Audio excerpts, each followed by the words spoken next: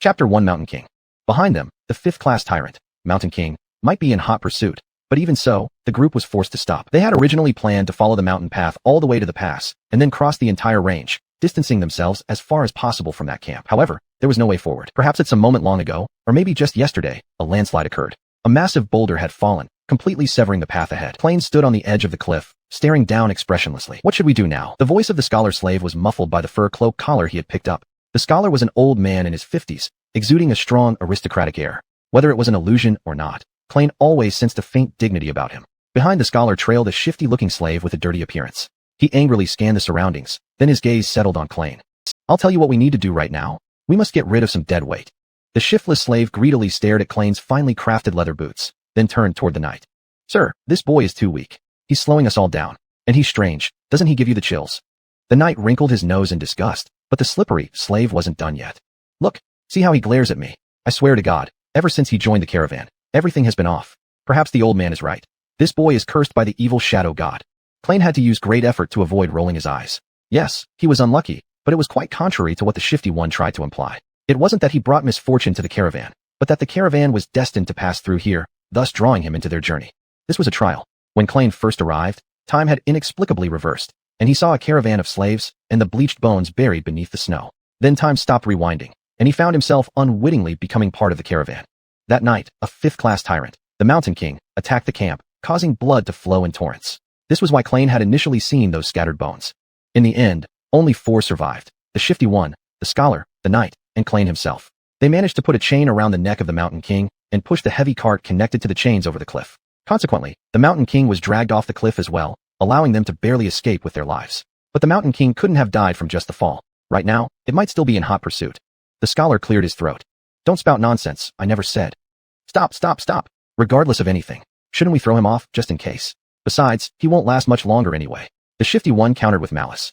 Upon hearing this, the scholar cast Plain a peculiar glance. Maybe Plain was overly suspicious, but the plotting and coldness in the scholar's eyes were plain to see. Finally, the scholar lightly shook his head. Friend, don't be too hasty. This boy might be useful later. But the knight intervened in their quarrel, taking the words back smoothly. We won't abandon anyone. You'd better worry about yourself rather than how long he will hold on. The shiftless one wanted to speak, but refrained, giving Plain a venomous glare. So what? What's next? The 4 people looked at the road blocked by the boulder, then glanced at the abyss beside them, and finally turned their attention to the split cliff face. After a moment of silence, the scholar slowly began to speak. Once upon a time, there was a trail leading to the summit here. Pilgrims occasionally took this route. Later, the empire widened parts of the path and built a proper road below, which is the road under our feet right now. However, this road leads to the mountain pass, not the peak, naturally. He looked upward. The remnants of that trail should still be somewhere above us. If we find it, we might be able to bypass this section of the blocked road. All followed the scholar's gaze. Due to the impact of the boulder falling, the mountain wall was no longer steeply vertical, though it was undoubtedly still a daunting challenge for anyone attempting to climb it. The shiftless one cried out furiously. Climb that. Are you insane? The scholar shrugged indifferently. Do you have a better idea? Chapter 2 The Curse. After a brief rest, the group successively climbed up the cliff. The ferocity of the Mountain King had truly left an indelible terror in their hearts. Slippery and Scholar stubbornly held onto the weapons they had found at the camp. Klein looked somewhat regretfully at the short sword in his hand before throwing it down the cliff. This cliff climbing would test their Yisheng endurance to the limit. Now, this sword, though seemingly light, would waste every bit more of strength for each added burden. As the thinnest and weakest one in the body, Klein could only strive to keep up with the others. He has never had many choices. Carrying supplies up the mountain was already arduous enough, let alone climbing the cliff, which felt like pure torture. In just half an hour, Klein felt his body nearing a state of numbness. His lungs wheezed like an old, broken windbox, forcing him to stop frequently to catch his breath. Glancing down at the abyss beneath his feet, Klein clenched his teeth and continued upward, constantly reminding himself to focus on his footing. On such loose and cold cliffs, even a single misstep could cost him his life. Although this was a trial, once death occurred in the trial, the person's real-world body would also perish. All this stemmed from over a decade ago when people referred to it as a curse or nightmare, basically the same meaning. Periodically, the curse would select a portion of people, pulling their souls into preconceived nightmares, which were known as trials or nightmare trials. If one succeeded in the trial, they would gain extraordinary powers and ascend to become an oracle seeker. If they perished in the trial, their physical body in the real world would die as well, and the nightmare creatures within the trial might even be introduced into reality. Unfortunately for Klein, his trial involved facing a 5th category nightmare creature, the Mountain King, a tyrant-level entity. Unable to resist, Klein let out a soft sigh, trying to distract himself by thinking about happier things. But what happy thoughts could he muster? A bitter smile appeared on his face. then turned toward contemplating the rewards he might receive upon the conclusion of this trial. The reward granted during the first trial was paramount, determining the direction of their future development. Subsequent trials would enhance based on the first award, either boosting talent sequences or directly enhancing power. Passing the first trial opened the source of all Oracle Seekers' power, the Soul Core. The Soul Core serves as the foundation for all strength and is the standard for measuring one's abilities. The stronger the core, the more force it can control. Nightmare creatures were no different. Unlike humans, they could possess multiple cores. The most common first-class beasts had one core, second-class strange beasts 2 cores, third-class demons, then mythical beasts, tyrants, chimeras, and finally 7th-class mythological titans. A Mountain King, a 5th-class tyrant, had 5 cores. Upon completing the first trial, the trial participant would ascend to Dreamer, commonly known as Dream Seekers. During the winter solstice after, the Dreamers would plunge back into dreams until they find the exit, where they'd ascend to become full-fledged Oracle Seekers, fully commanding extraordinary powers. The time between the 2 trials was the last opportunity for the Dream Seekers to improve themselves. Calculated according to Klein's timeline, this period lasted less than a month. A terrible situation indeed. Chapter 3, Talent Sequence. Passing this first trial will also grant a unique talent, a magical power shared by all oracles. The types of unique talents are diverse and distinct, each one powerful in its own right. Some can be categorized into specific types, such as spells, witchcraft, goo, curses, and practical talents, but others defy imagination. Dreamers alone, by virtue of their unique talents, have already been able to expel and exterminate large numbers of low-level nightmare creatures from the real world. But every power comes with a price. Every dreamer gains a weakness along with their unique talent, sometimes referred to as a drawback. These weaknesses vary just like the talents, ranging from relatively harmless to fatal. In some cases, they could even cost a life. I wonder what kind of unique talent Temple Slave would get, Klein thought bitterly, pessimistic about his prospects. He still remembered clearly the curse that granted him the evolution path of Temple Slave. Path description: a slave is a waste without any skills or noteworthy abilities. A temple slave is the same, only more rare. At the time, he had nearly fainted in anger. There were so many possible evolution paths, such as mage, archer, diviner, priest, or prophet, but Klein never imagined that his evolution path would end up being a slave. Hopefully, my path as a slave will change after this farce ends, or at least improve somewhat, Klein fretted anxiously. Unique talents are divided into sequences from the lowest first sequence to the highest 7th sequence. However, Klein had never even heard of the 7th sequence. He hadn't even heard of the 6th sequence. It's really disheartening how things have turned out. If this nightmare curse had any shred of humanity, it should have given me at least a 4th sequence talent, or worse, a 3rd sequence. There is an extremely small possibility of receiving a true name, an honorary title bestowed by the nightmare curse on its most outstanding candidates. Although the title itself doesn't have any actual utility, every famous oracle seems to possess one. True name was once regarded as the highest honor. However, few people managed to obtain the true name during the first trial, each of them human heroes guarding different regions. Klein didn't even dare to entertain such thoughts. Who needs honor? Just give me strength already. Shit. Klein cursed softly under his breath.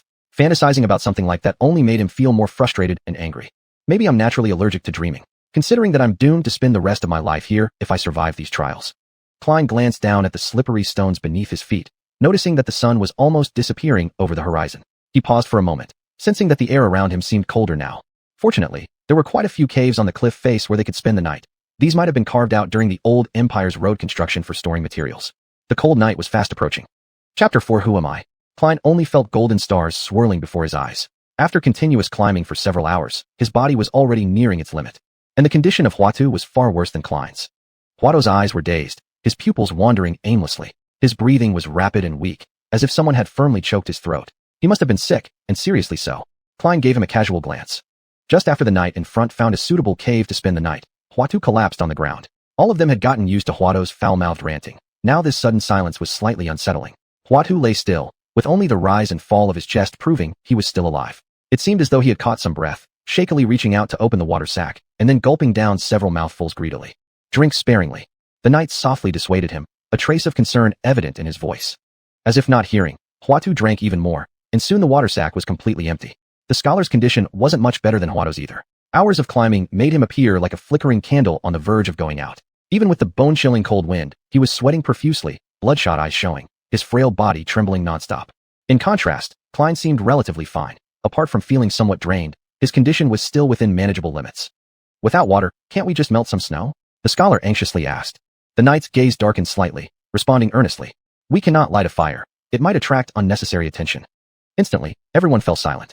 They all knew who they needed to avoid attracting notice from. King Mountain's terror was deeply etched into their minds.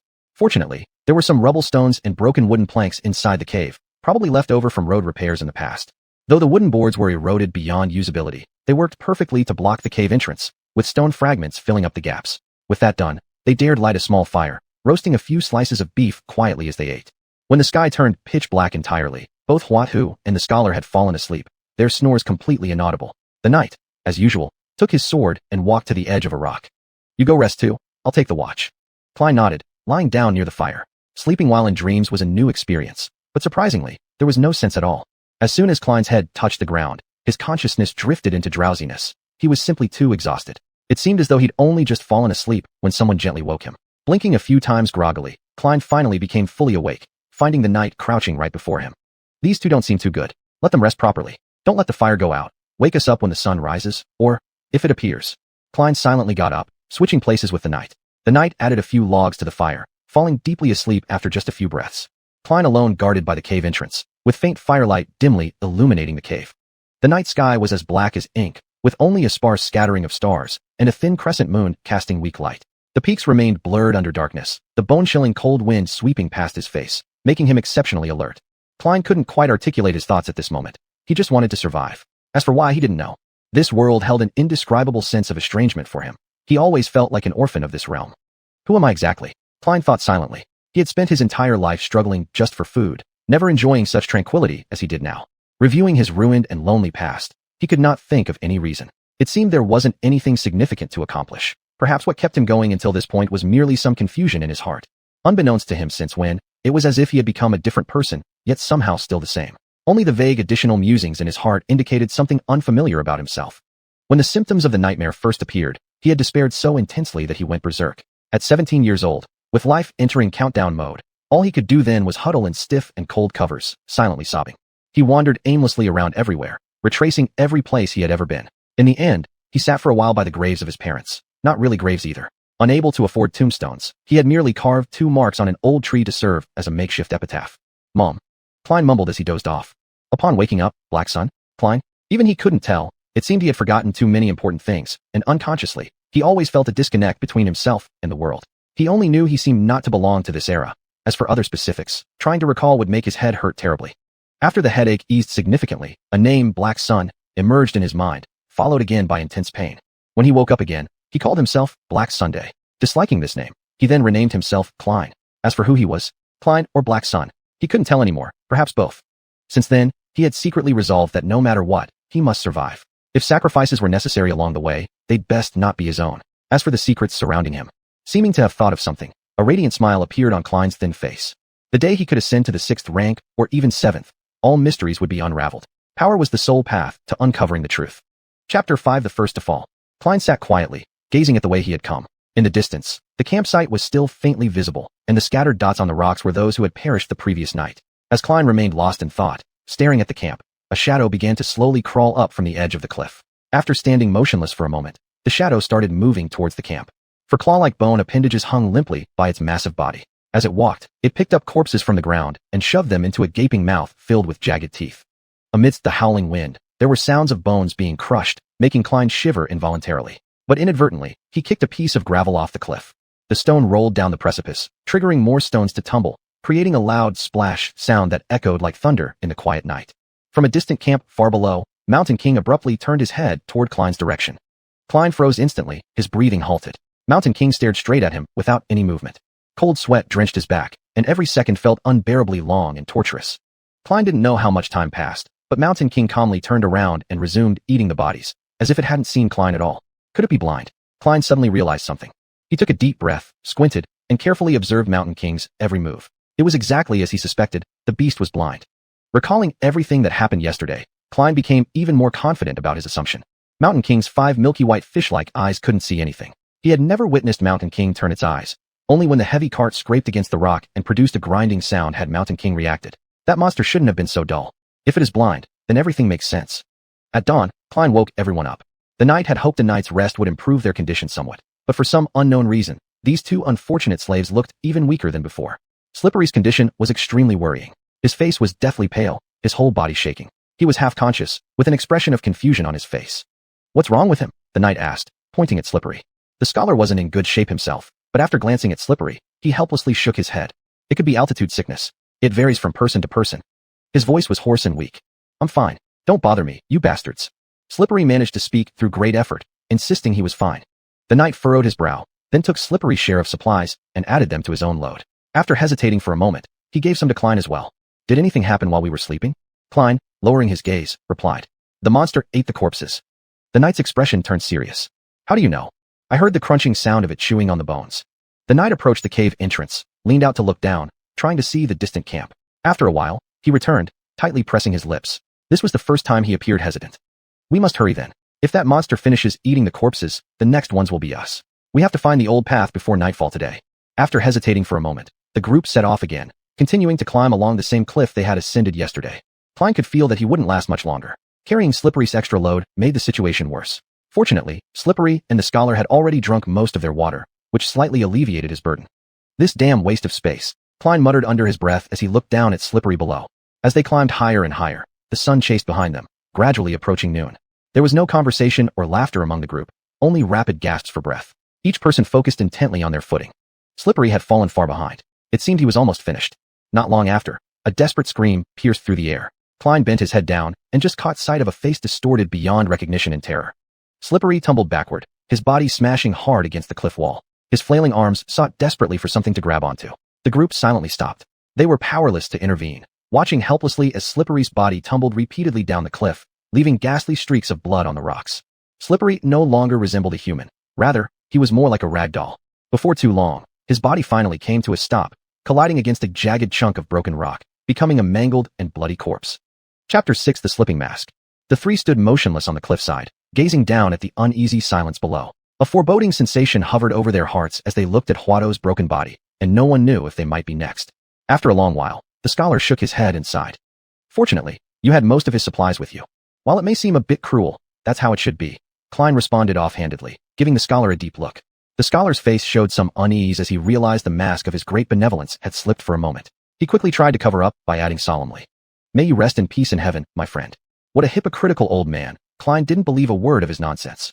Everyone who grew up in the suburbs knows, those who show unwarranted kindness out of nowhere are the ones you need to be wary of. Such people are either foolish or have ulterior motives. The scholar didn't appear foolish, so from the moment they teamed up, Klein had been keeping an eye on him. This scholar was cunning, and Klein admitted he lacked the ability to reform him. Thus, he decided to stay more vigilant. "We must continue," the knight said, taking a final glance at Huatu. His voice was calm, but Klein could vaguely sense a certain emotion hidden within it, unable to pinpoint exactly what it was. The scholar also sighed and turned away.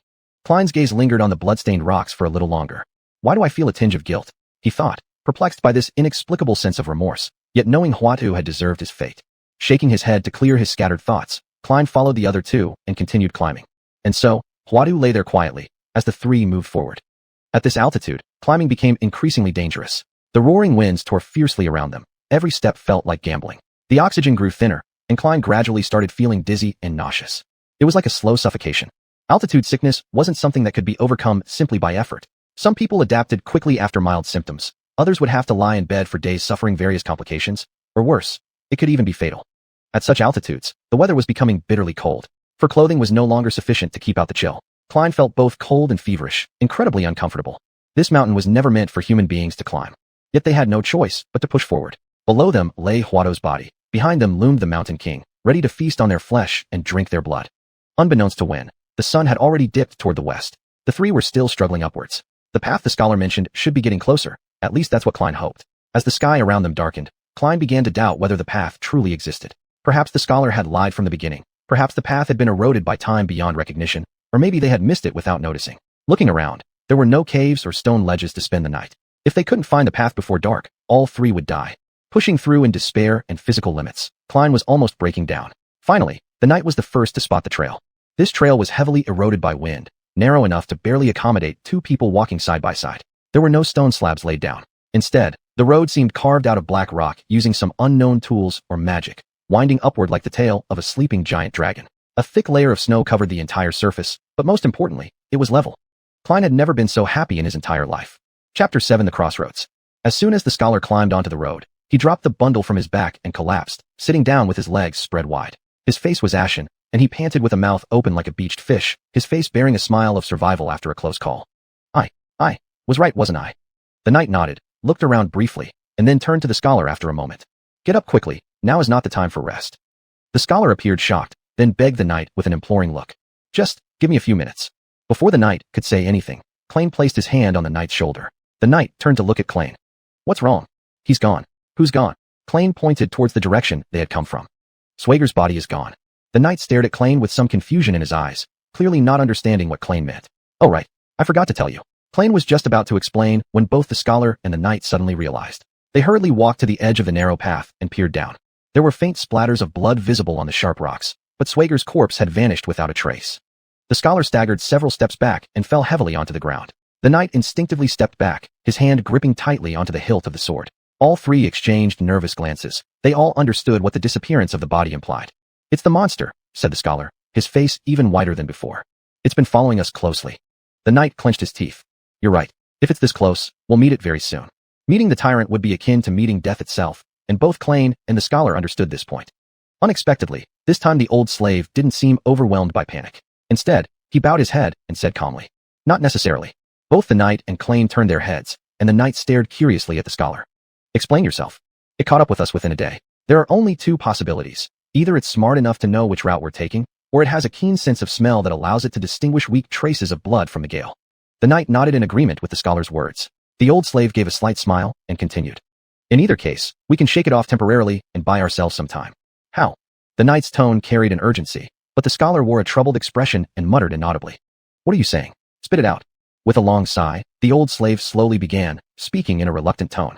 All we need to do is make the boy bleed, drag him to the path, and leave him there as bait.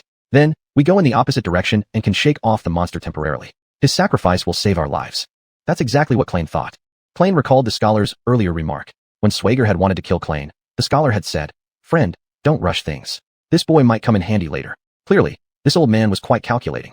Now it all depended on whether the knight would accept this old man's suggestion.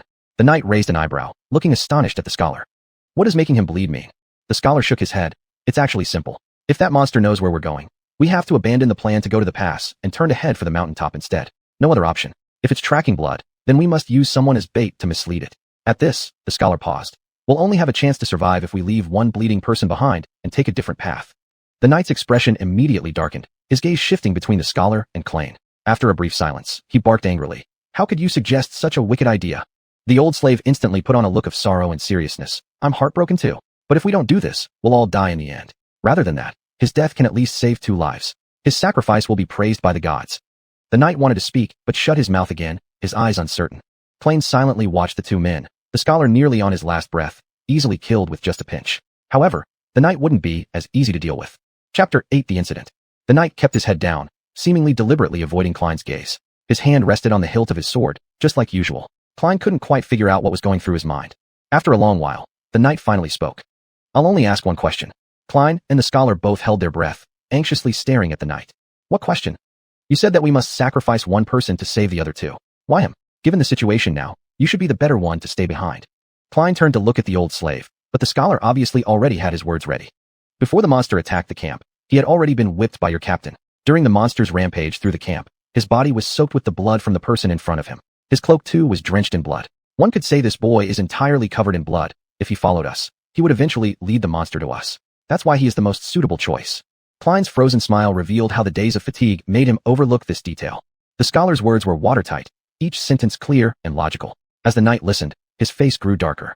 Every word seemed to make him angrier. Finally, he looked at Klain, his eyes flashing dangerously. You're right. Klain felt his mouth go dry. Cold sweat poured down his back, his tense body prepared for a desperate struggle. In the next moment, the knight suddenly laughed, his cheerful laughter oddly incongruous with the current atmosphere. Your logic is indeed flawless, he said as he drew his sword. But there's another thing you didn't consider. The scholar raised an eyebrow in surprise, trying to hide his nervousness. What thing?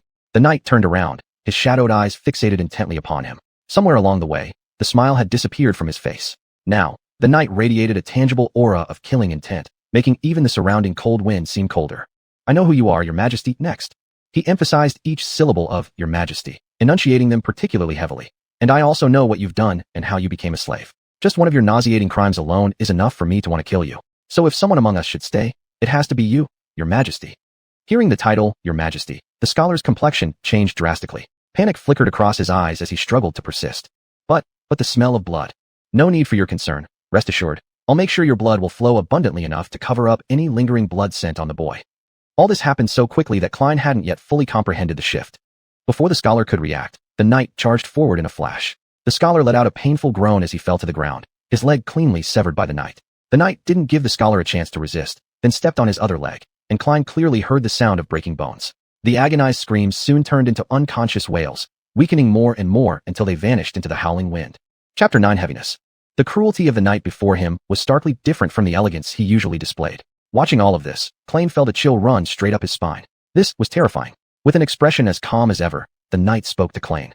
"Wait for me here."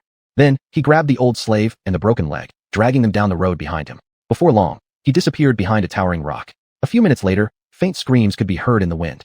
Klein stood shivering on the spot, the fur clothes on his body offering no protection. He still couldn't believe the scholar would die so suddenly. This knight, what kind of person was he? Not long after, the knight returned, acting as though nothing had just happened. After tidying up the supplies in the scholar's bundle and throwing away most of the dry wood, the knight nonchalantly slung it over his shoulder and said to Klein, "Let's go, we need to speed up now." Klein didn't know what to say for a moment, silently nodding his head, and the two continued forward. What was once a four-person team now only had the two of them left. Though it seemed foolish, Klein, who was accustomed to solitude, felt a rare sense of coldness for the first time. Walking on the stone path was much easier than climbing cliffs. Klein also had time to ponder some meaningless things. A light sense of melancholy enveloped his heart. Somehow, he felt that the end of the trial wasn't far off. They walked in silence for a long time. Then the knight suddenly spoke up. "Don't blame yourself for what just happened. It wasn't your fault. It was my decision, and mine alone." A few paces ahead, Klein couldn't see the knight's face at that moment. "If you knew the crimes of that man, never mind, it's better if you don't. But believe me, killing him was a righteous act." Listening to the knight's words, Klein slightly shook his head indifferently. These people always tried to justify their actions, desperately maintaining a false sense of justice, wearing masks of righteousness while doing the most venomous deeds. Klein was tired of such hypocrisy. Without waiting for a response from Klein, the knight kept talking to himself. "Do you dislike talking? Fine, silence is golden." From that point on, neither of them said another word, lost in their own thoughts. The sun quietly descended below the mountain peaks, stubbornly revealing a strange blood-red hue. The biting wind blowing towards them became piercing once more, and far in the horizon, a magnificent streak of colorful clouds was slowly slipping through the gaps between the mountains. Stars and the moon were faintly visible in the crimson sky. It was truly beautiful. However, Klein had no mood to admire the enchanting twilight glow. He knew only too well what bone-chilling cold would come after the sun vanished. The knight had already found a place where they could spend the night, not far from the path. Hidden behind a massive boulder was a narrow crevice extending up the slope. Both went towards the fissure and eventually found a cleverly concealed small rock cave. Klein originally intended to fetch some dry wood to make a fire, but the knight shook his head to stop him. "We can't have a fire today. The monsters are too close." Sitting down on a relatively flat spot, Klein leaned his back against the cave wall. Opposite him sat the knight, looking somewhat low-spirited, lost in thought. It was evident that the knight was in some kind of obscure mood. He hadn't even gone about sharpening his sword like usual. Before long, the sun set completely, and the cave was utterly enveloped in darkness. However, this didn't affect Klein. He could still see perfectly clearly thanks to his Son of Shadows attribute, which allowed him to ignore the effects of darkness. In the darkness, the handsome features of the knight appeared sacred and noble, yet tinged with a trace of sadness. Klein silently observed him, unwilling to fall asleep. This way, much time passed, until the knight suddenly spoke with a calm voice. "Do you know? You're very strange. Generally speaking, even in absolute darkness, I should clearly sense someone's presence. But you're different. I feel nothing. It's as if you're just a shadow." Klein made no reply, and the knight chuckled lightly soon after. "Are you asleep?" His voice echoed within the cave. Klein hadn't planned to speak unless necessary, but now, he sensed a peculiar subtle atmosphere between them. Perhaps the darkness had given him courage. "What's wrong? Are you waiting for me to sleep, so you can kill me? Or do you plan to act when dawn breaks?" Klein asked lightly. Chapter 10 Lofty. Upon hearing Klein's words, the knight's face stiffened immediately. He lowered his head, struggling with conflicting emotions. After a brief silence, he finally responded. "Yes, I indeed planned to act when you were asleep. It might be less cruel to you that way." A bitter expression flickered across Klein's face. "Does it make any difference?" The knight took a deep breath and leaned against the rock wall, still not raising his head. "I don't expect you to forgive me. This sin is something I must bear myself. However, please understand. If circumstances were different, I would have faced that monster without hesitation, letting you escape. But my life doesn't belong solely to me. I've made a vow, and before fulfilling it, I cannot allow myself to die." Kuloan felt like laughing. "You guys, is it really necessary? You don't need to explain anything to me. Just say it directly. I'll kill you because you're too weak. I'll kill you because I want to survive." The knight closed his eyes in pain, his eyelashes trembling slightly. "I'm sorry, I know you can't understand." "Understand? How am I supposed to understand? Understand that it's right for you to kill me? Shouldn't I have already deserved death 1,000 times over?" Kuloan leaned forward and shouted angrily, his anger blazing furiously in his chest. "Tell me, why must I die?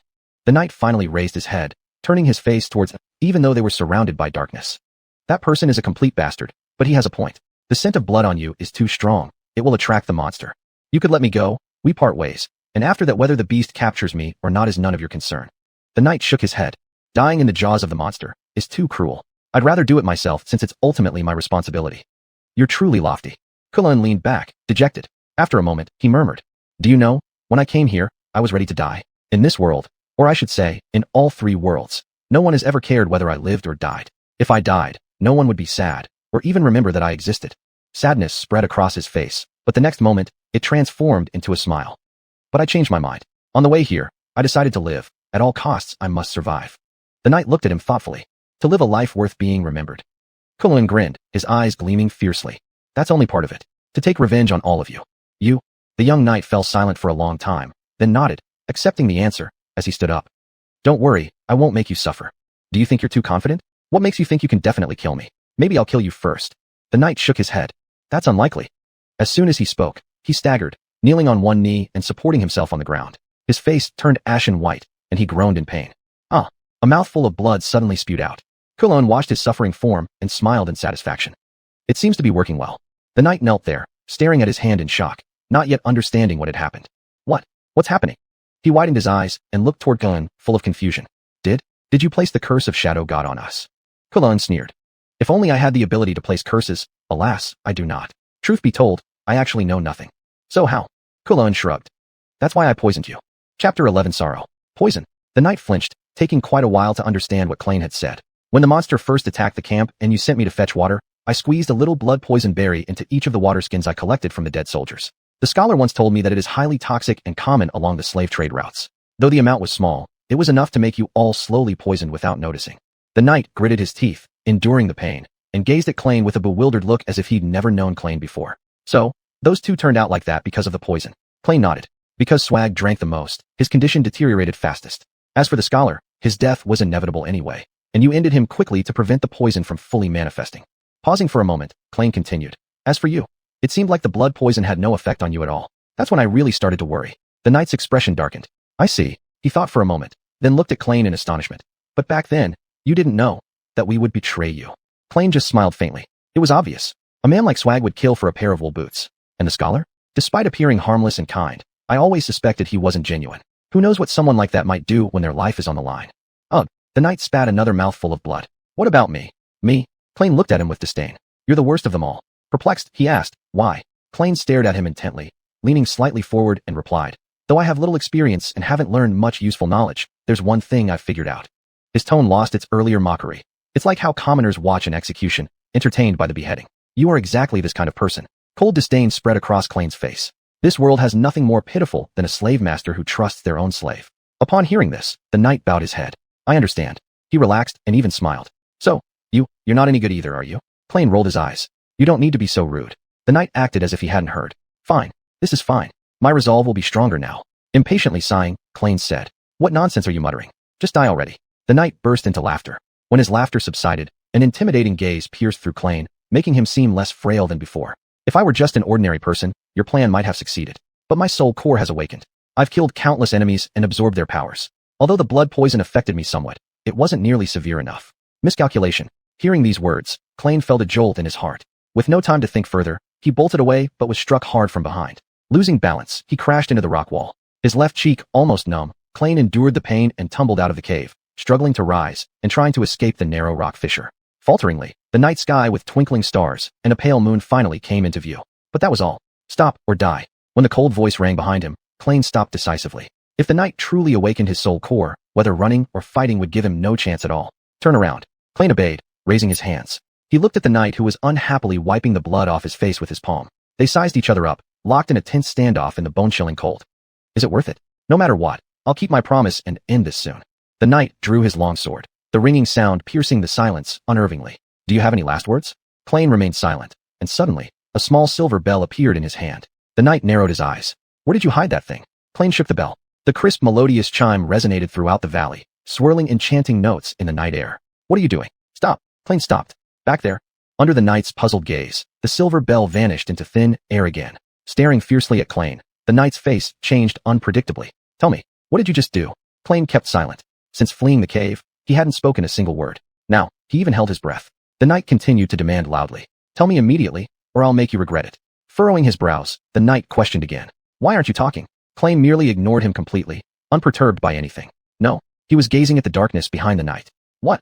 Chapter 12 Escape? Seelan had no retreat left. He could only choose to gamble.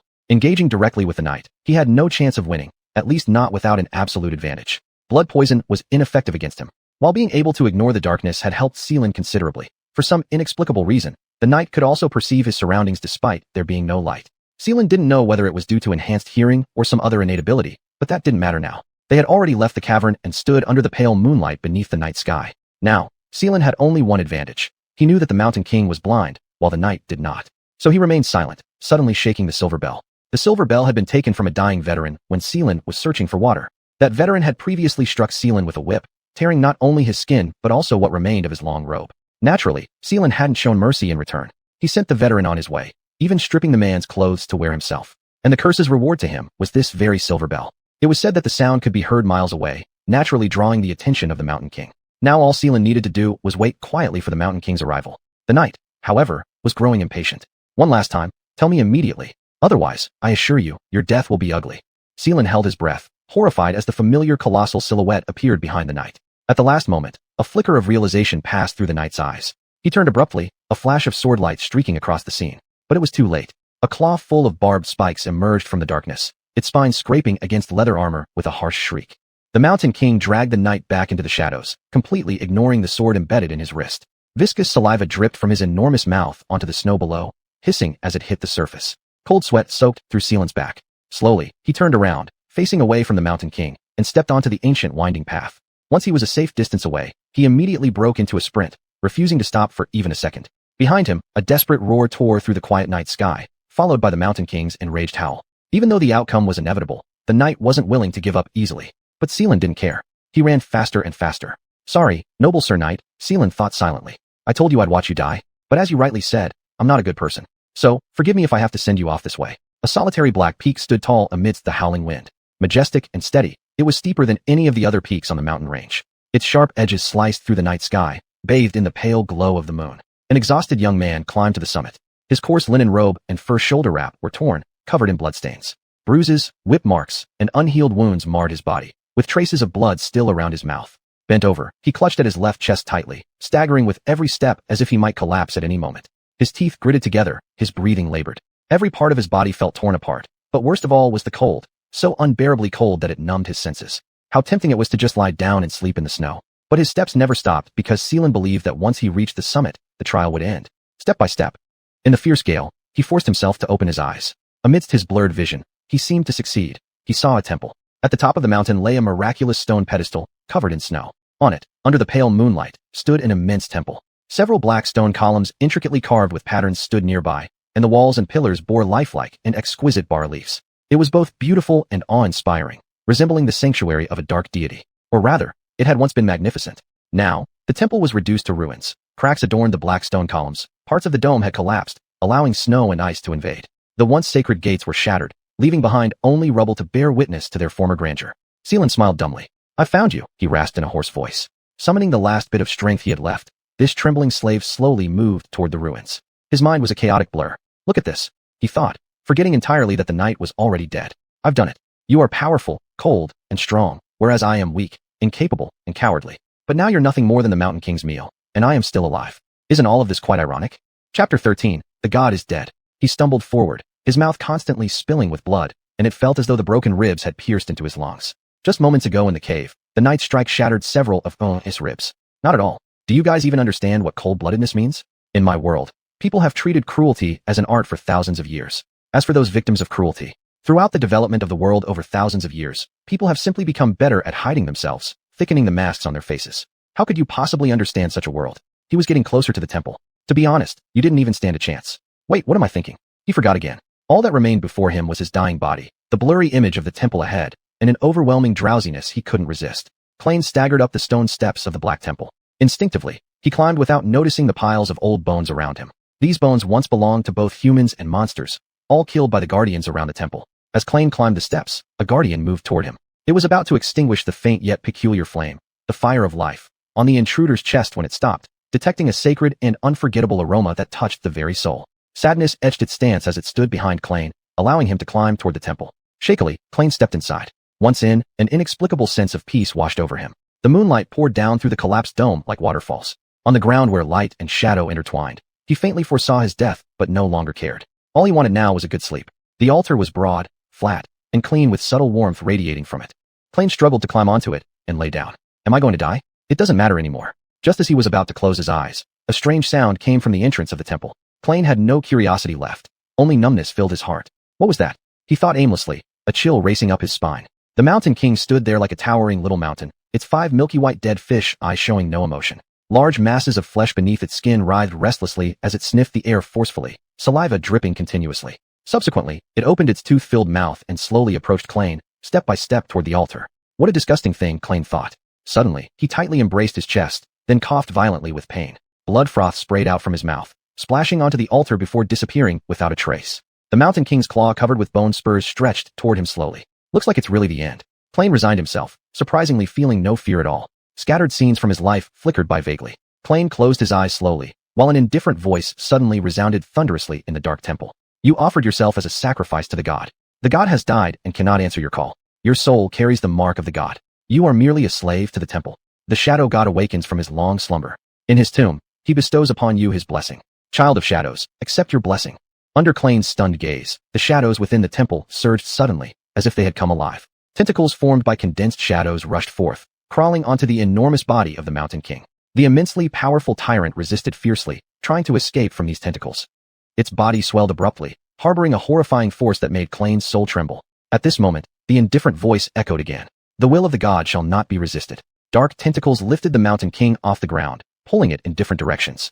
The flashes of purplish-black light originally emanating from the Mountain King's body dimmed instantly when the voice sounded. The Mountain King let out a roar of desperation and reluctance as it opened its huge mouth. The next second, a loud bang resounded. Its body broke apart, torn into countless pieces. Blood, internal organs, and limbs scattered like popped balloons, dissipating in midair before even touching the ground.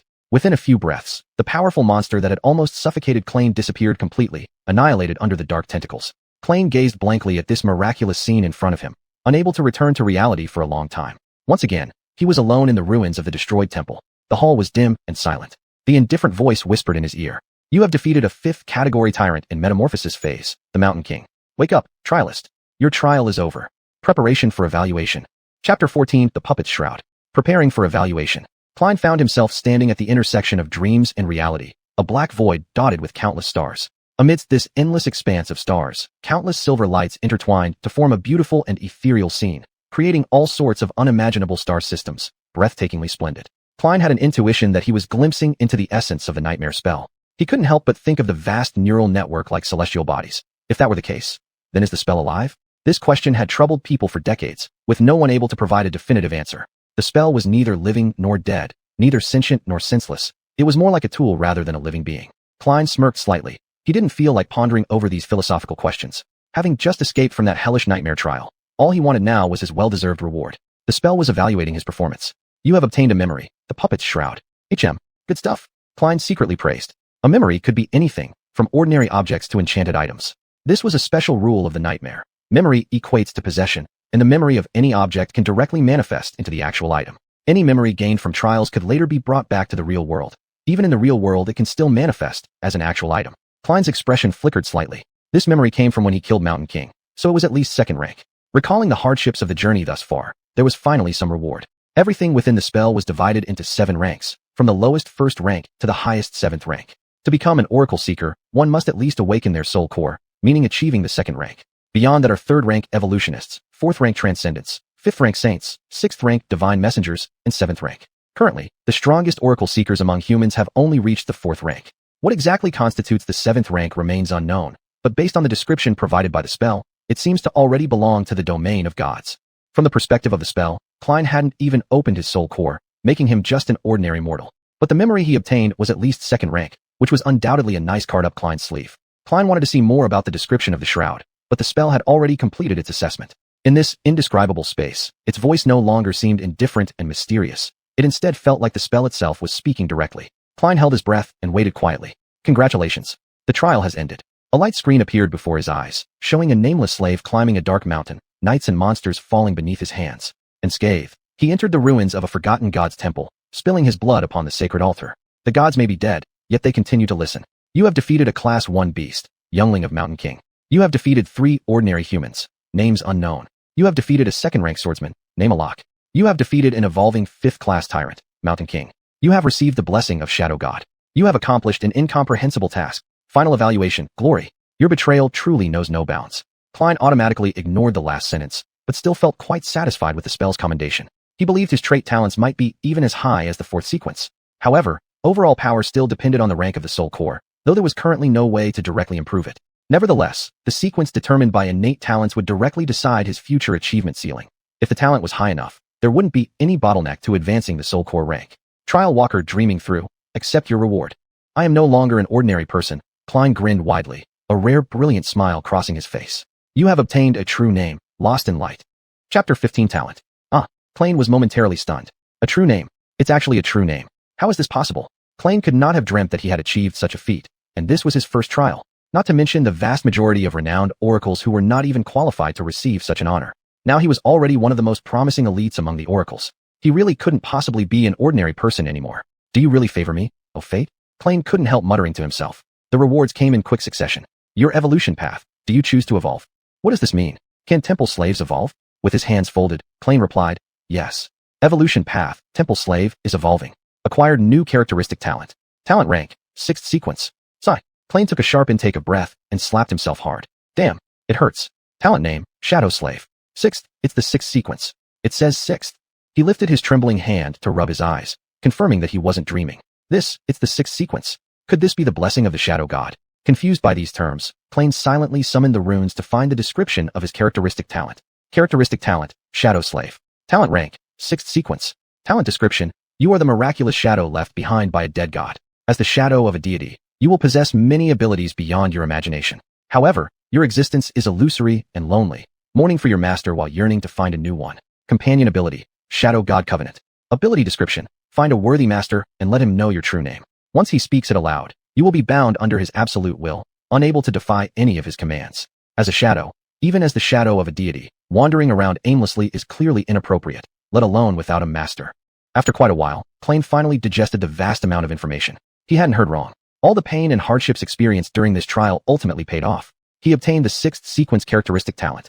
The majority of Oracle's characteristic talents only reached the 2nd sequence. Anyone with a characteristic talent above the 2nd sequence would certainly attract the attention of various forces. The founders of those forces mostly only possessed characteristic talents of the 4th sequence. Moreover, Klein had never heard news about anyone obtaining a 6th sequence talent. Never. Anything above the 5th sequence mainly existed in myths and legends. After all, humanity was far from reaching that level. In just over a decade since the most powerful oracle of humanity passed the 3rd nightmare trial and elevated their soul core to the 4th rank, they still hadn't advanced much further. As the ruling group of oracles or real-world leaders, powerful oracles governed a small part of the dream world. But even they dared not face higher-ranked nightmare creatures. There weren't many people who possessed high-level memories or echoes, let alone a 6th sequence characteristic talent. Klein was certain he must absolutely be the only one in history. His future was destined to stand at the top of the world, becoming the first to ascend to the 6th rank divine messenger, or even 7th rank. He burst into joyous laughter, his eyes blazing with an expectation he had never felt before. Of course, he didn't forget about that so-called companion ability, wanting to be his master. Sorry, I guess I'll just send you on your way. This flaw was within the acceptable range. As long as Klein kept quiet, no one would ever know his true name. This meant that Klein had to give up the true name bestowed upon him by the nightmare, lost in the light. But compared to the 6th sequence talent, these things were trivial. Klein curled a faint smile at the corner of his lips. This was pretty good too. As someone accustomed to solitude, he always disliked dealing with others. All the intrigues and deceptions were merely exhausting. Being alone like this was both serene and free. The sound of the spell breaking through once again interrupted Klein's thoughts. Awaken the sleeping power. Chapter 16, The Pursuers Depart. Klein felt something deep within him beginning to awaken, and in astonishment, he placed his hand on his chest. It was a novel experience. This sensation wasn't painful or uncomfortable. It was as if his soul had been awakened, filling with an unknown power. This power did not come from the outside, but rather it was internal, like it had always been there, simply awakening now. This mysterious force roused another, gentler, more peaceful one that nourished every cell in his body. Klein first noticed his perception sharpening and becoming clearer. Then, his body started to transform. A flame burned within his chest, spreading warmth throughout his entire being. Under this tide of heat, his bones, muscles, organs, and blood vessels were restructuring and improving. It felt like he was being reborn, acquiring a stronger body. His strength continued to grow, granting his body a new lease on life. As time passed, the changes became subtler, but the confidence born from this newfound power allowed Klein's heart to finally settle down. He was no longer the timid, frail street thug. He would no longer be pushed around like before. With the power awakening inside him, he could finally pursue greatness and access extraordinary abilities. The transformation of his entire body was nearing its conclusion. The burning sphere in his chest gradually extinguished, replaced by a gentle cold current that swept away all the scars and discomfort he'd accumulated. The chill rose upward until it reached his eyes. His eyes suddenly became somewhat abnormal. The scene shifted, and Klein glimpsed another world. A desolate and serene black sea stretched endlessly under the light of an eerie black sun. Could this be the Sea of Consciousness? But why is it so dark? This isn't at all what Klein had understood it to be. The Sea of Consciousness should teem with vitality. The sun should shine brightly, bathing the entire realm with warm and soothing light. Yet, his own Sea of Consciousness was black, and even the sun was black. That was odd. Upon further inspection of the black sun, he realized it was actually transparent. It emitted no light, which is why it appeared as black as the sea around it. Furthermore, there couldn't possibly be any foreign entities here. This was the essence of his soul. Yet, Klein had a strong intuition that just beyond his vision, obscured by darkness, something formless and vague was moving rapidly. This unsettling feeling lingered stubbornly in his mind. After an unsuccessful search, Klein turned his gaze toward the black sun, finally noticing two orbs circling it, drawn by its gravitational pull. Satisfaction spread across his face. Those were his memories, the silver bell and the wrapping cloth of the puppet. In the future, there would be countless such orbs here. If he was lucky, he might even gain one or two echoes. The murmurs of incantations abruptly pulled him out of his spiritual sea. Evolution path. The truth was about to be revealed, and Klein held his breath in anticipation. If it was a combat path, he would play the most critical role on the front lines battling nightmare creatures. If it was a magical path, he would become a formidable long-range spellcaster. Of course, there were many other types too, such as wizards, priests, archers, etc. Just thinking about the earlier, temple slave, made Klein bristle with anger. Evolution path obtained, Son of Shadow God. Path ability, Shadow Control. Klein hastily summoned the runes, eager to check the description of his evolution path. After pondering for a moment, he decided to examine the overall information first. Name, Black Sun Klein. True name, Lost to Light. Rank, Dreamer. Shadow Core, Tier 1 Dormant. Shadow Fragments, 12/1000. What in the world? Where the soul core was supposed to be, the words Shadow Core now stood prominently. Klein stared perplexedly at the Shadow Core. Were there different types of soul cores? He'd never heard of anything like this. This enigmatic Shadow Core must be the reason his spiritual sea was pitch black. And his gaze dropped further, stopping at Shadow Fragments. This should have been where oracles collected soul fragments to upgrade their souls, but now it had transformed into Shadow Fragments. Am I following an entirely different evolutionary path than all the oracles? This thought filled Klein with ecstatic excitement. Not having to compete with others for resources was a tremendous advantage. In the dream world, all oracles had established factions centered around collecting soul fragments. If he didn't need those soul fragments to advance, then not only could he develop at an astonishing speed, but he wouldn't have to get involved in factional conflicts either. On the other hand, he still had no idea how to obtain these shadow fragments, although he had mysteriously acquired 12 of them. So whatever he needed to do, he had already accomplished it during his first nightmare trial. He would need to investigate this when he had the time. Nodding satisfactorily, Klein continued to examine the runes. Memory, Silver Bell, Wrapping Cloth of the Puppet. Resonance, Dash. Attributes, Fate's String, Divine Mark, Son of Shadows. Trait Talent, Shadow Slave. Talent Rank, 6th Sequence. Companion Ability, Shadow God Contract. Talent Description, your shadow is more independent than most people's. It is an invaluable helper. What did this mean? Klein held his breath and began reading the description again, but at that moment, a new rune appeared below. At the same time, the voice of incantations echoed through the void. All power comes with a price. A defect has been bestowed upon you. Your defect is... Klein glanced at the rune, his eyes widening in horror, his face filled with panic. Holy crap. No. Oh my god, just kill me now. Chapter 17, Unfiltered Mouth. Klein closed his eyes, then opened them again, hoping that the runes would just disappear. Please, just vanish. Please. My goodness.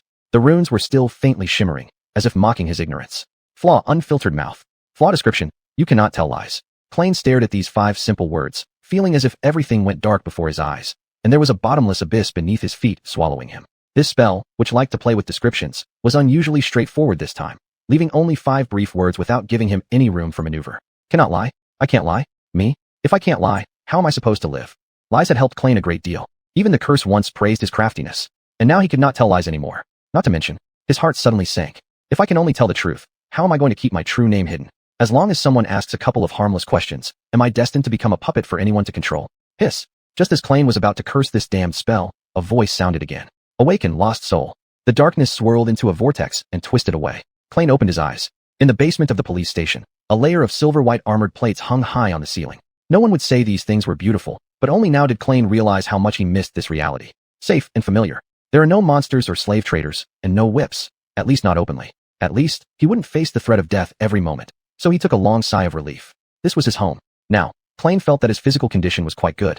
The intense cold that had invaded his body during the trial had dissipated, taking away his scars and the constant pain he endured. The feet and wrists rubbed raw by shackles no longer hurt, and there was no more searing sensation in his back.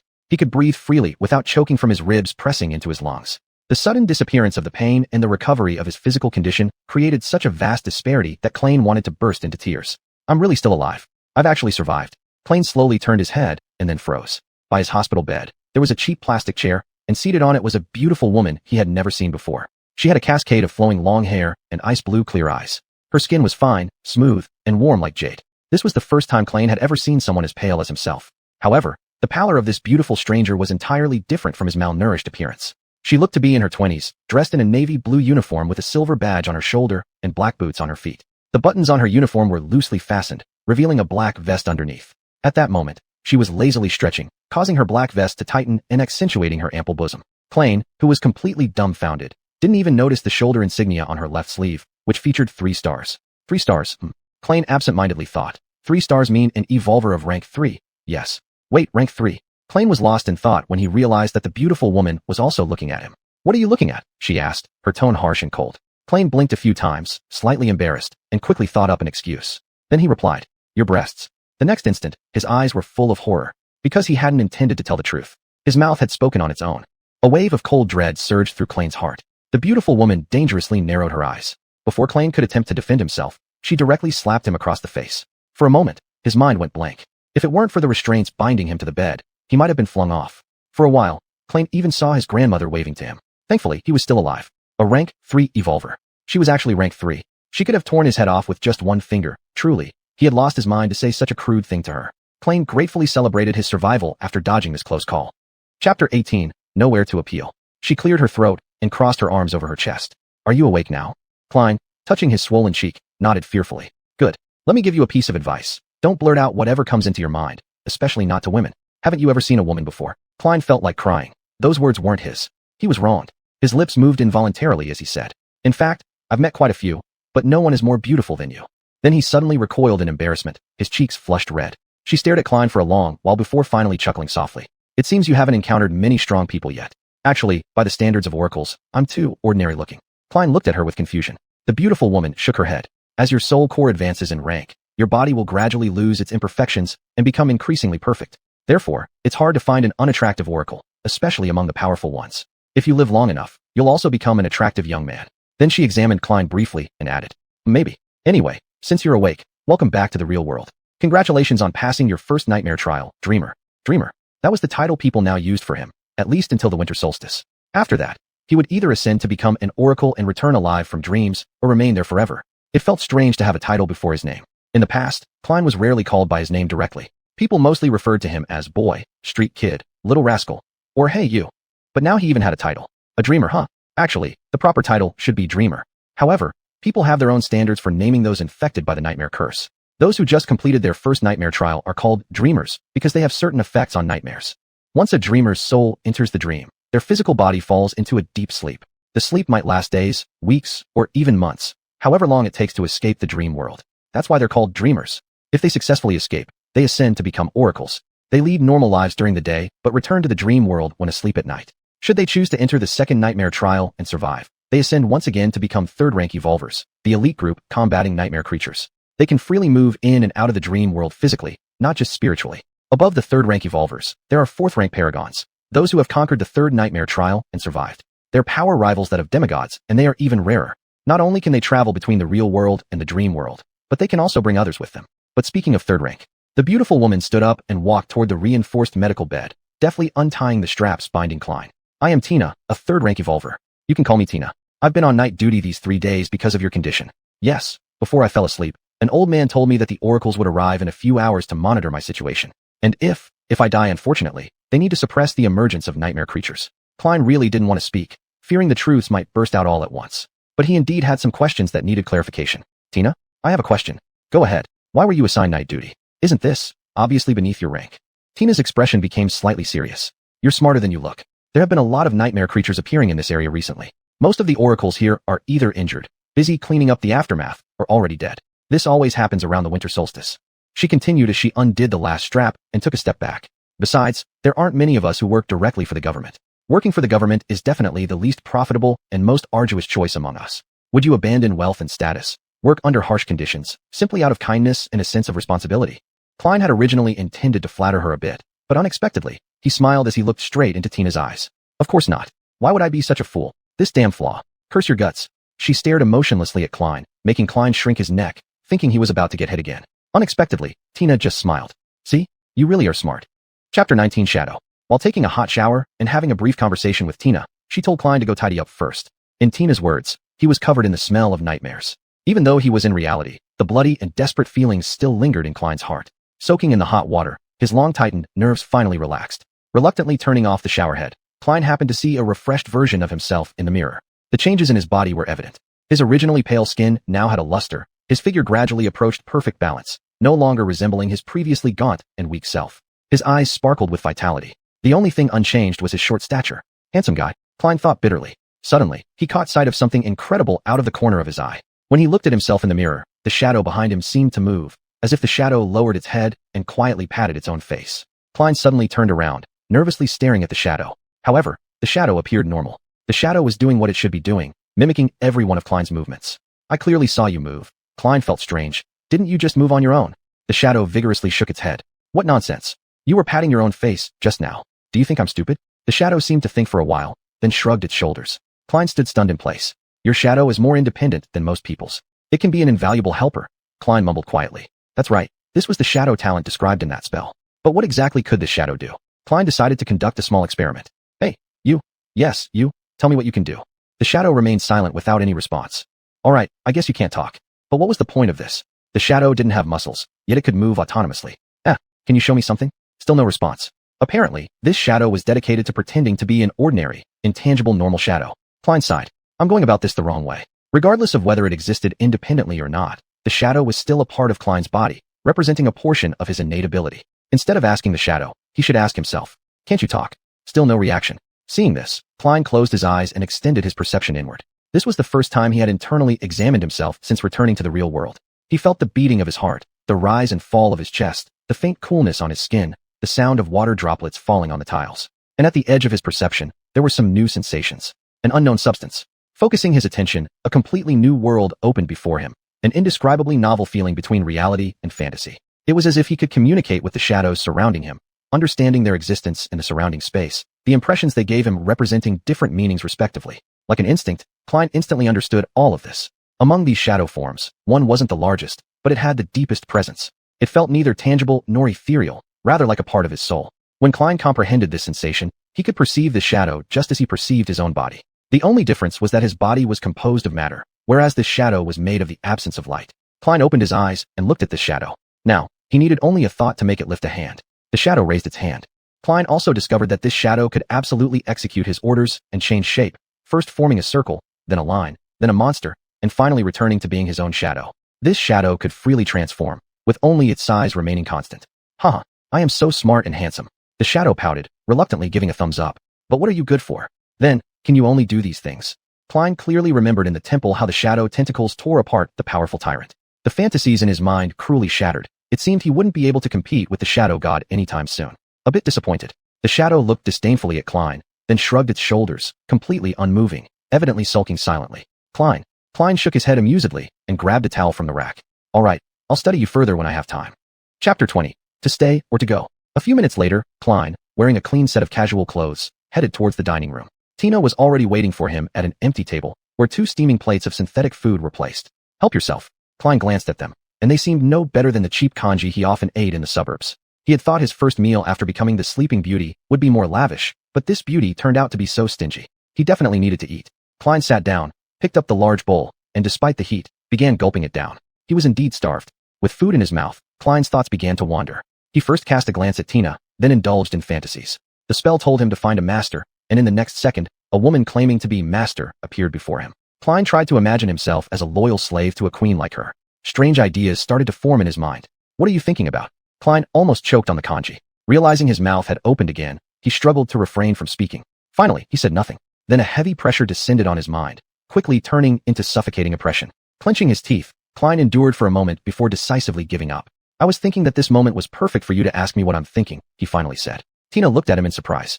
Well, are you done eating? Klein nodded. Good. Let's begin. According to procedure, I am obligated to tell you a few things, which is mainly just formalities. First, about your trial. She glanced at Klein and sighed. You have the right to free psychological counseling. Whatever you've experienced, whatever kind of trauma you've endured, seeking help is necessary. Your mind is as important as your body. Maintaining mental health is essential. Are you interested? Klein shook his head. Tina shrugged and continued. Suit yourself. You can also talk to me if it's too hard. How should he answer? It's much worse than I imagined, completely different from what I expected. She nodded, satisfied with his response. You have a good attitude. If you don't want to talk, that's fine. We rats from the suburbs are tougher than people think. Klein looked at her in surprise. Tina, were you raised in the suburbs too? She smiled. What? Is it because of my beauty and polished appearance that you couldn't tell? Klein instinctively scrutinized her further. I wouldn't have guessed. After a moment's thought, he added, how many of us among all the seers are like this? Tina's smile disappeared. Not many. You could count us on one hand. Of course, the chances of someone like them appearing were very low. The 3 stars on Tina's shoulder insignia made it unimaginable how much effort she must have put in. One day, I will also advance to the 3rd rank. Yes. I said I wanted to reach the 6th rank. So, what do we do next? Is there anything else you need to tell me? Klein had no idea what else he could do. There were still a few weeks until winter solstice, and he didn't want to waste this time. Tina leaned back and replied. Pretty much everything has been covered. There are some additional procedures to go through, mostly related to your family, but, well, I've seen your file, and I know those don't apply to you. Right now, all you need to do is prepare for your next entry into dreams and advancing as a seer. She glanced at her communicator and furrowed her brow. I need to stay here. Your luck is terrible, and there's only a few weeks left until the winter solstice. First, you can do anything you want. No one is forcing you to make any decision. That means you can either choose to prepare yourself or not prepare at all. You could even play around until the winter solstice comes. Klein wasn't particularly skilled at having fun. As a dream seeker, you have the right to enter the Oracle Academy. They will provide you with food, lodging, and extensive preparatory courses. It's the end of the year, so you might not learn a lot, but it's better than nothing. She paused briefly and then added, more importantly, you'll get to meet others who will enter the dream world alongside you. Some of them might become lifelong partners. And some might lead to the end of my life, Klein interjected. Tina gave him an approving look. So, would you let me take you to the academy? Klein lowered his head and fell into deep thought, but that damned flaw did not force him to answer immediately this time. Is it because I haven't made a decision yet? Klein pondered. Looking at the empty plate, Klein reached a decision inside. Can it provide accommodation and food? Yes. I'm willing to go. Chapter 21, Crossing the Bridge. The academy was an enclave in the heart of the city. It looked less like a place of learning and more like a fortress, with towering walls and deep trenches made of silvery white alloy, along with numerous watchtowers positioned strategically to form a special transparent dome overhead. This was a legendary place where many famous webcomics, youth dramas, and novels were set within its walls. The adventures, rivalries, and romances of young oracles dominated modern entertainment. Kun had never dreamed that one day he would become one of the heroes people talked about. However, the reality was far from what the media portrayed. He would spend 4 weeks here before entering the dream world. As the winter solstice approached, occasional snowflakes fell, and the sky remained typically overcast. There was an atmosphere of desolation in front of the academy's gate. Apart from Kun, there stood a silver-haired girl who seemed to be around his age. She was tall and quite elegant, but her gaze was cold as frost. Her neatly parted silver hair lay on one side, and she wore a tracksuit similar to Kun's. She carried no accessories and had an old-style headphone on her head, quietly listening to music. Kun walked up and waited alongside her. About this silver-haired girl, there was an air of alienation, as if she didn't belong in the world. Her chilly, solitary figure exuded a complex mixture of stubbornness and loneliness that was hard to describe. Kun decided not to initiate any conversation. Knowing himself too well and his cursed flaw, he feared getting entangled in some awkward predicaments. It was better to remain alone. Still, he couldn't help sneaking another glance at her, his mind wandering idly. He wondered what her flaw might be. Soon enough, the gates slowly opened, revealing a long bridge leading into the academy. The heavy silver-white surface of the bridge lowered down gradually. Taking a deep breath, Kun stepped onto it. Tina's farewell words still echoed in his mind. On the way to the academy, trying to keep silent, Kun enjoyed the fleeting views of the bustling city through the window. It was his first time riding in a private car. Getting a driver's license wasn't hard, but buying such a personal vehicle felt like a pipe dream. Most people in the city relied solely on public transportation. However, something strangely familiar came over him, leaving him puzzled. Had he ridden in one of these before? Why couldn't he remember? His headache began again. Sighing helplessly, he gave up reminiscing and turned his attention back to the view outside the window. Tina glanced at him through the rearview mirror and said, "Since we both come from the suburbs, I'll give you 3 pieces of advice. Take them or leave them." Kun immediately focused, tilting his head slightly to listen attentively. First, once you enroll in the academy, they will offer psychological counseling services again. If you're willing to share your experiences during the trials and your evaluation details, there'll be substantial rewards, a soul fragment, maybe more than one. Upon hearing this, Cullen furrowed his brows. Are you trying to convince me to see a psychologist? Tina shook her head. No, I'm telling you to decline. Surprisingly raising an eyebrow, Cullen questioned. What's the reasoning behind this? She hesitated for a moment. You're still green, and the waters run deep. In the dream world, nightmare creatures aren't the only threats. As you grow stronger and inevitably need more resources, humans can become a threat too. The less they know about your flaws, the better it is for you. Indeed, wherever there are people, there will always be conflicts. The most practical way to defeat, or even control a powerful oracle, is by exploiting their weaknesses and flaws. That's why young students at the academy are encouraged to share their traits and talents. I'm not saying the government will leak your information, but once two people know a secret, it's no longer a secret, and there are plenty of people in the government. Thank you. She nodded. Second, you'll have many courses to choose from. Various combat trainings, in-depth studies about types and vulnerabilities of nightmare creatures, foundations of different kinds of magic, witchcraft, alchemy, field research, and so forth. Cullen leaned forward slightly, as he was struggling to decide which weapon to focus on. Given the limited time, mastering any skill wouldn't be easy, but they could still be somewhat useful. Don't bother with those. Focus more on wilderness survival training. Why? Tina paused thoughtfully. For kids from the city, they've already learned a lot of useful knowledge from school and home tutors. This is their advantage. We don't have that kind of edge. So what posed the greatest threat to your life during the nightmare trial? After reflecting for a moment, Cullen concluded that, superficially, the greatest danger was undoubtedly the tyrant, then that young knight Aroke. Yet, the real dangers are often less obvious. The climate. Tina smiled. Smart. You've only ever survived in the city, but the dream world is mainly wilderness. How do you start a fire? How do you get food? How do you find a safe shelter? You don't know any of these things, so learning how to survive is the most important. This experience comes at the cost of my life. Cly suddenly realized he had gotten too used to the urban lifestyle. In the previous nightmare trial, there was a knight leading them, so he completely ignored the harsh climate conditions in the wild. At this moment, Tina also stopped her car. Cly got out with her, and was immediately shocked by the sight of the towering city walls before him. This was the Oracle's Academy. Cly looked toward Tina as he calmed his surging emotions. I'll take you this far, she said, her gaze revealing melancholy as it rested on the Academy's walls. I've already notified them. Someone will come to pick you up shortly. In her deep ice blue eyes, an indescribable emotion lingered, making Cly feel uneasy. What's the third piece of advice? The melancholy dissipated from Tina's eyes. She looked at Cly's somewhat youthful face and smiled while patting his shoulder. Remember, no one can survive alone in the dream world. It's not just advice, it's a fact. Try to handle your relationships well. Even if some people rub you the wrong way, you have to learn patience. Sometimes they might save your life. Of course, getting this far shows you're doing quite well. Stay alive moving forward. I hope when I see you next time, you'll already be an oracle. As she spoke, she headed toward her own car, casually waved her hand, got inside, and drove away. That was it. She was gone. The bridge's surface sank into special grooves embedded in the ground, emitting a series of rumbles before falling silent. Cly took large steps forward, unsure what kind of life awaited him in the next 4 weeks. Hiding his two secrets, learning how to survive in the wilderness, and managing social relations. This didn't sound too difficult. But he couldn't lie. These few weeks could turn out to be harder, and perhaps even worse, than he imagined. The silver-haired girl ahead showed no signs of disturbance, strolling forward gracefully along the bridge. Cly watched her retreating back and walked after her reluctantly with a grimace. Chapter 22. Evaluation. The dormitory area is relatively smaller, located on the south side of the academy, surrounded on all sides by various training facilities and recreational venues. In front of him stood a low modern building constructed from reinforced materials. Like most buildings in the academy, a large portion of it was buried deep underground, with only a few floors exposed above ground. Its silver-white and spotless alloy walls, as well as its unusually large windows, formed a stark contrast against the colorful flowers and plants surrounding it. Inside, it was spacious and bright. Claude and the silver-haired girl were led to a hall where about 100 young people were already waiting. They were all individuals who had been infected with nightmares around the same time as him, anxiously awaiting the commencement of the enrollment ceremony. Most appeared quite tense, their faces showing both anxiety and a hint of excitement. The timing of events at the academy had once given the administrators headaches, since the timing of infection by nightmares was random. How to arrange for these individuals in a reasonable and orderly manner became a thorny issue. Some had nearly a year to prepare, while others only had a few short days. Helplessly, the academy decided to hold enrollment ceremonies at the start of every month. As they approached the winter solstice, the ceremonies were increased to once a week. Claude was lucky. He had arrived here before the ceremony began.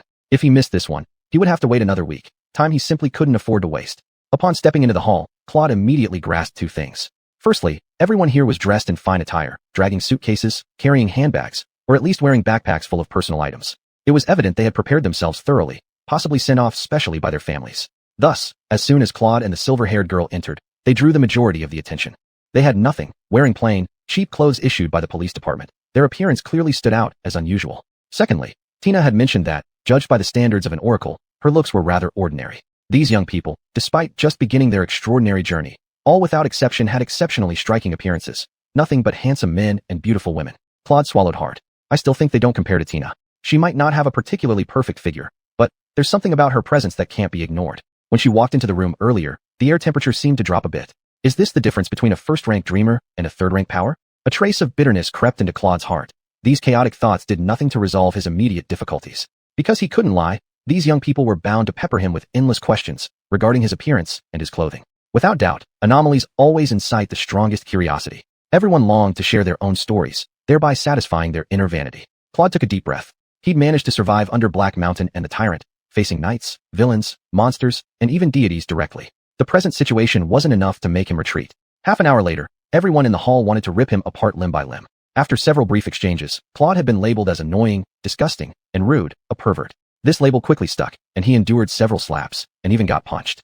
However, Claude also discovered some dark aspects within himself that had previously gone unnoticed, implying that fundamentally, he was someone rough, arrogant, and slightly lustful. Hey, out of all these people here, how many do you think will come back alive from the dreamscape? Can you guess how many will die? What do you think my chances are of surviving? To be honest, I don't know much about it, but I'm sure people like you, full of arrogance, will die before me. Claude said with complete confidence. I obtained a piece of armor-type memory during my trial. It was an enchanted robe. Do you want to take a look? In fact, I'd rather see what you look like without your robe. Claude smirked greedily. Afterwards, those guys started looting the corpses. It was gross. They even stole the boots. What kind of scum wears dead men's shoes? Well, I killed one guy and took his boots, too. Oh, and by the way, the quality of those boots was excellent. Claude said proudly, his face beaming with satisfaction. What? You killed someone just for a pair of boots? Certainly not. There were other reasons, too. I also took his fur cloak. Until eventually being shunned by the crowd, Claude stood alone in an unremarkable corner. His face hurt immensely, with blood dripping down his nose. Being excluded was a regular occurrence for him, as was getting beaten up, though these guys certainly didn't hold back. SSS. Gently covering his nose, Claude was still chuckling quietly to himself. While improvising just now, Claude made some important discoveries. His defect was controllable to a certain extent. If someone asked him a substantive question, the suffocating pressure in his mind would force Claude to answer, but the content could be vague and related. There would be a very direct answer in his mind, and the defect would force him to say this answer. Once he remained silent, he would feel the suffocating pressure. However, during this period, the wording was flexible and changeable. The further the deviation from the original answer, the stronger the pressure. The answer must be true, but it didn't have to be so blunt. If Tina were to ask him what he was looking at right now, like their first meeting, Claude could simply endure and answer. You. This was the truth, only half of it, without saying chest, which allowed him to avoid that slap. In the corner, Claude grinned as he observed the others. It was absolutely wonderful. He had thought he would eventually mess up one day, but unexpectedly. To deceive someone doesn't necessarily require lying. Sometimes, the truth is the best way to construct a lie. In a conversation, Claude confessed that he once stripped a pair of boots from a dead slave trader. The person he told this to was dumbfounded and asked if Claude killed the man just for the boots. Claude said there were other reasons. He also took the man's fur cloak. Actually, Claude killed the slave trader because the man had whipped him earlier, and besides, the trader was already on his last breath. But Claude's statement clearly misled others into thinking he killed the man for his boots and cloak. Now he needed to find someone to test his conjecture. Of course, Claude didn't forget his real secret. He must not let anyone know his true name. So, he decided to behave despicably, avoiding any positive evaluations and subsequent inquiries. Now the challenge was how to convince everyone that Claude was a complete scoundrel with no shining qualities, talents, or evolutionary paths. After glancing around, his gaze fell on a group of people nearby. There were about 5 or 6 individuals surrounding a young man with an extraordinary aura who looked handsome and dignified. The young man had short brown hair, a handsome face with a mild smile, and green eyes that exuded friendly humor. Even standing there quietly gave him an unusual presence. One of those surrounding him exclaimed, "Fourth sequence. You obtained the talent of the fourth sequence? What was your evaluation?" The handsome young man smiled modestly. "Oh, excellent." Chapter 23, The Good Man. Klein appeared to stop unintentionally in front of the group. After hearing the handsome man's response, Klein furrowed his brow. He then gave a disdainful glance, mocking arrogantly. "Fourth sequence? Outstanding." This. Klein's scornful words were like thunderclaps on a calm day, drawing the attention of many who were looking around curiously with expressions ranging from confusion to astonishment. The young man, whose eyes gleamed with a hint of humor, maintained a polite smile all along. Obtaining a fourth sequence trait talent during the first nightmare trial was no easy feat. That person was undoubtedly special, even exceptional. Though they weren't the same person, it also made Klein think of that young knight. Aloka. The calculating gaze hidden in their eyes was something Klein had encountered before. The leaders of suburban gangs belonged to this type of person as well. Friend, you might not understand the power of the fourth sequence talent. Such a talent is truly formidable. The speaker stole a quick glance at the handsome man, and there was still some awe in his voice. After all, he's a successor. Another person chimed in. Is he a successor? Klein reevaluated the handsome man.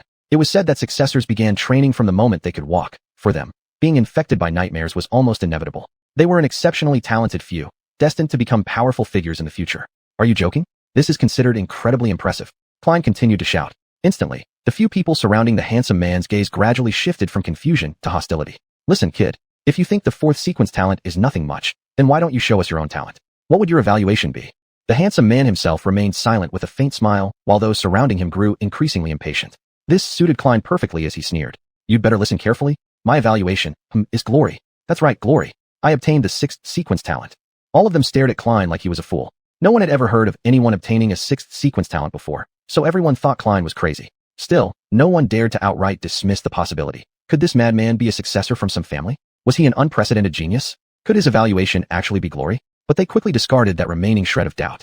Not only am I not a successor, I'm from the suburbs. I've never undergone any kind of training. And look at him, the grand successor, and he only got an outstanding rating? What did you do during the trial? Were you picking your nose the whole time? The faces of the people listening to Klein's boasting changed immediately. An untrained suburban rat. Yeah, sure. Who was this madman trying to fool? Still wearing his courteous smile, the handsome man inquired. Glory? That's quite intriguing. Can you share what achievements you had in the trial? Klein grinned. Of course. First, I killed a fifth-class tyrant. Every, brought Klein intense pain, but he didn't betray any discomfort, maintaining only an expression of arrogance and disdain. Mentioning the tyrant alone made some people look thoughtful. Oh really? So how exactly did you kill it? Klein crossed his arms and lifted his chin slightly. How? Too easy. I didn't even lift a finger. I just spat some saliva, and it turned to ashes instantly. It was true. Klein had spat blood onto the altar, and as a result, the Mountain King was mercilessly annihilated by the Shadow God. At last, someone burst out laughing uncontrollably. This guy is either insane or deliberately messing with us. Hey, shorty, can you act civilized for once? Who'd believe such nonsense? Klein wanted to argue that he wasn't short, but the words wouldn't come out.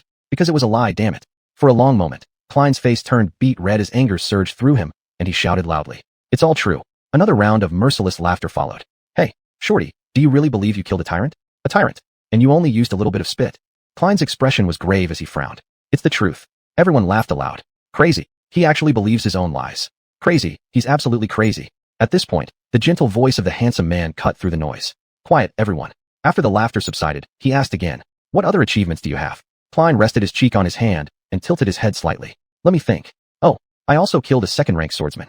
Really? And how did you manage that? Klein's expression became slightly embarrassed as he lowered his head. Well, I did have to move a bit for this one. I just waved my hand around, and that was more than enough to kill him. After saying this, Klein couldn't help but demonstrate with his hands. At the time, he had been holding the silver bell, and it was actually the Mountain King who had killed the knight. There was no problem with saying this. Beyond hope. Haha, do you believe this idiot? Poor guy. The handsome man glanced at them briefly, then turned back to Klein, pity showing in his eyes. I understand now. Compared to your achievements, mine truly pale in comparison. Thank you for sharing with us, and I hope you can be equally successful when we enter the dream again next time. Klein nodded smugly with a self-satisfied smile. You'd better believe me. As soon as the words were out of his mouth, Klein turned and walked away. After this performance, no one would ever believe his nonsense again. He told the truth, yet nobody believed him. How will they view me now? They'll think that Klein is weak, grew up in the suburbs, received no education, no training, and either went insane or became stupid, all while being ill-tempered. What a pitiful and sad individual. From now on, whenever anyone asks about Klein's trait talent, he can confidently say that it's sixth sequence and then face the inevitable snickers. People would rather believe the curse had disappeared than believe he achieved sixth sequence talent. Naturally, no one would ever imagine that Klein possessed a true name. Just as Klein was about to leave, he heard someone behind him speaking gravely to the handsome man. Castor, why don't you teach him a lesson? He's been mocking you. After a brief silence, the handsome man finally replied, his voice gentle and magnetic. That poor boy has already gone mad during the trial. It happens often. He won't survive much longer. Showing kindness to those about to die is the least I can do. Klein's lips twitched. You really are a good person. Chapter 24. The Corner. Satisfied with his recent performance, Klein wandered alone toward the secluded corner he had been to earlier. People around him looked at him with mockery, disdain, and pity, whether consciously or unconsciously, and no one was willing to get close to this eccentric madman. Klein, on the other hand, enjoyed the solitude since he never really liked dealing with others anyway. Everyone steered clear of Klein as if they couldn't avoid him fast enough, creating an impromptu path for him to pass through.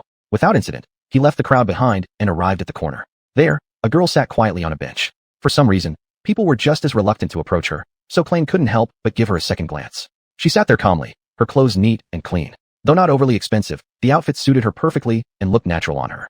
She had long golden hair, fair skin, crystal clear blue eyes, and delicate features, making her resemble a beautiful porcelain doll. Still, something about her seemed off. Frowning, Klein examined her once more, trying to pinpoint what it was. After a moment, he realized it was the vacant look in her eyes that reminded him of King Mountain. Only then did Klain realize that the girl was blind. Struggling to compose himself, he cautiously sat down on the other end of the bench. What a pity. Klain felt somewhat deflated. If she had been blind before entering the trial, there was no way she could have survived the first nightmare trial. So she must have lost her sight during the evaluation process. This was the price she paid for gaining her power. A sudden chill ran up Klain's spine. He had thought his own defects were bad enough, but now it seemed otherwise. No matter what kind of power she had gained, blindness for her felt like a death sentence. There was no way she could survive this time when she entered the dream world for winter solstice. In other words, she was already as good as dead. After lamenting silently for a while, Klain turned his head to observe the various small groups. Now he understood why people avoided this corner. The girl was shrouded by a tangible, almost palpable shadow of death. The people of this era weren't usually superstitious, but anyone who stayed with her for too long would inevitably feel uneasy. With this discovery, Klain roughly figured out the pattern by which young people in the hall gathered together. Instinctively, they gravitated towards those in similar situations to theirs. At the end of the hall, near the stage, there were 1 or 2 small clusters of individuals.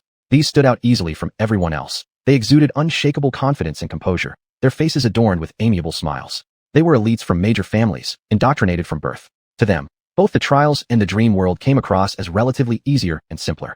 Next to them were another group of well-dressed young people. They were lively and excited, only showing slight nervousness. Their families consisted mostly of high-ranking officials or wealthy tycoons, and their training had been excellent. Such households didn't merely hire oracle mentors, they could even access third-tier evolutionists. Consequently, their chances of survival were also quite substantial. The majority were children from middle-class families. Their education wasn't bad either. The government had invested necessary knowledge and skills in schools, paving the way for every potential oracle. A few received additional private training. For survival, they needed immense effort, sometimes requiring luck as well. Still, there was hope, and thus they appeared the most tense.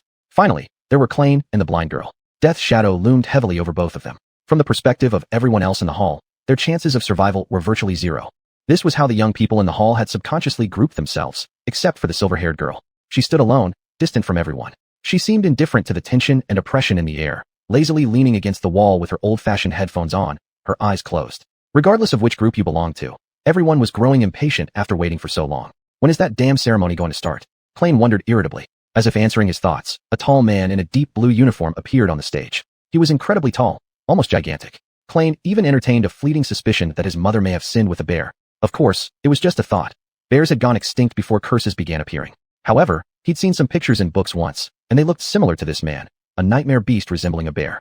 Despite his massive build, the giant carried himself with robust agility. A funny little brown mustache adorned his face, and his eyes were calm, yet solemn. Once center stage, he glanced over all the dreamers. When his gaze swept past the quiet corner, Klain suddenly grew nervous. I hope he doesn't have the ability to read minds. Otherwise, he might disassemble a few parts from my body on behalf of his mother. Fortunately, the man didn't pay any attention to Klain, but instead turned his gaze toward the front row of the crowd. Finally, he spoke in a deep and resonant voice. I am Mentor Rock. Dreamers, welcome to the Oracle Academy. Everyone listen quietly. In the next month, you will be summoned to the dream world. Some of you may think you're well prepared. You're wrong. Curses are cruel and cunning. The more confident you are, the faster you'll die. I've seen countless young dreamers like you lose their lives. I've even witnessed experienced third-tier warriors losing their lives. Not even fourth-tier superhumans can guarantee they'll survive. Thanks for the encouragement, Klain thought sarcastically. For the next 4 weeks, we will do everything we can to improve your chances of survival. You'll receive training from some of the best mentors in the world, but don't be deceived by their reputations. Whether or not you return alive from the dream world depends solely on yourselves. Survival is your responsibility. Everyone, except for the group of elite families, looked at each other in terror as the giant continued speaking. You're no longer children. It's a pity, because you should have been. But the curse has chosen you. You've already endured the first nightmare trial, so you know what it feels like. Your parents, teachers, and friends can't help you anymore. It had been a while since Klain had heard these things. Listening to Rock's speech, he felt somewhat excluded. This was old news to him. He understood the purpose of this big guy standing in front of him. He needed to instill fear into these young dreamers, and only through fear could they survive better. Another boring emotional buildup reached its climax. The mentor paused slightly on stage, giving the young audience some time to digest the information. Then, he nodded and continued. Now we need to talk about the difference between nightmare trials and the dream world. Chapter 25, Nightmares and Dreams. Klain immediately became alert. Although he had a certain understanding of the situation within the curse, his first nightmare had already shown him that trials differed from the depictions in today's mainstream culture. The differences were subtle but numerous. He needed to separate fact from rumor. It was essential to hear about the true nature of the dream world from those who had already been there. A moment later, after the surroundings quieted down, Rock began to recount. Most people know what a nightmare is. It's our general term for curses. Specifically, your trial should be called a nightmare because they impact the real world and people's lives. Before entering your first nightmare, you were all informed that if you died inside, a nightmare creature would cross over into the real world through your connection with it. This is why Tina patiently waited by Klane's side to deal with any nightmare creatures that might appear at any time. Nightmares are unique because each one exists independently. This is why only one nightmare creature can appear. However, once you enter the dream world, things become more dangerous. Nightmares no longer have any direct connection to you. They are born within the dream itself. As the seeds of nightmares grow, anyone can attempt to conquer them. Oracles hunting nightmare seeds is their primary task. Every time a nightmare seed grows into a nightmare, the curse randomly selects someone from the real world to enter it. This is the trial. If all of you die or fail to find the origin of the nightmare seed, before it matures, there will be a probability that the nightmare gate will open in the real world, letting countless monsters flood in. You all know the consequences. Oracles will be forced to resist the monster invasion in the real world, and civilians and cities may suffer massive destruction and casualties. The opening of the nightmare gate is something no one wants to see. This represents the second disaster brought by curses, only surpassed by the initial eruption of nightmare creatures into the real world. Conventional weapons are utterly ineffective against them. Only high-frequency energy weapons can cause harm. During the initial outbreak, only ordinary beasts and second-class aberrations appeared, allowing the oracles to eventually secure victory. However, the nightmare gate differs. It has its own ranks. Any nightmare creatures not exceeding the rank can pass through. Before Klane was born, a rank 5 nightmare gate opened, causing catastrophic devastation worldwide. Countless oracles and soldiers. Although humanity won, it was a Pyrrhic victory. The casualties from that event are still too sensitive to disclose publicly. Fortunately, the conditions for a high-level nightmare gate to appear are extremely stringent. Since the appearance of curses, that was the only instance. At this point, even Rock's voice couldn't help but sound unnatural. Therefore, your purpose is to enter the dream world, seek out immature nightmare seeds, and eliminate them before they pose any threat to the real world. From this perspective, you can see that dreams and nightmares are related but not the same. If you compare dreams to a tree, then nightmares are the fruit on that tree. But dreams are virtually limitless. In short, nightmares are a general term for all cursed phenomena. The dream world, however, is an entire realm. It is vast, mysterious, and largely unexplored. The dream world is dead, except for nightmare creatures, polluted ecosystems, and us. But it wasn't always like this. We can infer that long ago, the dream world was the home to several primitive civilizations, as many ancient relics lie buried beneath the soil of the dream world. Klane had heard that these extinct civilizations were far from primitive. Their societies revolved around soul cores and supernatural powers rather than technology. They studied miracles and magic. What were the names of those civilizations? How did they perish? No one knows. Perhaps they were destroyed by curses. We don't know whether the dream world exists partially within the curse, as an unimaginably larger-scale nightmare, or if it is a truly existing alternate reality, with the curse merely serving as a bridge between the two worlds. We suspect that the illusions conjured within nightmare seeds may be based on its past history. These nightmares could be projections of historical events, replayed in some way along the timeline. Perhaps, a long time ago, a genuine caravan of slaves once appeared on Black Hills. Klane remembered that when his nightmare began, time seemed to be rewinding. He speculated on how things would have unfolded without his participation. Would the temple slave have vanished like others in the Mountain King's mouth? He felt that the unnamed slave wasn't so simple. Otherwise, how could the curse choose him as the vessel for Klane's trial? As for the knight, would he have been able to escape that calamity? It's truly perplexing. The dream world is like a world. First of all, it's not a trial. There isn't a predetermined dilemma that you must resolve. You are free to explore as long as you can survive in the wilderness. Most people would choose to approach a city built by humans.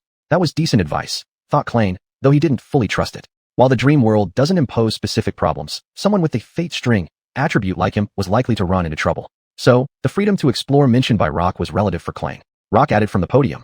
Secondly, as I mentioned earlier, aside from those of you from the real world, there are no other humans in the dream world. Only wandering nightmare creatures exist there. Some nightmare creatures can mimic human appearances, so be careful in distinguishing them. Klane broke out in a cold sweat. Nightmare creatures mimicking humans? When did this happen? Why had he never heard of it before? Klane secretly glanced at the inheritors sitting in the front row. They showed no signs of surprise, meaning they already knew about this. Moreover, unlike your first nightmare trial, if you die in the dream world, no nightmare creature will appear in reality. This might sound cruel, but it's actually a good thing. I realize this may seem inappropriate to say, but humanity is currently in a precarious situation and we have more pressing matters to handle. Considering that one might spend weeks or even months in the dream world, this statement was indeed harsh. The last point is that, unlike trials which are bound by fair rules, in the dream world you could encounter nightmare creatures of any rank. In a trial, curses won't pair you up with nightmare creatures much stronger than yourselves. Oh, Klane scoffed internally. But in the dream world, there are no such restrictions. Theoretically, you might encounter mythic titans and be dead before you even understand what happened. I urge you all to be cautious and stay in areas corresponding to your own rank. Though it can't guarantee safety, it can reduce some risk. Wouldn't it be better to stay in an area below your rank? Klane mused silently.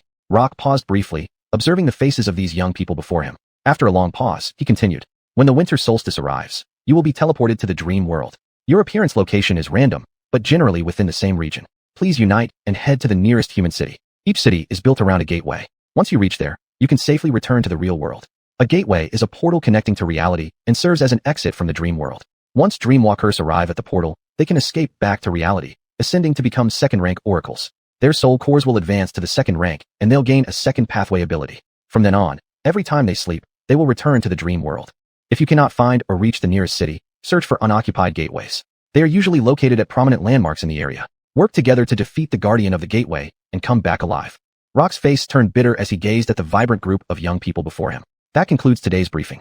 Next, follow the instructions on your assigned communicators to find your dormitory. Settle in, and then you can go to the cafeteria for dinner. Afterwards, there will be an interview to select your courses. Rest well tonight. Training begins tomorrow. After saying this, he nodded and left on his own. Can we not know our position in advance? Klein murmured softly, his voice tinged with bitterness. His luck was always extreme, either landing right in the middle of a thriving human city and immediately heading toward the gateway, or appearing in some unknown and perilous region of the dream world where no one ever returned alive. Let's hope for the former. Klein shook his head to dispel the troubling thoughts. Worrying now wouldn't help anyway, and instead, he might as well think about what was on the menu for dinner. Chapter 26. Entering the upper-class society. All freshmen were arranged in one building. Following the instructions on his communicator, Klein quickly found the dormitory, which was located at the very bottom of the building. To Klein's delight, he was actually assigned an entire room for himself. The room had a comfortable bed, a soft pillow, a desk, a wardrobe, and even a private bathroom.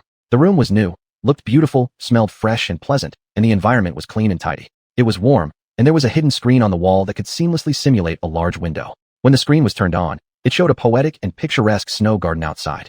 In the wardrobe, there were several sets of clothes with the school emblem provided to him for free. What luxury, Klein sincerely praised as he checked out the room.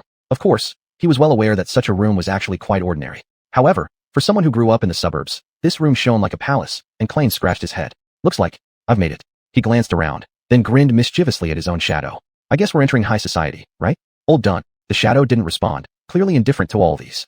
That made sense. The shadow had only been with him for less than a day. How would it know how hard Klein used to live? Yeah, what would a dumb shadow know? Klein eagerly changed into his new clothes and examined his sharp-looking handsome face in the mirror.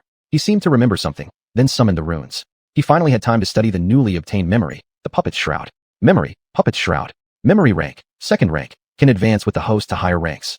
Memory type, armor.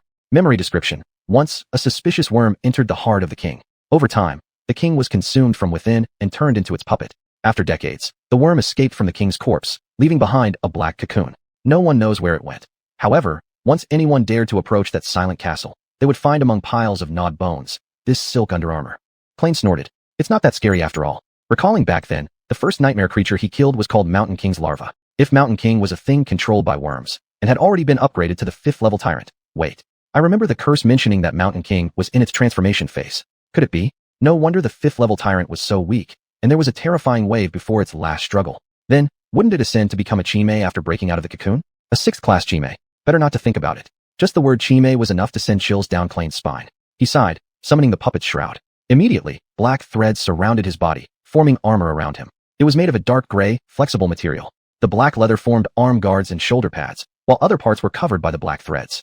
The armor was lightweight, unobtrusive, and did not affect movement at all. It made no sound when moved, making it perfect for Klein who liked to hide in the darkness. Satisfied with a nod, Klein realized that this armor would be hard to penetrate by monsters below the 2nd class, and it would make dealing with regular beasts much easier. As the armor wrapped his body, there was a novel yet faintly cool sensation. Puppet's Shroud. Does it have defense against mental attacks? Klein instinctively thought so. Truly a great trophy. It's fitting to obtain something like this from a 5th class tyrant. Other than the unappealing name, this shroud probably shouldn't be worn on the outside. After another touch, Klein put it away and left the room towards the cafeteria. Dinner was just as surprising as the dormitory. Klein's long-awaited wish to eat meat was finally fulfilled. Not only was the meat free here, but there was also no limit on how much you could eat. Of course, there was rice, bread, side dishes, sauce, fresh vegetables, fruits, and all kinds of delicious beverages available. Luxury. Klein pondered for a moment but decided not to take coffee. After circling around a bit, his plate was piled high with delicious food. Finding an empty seat casually, he sat down. During the trial period, Klein almost forgot about the existence of the real world. Juicy meat filled his mouth, and his eyes sparkled with joy, as if the world consisted of nothing but the plate in front of him and the meat inside it. Damn curse. Why didn't you infect me earlier? Focused on devouring his meal, it wasn't long before his plate was empty. Feeling satisfied but slightly full, Klein glanced nervously behind him, wanting to grab another serving. Unfortunately, it was almost time for his appointment with the academy staff. With a touch of regret, Klein stood up and quickly left the cafeteria. Not long after, Klein was sitting in a narrow office in front of an administrator. The staff member appeared very friendly and immediately began the interview process without delay. Just as Tina had warned, the interview was akin to a psychological consultation.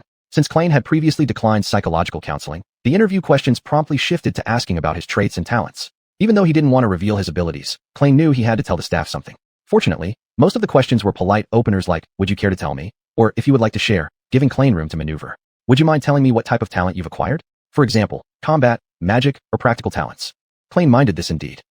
I'm not quite sure yet. I haven't fully understood it." "That's fine. Would your talent cause direct harm to you?" "I don't think so. Right now, I can't even hurt a towel." Things went on like that. Eventually, Klein shared enough information to leave the staff with a record of him having a weak, harmless talent likely related to utility. On his way back, it started raining, the drizzle carrying the unique chill of winter. Klein returned to his room, took a nice hot shower, and then climbed into bed. Without the biting cold or hunger, lying in a warm bed with a soft pillow under his head, accompanied by the sound of the steady rain outside, he slept as soundly as a baby. When the sky was just beginning to lighten, Klein quickly freshened up and walked towards the cafeteria with renewed energy, his steps much lighter than before. The cafeteria was a bit crowded. After piling various delicious foods onto his plate, Klein noticed the only available spot was next to the blind girl from yesterday. Her table was empty, with no one willing to sit near her. Klein grimaced. It seemed that for the next 4 weeks, they were destined to be outcasts together. To be honest, being around someone who was almost certainly going to die made Klein uncomfortable too, but alas, all the other places were taken. With his mood dampened somewhat, he sat down at the girl's table, nodding politely to the volunteer, helping her before focusing on his meal. He hadn't eaten half of it when the murmurs of the crowd caught his attention. "What's going on?" Klein looked up and saw many people gathered in front of the large screen on the cafeteria wall, their faces full of excitement and awe. On the screen were lists of names, ranked from weakest to strongest based on the interviews. Presumably, these rankings were deduced from the results of the interviews. Klein wasn't particularly interested, quickly finding his own name near the bottom of the list. The only person the Academy thought less likely to ascend as an oracle than him was the blind girl, Casey. So her name was Casey. But the commotion grew louder, suggesting it couldn't just be about the rankings. Klein curiously looked up again. The young people were restless and agitated. "How is this possible? How is this possible? Am I seeing things? What kind of monster is she?" Castor ranked second. Next to him was a portrait of the silver-haired girl. On the right side of the screen, 2 lines of brief text information were displayed. Name, Luffy's. Real name, the Phantom Star. Chapter 27, Wilderness Survival. That silver-haired girl, Luffy, she also earned a true name during her first trial. To obtain his own true name, Klein had to face the Knight and the Mountain King, and he was even given a jester-like evolutionary path, which seemed to be the malevolent humor of curses. What kind of dilemma must she have faced? The entire cafeteria was stunned by this revelation of her achievement, their eyes wide as they stared at the screen, filled with admiration and longing. Whispers of excitement were heard from time to time around him, and a surge of heroic spirit arose in Klein's heart. He too now had a true name, but the curse warned him to remain low-key. Otherwise, the consequences would be on him. Glancing around, Klein noticed Castor's gaze also fixed on the screen. On the face of this humorous young man was an odd and serious expression, though his eyes weren't on that brilliant true name. Instead, his stare lingered on the line where Luffy was written, as if this girl's name meant more than the true name bestowed by the curse.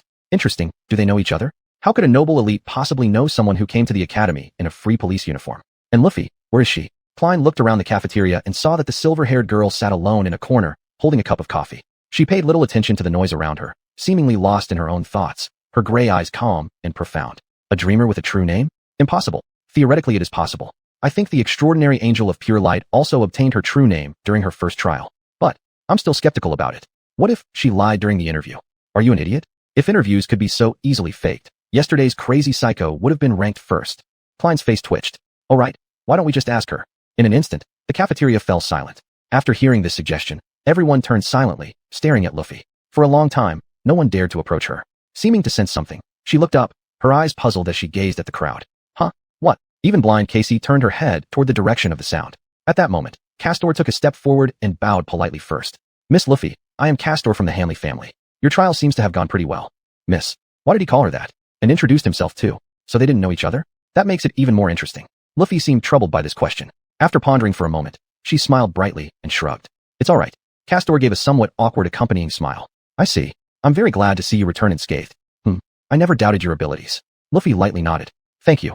After saying this, she once again raised her cup of coffee, completely ignoring the gazes gathered upon her. Klein sighed. She was rather mysterious. There were many thoughts swirling in his mind, but thinking aside, eating was important first. In the blink of an eye, he discarded the awkward conversation between Castor and Luffy, truly enjoying his breakfast. The classroom for wilderness survival was large, tastefully decorated, and completely empty. Klein even thought he had entered the wrong room until he spotted an old man sitting behind a large wooden desk, looking worried. When noticing Klein, The old man brightened immediately, his joy barely contained. Young man, come in.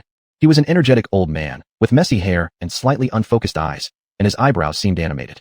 I am Mentor Richard. You may call me Teacher Richard. Sit down, please take a seat. What's your name? Klein obediently sat down. My name is Black Sun, or Klein will do. Richard raised an eyebrow. Black Sun. Such an ominous name. But that's good, very good. After all, we are specifically dealing with a lot of ominous things. Then I'll still call you Klein. Klein shifted uncomfortably in his seat. Sorry, teacher, did I come too early? No, you've come at just the right time. So are the other students late? Richard sneered disdainfully. None of the other students will come. Those people are only interested in waving fists and swords around. People like you, who are smart and understand the true value of knowledge, are few and far between. Oh, it's clearly unpopular, Klein grumbled to himself, hoping he wouldn't regret choosing this course over combat training initially. Hey, young man, why did you choose wilderness survival? When I woke up from my first nightmare, Mentor Tina, who was waiting for me, suggested that I take wilderness survival as the most important course of study. Very wise advice. Tina really knows what's truly important. Wait, you just said Tina? Richard's eyes suddenly widened. Tina, the Soul Reaper? That bloodthirsty brute. Who would have thought a coarse person like her could have such insightful judgment? Soul Reaper? Klein mumbled in confusion.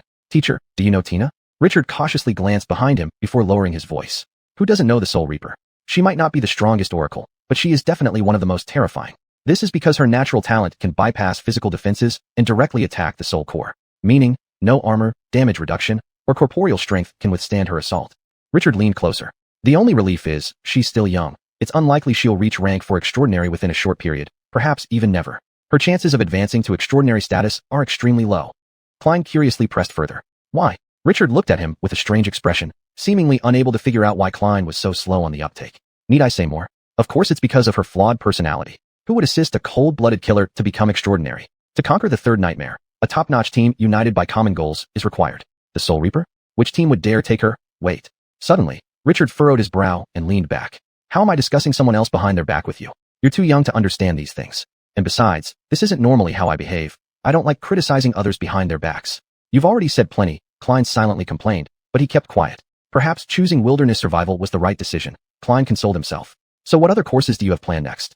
Klein shook his head. Nothing. In the next 4 weeks, I will fully dedicate myself to wilderness survival. Richard stared at him for quite a while, astonishment gradually turning into excitement. Finally, he grinned ear to ear. Wonderful. Absolutely wonderful. You're a sharp young man. Don't worry, after 4 weeks, I'll make sure you're a master of wilderness survival, unless you encounter those. Klein's initial sessions with Mentor Richard started off pleasantly, without much tension in the air. But an hour later, he felt as if his head were about to explode. For someone who had never left the city walls, having lived under protective constraints, there was simply too much new knowledge to absorb, all of which was entirely counterintuitive for Klein. From time to time, Richard was astonished by the dearth of Klein's existing knowledge and related experience. Yet Richard's attitude remained good, full of passion for teaching. Whenever Klein struggled, he patiently slowed down to help him better grasp the material. Richard's curriculum bordered on madness. It involved studying a vast sea of theoretical knowledge, countless real-world practices, numerous subjects, and bizarre topics. There were even several classes specifically dedicated to learning a few long-extinct languages from the dream world. Why do I need to learn those esoteric languages? Klein lamented to himself. Runes can translate them. Richard showed no leniency. Runes aren't translators. Do you think they bother expressing the complexities of human language? Suppose you're searching for shelter in a ruin and come across an inscription that reads, "Danger ahead." The inscription uses 30 extinct characters.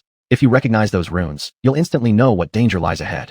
On the first day, they continued learning until the sun was nearly setting. Only then did Richard permit Klein to return and rest. Walking back, Klein was mentally and physically exhausted, missing both lunch and dinner in the process. After returning to his dormitory, he sat in a chair, gazing blankly into the distance as he let his mind empty. Then, as if remembering something, Klein turned toward his shadow, studying the shadow for a while. Let me investigate what else you can do. Chapter 28, The Void Illusion Star. Klein was quite certain that his shadow was far from simple. Even the spells had praised it as an invaluable good helper. Now, he needed time to figure out how to control the shadow so it could be effective. Deep within his subconscious lay an instinctive understanding. This understanding either came from the spells or was inherent in every oracle. Klein merely needed to follow this subconscious understanding and put it into practice. He once again focused his spirit, perceiving his body and making the shadow perform a series of simple movements. Each time he controlled the shadow, he became more proficient than before. Soon, the shadow felt as natural to him as breathing, as if it should have always been a part of his body. Satisfied with the results, Klein eagerly issued a new command to his shadow. Without hesitation, the shadow separated from behind him, walking to the other end of the room and turning around to stare at him with a slight mocking look. In broad daylight, Klein no longer had a shadow behind him. If the people from that era saw this scene, one could only imagine their reactions. Klein humorously hypothesized about it and laughed aloud. Science never applies to anything related to spells. When the shadow detached from his body, he suddenly felt a very strange sense of division in his heart. It was as if his perception was divided into two different entities, one being his body, and the other his shadow. After several attempts, Klein successfully concentrated his perception on his shadow. In an instant, his vision became blurred and unclear. Wow! Klein exclaimed, astonished as he looked toward the other end of the room. Wow! A similar exclamation also came from the shadow's side. Klein blinked, and at that moment, two images appeared in his mind. One was the door of the room, with an indifferent shadow standing there. The other was a pale young man sitting in a chair, staring with bewildered eyes. That's me. He waved a hand in the air, and at the same time, the pale young man also raised his hand and started waving along. I can actually perceive the outside world through my shadow. Klein fell into deep thought, realizing that such ability brought infinite possibilities. With his Child of Shadows attribute, he could hide in darkness, while shadow control allowed him to dispatch a stealthy shadow for reconnaissance, making him almost the strongest spy in history. A spy is someone who collects intelligence without revealing their identity, a role that perfectly suited Klein's taste. Shall we give it a try? He gave the shadow a command. It acted reluctantly, bending down slightly and slipping through the door crack with agility. Klein closed his eyes, focusing on the sensations transmitted by the shadow. He moved from one shadow to another like a ghost, creeping silently along the corridor. The shadow was elusive and insubstantial, nearly impossible to detect. Klein passed by several sleeping figures, listening briefly to their mumbling dreams. Finding them uninteresting, he continued onward. Not long after, the shadow stopped at a corner. To its left was an elevator, and to its right was the path leading to the girls' dormitory. Various suggestive images instantly flashed in Klein's mind. This. His face immediately turned red, and he couldn't help but form some mischievous thoughts. With such an ability, it was all too easy to fall into depravity. Alas, Klein sighed heavily, his voice filled with regret. He couldn't do it, not because of any moral principles, just thinking about his possible reputation for perversion. If anyone ever questioned whether he'd done something sneaky, what would he say? Wouldn't it confirm his perversion? Maybe he'd even get beaten up. So, am I reining myself in here? Of course. You absolutely cannot think such thoughts. Back in the room, Klein sighed again, full of ambiguous meaning. Then, he controlled the shadow to hide within another young man's shadow and followed him towards the elevator. Minutes later, the shadow concealed itself in a discreet corner of the training ground. There, it watched the burly instructor Stone enthusiastically guiding a group in combat training. At present, the primary goal was to test their overall power and physical fitness. Afterward, these individuals would be assigned to different groups based on their comprehensive strength and weapon choices. Some outstanding performers might even receive one-on-one guidance from mentors. For now, they were taking turns punching a target equipped with a special measuring device. After each punch, the machine displayed a number corresponding to their strength assessments. Most were between 10 and 14. Some individuals with enhanced practical talents could achieve scores over 15. I'm probably around 10 or 11, Klein estimated, finding it somewhat dull. Suddenly, he became excited again. It was Luffy's, the one with the highest rating among everyone, who was about to take her turn. The slim girl approached the machine and, without much preparation, threw a sudden and swift straight punch. Although Klein wasn't an expert in martial arts, he was still impressed by her perfect and clean movements. She clearly wasn't an ordinary person. This Luffy's was becoming more and more interesting. What could her true identity possibly be? After a brief pause, the machine displayed the result, 16. This left Klein somewhat disappointed. Not that great after all. I thought she'd score over 20, especially since she's someone who possesses a true name. Now only Castor remained. This time, Klein couldn't even see the action due to its speed. The machine trembled slightly before finally revealing 2 digits. 21.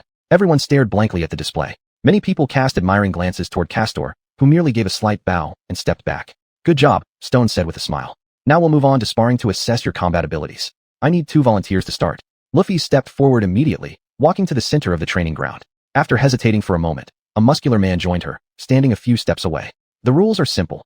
Pinning your opponents back to the ground or forcing them out of the ring wins the match. You can use any talents or techniques you have. There's a fight to watch. Klein suddenly perked up. Back in the room, he leaned forward slightly, resting his chin on his hand. The tall man wasted no time and launched the first attack. His muscles bulged as if they would tear through the soft fabric of his white martial arts uniform. He charged forward like a small mountain, unleashing a fierce kick. However, in the next instant, he lay on the ground, looking utterly bewildered and groaning softly. On the other hand, Luffy's hadn't moved from her position at all. Stone regarded her with approving eyes, grinning widely. Next, what followed could only be described as absolute domination. One after another, Luffy's took down almost everyone in the training ground. She didn't seem overwhelmingly stronger than them, yet every single challenger ended up sprawled on the floor. Chapter 29, Strength? Measurement? At first, Klein was engrossed, but later, he grew increasingly uneasy.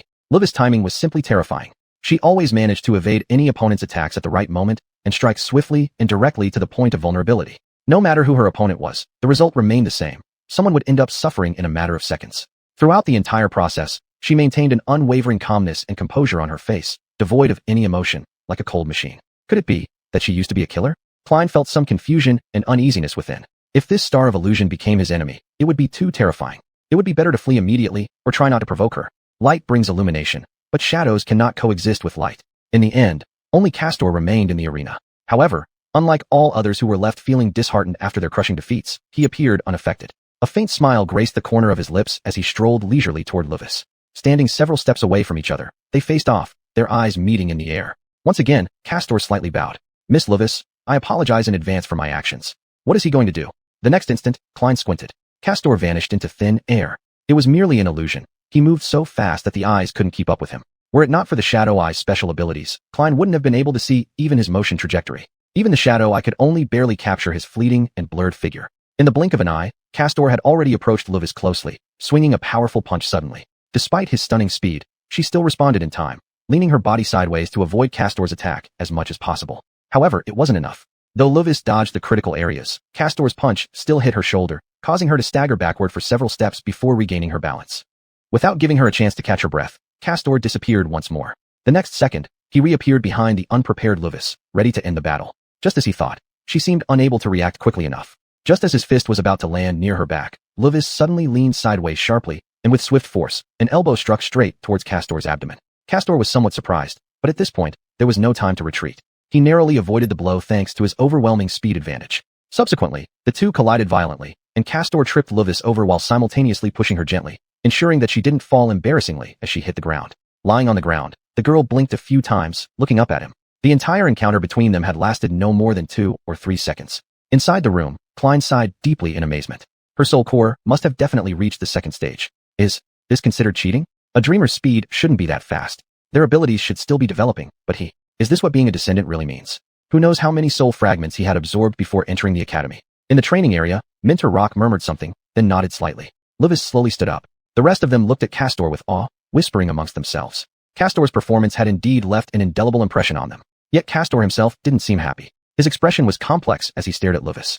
What everyone else failed to notice was that during the confrontation against Castor, Luvis hadn't utilized her innate ability. In today's test, she had never employed it at all, not even once, leaving nobody aware of what her talent truly was. What monsters? Klein muttered silently, his heart filled with anxiety. In the corner of the training field, the shadow gave a nearly imperceptible nod, seeming to agree with Klein's assessment. After the test ended, most participants had various bruises due to their previous matches. Klein waited for a bit, then controlled his shadow to sneak quietly into the male changing room. He wasn't particularly interested in watching teenagers change clothes. However, there was a minuscule possibility that Castor might offer some insight or explanation regarding his fight against Luvis earlier, or even clarify why his speed was so exaggerated. As Klein had expected, Castor was indeed surrounded by a crowd. Those people grinned flatteringly, congratulating him on his victory, expressing admiration and excitement. Castor looked uninterested, heavy-hearted, and his eyes carried a suppressed gloominess. The endless praise surrounding him made his mood darker. Castor, you're just too strong. Your innate ability has surpassed us by leaps and bounds. That Luvis didn't stand a chance. True name? Who needs that? She's nothing but someone seeking fame. Upon hearing this, Castor abruptly lifted his head and coldly stared at the little boy who had spoken last. The boy, like him, was one of the few inheritors among their group of dreamers. The little boy frowned, puzzled by Castor's reaction. What's wrong? Castor remained silent for a long while. I anticipated they would say that, but you should know more. Hearing this, the little boy raised an eyebrow mockingly. Why? What's so special about that country bumpkin? Country bumpkin? Do you really have no idea who she is? Castor murmured with a look of disbelief on his face. Several times he opened his mouth to say something, but stopped himself. In the end, he shook his head and replied. She's Luvis from the Eternal Flame clan. As soon as he said this, the little boy's previously haughty expression changed into a ghastly pallor. Castor paid him no mind and continued. I suppose I don't need to tell her grandfather what you said, right? Her parents are the Bright Angel and Broken Blade. In the room, Klein almost fell off his chair. Even he knew who the Bright Angel and Broken Blade were. The former, the Bright Angel, was the first person to conquer the second nightmare and ascend to the third stage of evolution, while the latter, Broken Blade, was the first to overcome the third nightmare and reach the fourth tier of extraordinary abilities. They were all well-known legendary heroes, people who had rewritten history with their own hands.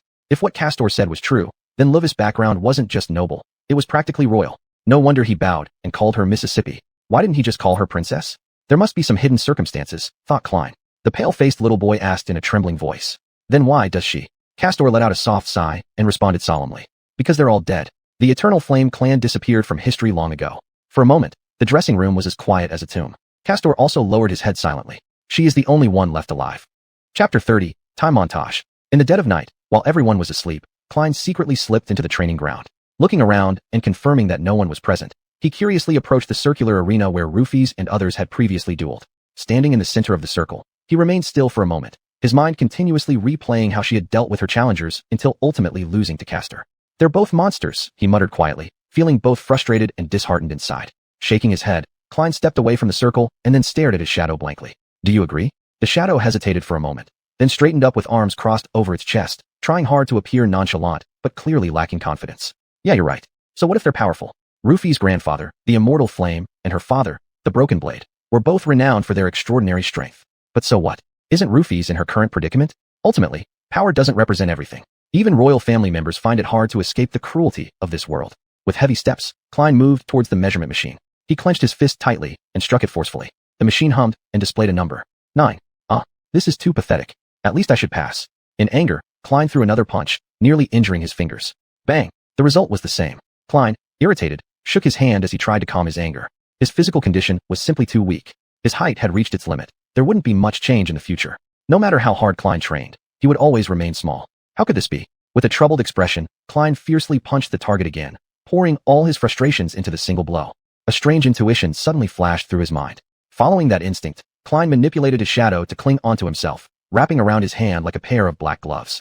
Then, his fist crashed against the punching target with a thunderous sound. The machine trembled violently for a while. Klein grunted softly, taking several steps back as he clutched his numb and bruised hand. When the vibrations ceased, the result was revealed. This time, it wasn't 9 anymore. It wasn't even 10. It was 18. Klein watched the number that appeared with an emotionless face. Slowly, a reckless smile spread across his face. "I get it now, that's why." He clenched his fists again, looking down at the dark, dim gloves. What a priceless assistant. This is the result I wanted. Klein had only 4 weeks left to prepare, so he didn't waste a single minute. Every day, he pushed his body and mind to their limits, striving to learn as much knowledge and skills as possible within a short time. During the day, he studied with his mentor Richard, mainly focusing on survival techniques in the wild when tools were scarce and self-care. Their lessons began with relatively simple topics, such as various ways to start a fire, progressing to more mysterious and profound knowledge, like observing celestial phenomena at night. Just how difficult is celestial observation? The dream world's astronomical geography isn't consistent everywhere. Different regions have different starry skies and constellations, as well as different moons. Although the suns are mostly similar, their behaviors are very hard to predict. But with enough knowledge, it's still possible to estimate the general location and thus determine direction. Most of this information is said to already be included in various types of courses, considered common knowledge by most people. There's a vast difference between what one learns from books and being personally taught by a truly experienced mentor. Experience is invaluable. Mentor Richard had a habit of diving deep into many aspects of the underlying logic of dreams whenever he explained his subject matter. Even those courses about extinct languages, which Klein initially thought were useless, turned out to be more interesting than expected. This part was mainly related to magic itself, as spells communicated with humans through those extinct languages. By studying this language, he could better understand its descriptions and explanations. For instance, Rufy's and her true name, Star of Emptiness. While this translation was technically correct, it didn't fully convey its exact meaning. Through learning the grammar structure of that language, a more appropriate translation could be deduced as Star of Illusion. The connotations of each language vary according to context, and sometimes an inaccurate interpretation can lead to serious misunderstandings. Klein, who had never really delved deeply before, found the process of acquiring large amounts of theoretical knowledge to be painful, monotonous, and tiring. If someone were to tell Klein at this moment that studying was an easy task, his first reaction would be that the person hadn't read many books. This was something worth getting excited about. In the current world, knowledge could only be accessed by the privileged class. It was precisely their monopoly over knowledge that allowed them to maintain their position of power, thus forming an unequal cycle. The poor lacked opportunities for education and therefore did not have the advantages that a good education brought, preventing them from escaping poverty. And Klein was now one of those privileged elites, standing at the very top of the social hierarchy. Here, vast amounts of knowledge were provided, as were basic needs such as food and accommodation, all covered by the government, so he could fully focus on achieving his goal of becoming an oracle. If he had any leisure time, this sudden change might even plunge him into a philosophical whirlpool. Every day's overload of study left Klein exhausted.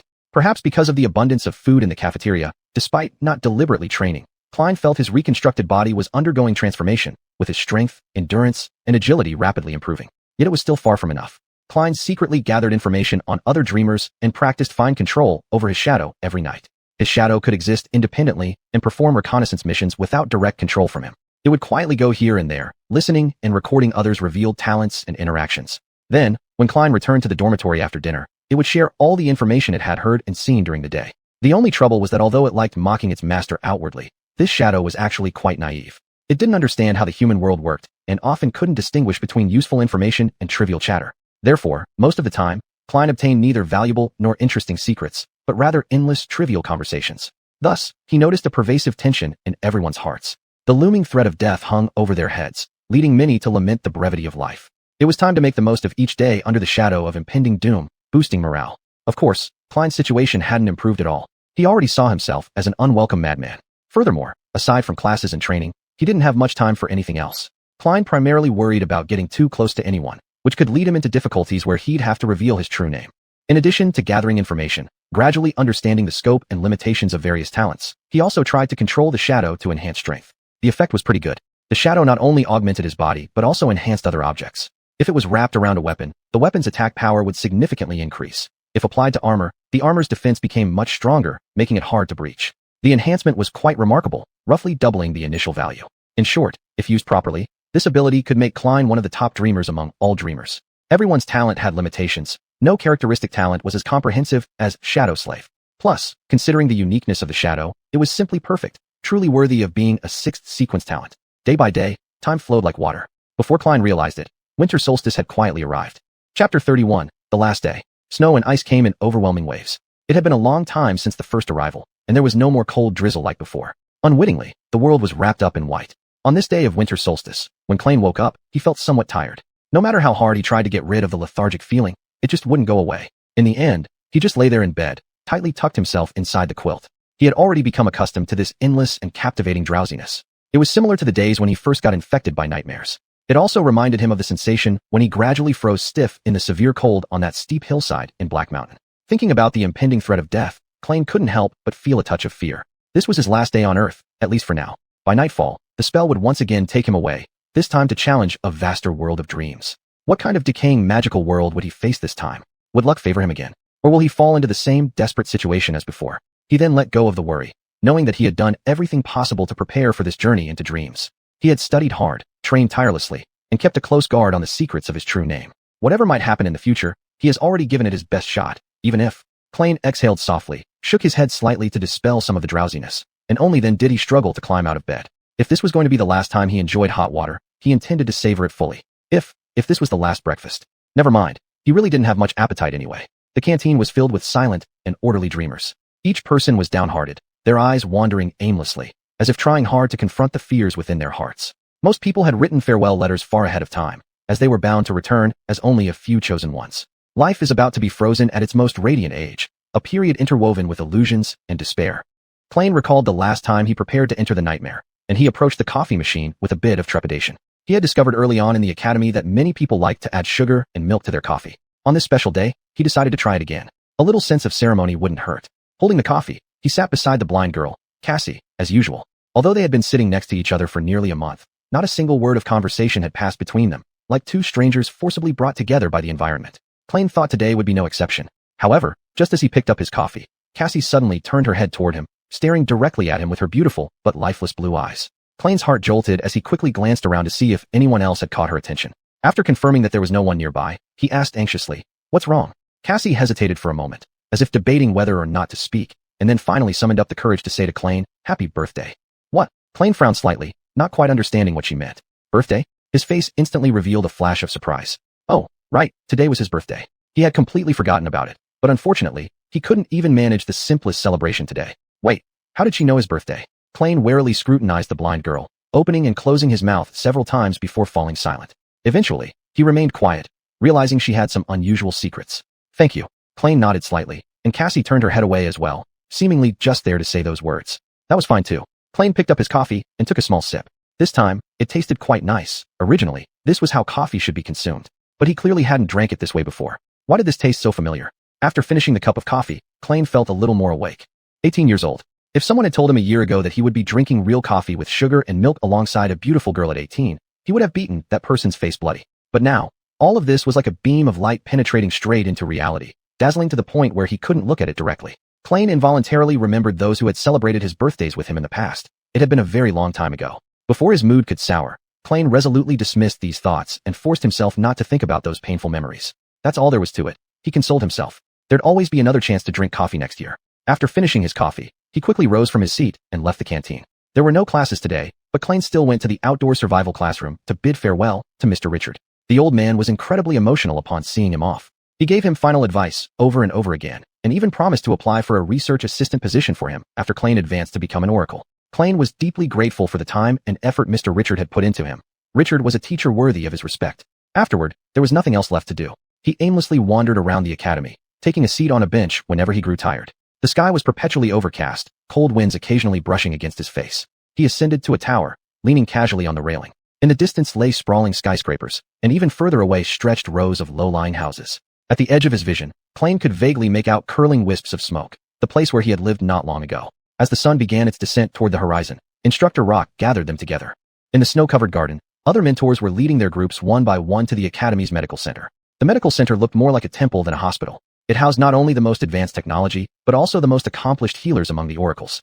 During their initial entry into the dream world, their bodies would be placed in specially designed chambers, kept alive by the magical power of these healers. Whether they could wake up after that would solely depend on themselves. After entering the medical center, Rock didn't take them directly to the chambers. Instead, he led them to a relatively open floor and slowly pushed open a door. They found themselves in a broad gallery, drenched in the piercing blood-red glow of the setting sun. In the gallery stood row upon row of wheelchairs. Each wheelchair held a person, faces filled with emptiness and bewilderment. They sat silently, motionless, devoid of any response. They seemed hollow. Under this oppressive atmosphere, Klein felt his hair standing on end as an eerie fear spread quietly within him, enveloping his heart like dark clouds. Rock's expression was grim, his gaze fixed for a long time on those hollow people. You should understand why I've brought you here. His voice cracked slightly. Remember them well. Some of you may recognize them. Even if you don't, they are called hollows. His teeth clenched tightly, a flicker of anguish crossing his eyes. Each one of them used to be a dreamer or an oracle. Some were weak, some were strong, some were even very powerful. But they all got lost in the dream world. Klein abruptly realized that their souls were no longer inside their bodies. Those were merely soulless shells. Once your soul is destroyed, your body will die too. Otherwise, you'll turn into one of them, a hollow. Rock glanced toward Castor and Raphiz, adding solemnly, getting lost in the dream world is as good as being dead. So please, don't die in there. Half an hour later, everyone was escorted to their respective rooms to prepare for entering the chamber. In one room, Cassie, the blind girl, struggled helplessly to find her way in the unfamiliar space. Her hands glided over the walls and cold machines as tears streamed uncontrollably down her cheeks. In another room, the proud heir Castor stared vacantly at the floor, his lips trembling as he muttered something repeatedly, lost in thought. In yet another room, Raphiz, the silver-haired girl of the Eternal Flame clan, looked down at her own hands. Beneath her skin, soft white light gradually intensified, becoming brighter and brighter. Her face contorted in pain. Finally, in pitch darkness, Klein turned away from the chamber and looked down at his shadow. Are you ready, buddy? The shadow shrugged without responding. Klein shook his head bitterly. Yeah, me neither. With that, he turned, took a few steps forward, and climbed into the chamber. His body continued falling endlessly into the void of darkness, until he heard, Welcome to the dream world, Black Sun. Chapter 32, The Black Sea. Klein originally thought he would be a bystander observing the place he was about to enter, just like when the first trial began. Back then, time had mysteriously reversed, giving him a chance to see certain clues. This time, after hearing the voice of the spell, Klein suddenly realized he was immersed in freezing water. He tried to open his mouth, but immediately got a gulp of salty seawater, nearly choking him. Not only that, but he couldn't see anything. Perhaps the seawater obstructed his vision. Without the spatial perception from the shadows, he might have lost all sense of direction. Thanks to it, he could barely distinguish between underwater and the water's surface.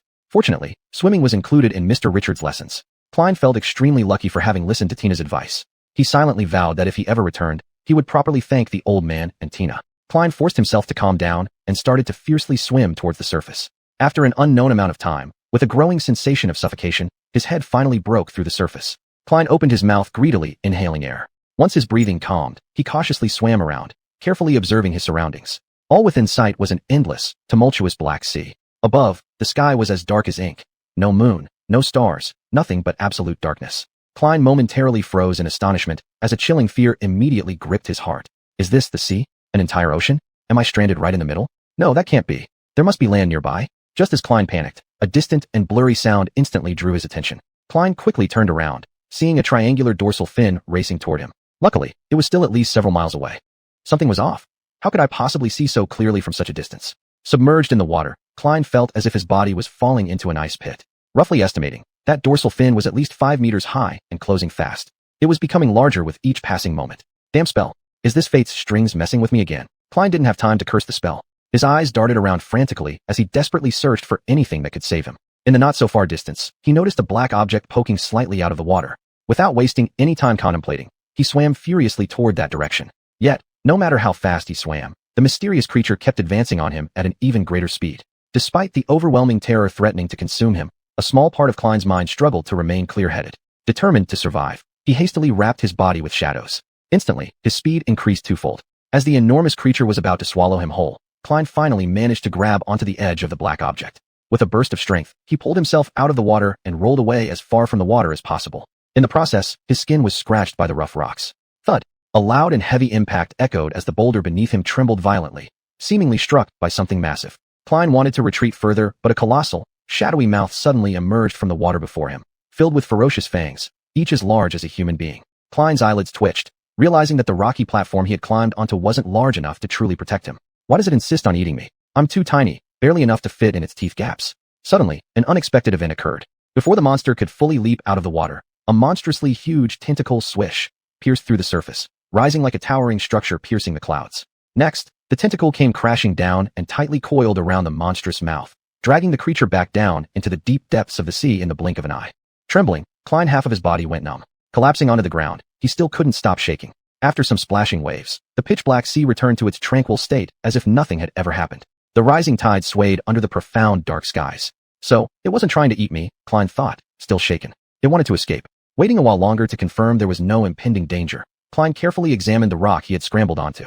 The black object he had climbed up wasn't a rock at all, but a circular platform approximately 10 meters in diameter.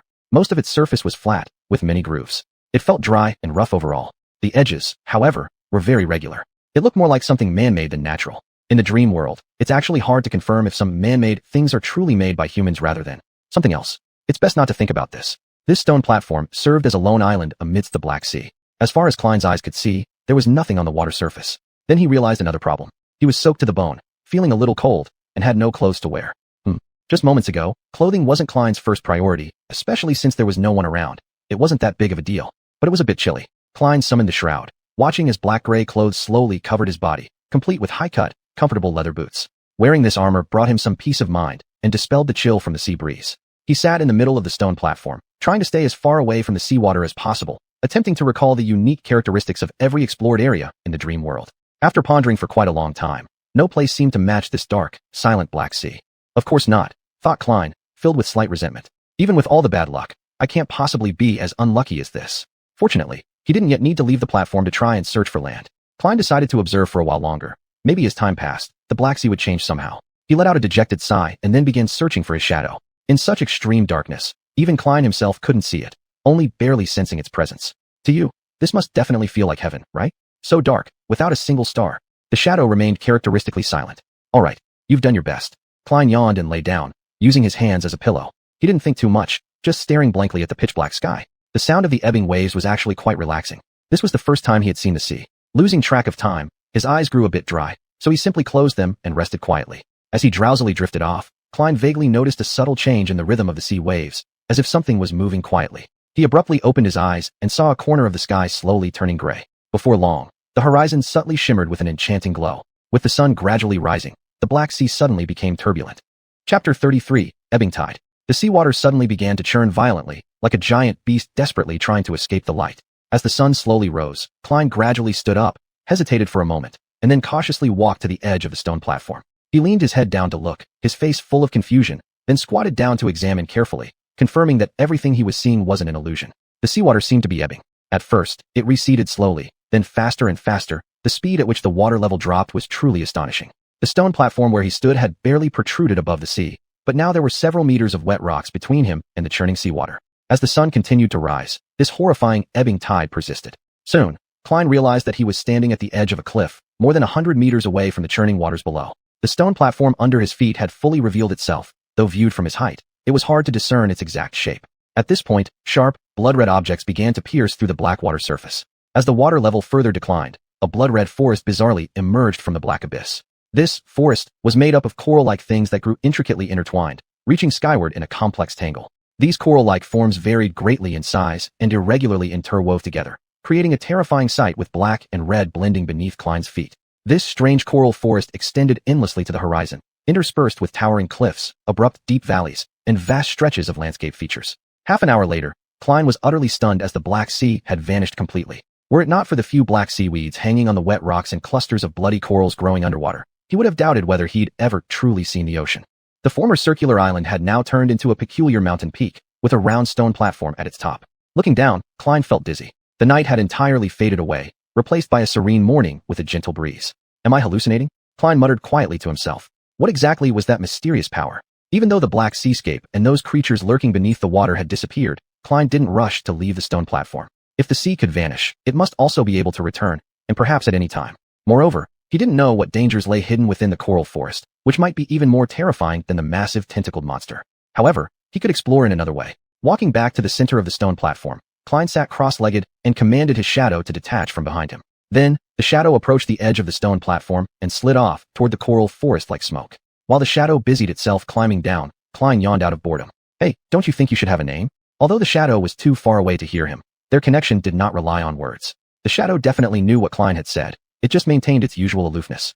This shadow was rather taciturn, mostly because it lacked a mouth and couldn't speak anyway. Moreover, its temper wasn't very pleasant. What about? Shameless? Not good. How about vile? Still no? Something simpler then. What do you think? All right. We'll discuss this later.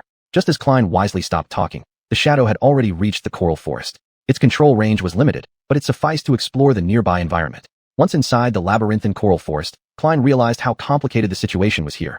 The pathways formed between the coral clusters alternated between wide and extremely narrow, some leading into dark tunnels buried in coral mounds.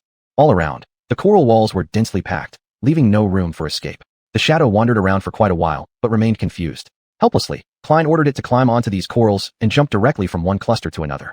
Soon, the shadow stopped at the edge of a cliff, clearly astonished by what it saw. There, lying on the ground was a massive shark-like corpse, with surrounding coral clusters reduced to shattered pieces. More precisely, only half of its body remained, a fearsome wound revealing entrails scattered all over the ground, with blood trailing far into the distance. The other half of the body had vanished as if it never existed.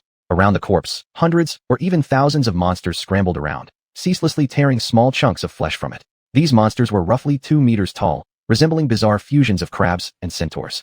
They had 4 pairs of long, spear-like limbs at their extremities. Protruding from their bodies was an upper torso much like a human's, covered by a thick layer of shell. Their heads were directly attached to their torsos without necks, with narrow slits for eyes and a sticky mouth, accompanied by several soft jaws. They had no hands but rather 2 massive crab-like pincers. At the moment, they were busily tearing pieces of meat off the desiccated corpse using those pincers and stuffing them into their mouths. Occasionally, they would fight over a particularly delicious piece of meat, with the losing party being torn into several pieces by a few of its companions, then quickly devoured. Klein couldn't help but swallow hard. On one hand, it was because these cruel monsters made him slightly tense.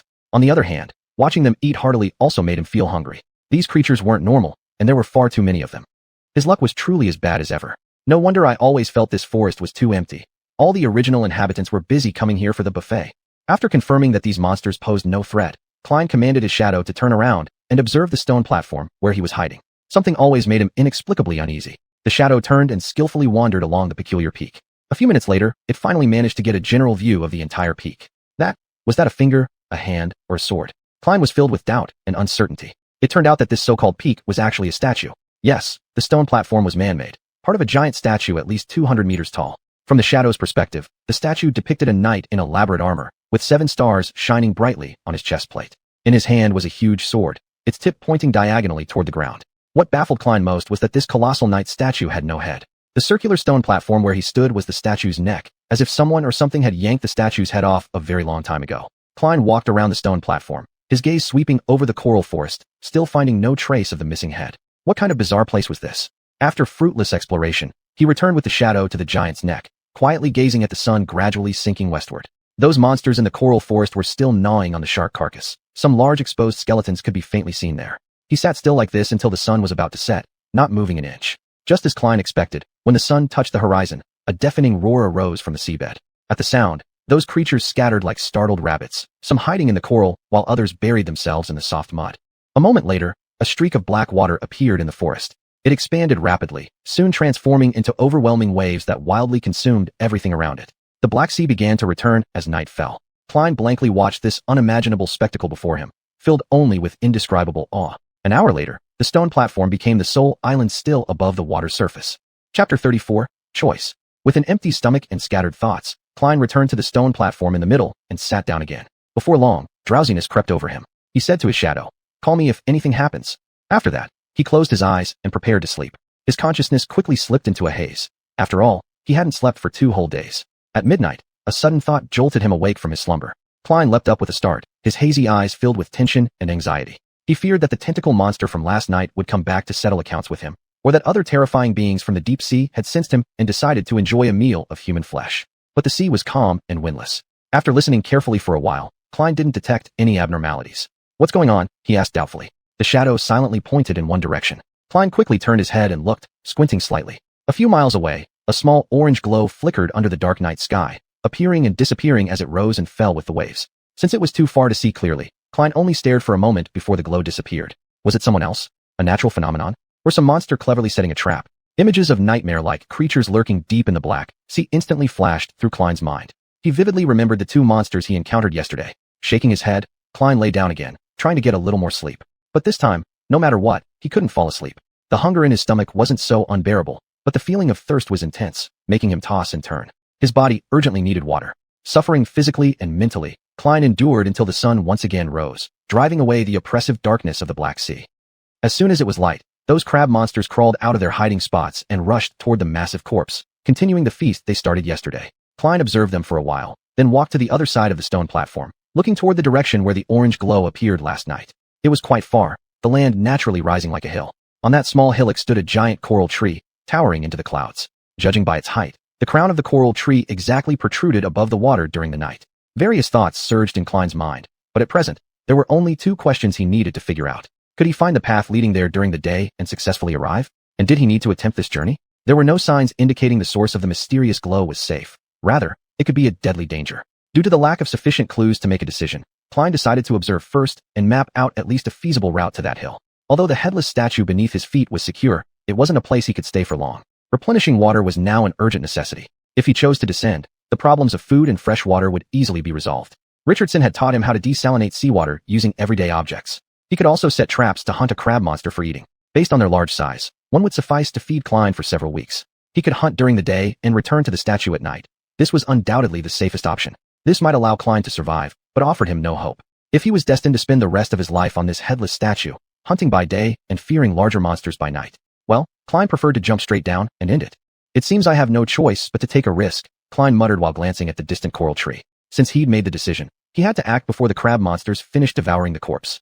In doing so, at least these monsters wouldn't be found around here anymore. Klein planned to leave the headless statue early the next morning and head toward that hill. As for today, he would use the shadows to explore a rough path. And so, Klein closed his eyes, focusing all his attention on the moving shadow. At nightfall, a storm swept across the Black Sea without warning. Klein was awakened by his shadow in time to prepare for the incoming strong winds and heavy rain. Rain usually put Klein in a bad mood. This time, however, he was extremely thirsty and just wanted to drink some fresh water. Cautiously crouching on the stone platform, he tried not to let himself be blown to the edge by the fierce winds. After the heavy rain had fallen for a while, he eagerly scooped up some water from the grooves of the stone platform and greedily drank it. The lightning and thunder, combined with the roaring winds, illuminated the surging sea surface. Having quenched his thirst, Klein finally smiled. There was no sign of the torrential rain abating. Klein crouched in the middle of the stone platform, enduring the onslaught of the sea waves. Several times, the overwhelming waves roared and crashed down, threatening to sweep him away. Klein could only cling tightly to the protruding rock on the stone platform, sticking to it like glue. Not until a hint of dawn appeared at the horizon did the violent storm finally subside. Klein felt as if his whole body were about to fall apart. He lay back and rested for a moment during the ebbing tide of the Black Sea. No matter what, he had to seize the time. The crab monsters rushed directly toward the corpse. Klein carefully slid down from the edge of the stone platform and began climbing down the statue cautiously. Fortunately, Richard had also taught him some basic rock climbing skills. With the shadow guiding the best route, Klein's descent was smooth aside from his wildly beating heart. Finally, Klein's feet touched the ground. Looking up at the towering statue piercing into the clouds, Klein lightly patted his chest to calm his agitated heart. Even though leaving the stone platform put him in danger, he still had to try. It was the only way out. The black soil was slightly muddy. After several attempts, Klein quickly adjusted to walking freely. And as long as he stayed within the shadows, his steps became lighter without causing the soil to make a plop sound. Following a path roughly leading to the hill, he soon disappeared deep into the bloody forest. A strange feeling enveloped Klein's heart. It seemed that the world outside the maze had ceased to exist, leaving only the twisting, dark paths before his eyes. This road seemed endless. Klein shook his head and sent his shadow ahead to scout the way, hoping to find the exact location of the hill before sunset. Otherwise, once the seawater rose, his fate would truly be uncertain. Klein didn't even dare to imagine what horrors would unfold if the black seawater flooded this place uncontrollably. The shadow sped ahead of him, encountering no obstacles along the way. Sometimes it climbed high to investigate the direction of different paths, usually allowing Klein to choose the optimal route. Occasionally, it made mistakes that led Klein into dead ends or off course. All in all, everything went smoothly. Klein even had some leisure to study the magical blood-colored corals on both sides, and, unintentionally, discovered countless indistinguishable white bones buried in the soil beneath his feet. As time passed slowly, Klein relaxed his vigilance slightly. Although his shadow was on guard, he overlooked the danger underfoot. When the soil in front of him suddenly started writhing strangely, Klein's reaction was delayed by half a beat. In an instant, a massive claw burst forth from the soil and slashed viciously toward Klein's body. Chapter 35, Shell-Carrion Beast. Damn! Klein tumbled backward in disarray. With a sharp crack, the pincer darted forward like lightning, leaving only the sound of snap resonating in his mind. The serrated claw loomed right before him. Klein could even make out the mud stains on the pincer. He slammed hard into the ground, narrowly evading the attack by sheer luck. But the pincer still hovered menacingly above him. In an instant of clarity, Klein rolled frantically to the side. The next moment, the pincer plunged downward forcefully, sending tremors through the dirt. Had Klein not reacted so swiftly, his chest would likely have been pierced and crushed. Just as Klein was about to rise, the pincer swept toward him again. Fortunately, he was prepared. Raising his hands, he covered them with shadows to meet the incoming swipe. Instant numbness shot through his arms, followed by searing pain. Carried by this powerful force, Klein was hurled backward, momentarily flying out of the pincer's range. In midair, he struggled to adjust his position. As soon as his feet touched the ground, he somersaulted several times, thankfully avoiding collision with the coral trees behind. Klein raised his head, trying to assess the situation. Before him, the pincer finally revealed its true form. It pulled its massive body out from the mud, its shadow immediately enveloping Klein, who was kneeling half on the ground. Those tiny eyes in the narrow slits were filled with fury. This was precisely the crab monster that Klein had observed for a long time earlier, and this particular one was unusually large. It was nearly 3 meters tall, with enormous palps wriggling constantly, emitting ear-piercing shrieks. Why don't you join the other crab monsters and feed on that shark corpse? Upon closer inspection, Klein realized this creature was barely hanging on. 4 of its 8 long scythe-like legs were broken. Its thick shell was riddled with cracks, oozing sticky blue fluid. Additionally, it was missing one of its pincers. The shoulder area was entirely torn apart. Black soil stained its exposed flesh, within which blood was visibly pulsating.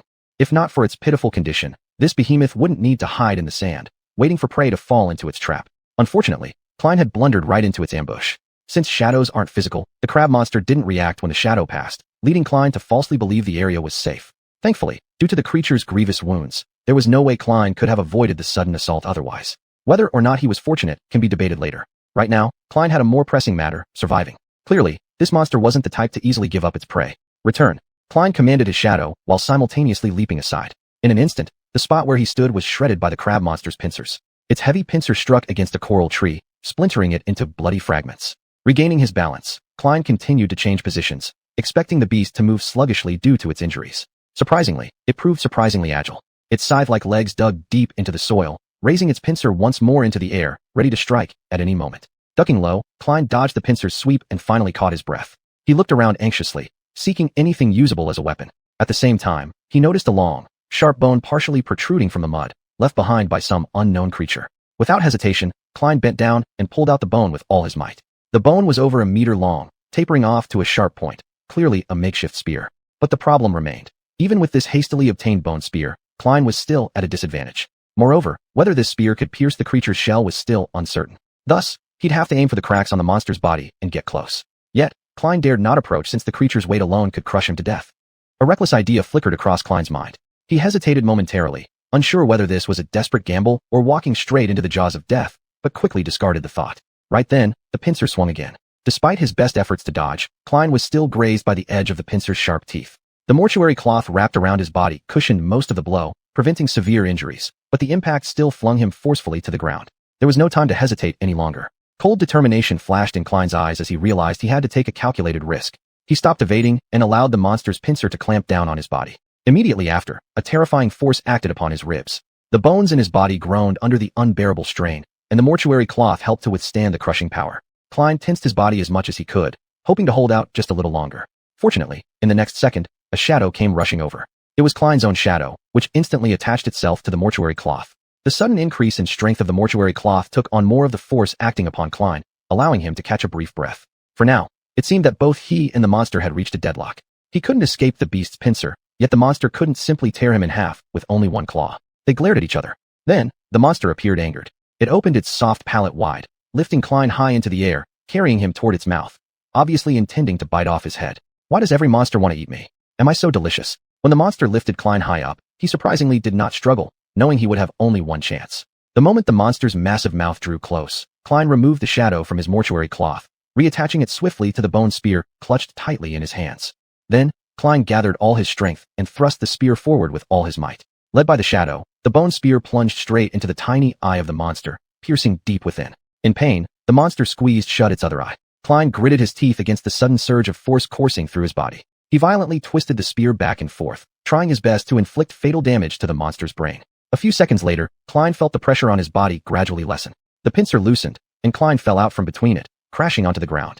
The enormous monster also slowly collapsed beside him. Blue liquid dripped steadily from the bone spear, still embedded in its eye. Klein lay sprawled on the ground, gasping for air as most of his body went numb. A few ribs were likely broken, but luckily the injuries weren't too serious. You have killed an awakened Class 1 beast, Carapace Carrion Beast. You have gained a memory, Blue Blade. Your shadow is growing stronger. Chapter 36. Only Steel Remembers. Klein lay in the muddy ground, gazing at the bright and dazzling sun in the sky. The faint sound of a spell echoed softly in his ears. Your shadow is becoming more powerful. Klein immediately noticed a subtle change. His body felt slightly stronger, his vision clearer, and even his skin seemed a bit more lustrous. Though these changes were minor, they were easily perceptible. Could it be because of the soul fragments? Klein had a bold guess, so he quickly summoned his runes. Shadow fragments. 14/1000. Previously, Klein only had 12 mysterious shadow fragments, and he wondered how to acquire more of them. Now it seemed this process happened naturally. All he needed to do was kill a nightmare creature, absorb part of their power, and enhance his own shadow core. Also, Klein realized that the number of fragments he obtained was not directly tied to the quantity of creatures he killed. After much thought, Klein concluded, hunting an unawakened beast would give him 1 fragment, while an awakened one would give him 2 fragments. But only if he killed them directly would he gain these fragments, roughly speaking. Killing a young Mountain King insect gave him 1 shadow fragment, as did dispatching a dying slave trader. However, the Mountain King itself, being a Class 5 tyrant with 5 awakened soul cores, granted him 10 fragments, totaling 12. Now, after killing another Carapace scavenger, Klein already had 14 shadow fragments. Interestingly, Klein didn't gain any fragments from Slithersnake, Scholar, or Knight, even though their deaths were orchestrated by him. It seemed he had to defeat enemies personally to absorb their power. At least, summoning a dead ancient deity could work similarly. This process resembled how regular oracles increased their strength, except that while oracle soul fragments could be stored, Klein instantly absorbed the power of those fragments. Only the shadow fragments remained. Thus, Klein wouldn't be able to sell soul fragments for other useful items. If he wanted to become stronger, his only option was combat and killing. It seemed that he was destined never to live a peaceful life. Klein once believed he could choose a relatively safer path for enhancement. Many oracles never left the vicinity of human fortresses and never faced higher-tier nightmare creatures. They just worked various jobs in the dream world, similar to real life. Their reward came in the form of soul fragments, which were both the driving force of their work and a common currency within human territories. Klein had never considered pursuing such a life, but the lack of choice annoyed him. On the bright side, he didn't need to use soul fragments to upgrade his core tier. This meant he could spend all he earned recklessly. After all, when he killed monsters and absorbed their soul fragments, their soul cores would remain behind. In the future, these might be exchanged for items Klein urgently needed, thus allowing him to earn money and spend it more effectively. He could absorb the power of soul fragments while gaining extra shadow fragments, making it a win-win situation. Moreover, there was the issue of his shadow core. Since Klein was closely connected to his shadow, enhancing his shadow core not only strengthened his own power, but also indirectly enhanced his shadow's abilities. As a result, every monster he killed would yield double the rewards compared to ordinary oracles. Nice, very nice. Of course, all of this depended on whether he could keep surviving. Once catching his breath, Klein sat up, opened his eyes, and found the rune that described his memories. Qinggang. So I finally have a weapon? Memory name. Qinggang. Memory rank. 2nd. Memory type. Weapon. Memory description. In this forgotten shore, only steel remembers. Huh, that's kind of interesting. Not very detailed, but intriguing nonetheless. Klein summoned his new weapon, and a sharp and lightweight longsword materialized instantly in his hand. The sword was approximately 1 meter long, including the handle. Its blade was narrow and straight, single-edged, and its tip gleamed with light that never ceased flowing. The body of the sword was forged from Qinggang steel, intricately carved with complex patterns. Deep within, faint white sparks could occasionally be seen flickering. The hilt design was quite simple, offering little protection to the wielder's hands. If Klein had some knowledge of cold weapons, he might have referred to it as a saber. Still, it was definitely a single-edged sword suitable only for slashing. Its long handle could accommodate both hands. Additionally, the sword was indeed aesthetically pleasing. Klein could absorb the strength of soul fragments while obtaining additional shadow fragments, getting the best of both worlds. Klein controlled the shadow, making it adhere to the Qinggang sword. In an instant, the sword turned bluish-black, white sparks shining within it, like a night sky dotted with stars. Klein stood up and tried swinging the sword a few times, gradually getting used to its weight. The light blade cut through the air, emitting a swooshing sound as it sliced through the void. Now I finally look like a real warrior. Then, Klein looked at the carcass of the Carapace scavenger and couldn't help but frown. Ugh, this thing doesn't seem easy to deal with. After a while, he finally broke through that thick carapace, using the long sword to cut out some tender red meat chunks. He then rummaged around inside the chest cavity of the corpse, eventually digging out a crystal. This was the monster's soul core. These crystals were the most valuable things from nightmare creatures. After all, soul fragments were directly mapped onto the runes of oracles, unlike these crystalline cores which had a physical form and could also be absorbed. Without much hope, Klein tried to absorb the crystal. As expected, the crystal remained untouched. For me, this is just garbage. Shrugging his shoulders, Klein stuffed the crystal and the meat into the makeshift backpack he had woven from black seaweed, then glanced up at the sun. It was still early, and before the tide of the Black Sea rose, he still had time to reach the distant hills. But in the recent battle with the scavenger, his left leg had been injured, making walking less easy than before. Gritting his teeth, Klein dragged his injured leg forward limpingly. Time passed imperceptibly. Klein dared not let down his guard even for a second, remaining constantly alert to any sounds around him, and his pace slowed accordingly. He was drenched in sweat, grinding his teeth audibly, his body swaying slightly. The labyrinthine forest ahead became increasingly complex. Even with the help of his shadow, he frequently wandered into dead ends and had to turn back, wasting precious time inadvertently. I swear, today I might not make it out of here. Klein strained hard not to think about the rising tide, trying to quicken his pace. But he couldn't afford to be overly anxious. Taking wrong turns would waste more time. So he kept letting his shadow climb high to scout the path ahead, always staying vigilant against potential dangers lurking around. In his current state, if another scavenger showed up, it might directly spell the end for Klein. The sun was already hanging low on the horizon. Just as Klein felt utterly despairing, his shadow spotted something unusual, causing Klein's mind to temporarily wander. Far along the road, after several twists and turns, the path suddenly widened, opening up into a small clearing. In the clearing, someone was trudging through the mud. The first thing Klein noticed was pale skin. The tall, slender girl wore only a skirt and a rough bra, both woven from seaweed. She didn't appear disturbed by her scanty attire, possibly believing there was no one around, or perhaps she was accustomed to it. She smiled, stopping and turning her head to look back. A gentle breeze lifted her silver, flowing hair. It was Phantom Star, Rufus. In her hand, she held one end of a thin golden rope. On the other end of the rope was the blind girl, Cassie, carefully following behind her. Chapter 37. The picture is too beautiful. Under the vast and boundless sky lies a blood-red forest that stretches endlessly, its surreal beauty accentuating the scene where two beautiful girls are struggling to move forward. One girl appears delicate and slender, her golden hair shining like sunlight, her blue eyes deep and cold. She wears a simple corset top, leather sandals on her feet, and a cloak draped over her shoulders, rippling like waves. The other girl is tall and statuesque, her silver hair smooth as silk, her gray eyes clear and tranquil. Her outfit, made crudely from black seaweed, is somewhat revealing, exposing her flawless, pale skin and perfect figure. Confident and alert, she moves barefoot. A golden rope ties the two girls together tightly. Wow, it's truly breathtaking. Klein can't help but marvel silently. He suddenly regrets not being a painter. This scene would make an excellent subject for a beautiful painting. Wait, what am I thinking? People. I found people. Klein's heart begins racing. If Rufus and Casey are here, then that orange glow earlier is likely connected to them. This means they know how to reach the towering coral tree in the sky, which also means Klein doesn't have to be drowned by the tide. So what should I do next? Klein isn't someone who excels at ingratiating himself with others. In fact, people instinctively tend to keep their distance from him. And just this time, he spent an entire 4 weeks making sure everyone in the academy hated him. Good job, Klein. You're so smart. But he's not completely useless. In such an environment, having one more person to face the lurking monsters could be a considerable advantage. And as someone who knows his true name, his ability to investigate dangers stealthily is outstanding. They will surely accept me, right? Klein sighs helplessly and steps into the shadows, hurriedly running toward the clearing. Soon, he arrives there, first observing the two girls from the shadows before making his final decision. Casey, the blind girl holding a piece of coral as a guide, steps forward slowly, extending her hand to touch Rufus and gives her shoulder a light pat. Why do we stop? Rufus supports Casey, glancing upward at the sky. It's getting dark. An awkward silence falls between the two girls. After a while, Casey tentatively asks, "So, do you think we should go back?" After a long pause, Rufus clears her throat. Yes. Klein finds himself laughing and crying at the same time over the conversation. What kind of person is Rufus really? Then he remembers his predicament, frowning irritably. How should I approach them? Damn it, why is it so hard? It's not like I want to ask them out. I mean, one of them, or both. Shit, what am I even thinking? Just go and greet them. But if I suddenly appear from the shadows, that either makes me some sort of pervert or a disguised monster. How likely would it be for them to attack before realizing I'm not a monster? Wait, how would they? Screw it. To play it safe, Klein orders his shadow to abandon hiding and move to a place where Rufus can clearly see it.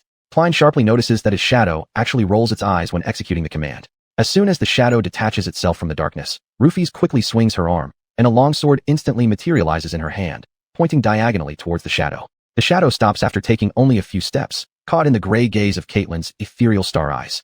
The shadow freezes for a moment, seemingly quite surprised. Casey takes a panicked step back. Rufus, what's wrong? Rufus does not respond, instead maintaining a solemn look as she closely watches the shadow. Then, she briefly explains. There's a shadow. Casey's delicate doll-like face pales. Shadow? Is it a carrion beast's? The taller girl tilts her head slightly. No, it's a human-shaped shadow. This is clearly not what Casey wanted to hear, her expression filled with astonishment as she asks. A human-shaped shadow? What? What does it want to do? Rufus hesitates, then replies in a stiff tone. It's waving at us. Silence engulfs both girls. A full minute passes before Casey finally speaks up. What? I said it's waving. I know. I'm just asking, why is it doing that? Rufus opens her mouth, then closes it again. I don't know. Maybe it's trying to distract us, to trick us into falling for its trap. Upon seeing this, Klein decides to reveal himself. He takes a deep breath and then speaks in what he believes to be the friendliest tone. Hello.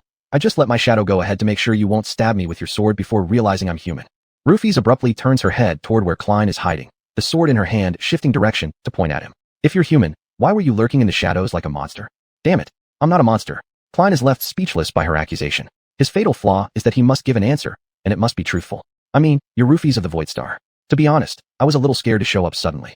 Rufus does not respond. Her expression changes repeatedly, leaving Klein unable to fathom her thoughts. However, there's a reason Klein deliberately mentioned her name, including her true name, hoping to ease Rufus' doubts. On the other hand, Casey seems more enthusiastic. Are you the boy who ate with me in the cafeteria?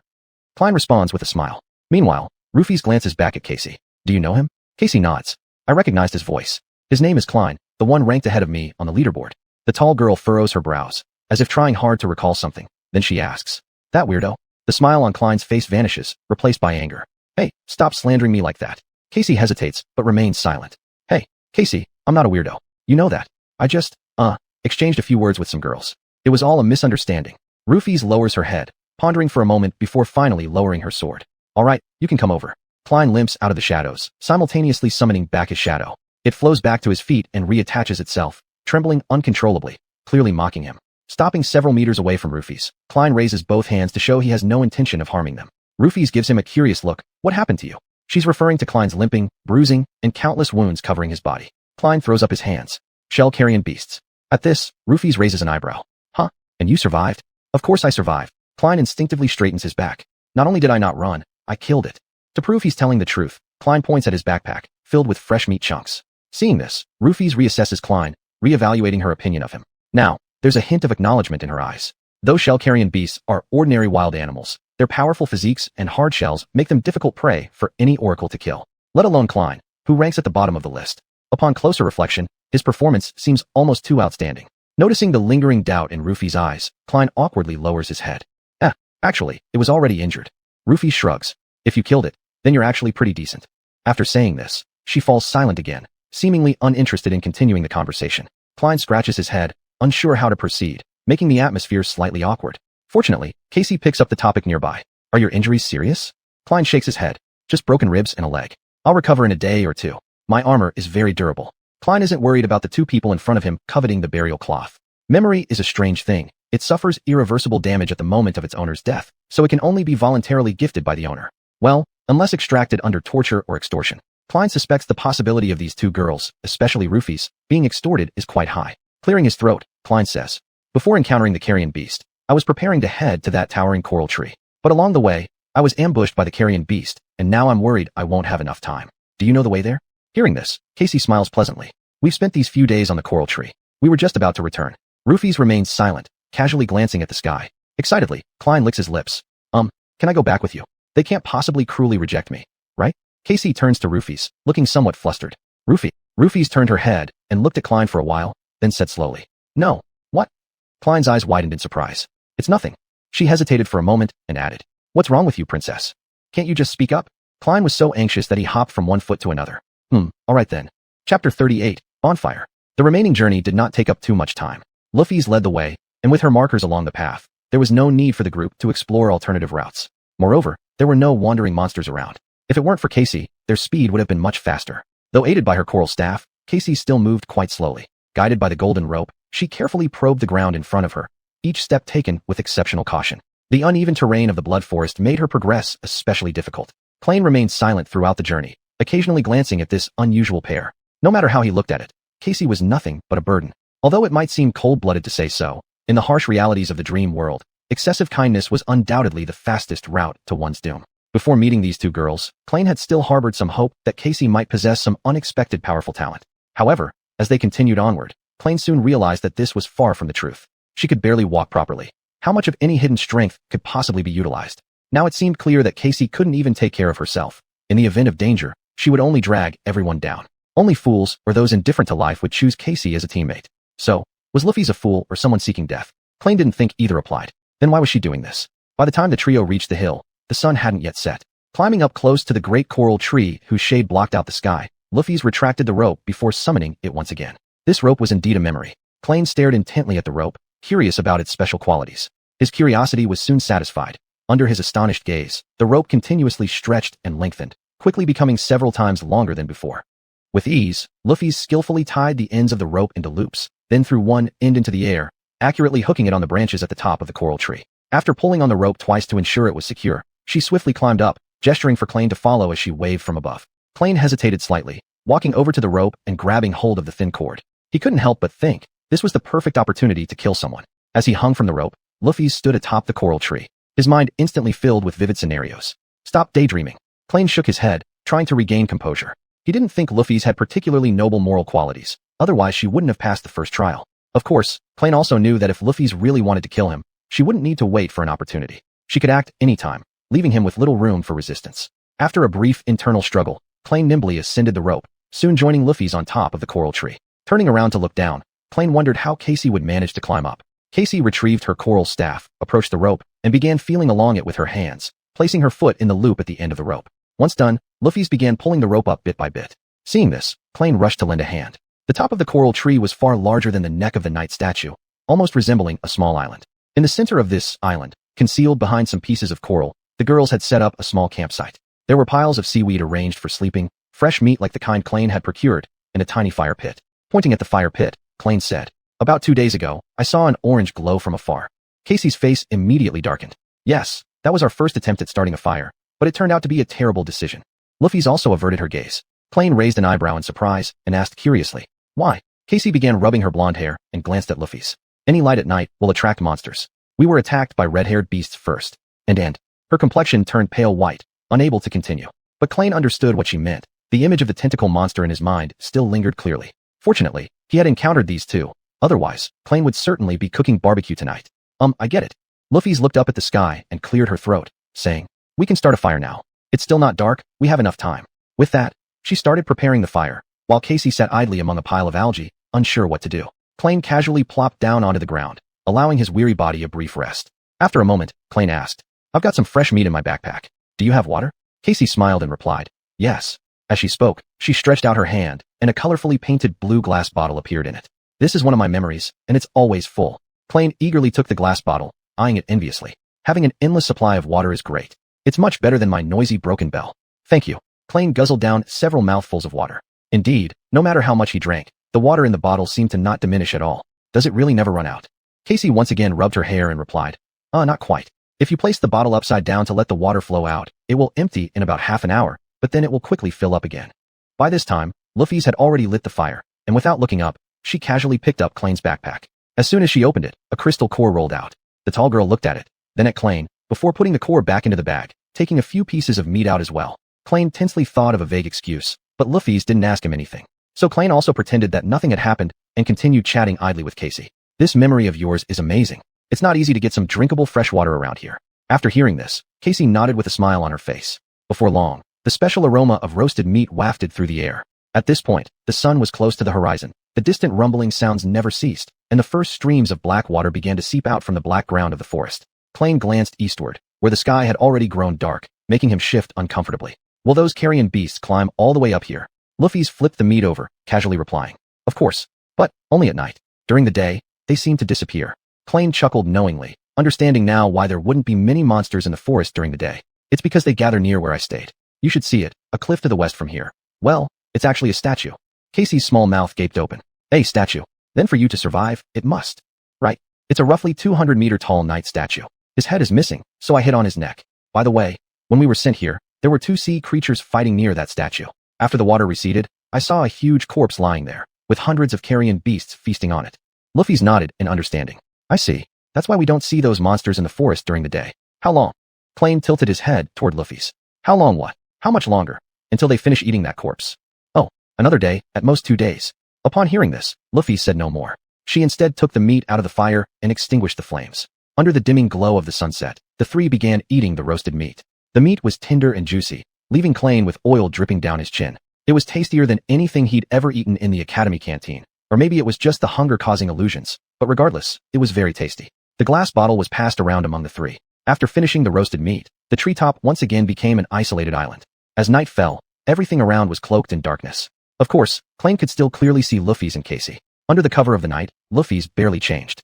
However, Casey's emotions were laid bare. Perhaps thinking no one could see her, she appeared more lost and helpless than during the day, nervously fidgeting with her small hands. Seemingly to overcome these negative emotions, Casey opened her mouth in her cheerful voice. Why don't we introduce ourselves to each other? My name is Casey. Luffy's cast a glance in her direction and shrugged. Luffy's. Klain exhaled in relief and smiled in response. My name is Black Sun, or Klain, you can call me Klain. After eating the roasted meat, the treetop became a solitary island once again. As darkness descended, everything around them was enveloped in shadow. Of course, Klain could still see Luffy's and Casey clearly. Under the cover of night, Luffy's remained unchanged. However, Casey revealed her emotions. Perhaps believing no one could see her, she looked even more lost and uncertain than during the day, anxiously fidgeting with her small hands. In an apparent effort to overcome these negative feelings, Casey spoke up cheerfully. Why don't we introduce ourselves? I'm Casey. Luffy's gave her a brief glance and shrugged. Luffy's. Klain breathed a sigh of relief and responded with a smile. My name is Black Sun, or Klain, you can call me Klain. Chapter 39, Shadows, Priests, and Seers. Klain was captivated by the strange feeling of conversing in the dark. Without the constraints of light, people seemed to shed their heavy burdens, becoming more relaxed and candid. This reminded Klain of the days when he was a child.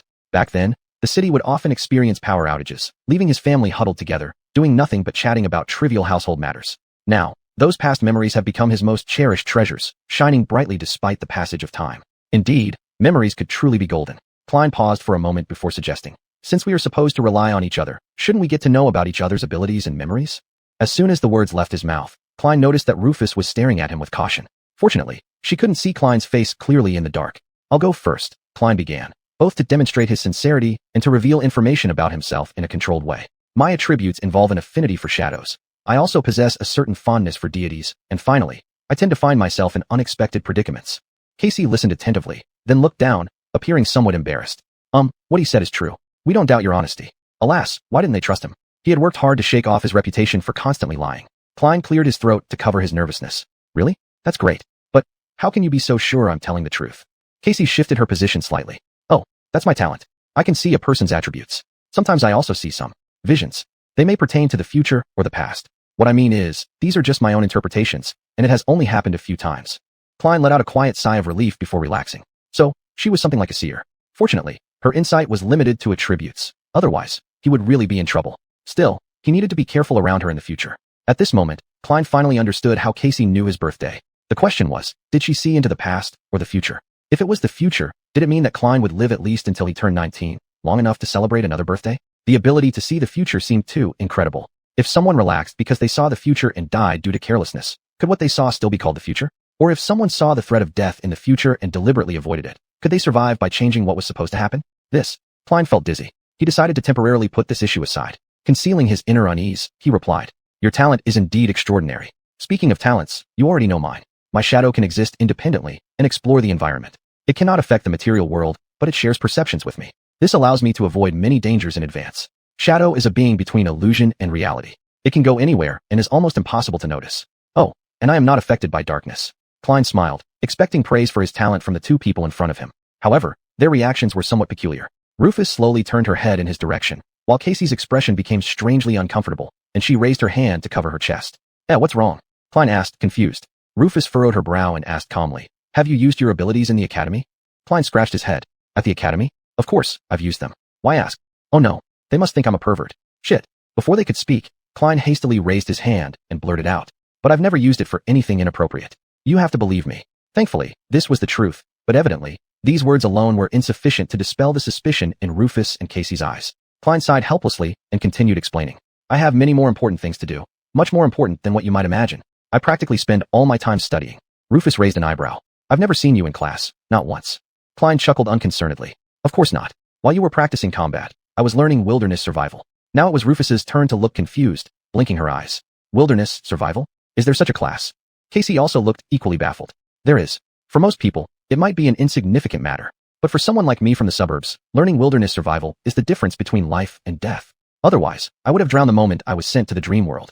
After hearing Klein's explanation, Rufus seemed to dismiss her doubts. She rubbed her wrist thoughtfully and looked at Klein. Sorry, I didn't know you couldn't survive in the wilderness. Klein frowned, trying hard to control his emotions. When he spoke, his tone was light and friendly. It's fine. It's natural that someone of your status wouldn't understand these things. When Klein mentioned her status, a faint smile flickered on Rufus's face.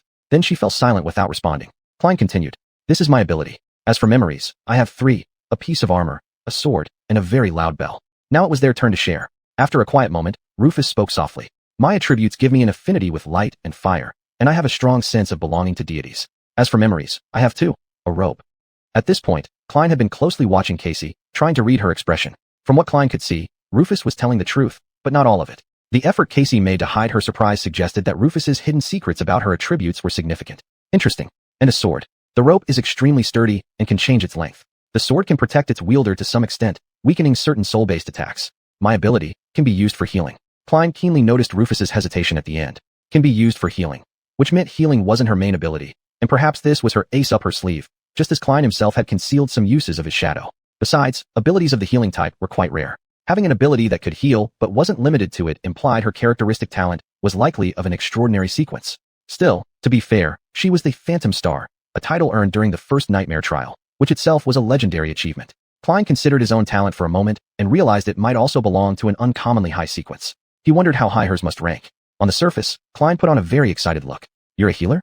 Fantastic. To have a healer among us is incredibly lucky. Casey nodded in agreement. Rufus is also an incredibly skilled warrior. You just haven't seen her take on those scavenger beasts. Actually, I didn't really see either, but it sounded absolutely terrifying. Klein had personally witnessed Rufus's fighting skills, precisely through the eyes of his shadow. Speaking of which, would the shadow one day want to overthrow everything? Well, did shadows even have eyes? Casey seemed to gaze into the distance, letting out a faint sigh. Is it my turn already? My attributes are nothing special.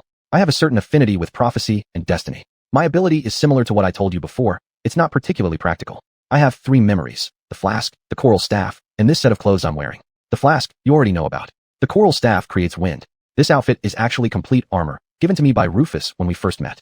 The armor has been enchanted with extremely powerful defensive spells. So, she not only led you forward, but even gave you her only set of clothing, a memory piece of armor? Rufus, what kind of person are you?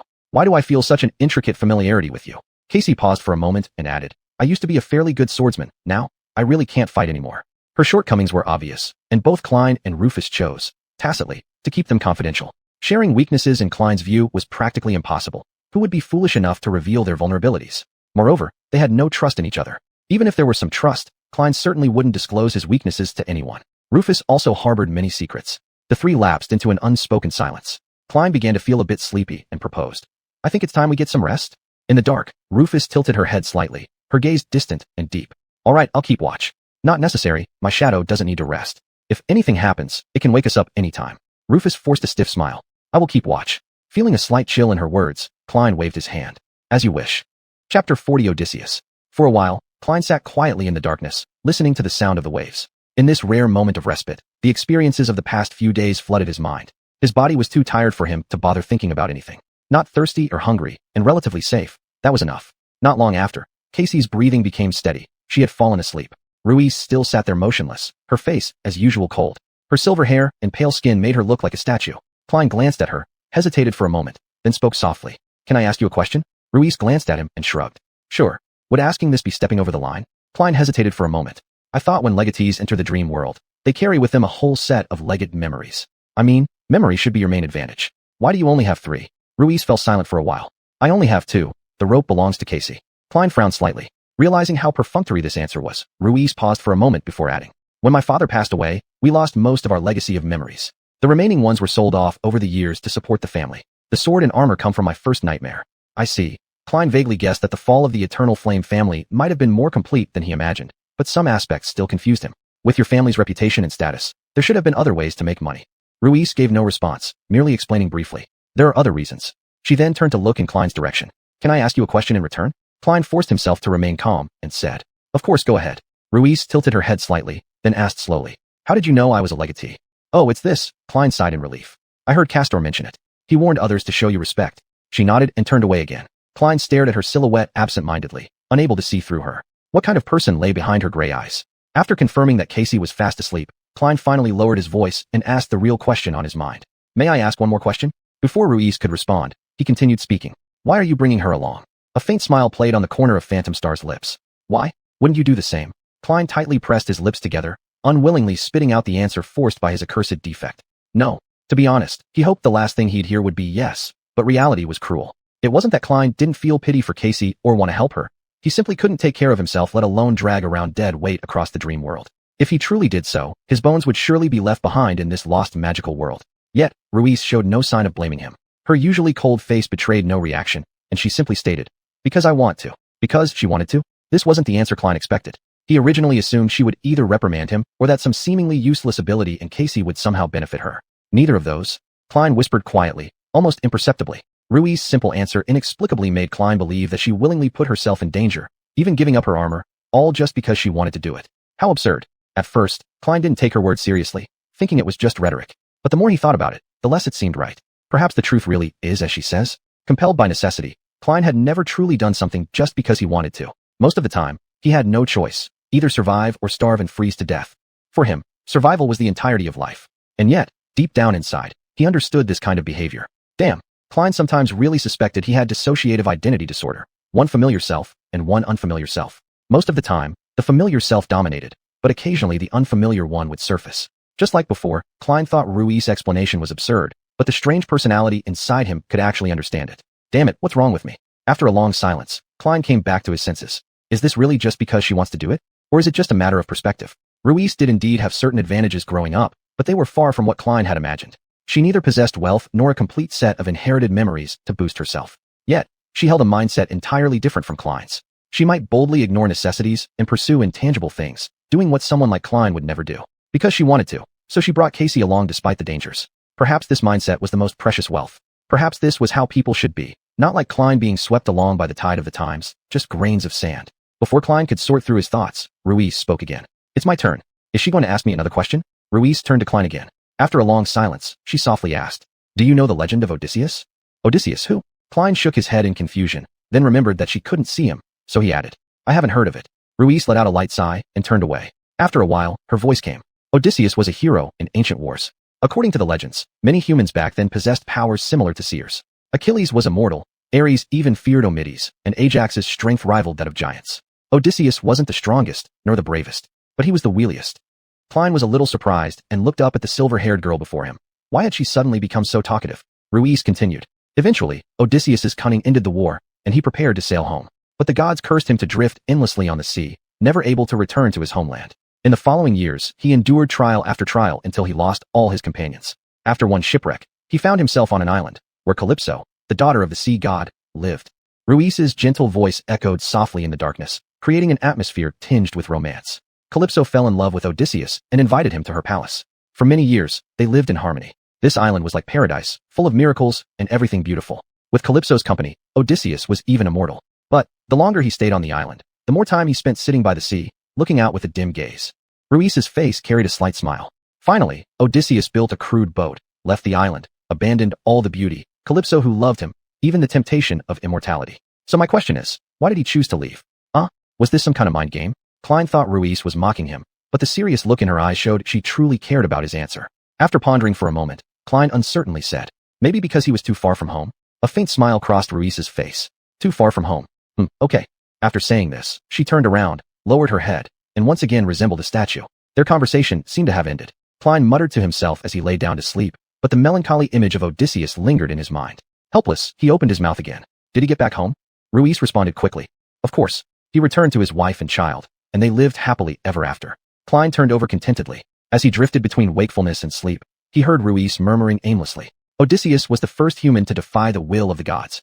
Chapter 41, The Journey West. In the morning, Klein and Rufus awoke almost simultaneously. As the sun rose, the sea retreated, and they lit a campfire to prepare a simple breakfast. Cassie was still asleep, and there wasn't much conversation between the two of them, as if last night's dialogue had never occurred. Perhaps due to the slightly solemn atmosphere, they inexplicably began discussing their travel plans for the next few days. Rufus had some thoughts. According to what you've said, there are many scavenger beasts gathered near the statues. Our next step should be to head east as quickly as possible. Of course, south and north would also be acceptable, but that wouldn't take us as far from the scavengers. After considering the options, Klein replied, we could explore a little to the east, but finding another high peak within a day would be difficult. It would be best to scout the area today for any suitable high ground to set up camp, then proceed toward it tomorrow. After speaking, he waved his hand irritably and looked pleadingly at Rufus. Do you have any clues about our current location? Will we find a human stronghold if we go east? Rufus shook her head. I've never heard of an area matching this place's features. We must continue exploring to learn more. We might find a stronghold, or come across an unoccupied gateway, or even die. East is fine and safer because there's a group of monsters to the west. Just at that moment, Cassie suddenly sat upright. Her face revealed unrestrained excitement despite an abnormally pale complexion. Rufus frowned. Cassie, is something wrong? Cassie turned toward them, smiling broadly. Prophecy, prophecy. A prophecy of the future. Klain prayed inwardly as he gradually adapted to Cassie's new identity as a prophetess. Rufus extended her hand, preparing to summon her sword. Is there danger approaching? Cassie shook her head enthusiastically, her expression glowing with excitement. No, not that. Someone. I saw a city full of people. She pointed in a direction while laughing. I can't sense exactly how far it is, but I'm certain it's in that direction. Following the direction of Cassie's finger, Klain and Rufus exchanged glances, unsure whether they should feel joy or fear. Cassie's delicate hand confidently pointed westward. In the ensuing silence, Cassie's smile slowly faded into confusion. The sudden oppressive atmosphere made her ask nervously, What's wrong with you guys? Klain sighed. Nothing. It's just that the direction you mentioned is one we wanted to avoid.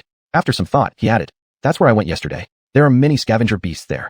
Cassie's expression darkened. Oh. Rufus listened silently to the exchange between the two before giving Klain an enigmatic look, finally asking, Do you have more information about the city? The excitement returned to Cassie's eyes.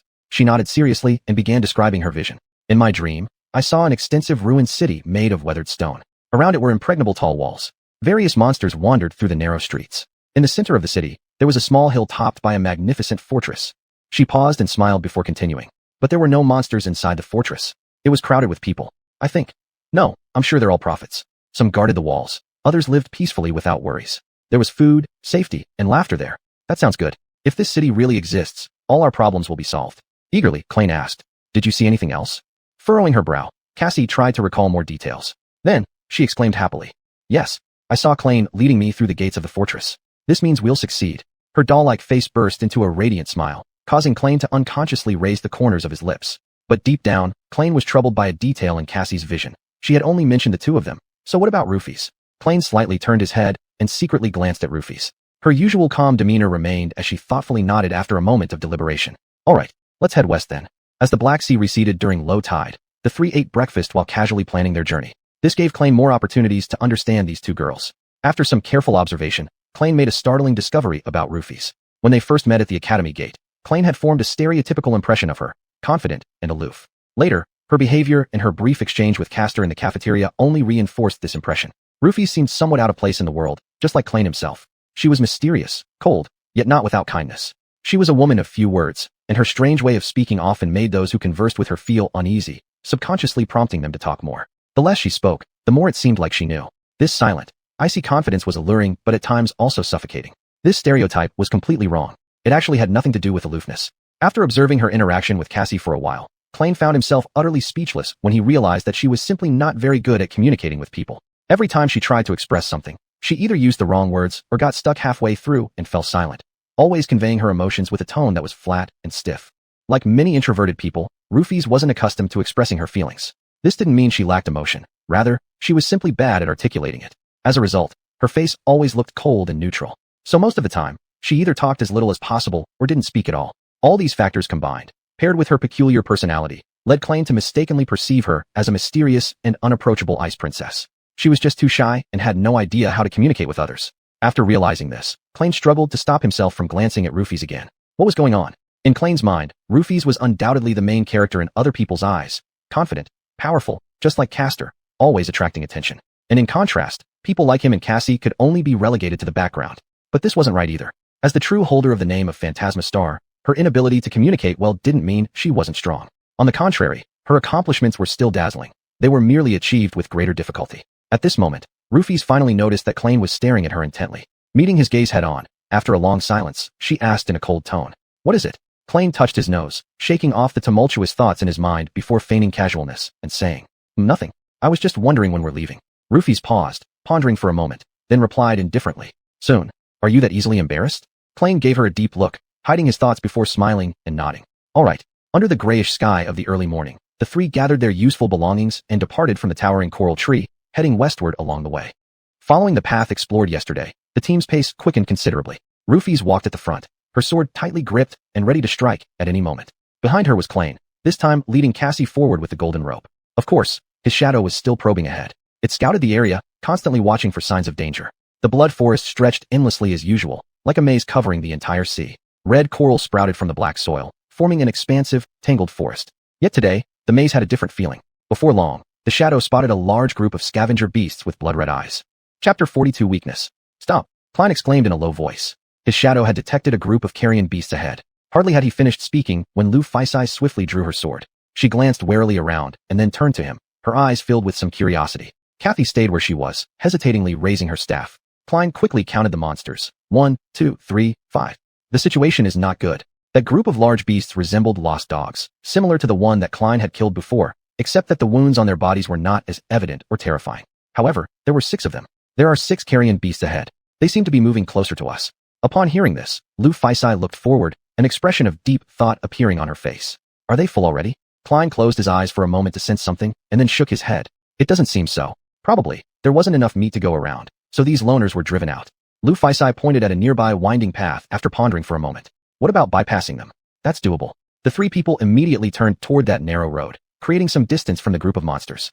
Along the way, Klein remained highly vigilant, glancing at the sky from time to time to avoid losing direction. Afterwards, the trio had no choice but to repeatedly choose smaller trails to avoid other wandering carrion beasts. Thus, walking for half a day, the distance between the 3 of them and the night statue seemed unchanged. In an alley with intersecting dead ends, the 3 took a short rest. Many carrion beasts were patrolling around them. Even though they were separated by a significant distance, it blocked the only road leading to the statue. Klein frowned slightly, gazing into the distance at the statue, and spoke in a solemn tone. We can't keep hiding like this forever. At this rate, we definitely won't reach there before dark. Kathy hesitated for a moment and timidly said, Maybe we should go back. Hearing this, Klein remained silent, well aware that returning would not solve anything. Lu Faisai tightened her grip on the long sword, expressionless as she said, Tomorrow will be worse. So what should we do now? Kathy shrunk back, clutching the rope tightly. Lu Faisai turned her head, hesitating for a while before looking at Klein. Charge through. Facing dozens of carrion beasts? Was she crazy? Klein tried to mask his disdain, but his voice inevitably carried some contempt. He knew how difficult those monsters could be. I know you're very good at using a sword, but don't forget that they are a group of awakened beasts far more powerful than us. Lu Faisai nodded. We avoid large groups and attack smaller ones. Then she added, if there are only 1 or 2, we still have a chance. Klein eventually agreed with her words. Under the current circumstances, there was really no other choice but to break through forcefully. All right. Lu Faisai turned to Klein and suddenly asked, Have you studied the corpse of the carrion beast you killed? What did she mean by that? Klein shook his head in surprise. No, I know a bit. Lu Faisai paused. Carrion beasts have 3 weak points. The first is the joints. There are gaps in their joint shells. The second is similar. It's the connecting parts of their shells. But they have tenacious vitality. Unless the spine is broken, it's not fatal. The last part is their eyes. That's too dangerous, so don't consider it. Klein fully understood the enormous risk involved in attacking their weak points, but there was simply no other option available at the moment. Behind them, there was no suitable forked road for retreat. Ahead lay a small open area with only one road leading to it. Not far away, a carrion beast nearly 3 meters tall was slowly advancing towards them. Klein quickly explained the situation to Lu Faisai, and she soon nodded in agreement. We'll go to the open space ahead. After saying this, she led Kathy by the hand to a more secluded place and sat her down, relatively safer. After making sure Kathy was settled, Lu Faisai continued. Wait here. We'll be back soon. She paused for a moment and added, very soon.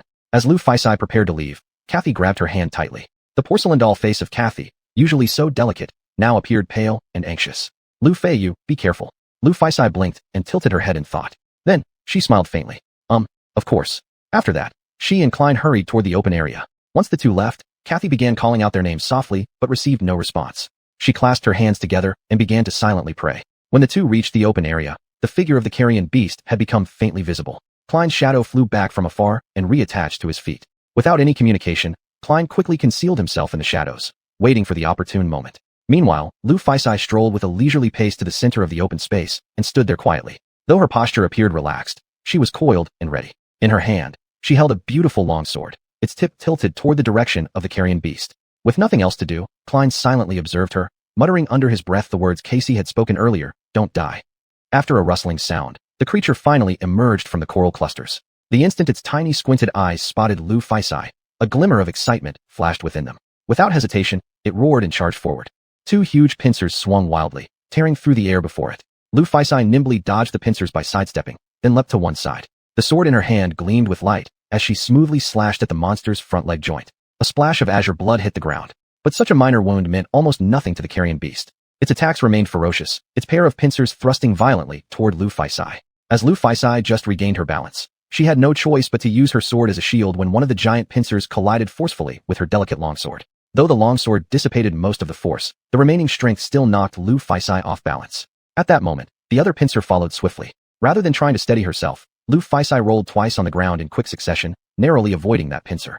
Once some distance between her and the carrion beast opened, she deftly shifted her blade and struck again. Soon after, the carrion beast's pincers came swinging once more. After several perilous evasions, Lu Faisai successfully lured the carrion beast into positioning itself so its back faced the shadow where Klein was hiding. Now's the time. Klein clenched his teeth, gritted his resolve, and burst out from the shadow. Just as Lu Faisai completed another evasive maneuver and had run out of energy, before the carrion beast's pincer could crush her from above, Klein felt an unusual calm within his heart as he closed the distance between him and the carrion beast in the blink of an eye. He leaped forcefully, landing atop its shell. With both hands firmly gripping the bluish steel, he poured all his strength into plunging it down hard. The bluish steel sword emitted a flash of light before disappearing into the darkness. In the next instant, the dark blade pierced straight into the weak cavity in the carrion beast's shell. There was a cracked sound, the shell broke, and the tip of the sword continued to sink deeper into its body. The carrion beast trembled slightly, its body abruptly stiffening. Then it fell heavily onto the ground with a crash. Klein was flung violently off the shell and tumbled several times in the muddy dirt. Quickly regaining his footing, he rose and watched the enormous carcass of the carrion beast lying motionless before finally exhaling a deep breath and sitting down to rest. Could this be so simple? Was it over already? As if responding to Klein's thoughts, a dispassionate voice echoed faintly in his ears. You have successfully slain a Type 1 awakened beast, the carrion shell beast. Your shadow is growing stronger. Chapter 43, The Team. Klein sat in the muddy pool, his eyes vacant as he gazed at the sky absent-mindedly. The fight from start to finish didn't last more than 10 seconds. He didn't even need to breathe heavily.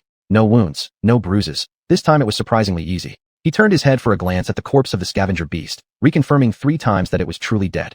Only then did he summon the runes to check the number of shadow fragments he possessed. Shadow fragments, 16/1000. It was true. That powerful awakened beast had died so simply. Moreover, though it was Lu Fei who had faced the monster directly, it was actually Klein who had killed it. Why is my luck so extreme? Either I have godlike luck, or I'm risking half my life. Klein slowly stood up, putting away the blue steel sword in his hand. Inadvertently, he remembered what Tina had once told him. In the dream world, no one can survive alone.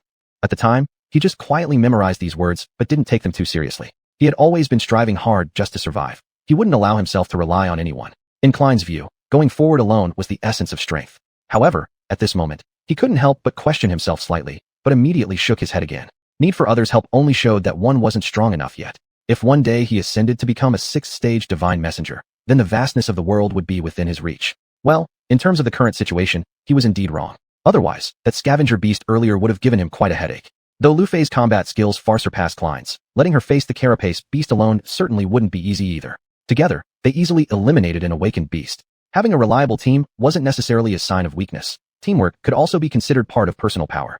Lonely wolves are often at a disadvantage unless their strength was overwhelming. This was another profound truth that Klein had come to understand deeply. Sigh. In fact, I've never really had much choice. Klein walked over to Lu Fei and first carefully inspected her condition. Apart from her temporary seaweed-made clothing being slightly damaged, everything else was fine. She glanced at Klein. Memories. He shook his head. Lu Fei sighed softly. It seemed like she was eager to get another set of armor. If Klein were a gentleman, perhaps he'd lend her the shroud cloth for a while. Unfortunately, he wasn't. That set of armor was extremely precious. Who knew what he went through just to obtain it? He could not possibly put himself in danger because of some so-called moral principles. It would be highly irresponsible towards his own life. Moreover, unlike Lu Fei, the sight of Klein walking around bare-chested with only a seaweed skirt would be unsettling rather than aesthetically pleasing. So he said nothing. After a brief rest, Lu Fei approached the carcass of the scavenger beast. Her voice floated lightly over. Bring Casey over. Klein stood up and headed straight out of the clearing. Not long after, Klein arrived at the small corner where Casey was staying. Hearing his footsteps, she flinched and then looked up. Klein, how does she know? Is it just by the sound of my steps? Klein wondered to himself. Yes, it's me. It's all over. Come along. I'll take you there. Casey struggled to her feet with the support of her coral staff and looked in Klein's direction. Are you all right? Klein smiled in response. We're absolutely fine. We dealt with that guy quickly without getting injured. Only then did Casey relax, smiling in relief. That's good. By the way, about that rope. Klein took the rope and led Casey back. On the way, he felt a sense of familiarity. Bringing a little girl in tow reminded him of his sister. When she was younger, she always followed him around like his little tail. The familiar pain instantly pricked his heart. Klein tightly clenched his lips, trying to think about something else. All those things were already in the past. Back at the clearing, Lu Fei had already finished dealing with the scavenger beast's body. The shining soul core was already in her hand, and without hesitation, She threw it to Klein. Klein caught the crystal core, casting a surprised look at her. Why give it to me? Lu Fei blinked, paused silently for a moment, then stiffly replied. I can't carry it. Oh, then why doesn't she absorb it directly? Although Klein didn't quite understand, he still casually shoved the crystal core into his backpack. Just as Klein was about to ask this question, Lu Fei seemed to suddenly realize something and added, we'll divide the spoils later. Alright. After speaking, Lu Fei shifted her gaze to Casey. After a moment of thought, she slowly said, I'll be careful. With that, she gave a mischievous smile. Your shadow has grown even more powerful. Klein's emotions fluctuated between joy and annoyance. Throughout the day, they successfully killed 3 more scavenger beasts. Aside from Lu Fei, neither he nor Casey were at much risk. Every time, Lu Fei acted as bait while he hid in the shadows, striking the scavenger beast off guard with the blue steel sword for a fatal blow. Is this what it means to have the courage of a team leader? Except for Castor, anyone trying to directly confront an awakened beast would likely end up injured. But Lu Fei managed to do so without any problem. She hadn't even used her innate ability, relying purely on her hand-to-hand combat skills. In that regard, not even Castor could perform better. This left Klein repeatedly astonished by her understanding of combat and her precise timing. Klein had always known that skill and experience were far more important than brute force. Yet, through Lu Fei, he deeply realized just how big the gap was between them. Even with the boost from his shadow, Klein might be faster and stronger, but in practice, he wouldn't stand a chance against her. After adjusting his mindset, Klein summoned the runes. Shadow fragments. 22/1000. Today, he acquired 8 fragments, which was quite rewarding. The trio was now patiently waiting on a small path leading to the night statue, where a group of scavenger beasts blocked their way. The sun was already slanting across the sky. Fortunately, the night statue was within sight. Once the scavenger beasts wandered away, Lu Fei was the first to head toward the statue. Klein followed closely behind with Casey, and the 3 quickly crossed the open ground. Now, all they had to do was climb to the top of the statue to be safe. At the moment, they were stuck. There was no way they could leave Casey alone here. Helpless, Lu Fei and Klein took turns pulling the rope at regular intervals. Casey held onto the rocks until they climbed high enough to pull her up. Finally, just before the Black Sea arrived, the 3 successfully reached the top of the statue. As night fell, the 3 sat together in the middle of the stone platform to rest. Since none of them had brought dry wood for a fire, and the sky had completely darkened, they ended up chewing on dry meat strips and passing around the glass bottle of infinite water. After finishing the jerky, Lu Fei gestured to Klein, indicating he should take out the spoils of the day. Klein opened his backpack and placed 4 shiny crystal cores on the ground. Without discussion, Lu Fei directly took 2 crystal cores and pushed the remaining 2 towards Klein. Then, she handed one of hers to Casey. Klein silently observed everything. Even after Lu Fei and Casey absorbed their crystal cores, he still didn't touch his own. A little while later, he pulled another crystal core out of his backpack, handing all 3 over to Lu Fei. The silver-haired girl looked at him in puzzlement, her face showing surprise. Don't you want to become stronger? Klein smiled carelessly. Of course I want to get stronger, but these aren't very useful to me right now. You're our team's mainstay, so. Klein sighed softly. The stronger you are, the greater our chances of survival. And this isn't a gift, it's a deal. Lu Fei raised an eyebrow. A deal? What do you want? After some deep consideration, Klein responded. It's actually simple. I'll give you all the soul crystal cores I acquire along the way, and in return you. He fixed his eyes on hers and said, Teach me to fight. Chapter 44 Casey. Lu Fei looked at him, her hands folded in front of her. This time it was a prolonged silence. Klein could feel that her gaze carried an interrogative nature. With her sharp insight, it wasn't hard to imagine she had already deduced a great deal from his fighting style. Nevertheless, Klein firmly believed she wouldn't refuse. A full minute of stillness passed before she picked up the crystal core and gave a slight nod. Agreed. A faint smile appeared on Klein's face. He finally managed to leave a good impression on both Lu Fei and Casey. When do we start? Lu Fei shrugged lightly. Now. Klein turned his head to look at the horizon where only a sliver of twilight remained. Are we going to do this in complete darkness? It doesn't matter to me, but Lu Fei, we can start by learning some basic concepts first. She hesitated slightly and then added, Casey, you should listen carefully too. Casey moved closer as well, and the 2 were like obedient students. The 3 were roughly the same age, yet when it came to combat experience, Lu Fei surpassed them both by leaps and bounds. Lu Fei leaned forward slightly and said, I don't have much to say, mainly 2 aspects, the body and the mind. Training the body is relatively simple. It requires nothing more than continuous repetition and experience. In battle, there's no time to think, so many actions rely on instinct. She paused for a moment. So, the more battles one experiences, the stronger the instinctive reactions will become. As Lu Fei put it, those legatees are just a group of inexperienced children. They lack real combat experience. It was easy for Lu Fei to knock all of them down, except perhaps Castor. Maybe she was right. Then, what kind of life must Lu Fei have led at the age of 18 to amass such rich combat experience? Should I call her princess? Klein's thoughts drifted far and wide. What do you think the essence of fighting is? The essence of fighting? Klein hesitated for a while. If he was facing other legatees, Klein might spout nonsense like honor, courage, or responsibility. But Klein knew she wasn't one to appreciate empty words. Victory, Casey spoke up. Killing. Klein hesitated before replying. There was a flicker of approval in Lu Fei's eyes. She rubbed her neck, her cold and sharp gaze fixed on the 2. That's right, the essence of fighting is killing. Casey seemed somewhat flustered, her eyes wide open. However, Lu Fei didn't seem to care and continued in a matter-of-fact tone. The most extreme means represent the most extreme stances. So, between two people, one is the victor, the other is a corpse. Everything else is just talk. Style doesn't matter, weapons don't matter, rationality and purpose don't matter either. The only thing that matters is being the last person standing. Either they die, or you do. At this, Lu Fei slumped slightly, as if reminiscing about something. After quite a long pause, she continued. If you understand this, then you will understand how to adjust your mindset. Afterward, Klein tossed and turned restlessly, unable to sleep. He lay on the cold slab of stone, staring into the endless darkness, reflecting over and over on the content Lu Fei had taught him. Repetition, experience, mindset, is the key to becoming an excellent warrior. Cultivating a slaughterous will that disregards everything? Intuitively, Klein felt it was true. After all, for someone like him, life itself is a series of survival battles. Some win, some lose. The winners get to live a bit longer, while the losers, no one cares what becomes of them. Life is life, and fighting is fighting. For most people, these two things aren't the same. But for the oracles, their sole mission is to fight against nightmare creatures. Rarely does anyone escape this fate. However, if viewed from another angle, Klein has always been surviving this way, struggling for survival before, and now killing for survival. Most people chosen by the curse have to adapt to this cruel way of living. As for Klein, he's always lived this way. At the end of the day, he is merely trying to survive, and there is fundamentally no right or wrong in this. Could he really be the perfect candidate to become an oracle? With these thoughts, Klein eventually fell into a deep sleep. In the early morning, he was suddenly awoken by a panicked scream. Even before his mind fully woke up, Klein was already standing, his hand instinctively gripping the blue steel sword. Beside him, the shadow was ready to merge with the sword at any moment. Lu Fei was just a short distance away, her longsword held high. Casey, where is Casey? Klein felt a flicker of fear as he feared to see the giant tentacle monster again, and he quickly scanned his surroundings. The eastern horizon had just begun to show the first streaks of dawn's light, adding a touch of pale gray to the dark world. However, there appeared to be no signs of danger around. Finally, he spotted Casey. She was staggering at the edge of the stone platform, her face full of terror. Her golden hair was in disarray, and she helplessly extended her hands, searching aimlessly as if she had lost her way. Not far beneath her feet surged the turbulent tides. Without a second thought, Klein dashed forward. Just before Casey stepped off the platform, he tightly embraced her, forcefully pulling the blind girl back. I've got her, Klein shouted loudly, worried that Lu Fei might accidentally injure him with her sword. Then, in a gentler tone, he said to Casey, I'm here, it's okay. Calm down. Klein could clearly feel the girl's body, trembling uncontrollably. He once again glanced around, trying to figure out what had frightened her so much, but there was nothing unusual in their surroundings. Lu Fei also listened intently to the sounds of the sea. Then after a brief moment, she asked, Did you see anything? Klein helplessly shook his head. There's nothing. He led Casey to the center of the stone platform, while Lu Fei stood in front of them on guard. After checking Casey over, it became evident she wasn't injured. Everything seemed fine.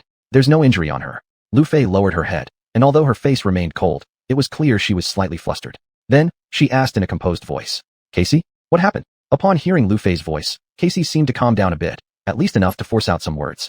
Casey pointed downward.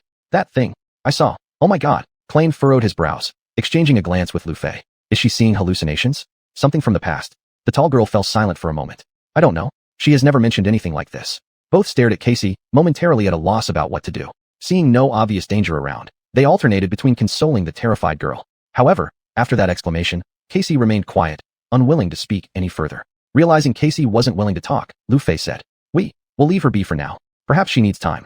Klein considered this for a moment and reluctantly nodded. All right, I'll keep an eye on her. As the sun slowly rose, the surging sea gradually disappeared. Lu Fei decided to let Casey stay alone for a while, and she walked with Klein to the edge of the stone platform. Casey sat cross-legged in the middle of the stone platform, her eyes closed, though the occasional tremor of her body betrayed that she was still awake. Watching her, Klein several times opened his mouth as if to say something, but stopped. Are you sure leaving her there is okay? Lu Fei looked up, her gaze lost somewhere, her expression complex and hard to read. Yes. After another period of silence, she added, Casey is strong. All right, if you say so. Following this, Lu Fei instructed Klein to summon the blue steel sword. After scrutinizing it closely for a while, she nodded, then summoned her own longsword. Her sword was slightly smaller than the blue steel sword, very narrow, double-edged, and particularly sharp at the tip. Its entire body was silver white, reflecting the cold morning light. The hilt was wrapped in black leather. Placing both swords side by side, Lu Fei spoke. Your sword can be used with one hand, but to unleash its full power, you need to use two hands. It's mainly for slashing, thus its center of gravity is higher, but it can also thrust. Then she pointed at her own sword. My sword is relatively more versatile. It can be used both for cutting and stabbing, and it's double-edged. However, the techniques for using both types of swords are fundamentally the same. She grasped the sword with both hands, one near the guard and the other on the handle. Then she performed a downward slash. Good. Lu Fei regarded him thoughtfully and nodded. Now, practice it 1,000 more times. Klein's smile instantly froze. Sorry. How many times did you say? Lu Fei tilted her head slightly, stretching lazily.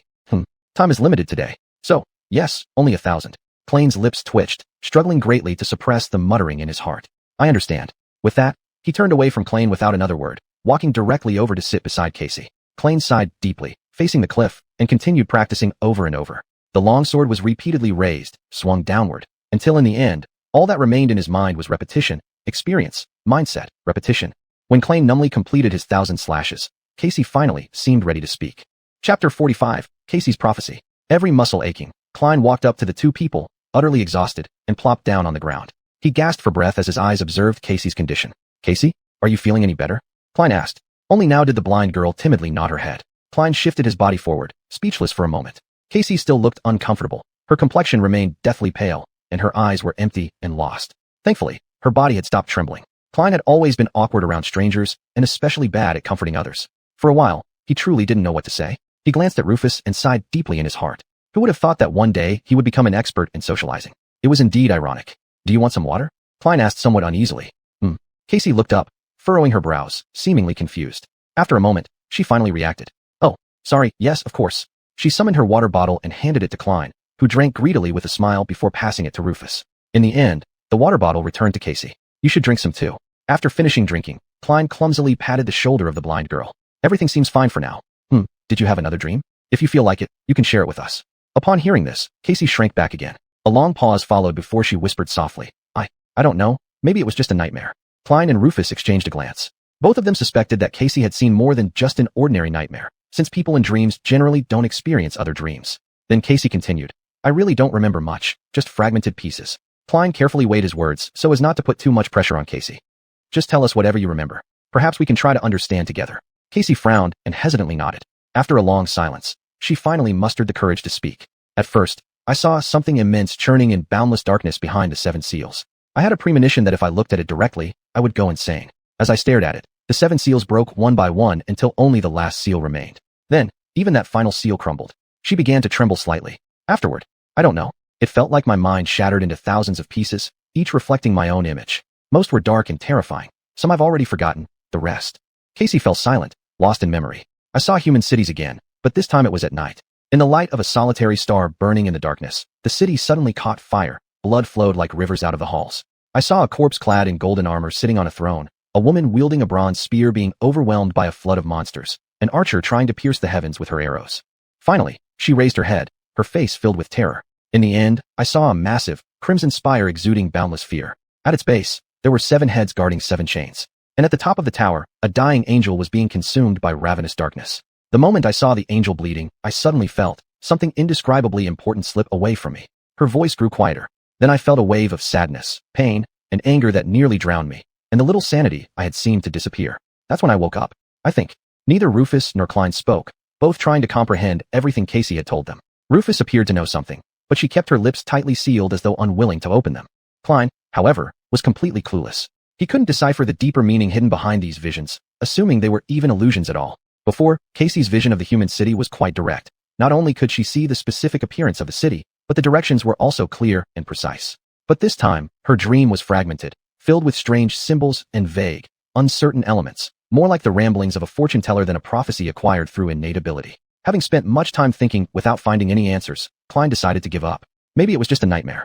Your previous visions weren't like this. Casey silently shook her head. People usually don't dream within dreams, but you do. Perhaps occasionally having a chaotic nightmare is a side effect of your talent. Casey suddenly turned to Klein, her face showing a faint sense of relief. Do you really think so? Klein hesitated for a moment, planning to come up with a reasonable explanation. Why not? Yet, a slight unease also crept into his mind. An angel on the brink of death being consumed by darkness. Why did it sound so ominous? I should avoid dealing with angels in the future. Sigh, how has my life become like this? Words like these now seem normal. After resting for a night, they were finally ready to welcome a new day. As the sun fully rose, the 3 sat on the edge of the stone platform, gazing far out at the scavenger beasts below. Klein's shadow was busy searching for the path leading to the next suitable peak. Have there always been this many? Klein glanced at Rufus and shook his head, saying, no more than before. They seem to have finished eating the corpses. I suspect they shouldn't leave here until nightfall. This meant that until tomorrow, these scavengers would wander around this blood-colored forest. It would be best to leave today, maintaining a distance from them before they scatter. But the road ahead was still uncertain, and they might not reach a safe place in time. Both choices carried risks. Rufus frowned tightly, as if pondering over this issue. She then spoke again. I don't want Casey to spend another night near this statue. Let's go now. Klein was still weighing the risks of the two options, about to say something, when a commotion arose below. Beneath the vanished seawater, between piles of broken coral, the flesh on the huge shark's half-carcass had almost been stripped clean. In the dirt among the bones, something was gleaming. Two dazzling luminescent crystals. Klein stared wide-eyed. That's those two. Yes, two fourth-rank soul crystals. Fourth rank, too. Suddenly, Klein felt both greedy and apprehensive. Greedy because fourth-rank soul crystals were extremely rare and unspeakably valuable. Apprehension arose because that shark monster was a fourth-category beast, one even a fourth-rank extraordinary warrior couldn't necessarily stop. If such a creature entered the real world, it would spark an unprecedented calamity. Only now did Klein realize just how close he'd been to death that night. What shall we? Hold on, listen to the sounds. Klein cupped his ear and listened carefully, finding that the scavenger beast's reaction seemed unusual. Rufus suddenly tensed up. There. She pointed to a certain direction in the forest. Klein focused intently, seeing something there moving outwards. The next moment, the thing came into view of the two, causing Klein to swallow hard.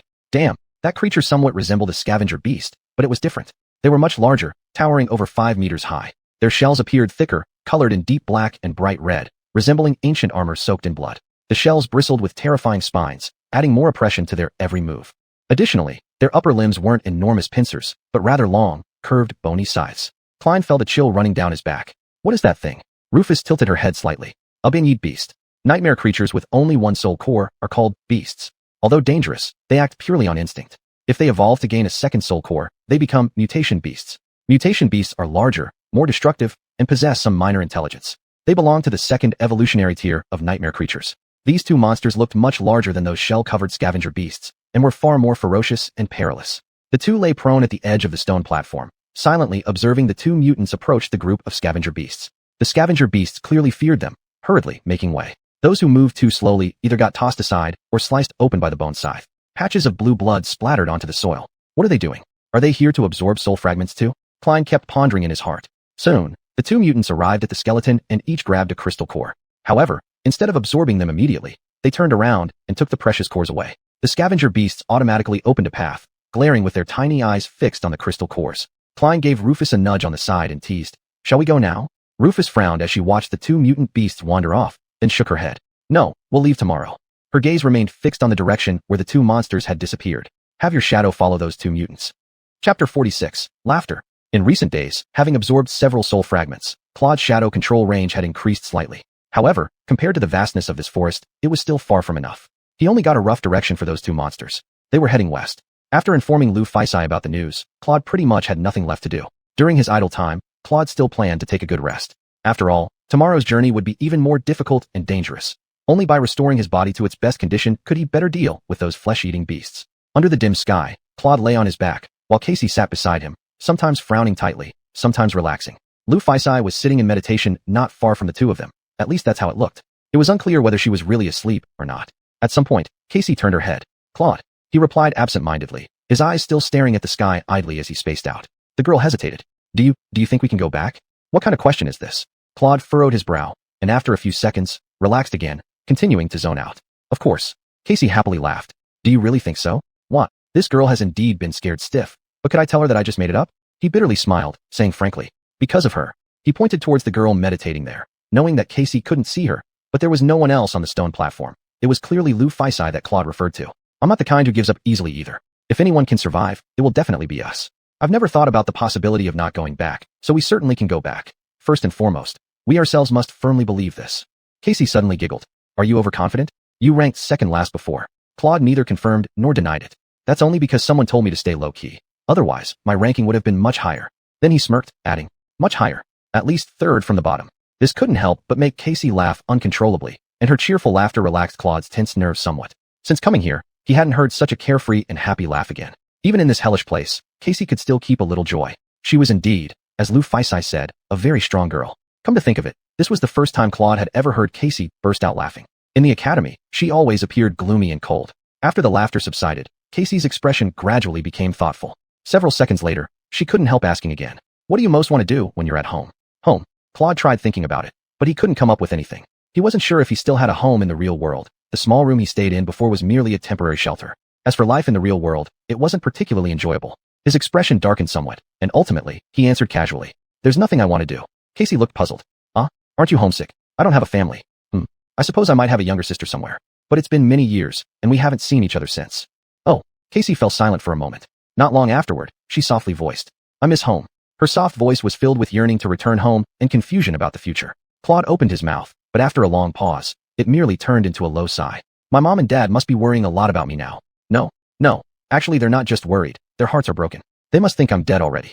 Claude glanced at her and asked offhandedly, do you care about them a lot? Casey nodded. Of course. Isn't that normal? I don't know. Claude stared at the gray horizon, his gaze deep, and the wind carried hints of rain. Perhaps there would be a rain shower soon. He murmured, seemingly talking to himself or to Casey. In the evening, Lu Faisai made Claude practice 1,000 slashes again. Afterwards, the three ate dinner together. The dried meat from yesterday had become harder, making it strenuous to chew and even a bit gritty on the teeth. After eating, both took turns resting. This way, there would always be one person looking after Casey. Fortunately, everything was peaceful that night. When dawn arrived, the Black Sea gradually receded, and the three packed up their things, preparing to leave the statue. Lu Faisai looked at Claude, her face serious as she said, today is different from before. There will be more flesh-eating beasts wandering in the forest. We cannot rule out encountering multiple ones at once. She stared at Claude, emphasizing, if anything unexpected happens, your first task is to take Casey and leave. I can protect myself. You two can head for the next high ground on your own. Don't wait for me, do you understand? Claude nodded solemnly. Satisfied with this, Lu Faisai continued, all right then. Now it's the hardest part. Let's go. With that, she cautiously began descending first. Not long after she found a foothold and stabilized herself, Claude used a rope to lower Casey down first. Just like when climbing up, the two alternated in helping Casey, fortunately making the descent less strenuous. It wasn't long before the three successfully reached the ground. They quickly entered the forest, with shadows leading the way to scout ahead and avoid monsters while mapping out the route. The speed of their progress was as slow as it had been the other day. In order to evade those flesh-eating beasts, they were constantly forced to detour, sometimes walking into dead ends, other times straying off course. As the navigator of the trio, Claude had already tried his best to circumvent most dangers. But sometimes, danger was unavoidable. Like now, a large group of flesh-eating beasts was hot on their heels, while two others blocked the path ahead. These two groups hadn't yet detected the three, but given the blocked path with no alternate routes, an encounter was just a matter of time. Lu Faisai paused for a moment, her brow furrowed deep in thought before her face hardened. If there are only two, we can handle them. Claude nodded. There was no other choice right now. But we don't have time to set a trap. Lu Faisai shrugged. Either way works. I'll hold them off from the front, and you sneak up from the shadows. When they turn around, take one down first. Then we'll deal with the second together. Premised on Lu Faisai surviving the attack from both flesh-eating beasts alone, Claude genuinely admired her courage. She risked getting injured or even losing her life under the double assault of two flesh-eating beasts. At that moment, he recalled Casey's first prophecy. She had said only the two of them would return to the human settlement. Was the prophecy about to come true right now? If so, could he do something to change the original outcome? Shaking off these thoughts, Claude steadied himself. All right. After a short rest, Lu Faisai summoned her longsword. With steady, light steps, she moved forward.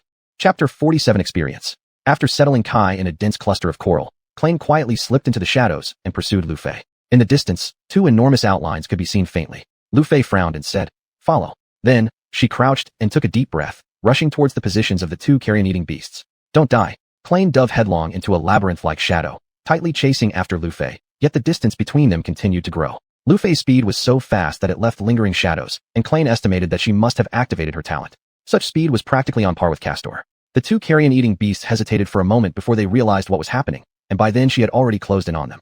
In their small eyes, anger blazed as mucus dripped from their soft palates, while they hissed and charged forward at the same time.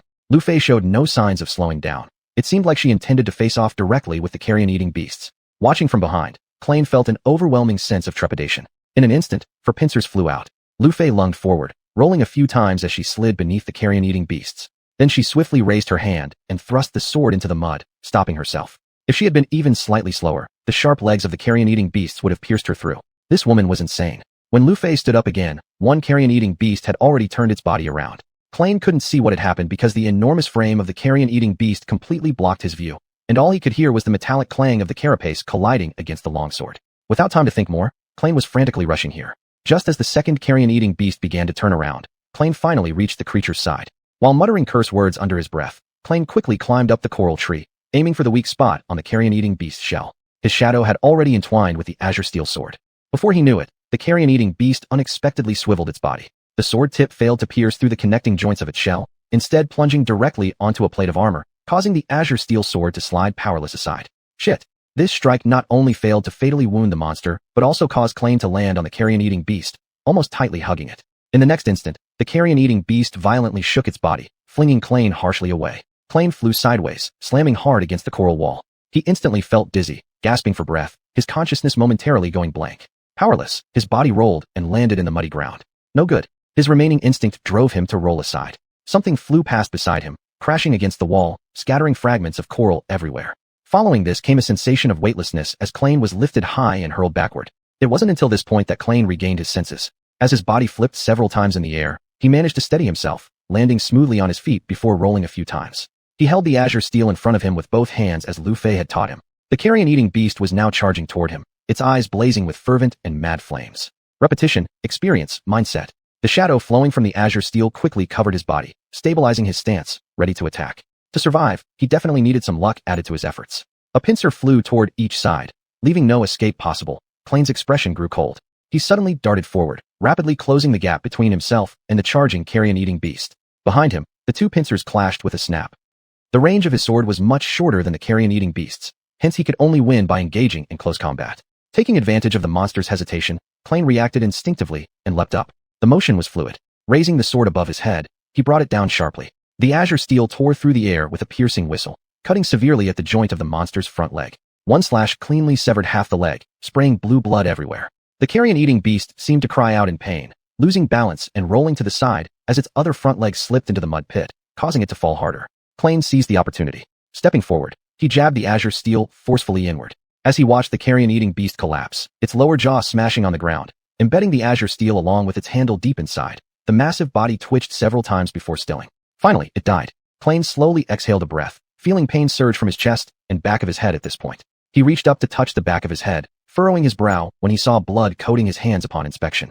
At least he was alive. You defeated a first-tier awakened wild beast, carrion-eating beast. Your shadow became even more powerful.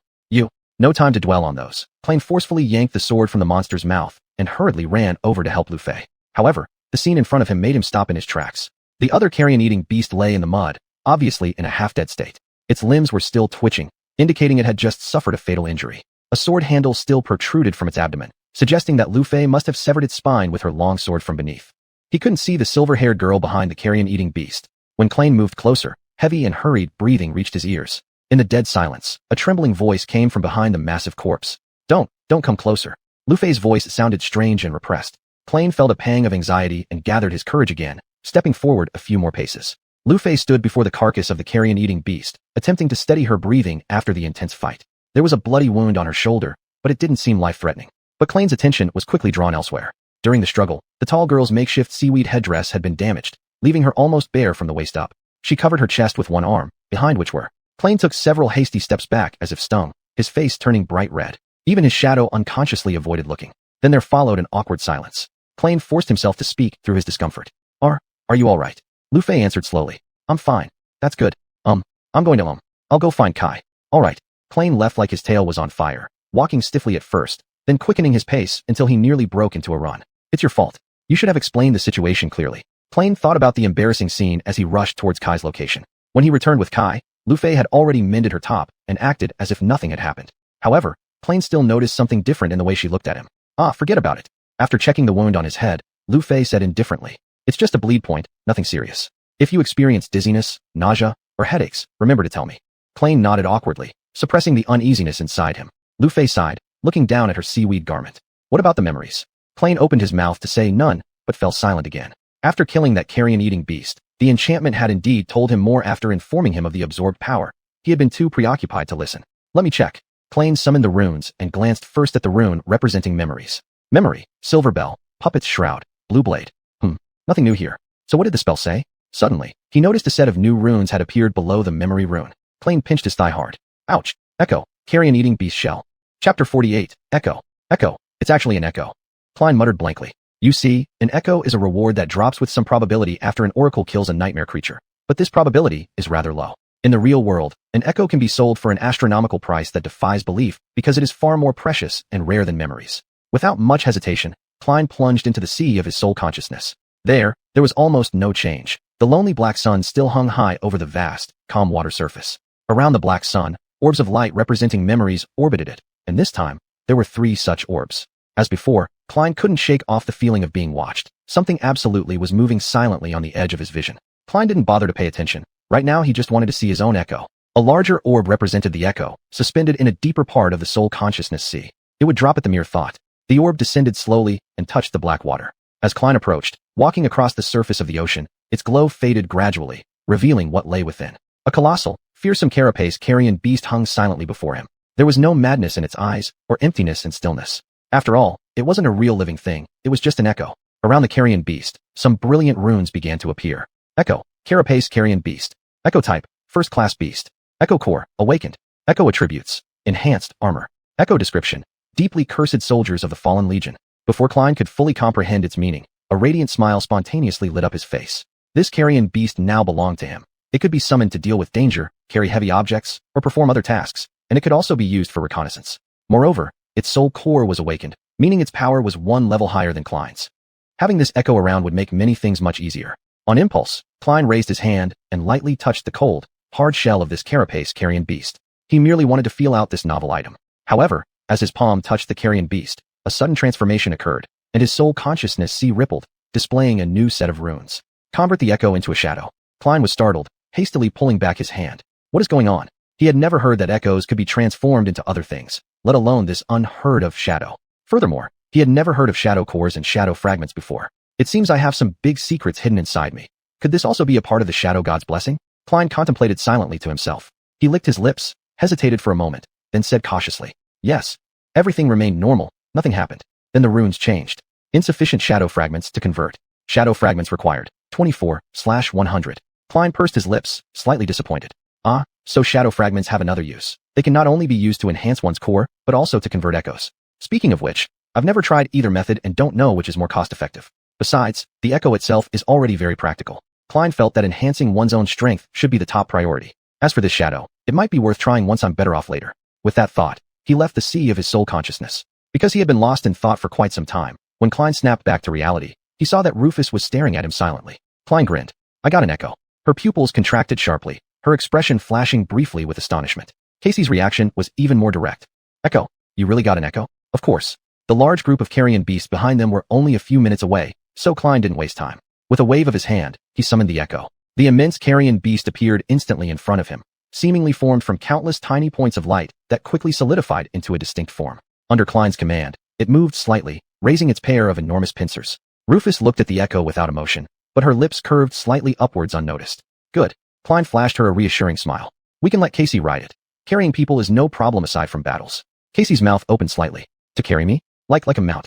Klein laughed and patted the carrion beast's shell. This guy can easily carry a delicate girl like you. Besides, I've been riding these creatures for days now. They're actually quite spacious on their backs. Casey nervously rubbed her small hands. All right, if you think it's best this way. The two helped Casey climb onto the carrion beast, using the golden rope as her reins. After extracting the soul crystals from the two carrion beasts, the trio hurriedly left the area. Comfortably mounted atop the carrion beast, the three quickened their pace, hoping to catch up with their earlier schedule and reach the high peak before sunset. They occasionally had to detour to avoid conflicts with carrion beast groups. However, having their own monster by their side significantly improved the morale and mental state of all three. This was the first time since Klein arrived here that he felt a bit of relief. But such peace did not last long. As they were traveling, Klein noticed the wind had picked up slightly. Almost simultaneously, Casey signaled for them to stop. Rufus and Klein gazed at her with concern, clearly sensing an ominous premonition. What is it? Klein asked. Casey let go of the reins. Did you hear anything? The two exchanged glances, each seeing confusion in the other's eyes. Casey frowned deeply. Help me down. After dismounting, she stood still for a moment before carefully listening toward a certain direction. Her expression turned slightly anxious as she knelt cautiously to the ground, pressing her ear against it. What do you hear? Rufus asked, furrowing her brow gravely. Casey took a deep breath and said, It's whispering. At that moment, a drop of water landed on Klein's face, causing him to look up at the sky. The sky above was quickly gathering large patches of black clouds moving at an alarming speed. In less than half a minute, they would surely cover the entire sky and block out the sun. And then, Klein's face darkened immediately. Hurry up. When Luffy's turned to look at Cullen, he had already grabbed Casey and helped her stand up. His face was paler than usual, revealing an undeniable panic in his eyes. Hurry, help me get her on top. The silver-haired girl seemed to sense something and also looked up at the sky. Immediately her expression darkened as well. She pressed her lips tightly together without a word, helping Casey onto the carrion beast with Cullen. Casey seemed still somewhat disoriented, tightly gripping the reins, and helplessly turning to Luffy's. Luffy, what's happening? Luffy's slightly lowered her head, her voice heavy. A storm is coming. Cullen had already sent his shadow to a high place for lookout. After seeing the situation clearly, his expression grew even more bewildered. The peak was still quite far away from them, while the statue behind them had already blurred and become unrecognizable. To return now would undoubtedly be suicide. He mumbled, There's roughly 3 or 4 miles to the peak. Do you think we can make it? She took a deep breath and firmly said, if we take the straightest path, we might succeed. What about the carrion beasts? Luffy's eyes sharpened instantly. To survive, we must go through them. Is it that simple? Luffy's wanted to say something but stopped herself, turning back to see Cullen still standing there, dazed. What are you hesitating about? Run. As they rushed forward, torrential rain started pouring down from the sky. The resilient seaweed swayed ceaselessly under the storm's howling fury. Fragments of mud and seaweed were rudely ripped out by the fierce wind.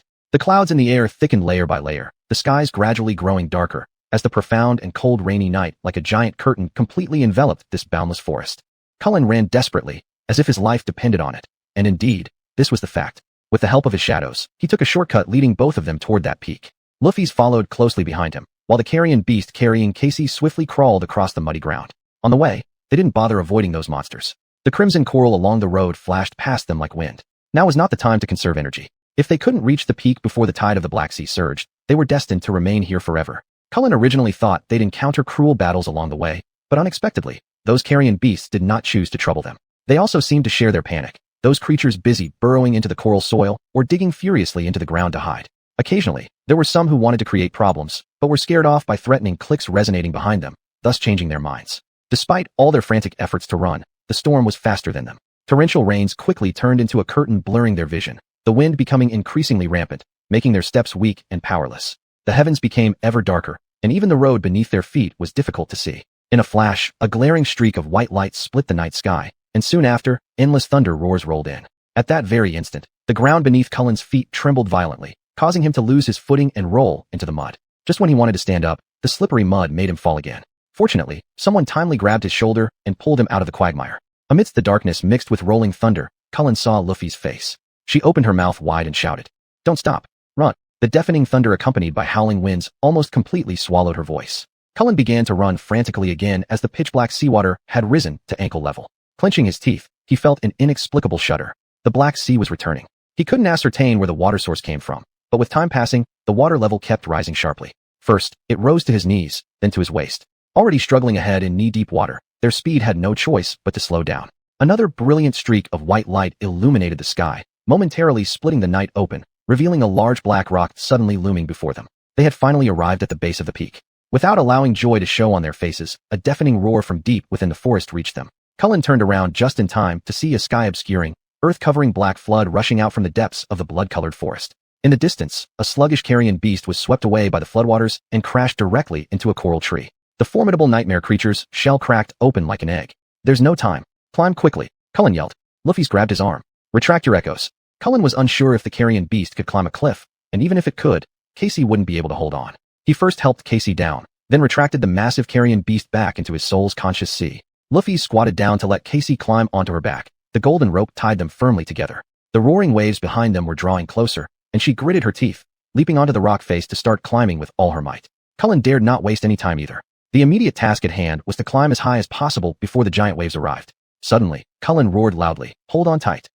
In an instant, a torrential surge crashed just a few meters below their feet, fiercely colliding against the peak. Cullen clung desperately to the rocks as the entire peak violently shook under the impact of the flood. Several large boulders falling from above narrowly missed striking his head. Fortunately, they were all still alive. However, things were far from over. The black floodwaters continued to rise relentlessly, now surging upwards with greater abandon, like a gaping bloody mouth ready to swallow them whole. They couldn't stop. To survive, they had to climb faster than the rising floodwaters. As Cullen searched for the next spot to gain leverage, he cursed under his breath. To save his life, he had to continue climbing upward recklessly, as if willing to sacrifice everything. Standing on wet stones was akin to betting with one's life. Any slip of the hand would mean plummeting into the floods below. Even if, by some miracle, they survived, they would only end up as prey to enormous water creatures. Torrential rain poured down, and howling winds worsened the situation. But he had no choice. Sharp rocks cut into his hands, and unbearable pain coursed through his body. Despite maintaining clarity in his mind, his consciousness began to blur. If it weren't for the shadows still attached to him, Cullen would already be dead. Even so, the floodwaters creeping up were inching closer to his ankles. Damn, what exactly do I have to do to survive? No matter how hard Cullen tried, he could not create any distance between himself and the advancing flood. In a fleeting moment, water had already covered his ankles. The flood slowly swallowed his legs, then crept toward his body. Consciousness still supported Cullen as he struggled to climb higher, but his strength was dwindling rapidly. The fierce floodwaters raged and attempted to rip him off the cliff. His struggle seemed futile. Was there truly no way out? When the water reached his shoulders, he felt his grip slipping off the moist stone. Cullen tried to hold on, but the flood refused to give him any chance. Like a lightweight toy, he was swept away by the flood, completely losing his ability to grasp anything. No. Desperation gripped him as he helplessly watched the cliff recede further and further away, shaking his heart deeply. Just as he thought about closing his eyes, a golden rope fell beside him. Cullen's gaze instantly lit up with renewed hope as he shakily seized it with all his might until he lost all sensation in his fingers. The rope finally tightened and dragged him out of the water. His feet touched the rock face again, and with the help of the rope, he began climbing again with great effort. At one point, a delicate yet powerful hand grabbed him tightly from above and pulled him onto the edge of the cliff. Cullen collapsed on the ground, struggling for breath. After an unknown period, his breathing gradually calmed, and he turned his head to look at Luffy's. She also lay stretched out beside him, equally exhausted, her hand still tightly gripping the golden rope. Casey sat alone a few steps away from them. Cullen wanted to laugh, but his body had no energy left. They had all survived. Chapter 50, The Assassin. Claren lay on his back, letting the rain pelt his face. Lightning occasionally streaked across the sky, enveloping everything in blinding flashes. Aside from these brief bursts of light, darkness had almost completely swallowed their surroundings. If not for Claren's inherent abilities, he might not have even noticed Louis Fils and Casey. After a long while, an uneasy feeling quietly crept into Claren's heart. Something was off. Claren furrowed his brow, trying to pinpoint the source of this sensation. Finally, he realized it was his shadow that had drawn his attention. Please, let me rest for a bit. All I want right now is some peace. Claren anxiously negotiated with his shadow. He was utterly exhausted, incapable of doing anything, whether physically or mentally, nearing the edge of collapse. Yet, the shadow remained unrelenting, refusing to back down. Left with no choice, Claren groaned as he turned over, shakily propping himself up to sit halfway. Louis Fils turned her head toward him. What's wrong? With a bitter smile, he shook his head. I'm not sure, but something feels off. Casey trembled as she moved closer to Louis Fils. Following the warning from his shadow, Claren glanced around, wanting to see what had disturbed it. Even though he could ignore the effects of the darkness, he still failed to detect any abnormal signs. Below the peak, turbulent surging seawater submerged the area, forming a small island. The surface of the island was rugged and uneven, with several protruding ridges blocking the line of sight. Between the island they were on and the nearest ridge, there existed a wide, deep valley. Scattered within the valley were bits of soil and a few massive rock piles, appearing haphazardly placed. Louis Fils stood up, summoning her sword. Did you see anything? Claren frowned. In fact, nothing. At that moment, another lightning bolt streaked across the sky, briefly illuminating the island. Instantly, Claren's hair stood on end. The huge rocks were motionless, which was why Claren initially failed to recognize them. Not far from the group, those massive stone-like piles were actually scavenger beasts lying flat on the ground. Claren stopped in his tracks, cold sweat drenching his back, a bone-chilling fear piercing through him. There were 9 scavenger beasts lying silently there. This peak was nothing but a deadly trap. Sensing Claren's unusual behavior, Louis Fils tensed. Claren. He cautiously turned his head to her and whispered, Don't speak. Don't move. Just stay where you are. She followed his instructions without questioning, yet her face brimmed with confusion. Casey also quieted down. Claren closed his eyes and took a deep breath before reopening them, his gaze sharp and decisive. The scavenger beasts made no sound. Perhaps they were sleeping, patiently waiting for the storm to pass. Or maybe they too feared attracting terrifying sea monsters from the dark ocean. Could they see in the dark? Probably not. After all, they weren't active at night. Given the pitch-black night and howling wind, this presented an opportunity. Claren once again surveyed the island, seeing deeply into the darkness this time. The clamor of the storm masked most sounds and roughly clarified the distance between them and the scavenger beasts. This was his battleground, perfectly suited for an invisible shadow. As the hunter lurking in the darkness, as long as unexpected situations didn't arise, then, sneaking under the cover of nightfall towards them and launching a silent attack to ensure one fatal blow would be feasible. Then, dealing with the remaining ones in order, knowing well the weaknesses of these creatures. Even if unforeseen incidents happened, other escape routes were still available. Resonance and Louis Fils could offer assistance should he find himself in peril. This should work, it must work. Claren whispered softly to Louis Fils and Casey. I'll take care of everything. Before the two could react, he had already vanished into the darkness. Under the cover of the night, Claren silently advanced forward. His steps were light and orderly, his breathing controlled to an imperceptible degree. He quickly established the best order of attacks to minimize the likelihood of exposure, then began creeping towards the first target, the largest scavenger beast farthest away from the group. In the shadows, Claren's mind was as calm as still water, the ultimate tranquility and focus allowing him to blend seamlessly into his surroundings. As he drew closer, the silhouette of the scavenger beast became increasingly distinct. He slowed his pace, circling the target several times. The scavenger beast remained motionless, completely unaware of the lurking threat. Claren held his breath, secretly building strength, ready to strike at any given moment. He only had one chance. Thinking about this, he launched himself forward silently. Step by step, Claren suddenly exerted his power, landing steadily on the hard shell of the scavenger beast. In his hand, the dark and unlit green steel sword gripped tightly. In an instant, the sword tip pierced the weak spot on the scavenger beast's back, and the blade swiftly sank into it. The The faint sound of the shattered shell was drowned out by the rain. One done. A wave of triumph surged in Claren's heart, but he quickly adjusted his mindset. It wasn't time to relax yet. There were still 7 more targets waiting for him not far away. He sheathed his sword and leaped off the corpse of the scavenger beast. After taking just a few steps, Claren suddenly froze, frowning deeply. Why was there no sound of the curse? It hadn't announced its achievement, and Claren had also failed to absorb the power of a soul fragment. The more unsettling things piled up, the more Claren felt uneasy. He returned to the scavenger beast. Initially, he feared the monster might not be dead completely, but the truth turned out to be something else entirely. It was as dead as it could possibly be. Upon closer inspection, Claren noticed something he had missed before. The moment he saw it clearly, Claren's complexion changed drastically. The scavenger beast was indeed dead, but not by Claren's hand. When he had approached the monster earlier, he had gone to great lengths to ensure that he remained undetected. As a result, at the time, his focus had been solely on the shell of the scavenger beast. Now, looking closely, Claren could see a horrifying wound on this scavenger beast's body. The wound extended from the upper part of its torso all the way down to its leg joint, completely hidden by the curtain of rain under the cover of the dark night. Its hard shell had been cleanly sliced open, revealing the mangled internal organs through the massive gash. Turquoise blood flowed slowly, only to be instantly washed away by the rain. Claren shrank back nervously, his neck stiff with tension as he looked around anxiously.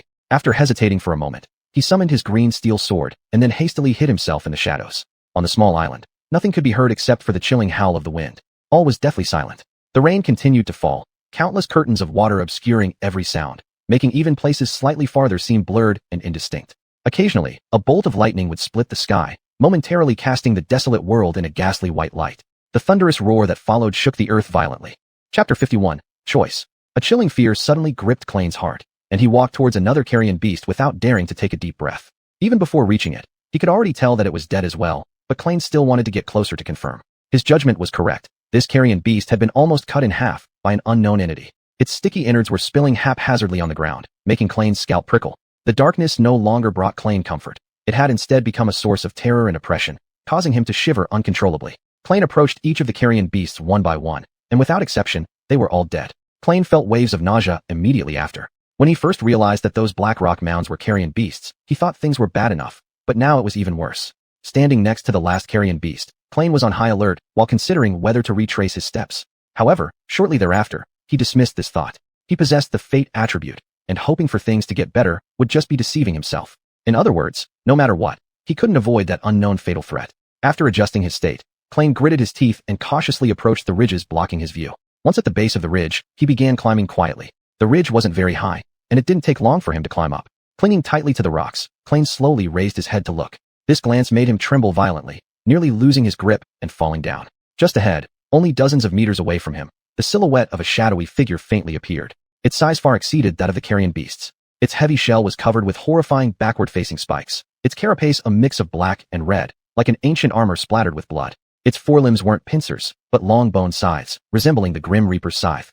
It really was this creature. Previously looking at those clean cuts, Claren had suspected it might be responsible, and now, he had encountered it face to face. Terrified, Claren was frozen in place, not daring to move, even suppressing his breathing. If this thing were disturbed, Claren was sure he wouldn't live to see the next sunrise. This was the second type of strange beast which had just taken the 4th-rank soul core from that group of carrion beasts, likely evolved from them. The bone scythe carrion beast. Claren clearly remembered how this blade monster had broken out among the group of carrion beasts. Any creature that dared to block its path ended up as casualties beneath its scythe. This thing could slaughter even powerful carrion beasts with ease, let alone someone like Claren, who was just chasing dreams. Not daring to make a sound, Claren slowly descended. His eyelids twitched uncontrollably, his nerves strained to their limits. He paid meticulous attention to every move he made, praying that the thing wouldn't notice him, pretending he was just passing by. Fortunately, the large thing hadn't detected him. As soon as his feet touched the ground, Claren quickly stepped back several times, still facing the ridge. He forced himself to turn around, feeling as if there were thorns pricking his back the entire way. Nervously, he moved toward the place where Lufieth and Casey were waiting. Minutes later, he returned to the cliff edge where the three had initially met. The two girls anxiously and tensely awaited his return in the darkness. Before emerging from the shadows, Claren spoke in a low voice. "It's me." Lufieth retreated a little and lowered her sword slightly, her expression unusually grave. "How's the situation?" she asked in a deliberately subdued tone. Relieved, Claren exhaled deeply, finally feeling somewhat safer. It was the first time he felt happiness in this hellish place, not being alone anymore. There are 8 carrion beasts around us, but they're all corpses. They were killed by the big thing, the one with the dark red stripes on its shell and the bony scythe on its arms. It's hiding under a ridge not too far from here, seeking shelter from the rain. A flash of lightning lit up the surroundings momentarily. After the lightning passed, it seemed as if 2 sparks burned briefly in Lufieth's eyes before fading away.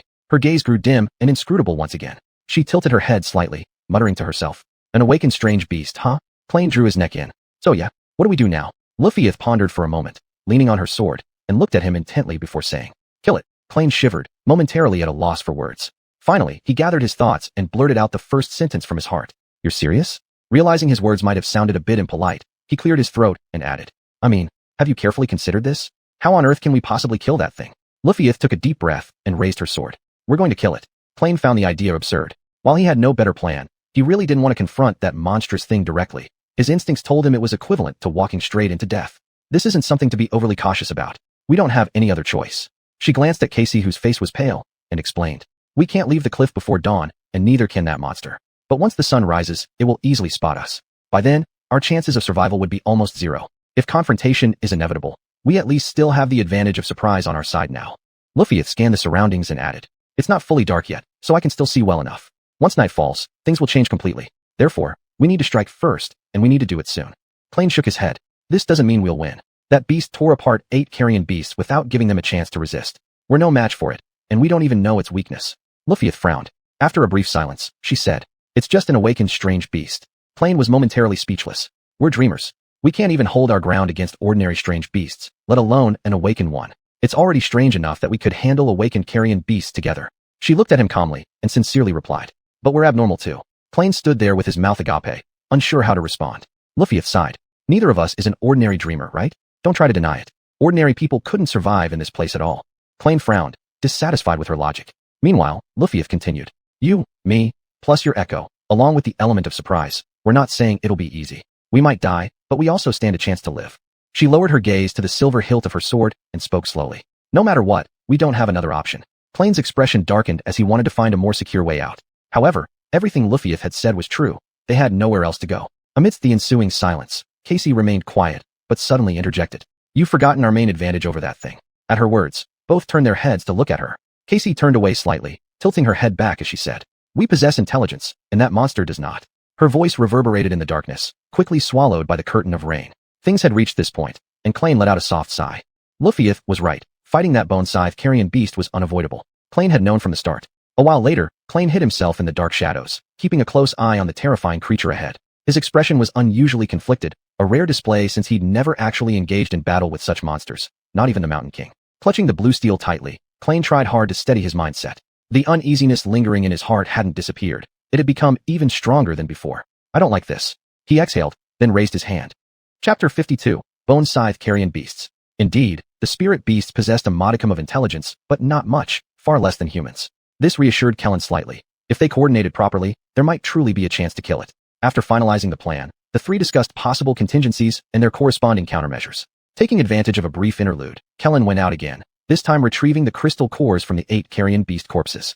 He then handed them all over to the silver-haired girl, watching her as she held the crystal cores in her hand and pressed them toward her chest. The crystal cores shimmered faintly, the energy contained within them flowing continuously into her body. After several minutes, the 8 crystal cores had been completely annihilated by the howling wind. Lu Fai slowly opened her eyes, a gleam of sharp insight flashing through them. Absorbing 8 awakened crystal cores at once, though the enhancement wasn't overly conspicuous, its effects were certainly noteworthy. Her strength had increased by at least 10%. And what they needed most right now was power. Lu Fai's quickly adapted to her new limits. Stretching her limbs, she looked at Kellen and asked, Are you ready? Kellen shrugged his shoulders, giving his shadow an expectant glance, hoping for some encouragement. The shadow pretended not to notice, ignoring him. You treacherous bastard. I'm ready. Lu Fai's nodded slightly, her gaze turning to Casey. There was nothing more to say. They had already planned for every possible scenario and the ways to handle them. Any words spoken at this moment would seem futile. Casey hunched her body, head bowed low, remaining silent. Kellen suddenly understood Casey's feelings, the frustration of being helpless when faced with something crucial, even becoming a burden. That guilt and self-reproach gnawed mercilessly at her fragile mind. Casey tried her best to look brave, forcing a smile at Lu Fai's as she said, You go and deal with that thing. Perhaps afterward, you'll get decent clothes to wear, and I won't feel so guilty anymore. Lu Fai's gave a slight sneer. All right. In the end, she stared straight ahead, resuming her usual stern and aloof expression. Let's go. A few minutes later, Kellen stood atop a ridge, gazing down at the fatal threat below. His shadow coiled around him like a snake, ready to act at a moment's notice. Their plan, theoretically sound, carried a relatively high probability of success. Yet, Kellen couldn't shake off that ominous premonition. Things would likely not be as smooth as hoped. This isn't exactly a good omen. Sighing, Kellen lifted his hand and summoned the silver bell. As he gently shook it, Its crisp ringing echoed amidst the storm. The monster below instantly became alert, its massive frame twisting about as it attempted to locate the source of the sound. As soon as its eyes locked onto Kellen, they ignited with crimson flames. Unaware of anything behind him, Kellen leapt off the ridge the moment the bell rang. The ridge wasn't exceedingly tall, but neither was it insignificant. Landing hard on the rocks, Kellen rolled across the ground several times before regaining his feet. Upon standing, he immediately bolted, desperate to distance himself from the monstrous creature. An instant later, the ridge behind him erupted in an explosion. The bone-scythe monster charged forward like a bulldozer, rendering the rocky ridge as fragile as paper in front of it. Simultaneously, a lightning bolt streaked across the sky, thunder roaring and drowning out the crash of shattered stones. At this point, the bone-scythe monster focused entirely on Kellen, who was fleeing for his life, determined to impale him with its bony scythe. Fortunately, Kellen had run far enough. After sprinting for another stretch, he stopped, turning to face the bone-scythe monster. The monster was nearly as tall as a two-story building, resembling a massive freight train barreling down on him. Despite this, Kellen stood calmly in place, stable as Mount Tai, raising his blue steel sword high. Kellen was the bait. As the monster drew nearer to Kellen, just as its bone scythe was about to rip him apart, it finally fell into the trap. Amidst the fierce storm and enveloping darkness, a golden rope almost imperceptible to the naked eye was tied between two enormous boulders, set at just the height of the bone scythe monster's knee joint. Driven by its bloodlust, the monster failed to detect the taut rope and charged full force towards it. If it had been an ordinary rope, it would no doubt have snapped instantly. But this was the memory rope, renowned for its extraordinary resilience. Unfortunately, the boulders it was tied to were quite ordinary, and they shattered instantly. Nevertheless, the purpose had been achieved. Caught off guard as its forelegs suddenly got tangled, the bone scythe monster lost balance, crashing forward onto the wet rock floor, gouging a shallow trench. Kellen swiftly jumped aside. Reacting astonishingly fast, the bone scythe monster plunged both its sides deep into the ground, stabilizing itself almost instantly. In the next moment, it was climbing back up. If it stood up again, the consequences would be unimaginable. Fortunately, xuanhuan had been waiting for the right moment. Taking advantage of the monster's fall, it no longer pretended to be dead, immediately getting up and rushing toward the bone scythe beast. Just as the bone scythe monster was about to rise, xuanhuan leaped from behind with great force, using its body to press the bone scythe beast back to the ground, while firmly gripping both bone scythe joints with its pincers. The spikes on the monster's shell injured xuanhuan, but at least it successfully restrained the creature for a moment. This fleeting opportunity mustn't be wasted. As if descending from the sky, Lu Fai suddenly appeared before the immobilized monster. Seizing the moment when the monster couldn't move, she thrust her sword forward with all her might. In an instant, blood splattered everywhere. Clan wasn't sure if this awakened beast shared the same weakness as the carrion beasts, but there must be gaps between its hard shell and chest-abdomen area. Things that are too rigid tend to become stiff. Lu Fai's sword successfully penetrated that gap, and along with the blade, it plunged deep into the monster's body, leaving only the hilt exposed. The joy on Clan's face quickly faded. The bone scythe monster seemed completely unaware of its injury. With a slight effort, it twisted its body, violently throwing xuanhuan off its shell, then effortlessly stood up. Subsequently, it effortlessly withdrew its two scythe arms, causing shards of stone to fly around. Lu Fai's, however, was unprepared, her sword still lodged inside the monster's body. Clan inwardly shouted in alarm. He was too far away to provide any help, and xuanhuan lay on the ground after its earlier rough fall, still disoriented. All Clan could do was recklessly attack from behind while circling around the massive creature. At this point, only Lu Fai's faced the terrifying monster alone. The raised bone scythe cut through the air sharply, aiming directly at Lu Fai's. Thankfully, at the last moment, a pair of pincers tightly clamped down on one of the scythes, giving Lu Fai's time to react. She let go of the sword handle and rolled beneath the monster's body. Despite knowing that if the monster collapsed, it could crush her instantly, she had no other choice in that moment. By now, Clan had circled around to the monster's back. He raised his blue steel sword and swung it forcefully, striking the joint of one of its hind legs, causing a large splash of blue blood. Unlike the carrion beast, though, he couldn't sever the leg with just one strike. It had gone too deep and heavy. In the next moment, the leg vanished from Clan's vision. Clan's heart screamed in alarm as he braced himself and looked up at the monster. He met a pair of flaming crimson eyes that were already locked onto him as it turned around. Before Clan could react, the bone scythe slammed into his chest like being hit head-on by a locomotive. At that critical moment, Clan instinctively enveloped himself with the shroud. It was this decision that prevented the shroud from tearing apart immediately, protecting his heart from being pierced and saving him from being impaled by the scythe. But this didn't make Clan feel much better. The force of the blow caved in his ribcage, and his body flew backward like a broken kite. In a daze, Clan found himself lying on the ground, his body devoid of sensation. Waves of painful suffocation washed over him, and bitter substances kept gushing from his mouth, causing extreme discomfort. It was blood. He was drowning in his own fresh blood. Clan tried weakly to stir his body, but there was no response. Only the shadow, which tightly wrapped around him, slightly delayed the inevitable conclusion. Who am I? Me. As consciousness gradually faded, Clan's thoughts were enveloped by a dense fog. He painfully lifted his head, staring at the approaching pair of crimson eyes amidst the darkness. Chapter 53, Mindset. At that moment, hovering on the edge of nothingness, Klein realized he was truly about to die. He had to fight against the thick fog spreading through his mind, retaining even a trace of clarity. All emotions were forcibly suppressed, except for fear. His body had already suffered severe damage, and his thoughts became increasingly sluggish. Yet, a part deep within Klein refused to give up, at least not before struggling with all his might. He despised any thought of leaving things to fate. Hadn't he himself told the knight that no matter what difficulties he faced, he would surely survive? Perhaps he was a shameless liar, but a promise was still a promise. But, was there really still a way out? Klein kept asking himself over and over in his heart. As the bone-scythed monster approached step by step, its eyes gleamed with bloodthirsty crimson light. Klein tried to dispel the fog enveloping his mind, but it was futile. The fog not only slowed down his thoughts, but also blurred his consciousness. Klein realized he urgently needed an opportunity to become clear-headed. In an instant, a thought flashed through his mind, a phrase he had repeated countless times, deeply imprinted in his brain. Repetition, experience, mindset. Mindset. He remembered what Luffy's had taught him: battle is killing. If he could comprehend this point, he could control his thoughts through mindset. At the time, Klein didn't fully understand the profound meaning of mindset in Luffy's words. Only now, as his mind was in chaos, did he finally grasp what mindset was. Mindset meant breaking through the dullness and confusion caused by the fog in the mind, even when severely injured and semi-conscious due to a collapsing body. In unconsciousness, one could reconstruct their thoughts around mindset, thereby regaining clarity. In the blink of an eye, Klein successfully dispersed the fog. So this so-called mindset was extreme obsession, relying on obsession to dominate consciousness and eliminate all distractions.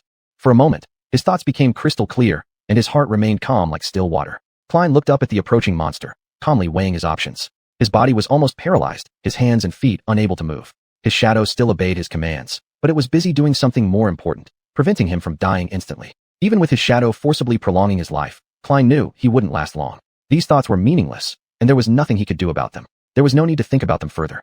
Body, memories wouldn't help either, only the echoes remained.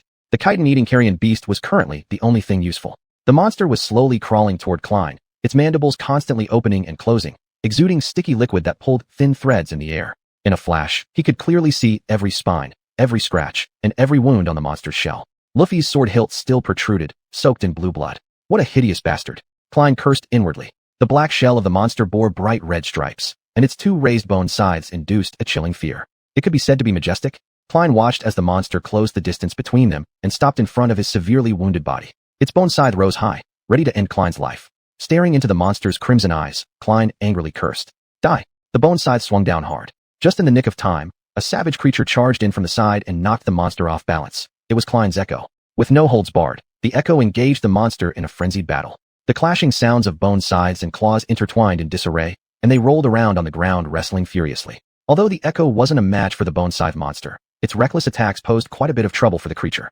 The echo wildly flailed its pincers, repeatedly striking the monster's shell. For a while, the sound of the intense struggle overshadowed the howling wind. Despite most of its shell remaining intact, some cracks appeared. Still, it completely overpowered the echo. Even with one scythe awkwardly lodged inside the echo, this monster could easily counterattack. It let out an angry scream as the other bone scythe chopped down fiercely, cutting off one of the echo's pincers entirely. Then, it kicked hard, throwing the echo to the side. Amidst the fierce struggle, the monster's injured hind leg was severed, but it showed no concern. The crimson flames burned more wildly, and it wriggled its body, slowly rising. In the dark where the wind howled, its irritable roar echoed endlessly, piercing Klein's ears. What should he do now? He thought, momentarily lost in deep contemplation. Right at this moment, something extraordinary happened unexpectedly. As the bone scythe monster was about to finish off the echo for good, it had to lean back to compensate for its missing hind leg. Coincidentally, a bolt of lightning struck the island. Considering the height of the bone scythe monster, the lightning was immediately attracted by the sword hilt embedded in its body, which then became a lightning rod. In an instant, millions of volts of current surged into the bone scythe monster's body. Amidst the dazzling white light, it collapsed limp on the ground, emitting wisps of smoke from the cracks in its shell. The residual electric arcs crackled and leaped across the monster's shell, finally shining on its red stripes. Stimulated by the arcs, the red stripes underwent subtle changes, presenting a mix of white and fiery red. Klein looked blankly at all of this. Was it glowing? He hoped with all his heart that the monster would die, but reason told him that a single bolt of lightning wasn't enough to kill such a second-class awakened beast. After a few breaths, the bone scythe monster trembled slightly, moving a little. Though heavily wounded, it was still alive, and brimming with murderous intent. The monster stood up somewhat bewildered, the flames in its eyes reigniting. Its scythe-like legs scraped against the rocks, helping stabilize itself. While it was still disoriented, Luffy suddenly appeared before it. She gripped the hilt of her long sword tightly, even as it burned hot to the touch. Still, she held on firmly and twisted the blade, causing the monster's body to convulse several times. Then she pulled out the sword forcefully, breaking open a large section of the monster's chest armor. The bone scythe swung directly toward Luffy's, but her reaction was extremely fast. While dodging to the side, she swung her sword again, striking the joint accurately. The terrifying bone scythe along with its joint was severed and flew off, spilling blue blood everywhere. The monster screamed in pain and instantly hit her with one of its thin legs. Luffy's was thrown backward, smashing heavily into a distant rock wall before rolling down. She lost her grip on her sword, her vision becoming blurry and indistinct. Meanwhile, the monster had regained its senses. The excruciating pain from losing an arm seemed to fully awaken it. It struggled to rise, opened its grotesque jaw, and roared angrily with a thunderous sound. Then it lunged madly at Luffy's, its eyes full of boundless madness and hatred. As the monster charged forward, the damaged Echo once again blocked its path. The only remaining claw of the Echo extended forward and plunged directly into the gap in the armor where Luffy's had broken through. The Echo violently twisted its claw, wantonly destroying the monster's internal organs. It even lifted the monster slightly off the ground, nearly burying most of the claw inside the creature. The monster retaliated fiercely, swinging its scythe. The bone scythe penetrated straight through the Echo's chest. For who knew how long, it convulsed several more times before finally stopping. The Echo let out a furious scream, waving its claw and throwing the monster's body off it. It proudly took one last look at the hollowed-out bone scythe monster before swaying unsteadily and collapsing on the ground. Klein silently retracted the Echo, sincerely hoping it could survive. "You have killed an awakened second-class beast, bone scythe carrion beast." The spell's voice was meaningless to him. It sounded irritating and distant. "You have gained a memory, the oath of the Starlight Legion. Your shadow has become stronger. I won." Klein closed his eyes, allowing pain and suffocation to overwhelm his mind. The mist returned, his consciousness dull and blurred as if all sensations belonged to someone else. He was tired. He couldn't catch his breath. Soaked in blood, he would eventually drown in it. As Klein's consciousness began to fade, he heard hurried footsteps approaching. Then, two soft little hands gently touched his face. Chapter 54, The Eternal Flame. Klein slightly froze, struggling to open his eyes. As his vision gradually became clearer, he saw Luffy's crouching in front of him, her face as pale as paper, her silver hair drenched and clinging tightly to her face. She squatted beside him, leaning down to gently stroke his cheek. A complex look appeared in her eyes, filled with both fear and helplessness. Luffy slowly placed her hand on his chest and gently pressed down. Instantly, Klein's teeth chattered in pain. Then, a soft glow slowly rose from the palm of her hand. The light spread outward from her palm, reflecting into her eyes like two jumping sparks. Her body couldn't stop trembling, and a muffled groan of pain escaped her mouth. Pale-faced, she bit her lower lip tightly. A trickle of bright red blood flowed down, dripping onto Klein's chest. As the light grew brighter, Luffy's tightly closed her eyes, tears rolling down her pale cheeks, falling onto her bloodless fingertips. Klein only felt warm all over, as if wrapped by some pure sacred energy. A lively white flame suddenly ignited on his body. Under the influence of this flame, his broken body began to regain vitality. His fractured ribs reconnected, his collapsed chest cavity swelled up again, and the wounds on his body healed again, without any trace of injury. His almost depleted heart and lungs burst forth with new life. Suddenly, Klein could breathe again. With his breaths, Luffy's painfully staggered backward a few steps, her tightly closed eyes flashing with fear. The light under her skin quickly dimmed until it disappeared. She knelt on the ground, trembling all over, vomiting uncontrollably, seemingly at the brink of collapse. After a long time, she finally slid onto the ground and curled up her body, lying motionless in the storm. Sitting up abruptly from the ground, Klein raised his hand in front of his eyes, carefully checking his body. To his surprise, his body was intact, as if he had never been injured, let alone on the verge of death. Thanks to Luffy's mysterious abilities, he had fully recovered. This was undoubtedly a miracle. As the storm ceased, night had completely fallen. Klein, Luffy's, and Cassie nestled together for warmth, sinking into a deep sleep. They were too exhausted to even bother waking up their shadows. If something were to happen, the shadow would warn them in advance. If nothing did, then so be it. They didn't care anymore. Fortunately, the night passed peacefully. The next morning, the three of them did not rush to make plans or leave the cliff. They first collected some carrion beast meat and dug out 2 soul fragments of the bone scythe monster before moving to the other side of the island. The remaining bodies might attract other monsters. Sure enough, shortly after the three left, a small black dot appeared in the sky. Soon, the black dot rapidly grew larger and approached the cliff, circling and landing near the carcass of the bone scythe carrion animal. Klein had never seen such a creature. It was enormous, its weight at least twice that of the carrion animal. Its robust and sharp figure was most striking. It had 8 legs. 2 were at the back, while 6 emerged from the chest and abdomen area. Each leg ended with a sharp, elongated claw. The strange bird had a neck surrounded by black feathers, and its wing feathers shone with metallic luster. Its head resembled that of a crow, with a magnificent and majestic black beak. While the three hid behind the rocks, the giant bird was eating the bone scythe carrion, and those supposedly indestructible claws easily broke the tough shell which had troubled them. Then it used its beak to swiftly peck at the inside meat. In no time, it grabbed several carrion animal corpses with its front limbs, unfolded its wings that could block out the sky, and kicked up countless flying stones with the wind it created. The monstrous bird flew directly away from the cliff, heading west, in the direction it had come from. As the black, disappeared from sight. Klein sighed. Luffy's, what do you think that was? Luffy's was also looking up at the sky. After a few seconds, she took her gaze off. I don't know. Klein just nodded and continued with his own affairs. He still had 1,000 more practices to complete. After starting a fire, they roasted the meat of the bone scythe carrion animal, indulging in a sumptuous breakfast. Once full, the three of them unconsciously chose to lie down and rest. Besides, Klein needed time to reflect. To be honest, he felt a bit strange. Yesterday, while trying to escape the death fog, he accidentally understood something, and that feeling of merging with the environment had not disappeared. It remained deeply within Klein's heart. Since then, Klein felt that his way of thinking and perception of the world had undergone a certain kind of change. This was a clear, concise, and fearless transformation. Besides having a cooler head, his thoughts and actions were now highly consistent.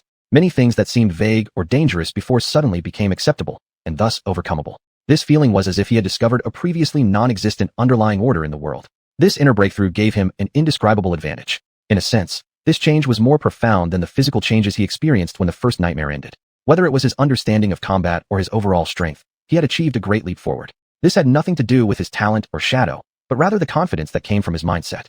Gazing at the sky, Klein wondered if Luffy's felt the same way. It should be. Control over the body beyond consciousness through mindset, right? He was still far from being a strongman, but he felt like he was on the right path.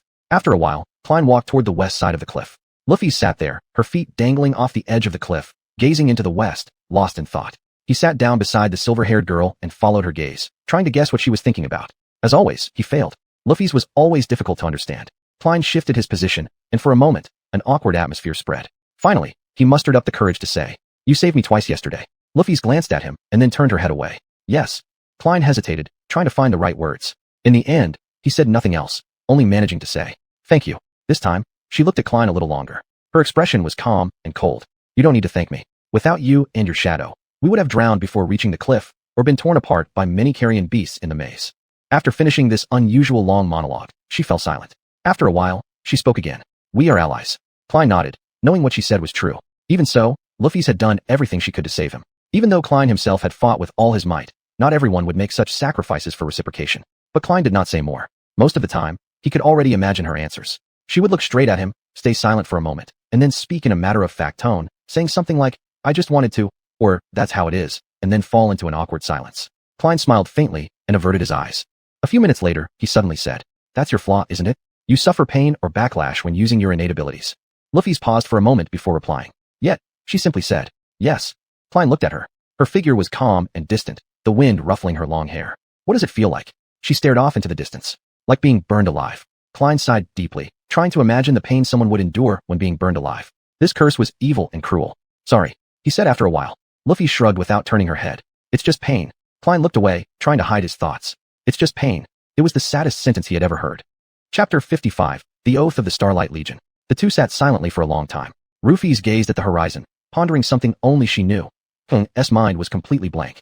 From time to time, he would glance at his soul consciousness see and observe the echo that was recovering. This scavenger beast had successfully survived, though barely. Now, it was wrapped in a layer of light, flowing in the serene darkness of Klein's soul, regenerating little by little. It was then Klein realized that as long as the echo could retreat into the soul consciousness see before completely dying, it would eventually recover no matter how severely injured it was. Currently, the holes in the echo's exoskeleton were beginning to heal, but its lost claw arm might not grow back in the short term. Klein sighed and summoned the runes, deciding to count up the spoils from this grueling battle. Shadow fragments, 28/1000. Since his echo had thoroughly killed the bone scythe beast, the kill was recognized as his. Thus, he reaped 4 shadow fragments, each awakened monstrosity's core providing 2 fragments. As for the crystal cores, they were given to Rufy's according to their previous agreement. She absorbed one herself and gave the other to Cassie. The rewards were quite substantial, but they seemed disproportionate to the heavy price they paid to rid themselves of this monster. Dreamers like them really shouldn't be tangling with awakened monstrosities. How is it only this much? Klein thought sarcastically. They just had bad luck. There wasn't even a single low-level beast in this accursed area. Klein recalled his original ambitious plan to hunt large groups of low-tier nightmare creatures. He had thought his armor could withstand monstrosity attacks. Reflecting on this, he couldn't help but bitterly smile. Who knew that shrouds were just basic conditions for survival here, rather than a huge, game-changing advantage? However, that armor had already saved his life twice, making its effectiveness indisputable. Speaking of armor, Klein looked down. Memory. The Oath of the Starlight Legion. Memory tier. Tier 2. Memory type. Armor. Memory description. Born amidst the darkness that devours all, 7 fearless heroes vowed to bring light back to this cursed land. Time has erased their names and faces, yet the steadfast oath embedded in memory remains. Professor Richard would definitely be thrilled to read these. This elderly man was once an enthusiastic adventurer and scholar deeply interested in the history of the dream realm. Later, he became a professor at the Oracle Academy and settled in one of the most prosperous human castles. He still remains one of the primary researchers in this field, often annoying hunting expeditions with requests to explore this or that ruin. Unfortunately, Klain didn't know when he'd see the old man again. He cleared his throat and turned to Rufus. Anyway, I have something for you. She turned her head, looking at him slightly confused. A thing? Klain smiled. Yes, I haven't told you yet. After killing the bone-scythe beast, I obtained a memory. Guess what type it is? Klain looked at her expectantly, but Rufus did not guess. There was no hint of curiosity on her face. After an awkward silence, Klain had no choice but to shift his gaze away. It's armor. So, give me your hand. Transferring memory required some physical contact, otherwise Klain would prefer to avoid doing so. They'd already touched enough, which had begun affecting his mental state. Recalling now, being invaded by the eternal flame was quite a strange and intimate experience. Not to mention her gentle touch. Of course, he hadn't been able to think about such things at the time. Rufus stared at him quietly for a moment, then hesitantly extended her hand. Klain quickly grabbed it, hoping to finish the process as soon as possible. Her hand felt cool, yet carried a faint warmth. Klain concentrated hard, causing the Starlight Legion armor to manifest from his soul consciousness sea. One of the orbs disappeared from the Shadow Core's orbit.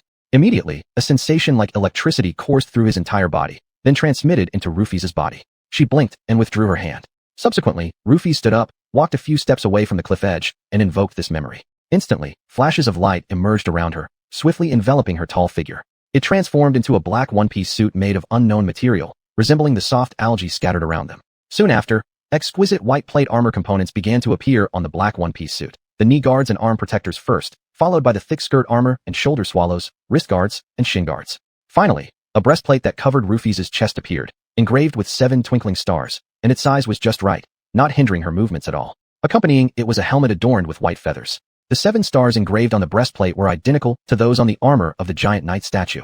This set of armor looked both light and elegant, with the stark contrast of black and white catching the eye. Rufus took off her helmet, allowing her silver hair to sway freely in the wind. She summoned her sword, trying a few casual swings to feel the weight and flexibility of this armor. Klain watched silently from the side. When Rufus finished, he asked, "How does it feel?" She turned around, a rare radiant smile breaking out on her face. Rufus laughed slightly, somewhat embarrassed, and replied, "It's much better now." Klain sighed in relief. At least now all 3 of them were dressed properly. This was not only because Rufus's combat risks would significantly decrease with this reliable armor, but also because once she put it on, he wouldn't be distracted anymore by. Back at the temporary campsite, Rufus approached Cassie first. "Hey Cassie, guess what's changed about me?" Cassie looked up and smiled in response. "You've finally gotten an armor-type memory?" At the same time, Rufus said, "I found something decent to wear." Then she fell silent, staring at her smiling friend. Cassie couldn't help but laugh too. "Your footsteps sound different." Rufus blinked. I see. It's the bone-scythe beasts." While explaining the legend of the Starlight Legion to Cassie and letting her touch the mysterious white metal armor, Klain relaxed by the fire. After a while, as Rufus started preparing dinner, Klain lazily laid down on a rock, gazing blankly at the sky. As always, the sky was gray and uninviting. Now that all 3 of them had proper armor, they finally started to resemble real dreamers. Chapter 56, Lucky Person. Actually, in Klein's opinion, even by the standards of the Oracle, their team was quite eye-catching. Cassie, dressed in a light shirt and seashore cloak, was beautiful and exquisite, like a princess. Rufus, clad in the armor of the Starlight Legion, was light and elegant, as if she were a noble knight responsible for protecting the princess. And Klein, if he gave himself some face, he would say that he looked like a young squire. But in fact, he was more like a little boy who needed to be taken care of, preferably. If a stranger saw them, the stranger might mistakenly think that Klein was a lowly servant or a thug captured by the guard. Well, let it be. Let them be amazed. Klein scratched his head irritably. At this moment, Cassie sat down next to him. Klein turned his head and looked at the girl with surprise. She bit her lip lightly. "Rufus told me that you almost died yesterday." Klein shrugged. "Yeah." Then he sighed deeply and continued. "But you don't have to worry too much about it either. This isn't the first time I've brushed shoulders with death. However, so far, this is the closest one, still making his heart race and his back chill." Cassie fell silent for a long time, then said softly, "I'm sorry." Klein frowned. "Sorry? Why should you feel sorry?" Cassie lowered her head. "Because I am so useless." Klein furrowed his brow and turned his head away. After several seconds, he said with his usual nonchalant tone, "That's just what you think." Cassie smiled slightly. "Isn't it? When walking, I need to rely on you or Rufus to lead me. When eating, I have to wait for one of you to feed me. That's my life now. Without your help, I can't even do the simplest things, let alone contribute to the team." Gradually, her voice became hoarse due to emotional fluctuations. This was the first time Klein had seen her tough facade slip, revealing beneath it a face twisted with despair, anger, and fear. He remained silent for a long time, then finally said, "Have I ever told you about my first nightmare experience?" Cassie shook her head. Klein half closed his eyes and began recounting to himself. "My first nightmare trial was terrible. Honestly, the situation was desperate. I was destined to die from freezing or suffer abuse as a temple slave chained with iron, bleeding, and helpless. Worse yet, my path was completely useless. I remember clearly now how the spell described the slaves as a waste without talent or any mentionable abilities. Cassie tilted her head slightly, obviously drawn in by Klein's words. So, how did you survive? Did things get better? Klein smirked bitterly and whispered softly, no. And things got worse soon after. Worse than you can imagine. But do you know? In the magical twist of fate, my seemingly useless path turned out to be the only way for me to make it alive into that temple. In this sense, I am really lucky. He shifted positions, glancing at this refined girl, noticing the thoughtful look of sorrow on her face. But there's something about luck.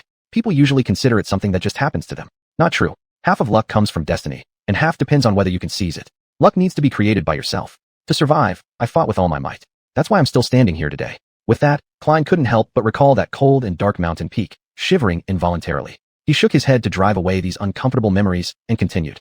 The second reason is the spell itself. Though I won't say it's reasonable, it is fair at least, in its distorted way, give and take. Just like my first nightmare for me, it applies to you as well. Cassie's frown deepened. Klein carefully pondered over his next words. Finally, he spoke up. Your defects are the most severe ones I've ever seen. As you mentioned, without help from people like Rufei, it's almost equal to being sentenced to death. People like her. Well, I'm not even sure if such people exist anymore. But, Cassie clenched her teeth. But what? Klein looked at her solemnly. This also means your power is world-shaking. You just haven't found the method to control it yet. When you do find it, believe me, you'll be embarrassed by your former naivety and stupidity. Cassie's expression shifted from despondency to confusion. Do you really feel that way? She asked in a low voice. Her words carried a desperate longing. But this question made Klein find it somewhat amusing. Trust me, I'm the most honest person in the world. Actually, two of the most honest people in the world. In truth, Klein wished he could be less honest, but unfortunately, he couldn't manage it. Of course, she didn't need to know any of that. This time, Cassie remained silent for a long while, lost in thought, as if she were grappling with an internal struggle. Klein had assumed their conversation was over, but then she suddenly spoke in a low and raspy voice. I've had more visions, but I haven't told you about them. Klein's eyelids twitched, and he stared at the blind girl before him with surprise mixed with concern. Her sudden confession left him completely off guard. Why did she keep these things hidden? And why was she telling him now? Klein, filled with confusion, cautiously asked. More hallucinations? Why didn't you tell us? A weary smile flickered across Cassie's face. She lowered her head, remaining quiet for a moment, then closed her eyes and murmured softly. You probably don't know. How could you possibly know? But knowledge can be incredibly heavy as the heaviest thing in the world. A sorrowful smile appeared on her face. I'm afraid that once I tell you about what I've seen, those events will come true. Klein immediately grew tense, wondering what her words implied. If she feared her visions coming true, then they must be horrifying. If they were truly that bad, if something terrible was destined to happen, Klein needed to know ahead of time. Only then could he prepare to face unexpected situations. As long as he was prepared, many things would go much better. But, if his preparations inadvertently triggered the event, then Cassie's vision might become a self-fulfilling prophecy? Damn it, my head hurts. I hate all this nonsense. Chapter 57, The Mystery. Klein's mind was gripped by intense inner turmoil as he hesitated about whether to let Cassie disclose the hallucinations she'd seen. Whichever choice he considered left him deeply uneasy, so much that he had no idea what to do. In the end, he just remained silent. Cassie didn't say anything more either. A moment later, she finally broke the quiet. Could you promise me one thing? This seemed like her attempt at a compromise between revealing her visions and doing nothing. Klein furrowed his brow. That depends on what it is. Cassie pressed her lips together tightly, hesitating for quite some time before slowly speaking. Could you promise to take care of Lufei? No matter what happens. Klein wasn't exactly sure if he could trust Lufei, and thus dared not easily make any promises. Indeed, he harbored no ill will towards Lufei, and he even liked her somewhat. They simply hadn't known each other long enough. Their alliance was forced by circumstances rather than voluntary, appearing reliable only within this particular situation. Whatever happened set too high a standard, but to reply yes half-heartedly would be a deception of Casey. After all, the crux lied in making the promise, not fulfilling it. At that moment, he also became inexplicably hesitant about deceiving the girl. Perhaps it was the habit formed from being honest with people recently that subtly influenced him. Casey sighed softly, stood up, and walked away. Somehow, her demeanor had shifted subtly. I understand, you're right. After finishing her words, she summoned her staff and departed on her own, leaving Klein standing dumbfounded where he was. Afterwards, no matter how hard Klein tried to relax, his thoughts always wandered off. In the end, he could only try to find clues among various pieces of information related to the Black Sea, described as the Forgotten Coast in the Blue Steel Sword's account. Also, something else suddenly struck Klein. There might be some connection between his sword, the Starlight Legion armor, the carrion beasts, and the colossal headless statue, yet he couldn't figure out precisely what the relationship was. The absence of the statue's head fit well with the description. The names and faces of the 7 heroes of the Starlight Legion have been erased by time. And in the depiction of echoes, it mentioned that those carrion beasts were the cursed soldiers of the Fallen Legion. Was the Fallen Legion referring to the Starlight Legion? He obtained the Starlight armor after killing a bone-scythe carrion beast, which almost determined that the Fallen Legion was indeed the former Starlight Legion. If that were true, why was the Starlight Legion cursed? The Forgotten Coast, the Starlight Legion. What did all this really mean? The 7 heroes who emerged from the darkness that consumes everything. Their vow was to bring light to this cursed land. What kind of light were they seeking? Starlight? And what was this darkness that consumed everything? Was it an embodiment of the curse that fell upon their land? If so, then was it the very same curse that turned the Starlight Legion soldiers into monstrous beings encased in chitinous shells? If the curse still exists, could he wake up one day and find his skin covered in chitin? That was truly a frightening thought. Although the 7 heroes had been forgotten, their oaths were remembered. On this forgotten coast, only steel remembers. That's what the blue steel sword said. Could these words hide some deeper meaning? Did the memories of the forgotten coast conceal secrets? Helplessly rubbing his temples, Klain lay down again. So many questions, but no answers. The key mystery, Casey's vision. She dreamed of the boundless darkness behind 7 layers of seals. Once the seal was broken, the darkness would escape. She also saw a scarlet spire, atop which were 7 heads guarding 7 chains. Were these chains also connected to the seals? Was the head of the giant knight's statue one of the guardians? Or had he completely misconstrued things, overanalyzing, forcibly creating connections that didn't exist? Shaking his head, Klain realized his curiosity wouldn't be satisfied anytime soon. He lacked sufficient information to piece together a coherent history. Since that was the case, torturing himself now was utterly meaningless. Perhaps things would become clearer in the future. Thinking about the word future, he couldn't help but frown. That evening, under Lu Fei's guidance, Klain continued practicing his chopping techniques. Thanks to his prior experience, each move felt completely different from previous sessions. After finishing sword practice, Klain sat down again to further study the blue steel sword, eager to continue uncovering the many secrets surrounding the Forgotten Coast. A while later, Klain asked, "Do you think I'm suited for using a sword? Should I consider changing my weapon in the future?" Lu Fei shrugged. "It depends on your choice. However, there's a reason swords are considered the foremost among all weapons." Klain smiled slightly. "Why is that?" She tilted her head, thinking for a few seconds, and then asked, "Do you know what natural selection is about?" Klain raised an eyebrow. "Survival of the fittest? The strongest species survive?" Lu Fei glanced at him. "More or less correct. But in reality, it's not the strongest that survive, but the species that adapt best to the environment. Otherwise, lions, tigers, and bears would rule the world instead of humans." Klain had heard of lions and bears, but he didn't know what a tiger was. Yet somehow deep inside, there was an inexplicable sense of familiarity. Tigers. Perhaps they were some extinct carnivorous animals? Meanwhile, Lu Fei continued speaking, unlike her usual taciturn self. When she spoke on familiar topics, she seemed quite talkative. The same principle applies in combat. In any situation, a sword isn't necessarily the best weapon, but it's the most adaptable and versatile. She looked over the blue steel sword. A sword can thrust, chop, slash, and strike. It can be wielded in various situations. It's swift and flexible, allowing you to attack with every part from its tip to its guard. With a sword, you may not excel at everything, but you'll quickly adapt to many different environments. Lu Fei looked up at Klain. "Do you understand?" After pondering for a moment, Klain replied, "I think I do." She nodded and then looked elsewhere. "But remember one thing. What matters isn't what you're holding, whether it's a sword, a spear, or an axe. They're just tools. You yourself are the weapon." Klain sighed, sheathing the blue steel sword. As always, Lu Fei's words gave him much to reflect upon. "You are the weapon." He repeated this silently to himself, feeling as if his path to strength had become clearer. They watched the sun set together quietly, enjoying a peaceful silence as dusk slowly fell. The ocean was returning, sweeping over the crimson labyrinth like an overwhelming beast. Far below their feet, some carrion beasts were seeking shelter, while others climbed cliffs in hopes of spending the night on the small island. Klain's shadow monitored them. "We'll have visitors soon," he said, a hint of regret creeping into his voice as their brief rest neared its end. Lu Fei exhaled softly. "No problem. We have the high ground, so dealing with them won't be too troublesome." Klain nodded, but his eyes remained fixed on the fading sun. Suddenly, his expression grew solemn, and worry enveloped his mind like a fog, plunging him into anxiety. He gazed at the sun and whispered softly, "Can we really reach that city?" She turned to look at him, her face showing no particular emotion. "We can." Klain turned around, staring at Lu Fei's profile, forcing out a smile. "Why?" In the blood-red blaze of the setting sun, Lu Fei's calm eyes seemed to burn through the clouds above. Facing the sun, she summoned her long sword and declared resolutely, "If this is our will, who could stop us?" Chapter 58, Efficient. Dealing with the climbing carrion beasts was relatively easy. Klain and Luffy's only needed to lie in wait at the edge of the cliff, and as they were not yet steady, pushed them off the cliff. He almost effortlessly picked up 4 shadow fragments, bringing the total number to 32. Unfortunately, soul fragments could not be retained. They stayed on the cliff for another day to rest and train. Luffy's focused on practicing his sword skills, while his shadow explored the maze-like paths nearby. Since the resonance was still recovering, their small team was not in its best state.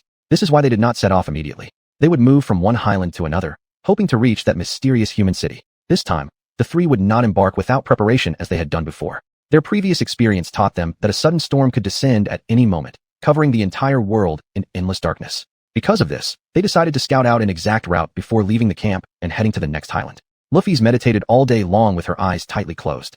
Occasionally, It seemed like a soft white light would diffuse from behind her face mask. However, every time Klein tried to focus on it carefully, the light would vanish, even making him doubt whether he was hallucinating. Eventually, Klein guessed that Luffy's must have been attempting to adapt to the pain brought by the white flames. If that's the case, then good luck to you. Kathy was cheerful and lively as usual. Their conversations were as if nothing unusual had ever happened. However, Klein still felt that there was something different about Kathy. He couldn't exactly point out how she had changed, but she seemed more confident.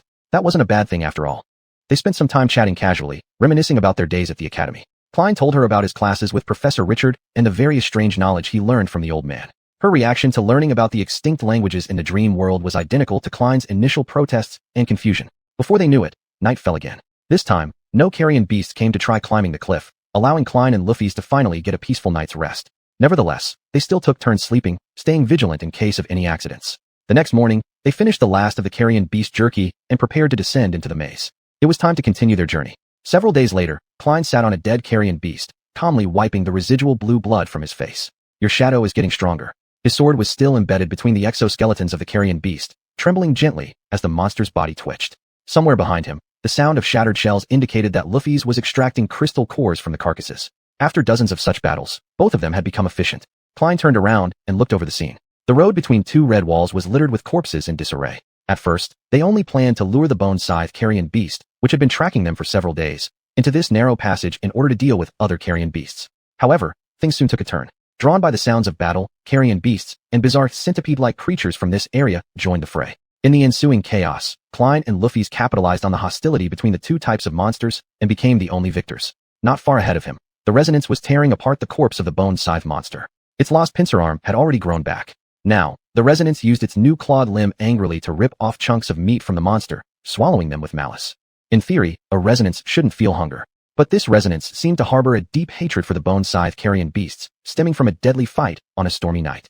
2 weeks had passed since they left the cliff. During this time, many things had changed, yet many remained the same. They steadily moved westward, leaving one highland after another. Kathy rode on the Resonance, greatly increasing their travel speed. Even so, they continued to carefully scout the paths leading to the next resting point before traveling for a day. This way, the risk of being trapped in a storm could be reduced to a minimum. They always arrived at the next highland or returned to the previous resting point just in time. Their method of traversing the maze also changed. In the past, Luffy's and Klein would always try to avoid carrion beasts, fighting them only when absolutely necessary. However, their battle with the bone scythe monster made them realize their urgent need to grow stronger as quickly as possible. Thus, they began to actively hunt these shelled monsters, targeting lone ones or those that moved in groups of at most 3.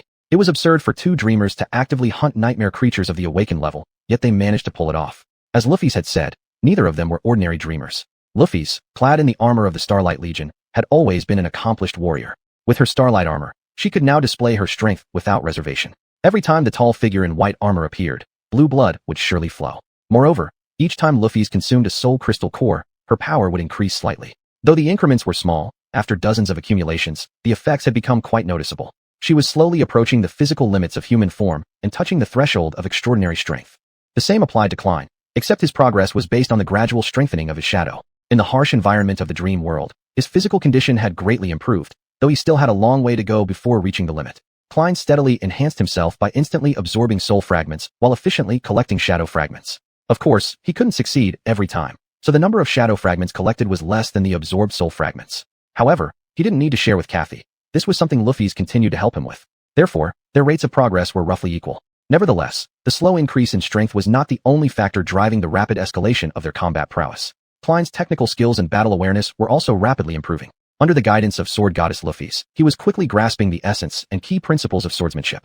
Next, he was forced to apply this knowledge to real combat, facing bloody battles daily and always being prepared to risk his life. This was the cold, unyielding reality. Regardless of good or bad, it was a brutal arena for cultivating true warriors. There was no room for error. Only improvement remained as an option. Live or die. As experience continuously accumulated, Klein broadened his horizons. Following the deepening of his understanding, he could transform this knowledge into insight. But the primary reason for the sharp rise in the overall strength of their team wasn't Klein himself, it was teamwork. After enduring long periods of fighting side by side, Klein and Luffy's had developed an intuitive synergy. They no longer needed verbal communication or hand signals. Just a glance could perfectly align them, enabling them to effortlessly slay formidable enemies. In just half a month, they had transformed from initially being lost and helpless into a well-equipped, experienced, and battle-hardened survivor team. Kathy was also progressing, not just through the enhancements gained from soul crystal cores, but this girl was gradually learning how to take care of herself. After all, Kathy had only gone blind less than 2 months ago and was still adapting to her condition. Considering her situation, she had done exceptionally well. Although she could not assist them in fighting the monsters, the burden of taking care of her was decreasing day by day. Klein had also grown accustomed to this, even finding that spending time caring for this girl brought him a certain sense of inner peace. Their goal of reaching the human city seemed no longer so distant and unattainable.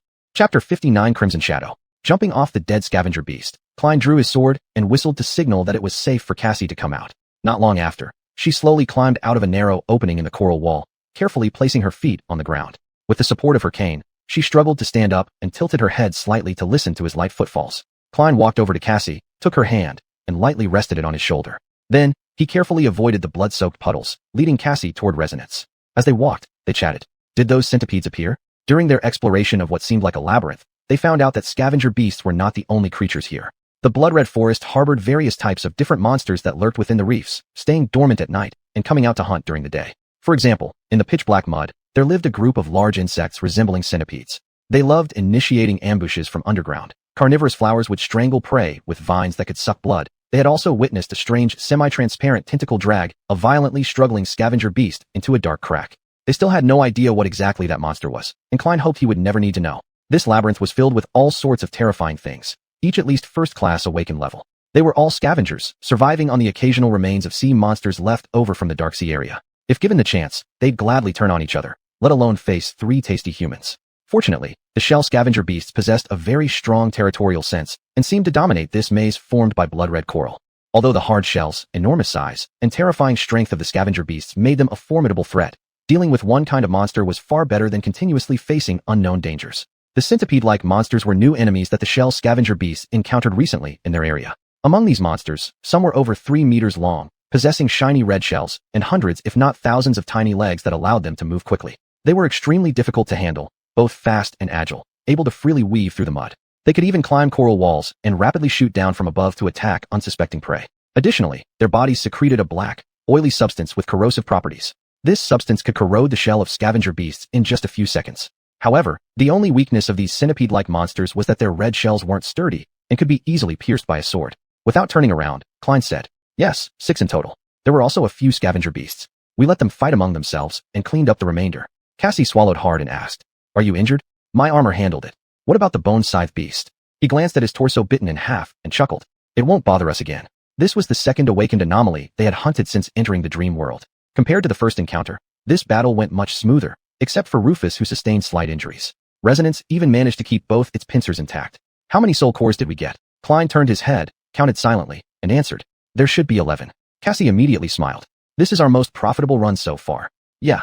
Still, this time they failed to obtain any memories once again, and Klein wasn't sure if it was bad luck. In the past 2 weeks, neither he nor Rufus had obtained any memories. It seemed as if the curse deemed they'd already gathered enough memories. Klein sighed regretfully. One of the games he liked playing with Cassie while resting in the camp was to discuss what they'd buy when they returned to the real world and became wealthy. Of course, the prerequisite was that he needed to obtain a few memories to auction off. Otherwise, where would the money come from? Driven by greed and stinginess, Klein approached Resonance with an expression of dissatisfaction and glared at it. "Hey you, stop chewing." As a resonance creature, it obediently stopped, still holding a piece of meat in its mouth. "Spit it out." Klein helplessly shook his head, helped Cassie onto Resonance, and handed her the reins. This peculiar creature almost ate the entire bone-scythe beast. "What's going on? Among all the resonances in the world, why did I have to specifically meet one so bizarre?" A shadow nearby nodded seriously in agreement, fully understanding his current sentiment. Klein narrowed his eyes at it. Such a rare, supportive gesture, though the shadow and the resonance were different. Who was tangled up with this odd resonance anyway? This rude fellow. Klein muttered under his breath. Cassie covered her mouth and giggled softly. "Don't complain about my mount anymore. It's a great resonance. I like it very much." Has it become he now? Klein shook his head again and started to peel the remaining meat off the bone-scythe beast, putting it into a bag woven from seaweed hanging on Resonance. He made these bags himself to increase the team's carrying capacity. After all, this Resonance should be very strong, and not utilizing its advantages would be too wasteful. After doing so, Klein sighed and began dealing with the most annoying task, extracting the oil sacs from the centipede-like creatures' bodies. These monsters had 2 oil sacs connected to special glands. The corrosive effect was only activated after the liquids from the 2 sacs mixed. The entire collection process was simply disgusting, and the pungent fishy smell made Klein roll his eyes. They hadn't yet figured out how to effectively use the centipede oil, but Rufus insisted on collecting as much as possible. She was confident that these things would come in handy someday. At least, the oil was highly flammable. Speaking of Rufus, by the time Klein finished collecting the oil sacs, she had already extracted all the soul cores and stood in front of Resonance. He showed her the war trophies he had collected and carefully placed them in another seaweed bag. Are you done? She nodded. Klein looked up at the sky, trying to estimate the time. The sun hung high above their heads, inverted beneath the gray sky, leaving plenty of time during the day. What do you think? We are right between Flattop Hill and Bonespine Mountain. Should we go back or continue toward Bonespine Mountain? The labyrinth's terrain was uneven. Some areas were quite elevated. They were currently in such an elevated area where the Black Sea was relatively shallow, meaning more natural landscapes would surface during the night. Rufus thought for a moment and said, let's go to Bonespine Mountain. They had already mapped out the route to Bonespine Mountain yesterday, so they wouldn't waste time getting lost on the way. With the Bone Scythe monster dead, the uncontrollable factor that had kept them on edge for the past few days was gone. Considering this, they could make their way to Bonespine Mountain today. Klein nodded and said, all right. Then, he sent the shadow ahead to scout. When the sun began to slope toward the horizon, Bonespine Mountain was already within reach. There was plenty of time left for the three of them to arrive at a safe spot. However, Klein once again felt anxiety and unease creep up inside him. This feeling had been lingering since they left the cliffside. It always appeared as twilight approached, persisted until just before the fall of night, and then disappeared for no apparent reason. This sensation confused and unsettled him. The further west they traveled, the stronger this feeling became. It was as if something was wrong with the world during that period. No matter how hard Klein tried to figure out what was amiss, he couldn't find any clues. In the end, he decided to share his uneasiness with the team. After hearing his account, the two girls were surprised. Neither of them seemed to have noticed any abnormalities. Not even Cassie noticed, whose affinity for prophecy granted her extraordinary intuition, yet she failed to perceive that strange feeling. Nevertheless, she did offer a hypothesis. Since Klein was the only one affected, there must be some unique factor influencing him. And the only perceptual difference between him and the girls was his shadow perception. This meant that the source affecting him was likely related to shadows. Under her suggestion, Klein finally realized the cause of his discomfort. Cassie was right. As sunset approached and the sun dipped low in the western sky, the vast, light-blocking shadows stretched through the blood-red maze like demonic tentacles, greatly disturbing his senses and making him feel extremely uncomfortable. That shadow was incredibly distant from them, immense beyond imagination, and impossible to detect with the naked eye. But Klein could clearly sense its presence through his shadow perception. When he told Cassie about the enormous shadow, she nodded comprehensively, as if everything suddenly made sense. She spoke slowly. That's the Crimson Shadow. Chapter 60, Bonespine Mountain. At that moment, Klein first hesitated for a second before realizing what she was talking about. The spire in your dream? The one with 7 layers of seals. Kathy nodded.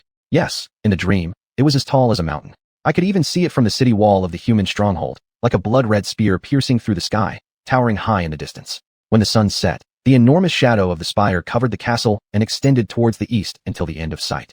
She paused for a brief silence, and then added, looking at that crimson spire makes me feel something similar to what you described, only much more intense.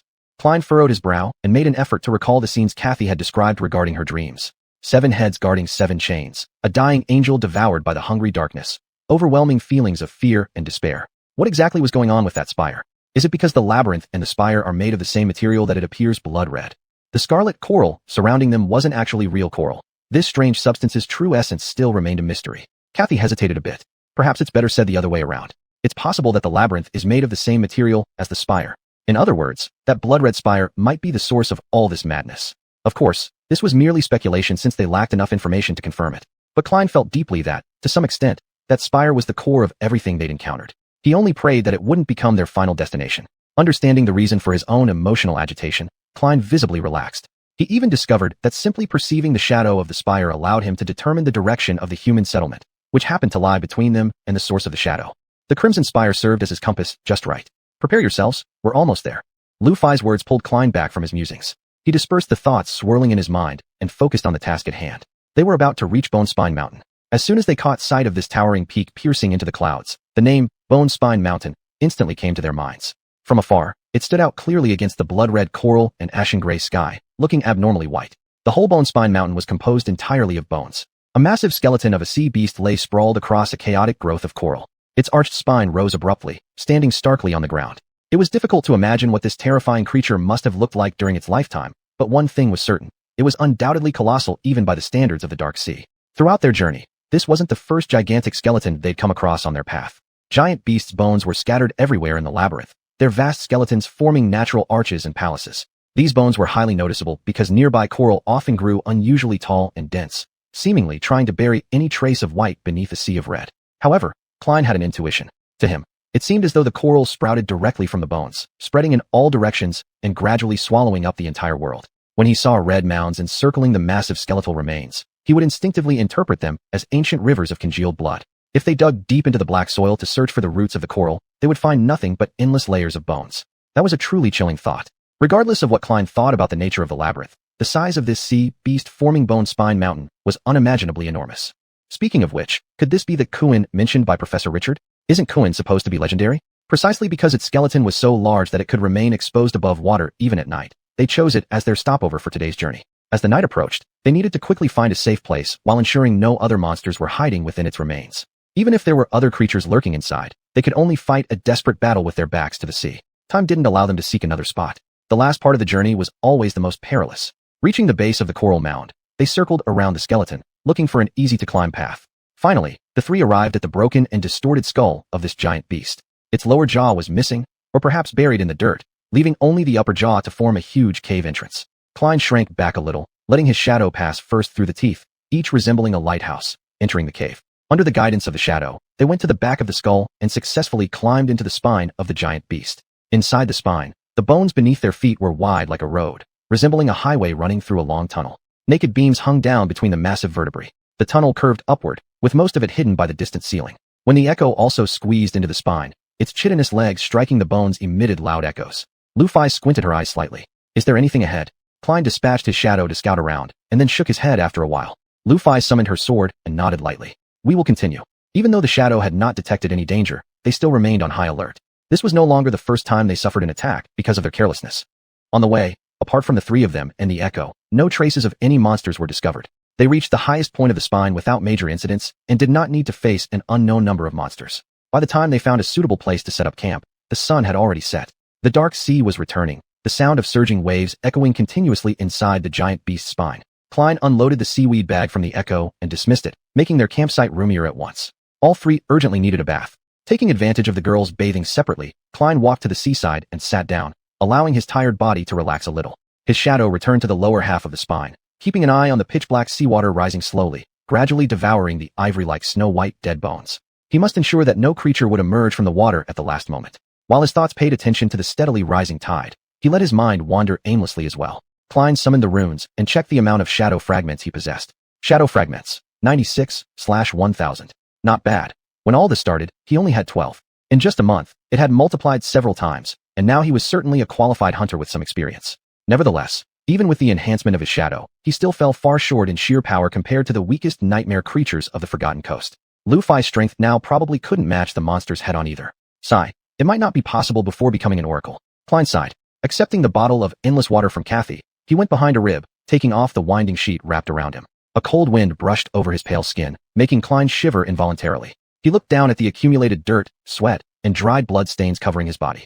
Being an oracle could hardly be considered a clean profession. While Klein was washing, Luffy took advantage of the last moments before sunset to light a fire and boil a few pieces of meat.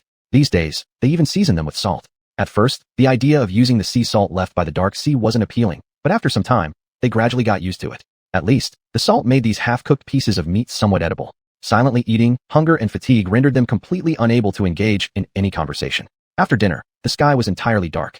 As usual, Klein took the first watch duty, utilizing the time to practice his sword techniques. He mechanically repeated the actions, splitting his thoughts in two. One part focused on the sword in his hand, and the other observed the black water surface through his shadow. Under windless conditions, the black seawater submerging the lower half of the spine appeared unusually calm. This was the first time Klein had seen such tranquility in the Black Sea, its surface smooth and fine without a ripple. It looked like a huge mirror forged purely from darkness.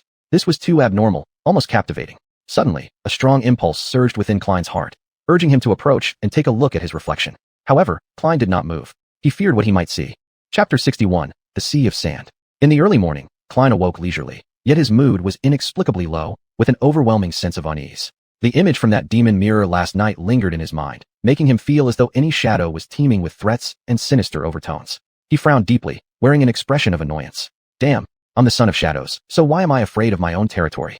However, darkness and shadows are not one and the same, even if many people tend to confuse them. Shadows are the absence of light, which could perhaps be considered a form of nothingness. True darkness, real darkness, is physical substance. In comparison, shadows actually have more in common with light than with darkness. Do they? Klein really disliked pondering these unsolvable questions right after waking up, worsening his already foul mood.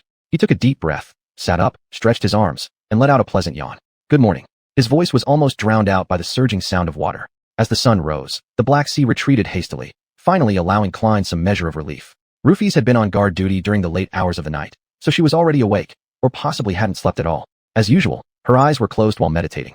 In absolute darkness, eyes serve little purpose. Thus, she mostly remained in a state of meditation, relying on her internal perception of the outside world to remain vigilant. Klein, however, was an exception. His attribute as the son of shadows gave him the natural talent to ignore darkness, making it more convenient for him to use his eyes while keeping watch. When Klein stood up, Rufy slowly opened her eyes as well.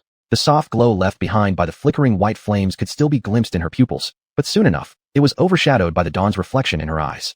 She looked at Klein and smiled at him. Over the past 2 weeks, Rufy's had been trying hard, even harder than Klein himself. Notably, instead of improving her sword skills, she devoted more effort to learning how to behave like a normal person. As she hoped, their exchanges became less awkward, mostly, at least. Klein could understand Rufy's efforts, since what she invested mirrored his own struggle years ago. On several occasions, she would carefully observe Casey's demeanor and interactions in front of them. After some time passed, Rufy's would randomly attempt to mimic the behavioral nuances of her friend. The results were indescribable. The first time she tried to greet Klein with a smile in the morning, it frightened him so much he nearly summoned the blue steel sword. Fortunately, Rufy's was both intelligent and persistent. Now, her polite smile seemed quite natural. Klein didn't understand why Rufy's chose to focus on learning social interaction during this dangerous journey, in this monster-infested forgotten coast, akin to a battlefield of hell. However, he didn't mind either. It was better than watching her torment herself every day, enduring pain like being burned alive. They never talked about it, but Klein knew that each time Rufy's pretended to meditate, she was actually enduring the agony brought on by the eternal flame. Each time this thought crossed his mind, it made him uneasy. Klein wasn't used to such feelings. He suspected this might be what others referred to as compassion. At least, it matched descriptions in books or comics somewhat. Of course, when it came to these matters, he actually knew very little. After breakfast, Rufy's got up and walked towards the spine's depths, looking up at the light filtering through the gaps between vertebrae. She turned her head and spoke. Let's go check out the surrounding terrain. At every new location, they had the habit of thoroughly familiarizing themselves with the surroundings. Climbing to the highest point, they would look westward to choose the next campsite. Klein nodded in agreement. All right. He summoned echoes to guard Casey during his absence and left shadows to monitor the area just in case. Next, Klein followed Rufy's to the crevice reflecting sunlight below. He watched as Rufy's leapt with ease, skillfully climbing the cave wall. With a few powerful bursts of strength, she managed to grab onto a protruding bone. Her movements were graceful and smooth as she ascended along a series of indentations, disappearing into the cascading rays of light. Soon afterward, a golden rope dropped down. Klein climbed up the rope and, nearing the gap, Rufy's grabbed his hand, pulling him up as well. She straightened up and turned her gaze westward. Klein shook off his hand and followed her line of sight, hoping to see a familiar picture, a vast, blood-red maze stretching endlessly, dotted here and there with rare highlands. But the scene that met their eyes caused both of them to fall silent. At a distance, the maze seemed to have lost its color. The coral branches had turned dark and twisted, as if they had been afflicted by some unknown disease, much like lifeless shells stripped of vitality. These red corals, which were normally taken for granted, now appeared abnormally fragile, as if they could crumble into dust at any moment. A vast expanse of dead coral stretched out as far as the eye could see. In even more distant areas, the coral appeared to have disintegrated, forming expansive gray seas of sand. For weeks on end, all they had seen was the endless blood-red forest, making this barren and pale world seem alien and bizarre. Klein felt chills run down his spine. They couldn't find any signs of wandering monsters under the pale soil either, adding to Klein's unease. In the distance, there was only one prominent highland visible, a hill formed by the sudden rise of the ground. It might be the largest hill they'd ever encountered. When the tides rose at night, it could indeed become an island. Its shape reminded Klein of a colossal grave. The top of the gray sand-covered hill held a towering ancient tree. The giant tree stood like a tower reaching toward the heavens, its branches so wide that they shaded the entire hill, casting large areas into shadow. The trunk was pitch black, like black water, while the leaves were crimson red, almost like blood. Under the grayish sky, the blood-red crown of the majestic tree stood out vividly against the dull background, an awe-inspiring sight. Klein swallowed hard. What is that thing? Rufy's appeared to be deep in thought, or perhaps she had nothing to say. She just stared at the ancient tree, her usually calm face showing a hint of slight confusion. At that moment, a flash of blinding light suddenly emerged from beneath the tree. The light was so clear that even from their position, they could easily see it, as if there were a huge mirror reflecting it. In a blink, the light disappeared, and several seconds later, it reappeared again. A mirror. Klein shuddered, recalling his experience from the previous night. For some inexplicable reason, that bright light had suddenly become terrifying. After a long while, he asked Rufy's, "What do you think?" She hesitated before answering him. "It's the only way west." Klein chuckled bitterly and looked away. He didn't like this change in Rufy's one bit. "Are we going then?" Rufy's faced the giant tree, as if influenced by its grandeur, and uncertainly shrugged. "Do we have a choice?" Leaving behind the remains of the gigantic sea monster, they set off westward to investigate the situation of the sand sea between them and the giant tree. Initially, they hadn't intended to approach that ominous hill. However, once they entered the sand sea, things began to become rather unusual. Their feet rested on gray sand surrounded by withered coral walls. and they were prepared for any potential unknown dangers. Nightmare creatures had many ways of concealing themselves, and the lesson from their first encounter with the centipede monster had been enough. The sand sea was eerily quiet, as if it were a forbidden zone of life. As far as the eye could see, everything was utterly silent. Under such conditions, Klein grew increasingly tense. This was strange and abnormal. Even the monsters stayed away from here. Why were they volunteering to step deeper into this sea of sand? Soon after, they reached the edge of the sand sea, where the coral had mostly collapsed into ashes. At this point, between them and the hill covered by the blood-red tree crown, lay only a vast stretch of gray sand. On this pale sand sea, there was nowhere to hide. Simultaneously, they also had no way to conceal themselves from any monster's view. Klein tapped Rufus on the shoulder. "Are you sure about taking this route?" She frowned, lowered her head, and then looked forward, softly saying, "Let's go."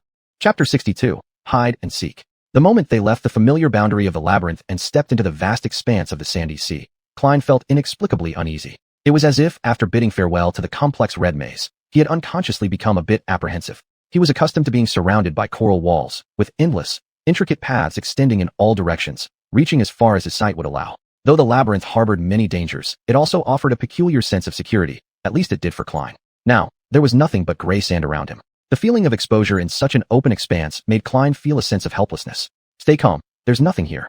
These words should have calmed him down, but they had the opposite effect. Of course, there were no monsters on this wasteland. But why? What made them so afraid that they avoided this place? Luffy walked ahead, Klein followed closely. Xuanhuan strolled slowly behind. He glanced around, hesitated for a moment, then muttered under his breath, "I don't like this place." Luffy turned to look at him with her usual calm expression. She then turned around and said simply, "Stay alert." They continued their journey in silence, heads down, while the grains of sand crunched softly under their feet.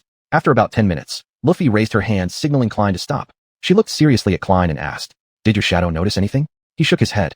"No. It's dead here, completely still. Occasionally, there are a few small dirt mounds or shallow pits, but nothing moves." Klein tilted his head slightly and hesitantly asked Casey, "Did you hear any sounds?" Sometimes, her keen hearing was more useful than his shadow perception. The last time before the storm came, it was Casey's sharp ears that first noticed something unusual. But this time, she just shook her head, indicating that there was no abnormal sound around. Luffy frowned and bowed her head in thought. Then she looked at a distant gray sandy hillock. "We keep going." However, she slightly changed the direction of the group, heading toward one of the smaller hillocks that Klein had noticed. By the time they arrived there, it was already noon. The sun hung high over their heads, making their shadows short and blurry. Klein's shadow had long since returned and was now hidden under his feet, looking like a blob of slippery black jelly. This was its most hated time of day. Luffy summoned her sword and cautiously approached the sandy hillock, trying to determine its nature. Apart from some flat shallow pits nearby, it was the only elevated area. It wasn't very tall, about the same height as Klein, overall elliptical, covered with gray sand. It seemed harmless enough, but checking couldn't hurt. Perhaps it might offer them some useful clues. Just as Luffy was about to reach out and touch the surface of the hillock, Klein's shadow suddenly noticed movement at the edge of the sandy sea. Out of instinct, Klein instantly ran towards Xuanhuan and shouted loudly to Luffy, "Hide." He immediately retracted the massive Xuanhuan. Losing the steed abruptly, Casey flailed and fell. Klein quickly caught her and dashed towards the backside of the hillock. After reaching the backside, he placed Casey between himself and Luffy. Luffy put a hand on Casey's shoulder, asking Klein silently with her eyes, "Is it dangerous?" Klein raised one hand and made a shoe gesture, signaling her to wait. His shadow had already peeked out from behind the hillock and carefully observed the situation at the edge of the sandy sea. Far away, the walls of the labyrinth suddenly rose sharply from the gray sand. One wall collapsed with a thunderous crash, pushed down by a huge figure. Raising a great cloud of dust, the figure continued forward, stepping directly onto the barren plain. 8 legs, 2 bone sides that struck terror, its shell alternating between black and red like ancient armor drenched in blood. Another bone scythe monster. Klein cursed silently. They had fought these creatures twice before, though they won both times thanks to meticulous planning. He was unsure if they could defeat one in direct combat, and even if they could, they wouldn't emerge unscathed. Turning his head toward Luffy, Klein lowered his voice and said, "A bone scythe monster just came out of the labyrinth." She furrowed her brow at this point, when Casey gently touched his hand and asked, "Where is it going?" Klein calmed down and focused his mind on his shadow. Soon, he sighed in relief. "It seems to be heading for that gray clay hill with trees. If we stay hidden behind this little sand dune and it doesn't change direction, it probably won't notice us." Luffy thought for a moment, then nodded. "Keep an eye on it, and let me know immediately if there's any change." They huddled tightly together, trying to get as close as possible to the small sand dune. There wasn't much space behind the dune, so they had to endure being cramped against one another. Maybe endure wasn't the right word. In other circumstances, Klein might have even enjoyed this closeness. "What are you thinking about? Focus, keep your eyes on that monster." Klein scolded himself irritably, but being pressed so comfortably against Casey made it hard for him to concentrate. He kept reminding himself to pay attention, yet his body instinctively leaned closer to Casey. It was driving him crazy. After considerable effort, Klein finally calmed down. He sighed regretfully, then focused all his attention on observing the bone scythe creature. This enormous thing darted through the sandy sea at high speed, its 8 spindly legs moving rapidly. In just a few minutes, Klein could clearly see every fresh red stripe and spine on its shiny shell. However, something else soon caught his attention. Between its bone sides rested a beautiful crystal, gleaming with hypnotic, alluring light. It shone brilliantly, strange, and enchanting. A rank 4 soul crystal. They'd seen a similar scene before when 2 bone-scythe creatures took 2 such crystals from the remains of a giant shark. So, is that their destination? Klein glanced at the majestic great tree standing on the gray soil hill. Its obsidian-like branches and vivid crimson leaves looked grand and striking. It was like some sacred object buried deep within the bowels of hell. Klein shared his findings with the 2 of them, his voice low and raspy. The bone-scythe creature was about to pass near their hiding place. Even though there was still quite a distance between it and the small sand dune, Klein remained extremely tense. This was the most dangerous moment. When the monster moved parallel to the sand dune, it seemed to pause for a second before continuing as if nothing had happened. Klein let out a breath of relief. It's heading towards the hill. Luffy didn't let her guard down, always ready in case anything went wrong. Follow it. Klein nodded. After a while, his shadow slipped off from behind the sand dune and stealthily followed the bone-scythe creature. Fortunately, these days he had greatly improved his control over his shadow's range, allowing it to follow the monster all the way to the gray soil hill. The bone-scythe held the rank 4 crystal nucleus tightly between its bone sides as it strode boldly across the expanse. Its behavior was rather peculiar, appearing almost reverent. It resembled a pilgrim approaching a solemn and holy place. Soon, it neared the gray soil hill and stopped suddenly, as if afraid to cross an invisible boundary. Then, the bone-scythe carefully placed the crystal nucleus on the sandy ground, retreating quickly while keeping its gaze firmly fixed on it. After retreating a sufficient distance, this colossal monster knelt down. Klein vigorously rubbed his eyes, suspecting he might be seeing things. He wasn't mistaken. This 8-legged bone-scythe scavenger bent its long legs and lowered itself to the ground, compliantly laying its terrifying bone sides in front of its prostrate body. Noticing the astonished expression on Klein's face, Luffy raised an eyebrow. What is it? Klein waved his hand. Just wait. At that moment, the shadow hidden in the bone-scythe creature's shadow detected subtle changes on the surface of the gray soil hill. That previous dazzling light had risen precisely from within the great tree's shadow. The shadow concealed itself within the shade and slowly moved toward the base of the great tree. When Klein got a clear view of the source of the light, his pupils abruptly contracted, and he couldn't help but draw in a sharp breath. Although the sun hung high above their heads, a chill surged up along his spine to the top of his head, pressing down so heavily that Klein dared not breathe. Chapter 63 Gray Earth Dunes. Traversing between the gray sandy dunes and a thick layer of piled leaves, an enormous monster was descending from the hill. Klein swallowed hard, his face sullen and unpleasant. This thing was almost comparable to a moving villa, with 8 legs as thick as pillars. It only shared a slight resemblance in appearance to the carrion beast. Its body was completely covered in armor, the trunk somewhat human-like. However, that's where the similarity ended. The shell of this behemoth shone brilliantly, as if its entire body had once been placed in a furnace, emerging encased in a set of indestructible, dazzling armor. Sunlight reflected off its carapace, and Klein truly hadn't expected that what he previously thought were mirrors would turn out to be this creature's shell. This iron giant was both massive and surprisingly graceful, resembling a colossal knight. At one moment, Klein distinctly saw 7 stars engraved on its chest. However, this knight was evil and fallen, emitting an atmosphere of decay, as if it had been summoned from hell, a demon dedicated to spreading death and slaughter. Its polished armor was covered with sharp, long spines, its humanoid torso extending 4 powerful arms, 2 ending in pincers, the other 2 in chilling bone scythes. The demon's head protruded more than that of the carrion beast, topped by several sharp horns. Its metallic face was nearly human, yet grotesquely ugly and ferocious like a beast. Just a glance made Klein feel extremely uneasy. That thing, so terrifying. Whatever it was, it obviously ranked higher among the carapace monsters than the bone-scythe beasts, let alone the lowly carrion creatures. Was it the next step in their evolution? Perhaps even a former commander of the Starlight Legion? Klein held his breath, watching the carapace demon step down from the gray earth dune. It paused before the transcendental soul crystal core, briefly glancing at the kneeling bone-scythe beast. The carrion beast shrank under its gaze, as though it greatly feared this monster. Klein understood that feeling well, because when the beast's eyes momentarily swept over where his shadow hid, he had a similar reaction. The carapace demon paid no more attention to the bone-scythe beast, picking up the glowing crystal core, then slowly turning back under the shadow of the great tree branch. Klein exhaled slowly. Klein, what happened? Kathy's face was full of worry and curiosity. After hesitating for a moment, Klein briefly said, "There's a new monster. Be quiet for a while longer. I'll explain later." As the carapace demon returned to the base of the great tree, the bone-scythe beast finally dared to stand up. Klein was instantly torn between 2 options. He had to follow this monster to ensure that it wouldn't accidentally find their hiding place on its way back to the maze. Still, he was very curious about what the carapace demon was doing in its nest atop the gray earth dune. There was no time for further deliberation. Making a hurried decision, Klein controlled his shadow, skillfully weaving through the sand and leaves. The shadow cleverly avoided the bone-scythe beast's sight and, within seconds, was already rushing towards the dune. "Just take a look, I'll just take a peek," the shadow muttered as it ran. In the large shadows cast by the crimson tree canopy, the shadow rushed downhill toward where the carapace demon had disappeared. The slope was covered with a thick layer of leaves. Indeed, the gray earth dune was more majestic and spectacular than any natural landscape they had encountered before. On the ground, the deep tracks left by the carapace demon were clearly visible. Following the trail on the ground, the shadow made its way to the top of the dune. There, the obsidian-like trunk of the great tree rose from the ground, its root system sprawling like walls in all directions. The carapace demon stood under the tree, looking up at the lower branches. The extraordinary crystal core was firmly held in its pincers. What was it looking at? The shadow followed the demon's line of sight and immediately found itself drawn to some round, tempting fruits hanging amidst the crimson leaves. One looked ripe. Suddenly, the demon dropped the soul crystal core to the ground, seemingly completely forgetting about it. It straightened up and carefully extended one of its pincers, lightly grasping the fruit and pulling with some force. The fruit came off the branch easily. It treated the fruit like something fragile, yet incredibly precious, gently placing it on the ground. Then, it picked it up and slowly brought it to its mouth, taking a small bite. It eats fruit?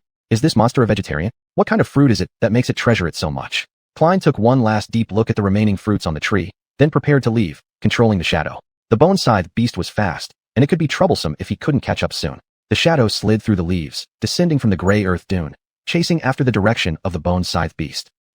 Only after ensuring that the route of the bone-scythe beast wouldn't expose their hiding place behind the small sand dune did Klein exhale, slightly in relief. He slowly stood up from behind the sand dune only after the bone-scythe beast had completely disappeared. We can come out now. Luffy's and Kathy also stood up, stretching their bodies at will and rubbing their sore arms. Suddenly, Klein recalled how he had tightly embraced Kathy while they were hiding behind the sand dune, almost blushing embarrassingly. There's no way around it. He was even somewhat grateful for the timely appearance of the carapace demon, which conveniently helped him relieve this embarrassment. Did you discover anything? Luffy stared at him, one eyebrow raised. At the moment, her typically cold expression lacked its usual confidence. Klein glanced at the distant gray earth dune and shivered. There's danger ahead. We must return to Bone Ridge Mountain first. After we are safe, I'll explain everything. She opened her mouth as if she wanted to say something, but then changed her mind, remaining silent while merely nodding. At least, there was still a basic level of trust between them. Klein summoned Echo, tying the golden rope around its body, then arranged Cassie's temporary saddle properly, finally assisting Kathy onto it smoothly. He picked up the seaweed bag, resecured it on Echo, then stepped back as they prepared to set off. Before leaving, Klein had another thing to do. He walked up to the little sand dune and gently brushed the surface sand away with his hands. Not long after, a pitch-black object appeared. Its color was identical to that of the great tree trunk on the gray soil hill. This tiny sand dune was merely a minor part of one root stem of the huge tree, slightly protruding in this flat sea of sand. Klein looked around, secretly estimating the scale of this sandy ocean. Since seeing the giant tree's roots sprawling higher than a man all around, he realized what had drained the life force from this crimson forest. Back at Bone Ridge Mountain, they gathered around the campfire. The aroma of roasted meat wafted through the air, inducing an embarrassing rumble from Klein's stomach. However, it wasn't time to eat yet. He was recounting his observations and experiences to the two girls. After the bone-scythe beast knelt down, another carapace creature came down from the top of the gray soil dune. But this one isn't like those we've encountered before. It's much larger than the bone-scythe beasts, around 6 or 7 meters tall. I don't dare to imagine how heavy it is. Its size is not too different from that of a villa. Luffy's frowned, clearly unhappy about such a colossal thing blocking their path. Besides, its shell is very special. It looks exactly like a metal alloy, with an obvious metallic luster. We probably won't be able to break through that kind of shell. I didn't notice any cracks or seams on the monster's armor, even in the joint areas. Kathy swallowed hard, turning her head toward her friend, while Luffy's continued to remain silent. Klein sighed. Also, the guy has 4 arms, a pair of pincers and a pair of bone scythes. Its outer shell is full of spines, and there are several long horns on its head. Its torso, well, is actually quite human-like. It has a human face, though an extremely distorted and hideous one. And its eyes, those eyes are full of spirit. Its intelligence might not be low. Luffy's reflected for a moment, then said after a short pause, it could likely be an awakened 3rd-class demon. Klein nodded. You're thinking along the same lines as me. It's very unlikely to be 4th class due to its size, so it should be 3rd class. Whether it's a demon or a magical beast, let's stay as far away from it as possible. Klein shrank his neck, adding. Upon hearing this, Luffy's looked up at him, tilting her head slightly. For a full minute, Klein dejectedly sighed, raising his head to meet Luffy's silently intense gaze, giving her a desperate and twisted smile. Let me guess, you want to kill it. He repeated the sentence as if it were a critical issue. Let me guess, you want to kill it. Luffy's kept staring at him with her usual inscrutable expression. After a while, Klein chuckled lightly, shaking his head incredulously. You're crazy. That's an awakened level demon. Maybe you forgot. We're just dream seekers. As soon as these words were spoken, Klein frowned and scratched his head. Wait, I feel like we've said something similar before. Kathy cleared her throat politely toward both of them. The night of the storm, when Luffy suggested killing that bone-scythe carrion beast, you said something similar. Klein gave a nonchalant laugh. Yes. So what happened? I almost got killed. Luffy's carelessly shrugged. Aren't you alive? Klein stood there, dumbfounded with his mouth wide open, momentarily at a loss for words. After taking a deep breath to calm his agitated emotions, he finally managed to say, "That's not the point." Kathy gently tapped her friend on the shoulder and quietly interjected, "Luffy, that doesn't sound quite right." Luffy's face flushed slightly as she looked away hesitantly before muttering, "I mean, didn't we end up winning? That was a risk we had to take, and the rewards were pretty good. Since then, we've become stronger." Klein had a premonition that this battle with the carapace demon could no longer be avoided, yet he couldn't help but object. "But that thing, it's just too big. It's so tall your sword can't even reach it. What are we supposed to do?" politely asked the bastard to lower its head. Luffy's frowned and gave Klein an unhappy look. "It's only an awakened demon, I know." Klein sighed in frustration, turning away as if talking to a wall.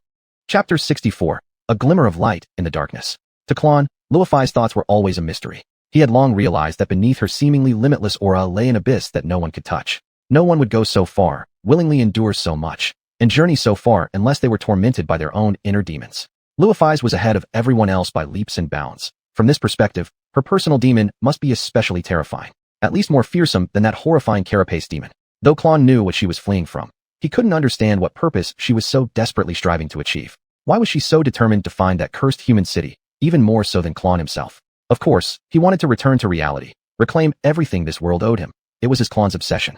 To achieve this goal, there was almost nothing he wouldn't do. But all of this was predicated on his continued survival. Corpses have no ideals or aspirations. On the other hand, Luffy seemed to be pursuing a goal greater than her own life. Otherwise, why would she willingly take such risks? Klein had to admit, he simply couldn't comprehend this logic. What could possibly be more important than one's own life? Living is the essence of meaning. Dying is just becoming a corpse. Klein looked straight into Luffy's eyes and questioned. "That night of the storm when we faced the bone-scythe creature, it was because we had no choice. We were trapped together with it. But now, can't we just choose to bypass the Ashen Earth Mausoleum?" She met Klein's puzzled gaze, paused silently for a moment, then gave a brief reply. "It's the only path westward." Klein chuckled. "Fair enough, I'll admit that's true." Once his laughter subsided, he wiped the corners of his eyes and said, "All right, it makes sense, but trust me on this. I've seen it with my own eyes, we can't defeat it." Luffy's furrowed her brow. "What do you mean?" Klein spread his hands wide. "Don't get me wrong. You're right, we cannot contend with it. But," a sinister smile crept across his face, "that doesn't mean we can't kill it." Luffy's lowered her head and pondered for a while, raising one eyebrow with confusion. "Do you have a plan?" Klein shook his head. "Not yet, but time is on our side anyway. However, there's one thing I'm sure of." Klein raised his eyes toward the west, recalling the unsettling, bestial face of the carapace demon.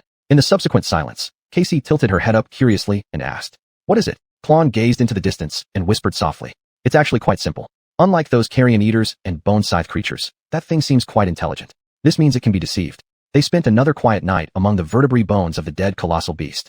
The camp was enclosed on all sides, and though these walls were made of bone, they still provided an unusual sense of security. Sleeping on cliff edges or atop coral mounds, merely meters away from the Black Sea, and exposed to various natural elements offered little rest. Klein even considered lingering here for some time if necessary, possibly weeks or even months. They could gradually explore the surroundings, hunt monsters, and steadily improve their strength. It would be best to absorb hundreds of soul fragments, gather hundreds of shadow fragments, retain dozens of memories, and perhaps obtain a few echoes. Maybe by then, when facing the carapace demon, they would have some measure of confidence. However, Klein soon realized that doing so would carry enormous risks. The Forgotten Coast was perilous and unpredictable. So far, things had gone smoothly for them, but the situation here could change at any moment. Just a bit of bad luck could be fatal. This didn't even include the extraordinary creatures hidden within the maze, especially those giants lurking beneath the Black Sea. Such existences were beyond imagination. The longer they stayed, the greater the chance of encountering lethal dangers. Their best survival strategy was to confront the carapace demon as soon as possible. Perhaps after defeating it, they would finally see that city which held all their hopes. Klein tossed and turned all night, racking his brain trying to come up with a feasible plan. As the sky turned a pale gray, he finally drifted off to sleep. Only half an hour later, he was woken by Casey gently shaking his shoulder. Klein groggily sat up halfway, yawning and muttering unclearly. "What is it?" Casey signaled for Luffy to come closer, her face deathly pale. Gathering her courage, she said, "I saw a vision about the carapace demon." Klein's drowsiness vanished instantly, snapping fully awake. He hastily rubbed his eyes and immediately looked at Casey, ready to listen. Luffy sat down beside the two as the light before dawn was dim, making her face barely recognizable. "Past or future?" Klein asked first. "Let me think about it." Casey paused after a moment of contemplation, hesitating to answer. "The past, I think." After a slight pause, her expression became more certain. "No, I'm sure." Luffy slightly tilted her head and then asked, "That's good. So what did you see?" Casey took a deep breath and began to recall after a few seconds of silence. Her complexion was a little pale, but this time, she was ready to confront the fear within her heart. "I saw the gray earth hills in the dead of night, shrouded by a storm. The wind bent the branches of huge trees with all its might, as if determined to break them." Lightning illuminated the island one after another, and the rain poured down like a flood. She paused for a moment, catching her breath, and continued. The carapace demon was there, standing immovably in the center of the storm like an impregnable fortress made of steel. Electric arcs jumped between the spikes of his armor, but the demon didn't care. It was just like Klon described, arrogant, evil, and terrifying. Casey closed her eyes anxiously, her eyelashes trembling faintly. When I looked into its eyes, I felt an empty and decaying presence. It stared at the storm until it began to subside. The wind gradually calmed down, and the rain stopped.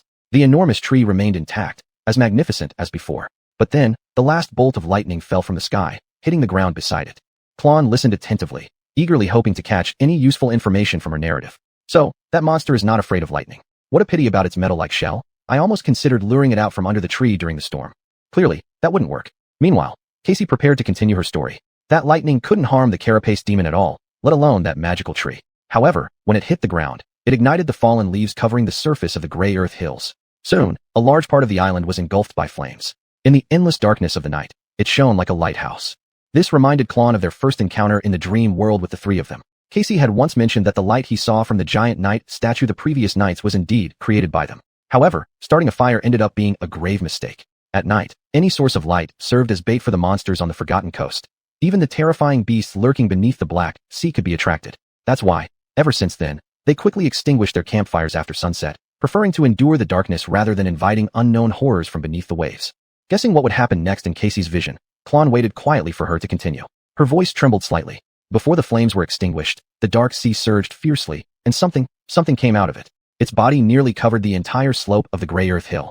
It looked like a mass of bones and rotting flesh connected by black seaweed. There were countless horrifying eyes beneath, staring at me hungrily. Twisting tentacles churned as it crawled towards that massive tree. Casey's face turned ghostly pale. Just the memory of that revolting thing made her feel nauseous. She shrank back, but didn't stop narrating. It was the most disgusting and repulsive monster I've ever seen. However, it appeared slow and clumsy, as if leaving the black water had weakened it. The carapace demon rushed at it without hesitation, despite its size being dozens of times larger than itself. It was as if it had completely lost its sanity, enraged by the creature's intrusion. Luafai's suddenly interrupted with a question. How did the demon survive? Casey uneasily replied.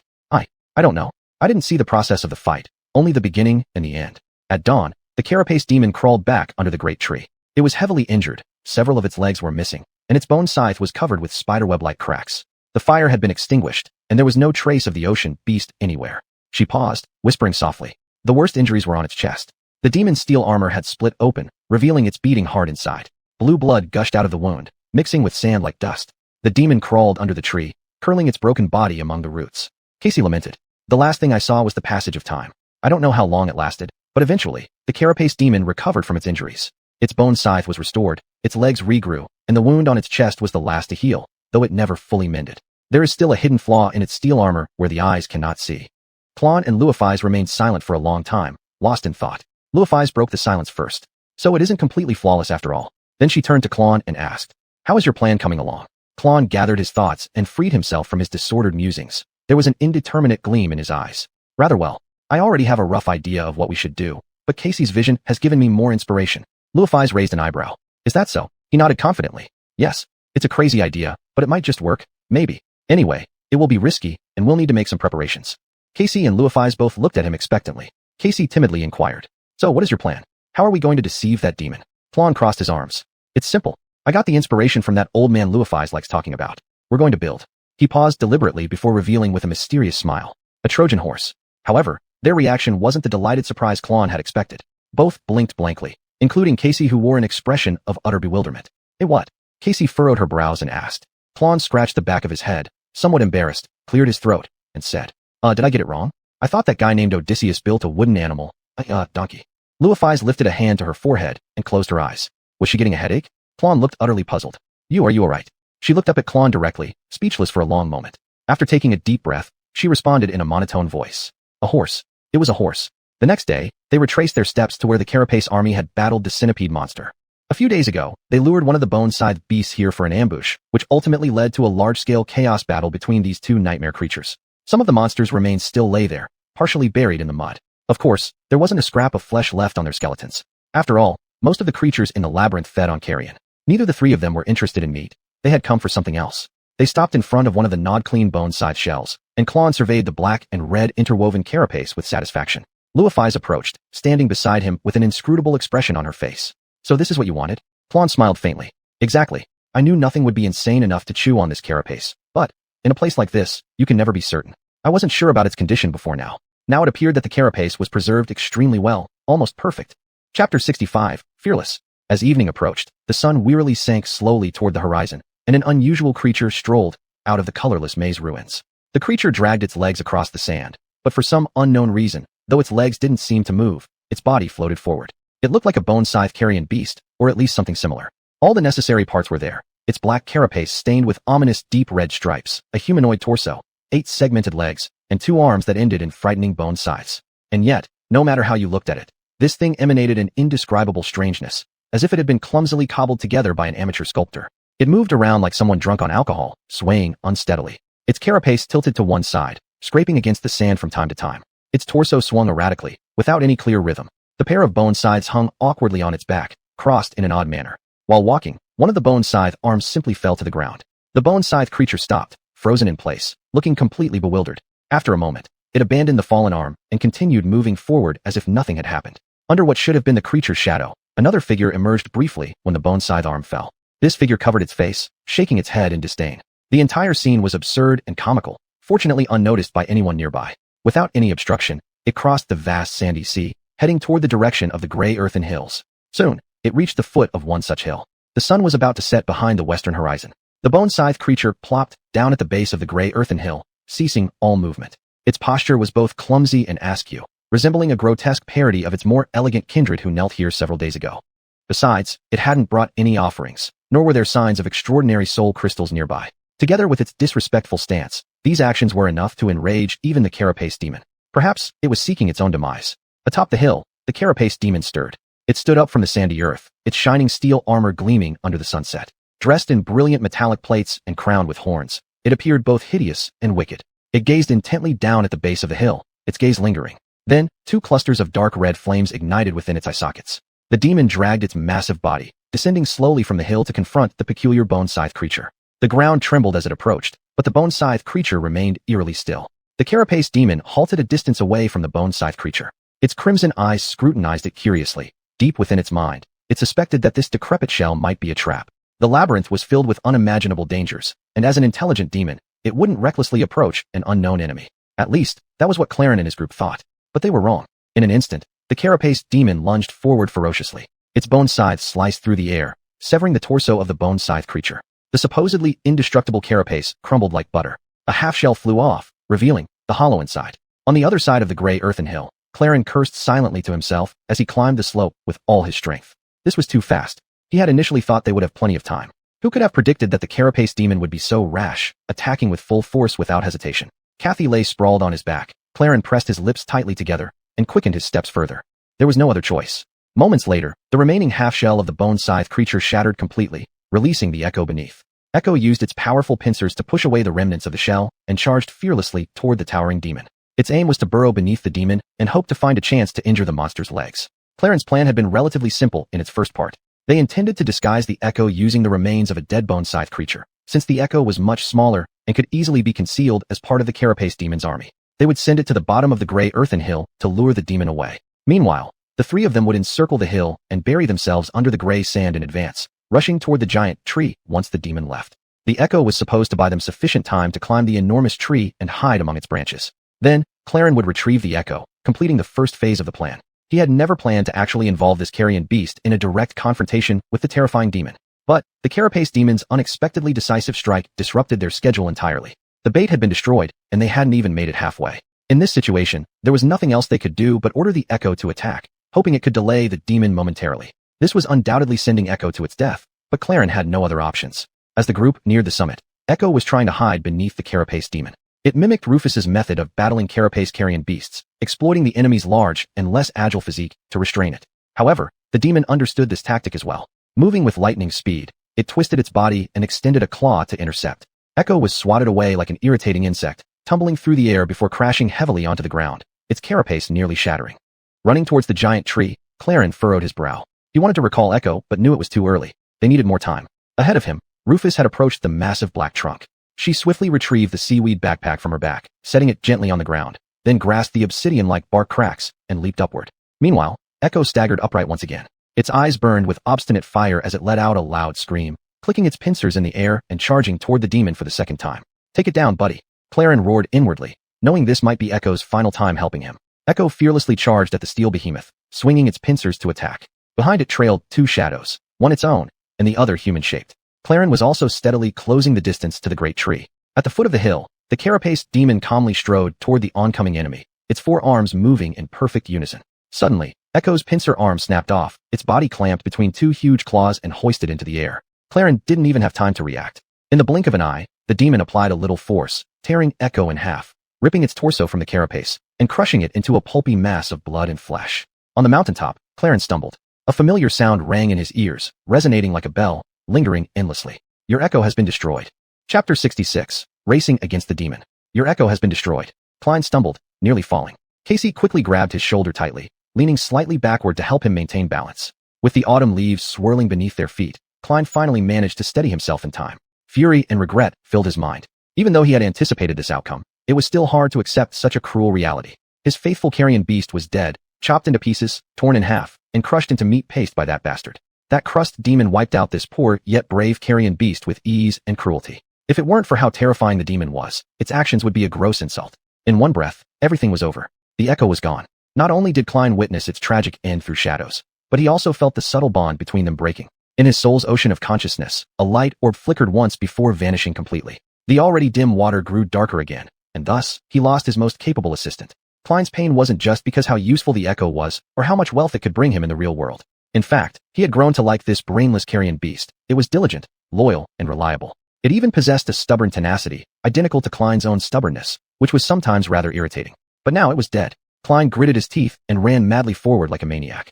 He vowed to remember this debt. If there was ever an opportunity, he'd tear off that bastard's head to use as a chamber pot. Now, they were facing a bigger problem. "Klein, what happened?" Casey's whisper came through, laced with worry and tension. Perhaps through Klein's abnormal behavior, she had sensed his change in emotions.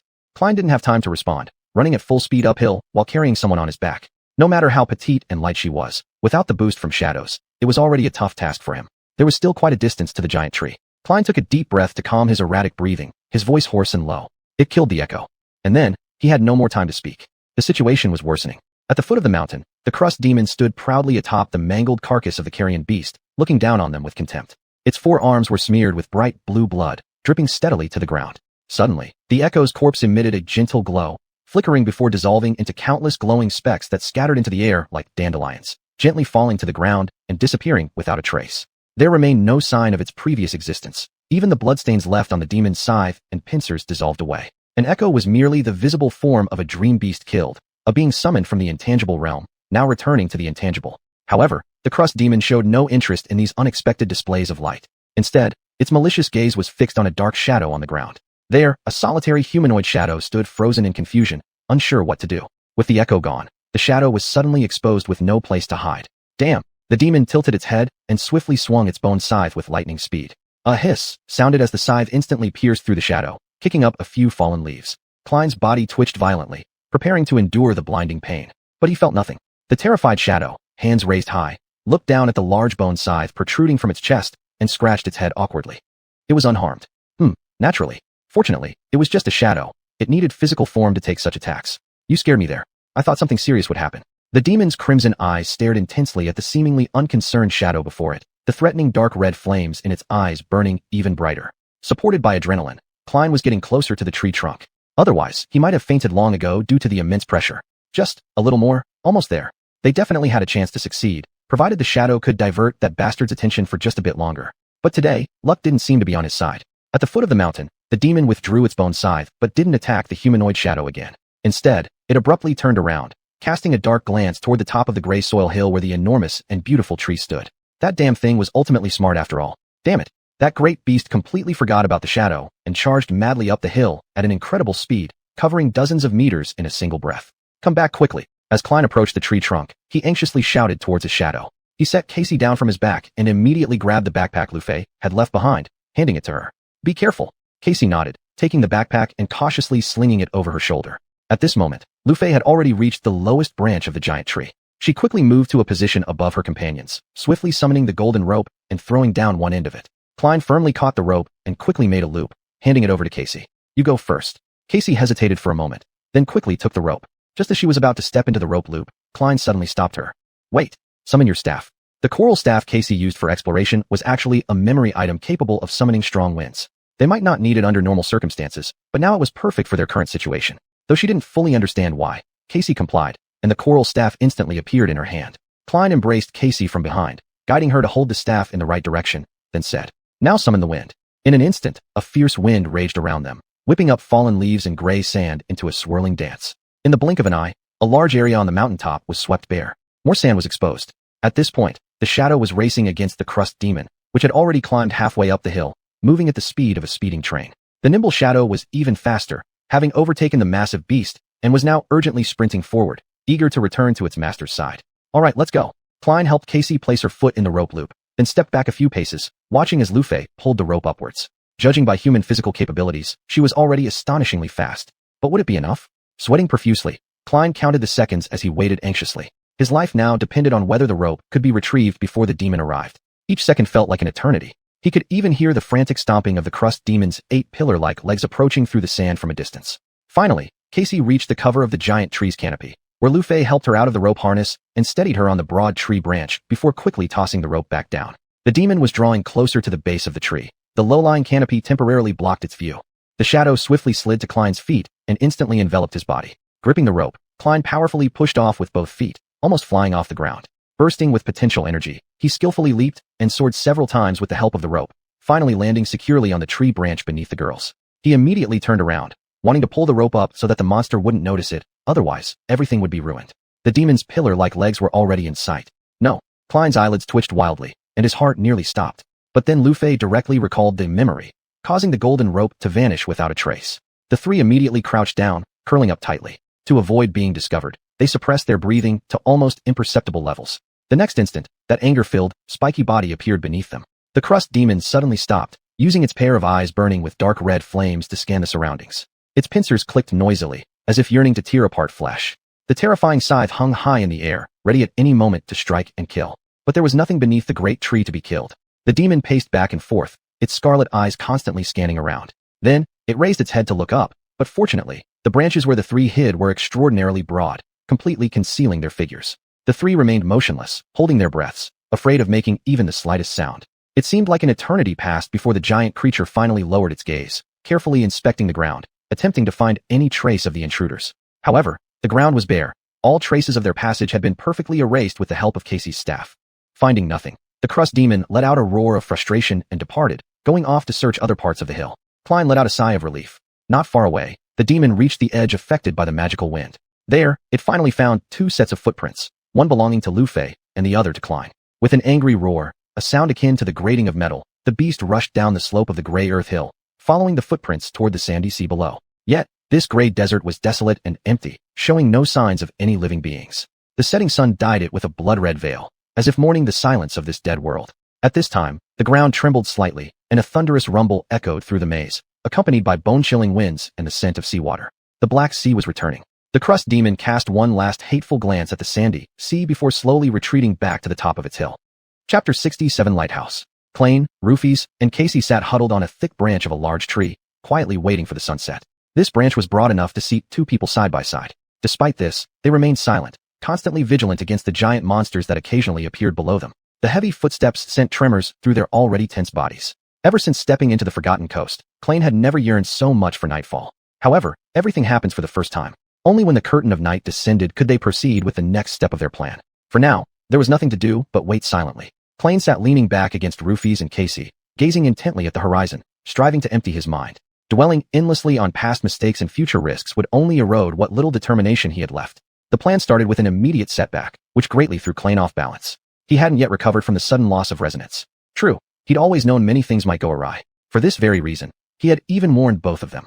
The plan contained too many uncontrollable factors, and the possibility of success was impossible to predict. Still, Klein underestimated the terror of demons.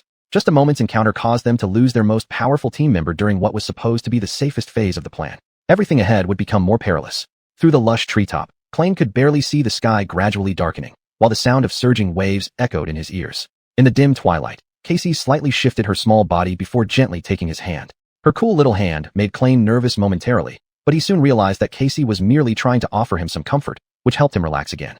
How laughable, what am I but a child? Does holding hands really solve problems? Despite such complaints in his heart, Klain had to admit that he indeed felt somewhat reassured, illogical as it was. Perhaps, could they truly achieve this extraordinary feat? If it was their will, who could stop them? Could demons? In a daze, night fell, plunging the entire world into a despairing darkness. Beneath the tumultuous Black Sea, the gray soil hillock had seemingly turned into an island. The branches and leaves of the giant tree swayed leisurely in the sea breeze. Its vivid red leaves were now hard to distinguish from the pitch-black tree trunk. The rustling of the leaves blended harmoniously with the threatening murmur of the raging waves. Klain exhaled dejectedly, realizing that the crucial moment was approaching. He considered himself to have moderate confidence in the plan. In this cursed hell, having any confidence was already pretty good. He was well aware of all the risks and possible points of failure. After all, they were flipping a coin, hoping that it wouldn't land showing misfortune. He noticed Rufy's position shift. She turned her head slightly, looking in his direction with a face calm as water. Now, her composed demeanor failed to offer Klain any solace whatsoever. Even though Rufys could see nothing in this starless void, she knew Klain would notice the inquiring look in her eyes. Klain closed his eyes first, then reopened them, exhaling slowly. Let's begin. The three of them immediately sprang into action according to the rehearsed plan. Casey carefully moved aside to make room for Klain and Rufys. Klain gently placed the seaweed backpack between himself and Rufys, then opened it. His movements were slow and cautious. Inside the bag, two crude, ugly earthen jars were wrapped in several layers of soft seaweed. These jars were handmade by Klain, so they weren't particularly sturdy. After all, he wasn't a craftsman. All his knowledge about ceramics was learned from listening to Mr. Richard enthusiastically discussing the importance of clay in human civilization development one day. However, he at least remembered some basics. The jars contained all the oily liquid they collected from the centipede monster, which splattered everywhere, nearly making Klain's heartbeat falter. A centipede monster has two oil sacs inside its body. Only when these two kinds of oily liquids mix does an extremely corrosive reaction occur. But that didn't matter much. Demon steel armor was impervious to it. What mattered was that the oil was highly flammable. The two jars separately held the two components of centipede oil. If the jars broke along their way to the giant tree, causing the liquids to mix. Thus, Rufys volunteered to take on this dangerous task, while Klain carried Casey on his back. Centipede oil was the core of his plan. After securely placing the clay jars on the branch, Klain took out the last item from his backpack. It was a makeshift torch. Yes, crafted from bones and seaweed. A torch should be made of wood, but here at the Forgotten Coast, bones were far easier to find than sticks. In the dark, Klain took Rufys' cold hand gently in his own, then placed the torch carefully into her open palms. He couldn't help but recall that he'd had physical contact with Rufys only twice before. The first time was when he was near death, his chest shattered by a bone-scythe monster. The second occasion was when he handed her the Starlight Legion armor and learned about her cruel defect. Both times left an indelible impression on him, albeit for very different reasons. He had a premonition that this day might also be one to remember, if they lived to see dawn. Klain took a deep breath. I'm ready. Rufys gave a slight nod and straightened her back. Standing tall and erect, she raised the torch high. Her gaze cast downward as the white armor she wore shimmered while her silver hair danced gracefully in the wind. At that moment, she looked like a beautiful and solemn angel. Then, beneath her eyelids, white light began to glow. In an instant, bright flames erupted from her hands, igniting the end of the torch. Rufys opened her eyes, extinguishing the shining light in them, and held the torch aloft over her head. In this world devoid of any illumination, this small cluster of flames stood out vividly, resembling a lone star fallen into the dark ocean. At the same time, Klain moved to the edge of the branch and took another deep breath, then shouted at the top of his lungs. Hey, bastard. That's right, you. Come get your father if you dare. And then everything went haywire. Drawn by the sudden light and Klain's taunting shouts, a seething crustacean demon erupted from somewhere. Its towering legs tore through the gray-white sand, raising clouds of dust. Two blood-red eyes instantly locked onto the shouting human, making Klain's legs turn to jelly. Yeah, right here, you bastard. Come get your father, shrimp-headed mutt. This island is mine now, he bellowed loudly, pretending not to be completely terrified out of his wits. The demon charged toward Klain, its massive body blocking all view. Fortunately, its sides couldn't reach the tree branch, so for the moment, Klain was still safe. He wagered that this situation wouldn't last long, but it would be enough for him to carry out his plan. As long as no fatal accidents happened. Just as the crustacean demon was about to appear directly below the branch where Klain stood, he focused intently, aimed carefully, and hurled both jars with all his strength toward the demon. With lightning-fast reflexes, the demon swung its terrifying scythe, shattering the jars into pieces in an instant. But the oil inside had already splashed onto its shell, scattering fragments of pottery all around. The liquid spattered everywhere, coating large parts of the demon's steel-like armor. As the two liquids mixed, they produced a violent corrosive effect, sizzling away at the shiny steel-like armor. Inside, Klain silently prayed. The centipede oil, which posed a fatal threat to scavengers and bone-scythe monsters, appeared to have no effect on the strange steel armor covering the crustacean demon's body. It even retained its luster. Klain grimaced. This. Rufys silently appeared beside him, raising one arm. Just as I expected. Of course, they hadn't harbored much hope to begin with. They needed the other characteristic of this oil, its extreme flammability. The thunderous roar of the enraged monster guided Rufy's aim. She threw the torch with all her might. The spinning torch fell like a meteor piercing through the darkness, landing perfectly in the middle of the demon's carapace. The next second, this colossal creature was engulfed in flames. Fire didn't hurt it. It could withstand even lightning strikes. But now, the demon blazed furiously, its flames radiating brilliantly in the heavy darkness of the forgotten coast. It had become a blazing lighthouse, calling out to all cursed horrors lurking in the black waters to crawl ashore. Chapter 68. Strange Occurrences in the Deep Sea. The enormous demon was engulfed by roaring flames, shining brightly in the profound darkness as if it were a resplendent lighthouse. Its polished steel armor reflected the fiery light, scattering the brilliance around. Drops of burning oil fell to the ground, instantly igniting fierce blazes upon touching the ash-white sand. For a fleeting moment, time seemed to stand still. Clan tightly stared at the white-hot glow of the flames, his eyes wide open, almost unable to believe they had actually achieved this insane feat. Lu Fei beside him was equally stupefied, her hands still suspended midair. They had indeed succeeded. Clan had never seriously considered engaging in a fair fight with the carapace demon. If one could call the showdown between their three insignificant humans and a demon fair. However, their lack of strength did not mean they couldn't get rid of this evil creature. All they needed was to smartly plan how to do it, such as finding a more powerful being to help them take care of this dirty work for them. Thus, he meticulously devised a plan, quietly infiltrating the hill, waiting for nightfall, and then igniting this big guy all at once, watching it be torn apart by the terrifying creatures of the dark sea. Currently, their plan was half realized. Of course, the most dangerous part was yet to come. They themselves still had to survive under the assault of the Black Sea monster. And before that, the carapace demon roared furiously, and Clan felt as though his ears were about to give out. This roar sounded like the deafening, piercing screech of rusted metal being shredded by a giant claw. Two pairs of crimson eyes flashed in the raging fire, glaring at this young man with murderous hatred. Before that, they had to hold out until the sea beast arrived. The enraged demon was hell-bent on taking their lives, and no one knew how long it would take for the sea monsters from the Black Sea to reach the hilltop. Clan worried that the demon might possess ranged attacks. Even if it didn't, what if it climbed up the tree to grab them? In the worst-case scenario, they'd have to endure its wrath for some time. As he stared into those hateful eyes filled with murderous intent, Clan keenly sensed that the demon's thoughts mirrored his own exactly. When the demon glanced toward the obsidian-like trunk of the giant tree, Clan's heart skipped a beat. At the last moment, the cold rationality in the carapace demon's mind overpowered its boiling rage. It didn't waste time trying to catch these trifling humans, but suddenly started rolling on the ground instead, hoping to use the sand to extinguish the leaping flames on its carapace. The entire island trembled, almost shaking Clan off the branch. Damn it, did this bastard really need to be so clever? For a while, Clan even thought that this demon might succeed in putting out the fire before the inhabitants of the Black Sea noticed. His worry, however, was unwarranted. Suddenly, Lu Fei turned her head to stare at the pitch-black sea surface. Her complexion paled slightly. Clan reacted a bit slower, but almost instantaneously also perceived a subtle change in the surrounding world. It was difficult to put into words. The rustling sound of the crimson leaves suddenly grew quieter, while the crashing of the waves against the island's shore became louder. It was as though an intangible pressure had quietly descended upon this world, making everything feel unreal. Then, the air became bone-chillingly cold, and a thick wall of fog abruptly emerged on the pitch-black sea. The carapace demon also noticed this change. It ceased attempting to put out the fire on its body, standing up from the sandy ground with the oil on its carapace still ablaze. No longer concerned with the fire, it instead faced the sea, its posture exuding an ominous solemnity. But then, this solemnity was replaced by determination and an intense desire for brutal slaughter. The mist slowly wriggled and crept onto the island. Clan felt an icy chill run down his spine when he realized that the fog was moving against the wind. The sound of the waves became muffled and distant, as if it came from another realm altogether. And within the fog, something moved, and he was almost able to make out a silhouette. It was.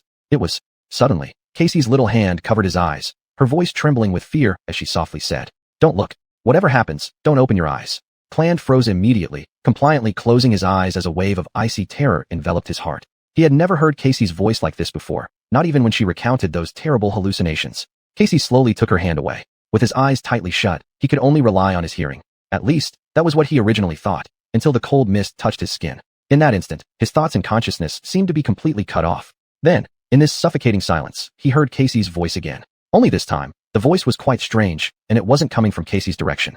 "Don't look, don't look, don't look." Clan swallowed hard, feeling his hair stand on end. Casey's distorted voice echoed through the mist, surrounding him from all directions. The sound grew louder instead of fading away, intertwining with itself. "Don't look, don't look, don't look, don't look." The sound became increasingly shrill, transforming into sharp bursts that surged at Clan like a wave, sounding entirely unlike something a human could produce. "Don't look, don't look, don't look, don't."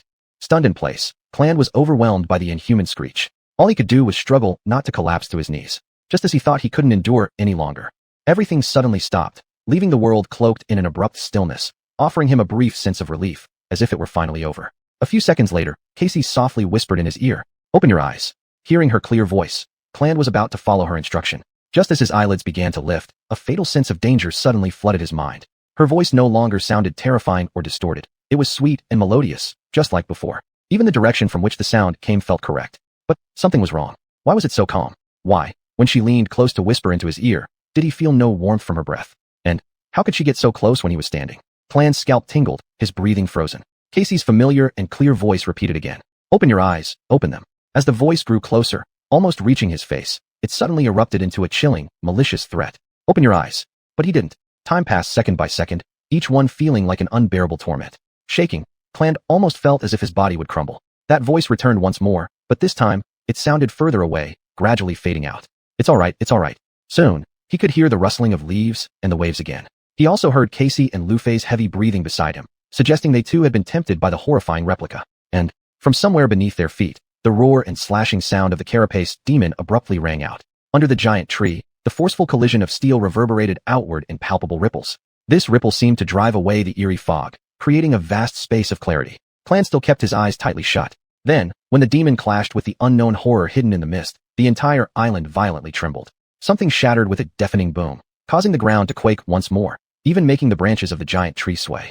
Clan extended trembling hands, grabbing his companions and pulling them close. Clinging together, they listened intently to the sounds of fierce battle, waiting. Unaware of how much time had passed, the fight between the carapace demon and the mystery from the black sea finally ceased. Silence descended again over the solitary island. Clan had long lost track of time, as each clash of the two behemoths shook the great tree and left him gradually numb. This sudden quiet startled him, prompting him to turn his head slightly and listen carefully for anything. In the aftermath of this terrible battle, Lu Fei hesitated for a moment before speaking in a hoarse voice. "It's safe to open your eyes now." Clan hesitated a bit more before slowly opening his eyes, blinking several times as the scene around him gradually came into focus. The first rays of dawn crept up from the east, shrouding the island in a hazy mist of morning light. Beneath them, the island's landscape was unrecognizable. The surface under the gray sand was almost completely overturned, looking like a wasteland ravaged repeatedly by heavy artillery fire. And not far away, damn it, the demon was hobbling back from the edge of the island, leaving behind a trail of brilliant blue blood. Its injuries were severe, its condition miserable, with none of its pillar-like legs undamaged or fully functional. What was once shiny armor now bore a dense web of cracks like spider veins. Even its arms were broken. Only one dislocated bone scythe and one limp claw remained intact. This colossal creature was practically dragging its wounded body, wobbling as it made its way up the hill. It was still alive, and more than that, the steel plating covering its chest and abdomen showed little significant damage. Its metallic carapace remained as impenetrable as ever. Clan clenched his fists and glanced at Lu Fei, his face dark with a somber expression. "So, shall we send it on its way?" Lu Fei looked down, her calm gray eyes flashing with a cold glint. She spread her palms slightly, gripping it loosely, and a silver-white longsword materialized in her hand. She spoke deliberately, one word at a time. "Kill it." Chapter 69, The Onset of a Fierce Battle. Klein gazed at the injured demon, his expression solemn and resolute. At this point, there was no longer any need for debate. They could only face the guardian of the island personally. Anyway, Klein had already exhausted all of his tricks. Ultimately, their fate would still be determined by the swords in their hands. Either be killed or become the killer. How do we deal with its armor? Luafei weighed the sword in her hand and glanced down. "I'll break through the armor. Can you create an opening for me?" Klein nodded in agreement, not wasting time on unnecessary questions. Since Luafei believed she had the ability to split the demon's shell, he had no reason to doubt her. Creating an opening, that wouldn't be easy. Even if the demon sustained serious injuries, it was still a formidable threat. Just its enormous size made it quite difficult to handle. They would first have to bring this massive creature to its knees before they could find an opportunity to kill it. Moreover, it wasn't just a stationary target standing still like a dummy. But so what? Today, one side must fall, and Klein absolutely did not want it to be them. As Luafei tied the golden rope securely around the tree branch, Klein slowly approached Casey's side and lightly patted her shoulder. She struggled to force out a faint smile. "I guess that armored demon is still alive." Even though his heart was burdened with heavy, cold darkness, Klein still tried to make his voice sound light and normal. "Yeah, but it's almost dead. Don't overthink it. This whole thing will be over soon." Regardless of how things turned out, he silently added another thought inside. Casey's smile gradually faded, obviously disbelieving of his clumsy reassurance. Just as thoughts raced through Klein's mind, he suddenly asked, have you ever eaten demon meat?" Casey was clearly taken aback by his sudden question. "What? No." Klein grinned, with a hint of jest. "How about some demon steak? Let me tell you, my cooking skills are amazing." "Well, I think so. Luafei has almost taken care of all the cooking, so I've never really had a chance to put what I learned in class into practice." Teacher Richard did spend a lot of time meticulously teaching him how to cook various seemingly inedible things. Naturally, This included the flesh of various nightmare creatures, preparing him for his journey into the dream world. Here, hunger was as much an enemy as the fiercest monster. Once we get some demon meat, I'll cook a demon steak for you. It'll be the most delicious demon steak you've ever tasted. I promise. A genuine smile finally appeared on Casey's face, and she politely nodded. All right, that's your promise. On the other side, Luafei finished tying the rope. She threw a questioning glance, then lightly flicked her wrist, allowing the rope to gracefully drape down. Are you ready? Klein gave a slight nod, closed his eyes for a moment, and felt the power amplified by the shadows. All right, let's go. As soon as their feet touched the ground, Klein felt a piercing gaze, as if it were trying to burn a hole in his chest. Instinctively, he looked up and saw the maimed shelled demon glaring at him fiercely. Its remaining eye glowed with a dark, menacing red. Where its other eye used to be, there was now a black hole, continuously oozing blood, a sight both shocking and chilling. Observing from such close range, the demon seemed to have suffered wounds far more severe than imagined. Its shell was cracked in multiple places, each fissure oozing deep blue blood. Unfortunately, none of these cracks came near vital areas. Several of its long horns had snapped clean off, one of its front legs was halved, while the remaining back legs were either limping or completely torn away. The stumps of its severed arms pressed tightly against its torso, desperately trying to stem the outflow of copious blood. The other two hung uselessly, nearly touching the gray-white sand. Despite these grave injuries, its gaze remained steadfast, filled with malevolent cunning. The desire for relentless slaughter continued to burn within its eyes. And now, this overwhelming murderous aura had firmly locked onto Klein and Luafei. It was they who had brought it to this pitiful state. The first ray of the rising sun illuminated the spines covering what used to be the shiny armor of the demon, dyeing them a burning crimson. Klein summoned the azure steel sword, briefly scanning Luafei. Be careful. It's very fast. He had personally experienced the speed of this creature and knew just how dangerous it truly was.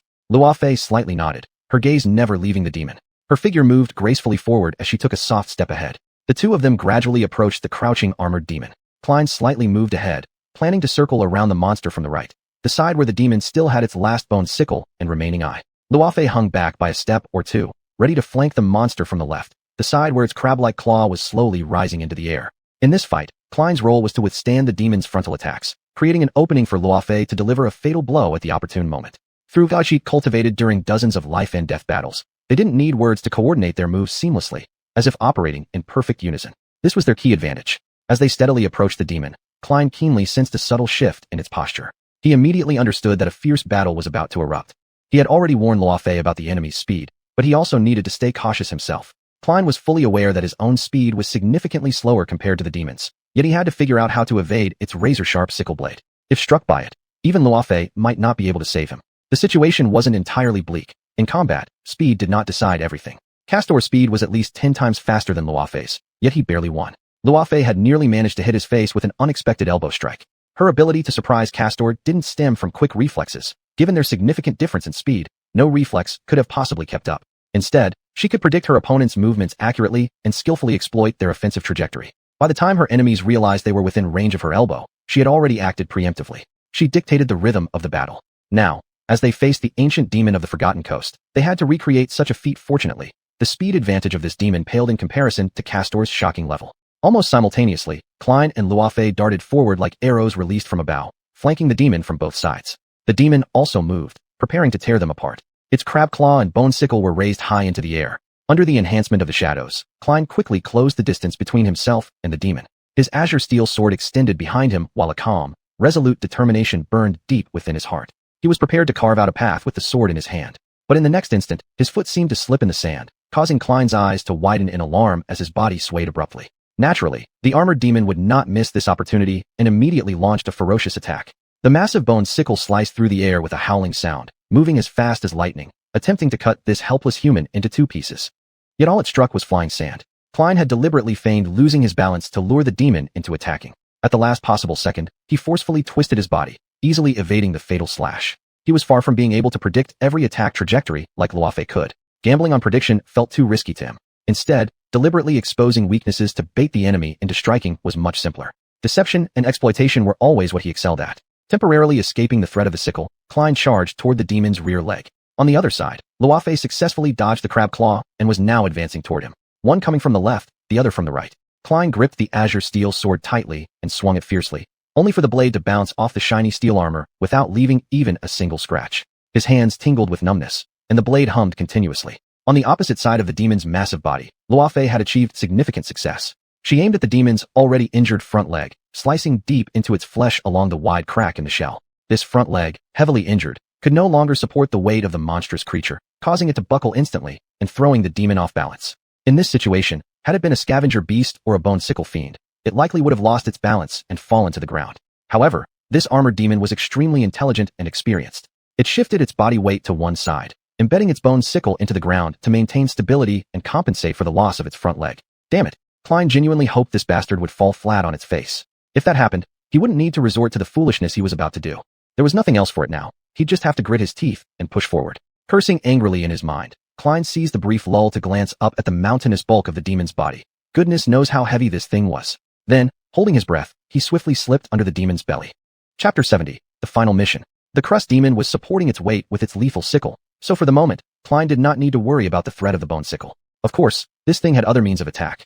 Its towering pillar-like legs were each like a battering ram, dangerous and incredibly destructive. At this moment, it was unstable and couldn't spare a leg to attack. Klein had approximately the time of one breath to act freely without any danger. His only concern was to avoid rushing directly under the belly of this giant beast and placing himself at the risk of being crushed by the demon.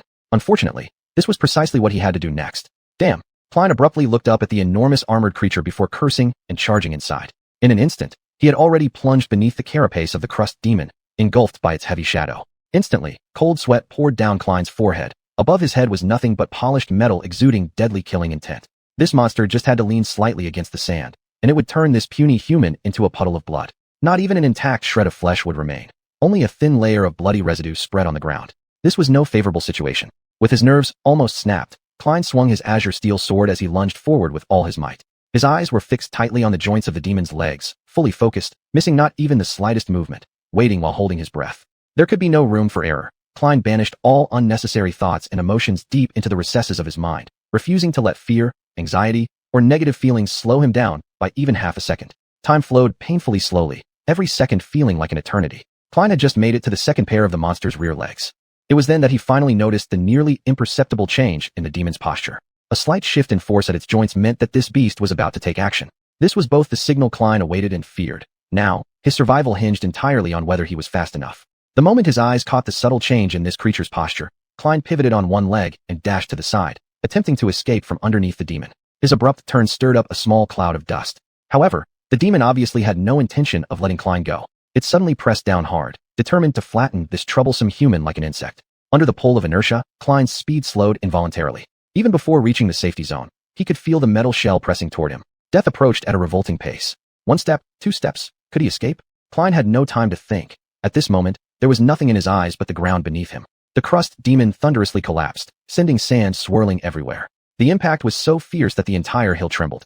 The gleaming shell that heralded death was mere centimeters away from touching Klein. In the final moments, he launched himself out from beneath the demon.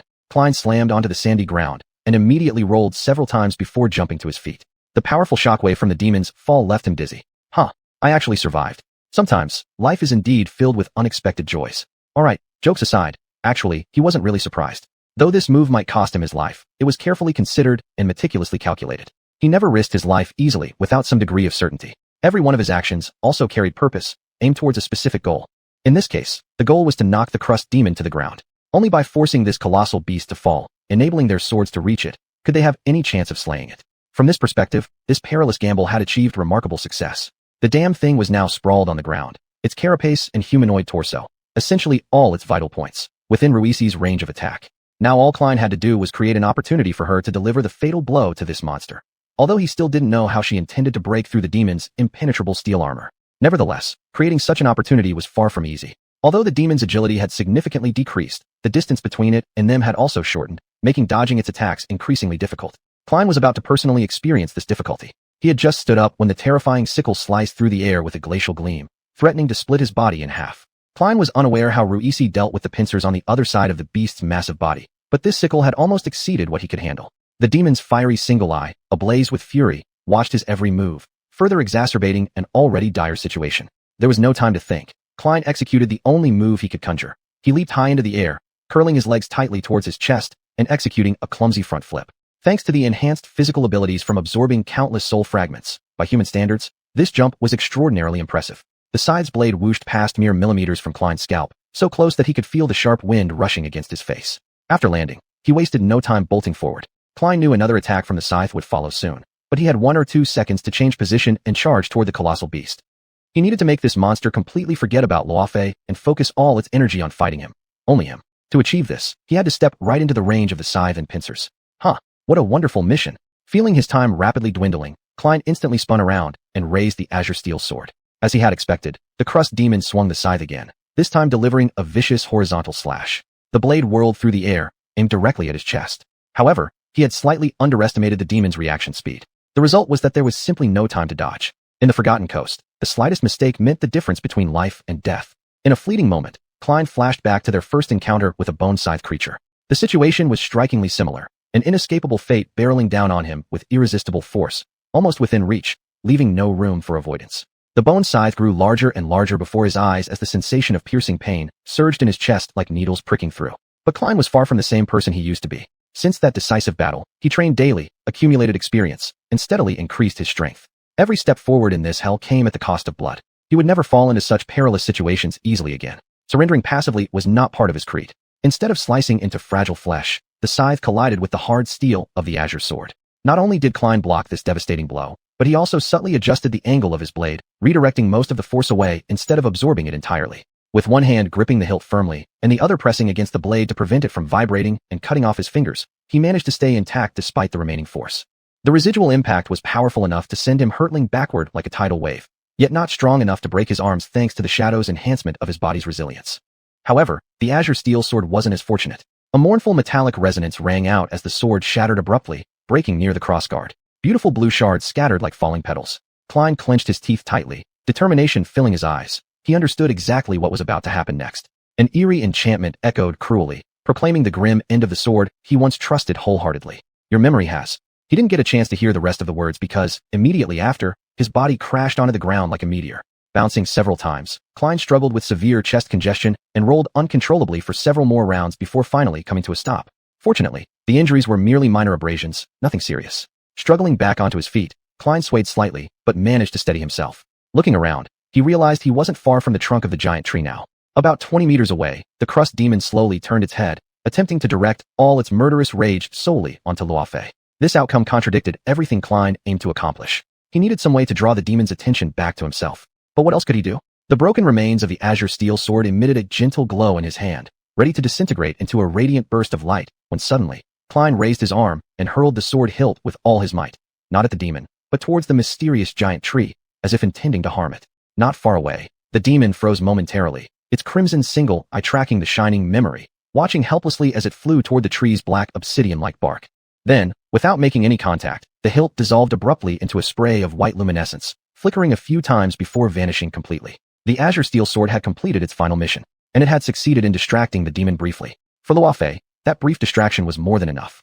Chapter 71, coming right away. The shelled demon momentarily distracted, its gaze drawn by Klein's feint towards the giant tree. Seizing the opportunity, Luofei shot forward like an arrow released from a taut bowstring. From the moment the enemy was distracted until she threw herself into the attack, the entire sequence was executed seamlessly, without a trace of hesitation or delay. There wasn't even the slightest pause.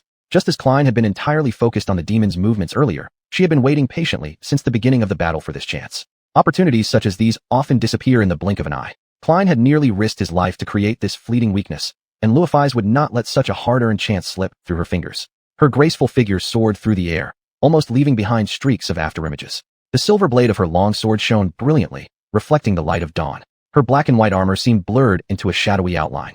GUH. Events unfolded too swiftly for Klein to form any coherent thoughts. He could only helplessly watch, as if time slowed down to a snail's pace, with emotions roiling within him like a turbulent storm. Realizing the threat was imminent, the demon reacted almost instantaneously. But on the battlefield, even a momentary lapse of attention was enough to turn the tide. Even the smallest oversight could determine its survival, or death. Assuming Luofei's could truly penetrate the creature's unbreakable steel armor. Otherwise, all their efforts would be in vain, and it would be they who perished. A terrifying bone scythe came slicing down with deafening force, attempting to cleave her in two. Meanwhile, the other claw flickered threateningly, aiming to crush her body into a bloody pulp. Yet it still moved just a fraction too slowly.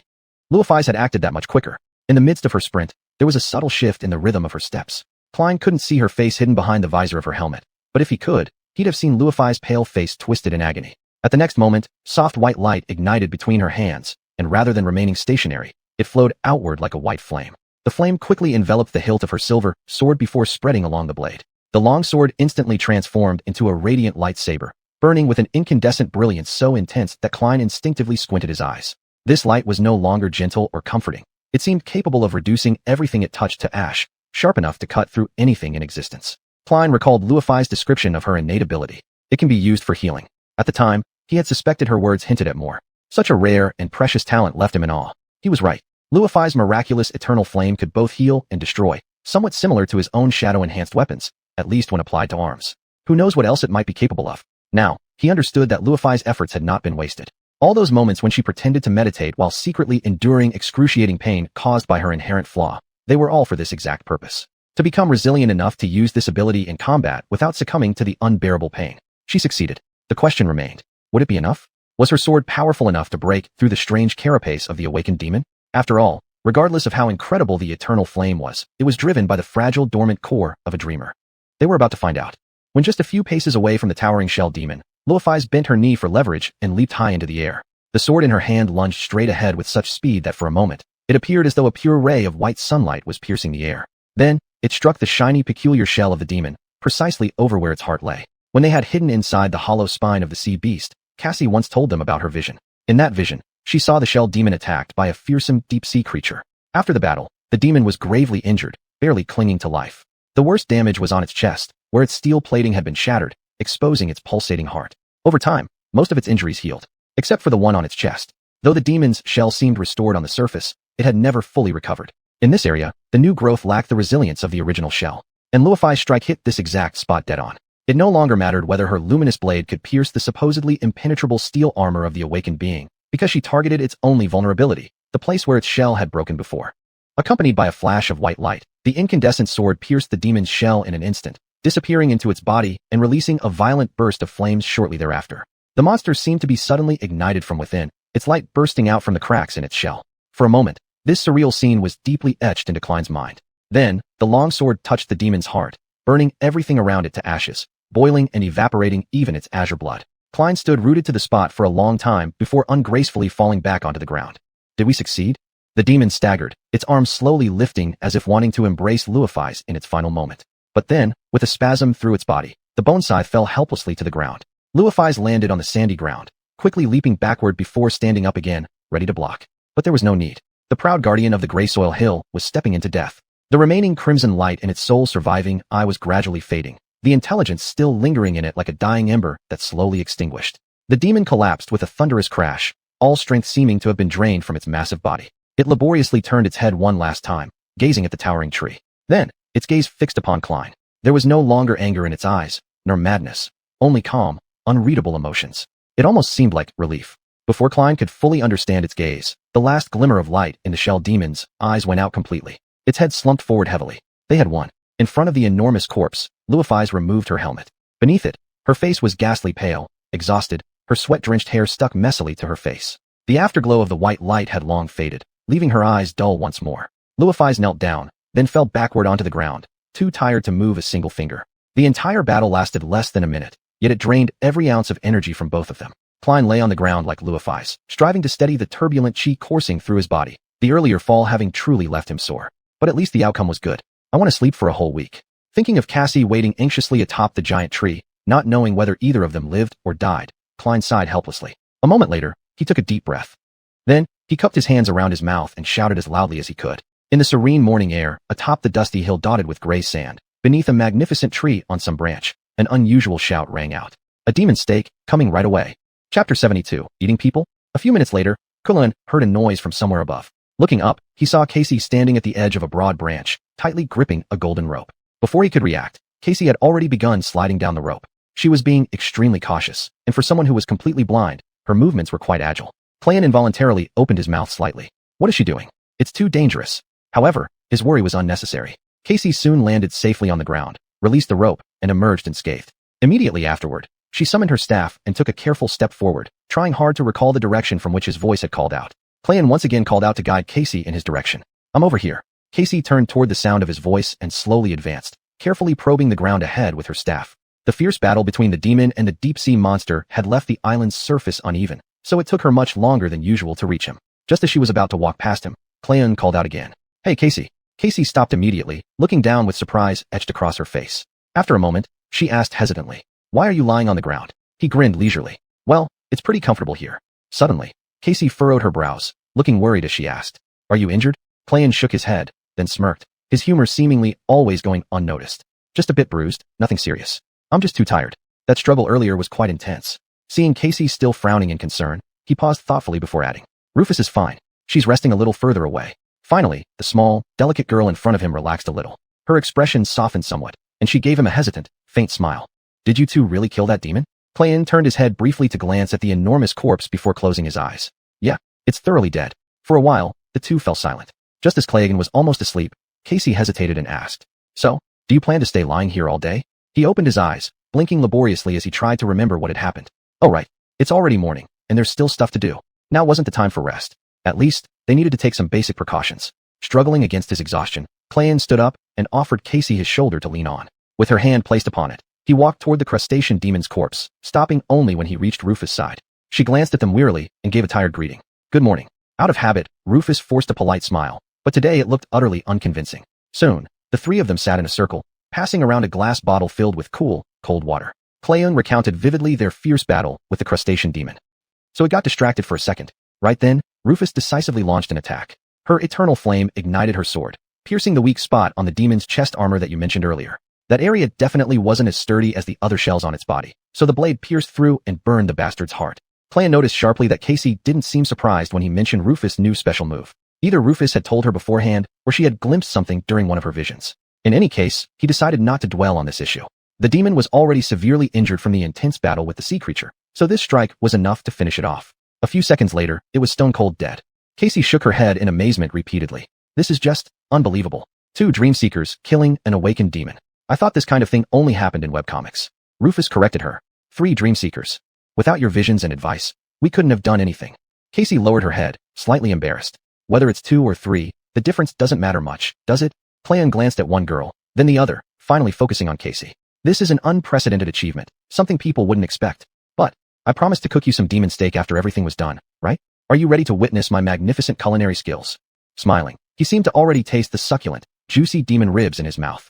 However, Casey frowned, clearly unsure. I don't know if that's okay." He raised his eyebrows. What? After hesitating for a long while, she began explaining. "Well, eating the flesh of an intelligent being always feels a little strange, even if it is evil.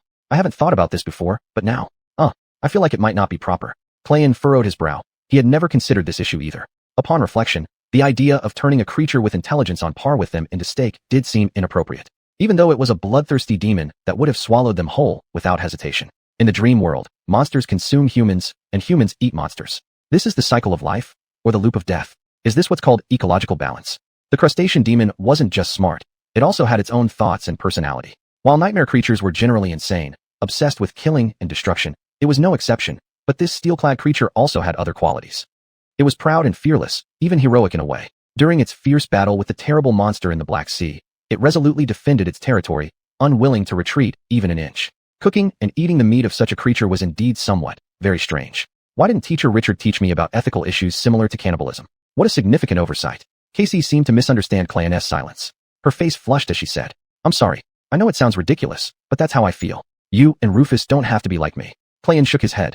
"No, maybe you're right. I understand sort of. It's just that we didn't bring any supplies, so unless we go hunting, we won't have anything to eat." Casey sighed softly, then brightened up as she said, "What about the fruit of that tree? I bet they are delicious." Clayton stared at her incredulously. "You're serious?" Casey was thoroughly puzzled by his question. Yes? What's wrong?" Clayton shook his head gravely.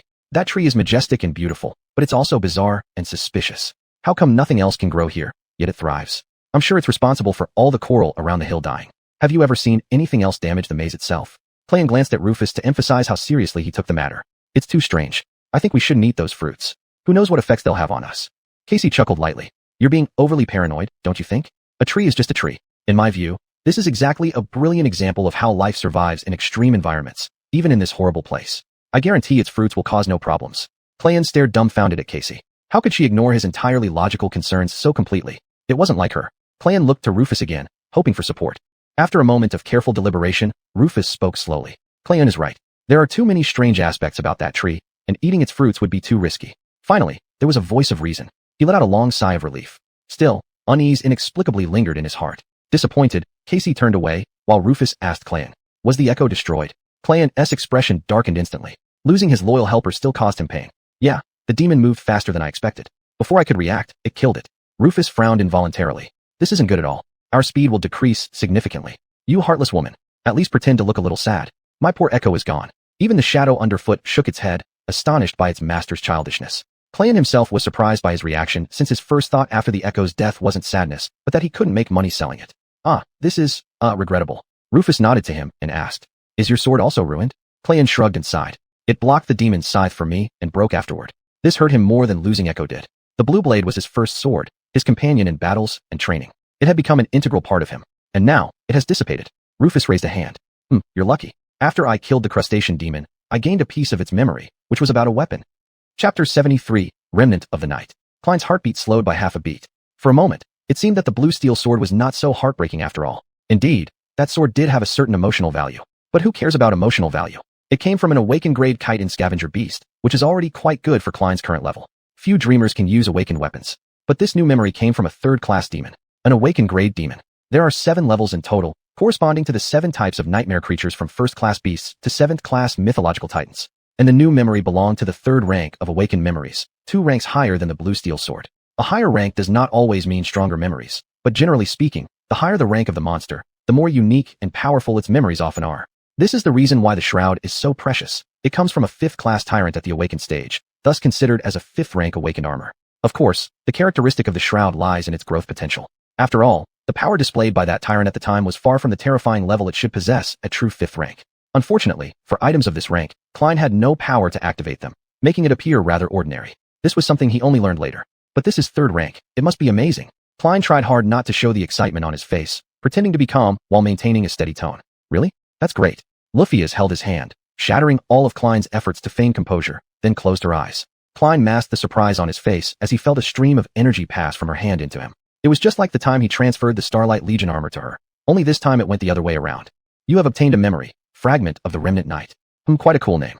He summoned the runes and couldn't wait to find the description of his new weapon. Memory, fragment of the Remnant Knight. Memory rank, 3rd rank. Memory type, weapon. Memory description. Forged from the fragments of a fallen star, this unyielding sword prefers those who resolve to fight until their last drop of blood is shed without surrendering. Interesting. Klein didn't delay, immediately summoning the fragment of the Remnant Knight. In the blink of an eye, a graceful long sword appeared in his hand. At first glance, this sword somewhat resembled the blue steel sword, but only in that it was also single-edged with a handle suitable for holding with both hands. That was where the similarities ended. First of all, its blade was much longer, about a meter, and the edge had a slight curve. It was forged from the same lustrous metal as the chitin demon's steel armor. The edges were infused with an almost intangible sharpness. The hilt was made of polished black wood, resembling the obsidian bark of a giant tree. The guard was round, more pronounced than that of the blue steel sword, providing better support and protection for the user's hand. This sword lacked any decoration or embellishment, and there wasn't any attempt at fancy designs. It was simple and plain, like a pure killing weapon born purely for battle. Around it swirled a cold, insane aura of slaughter. The moment Klein's hand touched the fragment of the Remnant Knight, he felt the sword's indomitable will to fight. With this sword in hand, there was nothing that could leave him unarmed. More than that, somewhere deep within his perception, he felt a strange sensation. When holding the fragment of the Remnant Knight, he noticed a subtle presence, as if a vast reservoir of strength lay hidden within him, albeit temporarily untouchable. He still wasn't clear how to master that power, but it truly existed. Klein mused that he would need to win the favor of the sword first, but exactly how? Find a chance to experiment later. Klein joyfully admired his new weapon and looked up at Lufius. Is it a katana, right? She carefully examined the fragment of the Remnant Knight and then replied. Strictly speaking, this is a nodachi. It's longer than traditional katanas, and the blade shape is slightly different, but they're quite similar. Nodachi. Well, it sounds nice anyway. Moreover, most of the techniques he had learned using the blue steel sword could be applied to this type of sword. Essentially, they're the same. Obtaining this new nodachi didn't completely erase the pain of losing resonance, but it significantly improved his mood. He loved the fragment of the Remnant Knight dearly, almost to the point where he couldn't let go of it. Its simple and resolute design carried a unique beauty, understated yet deadly, somewhat like Klein himself. This was a major upgrade in weapons. Suddenly, a thought flashed in Klein's mind. He glanced at Lufius, cleared his throat, and after hesitating for a while, he said, this is a pretty remarkable weapon of the 3rd rank. Are you sure you don't want to keep it for yourself? After all, it was Lufius who dealt the fatal blow to the chitin demon. By rights, this memory should have belonged to her. Even though she had given it to Klein, he still asked this question. Deep down, he really hoped she would refuse. Lufius shook her head. I already have a sword, and that one suits me. Klein felt relieved inside. Thank goodness, he thought to himself. However, this raised more questions. If she wasn't willing to trade her sword for this 3rd rank weapon, then what rank was her silver sword? He didn't buy the explanation that her sword simply suited her better. She herself had told him that the principle of using these types of swords was largely the same. Trading the older sword for this fragment of the remnant knight and giving it to Klein wouldn't be any problem for her. The only reason for her refusal could be that this downgrade didn't suit her. Klein once again wondered exactly how Lufius had acquired her true name. To gain his own, he had needed to kill an awakened tyrant. Had she gone through the same thing? Or perhaps, something even more extraordinary? Well, he was too tired already. He didn't feel like trying to strike up another conversation with Lufius. They were both exhausted. Due to concerns about the eight-legged bird they had encountered earlier reappearing to feast on the remains of the chitin demon, the three of them moved to the other side of the hill and hid behind the massive trunk of a giant tree. Once they confirmed nothing from above could spot them, sleepiness took over, and the trio finally drifted off. Klein almost instantly fell into a dreamless darkness, thinking he could finally get some rest. However, this rest wasn't peaceful. He began to dream. That's strange, Klein pondered to himself. You shouldn't dream when you're in the dream world, right? And then, there was no more time to think. Chapter 74, Shattered Dreams. Klein woke up from the continuous sense of danger transmitted by his shadow. He opened his sleepy eyes and sat up, feeling disoriented. What's going on? He mumbled, looking down at his shadow. It was frantically gesturing upwards with an expression of tension. Well, it didn't have a face, but he could feel its unease. Trouble ahead? Klein looked up, and apart from the giant tree's crimson leaves, he saw nothing. Even though the sky was obscured, it wasn't hard to tell that the sun was still in the sky. Apparently, he had only slept for a few short hours. There were no signs of danger around him, so he furrowed his brows, full of doubts. What scared you like this? The shadow gestured again, pointing upward. Klein blinked several times and followed up. On top of the tree, higher, in the sky. At this point, the shadow finally seemed satisfied, crossing its arms as if saying, "You finally get it. There's a dangerous thing above the hill in the sky. Could it be one of those eight-legged great birds?" He had to take a look. Yet why did he feel like he forgot something important? Klein frowned tightly, trying to figure out where this feeling of forgetting something significant came from. What could he have overlooked? He fell asleep, woke up, and started talking to his shadow. Asleep. Suddenly, he recalled some fragmented remnants of strange dreams. At least they looked like dreams. Were they dreams? People within the dream world shouldn't have dreams. Things should work that way.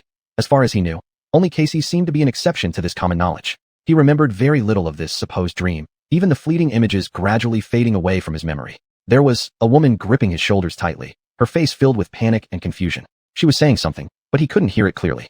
No, it wasn't a woman. It was Casey? Yes, it was her. And what she said, Klein struggled to recall, trying to grab onto something before the dream memory disappeared entirely.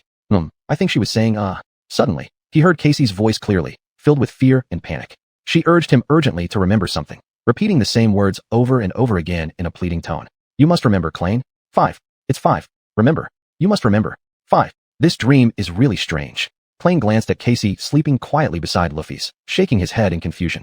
He wasn't sure whether this piece of memory was just a dream or perhaps a weird scene imagined before falling asleep. Based on the rules governing the dream world, he leaned more towards the latter.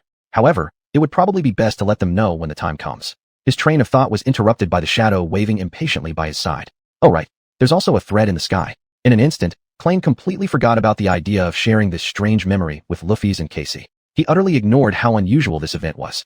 This kind of misjudgment came suddenly and felt abnormal, but Klein couldn't remember that he had forgotten this matter, so he failed to notice anything odd about it and acted normally, as if nothing happened. If he had noticed, he might have realized that since arriving at the Gray Soil Hill, he had already forgotten important things more than once. Standing up, Klein summoned the residual night sword and cast a cold glance over the blood-red leaves of the giant tree. Feeling the chill from the black hilt in his hand, he became slightly calmer. His slight movement woke Luffy's, who opened her eyes, looked at him, tensed her body instantly, and silently questioned with her eyes. Klein shook his head. I'm not sure. I plan to check it out. You watch over Casey. After saying that, leaving the two behind, Klein walked forward alone. He intended to go to the edge of the hill, where the branches and leaves weren't so dense, allowing a glimpse of the sky through gaps in the canopy. He could have sent his shadow to do this instead of going himself. But in this situation, with the nature of the danger unclear, Klein preferred to keep his shadow nearby in case he needed it. Reaching the eastern slope of the hill, he hid in the shadow of the great tree and looked up through sparse gaps. High above, there was a small black dot circling around the hill against the vast gray sky. A heavy sense of unease immediately surged in his heart. The first time that eight-legged great bird appeared, it looked exactly like this from afar. Leaving the shadow at the spot to continue monitoring the black dot, Klein returned to the campsite and briefly informed Luffy's and Casey of his discovery. For now, it's only circling above the hill. Whether it's the same one from before, I can't be sure. I don't know when it will suddenly land either. Luffy's furrowed her brows. Casey then voiced her own opinion. The last time, it didn't seem too interested in hunting live prey. Maybe it's primarily a scavenger, so it only cared about the carapace demon's corpse. It's also possible that we're too weak to interest it. After all, it never came to eat the corpses of the scavengers we killed. It's like eating ordinary wild animals is beneath it. Klein shook his head. At the time, it indeed came for the corpse of the bone-side scavenger, but before it left, it also took away a few scavengers. So, if this guy gets the chance, it won't let us off easily. Luffy's lowered her head and pondered for a while before nodding at him. You're right. The best course of action now is to stay away from the carapace demons, and if it decides to land, we'll hide. Then, she looked up and added. But first, we must keep a close eye on it to ensure it's the same one and figure out its intentions. Clay nodded in agreement with this logic. Then he led the two to the spot where their shadow was stationed to monitor. There, they sat on the ground, eyes fixed on the black dot hovering high above. Spying on that monster made their hearts uneasy, but there was nothing better to do at the moment. The black dot approached slightly a few times, allowing them to identify it as indeed the eight-legged crow they had encountered several weeks ago, or at least a creature of the same kind. However, it never ventured too close to the canopy of the giant tree, as though hesitating to descend into its shade. After a few hours, two more of these monsters joined the scene. Each was just as terrifying and repulsive as the first. Now, three black dots circled above their heads, causing Klain's mood to plummet to its worst. These monsters all possessed corpse-like pale bodies and black metallic feathers. Sticking out from their broad chests were clusters of robust talons, any one of which would be enough to obliterate their entire team. Klain vividly remembered how effortlessly this creature's beak pierced through the shell of the bone-scythed beast. He suspected these creatures were at least on par with carapace demons, perhaps even stronger. And now, there were three of them. We'd better hide well, he thought, breaking out in cold sweat. Still, for some reason, these eight-legged birds seemed reluctant to approach the hill. They just hovered around, sometimes hesitantly coming closer, but immediately flying higher again. Their behavior was both strange and unsettling. After a while, Casey whispered softly, maybe they're not hungry. Hearing this, Klain opened his mouth, struggling to imagine a world where nightmare creatures might not be hungry. Was that even possible? As for himself, I don't know what those white chickens are thinking, but I'm starving. This was true. None of them had eaten anything since yesterday. Klain even worried that if these monsters really decided to land on the island, the rumbling of his stomach would betray their position. Luffy's glanced at him and asked, feeling like eating roasted chicken? Klain's eyes widened as he shushed her urgently. Don't even think about it. She stared at him for a moment before turning away with a soft laugh. Was that a joke? She could make jokes? Well, at least someone had worse humor than him. In the end, their greatest concern didn't come to pass. As the sun began to sink toward the horizon, the three eight-legged birds finally made their decision and left the sky above the hill, flying westward in a loose wedge formation. They always kept a considerable distance from the giant tree, naturally unaware of Klain and the others' presence. Klain had been constantly worried about their sudden descent, and by now he was drenched in sweat and utterly exhausted. All the worrying turned out to be unnecessary, and he almost felt a little disappointed. Watching those three eight-legged birds disappear from sight, Klain said to Casey, they're gone. Casey exhaled in relief, relaxing completely, and the frown on her face disappeared. Thank heavens. Sitting here waiting was 5 times worse than dodging one on the cliff. For some reason, hearing that sentence sent a shiver through Klain. Wait, what did you just say? I said waiting for them to land was exhausting. Klain's brow knitted into the shape of a mountain character, unsure why he reacted so strongly to her words. Hadn't he had a dream related to Casey and the number 5? Yes, he did, but there was nothing worth overthinking about it. Oh, never mind. You're right. Then he looked at Luffy's and asked, what now? Luffy's gazed westward. The black dots had long vanished. Pausing briefly, she said, we'll go check out the west side of the hill to see the next place to camp. Klain shrugged, nodding in agreement. Casey smiled and said, what a great idea. Who knows, maybe we'll finally get to see the walls of the city. They crossed the giant tree and approached the western slope. Here, the terrain rose high before plunging steeply downward, forming a natural barrier that concealed the scenery behind it. Luffy's was the first to climb up using a few protruding broken stones. Klain followed closely behind her. At this moment, he sensed something amiss in the atmosphere. There was something odd about Luffy's posture, stiff and rigid, as if she had suddenly turned to stone. Stepping onto the dull surface of the natural barrier, he glanced at Luffy's with concern. Her face bore a look of stern resentment that he had never seen before. Following her gaze, Klain turned his head and squinted. His face darkened instantly, and his hand froze awkwardly midair. Damn it, how could this happen? This isn't possible. Chapter 75, The Abyss. Beyond the western edge of the Grey Hills, the landscape of the Forgotten Coast was strikingly different from what Klain had hoped, and even yearned, to see. On this side of the hills, the slopes were steeper. Instead of ending with familiar flat wastelands, the terrain continued to slope downward at a less dramatic, but still perilous angle, stretching until it formed an abyss. The entire hill seemed to stand on the rim of an immense depression that appeared boundless. Its edges barely curved like the remnants of an unimaginable impact left behind by a meteorite. According to Klain's observation, the diameter of this enormous crater must be measured in hundreds of kilometers. It could probably swallow up half a moon. Compared to the sheer cliffs of the deep crater, far off in the distance, one could faintly see colossal tree roots extending from the soil below, resembling insignificant grass leaves. At a glance, it seemed as if the whole world had tilted, causing Klain a wave of dizziness and disorientation. In short, there were no more towering natural terrains to their west. Their only option was to go down. There would be no resting places within the tumultuous floodwaters of the Black Sea. With no path ahead, their journey to the west came to an abrupt halt. With it came a complete shattering of hope, making the goal of finding a gateway back to the real world seem utterly unattainable. Klain stared at the desolate scenery, his heart torn apart by fury and disbelief mingled with excruciating pain. He couldn't believe that all their efforts had come to nothing, yet everything before him confirmed the grim reality so overwhelmingly that he felt almost suffocated under its weight. It can't be. This isn't right. Struggling hard to think of any clever way to address this situation, his imagination seemed frozen in place. Every night, the lurking beasts in the Black Sea submerged this world, leaving survival possible only by climbing to high ground before sunset. But now, there wasn't a single piece of higher land visible. What could he do? His peripheral vision caught sight of Lu Fis. She looked even more dejected than him.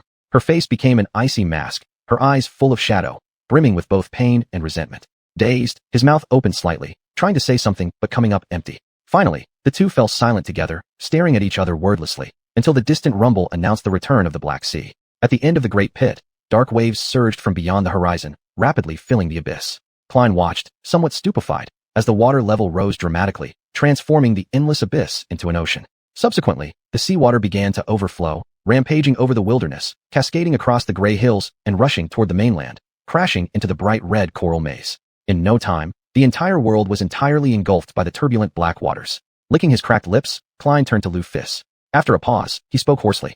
I think we found the source of the Black Sea. Her gaze remained fixed on the horizon, muttering absently as she watched the last rays of sunlight fade away. Let's go back. That insurmountable barrier blocking their westward journey left the trio emotionally shaken, especially Casey, who refused to accept the situation.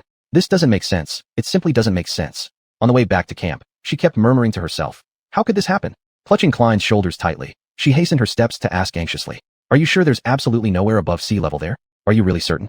Glancing aside, he only felt increasingly weighed down by an oppressive heaviness. Yes, we checked thoroughly. The entire landscape is just an unfathomably large pit. As far as the eye can see, except for the east, all directions extend straight to the horizon. The gray hills are at the edge of that great pit. Casey shook her head forcefully. But how can this be? I clearly saw us reaching the city already. There has to be a way. Klein remained silent, not knowing how to respond. Even if there were a way, he had no idea where to begin. After a couple of breaths, Lu Fis replied on his behalf. We'll figure out a plan tomorrow. In the worst case, we'll have to go around that area. At the thought of this, Klein instinctively pulled his neck inward. Such a journey would likely take several months at the very least. Walking around half the circumference of that massive pit would involve traveling distances several times longer than those covered in the past few weeks. Moreover, in such an open expanse, encountering one of those 8-legged giant birds would leave them with almost zero chances of survival. Their odds of surviving for months in this hellish place were extremely slim. Extremely slim. Bitterness clouded his face as he tried his best not to dwell on the worst-case scenario. In the enveloping darkness of the approaching night, these thoughts would only rob him of sleep. Tomorrow, we'll rest and recover our strength tomorrow, then come up with a solution together. As Casey said, if she saw us entering the city, there must be a way. Before the sun completely disappeared, they returned to their temporary campsite. Klein lay down on the makeshift bed of fallen leaves and closed his eyes, exhausted, inwardly thinking, I hope I don't dream tonight. Then, he furrowed his brows slightly. Dreams? When did I start dreaming here? Oh, that's right. I had one dream. Or was it a memory? What was it exactly? I seem to have forgotten. Thinking about it, he drifted off to sleep. The next morning, the atmosphere among the three was unusually heavy. It seemed like no one wanted to speak or do anything. They aimlessly stared at the ground or listened to the rustling leaves of towering trees. Apart from yesterday's discovery bringing them down emotionally, they were also suffering from hunger. The corpse of the shell demon was becoming increasingly tempting to Klein. At least it was to him.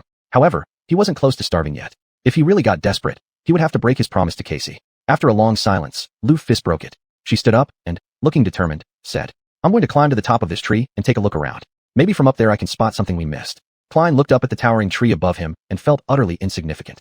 This tree was truly enormous. Even the hill itself already towered higher than any knight statues or other high points they'd seen. But this tree dwarfed the entire hill. Climbing to its summit would undoubtedly consume a lot of time and energy. But perhaps, from that incredible height, she could uncover some new clues. He scratched the back of his head and said, All right then, but be careful, keep an eye on the sky. If you see those winged white chickens again, come down quickly.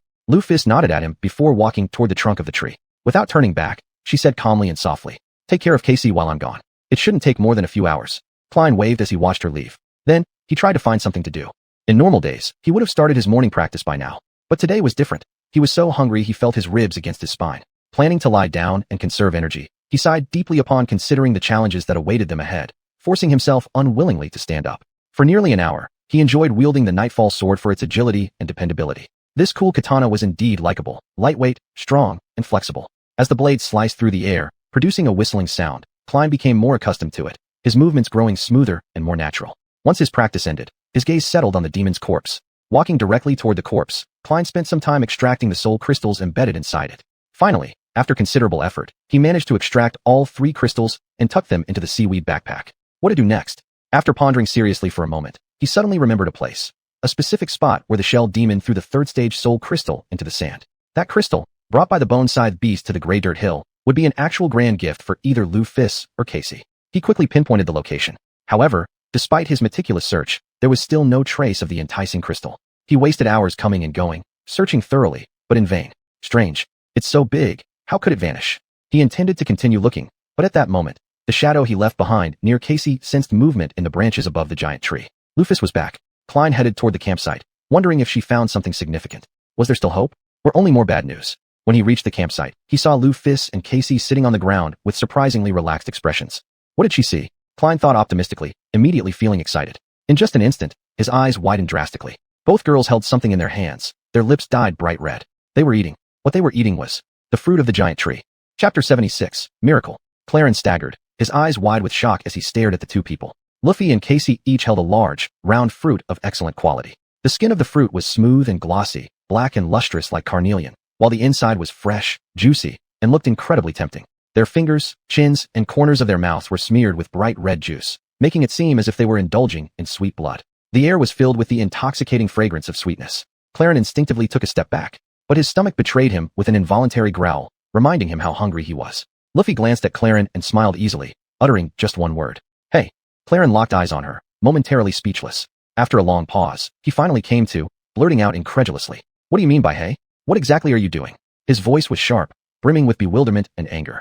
Luffy and Casey simultaneously turned their heads toward him, their eyes betraying a deep confusion and surprise. What's wrong with you? Why are you shouting? Clarence's eyelid twitched. He felt himself almost going mad. Why did they care so little about this matter? What had happened here? In order to get to the bottom of the situation, he cautiously took a step forward, fixing his gaze on Luffy. Wait, what was he thinking? With hunger clouding his vision, his mind struggled to focus on anything but food. Coming back to his senses from this unexpected memory lapse, Clarence remembered the question he was about to ask and hurriedly followed up. Why did you change your mind? Luffy brushed a strand of hair from her forehead, furrowing her brow as she countered. Change my mind. About what? Clarence's eyes sharpened, even suspecting that she might be playing with him.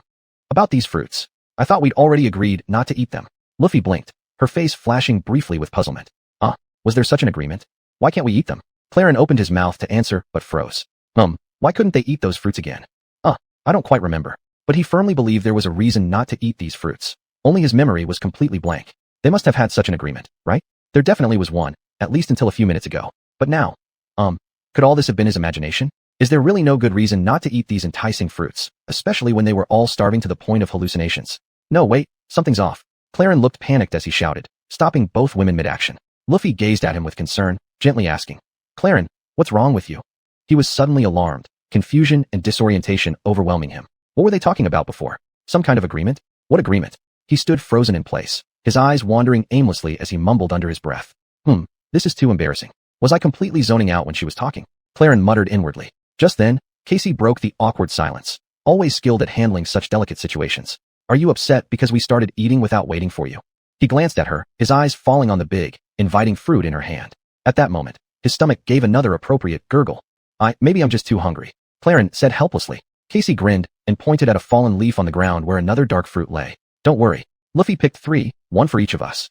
She really is considerate. Taking the fruit, Clarence scrutinized it closely, then bit into it without much thought. Instantly, a refreshing aroma exploded in his mouth. The fruit was abundant in juice, fine in texture, possibly the most delicious thing he'd ever tasted. The ruby-red flesh seemed to melt on his tongue, sending a tingling sensation through his body. This fruit was like magic, immersing Clarence in its allure. Wow. Despite the joy swelling in his heart, he couldn't shake off an ominous feeling, as though something was drastically wrong. Yet he couldn't pinpoint exactly what.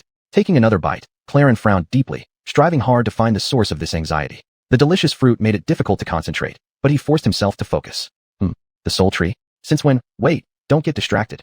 Finally, Clarence realized what was unsettling him, his shadow. When he reached out to grab the fruit, his shadow didn't mimic his movements as usual. It appeared very resistant to this type of fruit. Even now, it remained motionless, refusing to mirror his actions of eating the fruit. Strange, what's wrong with this guy? Clarence took another bite and stared at the shadow, lost in thought. Though the shadow was moody, it never made unreasonable trouble. If it rejected this kind of fruit, then there must be something wrong with the fruit. Clarence frowned deeply, a wave of fear suddenly gripping his heart. This fruit, there's something wrong with it. Damn, why is it so hard to think about these things? Is there something wrong with the fruit? Why would that be? Wait, The reason I shouted at Luffy was because she broke a certain agreement. What was that agreement? Claren sensed he was about to recall something crucial. A light tug on the hidden string of truth would reveal everything. However, should he fail, the consequences would be unimaginable. Just then, an unexpected event completely diverted his attention. In a daze, the issue of the soul tree fruit vanished from his mind. Because the voice of the curse sounded in his ear. Your shadow has become stronger. Ah, what? Claren looked up in shock, his eyes landing on the fruit in his hand. After swallowing the third mouthful, the curse announced that his power had increased. He gaped in astonishment, then turned his gaze toward Luffy. She too was staring at the fruit in her hand with a look of bewilderment, and upon sensing Claren's gaze, she looked up. Claren licked his lips. You? At the same moment, Luffy spoke first. I just absorbed some fragments of a soul.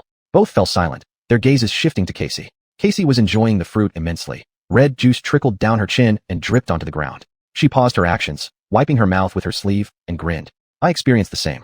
My abilities improved after only 2 bites. Claren was elated. Hastily, he summoned the runes and located the set of shadow fragments. Shadow fragments, 97/1000. He actually obtained 1 fragment. He didn't even have to fight a monster to gain a shadow fragment. At this point, Claren finally understood why the carapace demon had always coveted the soul tree and its fruits. These fruits were truly miraculous. He forgot all his unease, using both hands greedily to devour the juicy, tender flesh of the fruit filled with miracles. Bite after bite. By evening, the sun had already sunk below the horizon. The Black Sea once again transformed the gray soil hill into an isolated island, and the 3 were preparing for the night. They moved their camp to beside the trunk of the massive tree. After tasting the soul tree's miraculous fruit, they seemed infused with new vitality, and all their worries seemed to vanish. Prevented from proceeding further westward, the trio reached an unusual consensus. They might as well rest for a few days before making further plans. They deserved to enjoy this brief holiday. The Gray Soil Hill was a perfect place for recuperation. There were no monsters in the surrounding wilderness, plenty of space beneath the tree for protection against the Black Sea, and the presence of the soul tree provided them with abundant food. More importantly, the food could even grant them strength. Where else could they steadily improve without risking their lives? For this world, which resembled hell, this place was almost paradise. Claren lay on a makeshift bed of fallen leaves, for the first time in many days feeling tranquil and optimistic. Things seemed to be heading in a good direction. Before falling asleep, he glanced at the thick branches of the great tree, thinking with a touch of regret. The carapace demon is dead, and there's no one left to guard this magnificent tree. When we continue onward, it will be entirely exposed to danger. It's really a pity. His consciousness hovered between wakefulness and sleep. Yet, just as Claren was fully embraced by darkness, one last thought entered his mind. It's such a pity, there won't be anyone to take care of it here. Feed it, help spread its seeds. Chapter 77, Odysseus. The dawn had just broken, and the gentle rustling of branches woke Claren. He opened his eyes to see golden sunlight filtering through the crimson canopy of the soul tree, casting a warm, pinkish glow over everything. Here, beauty and tranquility intertwined, much like an idyllic paradise that kept all danger and fear at bay. A soft breeze grazed his skin, carrying a faint chill, while fallen leaves rustled gently, as if whispering the song of time. Claren narrowed his eyes slightly, a look of bliss spreading across his face. A long-lost sense of peace washed over him, engulfing him completely. Is this what vacation feels like? He murmured softly to himself. If so, their decision to stay here on holiday was indeed an incredibly wise one. Claren yawned lazily and sat up, scanning the area. Casey and Rufus were already awake. Seeing them, a smile instinctively formed on his lips. Why am I smiling so happily? Claren shook his head lightly, retracted his grin, and adopted a serious demeanor before saying, Good morning. Both girls greeted him enthusiastically in clear, melodious voices. At that moment, Rufus tilted her head and asked, Hey, do you remember why we didn't take turns keeping watch last night? Claren slapped his forehead, internally reminding himself, Right? Why hadn't someone guarded the campsite? No idea. Probably because everyone was tired? And besides, it's safe enough here. There's no need to sacrifice sleep time. She frowned, and Claren's heart skipped a beat, expecting her to scold him. Unexpectedly, she only gave a light shrug. I guess so. That doesn't sound like her. Could it be that I'm not the only one feeling so relaxed? Claren mused privately. To reassure Rufus, he pointed downward with a nod, saying, Don't worry. If anything happens, my shadow will alert us. Rufus seemed to have forgotten her previous question and returned to what she was doing before. All 3 of them had been easily distracted lately. Watching the 2 girls, Claren couldn't help but sigh softly. So what are your plans for today? Claren asked, turning his gaze toward Rufus and Casey. Casey, hearing this, smiled at him teasingly, replying with sarcasm. Nothing. We're on vacation, you forgot? So we'll just rest well and relax fully. Claren nodded slowly. That does sound like a great plan. Speaking of plans. Before he could finish, Casey suddenly furrowed her brows, deliberately making a comical yet stern face, and said, And the same goes for you, Claren. No planning, scheming, or plotting. Just enjoy the day sitting there. Got it. Claren felt somewhat awkward, scratching the back of his neck before helplessly agreeing. All right.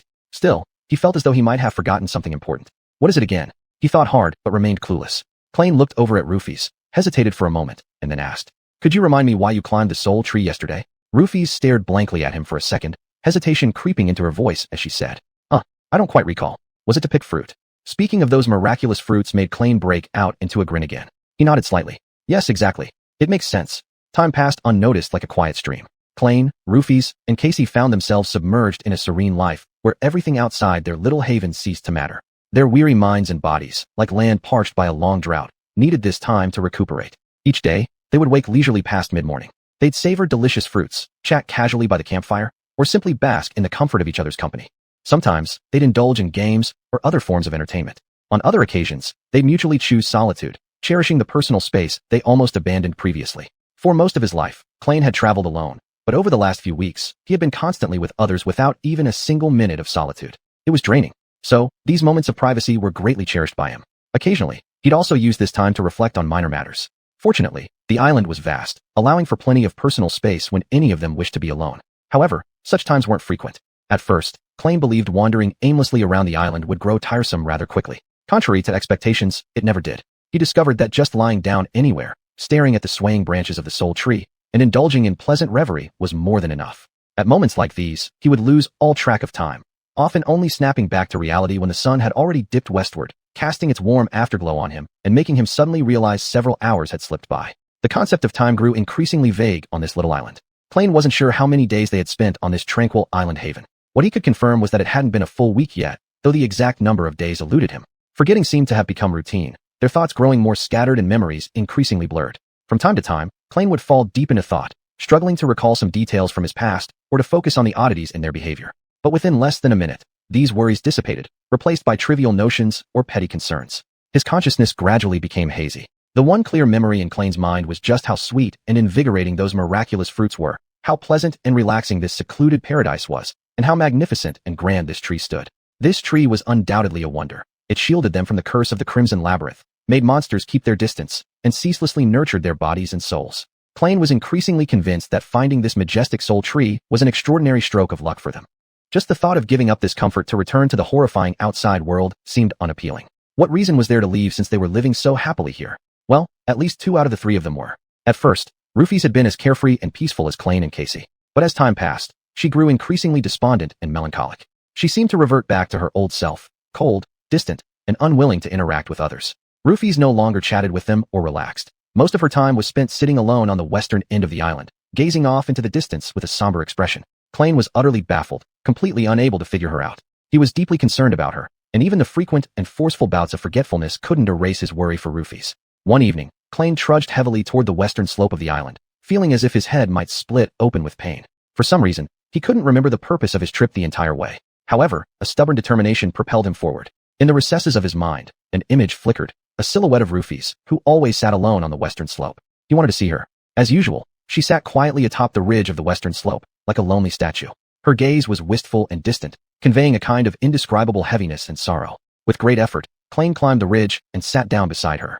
Hey Rufus, Klein called softly, his voice reverberating far away. Rufus turned her head and gave him a brief, cold glance. That detached demeanor appeared again, as if she wore a mask that obscured her true feelings. It was clear she wasn't in a good state, exuding a palpable air of gloom. Hi, she responded succinctly and coolly. Klein awkwardly scratched the back of his head. Whether it was his imagination or not, it seemed her hair had grown a bit longer than usual. Why aren't you enjoying the vacation? Klein asked perplexedly. Rufus furrowed her brow. After a short pause, she spoke slowly, her voice low. Don't we need to continue heading west? Klein raised an eyebrow, a look of confusion crossing his face. Head west? What's in the west? Rufus's brows knitted tightly together, a flash of anger appearing on her face. I can't remember, but I feel. She fell silent abruptly, then whispered softly. I feel like I must go somewhere very important. Leaving the soul tree. What a strange idea. Klein thought for a moment, trying to understand why she had such a notion. Finally, he asked, why west instead of any other direction? Rufus turned her head away, revealing an expression of strangeness and agony. Clenching her teeth, she murmured, I don't know. Klein sighed. If she didn't know, then there was no way he could either. All he knew was that he wanted her to feel better. But how? Klein furrowed his brow in deep thought. He remembered there was something glaringly obvious he had forgotten, something that could immediately alleviate Rufus's pain. The moment a flash of insight struck him, he froze in place. How could I forget this? Klein lightly slapped his forehead in annoyance. The answer was crystal clear. All he needed to do was climb the soul tree and find her a ripe, juicy fruit to eat. Chapter 78, Unexpected Discovery. By the time Klein returned to the big tree, it was already late. Casey was curled up comfortably in her cloak, sound asleep, a faint smile still lingering on her lips. Have sweet dreams, Klein whispered softly. Casey hadn't been plagued by those terrible hallucinations for a long time now. Since they had decided to stay on this peaceful little island, life had gradually gotten better day by day. Yet, Luafei remained a shadow in their hearts. She didn't even return to the camp today and stayed at the western end of the island all day. A subtle sense of unease crept into Klein's heart. He didn't like her being near that black water. He sighed lightly, looking up at the starless night sky and musing. I must find her some delicious fruit as soon as possible to soothe her mood. She'll surely stop feeling sad after eating those magical fruits. They're so sweet and delicious. Just thinking about them made Klein's mouth water. Maybe I should get one for myself too. There was a flicker of anticipation in his eyes. At first, he and Luafei took turns climbing the lower branches of the spirit tree to pick the fruits. But recently, Luafei seemed overwhelmed by a kind of melancholy that Klein couldn't comprehend. Naturally, the task of picking the fruits fell entirely on his shoulders. All the low-hanging fruits had long been picked clean by him. At first, he always chose the ripe ones. Later, though smaller with slightly inferior taste, they were still very delicious. These fruits provided great satiety, one being enough to last an entire day. The fruits of the finest quality could provide Klein with 1 or 2 shadow fragments each, while the smaller ones sometimes gave only 1 fragment and occasionally none at all. Klein privately estimated how many shadow fragments he'd accumulated. I must have close to 100, maybe even 110. He paused. No, that's impossible. We've only been here for a few days, at most a week. Klein could have summoned runes to check directly, but for some reason, his thoughts never turned that way, as if steered elsewhere by an invisible force. If he had noticed then, he would surely have been startled. In no time, Klein forgot about the shadow fragments entirely. He looked up, squinting at the spirit tree, scratching the back of his head absent-mindedly, somewhat helplessly reflecting on the recent wanderings of his thoughts. Klein originally planned to climb the tree early tomorrow morning to fetch a perfectly ripened spirit fruit for Luafei from a higher branch. However, reconsidering, he decided not to wait through the night. Anyway, I can see just fine in the dark. This way, I can present her with a gift sooner. Afterward, Klein approached the tree trunk, reaching out to gently stroke the dark, slippery bark. The surface felt soft and warm, almost as if imbued with life. On the trunk, save for a few small cracks and protrusions, there were nearly no handholds or footholds. Reaching the branches would take considerable effort. Still, he had climbed this tree several times before. Choosing a good spot, using hands and feet together, Klein skillfully maneuvered himself upward, higher and higher until he quickly reached a thick and broad branch. These lower branches were wide like roads. Sitting on the edge of the branch, he rested briefly, enjoying the unrestrained breeze of the night sea. Klein had never climbed the spirit tree at night. Without sunlight filtering through the leaves casting speckled shadows, this mysterious giant tree was almost unrecognizable compared to its daytime form. Gone was the former calm and majestic aura of the spirit tree, replaced instead by a haunting silence that chilled one to the bone. The crimson leaves rustled in the ocean wind, no longer providing a sense of peace. Now, this sound sent shivers down Klein's spine, making it sound as if countless trapped souls were wailing in agony. What is wrong with me today? Why am I entertaining such strange notions? Klein inwardly wondered, grateful that the spirit tree couldn't hear his mutterings. Otherwise, he'd be embarrassed to face the tree under his feet.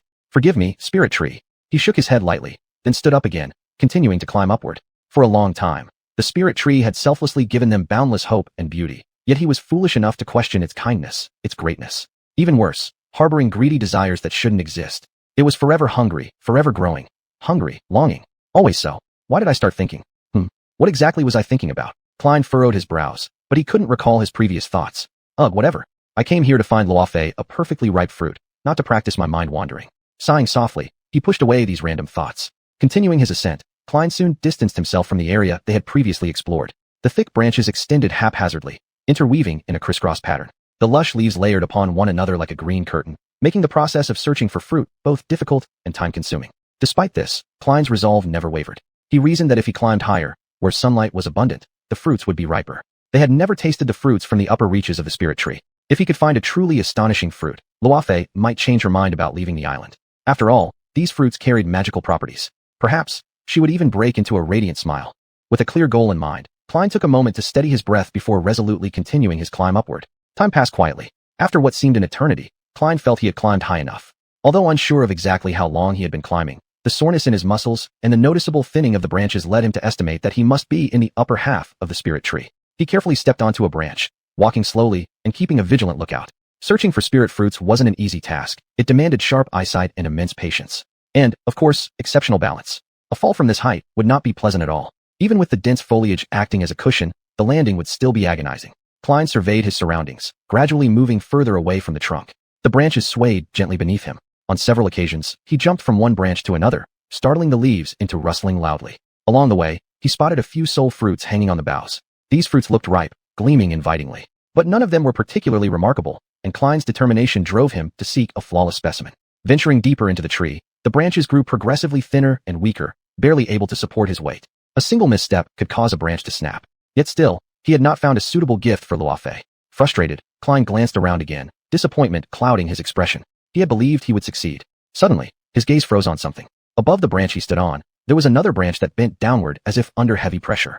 However, the densely packed foliage obscured his view of what was causing it. Klein had only noticed this unusual feature due to the darkness of night. During the day, the crimson hue of the spirit tree's leaves would have concealed the shape of the branches.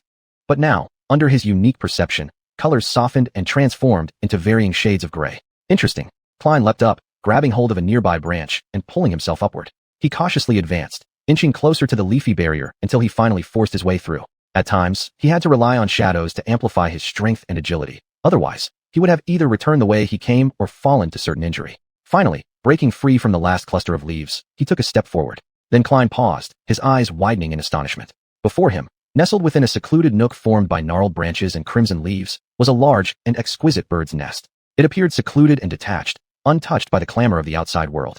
Chapter 79. The Enthusiasm of an Explorer. The bird's nest was roughly spherical with a round opening at the top. Typically, bird nests are made from dry grass and twigs. However, this particular nest was constructed from the branches of a sole tree, each branch at least as thick as a person's thigh. These branches were intertwined in a chaotic yet compact manner, forming a seamless wall of obsidian. Klein had never seen anything like it. In the real world he lived in, birds were already rare, let alone giant ones. The entrance to the bird's nest alone was large enough for a small semi-truck to pass through, while the nest itself was unimaginably huge, comparable to an ancient ruin. TSK, that's quite large, Klein exclaimed in amazement. For a moment, he felt a pang of fear, worried that the giant bird might be nearby. But then he calmed down. This bird's nest looks abandoned. It was old and weathered, with many areas on the verge of collapse. A bleak, filled atmosphere hung in the air, as if no one had set foot here for thousands of years. It made sense. If it took him so much effort just to get through those leaves, how could the giant bird possibly have entered without creating a gaping hole? With a furrowed brow, Klein hesitated, torn between caution and curiosity. On one hand, exploring an ancient nest in any location wasn't wise, especially in the dream world, which inherently carried immense risks. On the other hand, this adventure might bring enormous rewards. And besides, wasn't it utterly fascinating? In the end, Klein couldn't resist the call of his curiosity and decided to investigate further. He kept reassuring himself that the place was safe. In the midst of his disorganized thoughts, Klein firmly believed that the sole tree was a great and benevolent presence that would protect them from all external threats. If that was true, then how could anything associated with this grand tree be unsafe? Approaching the entrance of the bird's nest, Klein stood at the edge of the branch, sticking his head out to look inside. However, since he wasn't tall enough, all he could see was the inner side of the entrance. Considering the precarious position he was in, Klein decided not to delay any longer. He took a deep breath, leaped forward, and instantly plunged into the nest. In a split second, Klein felt himself sink slightly as he landed softly on something. Looking closer, he realized the floor of the bird's nest was covered with a thick layer of white spider webs. Over time, these webs had become brittle and soft due to erosion. Most of the surroundings were also dominated by such webs, making Klein momentarily feel as though he had fallen into a giant white cocoon. He drew in a sharp breath, completely amazed. At the center of the nest, there was... Klein rubbed his eyes forcefully. In the middle of the bird's nest stood a single egg. This egg was almost as tall as Klein, overall appearing in a dull gray color. It stood there motionlessly, devoid of any signs of life, seemingly turned into a block of stone with the passage of time. Klein held his breath, looking around anxiously. After confirming repeatedly that there was nothing, and no one, nearby, he realized the massive bird's nest was entirely empty and eerily silent. Not even a shadow was visible. How enchanting, Klein muttered to himself, his heart racing with excitement. He had discovered something incredibly fascinating and unique, something that no one else besides him could ever witness. This sense of exclusivity filled him with deep wonder and intense accomplishment. Klein had never realized he possessed such a passionate side, one filled with the fervor of an explorer. Let me take a closer look at this. Stepping cautiously on the soft spider webs, Klein began pacing slowly around the egg, inspecting it with concentrated and serious eyes. At first glance, it appeared to be carved from stone. Its surface was marked with varying shades of gray, blending together seamlessly like clouds drifting in the sky. This unique pattern added a mysterious aura to the egg, but overall, it was simply big and smooth. Klein scratched his head, taking another step forward, and extended his hand slowly toward the surface of the egg. The next moment, astonishment flashed across his face. The egg was warm to the touch. Could it be still alive? Klein pondered inwardly. Just as he was astonished, a powerful force of attraction surged suddenly, as if trying to pull at his core.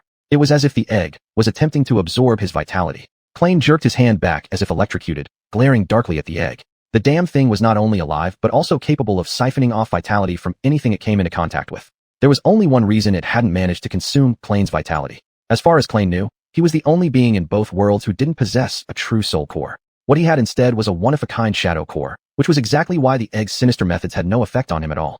Phew, that was lucky. Klein sighed with lingering unease. Staring at this damn wretched egg before him, Klein began to contemplate how he could get his revenge. There was no doubt that this bird's nest once belonged to an immensely powerful nightmare creature. Therefore, its offspring must have been quite a terrifying entity as well. However, due to some unknown reasons, this egg failed to hatch and ended up abandoned by its parents. It seemed destined to remain trapped inside forever. Or perhaps, at least until some unlucky fool got close enough to feed it with their life force, granting it sufficient strength to break free from the shell. Close call, I'm not the fool. Wait, maybe I am. Klein's recent decisions had been reckless, and he couldn't explain some of his own foolish behaviors, as if his brain was rapidly regressing. Regardless, I'm still smarter than a damn egg. Just like any true explorer, he ventured into places no one else dared to tread and made an incredible discovery beyond imagination. He encountered a mysterious, rare, and formidable creature, something humanity had never heard of. Naturally, Klein decided that he had to kill it, snuffing out a potential disaster while it was still in its infancy. Isn't that what defines the spirit of an explorer? Summoning the residual night sword, Klein raised it and stabbed at the surface of the eggshell. Sparks flew instantly like raindrops spattering onto the spider webs. The sharp blade glided along one side of the stone-like shell, but caused no significant damage. It merely left behind a faint scratch. Klein narrowed his eyes, muttering coldly. It sure is tough. No wonder they call you an egghead. Looks like I can't leave you be today. If the eggshell could withstand the assault of a third-rank weapon, Klein dared not imagine how fearsome the monster would become when fully grown. This was definitely no ordinary first or second-rank monster. It was at least equivalent to a third-rank demon, or possibly even a fourth-rank.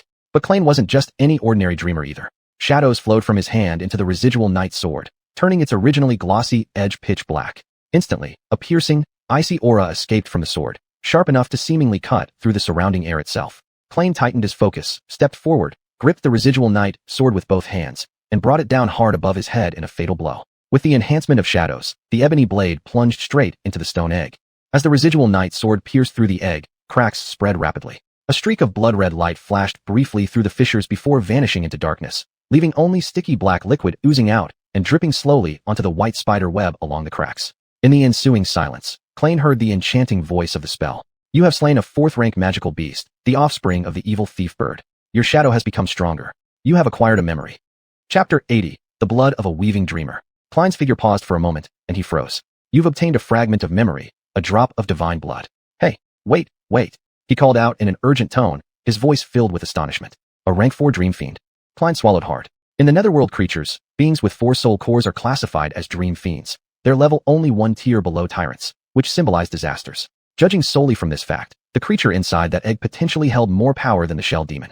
However, what shocked Klein most was its tier. He originally thought it would be at most a third-rank demon, but never did he expect it to be a full-fledged dream fiend. Mankind has barely touched upon the extraordinary realm, those heroes revered as saints. Each of them possessed world-shattering strength and led humanity in its war against the netherworld creatures. Netherworld creatures are also divided similarly, from beasts, alien beasts, demons, dream fiends, tyrants, chimeras, to mythic titans. Among these, dream fiends are the netherworld creatures that possess 4 soul cores. If all 4 cores have already awakened, then their combat strength will rival that of tyrants, making it nearly impossible for ordinary extraordinaries to contend with them. Unless the extraordinaries pass through the 5th trial, advancing further to become 5th-rank saints. At the same level, once the core of a netherworld creature awakens, even without changing its tier, its power would skyrocket drastically. Klein had just killed one of the most powerful netherworld creatures humanity has ever dealt with. The act of killing a dream fiend is extraordinarily rare, and it certainly marks a historical significance. Klein privately mused, truly fortunate to have encountered such a near-death being trapped for thousands of years. Moreover, his complete immunity to the monster's bizarre life force extraction method was a blessing. Even a third-tier evolutionist might have been drained dry by it. Oh well, that guy sure was a real piece of work. On another note, how many shadow fragments did I obtain? Klein silently wondered. He felt that the enhancement from earlier was significant. He was clearly much stronger than before. He had long gotten used to receiving 2 shards for every kill of an awakened beast. Therefore, it can reasonably be assumed that eliminating a second-tier beast grants him 4 shards, a third tier grants 8, and a fourth tier grants 16. Of course, let's not consider whether a dreamer could even kill a 4th-tier beast. It's absurd. However, the raid bird's egg wasn't just any ordinary beast, it was a dream fiend. With its 4 cores, so 64 shards. This realization made Klein's heart race faster, excitement gleaming in his eyes along with disbelief. Summoning the runes, amidst his heightened emotions, he ignored the strong sense of forgetfulness that had persistently restrained him from doing so. Shadow fragments, 196/1000. At first glance of the number, Klein went wild with joy, but soon after, frowned in confusion. That doesn't make sense. I had 96 shards before arriving at Grey Earth Hill. Now with 64 more, it should be 160 in total. Where do the additional 36 shards come from? Could it be those fruits? Impossible. They've only eaten these fruits for less than a week. One per day? To get that many, it would take a whole month. But how could it pass without my notice? Indeed, my recent memory feels strange. But Klein attempted to focus on reasoning out this difference. But for some unknown reason, the harder he tried to think, the less clear it became what he was actually thinking about. What was I thinking about just now? Something about the shadow fragments? Yes. Minutes later, he rubbed his temples and sighed dejectedly. I guess I was trying to calculate how many shards I got from that brute. 64, right? What's there to ponder over? This was practically free loot. He intended to spend more time celebrating the windfall of astonishing shadow fragments he'd acquired. Yet another surprising matter demanded his attention. It was a fragment of memory. He had gained a piece of memory from the Dream Fiend. An authentic fourth-tier memory. Klein excitedly summoned the runes again, eager to review his newly acquired memories. Memories: Silver Bell, Puppet's Shroud, Remnant Night Fragment, a drop of divine blood. He quickly concentrated on the newly acquired memory. Memory: a drop of divine blood. Memory rank: unknown. Memory type: unknown. Memory description: the detestable raid bird, hated by the gods, was also abandoned. However, it only cared for shiny things. Enchanted by the beautiful eyes of a weaving dreamer, the raid bird stole one of them during a pitch-black, starless night.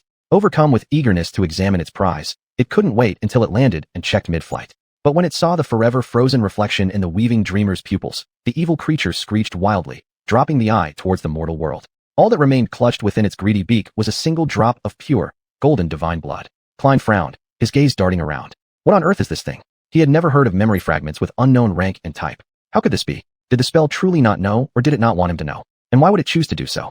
Furthermore, the description itself brimmed with mystery. What were those untranslated sections in the runes? Abandoning the help of the runes, Klein decided to focus directly on the ancient characters themselves, but they clearly exceeded his level of comprehension. These words are too intricate. They're like a series of twisted and esoteric totems, causing his head to spin just from studying them.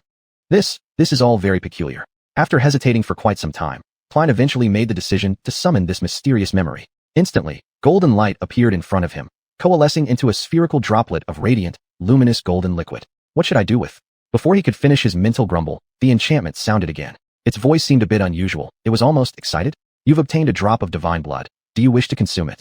Klein's lips twitched. Consume? A segment of memory? Events were becoming more and more unimaginable. This time, he really hesitated. If he consumed it, what would happen? Memories were the rewards given by spells to their challengers. As such, they were usually useful, rarely useless, and had never been harmful. At least, that was the general understanding. But still, this was a memory, and even its rank and type were unknown. So how could that spell possibly predict the consequences? The safest course of action, without question, would be to send this resplendent golden fluid back to his soul's sea of consciousness and avoid it as much as possible. Yet, Klein was hesitant.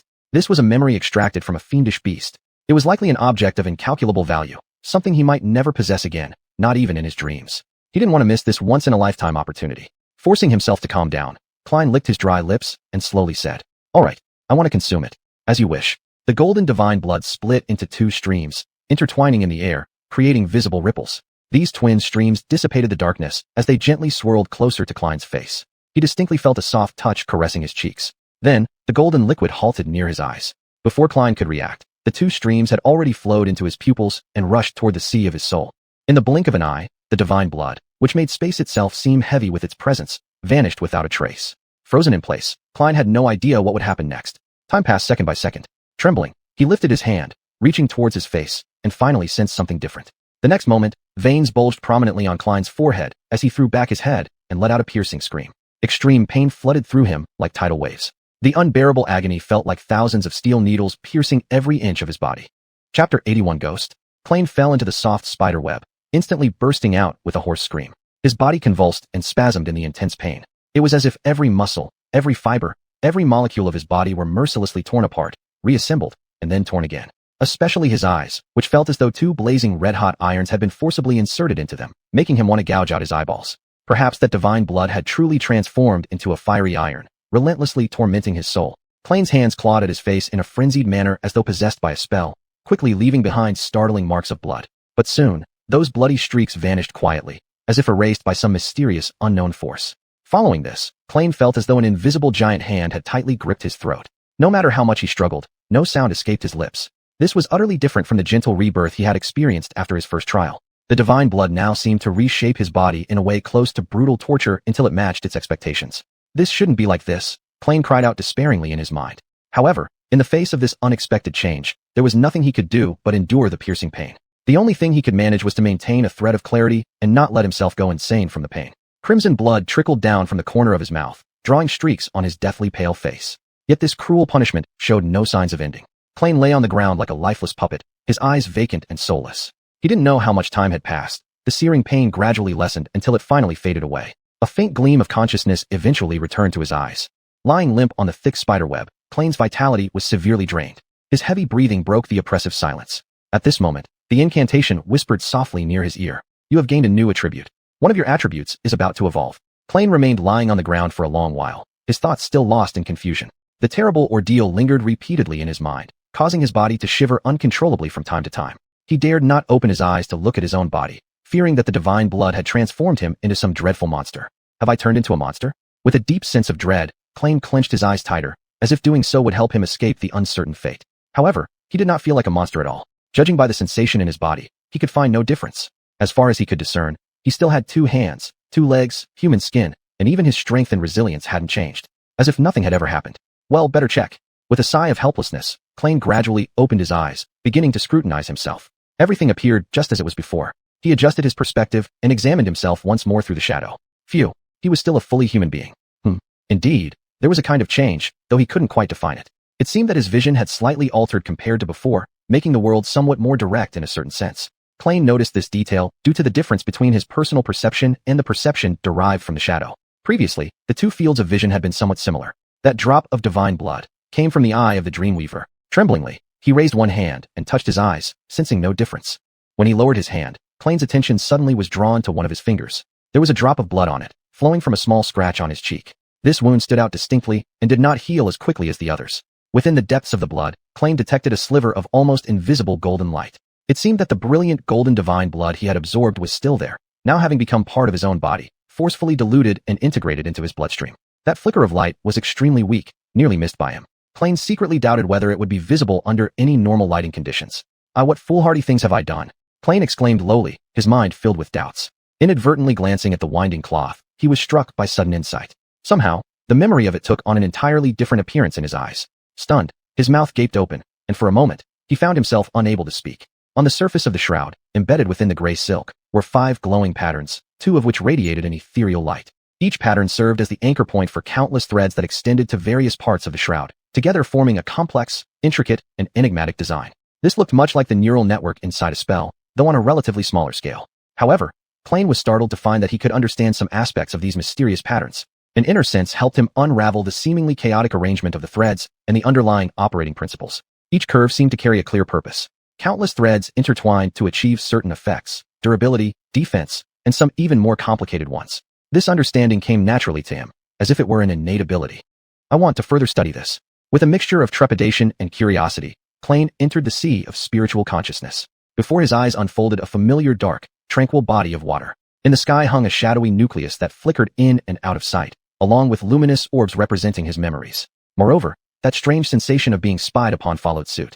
He didn't know what thing moved frequently, just beyond his line of sight. Out of habit, Klain subconsciously turned around to try and catch a glimpse of it, despite knowing deep down that he probably wouldn't see anything. But this time, he saw it clearly. Klain let out a shocked cry and staggered back repeatedly. Damn, what the hell is this thing? His voice brimmed with shock and fear.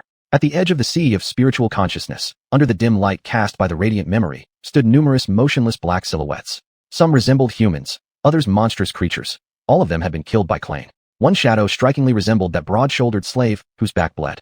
Klain hadn't bothered to learn his name, but after becoming the host for the Mountain King's larvae, his figure twisted grotesquely into a savage monster that Klain eventually strangled to death. The shadow of the Mountain King towered above all, just as menacing and terrifying as when it was alive. This brought back memories for Klain of barely escaping from the Mountain King's clutches, surviving by sheer luck.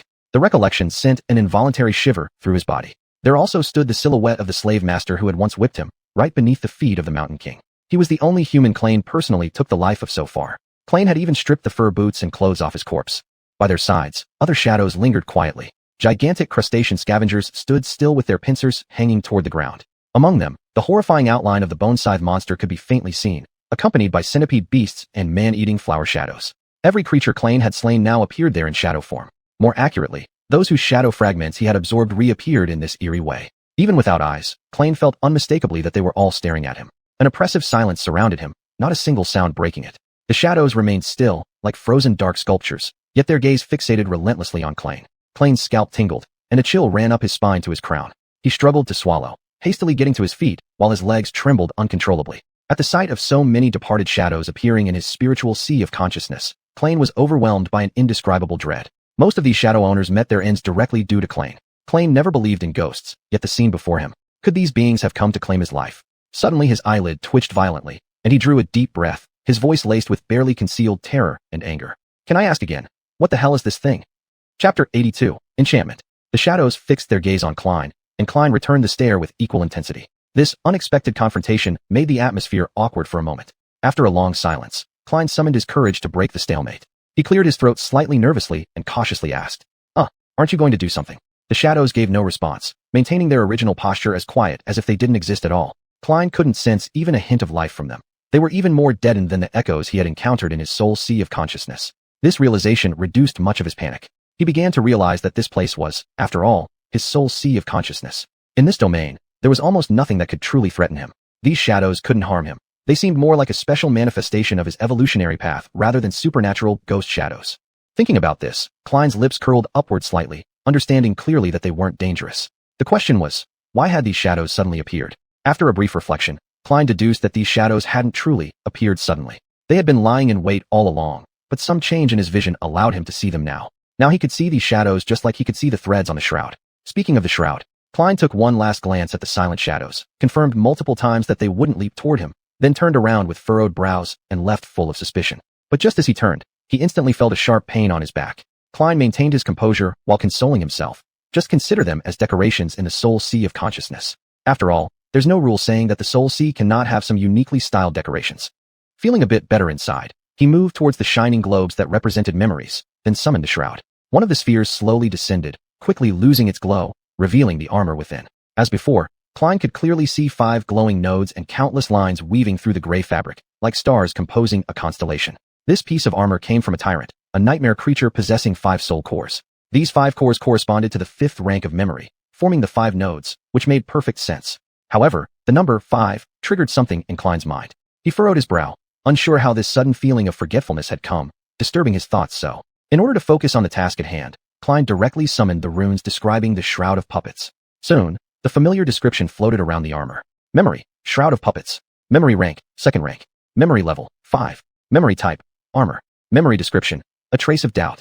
The division into levels was new. It seemed as though this spell decided to help by incorporating Klain's new understanding of the operating principles of internal memory into its interface. Dividing into levels wasn't a concept humans learned from spells. Rather, it was a temporary solution used to distinguish different memory growth limits within the same rank. This method was often unreliable, perhaps even completely wrong, but it was still better than nothing. But it was different for Klain.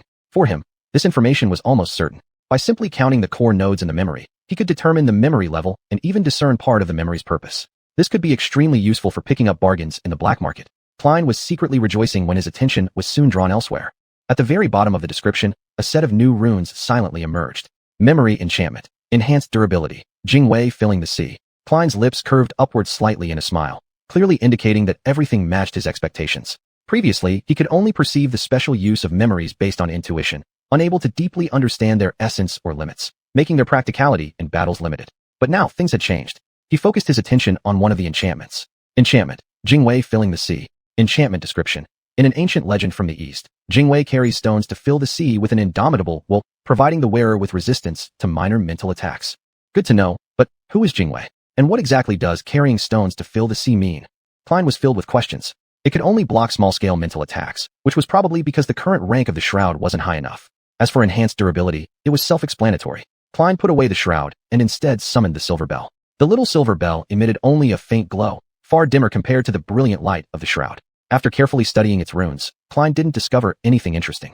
It was just an ordinary memory of rank 1, containing only one enchantment that could expand the range of the bell's sound for several miles. Finally, it was time to check the enchantment effect of Residual Night. The elegant blade appeared before Klain with its solemn beauty. Memory. Fragment of Residual Night.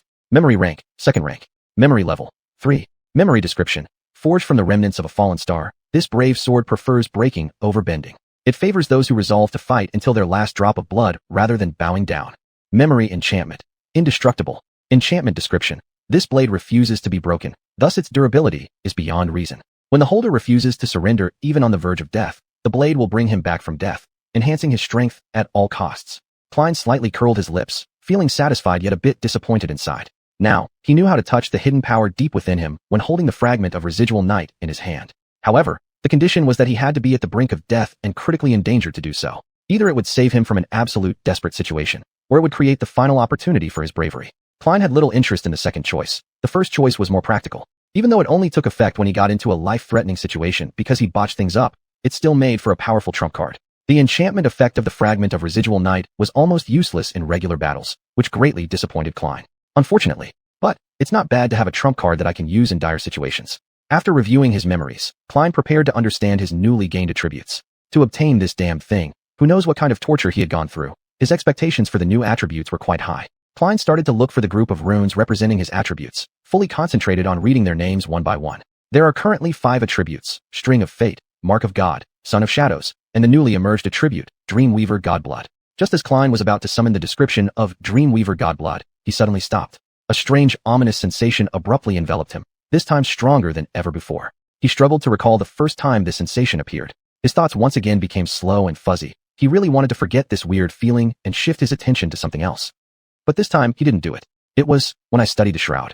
And it has something to do with the number 5. 5. What does this number mean? Klein found his focus drifting. He decisively bit his lip hard, and drops of blood rolled down from the corner of his mouth. This pain briefly refreshed his mind. There are 5 attributes: String of Fate, Mark of God, Son of Shadows, and Dreamweaver Godblood. What's going on? There are 5. Indeed 5 attributes. But he could only count 4. Confused, Klein stared intently at the runes. He was certain that he had a 5th attribute, but no matter how hard he tried, he couldn't see its name or description. Whenever his gaze fell on the rune corresponding to the 5th attribute, some force would erase his memory, preventing him from capturing even a single piece of information. Klein steadied his breathing, striving to maintain focus so as not to forget this incident. For him, remembering that there were 5 attributes already posed a huge challenge. 5. Damn it, I have 5 attributes. As soon as Klein shouted, the surrounding scenery began to change. It seemed as if a veil slid from his eyes, or more accurately, from the depths of his soul. He momentarily froze, overwhelmed by shock and fear that flooded his heart, as memories surged back into his mind. I didn't just dream that, did I? Yes, he vaguely remembered Casey grabbing his shoulders tightly, eyes full of panic, repeatedly imploring him to remember the number 5. No, wait, was that really a dream? Klein had believed so at the time, but later, he completely forgot about it. No, there was more, much more. That day, Casey hastily woke him up, trying to tell him something important. Chapter 83, Nightmare Seed. The incident occurred on the day they killed the carapace demon. At that time, the 3 of them, with great effort, had finally found a decent hiding place. They collapsed and fell into a deep sleep as soon as they lay down. But they didn't sleep for very long. An hour or two later, Casey hastily woke up Cullen. She gripped his shoulders tightly, her face pale and full of terror. Cullen, wake up quickly. Cullen instantly became alert, leaping to his feet from the ground. He instinctively grasped Chanyo, assuming they were under attack. However, after looking around, apart from a flustered Casey and a vigilant Luffyus, there was no threat anywhere. Luffyus slightly bent over, her longsword tilted toward the ground, prepared for any sudden ambush. Cullen looked at Casey with confusion all over his face. Casey, what's wrong? She again grabbed his shoulders with an extraordinary strength. Casey leaned in close, whispering almost pleadingly. Cullen, you must stop it. Please. You're the only one who can do this. After hearing this, Cullen slightly narrowed his eyes but still couldn't understand what exactly he needed to prevent. Did she see another hallucination? In order to calm Casey down, Cullen tried his best to soothe her with a steady tone. It's okay, Casey. Take your time. Start with a deep breath first. Then tell us specifically what happened, starting from the beginning. She shook her head violently, tears streaming down her face endlessly. There's no time left. I'll forget soon. All of us will. But you, Cullen, you have to remember. Please. We will all forget soon. What did she mean by that? Not receiving a response from Cullen after some delay, Casey screamed with a crying voice. You have to remember, Cullen. 5. It's 5. Remember. You must remember. It's 5. Remember, 5. Casey's words made no sense at all. Cullen gently embraced her, and from her trembling body, he could feel how utterly desperate she was. All right, little Casey. I promise I'll remember. 5, right? Look, it's hard to forget. Luffyus occasionally glanced at both of them, her eyebrows laced with a touch of worry. At the same time, she kept an eye on their surroundings, ready for any potential threats. Casey only focused on talking to Cullen, completely ignoring her. What exactly does Casey think is something only she can do, but not Luffyus? Upon hearing Cullen's reply, Casey calmed down a little bit. However, it wasn't difficult to see that she was still afraid of something. Good. Remember, it's 5. You've promised me. Her voice grew softer and softer, as if even she herself didn't know what she was talking about. It became almost impossible for Cullen to hear her last murmurs as he leaned closer to listen. The more complicated the thoughts, the harder it is to remember. That's why I only dared to tell you this one number. It's the easiest piece of information to convey. When the right moment comes, it might change everything. Cullen chose his words carefully, uncertainly asking, Casey, can you fully tell us what exactly happened? Upon hearing his voice, Casey got scared and looked up, locking eyes with Cullen. There were still traces of fear in her eyes, but confusion now took over most of her expression. Huh? Did something happen? Cullen scratched his head. Wasn't she the one who urgently woke him up? Wait, why did she wake us up in the first place? His brain was recently always distracted. Even the events from just a few minutes ago, Cullen could barely recall clearly. A mysterious haze always clouded Cullen's mind, making the thing that Casey just begged him to remember hazy. Probably because she was suddenly awakened. Sigh, lack of sleep really affects attention. You want to tell us something, Casey? And, related to the number 5? Cullen asked cautiously. Casey raised her eyebrows, curiously asking, 5? Why 5? Cullen was momentarily speechless, as he was also wondering the same question. I have no clue. With those random words escaping his lips, Cullen turned his gaze towards Luffyus, hoping she could explain the situation. Luffyus stood a few steps away, looking somewhat absent-minded. Upon noticing Cullen's stare, she beat him to the punch by asking, Why did you draw your sword? Cullen glanced at Chanyo, then sank into thought, unable to remember why he summoned it either. I don't remember. Then why did you draw your sword too? Luffyus looked down, seeming to notice her own sword only now, raising her eyebrows in surprise. What is wrong with us today? Cullen let out a light sigh and then looked at Casey. Did you see another illusion? Casey curled up her body, eyes wide open, her gaze once again filled with fear. It was a hallucination. Yes, I saw a hallucination. A very terrible one. What did you see? Cullen gently pursued. She was silent for a full few minutes, her brows furrowing now and then, wrinkles deeply carved onto her face. Finally, Casey softly narrated. I saw a mountain made of corpses. Countless bodies stacked together to form a hill drenched in blood, so much that even the sky turned crimson. And on top of this mountain, a tiny black seed floated in a pool of blood. She fell silent again, pausing for a long moment before continuing. I think it was the past, but I also saw the future of future. It's us, gods, and angels. We. Her voice trembled violently, as if she didn't dare to speak louder about something. Eventually, she lowered her head and refused to utter another word. Cullen patiently waited for several moments before tentatively asking, What happened to us? What? Casey raised her head, utterly perplexed.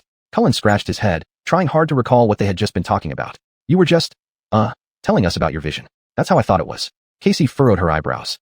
What vision? To Cullen's embarrassment, he wasn't even sure anymore himself.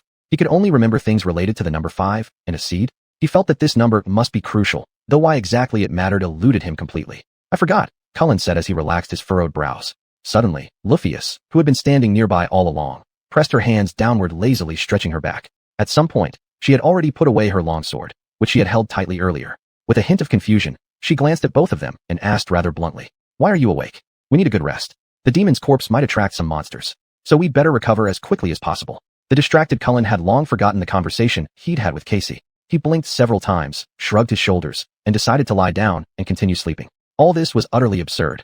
Maybe they had simply exhausted themselves into confusion. Now he only felt a deep weariness. A few hours later, when a shadow noticed an 8-legged bird with wings circling above the hill, Cullen woke up.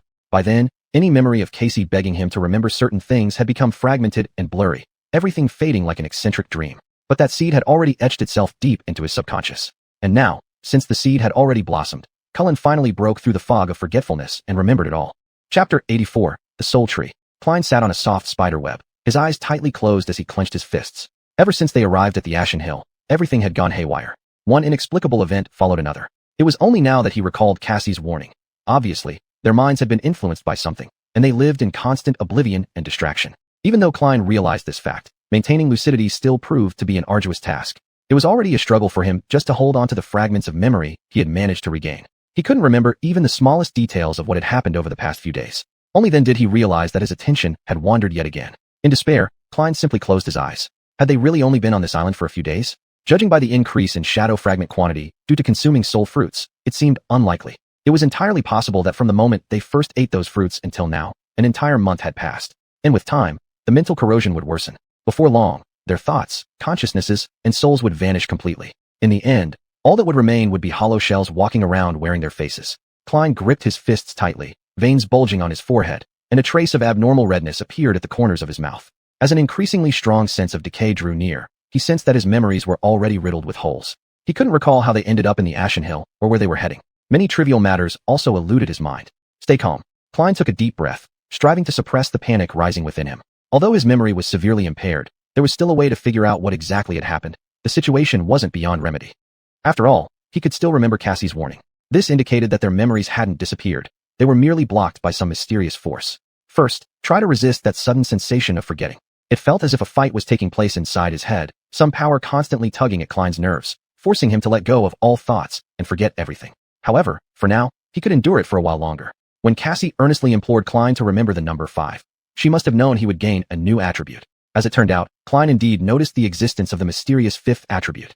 The number 5, this was the revelation Cassie left for Klein. And when the right moment came, this number indeed altered everything, just as she had said. But why is it that I alone can remember the existence of this 5th attribute? There must be a connection here. Even Cassie herself said that he was the only one capable of achieving this. Why me and not Rapis? Klein massaged his temples, and suddenly a thought flashed in his mind. Everything seemed to fall into place. It's the shroud. One of the enchantments of the shroud provided the wearer with some resistance against minor mental attacks, so the influence on Klein had been relatively less throughout. That's why he was the last one to consume the soul fruit, why he always felt something wasn't quite right, and why he was the only one who remembered Cassie's warning, despite it taking him a long time to do so. Cassie must have been aware of the characteristics of the shroud, which is why she insisted that Klein remember all this, rather than Rapis. What a clever girl. Klein couldn't help but admire her silently. Without Cassie's warning, they might all have become the next batch of empty ones. Those whose souls are lost in the dream world, leaving only an empty shell behind, with a gaze as hollow and dead as a corpse, those empty ones. Clearly, the source of their chaotic thoughts was caused by mental attacks. On this deserted island, there was only one living being. The answer was obvious. That accursed blasted tree. Klein tilted his head back and gazed up at the leaves swaying gently at the entrance to the nest cave. If you listened closely, you could faintly hear the rustling of the leaves brushing together and the sound of waves crashing against the shore of the desolate island. Now, looking again at the crimson canopy of the tree, Klein broke out in cold sweat. I see. I never expected the soul tree to actually be a strange, ancient nightmare creature. If I'm correct, its power must surely be unimaginable. Klein didn't even dare to speculate about its rank or classification. No wonder it could drain the vitality of such a vast area of coral. To be able to exist for so long in this hellish place, it probably ranks among the most terrifying beings in the region around the Forgotten Coast. Quietly and imperceptibly, even the awakened demon of the 3rd stage could not escape its clutches. Recalling this, Klein once again envisioned the final moments of the shell demon. Its look toward him carried relief, resignation, and regret. There weren't any other nightmare creatures around this desolate island. Even those monsters feared the soul tree. Aside from the equally terrifying beast that dwelled beneath the dark waves of the deep Black Sea. Bringing his thoughts back to the present, Klein had no way to destroy the soul tree. The soul tree was simply too massive. Conventional methods were like scratching an itch for it. For a fleeting moment, Klein even entertained the idea of setting it on fire, but he quickly abandoned the thought. To burn something so enormous, he would need a volcanic eruption or the help of a deity. In the initial hallucination Cassie had experienced, the hill they stood on had once caught ablaze with a great fire that severely injured the demon, yet the soul tree remained unscathed. So, is this problem unsolvable? After much deliberation and still without an answer, Klein decided to set this issue aside for now. His priority was to quickly understand the details of his 5th attribute. Summoning the runes, he tried again to read the description of the hidden 5th attribute. The result was the same. He knew it was there, but no matter how hard he tried, he couldn't remember what it was. Of course, Klein shook his head, thinking it might be better to change his approach. Realizing he couldn't solve this mystery alone, Klein shifted his focus to the Mark of the Divine. Sure enough, new runes appeared under its description. Mark of the Divine, attribute description. You emanate a divine aura as if long ago, a deity had briefly bestowed their favor upon you. Mark of the Divine. Preparing for evolution, proceed? Klein didn't waste time and nodded in agreement. Yes. In the next second, the name and description of this attribute changed, revealing a new set of runes. Attribute, Divine Spark. Divine Spark, attribute description. Every flame begins with a spark. Deep within your soul, a radiant spark shimmering with divine light glows brilliantly. He didn't feel any different. It seemed that the question about whether to evolve was merely formal. This attribute had already evolved when he drank that drop of divine blood. The connection with divinity seemed stronger. Not bad, although I don't quite understand its use. Was this divine spark responsible for allowing him to see the internal workings of memories and the ghostly shadows in the sea of consciousness? If so, was this the universal trait of all divine oracles with a high affinity to divinity, or did it belong exclusively to him? Intuitively, Klein leaned toward the latter. He had obtained this drop of divine blood from an entity known as the Dreamweaver, which allowed him to see the threads running through his memories, granting them extraordinary characteristics. The connection between the two was clear. If true, does this mean there are different types of divinity? And has he inherited just one specific kind? Is the Dreamweaver a deity? All the names of gods that Klein had heard before sounded similar, such as the Shadow God, the War God. Well, those two. Until now, he only knew of these two deities. But the name of the Dreamweaver differed from both of these deities. The only thing certain was that the curse referred to the Dreamweaver's blood as divine blood. The Dreamweaver must also be a deity, at least in the category of divinity. Klein shook his head, pulling his thoughts back to the present. He couldn't let himself wander aimlessly. Focusing his attention, he looked at his new attribute, Dreamweaver's blood. Dreamweaver's blood, attribute description. You have inherited part of the forbidden bloodline of the Dreamweaver. You carry part of a deity's power and have been endowed with an unyielding resilience that allows you to survive bleeding injuries. This will prevent dying from excessive blood loss in the future. That's not a bad use. However, this offered no practical solution to Klein's current predicament. It's time to take the next step. When Klein descended from the soul tree, it was just dawn, with a faint glow beginning to spread across the horizon. His hands were empty, and he carried no soul fruits. Approaching the sleeping Cassie, Klein placed his hand on her shoulder and gently shook her awake. It wasn't lost on him the irony of this moment. Just as Cassie had made him remember the number 5, things came full circle. Cassie slowly woke up, rubbing her drowsy eyes, already showing signs of confusion. Klein, why are you up so early? Klein pressed his lips together and spoke in a light tone, making every effort to act as if everything were normal. In fact, I didn't sleep all night. Cassie perked up immediately. She brushed her bangs aside and stared directly at Klein's face. Fortunately, she couldn't see his disheveled appearance or the dried blood still on his face. Really? What? Klein shrugged. I want to climb the soul tree to find some fruits. But that's not very important. Your attribute is the ability to see other people's attributes, right? She nodded, still wearing an expression full of curiosity. Yes, you should know that. What's going on? Klein paused for a moment and then asked in a seemingly relaxed tone. Can you help me check my attributes? Chapter 85, Soul Devouring. Klein's thoughts were unusually pure. To be honest, given his current state, it was nearly impossible to retain any notions that went against the soul tree. Just what had happened in the nest had already left him mentally exhausted. On his way down, Klein bit his fingertips several times, leaving bloodstains on them. The sharp pain cleared his mind significantly, temporarily shaking off the encroaching sense of forgetfulness that kept eroding his memories. Coincidentally, he had noticed the influence of the Dreamweaver's blood on himself. The blood from the wounds flowed only for a moment before quickly clotting. The speed of coagulation was alarming, and his body was brimming with vitality, his endurance greatly enhanced compared to before. The human body was like an exquisitely ingenious system, with each part closely linked and influencing each other. In particular, the evolution of crucial components like blood would inevitably highlight significant overall improvements. Clearly, Klein had severely underestimated his new attributes. Focus. Don't lose concentration. Klein bit his tongue, and a sweet metallic taste surged into his mouth. The sudden intense pain sent a jolt through his body, leaving no room for distraction. He needed to rely on Casey's innate abilities to uncover the truth about his 5th attribute. Her perspective was fundamentally different from his. Klein himself could only see the information provided by the runes, which was the default path of magic spells. He was confined within his own limitations when obtaining this information. Casey was different.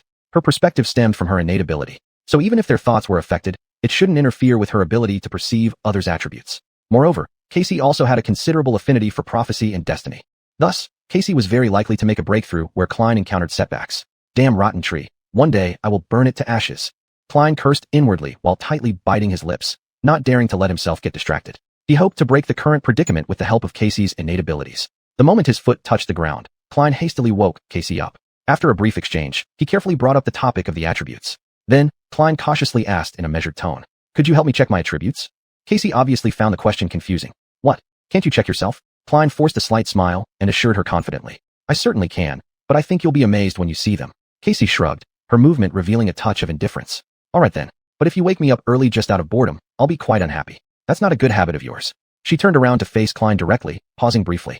Her gaze seemed as if it could pierce through all obstacles, straight into his soul. The string of fate, the child of shadow, divine spark. Wait, isn't this a divine mark?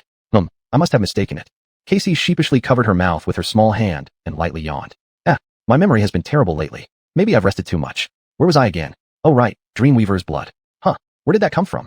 Klein struggled to maintain his smile despite being filled with tension and unease inside. This attribute, it came from an egg. Forget about that. Is there anything else? Casey blinked several times, showing a hint of struggle in her expression. One egg? All right, if you say so. The appearance of a new attribute should have raised serious concerns, but given Casey's current condition, her attention flickered like a candle in the wind, ready to extinguish at any moment. She merely wrinkled her brow lightly before soon discarding this question from her mind. Meanwhile, Klein's heart was pounding wildly. A rigid, forced smile lingered on his face as he anxiously awaited Casey's next words. These words might mean the key to unveiling the truth for him, or perhaps suggest a chance for him to escape from his predicament. Casey casually smiled and said, "My mom's scrambled eggs are the best. What were we talking about earlier?" "Right, your attributes. The last one is soul devouring. Wait, where does this come from?" Klein was aware of the urgency and hurriedly pressed for more information. Description. What does it say in the description? His urgency startled Casey slightly, and she answered directly without asking the same question again. "You were enticed by an ancient demon, the soul-devouring tree, and are gradually turning into its slave. Once this process is complete, you will have no chance of reversing it." These words were like a key, instantly unlocking the blockage in Klein's mind. His memories surged back like a flood, making his body sway. It was only now, after fully recovering all his memories, that Klein realized to what extent his mental state had been distorted. The true self was almost completely gone, and he was just one step away from being completely erased. He hadn't even known that there was a terrifying monster slowly devouring his soul. The feeling of surviving from a disaster tightened his heart, and cold sweat instantly drenched his back. Klein stood frozen in place, his mouth opening and closing without uttering a single word. Calm down, you must stay calm. This hasn't happened yet. This is just an unfulfilled nightmare, and you stopped it in time. You've returned, and it hasn't consumed you. Taking a deep breath, Klein quickly adjusted his emotions, calming his mind. He was one step away from becoming a hollow person. Just that one step made all the difference. But fortunately, he hadn't taken that final step. He was still the him who never gave up. He had even killed the tyrant, so the demon tree in front of him wasn't enough to scare him. Everything was not over yet. They still had a chance to turn things around. Klein quietly stared at Casey for a long time, then slowly exhaled and solemnly said, "Thank you." Casey raised her eyebrows with a smile. "What are you thanking me for?" She had no memory of their previous conversation. Although Klein had broken free from the soul-devouring tree's consumption, Casey hadn't. Her memories, mind, and thoughts were still influenced by the evil tree, and as a result of their recent conversation, the situation would worsen further. A bitter smile surfaced on Klein's face as he softly laughed and said, "Thank you for your help earlier. Sorry for waking you up so early. Sleep a little more. I will handle everything." Just as anxiety flickered across Casey's face, she was distracted by something else, forgetting Klein's existence within the blink of an eye. Yawning, she lazily lay down and pulled the cape over herself. Soon, she drifted off again, a warm smile on her face, completely unaware that her time was running out. Klein silently gazed at her, a drop of blood trickling down from the corner of his mouth. Under the morning sun, the droplet shone with a golden light. After a long pause, he turned his head and walked away. Unless I die. Chapter 86, Plan. Lufus still stood guard on the western side of the island, her gaze fixed tightly on the gradually receding black tide. Since parting with Klein yesterday, she seemed to have been there all along, maintaining the same posture. Klein's eyes had regained their usual luster. He had recovered from the weakness following his release from the enthrallment. He started noticing some details that he had previously ignored intentionally. Lufus's hair had grown longer. During their time at the academy, she always kept a neat short haircut, with strands slightly falling to one side. Now, her silver locks had grown down to her neck, no longer as neatly arranged, but instead disheveled and lost some of their former shine. Her cheeks had become much thinner, and under her once clear, bright eyes, heavy dark circles now appeared. Her expression was somber and lifeless. The confident and lively girl of old no longer existed, replaced by a deep exhaustion. It was as if an unknown illness had eroded her. The radiant girl who used to shine brightly had gradually faded into the pale, dejected shadow of herself now. Klein suspected something deeply within. In fact, he had known for a long time that Lufus harbored a mysterious goal. Her determination towards this objective was so firm it inspired awe, a commitment so intense that it resisted even the allure of the soul-devouring magic tree. But now, though her tenacity remained, the memories related to her cause were gone. Thus, Lufus found herself in a state of bewilderment, yearning for a goal she could not describe clearly. She neither remembered what she clung to nor could suppress this persistence. This inner conflict and struggle raged silently inside her, which was precisely the root of her deteriorating mental state.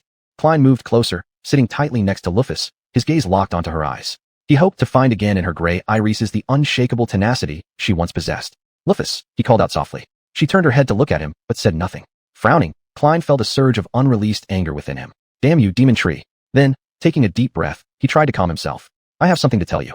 So, he began recounting in detail a series of events he experienced. Climbing to the top of the soul tree, discovering a large bird's nest and an egg belonging to a thievery bird. How he destroyed the egg without acquiring any rank or classification of divine blood memory. The new attributes he obtained, including the hidden attribute he discovered by chance.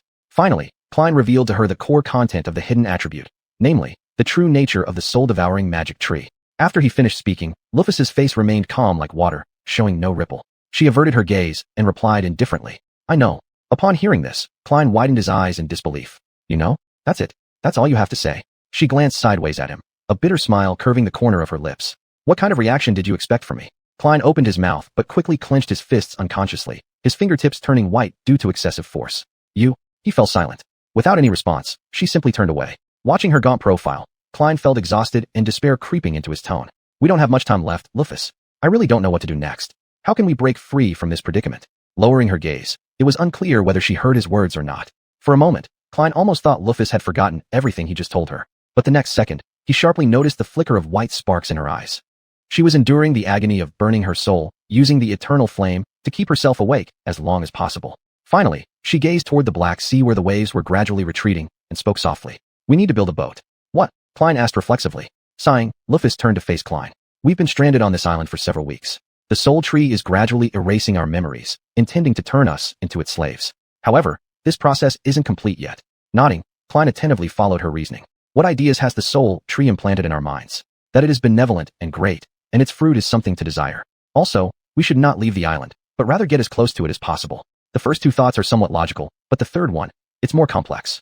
Speaking, Luphis raised her finger, pointing toward the vast expanse of the Black Sea. From this third notion, we can infer that the influence of the soul tree weakens as distance increases. If we manage to keep a sufficient distance from the tree, its effect will dissipate. A sudden glimmer of hope flashed in Klein's eyes. They seemed to have found a way to solve their predicament. Simply leaving the gray earth hill and continuing forward until the soul-devouring magic tree's influence on them vanished completely. Still, why choose to build a boat? Wouldn't it be faster to just flee on foot? Klein asked in confusion. Luphis lowered her head, her voice somewhat heavy. We cannot reach the castle on foot. We would die along the way. I was once too confident, thinking I could. Now talking about these things is meaningless. To cross the maze and bypass this crater would take us at least several months, not to mention that we've already lost our resonance. Every day spent walking will face insurmountable unknown threats, a vast wilderness with no place to hide. She shook her head, looking even more haggard than before. That we're still alive now is already incredibly lucky. No matter how hard we try or how much we persist, we've still encountered the soul tree. This was supposed to be our end. But the curse isn't intent on killing us outright. Perhaps this is our last chance. To make this conversation possible, Casey had to design and implement an ingenious plan during the brief time when his memory was still clear. The plan depended on there being someone in our team wearing high-tier armor, and that armor needed to have extremely rare mental resistance. Those with affinity for prophecy are few, and dreamers who possess the shroud, a form of armor capable of resisting mental attacks, are even rarer. We also had to slay a great demon and obtain a legacy of memory from it. Should I elaborate on how inconceivable it is that all these events came together? Luphis closed her eyes, her voice tinged with indescribable bitterness. What I mean is, if we insist on venturing further into the maze, we'll keep encountering new soul trees. Even if we survive each encounter by sheer luck, there will always be more soul trees ahead. Sooner or later, death is inevitable. Here, power is not the most important thing, it's luck. Her gaze shifted to the distance, where the final traces of the Black Sea were gradually disappearing over the far horizon. If we build a ship and use Casey's staff to infuse wind into the sails, maybe we'll be devoured by deep-sea monsters, or they may not even notice us. It's a gamble. We might die, which wouldn't be different from returning to the maze, but we might also survive. If we do survive, we could cover over 100 kilometers in one night, even 200 kilometers. That's farther than all the ground we've covered so far. Klein suddenly raised his head, his eyes glowing with hope.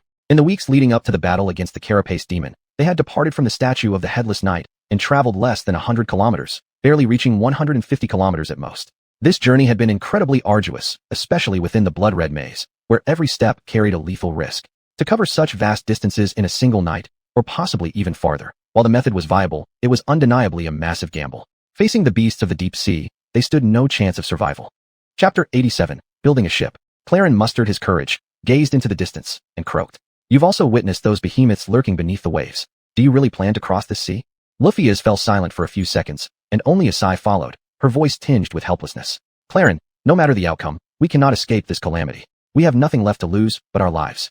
She paused briefly, her face revealing pain as pale flames flickered in her eyes. Then she softly added, we will not light any fire, relying solely on your eyes to guide us westward. Finally, we place our hope in Cassie's armor to protect us. Perhaps that will be enough.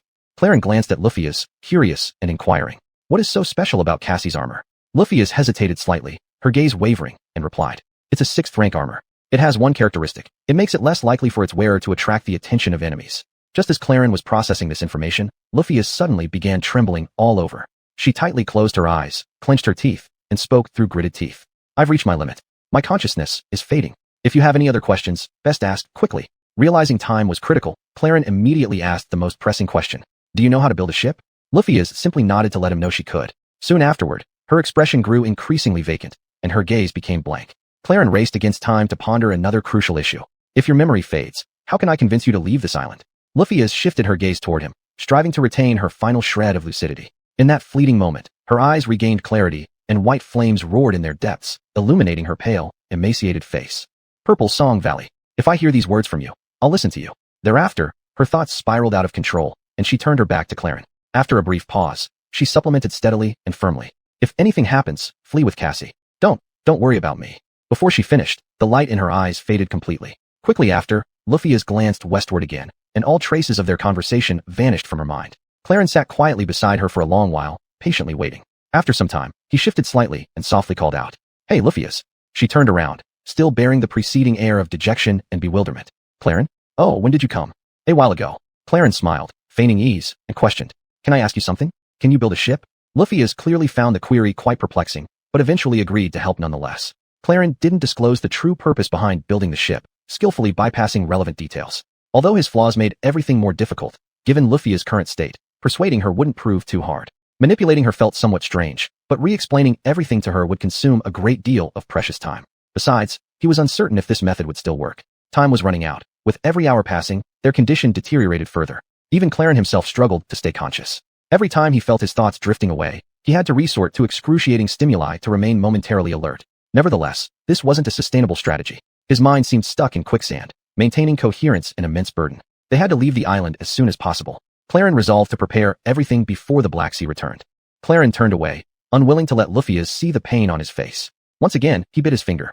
The sweet coppery taste of blood spread across his tongue, and waves of anguish dispersed his muddled thoughts. Claren couldn't help but shake his head and bitterly smile. This absurd scenario only made him feel ironic. He was biting himself to avoid being swallowed. This act itself was contradictory. Claren hid his bleeding hand behind his back and then looked at Luffy's, asking, "How do we build a ship?" She lowered her head and pondered for a moment, her tone cool. "We can use the available materials. The hull can be made from the carapace of the dead demon. We can peel off a few suitable pieces of plate armor and then bind them together with gold ropes." Claren raised an eyebrow. "And that demon's carapace? It's forged from a peculiar kind of steel. Can steel float on water?" Luffy has shot him a reproachful glance. "Any object can float, Claren. The key is to ensure that the weight of the water it displaces exceeds its own weight. This is the principle by which ships float." Claren blinked. "Oh, I see. So what about the sail? I think we could use Cassie's cloak as a sail. What do you think?" Luffy has cast Claren a puzzled glance. "All right, though I don't quite understand why you're so excited about shipbuilding. I trust that Cassie would be happy to lend a hand in this passionate project." Claren grinned. "Great. Let's get started then. Dismantle this demon into pieces." It felt a bit strange laughing while uttering such words, but it wasn't even the strangest thing he had said to persuade Luffy to help him. A few minutes later, they reached the dead carapace demon's corpse. It towered before them like a small metallic mountain peak. Ever since those 8-legged giant birds had circled around the island for a while and didn't dare approach, no other monster had come to contest over the flesh of this large demon. Thus, the body was almost intact. Strangely enough, the body hadn't decayed. Only its metal shell showed signs of degradation, losing its former luster and becoming increasingly brittle. Now, its surface was covered with large patches of rust. Luffy has climbed up the corpse, pacing back and forth as she examined the carapace beneath her feet. Then, she pointed to several areas and said, "If we can tightly fit together these curved plates, it will be perfect. Each plate is long enough to form the entire hull and provide sufficient space for all three of us to sit side by side." Claren knew nothing about shipbuilding, so he chose to believe in Luffy's judgment. He looked up from the ground and asked, "What about the mast?" Luffy furrowed her brow. Let me think about it." Claren chuckled with excitement. "All right, while you're thinking, I'll go fetch Cassie to keep you company." Chapter 88, The Demon Ship. Before sunset, Klein had a lot to do. The various aspects of his plan swirled in his mind, giving him an aching headache. He had to stay focused at all times, keeping his willpower taut to the limit just to avoid missing any details. When that wasn't enough, he repeatedly relied on pain to counteract the influence of the soul tree. His hands were beyond recognition, covered with horrifying bite marks. If it weren't for the properties granted by the Dreamweaver's blood, he might have already fainted from excessive blood loss. Even so, his pale face appeared exceptionally ghastly due to exhaustion, but there was still a fiery gleam in his eyes, making him look like a zombie. Fortunately, Casey couldn't see these things. Persuading her to join their absurd mission wasn't difficult. Casey's condition was much worse than his and Luffy's. She barely managed to maintain a faint sense of consciousness, thinking slowly and submissively. Klein was more worried that she might collapse first. Why is her susceptibility greater than ours? Is it because we have our true names, while she doesn't? A name serves as an anchor for one's self-identity. Could true names play a similar role in matters involving curses? He didn't know. Klein held Casey's hand and approached the corpse of the shell demon. Luffy was already busy peeling off pieces of shell from its back. Her silver longsword effortlessly cut through the rusted metal, turning what was originally envisioned as a tough task relatively simple. He helped Casey sit down where Luffy could see her before climbing onto the demon's corpse to evaluate her progress. Luffy frowned slightly at him, clearly displeased. "Are you not going to help? After all, this was your idea." Klein simply shrugged and casually replied, "Perhaps later. Anyway, you seem to be enjoying the process. Some people might say it's a fun little project that drives away boredom, right?" She tilted her head and thought seriously for a moment before nodding. "I suppose so." Klein nodded at her in acknowledgement and then lowered his head to examine the exposed demon flesh beneath the peeled-off shells. The coagulated bright blue blood resembled dark, hardened stones, and within it lay well-preserved layers of white fat. "In fact, I have another idea," Klein whispered softly. Luffy raised an eyebrow curiously and asked, "Oh really?" Klein summoned Canny Knight and approached the gap in the demon's shell. "Yes, I want to make a candle." As he spoke, he started working, separating the fat from the solidified muscle tissue. Luffy couldn't help sticking out her tongue and turned to Casey. "Hey do you think Klein has gone mad?" At the sound of her name, Casey perked up, hesitating uncertainly before replying. I think he's just bored. Meanwhile, Klein remained absorbed in his task and ignored them. For a moment, an idea came to his mind, to cut himself with Canny Knight's sharp blade. However, he quickly abandoned the thought. It wasn't easy to cut through the shroud, and he couldn't take off his armor in front of the girls. Yeah, to be more precise, he didn't want to. Klein clutched a large lump of demon fat in his hand, jumped off the corpse, and landed steadily on a pile of dried leaves. Making a candle with animal fat isn't too complicated. He just needed fire, water, and ample time. As for the wick, seaweed fibers could serve the purpose. The candle made this way might not be aesthetically pleasing, but he didn't care about looks. Leaving Lufis and Casey behind, Klein returned to their camp. By this time, the sun was high in the sky. In the remaining hours of the day, he did two things. Watch the candle being formed and wander around the island collecting as many fallen leaves as possible. Occasionally, he saw Lufis busying herself on the ship and sometimes even directing Casey to help with some small tasks. In his opinion, the construction of the ship was progressing smoothly. Lufis evidently knew what she was doing. Of course, that was only because he let her believe it was something he wanted to do just for fun. If they found out Klein planned to use this small ship to escape from the Ashen Hills, the enchantment would continuously erase their memories of the task, making its completion impossible. Currently, only Klein himself knew the true purpose of the ship. Therefore, he had to bear all the mental corrosion caused by the soul tree alone. He felt utterly exhausted, his head feeling as if it were filled with molten iron. His vision frequently blurred, and waves of nausea kept hitting him. However, Klein obstinately refused to give up. No matter how tired he was, no matter how much he wanted to let go to relieve the pain and return to that ignorant happiness, he always focused on one goal, and only this one goal: to escape the clutches of the soul tree. Finally, as evening approached, the construction of the ship was largely completed. Klein now looked like a walking corpse, slowly walking towards the demon's corpse, which had already been cut open and dissected. It was as if there had been a mad anatomist on the island who dissected this huge creature but forgot to sew it back together. Lufis looked at him with concern. Klein, are you alright? He slowly raised his head, showing a strange smile, and shrugged his shoulders. I'm fine, relatively speaking.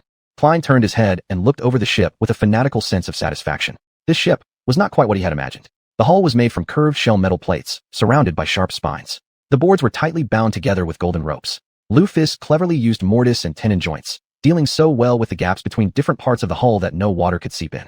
The mast was made from the demon's spine and ribs, with Casey's magic cloak hung as a sail. There was even a rudder paddle made from the tip of a demon's bone sickle. Klein had originally expected to see a hastily put-together raft, but what appeared before him was a real ship. Yes, it looked rough, but it was also sturdy. It was both eerie enough to make one's hair stand on end and impressive. Sailing on a ship made of demon bones across the cursed sea. It sounds like the beginning of a legend, he thought, momentarily captivated by the grotesque appearance of the demon ship. A hint of pride flashed in Lufis's eyes as she asked Klein, "How about it? Are you happy? What's next?" Klein gathered his thoughts. What's next? As soon as he thought about what they had to do next, an insurmountable obstacle seemed to appear in his mind, stopping him dead in his tracks. Now Despite many attempts, Klein couldn't remember his original plan. Frowning, he slowly raised his hand, bit into his scarred finger, and let the blood drip into his mouth. But even such intense pain couldn't help him break through the barrier. A crazy grin spread across Klein's face as he knelt down and pressed his hand to the ground. Then he summoned Canny Knight, raised his right hand without hesitation, and smashed the hilt of the sword down forcefully. With the fragile bone of his ring finger shattering under the impact, excruciating pain surged into his mind. He curled up on the ground, beads of sweat pouring from his forehead, and that insurmountable barrier finally gave way. Now we must leave this accursed place. Klein struggled to get up as the blood from his fingertips rapidly coagulated, ceasing its flow. Biting his teeth, he dragged his swaying body, stumbling toward the ship. Chapter 89: The Standoff in Despair. Lufis stared dumbfounded at Klein. Klein's sudden self-mutilation truly startled her.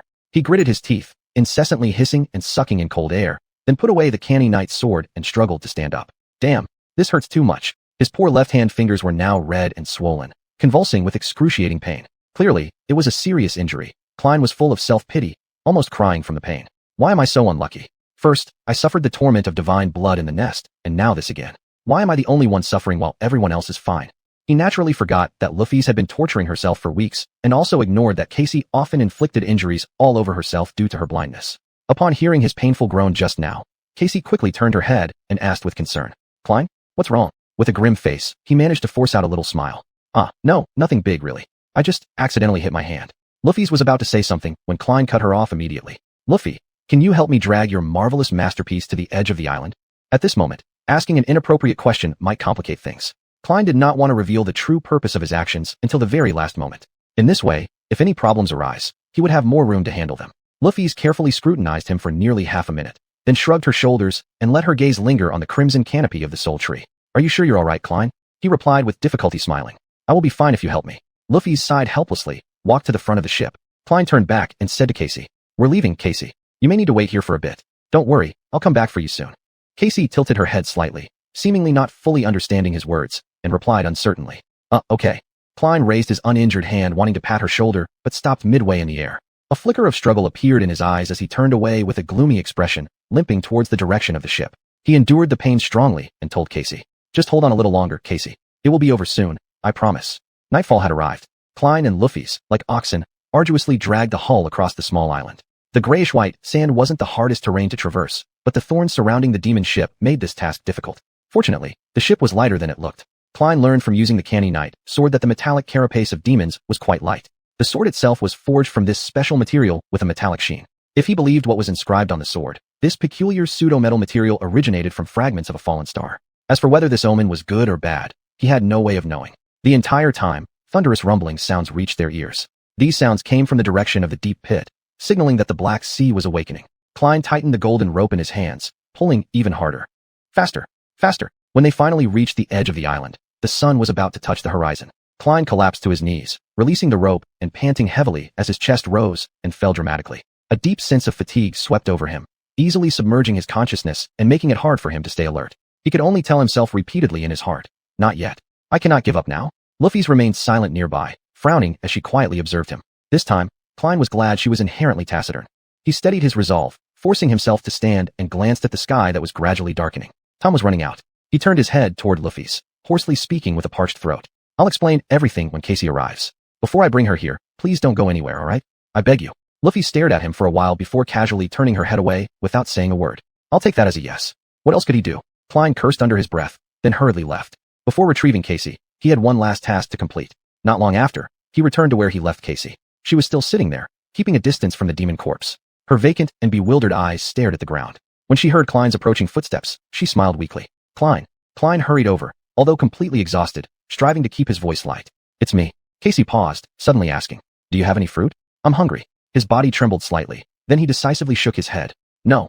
Listen, we need to. I'm hungry. Do you have any fruit?" Klein stopped, his eyes melancholically gazing at Casey. She looked like a broken doll, repeatedly uttering the same words. Her condition was far from good. He licked his dry lips and said, "Come with me, and your hunger will disappear."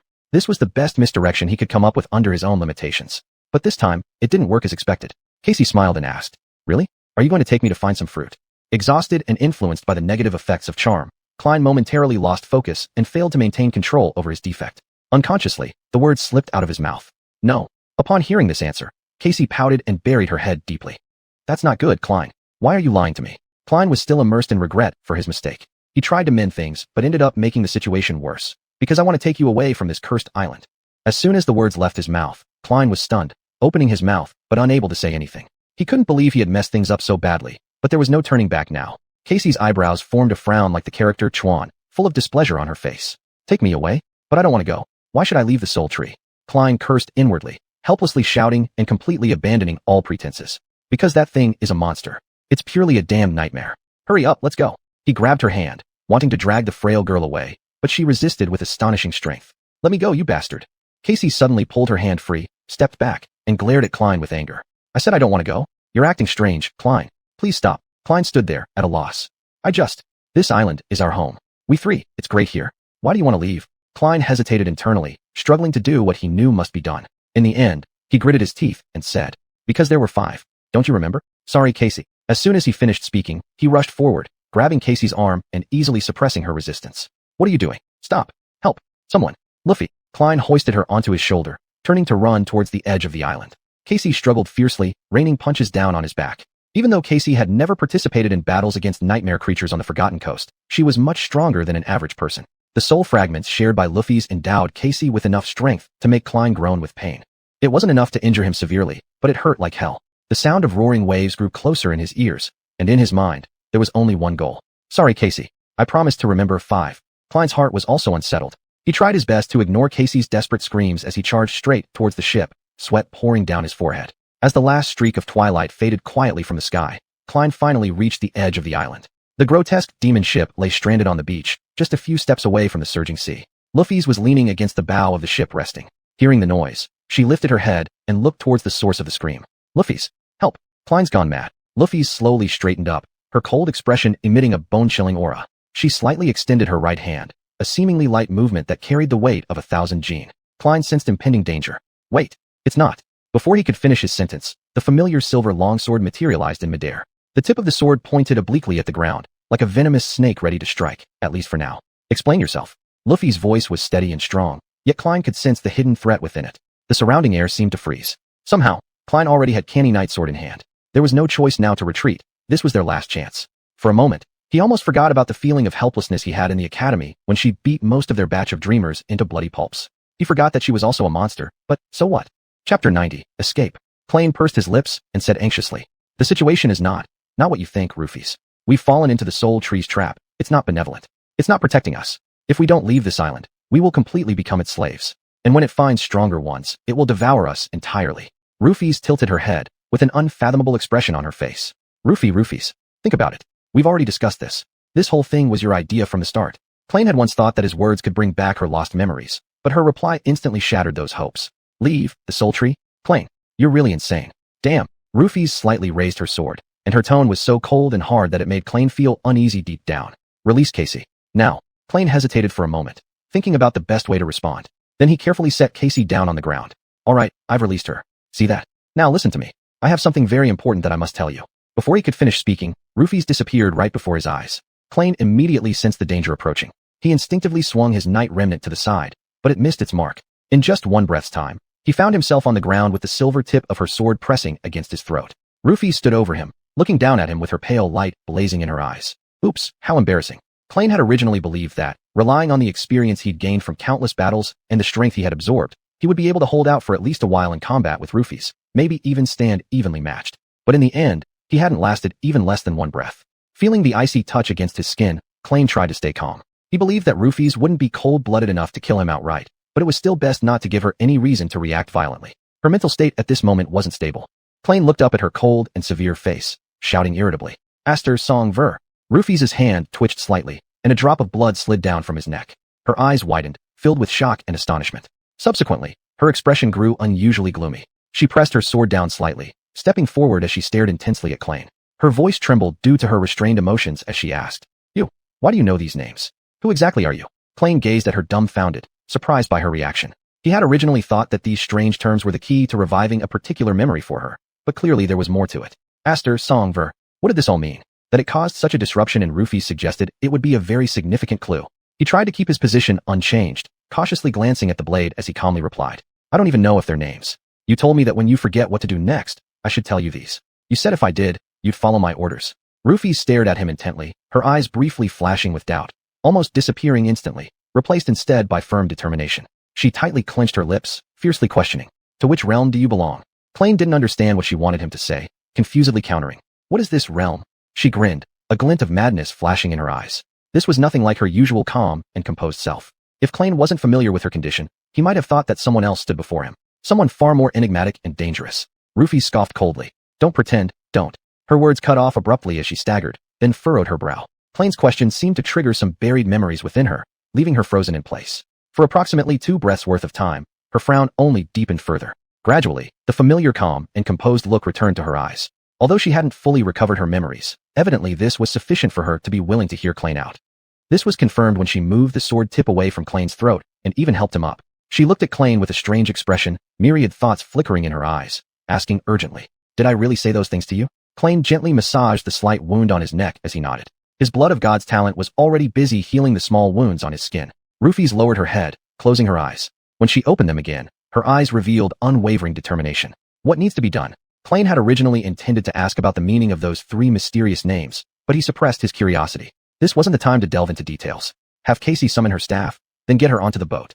Rufys sheathed her sword, taking one last glance at Klein before heading toward her friend. By some unknown method, Rufys successfully persuaded Casey to follow her aboard the unsettling ship. Perhaps many lies had been woven, but Klein chose not to inquire, lest his curiosity ruin the entire plan. Once both were aboard, Klein allowed his tired body to dissolve into the shadows, resting his hands against the stern of the boat. "Keep going, just hold on a bit longer." A distorted smile spread across his face as he tensed his muscles, pushing the boat towards the dark ocean. As the last traces of twilight faded, darkness engulfed everything. The vessel made from demon bones slid smoothly off the gray sands and into the embrace of the cold, black sea. Following Klein's cue, Casey aimed her staff in the direction they were traveling and unleashed the stored magic within it. Ripples began to expand, accompanied by strong winds that filled their little sailboat's sails. At first, the boat advanced sluggishly, the mast groaning under the wind's pressure. But thanks to Rufy's impeccable skills, the demon's backbone held firm under the stress, allowing the small boat to gradually pick up speed. Klain sat at the rear, gripping the steering paddle tightly in his hands. Before them stretched the vast expanse of the Black Sea, its depth harboring unimaginable terrors. Behind them, the soul-devouring magic tree was shrinking into the distance, growing smaller and smaller. Klain gazed at it intently, a deep sense of regret welling up inside him. He wished he had been powerful enough to destroy it outright. Leaving like this, without having given proper retribution for the ancient magic tree, left a sour taste in his mouth. Well, at least I left it with a gift. On the hilltop, a candle burned quietly in a diminutive stone niche, protected from the wind by rock shielding the fragile flame. Beside the candle, piles of dry leaves covered the niche. It took Klain quite a long time to gather these leaves. He practically combed through every corner of the island in an effort to make the pile as tall as possible. Moreover, he deliberately mixed dried seaweed and leftover fat from the demon into the leaf pile to enhance the fire. As time passed, the slender candle began to wane. Most of its wax had melted, and the flame grew ever smaller. Just as the light seemed about to extinguish itself, it ignited the surrounding leaves. Within mere moments, a roaring bonfire erupted in the center of the island, its radiant flames lighting up the crimson leaves of the soul tree. Almost simultaneously, the surrounding black waters began to stir violently. By this point, however, Klain had drifted too far to witness any of it firsthand. He didn't know whether the giants in the Black Seas could bring down the soul-devouring magic tree. He knew all too well how hard it would be to kill such an ancient demon. Still, with the death of the shell demon and the departure of the 3 humans originally meant to succeed it, there was now no one left on the island to guard the greedy magic tree. It might sustain serious damage. For now, this marked the limits of what Klain could accomplish. Turning his gaze back towards the hill, Klain silently vowed, "One day, I will grow strong enough to destroy that magic tree, those monsters, and anyone who dares stand in my way. Then, I will fear nothing, and all shall tremble before me." Lost in these thoughts, Klain barely noticed when Casey suddenly raised her head and looked in his direction. A flicker of something unusual crossed her face, only to be quickly replaced by doubt and concern. Chapter 91. In the deep, ink-like darkness, a small boat raced swiftly across the turbulent Black Sea. The mast of the little boat was made from a demon's spine, groaning under the onslaught of fierce winds. In this vast and eerily silent void, the light vessel cut through the waves like a sharp sword. Silence reigned all around, broken only by the creaking of the demon bones and the splashing of waves striking the hull. Klain sat leisurely next to the oars, steering the demon-made boat as it headed westward. In this boundless ocean without moon or stars to guide them, keeping on the correct course was challenging, but in his mind, there was an indelible impression of a crimson spire. This image served as his compass, preventing him from losing direction in the vast sea. Above was a profound sky, below an unfathomable ocean, with only a thin layer of steel separating them from an endless abyss. Enveloped in the night, they resolutely chose to push forward, risking everything. Under the boat lurked countless cursed terrors. Klain often felt massive shadows creeping close to the little boat, seemingly drawn by its passage. Against these monstrous sea beasts, he knew they were powerless, so he trembled silently, praying they would turn away. Apparently, the goddess of fortune still watched over them, or perhaps they were too insignificant for those ancient creatures to notice. After traveling dozens of miles, Klain felt the persistent pull in his mind gradually weaken. His thoughts began to clear, and the fog of forgetfulness lessened every minute. Suddenly, a cracking sound exploded in his head, instantly dispersing the last wisp of mist surrounding his consciousness. He had finally escaped the clutches of the soul-eating demon tree. Klain exhaled deeply, revealing a tired yet unrestrained smile on his face. As the mental influence of the demon tree continued to fade, his former keenness returned, and his mind felt as though an invisible heavy shackle had been lifted off it. His thoughts galloped free now, unhindered, everything crystal clear, as if the world suddenly focused sharply before him. This sensation was delightful, but it also made him acutely aware of their dire and dangerous situation. They teetered on the edge of the abyss, their lives hanging on a thread of precarious luck. Navigating this cursed Black Sea in their hastily assembled little boat was undoubtedly a mad act. Still, one couldn't deny that in this desolate hell of forgetful coast, reason had never visited them. Here, the most insane actions often became the only way to survive. From the perspective of the curse, it seemed only the lucky had any right to live on. Klain pursed his lips, gripping the paddle tightly in his hands, his eyes fixed unwaveringly on the darkness ahead. A few minutes later, Casey stirred slightly, causing the boat to sway gently. She handed her staff to Rufus, then rose carefully, making her way towards Klain following the faint sound. Before Klain could figure out her intentions, she suddenly embraced him tightly. Casey buried her head in his chest, tears streaming down her cheeks. Klain opened his arms instinctively, patting her back awkwardly as he consoled her. He could feel Casey's body clinging to him, trembling occasionally due to her sobs, her hands firmly wrapped around his neck. As he pondered what words might soothe her emotions, she leaned closer to his face, whispering softly, "Thank you, thank you." Klain was suddenly flustered, clearing his throat uncomfortably in an attempt to ease the awkward atmosphere. Don't mention it. If you hadn't alerted me in time, we'd probably still be stuck on that island. We're a team. Then, he raised his hand hesitantly, patting her back uneasily. Both tried to lower their voices, fearful of attracting something from the depths of the Black Sea. After crying silently for a few minutes, Casey let go of Klain. She wiped away her tears, moved slightly away, and apologized softly. I'm sorry. Her voice sounded somewhat strange, raising Klain's eyebrows in surprise. I'm sorry too. Earlier. I just carried you and ran. Casey managed a weak smile, wiping the tear streaks from her face before returning to the center of the boat. Once again, Klain found himself alone, with nothing to do but hold onto the oar tightly, letting his thoughts wander freely. Now that his mind had regained clarity, many matters deserved reconsideration. At any rate, he needed to find some activity to free himself from the suffocating heaviness brought by this void. Their encounter with the soul-eating demon tree had been akin to a nightmare trial, yet the outcome was much better than Klain had anticipated. The gains from this journey were unexpectedly rewarding. He had acquired a new weapon of the 3rd rank, no less than 100 shadow fragments, and 2 new attributes. The Divine Spark attribute was undoubtedly a qualitative leap compared to the previous ones. The mere ability to perceive the inner structure of memories opened a whole new door for Klain. However, he was even more curious about the dream-weaving Godblood attribute. Klain always felt that he had previously underestimated the uniqueness and extraordinariness of this attribute. The origin of this attribute was equally mysterious. Who exactly was the Dreamweaver whose essence he absorbed? What kind of existence were those unknowns that even spells avoided mentioning? What was their connection with the gods? Why were the type and grade of his initial memories obtained from the evil thievery, bird egg blank? This string of questions reminded Klain of other things. He looked up at Luffy, trying hard to recall their previous conversation.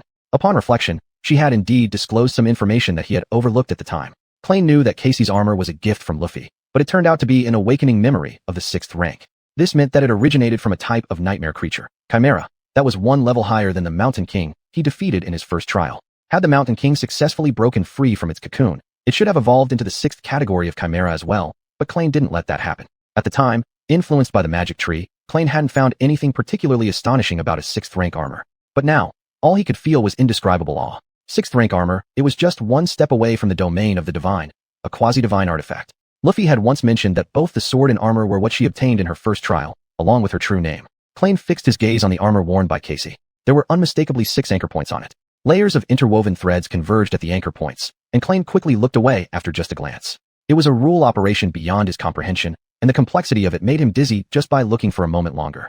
Chapter 92, Shocking Changes. Apparently, in terms of accomplishing the impossible, Rufus had even surpassed Klain. The idea that a dreamer could overcome a tyrant at the awakening level was already unbelievable. And successfully slaying a 6th class, Chi Mei further gave the word unbelievable an entirely new definition. No wonder her eternal flame was so comprehensive. Klain first acknowledged that Rufus possessed 6th rank talents, just like his own shadow talent. This easily explained why her eternal flame could be used both for healing and as a symbol of destruction. Such a comprehensive combination was usually thought to only appear in higher level talents. In the dream world, the probability of 2 dreamers with 6th rank talents meeting was almost negligible. This seemed to be an inexplicable twist by the strings of fate, altering their destinies.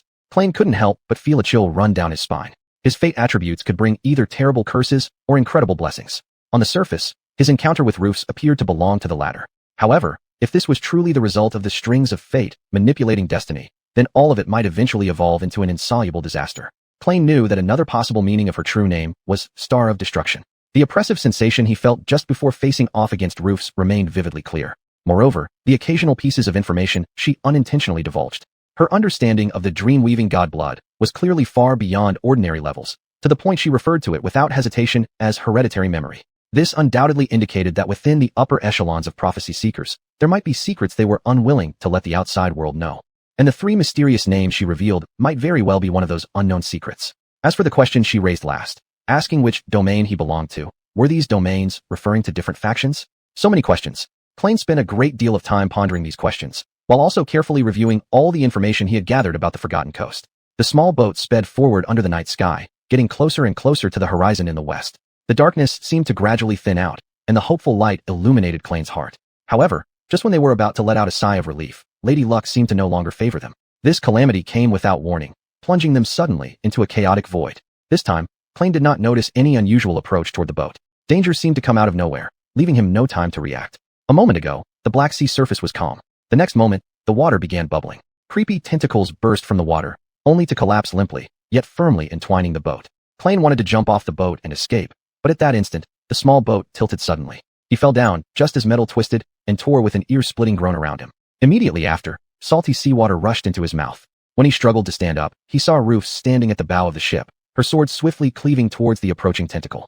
But in the darkness, she hadn't noticed another lurking threat. Another tentacle silently coiled around her body. Before she could let out even a scream, she was abruptly pulled into the dark sea, dragged down to the abyss without a trace. Only her long sword remained, lonely embedded in the gelatinous flesh of the touchy monster. Plain's eyes widened as splashing seawater flowed into his mouth. He could hardly believe what had just happened. No, this can't be, something like this cannot happen.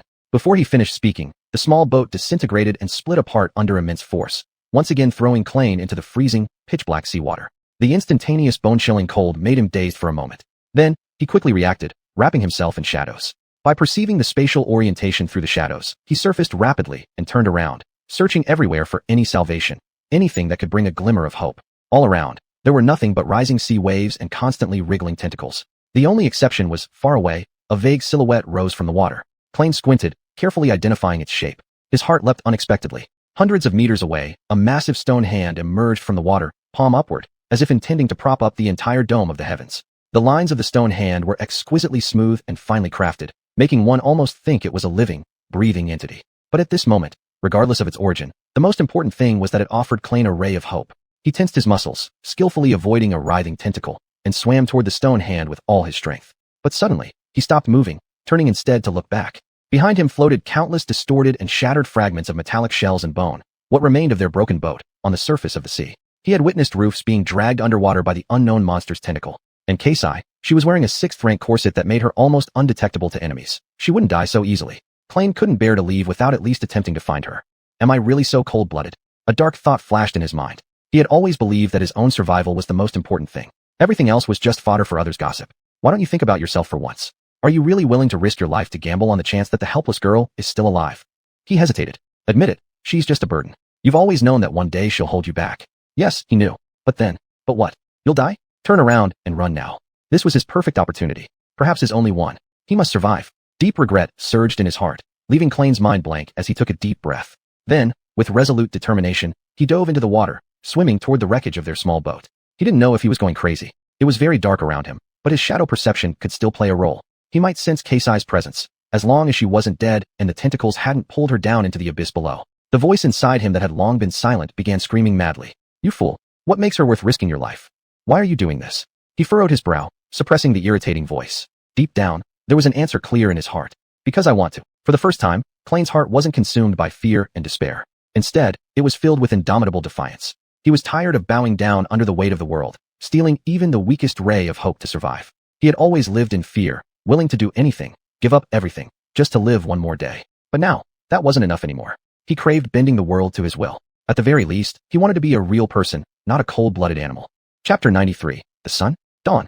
Over the past few months, Plain unconsciously underwent some changes. Perhaps influenced by roofies, he began to reflect on his previous attitude towards life. In the past, survival had always been his sole goal, for which he was willing to abandon everything. However, survival itself could not define the value of life, and Plain had also pondered how to live a more meaningful existence. He asked himself, if living like a slave to life has no meaning even without a master, then what is the point of such a life? He could not be as bold as roofies and disregarding needs to pursue something intangible. But if he were to act human, he couldn't just focus on self-preservation and avoiding harm. Plain smirked faintly, then plunged headlong into the abyss-like sea. The freezing seawater instantly enveloped him tightly, like a shroud, bringing an eerie chill. In this cursed water, he could see nothing, only relying on shadows to roughly discern direction. The seawater soaked into the bite marks on his hands and the wounds on his neck, causing a fiery pain. Plain paid no attention to the intense pain. This was the second time he had empathized with another, imagining Casey's despair. A vague and indescribable emotion drove him to dive deeper and deeper. He could sense the tentacles swirling around him in the water,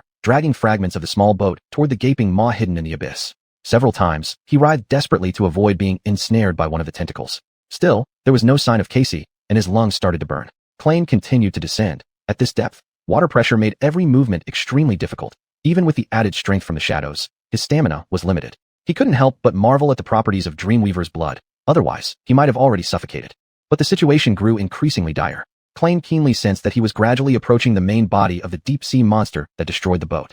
Although he couldn't see the monstrous creature's massive form, judging by the density of the tentacles, it was nearby. Suddenly, Plain noticed an anomaly. Not far from him, a petite figure was fiercely struggling against a shadow resembling the size of a crustacean demon. It was Casey. Plain gave it his all, swimming as fast as possible toward Casey. As he approached her, he clearly saw the details. Casey was tightly bound by a slender tentacle, being dragged to the seabed. Despite her attempts to break free, her struggles grew weaker, obviously nearing exhaustion. A surge of anger welled up inside Klein, and he quickly rushed forward. He firmly grabbed the slimy tentacle, feeling its slippery flesh squirming in his grasp. If not for the urgent circumstances, he would never have willingly touched such a repulsive thing. However, underwater combat was already tricky, and to deliver a powerful blow, he had to find the right leverage. Summoning the residual knight's sword, his body tensed as he slashed forcefully at the knot of the tentacle. Klein understood that under the immense resistance of the seawater, the impact of this strike would be limited. The blade moved as slow as a snail crawling. Nevertheless, his sharp sword easily sliced through the tentacle. A jet of black blood spurted out, followed by violent convulsions as the tentacle tried to fling away its attacker. Klein clung tightly to the tentacle, raising his sword and making another cut into the soft meat. He didn't expect to sever the tentacle with a single stroke. Exerting force underwater was almost impossible, but the sword could stab, pry, and cut. Klein steadied the blade, thrusting it further before altering his grip and pulling down sharply. With the sharp edge of the sword, the tentacle was effortlessly severed, meeting little resistance. Black blood gushed out as Klein pushed away the still convulsing remnants of the tentacle. He quickly shifted his attention back to Casey, assessing her condition. What he saw made him furrow his brow. Casey had already fallen unconscious. He needed to bring her to the surface immediately. Klein retracted the residual knight's sword and embraced Casey tightly, feeling her cold skin through her thin corset. She was showing signs of hypothermia. Even in her weakness, Casey struggled feebly, unaware that her rescuer was Klein rather than a sea monster. Klein held her protectively close to his chest, glancing upwards toward the surface while despair filled his heart. His lungs burned as if on fire, devoid of any air. With his waning strength, the agony of suffocation became unbearable, and he desperately longed for a breath of fresh air. At this point, even if he could see anything, his vision should have blurred. And they were so far, so very far from the surface. The touch of the deep-sea monster had already sensed their presence. Countless tentacles began to encircle them, forming an impassable wall of flesh. Within just 1 or 2 seconds, they would be crushed to death by the passionate embrace of the sea monster. Klein felt utterly bewildered, unsure of how to break the deadlock. However, no matter what, he would not choose to give up. He laboriously paddled with his other hand, tightly hugging Casey as they ascended. Tentacles approached relentlessly, blocking all escape routes. Klein gritted his teeth, preparing to fight for his life. Suddenly, the surrounding waters turned pure white in an instant.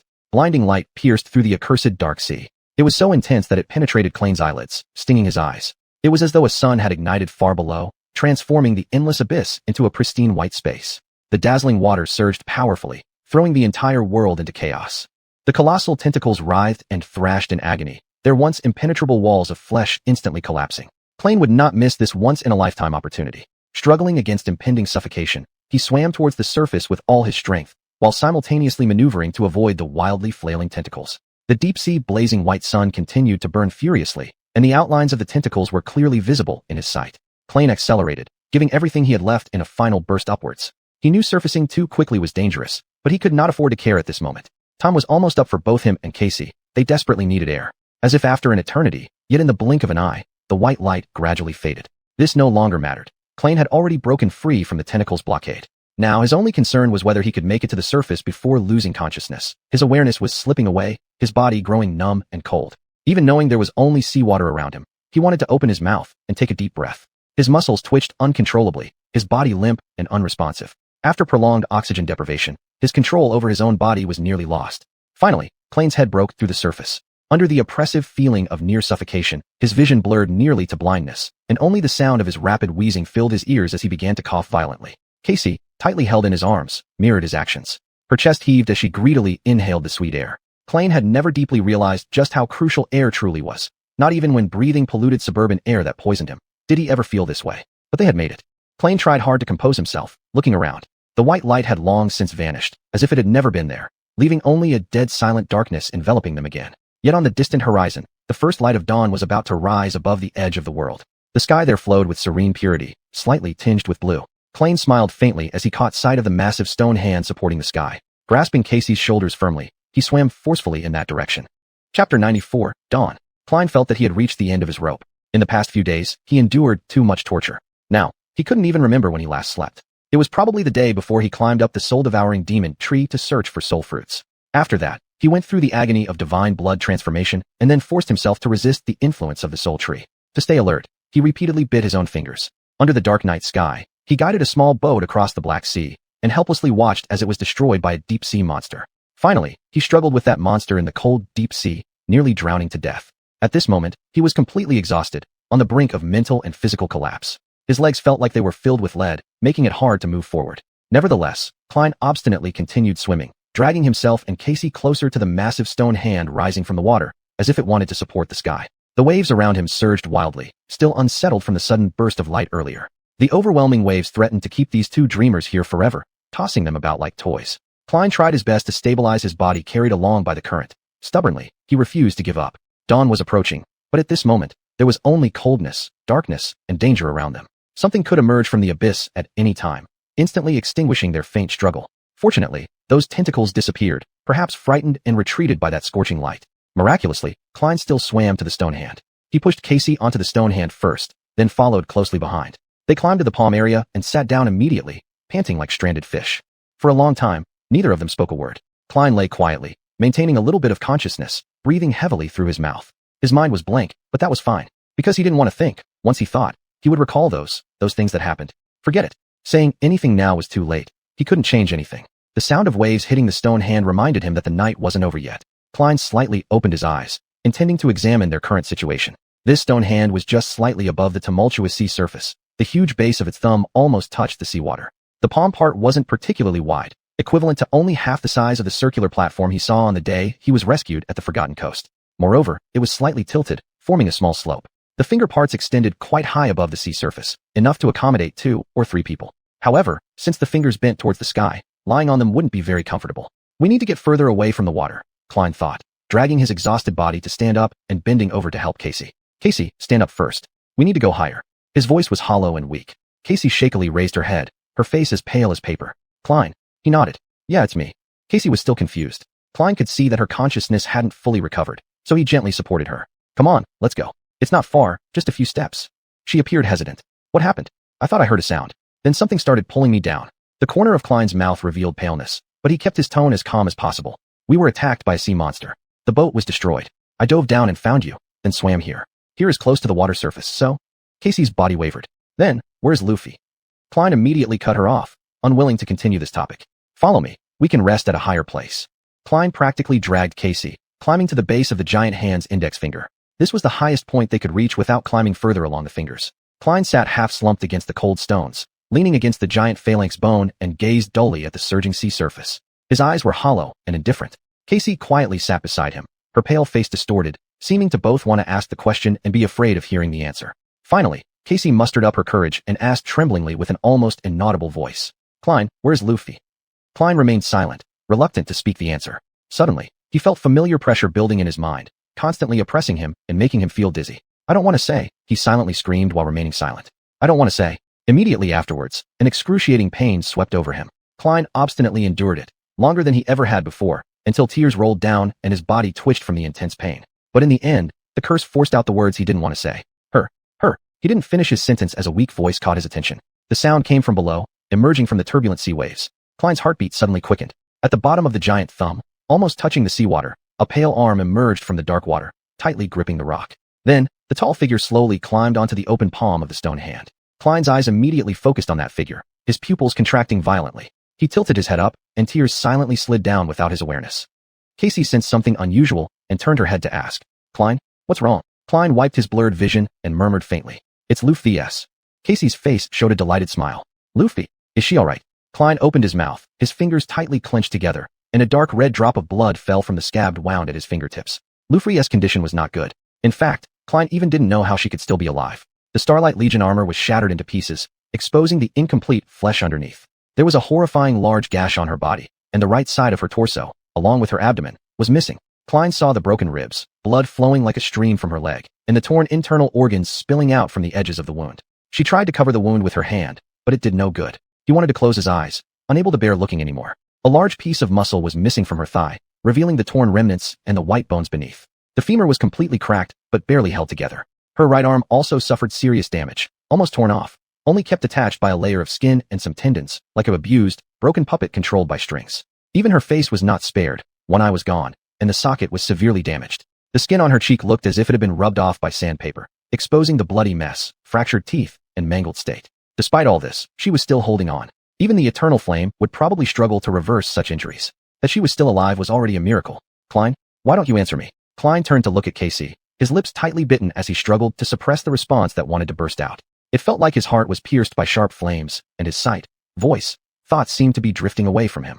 At this moment, Luffy's dragged her wobbly body forward blindly, as if a single gust of wind could knock her down.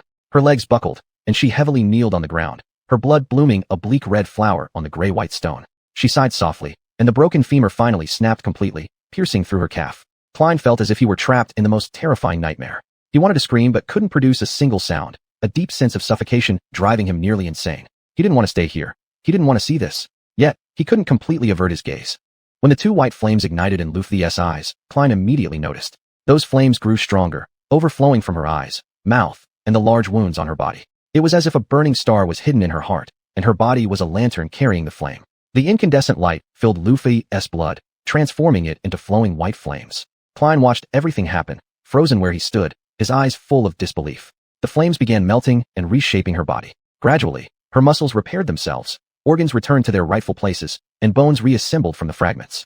As for the missing parts, the flames shaped them accordingly and quickly solidified. Despite the unbearable pain, Luffy's let out low moans. She grabbed her own right arm, tore it off abruptly, then pressed it against her arm stump engulfed in white flames. Soon, the two ends fused together and once again became whole. Under Klein's astonished gaze, every terrifying wound on Luffy's body gradually healed under the flow of the eternal flame. He truly found it hard to believe in the mysteries of the eternal flame tribe, how they could heal injuries so severe as these, akin to the legendary phoenix. Of course, Klein wasn't naive enough to think there was no cost involved. But compared to the cost, this healing ability was indeed astonishingly exaggerated. Before long, between the shattered armor, her newly born white skin shone through. Luffy's raised her head, her gaze sweeping over them, but without focus. There was no reaction or expression directed toward them in her eyes, only extreme coldness. They lacked any trace of emotion. That sacred flame seemed to have destroyed her consciousness as well. When Klein met her gaze, a chill ran down his spine. Then, the last girl of the Eternal Flame clan closed her eyes, falling onto the ground powerless, slipping into unconsciousness. At some unknown time, the first ray of sunlight quietly rose from beyond the eastern horizon. Dawn had come. Luffy was unconscious for 2 whole days. By the third morning, her eyelashes flickered lightly. It wasn't until dusk that she slowly opened her eyes. She struggled to sit up, looking around with a hint of confusion. Her face remained as calm and cold as ever. But Klein noticed that she seemed even colder than before. However, when her eyes fell on Klein sitting at the top of the giant fingertip, grinning at her, her expression rippled slightly. Luffy frowned slightly, lowering her head to look at herself. That was when she noticed the holes in her armor. In a flat tone, she asked, "What are you laughing at?" Klein winked mischievously at her and shrugged. "Check behind you." Luffy paused for a moment, then sighed softly and turned around. Behind her stretched a vast expanse of black land sloping down from a huge volcanic crater. On this land stood a towering gray-polished stone wall, majestically perched above an abyss. It had endured the test of time, ancient and weathered, but still possessed an awe-inspiring grandeur. In the sunset, the spotty stones of the wall reflected crimson twilight, like a rising sun shining brilliantly. Even under the oppressive weight of the Black Sea, it could stand firmly for thousands of years, or even longer. They had succeeded. They found the city of mankind. Book 1, Forgotten Coast. End. Chapter 95 of Book 2, Graveyard. Wake up, Klein. Your nightmare. Shut up. Klein wanted to continue indulging in his sweet dreams. He pouted and muttered, stubbornly closing his eyes tighter. Lying in his own bed, he pulled the blanket closer around himself, warm and comfortable. Again, he felt that peaceful tranquility far away from worldly noise. In this serenity, all troubles seemed insignificant. There was a brief silence around him, giving him some comfort. This is much better. Klein, wake up quick, Be quiet.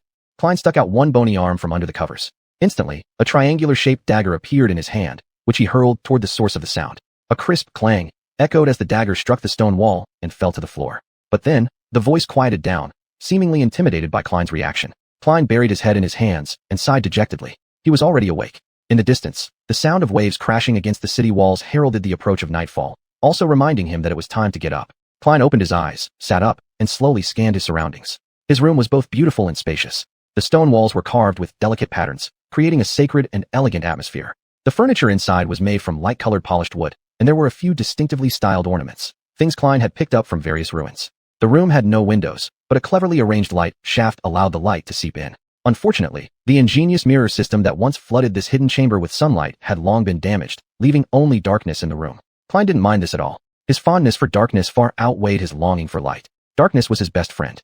He yawned, got up from the bed, and rubbed his drowsy eyes to drive away the last traces of sleepiness. His long and disheveled hair often fell over his eyes, so he irritably swept it back. "It's time to prepare breakfast," he whispered to himself. But before that, there was a little matter to take care of. Klein's fingers moved skillfully, as if manipulating invisible threads. Following them, the small dagger named Withered Shadow spun lightly in the air. This dagger was something Klein had practiced with for a long time to use skillfully. He still remembered how, In the beginning, he almost cut off his own fingers due to improper control. He walked up to a bare wall and lightly scratched it with withered shadow, leaving a fine mark. Around this new mark, there were dozens of similar scratches arranged neatly in 5 groups. Klein had already spent 4 months near this cursed, godforsaken city. Since the day he stepped into this ancient city, many things had happened. Cassie's prophecy had come true. Far in the west, they indeed found this ruined city surrounded by tall walls, where monsters wandered through the streets. On the small hill in the center of the city, a majestic castle rose from the ground, like an isolated island cut off from the world. Within the castle walls, voices buzzed with activity, but it wasn't the stronghold of oracles they had hoped for. Instead, it was filled with dreamers just like them. There were no doors leading to the real world here. Those who struggled to survive in the desperate situation at the Forgotten Coast could only wait futilely. The spark of hope extinguished here, and this place became nothing more than a graveyard of aspirations. Recalling those few days spent in the city, Klein couldn't help but burst into laughter. Oh, how foolish he had been back then. Full of hope, dreaming endlessly about life after returning to reality. But now, where had that hope gone? He laughed hysterically, bending over and slapping his knees as if trying to transform all his sorrow and despair into this unrestrained laughter. Oh, this is hilarious. What do you think, buddy? The shadow remained silent, merely glaring at him reproachfully. This silence only made Klein laugh even louder, as though his laughter could drive away the gloom in his heart. It was roughly during the 3rd week after arriving in the city that his mental state had nearly collapsed. After that fierce argument, he left the city. His condition oscillated between better and worse, but none of it mattered anymore. During one encounter in the 3rd week in this city of despair, Klein had almost been driven to death's edge. That night wreaked havoc without reason, nearly ending his life right there. Klein clutched his abdomen tightly to prevent his intestines from spilling out while frantically fleeing the bloody pursuit. By sheer luck, he found a hidden drainage ditch. Lying helplessly there with fatal injuries, he could only silently feel his life slipping away. The surrounding silence was terrifying. For several consecutive days, despair was his only companion. Yet, he ultimately pulled through. Afterward, Klein discovered that he had become the same person he used to be once again. Truly a wonderful time. He mocked himself bitterly, his tone icy as frost. Regardless, he had survived. Stowing the withered shadow, Klein slowly approached a table salvaged from the ruins of a library. His gaze landed on a plain gray stone lying on the table. This stone looked unremarkable on the outside, much like any other regular stone. But whenever Klein's eyes fell upon it, it seemed to come alive, emitting a voice. Wake up, Klein. Your nightmare is over.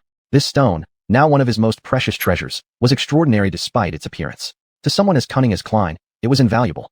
Not only could it mimic various sounds, but it also served as a secret weapon in his struggle for survival. The stone seemed to mock him, currently mimicking Klein's voice with a familiar yet irritating tone, repeating itself over and over. Wake up. Are you done yet? Klein cursed under his breath. Although tempted to smash it into pieces, he eventually restrained himself. With a wave of his hand, he put away the stone, known as the parrot stone, and turned his attention to the cloth covering the table. When he lifted the cloth, beneath it lay a silver platter containing neatly arranged chunks of monster meat. These meats were harvested by his own hands. Hunting around here was no easy feat. Klein was one of the few who dared to hunt alone in this area. The reason was simple. Most of the nightmare creatures here were demon level, with only a few weaker monsters skulking around. No one dared risk hunting those powerful demons. Most hunting groups would rather avoid them and seek easier prey. But for Klein, finding solitary monsters was simpler. He operated at night, perfectly concealed within the darkness due to his abilities, making him impossible to trace. Whenever he wished, he didn't need to confront the monsters at all. Most of the time, he managed to secure a steady supply of food. Klein's lips curled upward, a sense of satisfaction welling up within him as he quietly murmured. Life can sometimes be quite beautiful. Chapter 96, An Uncertain Future. In this desolate land, Klein unexpectedly found his own utopia. From the outside, the abandoned city, the ruins surrounding it, and the nightmare creatures lurking within painted a bleak picture of the end times. But for him, this place perfectly matched his ideal way of life.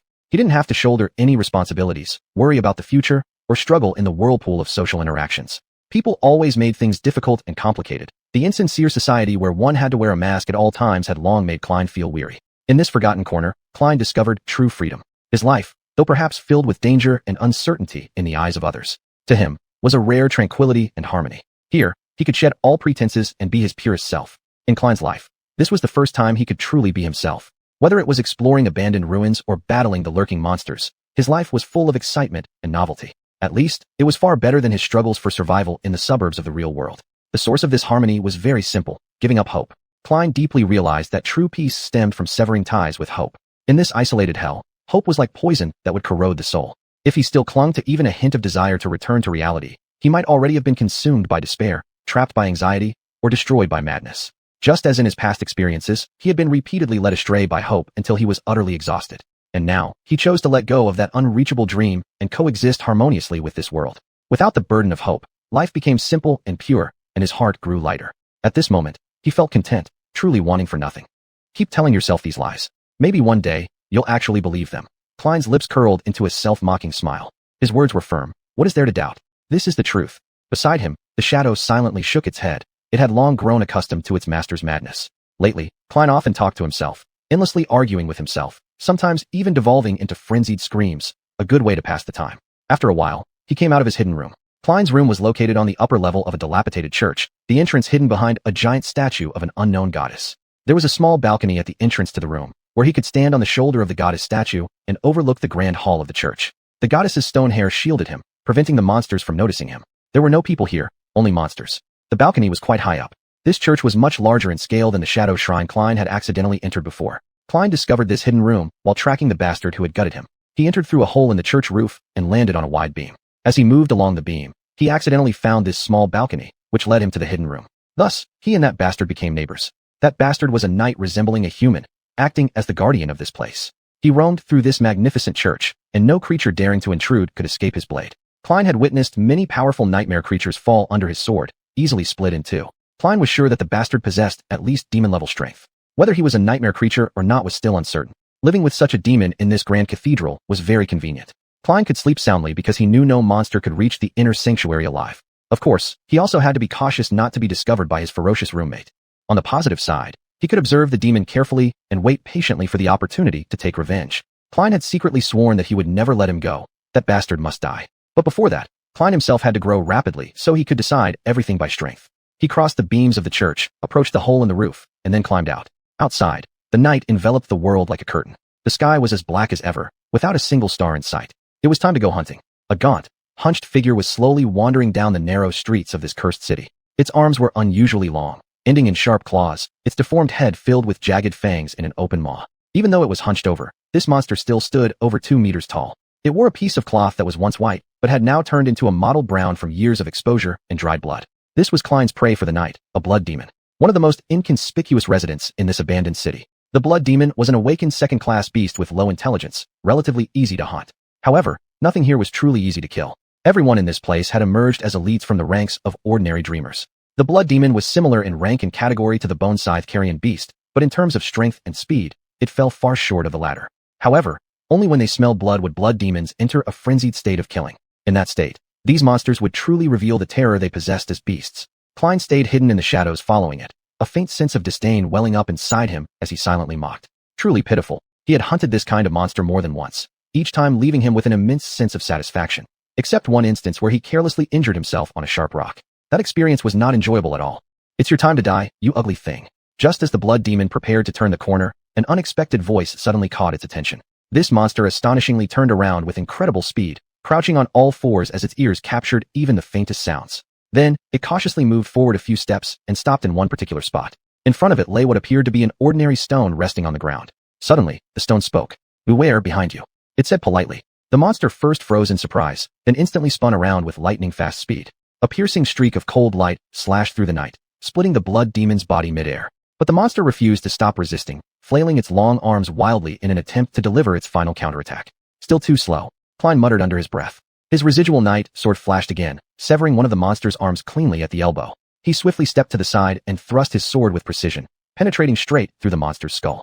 The blade entered through one eye and exited from the back of the head. All these movements were completed in the blink of an eye. By the time the remnants of the monster crashed to the ground, Klein had already sheathed his residual knight. He looked up at the night sky, a smile filled with anticipation playing on his lips. "Come on, tell me." His voice carried a hint of mockery. As if responding to his call, the spell whispered in the air. "You have killed an awakened beast, blood demon. Your shadow has become stronger." Klein's face lit up with a triumphant smile. "Ah, thank you so much. How thoughtful you are," he chuckled lightly, as if conversing with an old friend. Runes shimmered before him in the air, eerily resembling a crossing of destinies. Klein lowered his gaze, clearly seeing them. Shadow fragment. 398/1000. Only 2 more fragments, and he would reach 400. Recently, his rate of acquisition had been remarkable. When he first arrived in the city and faced these monsters for the first time, he thought collecting just a few fragments each week was already a blessing. Back then, he often left himself battered and bruised, narrowly escaping death time and again. But as time went on, things began to change. Now, he could hardly recall the last time he was forced to bow to death. Klein couldn't help but feel a touch of self-mockery within himself. Do I really have to say all these thoughts out loud? No sooner had he spoken these words than footsteps sounded from afar, cutting through the heavy night air and reaching his ears. Chapter 97. unwelcome guests. Around him were time-worn ruins, twisted into monstrous shapes, as if reaching out to grab at the world. Cold winds howled through the stone walls, carrying faint footsteps from a distance. On the ground, blood spattered everywhere, and corpses still steamed with warmth, mingling with the revolting stench of fresh blood. Clayne's expression was solemn as he knelt over the blood demon corpse, then turned his gaze toward the source of the increasingly clear footfalls. Who in their right mind would stay overnight in this cursed ruin? Only those thoroughly mad would attempt such foolishness. So, normal people had long fled this place, and those who had never stepped into these ruins kept their distance with respect. Just then, a shadow slipped off Clayne's sword tip, coalescing on the ground to form a figure with a derisive smile, staring at Clayne. Clayne didn't back down either, glaring fiercely in return. What? He asked irritably. The shadow only shook its head without answering. Clayne helplessly shrugged his shoulders and resumed his actions. Let it go for now. Seems like we have some unwelcome guests. What to do? This place is such a mess. Clayne glanced around again, letting out a deep sigh. His eyes fell once more on the monster's corpse, and he summoned his shadow. Reason told him to leave immediately, lest he encounter an unknown danger. Who knew what that sound belonged to? Perhaps a group of sinister humans, or maybe a multi-legged nightmare beast. Better not to pry into the truth. But his hunt wasn't over yet. He still needed his trophy. Go take a look. He sent the shadow to scout while he squatted down and started carving up the blood demon. Without the enhancement of the shadow, cutting the demon proved very difficult. Soon, though, he found the first piece of soul crystal. There was one more to find. Meanwhile, the shadow had already identified the unwelcome guests. 6 burly men, carefully navigating the narrow alleys of the dilapidated ruins. They held a blue lantern, which glowed like ghostly fire, illuminating their path. These men looked rough, clad in mismatched armor, armed to the teeth. Most striking was their cold, bloodthirsty gaze. Clayne's eyebrows slightly lifted. Wow, they really are human. What's a group of xuanhuan's enforcers doing wandering outside the city at this hour? Xuanhuan, the ruler of the city, crowned himself king of this desolate land. At the Forgotten Coast, every dreamer either submitted to him or paid tribute. Even so, the latter usually ended up dead. Clayne quickly stowed away his residual knight and parrot stone, focusing all his attention on extracting the second piece of soul crystal. He wanted to leave this street before the group arrived. However, the blue glow approached far too quickly. Finally spotting the shining crystal core, Clayne snatched it up and hastily concealed it within his armor. Immediately after, he tossed the shadow onto the ground and took a few steps back. Unfortunately, it was too late. They had already seen him. Beware, there's a monster. While retreating, Clayne sensed multiple weapons pointed at him. Feeling the situation about to spiral out of control, he cleared his throat and shouted in a trembling voice. Oh no, don't hurt me. I'm human. I'm human. After speaking, Clayne took the moment to appraise himself. His pale, bloodless skin, disheveled hair, and patchwork armor stained with dried or fresh blood spots made him look quite haggard. These days, he hadn't been paying much attention to hygiene or appearance. To prove he wasn't a monster, Clayne hurriedly raised his hands high, signaling he was unarmed, while cautiously taking another step back. These 6 men were also surprised to encounter a human in this barren area outside the city walls, especially during the night. Seizing the opportunity of their brief hesitation, Clayne gingerly retreated another step. Hold it! One of the men finally snapped back to reality, shouting a warning. Clayne immediately stopped, trying his best to appear harmless. The unwelcome visitors continued approaching, exchanging puzzled glances as they passed by the blood demon's corpse. Among them, a man taller and better equipped than the rest caught Clayne's attention. Approaching closely, he eyed Clayne with suspicion, stopping just 2 steps away. The man was older than Clayne, broad-shouldered, clearly defined muscles, and sparse bearded jawline. His light blue eyes bore a fierce look. Judging from his actions and Clayne's experience, this man was the leader of this squad. Moreover, he had been stationed at the Forgotten Coast for at least 3 years, which was enough time to amass experience and grow stronger than most dreamers. However, it was clear that his status in xuanhuan's army wasn't particularly high. Otherwise, his equipment would be far more impressive. Despite this, the heavy battle axe on his shoulder remained razor-sharp. It seemed as if he could smash it onto Clayne's head in the next moment. Who are you? What exactly are you doing here? The squad leader barked fiercely. Clayne blinked, swallowed, and answered cautiously. I'm Airy Blackday. I live here. The captain of this hunting squad, if it could even be called that, narrowed his eyes suspiciously. What, live here? Do you take me for a fool, boy? No one can survive in these ruins. He roared, his massive axe poised ominously overhead. The others nodded in agreement, save one man. With a skeptical look, he scrutinized Clayne closely, frowned deeply, stepped forward tentatively, and said uncertainly, Wait, leader. He might be telling the truth. I've heard about some crazy kid who lives alone among the ruins. The tall man furrowed his brow again, re-evaluating Clayne. How is that possible? He countered sharply. This man glanced at Clayne once more before shrugging uncomfortably. As far as I know, the kid's gift trait allows him to move like a fish in shadows. I imagine he scurries around like a rat, scavenging scraps left by monsters. Though I'm not entirely sure, there are definitely rumors about him back in the city. Initially, I thought they were just making up stories. A flicker of gloom passed over Clayne's face. Crazy kid rat. Why did everyone have to describe him with these words? At this point, the man paused briefly, then added after some reflection. I think he came here with someone named Lufith. That whore. Clayne's shadow fell across his face as anger crept into his expression. Bowing his head slightly, he muttered quietly to his shadow. These guys are so rude, don't you think? Of course, his muttering was exceptionally clear in the silent night. The people nearby exchanged puzzled glances, staring at him confusedly. Klein tilted his head slightly, eyes wide like bells, seemingly startled by something. What? You actually think I should kill them all?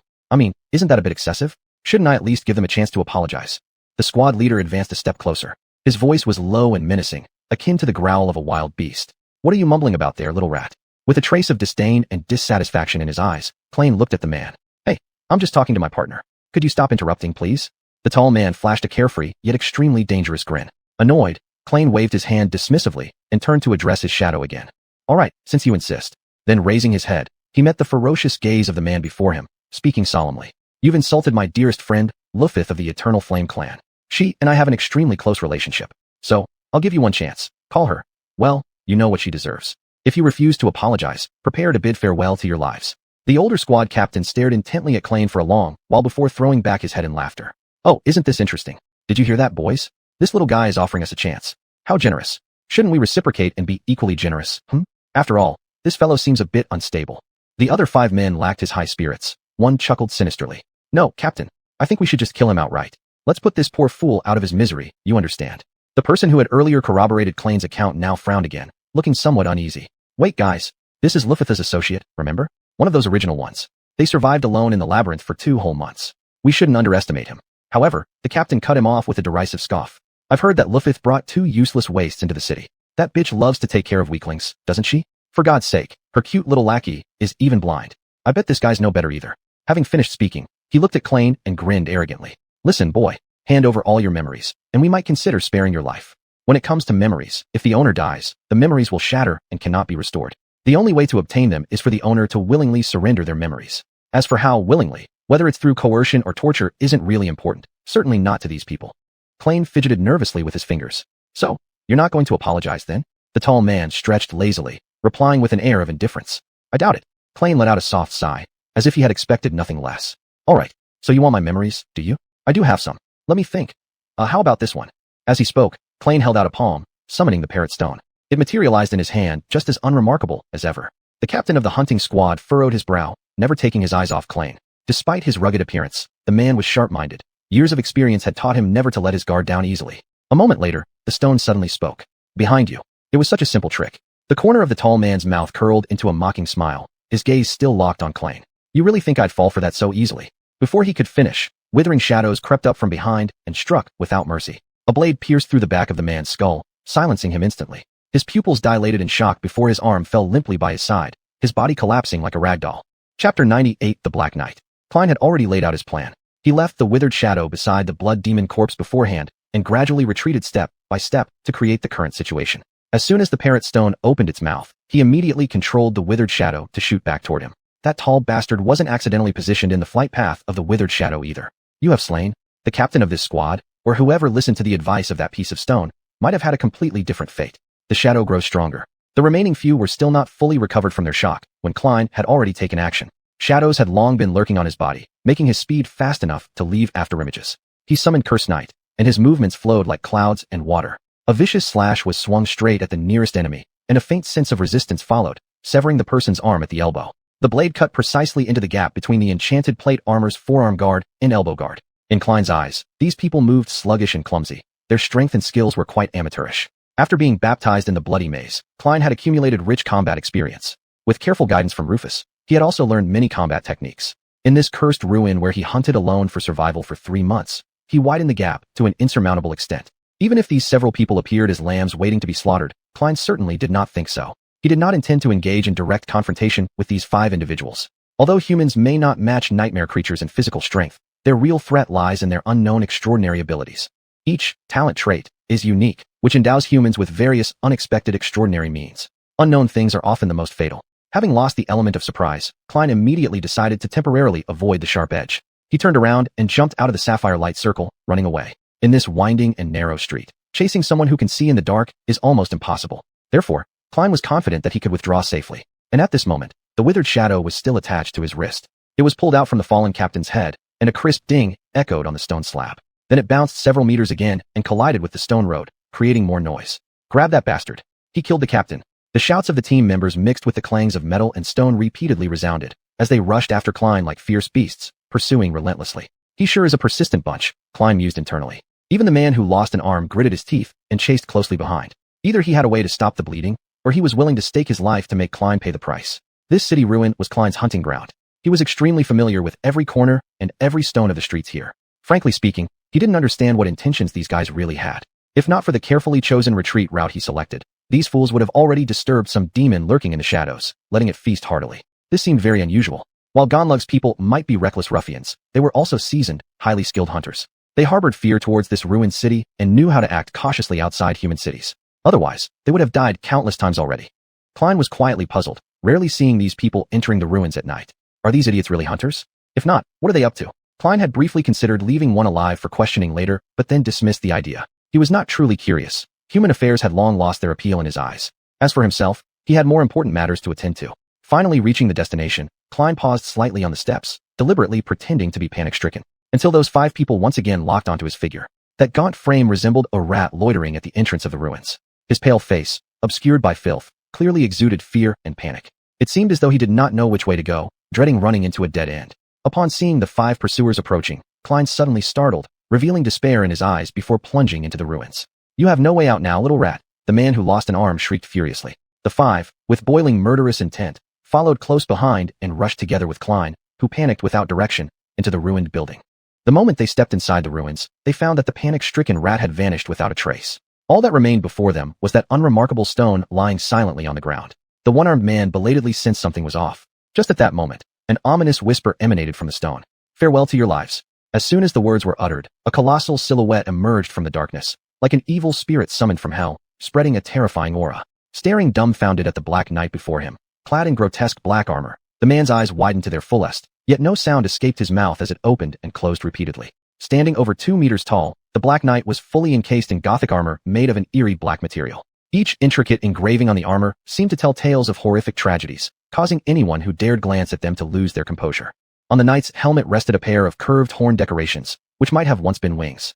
Through the narrow slits of the visor, 2 fiery red orbs glowed menacingly, enveloped by an indescribable atmosphere of slaughter. Before the man could let out a scream, a heavy black greatsword descended from above, carrying with it an unstoppable, overwhelming power. A shrill creak. Later, the blade sliced him cleanly in half from head to abdomen. Amidst the gory wound, one could faintly make out the bright gleam left on the armor's surface. Blood gushed onto the ground like a fountain. Klein easily climbed onto a beam of the abandoned cathedral, sitting down leisurely, observing coldly as the bloodbath unfolded below. Oh, this guy seems to be in quite a foul mood today. Such brutality. All right, this is kind of interesting, he muttered with a sneer, a cruel smile playing on his lips. In the span of just a few breaths, the previously raucous cathedral fell silent, descending into an unsettling stillness. Klein lightly pressed his forehead, sighing deeply as his gaze slowly swept over the crisscrossed corpses below. It was hard to count how many there were, for most of them were torn apart. Once he confirmed no one had survived, Klein furrowed his brows and shook his head slightly. 6 people. Their disappearance will definitely draw attention, especially if they were really up to something shady behind the scenes. Humph. Why do I feel I'm about to get myself into trouble? Alas, these days, it's truly hard to find good people. His eyes once again roamed over the carnage beneath as he mumbled to himself. Chapter 99. No regrets. Under the thick night, the Black Knight stood like a silent statue, gazing quietly at the corpses of his enemies. Blood dripped from the blade of his terrible greatsword and pooled into an alarming bloodstain around his feet. The thoughts of this cruel monster always remained a mystery. Klein even suspected whether this steel giant, filled with eerie vibes, truly possessed consciousness. In this regard, the original inhabitants of this accursed ruined city seemed unusual. Typically, higher-order nightmare creatures possessed some form of evil intelligence. Their wisdom could sometimes rival that of humans, and in some cases, even surpass it. However, this rule didn't apply to all the monsters in this ruin. Based on Klein's observations, the residents of this ruined city could be roughly divided into 2 types. One type consisted of nightmare creatures that had migrated from various places along the Forgotten Coast. Some had crossed mazes, while others came from the depths of the Black Sea. These wretched monsters followed the unnatural rules unique to curses, familiar to every oracle as native curse laws. The other type was much more enigmatic. According to Klein's hypothesis, these creatures might have been transformed from the remains of the city's original inhabitants, or they might even be a manifestation of the curse itself. They were once ordinary citizens, but now, Klein habitually referred to them as evil spirits. Their behavior and powers defied all reason. Their very existence was hard to comprehend. The Black Knight was one such evil spirit, and that's why Klein couldn't predict his next move. Their motive seemed entirely random. Most of the time, this evil spirit was content to wander back and forth within the decrepit cathedral. Under his blade, any creature daring to enter this sacred ruin met an inevitable death. Just like how he mercilessly slaughtered those unfortunate intruders moments ago. Klein lazily curled his lips, lying carelessly on the high beam, completely unfazed by the distance between himself and the ground. He closed his eyes, deciding to rest for a bit before continuing his nocturnal hunt. Not long after, heavy footsteps began echoing through the vast cathedral. That irritating bastard had started his endless patrol again. Thank goodness, he's finally gone. Klein muttered softly under his breath, yet felt an odd sense of unease deep inside. It was as if there was a whispering voice urging him within. Did you forget something? Klein furrowed his brows, contemplating. What could there be to forget? He was merely catching his breath before setting out again. He still needed to wait for the right moment to plunder valuables from those idiots' bodies. You just killed 6 people. Don't you feel guilty? This question made Klein pause slightly. He examined his inner self with interest, trying to find the remorse that should have existed. But in the end, he found his heart untroubled. It was his 3rd time killing. The first was during the nightmare trial, where everything was just a projection of history, but Klein couldn't fully convince himself otherwise. The old slave trader's pain was too real, not merely a shadow of past history. The second, well, he didn't want to recall those things. Regardless, it happened within the walls of the city, and his life had turned a new page. As for the third, this was the most decisive one. Those thugs never intended to let him go easily. Before Klein drove the dead captain's head through with the withering shadows, he'd already seen through their true intentions. Of course, he could have chosen to run away, but their crude words angered him. If they had only offended him, Klein might have tried to resolve the conflict without bloodshed. However, they insulted Rufus, and these bastards deserved no mercy. Certainly, the relationship between him and Rufus had grown complicated and tense, but deep down, Klein still cared for her deeply. Leaving the city didn't mean abandoning the bond between them. It was simply, at that time, he had more reasons to leave than to stay, and that was all. Klein took a deep breath and raised his hand, summoning the blue glass bottle decorated with beautiful patterns. It was a parting gift from Casey when he left. He cherished this memory, and no justification was needed. He brought the bottle to his lips and gulped down a few large sips of cool water, instantly feeling more refreshed. Then, he opened his eyes. Before venturing out again, Klein returned to his small room. He confidently headed toward a hidden corner, where a huge tin box sat. He exerted force and lifted the lid. In the box, over 100 brilliant soul crystal cores emitted faint glows in the darkness. Each core was like a tiny star, and Klein couldn't resist reaching out to gently brush his fingers over them. Seeing these cores always made his mood become pleasant. Although these soul crystals were of no use to him personally, their value was beyond doubt. In the Forgotten Coast, and even between the two worlds, the crystals were hard currency among all oracles. Over 100 crystal cores, it was an unimaginable amount of wealth. After a lifetime of struggle, Klein had finally acquired the wealth he'd always longed for. Money. I have so much money. His expression was complex as he softly muttered to himself, not a trace of joy in his eyes. To live within the walls of the fortified city, one had to pay a tribute of 1 crystal core per week. Those who could not afford to pay were forcibly expelled outside the city walls, only able to set up temporary shacks near the gates. These places were frequently attacked by monsters, and despite this, they still had to spend money on food or go hunting themselves. That usually also meant facing the risk of death at any moment. Klein stared at the crystal cores in the box, lost in thought for a long while. He suddenly remembered his younger sister. His mother had once entrusted him with the task of taking care of her, those words ringing in his ears as if they were yesterday. He barely remembered what his mother looked like now, and as for his sister, she had been far luckier than him. She must be doing well, right? Who knew? But she was surely better off than me, this rat. Klein snapped back to reality and focused his gaze on the crystal cores inside the box again. The spoils from his last 3 months were enough to let him live comfortably in the city for several years. But he didn't plan to do that. Since he already had his own palace, why would he bother paying for accommodation? Moreover, his palace had no noisy neighbors, and it came equipped with a terrifying guard. Klein wiped 2 blood-stained crystal cores clean on his clothes and placed them carefully into the box. He cast one last glance at his treasure chest before closing the lid with a loud bang. Perhaps he should head to the city again to buy something. No, he had already gathered all the essentials during his last trip. Spending too many crystal cores might attract suspicion, and having someone keep tabs on him would just be another headache. There were only 3 people in this city who knew Klein's secrets, or rather, 2. Aside from his 2 partners, there was also Castor, who might have guessed part of the truth. That arrogant guy was stuck here as well. Chapter 100, Another Wave of Trouble. Castor was fortunate enough to appear near the city, arriving there quite early. By the time Klein and his companions reached this place, he had already been heavily favored by Gang Lao. In this area, gifted inheritors could always find more opportunities for promotion in the army. However, Castor did not choose to join any side until later when he joined Rufy's team, propelling the team's strength and reputation to a new height. Perhaps, it was precisely from that moment on that Klein's troubles truly began. It's all his fault, not mine. Yes, absolutely his. Klein clenched his teeth, angrily kicking a heavy iron chest, muttering curses under his breath. Subsequently, he chuckled as if nothing had happened, acting like nothing was amiss as he walked out of the hidden small room once again. And the next scene made things interesting. Several monsters were attracted by the smell of blood and hovered hesitantly before the dilapidated church, seemingly coveting those fresh corpses. Yet, the Black Knight's anger had not subsided. Just as Klein climbed onto a beam, the Black Knight was dealing with an ugly monster. It looked like a mantis sewn together with human skin. Initially, Klein still harbored a bit of hope, wanting to see if those 5 unfortunate fellows carried anything valuable. But given the intense battle below, he had no choice but to give up on the idea, thinking he could check later when things were calmer. Besides, his shadow had already discreetly inspected those bloody remains and brought back disappointing news. There were no truly valuable items left on those dismembered corpses. Klein wasted no more time and exited through the broken roof of the Grand Cathedral, returning along the same route to where he had battled the blood demon. The squad leader's body still lay there. Naturally, his memories had long vanished. Only the bearded strong man, dressed in tattered clothes, remained lying on the cold ground. Even his heavy war axe had disappeared without a trace. Klein let out a light sigh. Murder is really not worth it, he muttered to himself. His shadow covered its face with one hand, shaking its head dejectedly, as if protesting against his inappropriate statement. Klein narrowed his eyes. What? It's definitely not. For him, killing was a kind of pointless consumption. When someone kills another person, they directly consume a significant portion of the enemy's soul core, and naturally do not leave behind any soul crystals.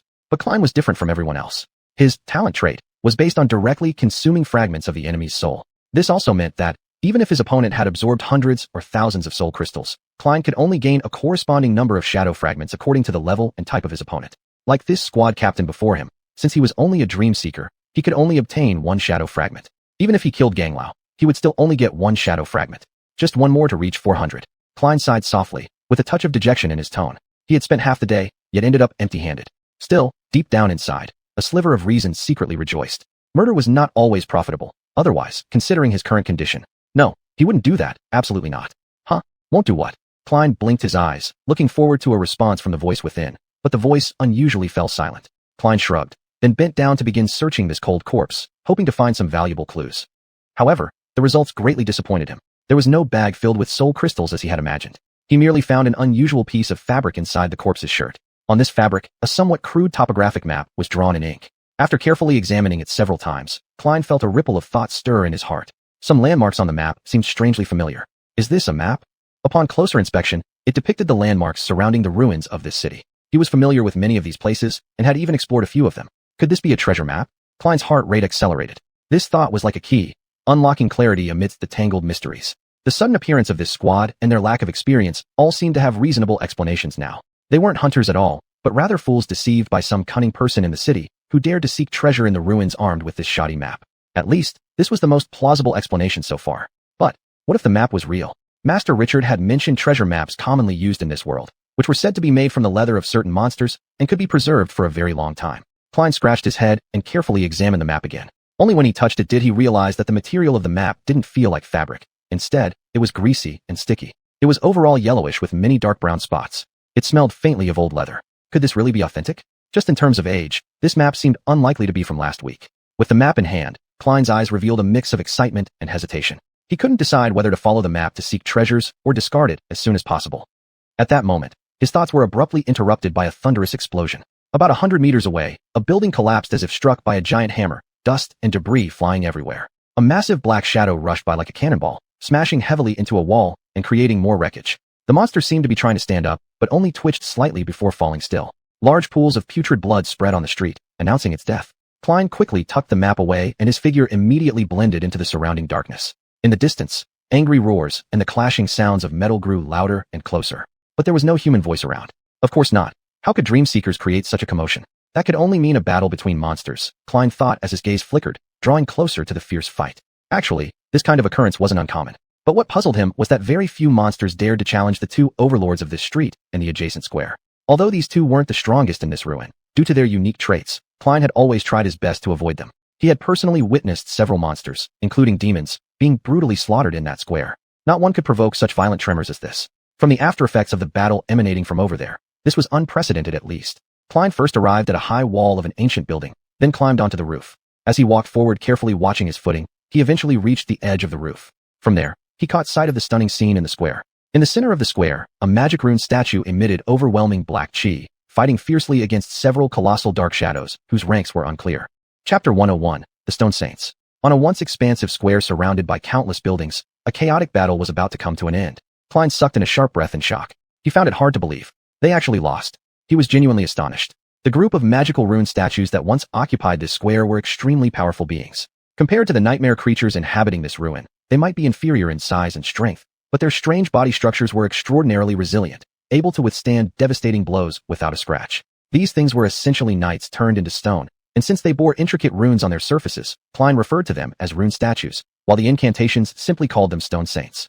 These stone figures were highly disciplined, skilled with weapons, and capable of delivering overwhelming damage. And yet, now, they had fallen. On this once perhaps brilliant and prosperous square, the aftermath of the battle began to subside. What once stood unshaken here, the rune statues, were now nothing more than scattered shards of stone lying coldly upon the ground. Klein could not have imagined that these rune statues would meet such a defeat. With their flawless coordination and exquisite tactics, they had repeatedly triumphed over foes far stronger than themselves. Countless monsters had perished under their feet. For this reason, Klein had always been careful to avoid conflict with these stone men. Even if they hadn't reached the third tier in terms of level, a group of highly cooperative stone saints represented a threat he couldn't ignore. But now, control of this square was about to change hands. The corpses of the rune statues were merely piles of rubble. They were not invincible. And when death came, they truly became just inert stone. Even their metal armor and heavy swords transformed entirely into stone upon destruction. Scattered around the square were 5 or 6 such piles of broken stone. In contrast, the enemy of the rune statues seemed to have only lost 3 members, including that earlier massive black shadow which had been blasted away, crashing through a large section of buildings. The 2 remaining bodies were piled up like small mountains at the edge of the square paved with what looked like cobblestones. The invaders were a type of nightmare creature that Klein had never seen before. They resembled giant spiders, covered in thick steel armor. These beasts moved swiftly, their immense strength cracking deep fissures into the cobblestone ground with every movement. At present, only 2 of these creatures remained in the square, circling the last remaining stone saint. This final stone saint appeared to be female. Compared to the giant spiders, her figure was small, akin to a toy, roughly Klein's height. She stood tall with pride, a defiant and elegant figure, wielding a heavy sword and a round shield. Her body was clad in armor covering most of her form, revealing only a pair of eyes, or rather, 2 fire-red burning rubies, a common feature among these evil spirits' eyes. Her armor and sword were engraved with magical runes that shimmered with an eerie flowing light. The overwhelming dark mist they once emitted had now completely withdrawn inward. In fact, they were all made of stone, but some unknown force had transformed their stone bodies into quasi-flesh, and their stone-like armor exhibited a metallic luster. At this moment, the last stone saint held her shield, with her sword blade lightly resting along its rim, motionless. She tilted her head upward, her fiery gaze calmly observing every move of the 2 giant spiders in front of her. After making a rough calculation in his mind, Klein hesitated to confirm, but suspected these giant spiders might all be demon level. Regardless, the outcome of the battle seemed predetermined. This last stone saint wouldn't escape her fate of being shattered. Her enemies were simply toying with her, enjoying the thrill of pushing their prey to the brink. Klein wasn't overly concerned about it. On the contrary, he was eagerly awaiting this spectacle. Watching nightmare creatures fight amongst themselves was one of his favorite forms of entertainment. Whoever won or lost made no difference to him. Go on, kill her. However, the next scene shocked him greatly. The situation took a bizarre turn when the stone saint suddenly launched an attack against the giant spider. She tapped her sword gently twice on the edge of her shield, brimming with decisive energy, then rushed forward fiercely. The targeted giant spider reacted a split second late, but relying on its massive size, it still managed to unleash its most ferocious strike in response to the sudden attack. One of its forelegs stabbed out like a sword, aiming to severely wound the stone saint. The stone saint chose to deflect the blow with her heavy sword, and then rammed her shield forcefully into the giant spider's body, channeling all her strength into this single blow. Klein held his breath, watching as the enormous figure of the third-tier demon was instantly sent flying. Following closely, the black heavy sword swung out, smashing into the giant spider's abdomen and creating a ring of shockwaves. The metallic clashing sounds were as dense as raindrops, echoing continuously across the square. The stone saint had opted for a strategy of trading injuries, aiming to severely wound one of the spiders before the other could complete its encirclement. But the other giant spider clearly sensed her intent and quickly moved in from behind. What followed was nothing short of brutal. Under the empowerment of magical runes, even though the giant spiders were an entire tier above the stone saint, she still managed to tangle with them for quite some time. Her indomitable will and cold-blooded killing intent made these 2 monsters wary of her. Like a war deity, the battle grew more intense with each passing moment. Her movements were swift and precise. Disregarding her own safety, she sought only to deliver a fatal blow to her foes. She wished to perish together with them. Time ticked away second by second, and the magical runes on her body grew dimmer. Cracks appeared all over her armor, sending fragments flying off every now and then. This magic rune statue seemed like a work of art being wantonly destroyed. At the same time, the 2 giant spiders were also grievously injured. Their putrid blood splashed everywhere, dyeing the entire square crimson.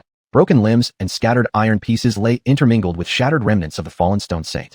Finally, one of the giant spiders collapsed first, twitching violently before drawing its last breath.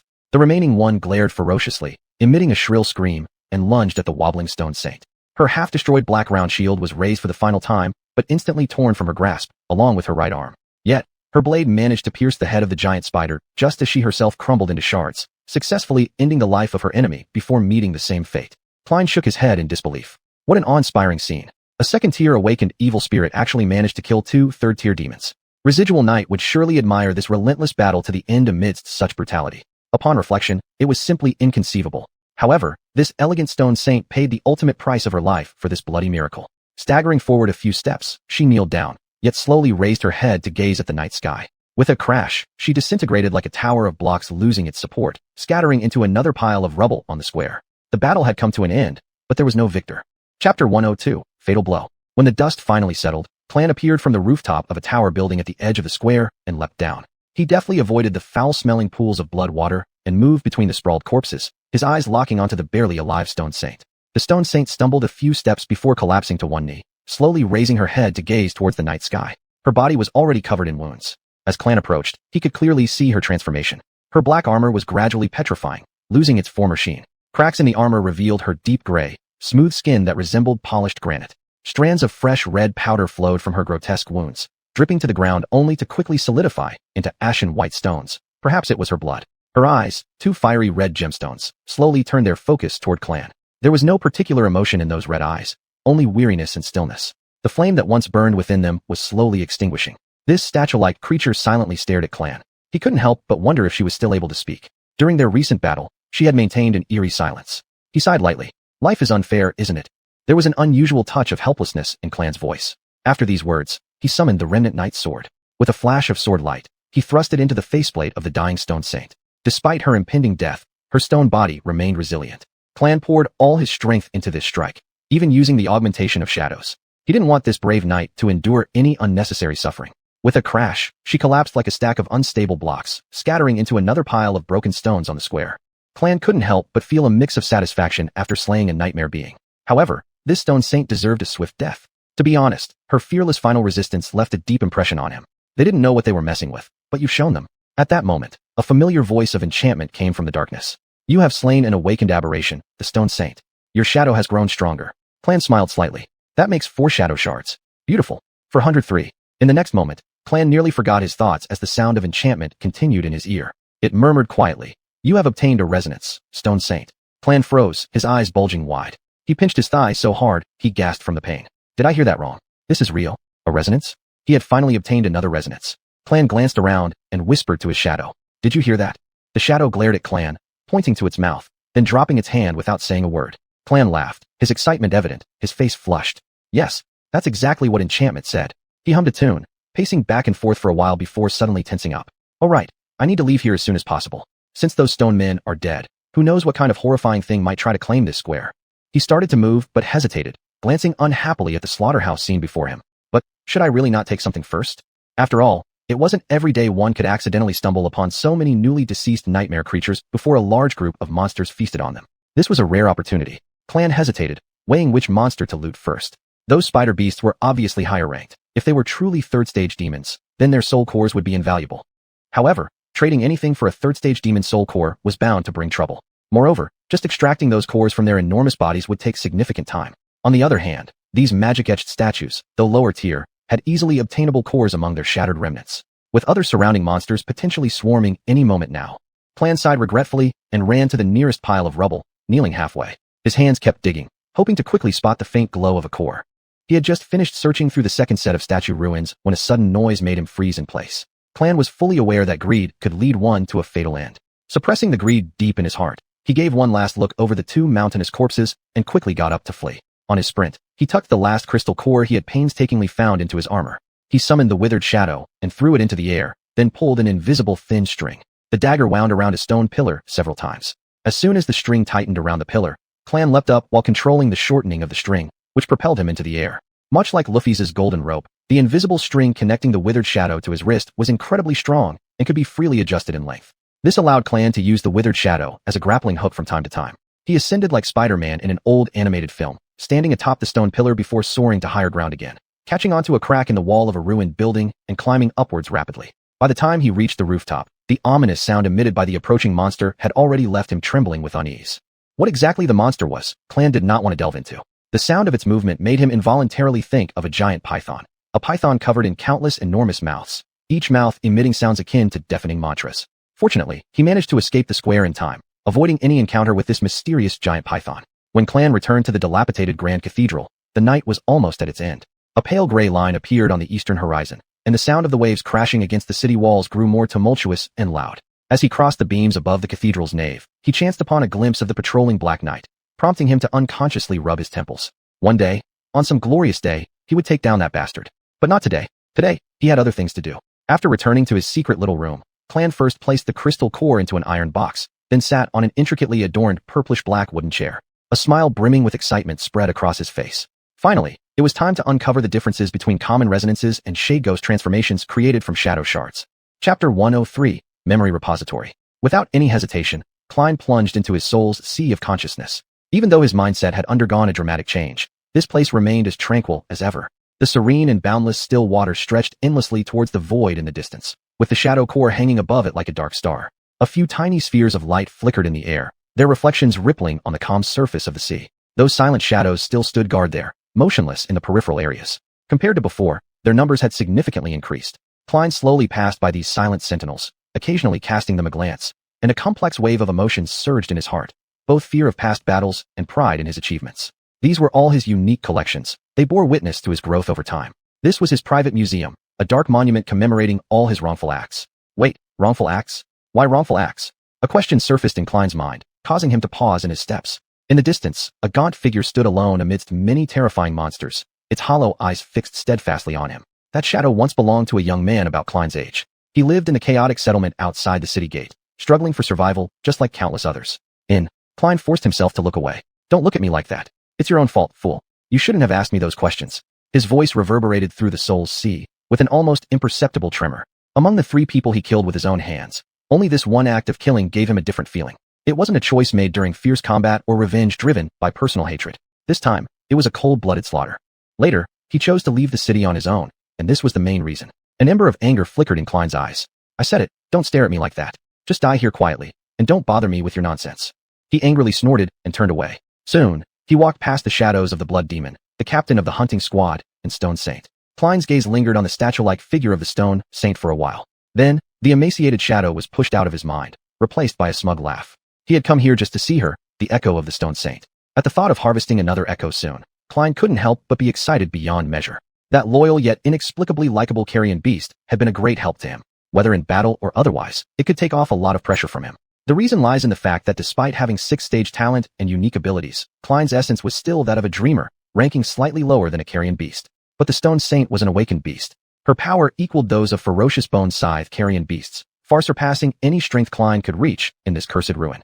Her hard-as-stone enchanted stone sculpture exuded an aura of strangeness, adding more reverence to her presence. Having such a good helper would make many impossibilities possible. But Klein wasn't satisfied with that. He wanted more. He was eagerly anticipating what kind of miracles his 6-stage talent would create, hoping the outcome would far exceed his wildest expectations. In no time, Klein found himself standing under his shadow core, gazing at the orbs of light representing his memories. Now, there were 9 of these orbs. Among the actual memories he'd used were Puppet Shroud, Residual Night Fragments, Withering Thorn, Parrot Stone, and Infinite Spring.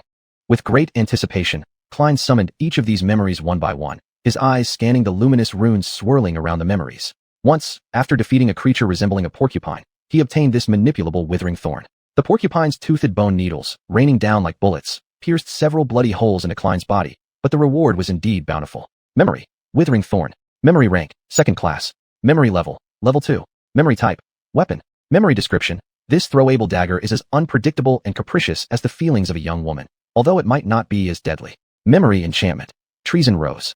Enchantment description. The Withering Thorn connects to the user via an invisible strand. This string is both resilient and ever-changing, just like a perilous relationship bound by feelings. The first time Klein read this description, he couldn't help but suspect if the memory contained a story of being abandoned by a former lover. These runes seemed to carry a bitter tang. Next came his most dangerous memory, the Talking Stone. Memory. Parrot Stone. Memory rank. 2nd class. Memory level. Level 1. Memory type. Tool. Memory description. Just an ordinary stone. Memory enchantment. Not exactly. Enchantment description. Words cut deeper than swords, and stones carry more weight than words. Ironically, this parrot stone that can repeat any sound fell into the hands of a man who never lied. Now, it has become the most honest memory in 2 worlds. This sometimes makes Klein hesitate before speaking. And the last memory might be the most meaningful one for Klein. It was the beautiful glass bottle that Cassie gave him as a parting gift. Memory. Infinite Spring. Memory rank. 1st class. Memory level. Level 4. Memory type. Tool. Memory description. A lovesick demon once imprisoned a great river in this fragile glass bottle as a gift to a beautiful desert elf. Memory enchantment. Water's gift. Enchantment description. The water in this bottle is enough to make flowers bloom in the most barren and desolate desert. This description seems a bit too romantic. Abstract. It appears that the enchantment had no method when writing these descriptions, so much so that Klein couldn't tell whether it was serious or not. Shaking his head, he raised his hand to dissipate several light orbs, including the infinite spring, then looked up. His gaze swept over the other four memories. They seemed less practical in comparison. An extremely heavy tower shield, a set of armor inferior in all aspects to the puppet shroud, a glass eyeball that emitted brilliant red light, and that annoying silver bell, which was also his first acquired memory. The other three memories were obtained after he killed some weaker monsters on the ruined street. He hoped that next time when he had a chance to go to the city, he could exchange them for something more useful. Putting those memories aside, Klein's attention finally focused on the brightest orb among the dark void above his head. Contained within that orb was his new echo. As he willed it, the orb slowly descended like a falling star from the night sky. Moments later, it gently touched the pitch-black water surface. The orb gradually dimmed, revealing the stone saint concealed inside. She did look exactly like a statue, similar in height to Klein. But compared to the other nightmare creatures on the Forgotten Coast, she appeared exceptionally petite. Her appearance was extraordinarily close to humans. If not for the grayish-white tone and granite-like hard skin, Klein might have mistaken this peculiar being for a human. However, under her elegant black armor, most of her body remained hidden. Her essence still remains a mystery. Chapter 104, Mysteries. Previously, Klein had obstinately believed that those magical carvings were no more than statues possessed by evil spirits. In this cursed city, many such malevolent spirits wandered around. Take the Black Knight for example. Klein was almost certain that the bastard was nothing more than a suit of armor housing an irritable evil spirit. At least, he had no evidence to suggest that there was an actual physical body inside that mobile fortress of steel. However, after witnessing the stone saint die at his own hands, Klein was no longer so sure that she and the Black Knight were the same. Certainly, there were similarities between them. Even their armor styles were quite similar, as if one originated from the other. But the stone saint's armor looked obviously more ancient, weathered. From her wounds flowed powder of ruby red, which might be equivalent to bleeding for her. But when do statues ever bleed? These strange beings seemed to have been deliberately designed to mimic human life forms. Klein suddenly realized that these stone people were more likely products of dark magic rather than simple undead monsters. Nothing but mysteries, mystery all over. Perhaps, the runes describing the stone saint could give him some insight. Before him, the stone saint slowly came alive. Her gem-like pupils began to glow with two warm red flames. Her stone armor occasionally flashed with a faint metallic luster, and her granite-like skin no longer seemed as cold and rigid. The stone saint slowly turned her head, silently gazing at Klein through the narrow slit of her helmet. "Let me see," Klein muttered to himself, his gaze fixed on those runes. Echo, Stone Saint. Echo rank, second rank. Echo category, monster. Echo attributes, slaughter, resolute. Imprint of divinity. Klein's eyes narrowed sharply. Imprint of divinity? This matched his initial attribute. How was it possible that in an evil, corrupt soul there remained traces of divinity? He pressed down the shock in his heart and continued reading. Slaughter attribute description. The Stone Saint was born on the battlefield of slaughter, excelling in various combat skills. Resolute attribute description. The Stone Saint has strong resistance to all forms of damage and is completely immune to mental and spiritual attacks. Klein couldn't help but click his tongue. No wonder these silent stone men were so dangerous. They were simply killing machines, created to endure long-term battles, and with killing as their sole goal. But the question was, who created them? Klein's gaze shifted from the attributes to continue reading the next line of the rune. Echo description. Deep within the profound halls of the dark territory, Unknown's last child used stones to create them to pacify the rage burning in his heart due to resentment. However, the anger only grew stronger. Born to bring peace, they ended up being involved in an endless war. Klein furrowed his brow slightly. Unknown, again, or rather, the child of unknown. It seemed his speculation was correct. The Stone Saint was either a creation or the offspring of a creation. Regardless, that happened before she was corrupted by the curse. Before all nightmare creatures, especially this heavily cursed ruined city, came into being. Now, even the creator probably could not clarify what exactly she was anymore. But that didn't matter. A monster was still a monster. What Klein was more interested in was that the divine aura on the Stone Saint must originate from their original creator. And this creator at least partially belonged to the unknown. Thus, it meant that the unknown indeed had a close connection with deities and divinity itself, just like that mysterious dream weaver. Klein's gaze shifted away from the runes. His dream weaving eye carefully scrutinized the motionless echo in front of him. What he saw made him snicker inwardly. Just like memories, the essence of echoes was also woven from countless ethereal threads. These threads formed an extraordinarily complex pattern.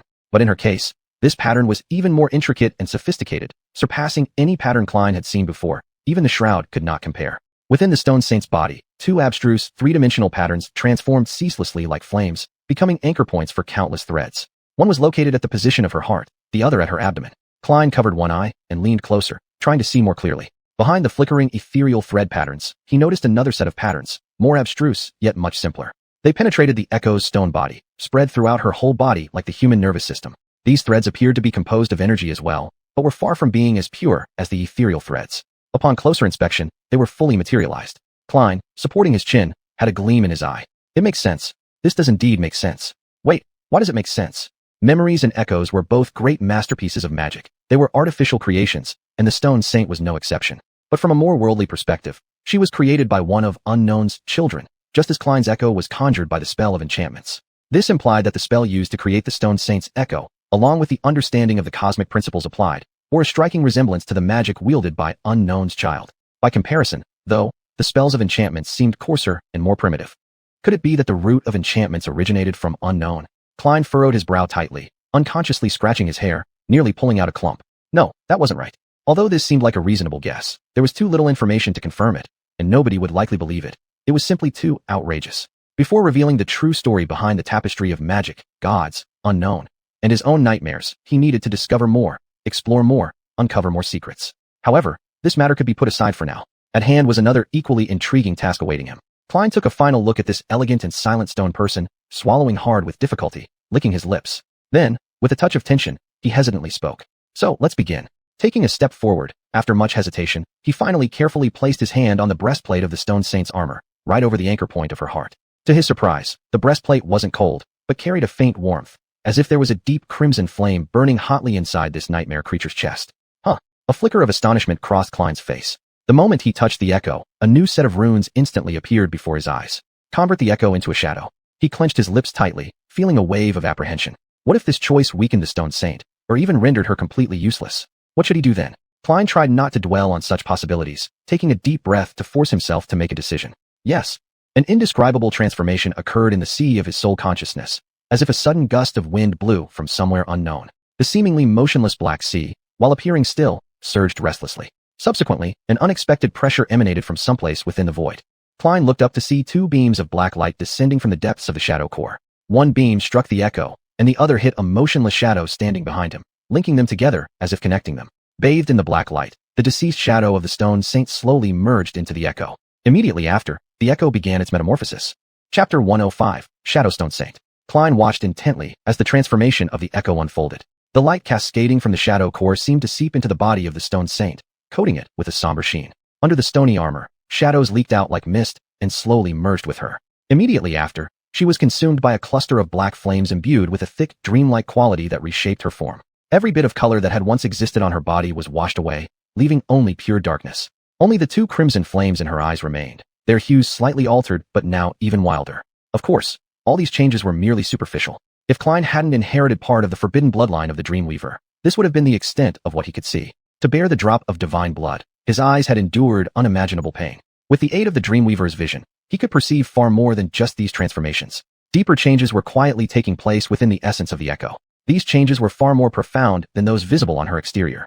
The ethereal threads woven into anchors faded, becoming as transparent and hollow as the shadow core. The threads vanished, replaced by a swath of darkness that took on a definitive shape, perfectly encompassing the outline of the stone saint's body. It was as if a living shadow was being born within, replacing the once arcane patterns formed by the threads. Though this new entity bore a resemblance in appearance to the previous echo, she represented an entirely new existence. Klein had never seen anything like her, yet she was created by his own innate talent. Before long, the transformation process was nearing its end. The column of light projected by the shadow core began to dissipate, its reflection swallowed beneath the calm surface of the soul's consciousness sea. The black flames had completely fused into the armor covering the stone saint, fading along with the dark glow on her granite-like skin. Klein scrutinized the stone saint carefully. She was clad in pitch-black armor devoid of any luster, with two ruby-like flames flickering deep within her visored mask. Like an embodiment of pure darkness, she appeared as a noble demon sent from the depths of hell to declare war on heaven. But the most significant change lay in her presence. Previously, the echo had given Klein the impression of an empty shell, lacking warmth. Now, her deep red eyes revealed signs of a mysterious will. A mysterious power had ignited new sparks of perception deep within her soul. No matter what had replaced her soul in this killing machine, she had certainly gained a trace of spirit. Shadow monster. The thought flashed through Klein's mind, accompanied by the familiar voice of the spell resonating within the dark void of his soul's consciousness. You have created a shadow monster, Stone Saint. Upon hearing this, Klein's lips curled up into a fleeting smile. However, this smile soon faded, and his body wobbled as he staggered several steps back. Only after completing the entire process did he feel a subtle wave of weakness permeate throughout his body. Intuitively, he felt weaker. The impact of losing 100 shadow fragments finally showed. He'd anticipated that using this method to expend shadow fragments would negate months of effort. Even though he was well prepared mentally, the sudden decline in strength still made Klein uncomfortable. He was much stronger than when he was in the Crimson Labyrinth, and now, feeling his power ebbing away, a bitter regret rose in his heart. No, he knew this would happen, yet he still chose to proceed with the experiment. As things stood now, creating this shadow monster was absolutely worth it. Klein temporarily ignored his physical discomfort and walked around his shadow creation, examining her closely from different angles. The stone saint's eyes silently followed his movement, her deep gaze reflecting off the calm black waters of the consciousness sea. This is incredible, Klein muttered to himself. I wonder what ability she has. Summoning the runes, he immediately noticed that beneath the original runes describing the echo, a set of new runes gradually emerged. Shadow, Stone Saint. Just as Klein prepared to learn more about his new ally, he paused, lowering his gaze toward his shadow with a hint of embarrassment. Sorry. How do you feel, buddy? You don't. Feel jealous or anything? The shadow turned its head to the side, pretending not to recognize him. Despite the new resonance available for Klein to command, which might be quite unique, it seemingly didn't care much. I just mean that you don't have to be jealous. I've always valued you. Even if Stone Saint can split powerful monsters in half with her sword, and you are still, an extraordinary scout. You're my most trustworthy friend, and I'm grateful for you. Yes, very grateful. He stared at the shadow for a while, seeing no reaction, then turned around. This guy had better try harder. Klein turned his gaze to the runes and skimmed the description of the shadow. Shadow, Stone Saint. Shadow rank, 2nd rank. Shadow category, monster. Shadow attributes, slaughter resilience divine spark. Klein's eyes lingered on divine spark for a long time. The divine nature of the Stone Saint had evolved to be the same as his own. Was it because he was her master? It was indeed a surprise, but he still couldn't see how she was different from before. Blinking his slightly sore eyes, Klein continued reading the glowing runes. Shadow description, Shadow Stone Saint, created by the deceitful lost to light in the cursed abyss of the Forgotten Coast. Again with these belittling remarks, can I have a more impressive title? But instantly, this small annoyance was cast aside, because the next line of runes brought him an unexpected surprise. The runes shimmered in the void, entering his view. Shadow fragments, 0/200. Klein fixed his gaze on the runes, first looking completely baffled. But then, suddenly, his eyes lit up with understanding. He finally grasped the main difference between echoes and shadow echoes. Actually, the distinction was quite obvious. Echoes were essentially replicas of the dead monsters. They were modeled after the prototype of the monsters and almost never changed, always maintaining the state they were in at the moment of their death. However, shadows were vastly different. A shadow was the result of integrating the shadows of the echo's original form. In some ways, it made up for certain missing cores within the echoes, breaking free from being just simple copies. Chapter 106, Planning. A shadow is inherently changeable and can alter its form according to the environment. It's just like his own shadow, and a shadow has the potential to evolve. Therefore, when the two merge, the resultant ethereal echo born from it surprisingly possesses the ability to grow. Upon realizing this point, Klein stared at the rune in shock, his mouth agape in surprise. Through slaying nightmare creatures, he could instantaneously absorb their soul fragments, thereby becoming stronger. Eventually, his shadow core was bound to evolve, advancing from a 1st rank to a 2nd rank awakened state, or even further. And with the breakthrough of his core, his strength would leap instantly to an exaggerated degree. Admittedly, Klein wasn't certain about many specific details of this process. Moreover, as a human, he could only ascend to a 2nd rank oracle after returning to reality from the dream world. And in this godforsaken place, that was simply unrealistic. Klein also didn't know what would happen if he managed to accumulate the 1,000 shadow fragments required by a shadow core. But regardless, as long as he continued progressing on the path of growing stronger, one day he would surpass both his memories and echoes. Thus, when facing enemies of the same rank, they wouldn't be of any use. At that point, he might need to consider abandoning them and trying to find suitable replacements. But whether or not he would be able to find them, no one could guarantee. When it came to memory, the issue wasn't too serious. It was relatively easy to obtain. However, echoes were extremely rare and precious. Once an echo became too weak to accompany its master, replacing it would be a daunting task. But ethereal echoes could grow alongside Klein, strengthening as his power increased. As long as Klein was willing to invest shadow fragments, his ethereal echo would never lag behind. The potential indicated by this characteristic was almost limitless, enough to completely transform his plans for the future. In the past, Klein had always habitually placed himself as the main force in combat, relying on memories and a few stray echoes to assist him.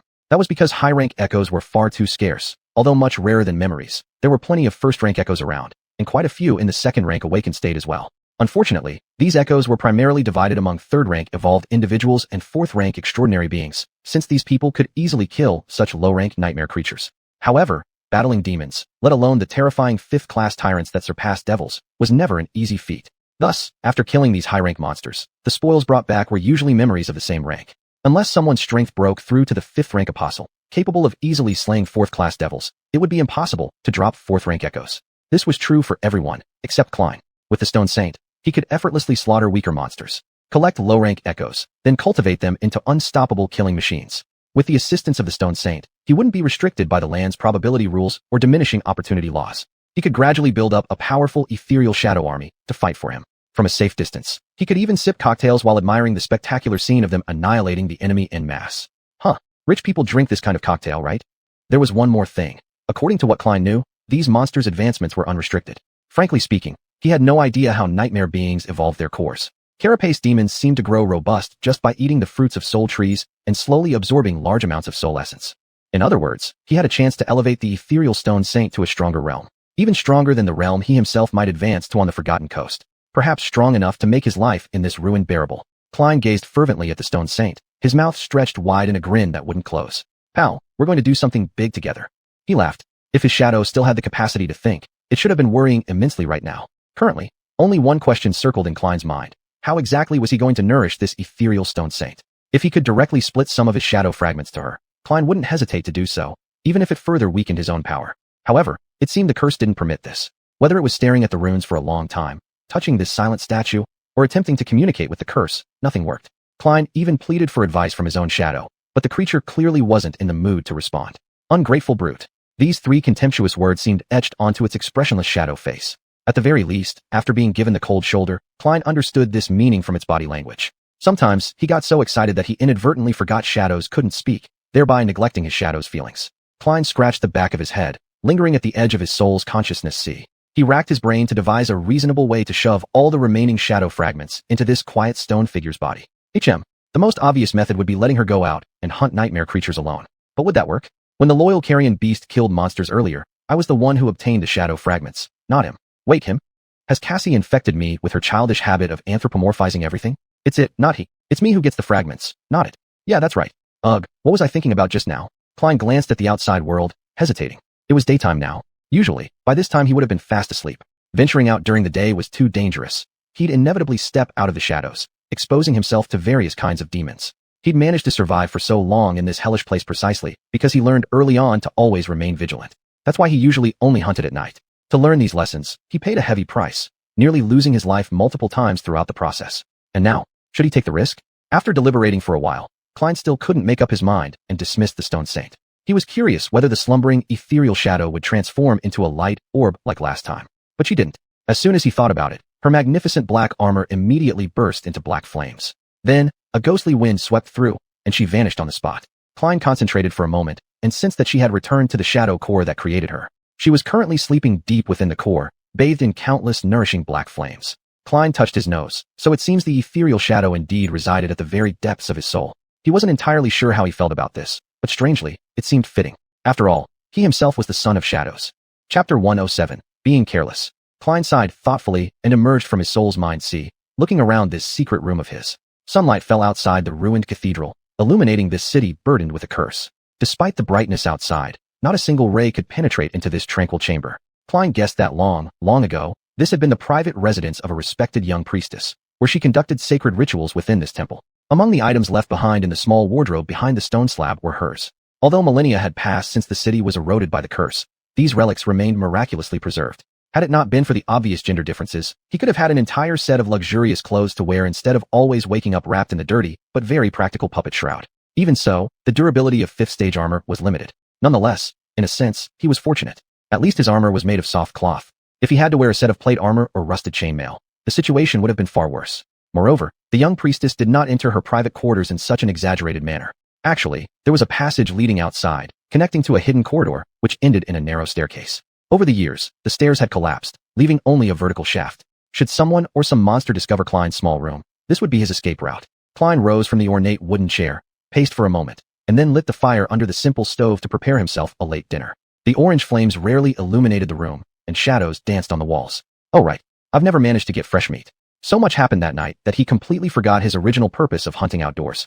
Klein tossed the last few strips of meat onto the grill, sprinkled some salt on them, and sighed again. Every minute that passed, the urge to just rush out and fight the nearest nightmare creature became more and more appealing. No. Doing that would certainly mean death. To restrain these tempting thoughts, Klein decided to summon the Stone Saint and conduct a few simple tests in his secret room. He stood up, and with a flicker of thought, the shadow appeared. Sudden darkness devoured the already weak light in the room, making the whole space darker than usual. His own shadow nestled in a patch of shade, arms crossed, standing on the cold stone wall. In Klein's vision, it looked like a silhouette outlined by deeper blackness. Previously, echoes were formed by countless sparkling light points. However, the appearance of the stone saint was quite impressive. She did not materialize out of thin air, but rather stepped out from his shadow like an evil dark knight. Completely surrounded by darkness, her elegant posture radiated extreme danger and ominousness. Two ruby-like eyes shone brightly amidst the mass of darkness. Then, the darkness seemed to come alive, surging and coalescing into the figure of the lethal stone saint. Her pitch-black combat boots landed heavily on the floor of the chamber, producing a muffled, thunderous sound. A breath later, the shadow-bound stone saint stood at the center of his room, her hand resting on the hilt of her sword. Klein frowned, feeling a slight headache. So, the shadow hides in the shadows, and then this shadow emerges from the shadows, standing together in the darkness. This is getting hard to understand. I really need better words to describe this.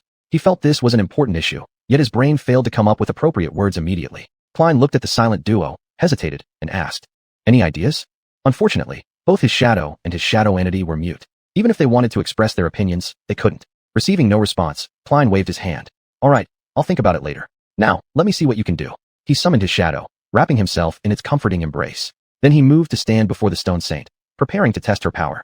He took a deep breath, shifted his center of gravity, focused intently, and issued his first command to this dangerous monster. "Attack me." Klein expected the stone saint to hesitate, perhaps needing some persuasion before striking her master. He clearly overestimated her spiritual awareness, as she acted without hesitation, lunging forward instantly with a punch straight to his chest. With his body enhanced by the shadow, Klein initially thought he could barely withstand a blow from this awakened beast. However, he had overlooked the direct weakening of his physical strength caused by the consumption of 100 shadow fragments. This was a serious miscalculation. Before he could react in any way, the stone fist clad in armor smashed into his ribs. Klein felt as if he had been hit by a train. Immediately after, he found himself lying on the ground, surrounded by wooden splinters. Oh no, my chair. The exquisite chair was gone, shattered to pieces after being rammed by his back with merciless force. It was utterly beyond saving. Klein's back wasn't in much better shape. He groaned, flipped onto his stomach and spat out a mouthful of blood. Slowly raising one trembling hand, he gave Stone Saint a thumbs up. Well done, excellent work. If I were to give a score out of 10, it would be a perfect 10, just like, ouch, it hurts so much, just as I expected. He glanced furtively at the elegant stone knight, forcing a smile as he tried to get up.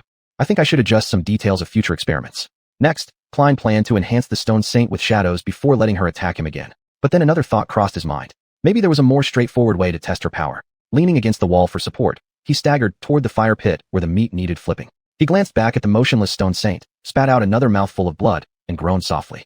As the scent of roasted meat filled the air, Dreamweaver's blood began to repair his damaged body. By the time dinner was ready, Klein could already breathe smoothly without wincing in pain.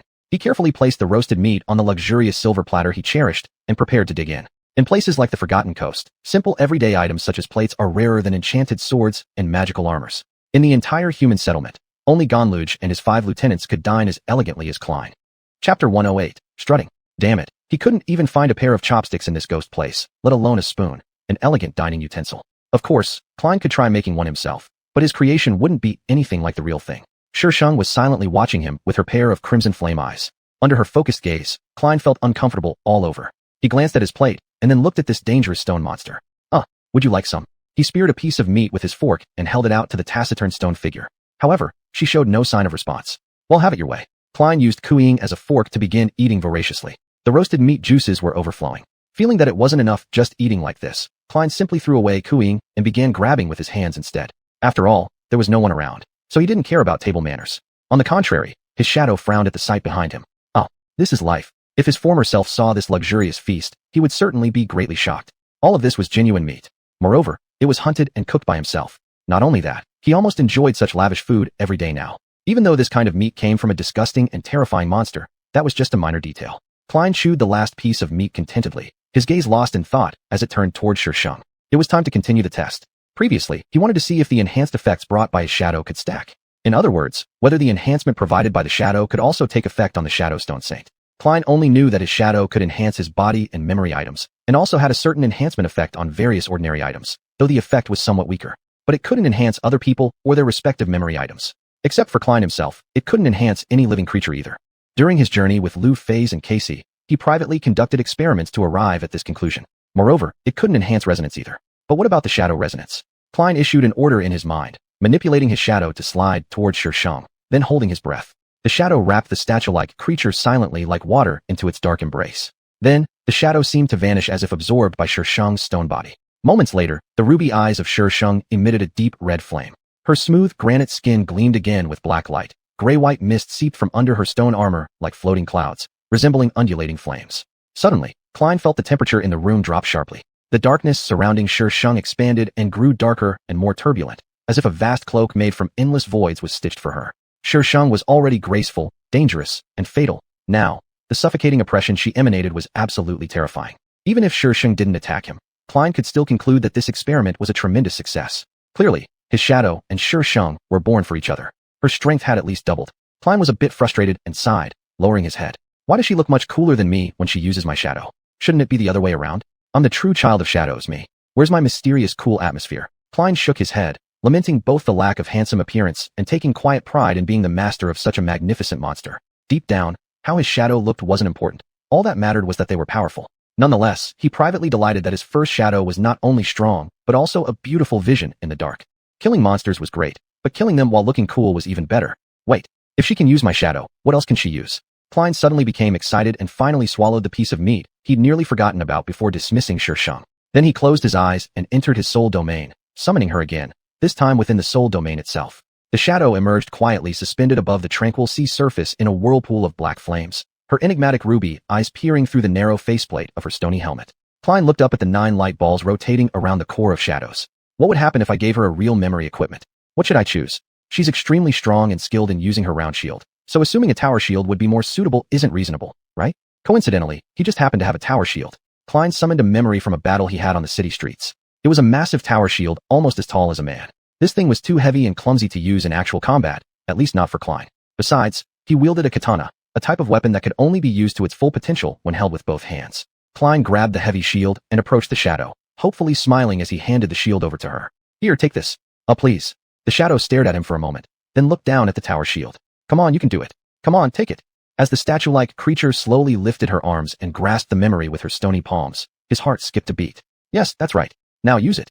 The stone saint obediently raised the tower shield to her chest. Then, she crushed it into pieces. Klein stood rooted to the spot, his mouth wide enough to fit an egg. Your memory has been destroyed. What?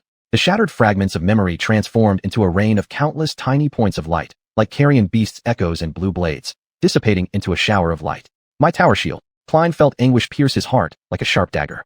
Yes, the shield wasn't useful to him, but in the real world, it could fetch a lot of money. Why? Why did this reckless thing have to break it? Why? Was destroying his beautiful chair not enough? He glared at those tiny points of light, tears welling up in his eyes.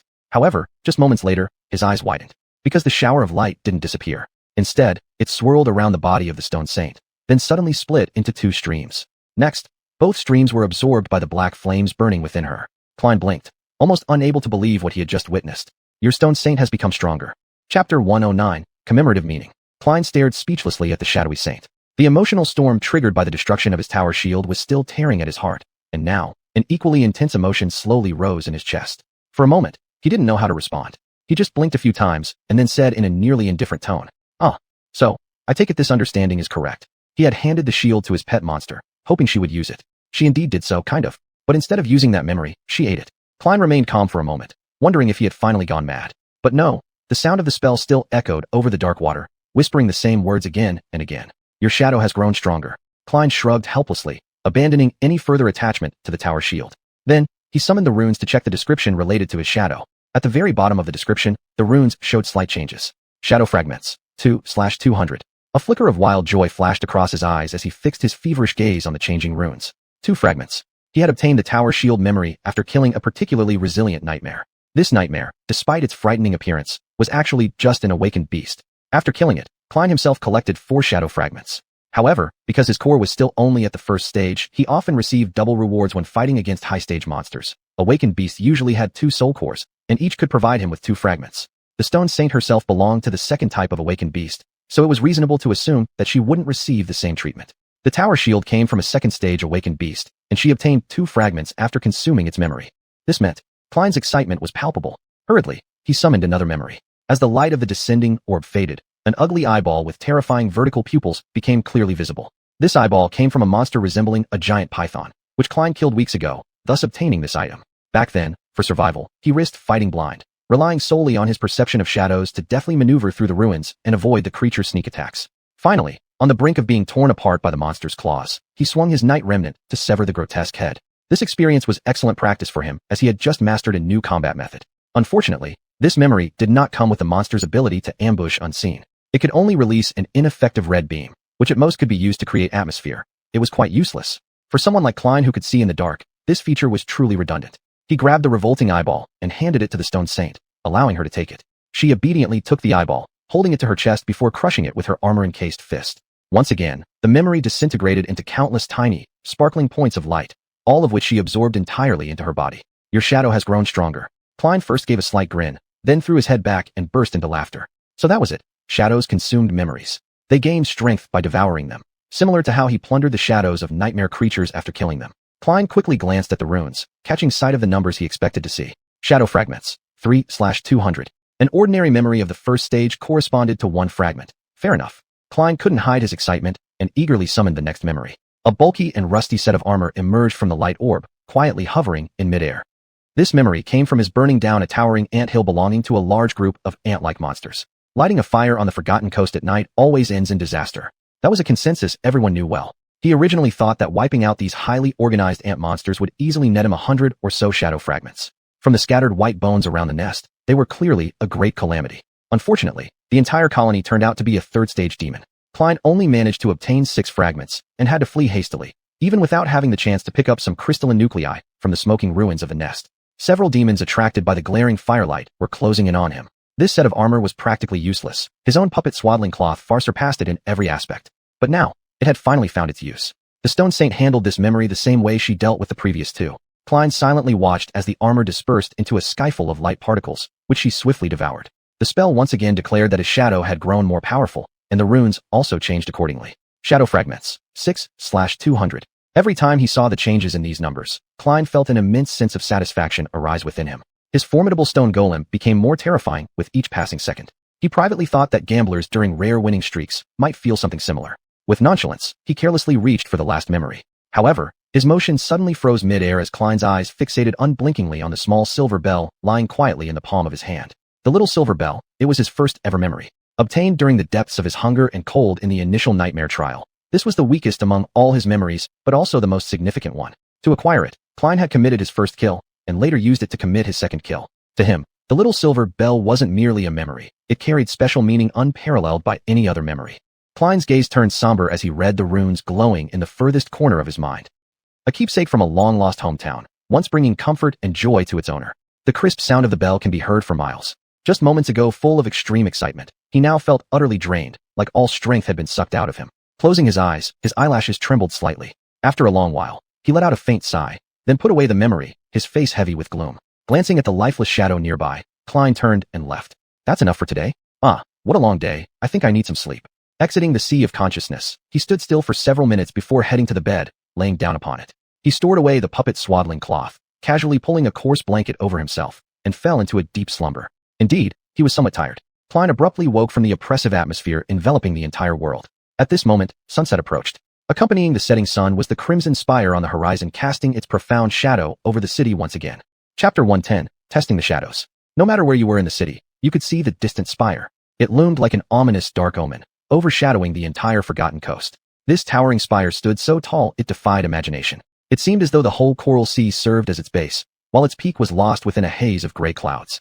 Over the past few months, Klein had grown accustomed to its presence and even learned not to focus on it intentionally. Any excessive thought about the spire inevitably led toward madness. Within that incomprehensible spire lay their only hope to return home. Yet hope was a slow-acting poison. Klein sat up, yawned, and stretched his arms lazily. For some unknown reason, the inexplicably vanished good mood seemed to have quietly returned to him. Now, he finally had the time to reflect on what happened the previous night. After careful consideration, he became even more convinced of how incredibly lucky he was. Acquiring Stone Saint and transforming her into a shadow essence was nothing short of a miracle. His life was about to step onto a new plateau. Klein needed to think thoroughly and deeply about this issue. He was completely at a loss regarding how to cultivate his shadow essence. When he discovered that the shadow essence could collect shadow fragments by devouring memories, his initial excitement had long since faded, replaced by a string of troubling questions. Klein had been on the Forgotten Coast for about 6 months. During this time, he had found only 3 memories suitable to feed to the shadow essence, adding just 6 shadow fragments to her collection. At this rate, he would need to wait 16 years to see the fruits of his efforts. Only then would he uncover what happens when the shadow essence accumulates the required 200 shadow fragments. Even the elite soldiers of the Ganglao army couldn't survive more than 10 years on the Forgotten Coast. Ganglao himself had only lasted 8 years here. His longevity was largely due to luck. To be sure, if the shadow essence's strength advanced further, Klein's combat abilities would surely rise correspondingly. But 16 years was still far too long.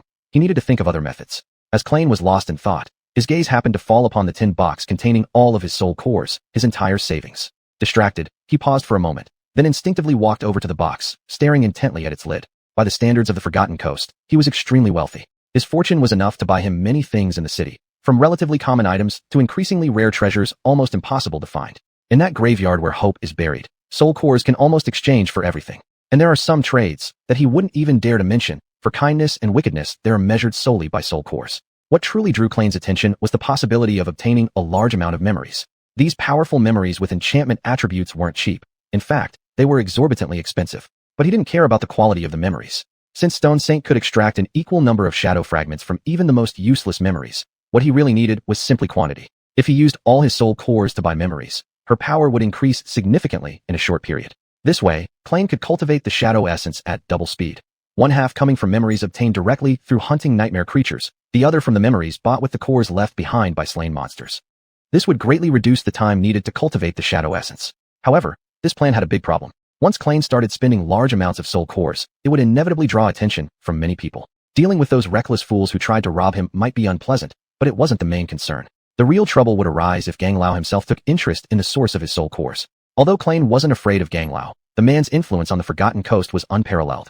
Then there was Rufy Eyes. She knew some of Klein's secrets, and her existence could easily ruin any plan. As for others, they seemed to tacitly ignore the truth, and that itself was the root of the problem. With a furrowed brow, Klein turned away from the box. This aspect could be reconsidered later. The immediate task was to determine whether consuming memories was truly the only way for the shadow essence to grow stronger. Klein still wondered if Stone Saint could also collect shadow fragments by hunting nightmare creatures, just like he did.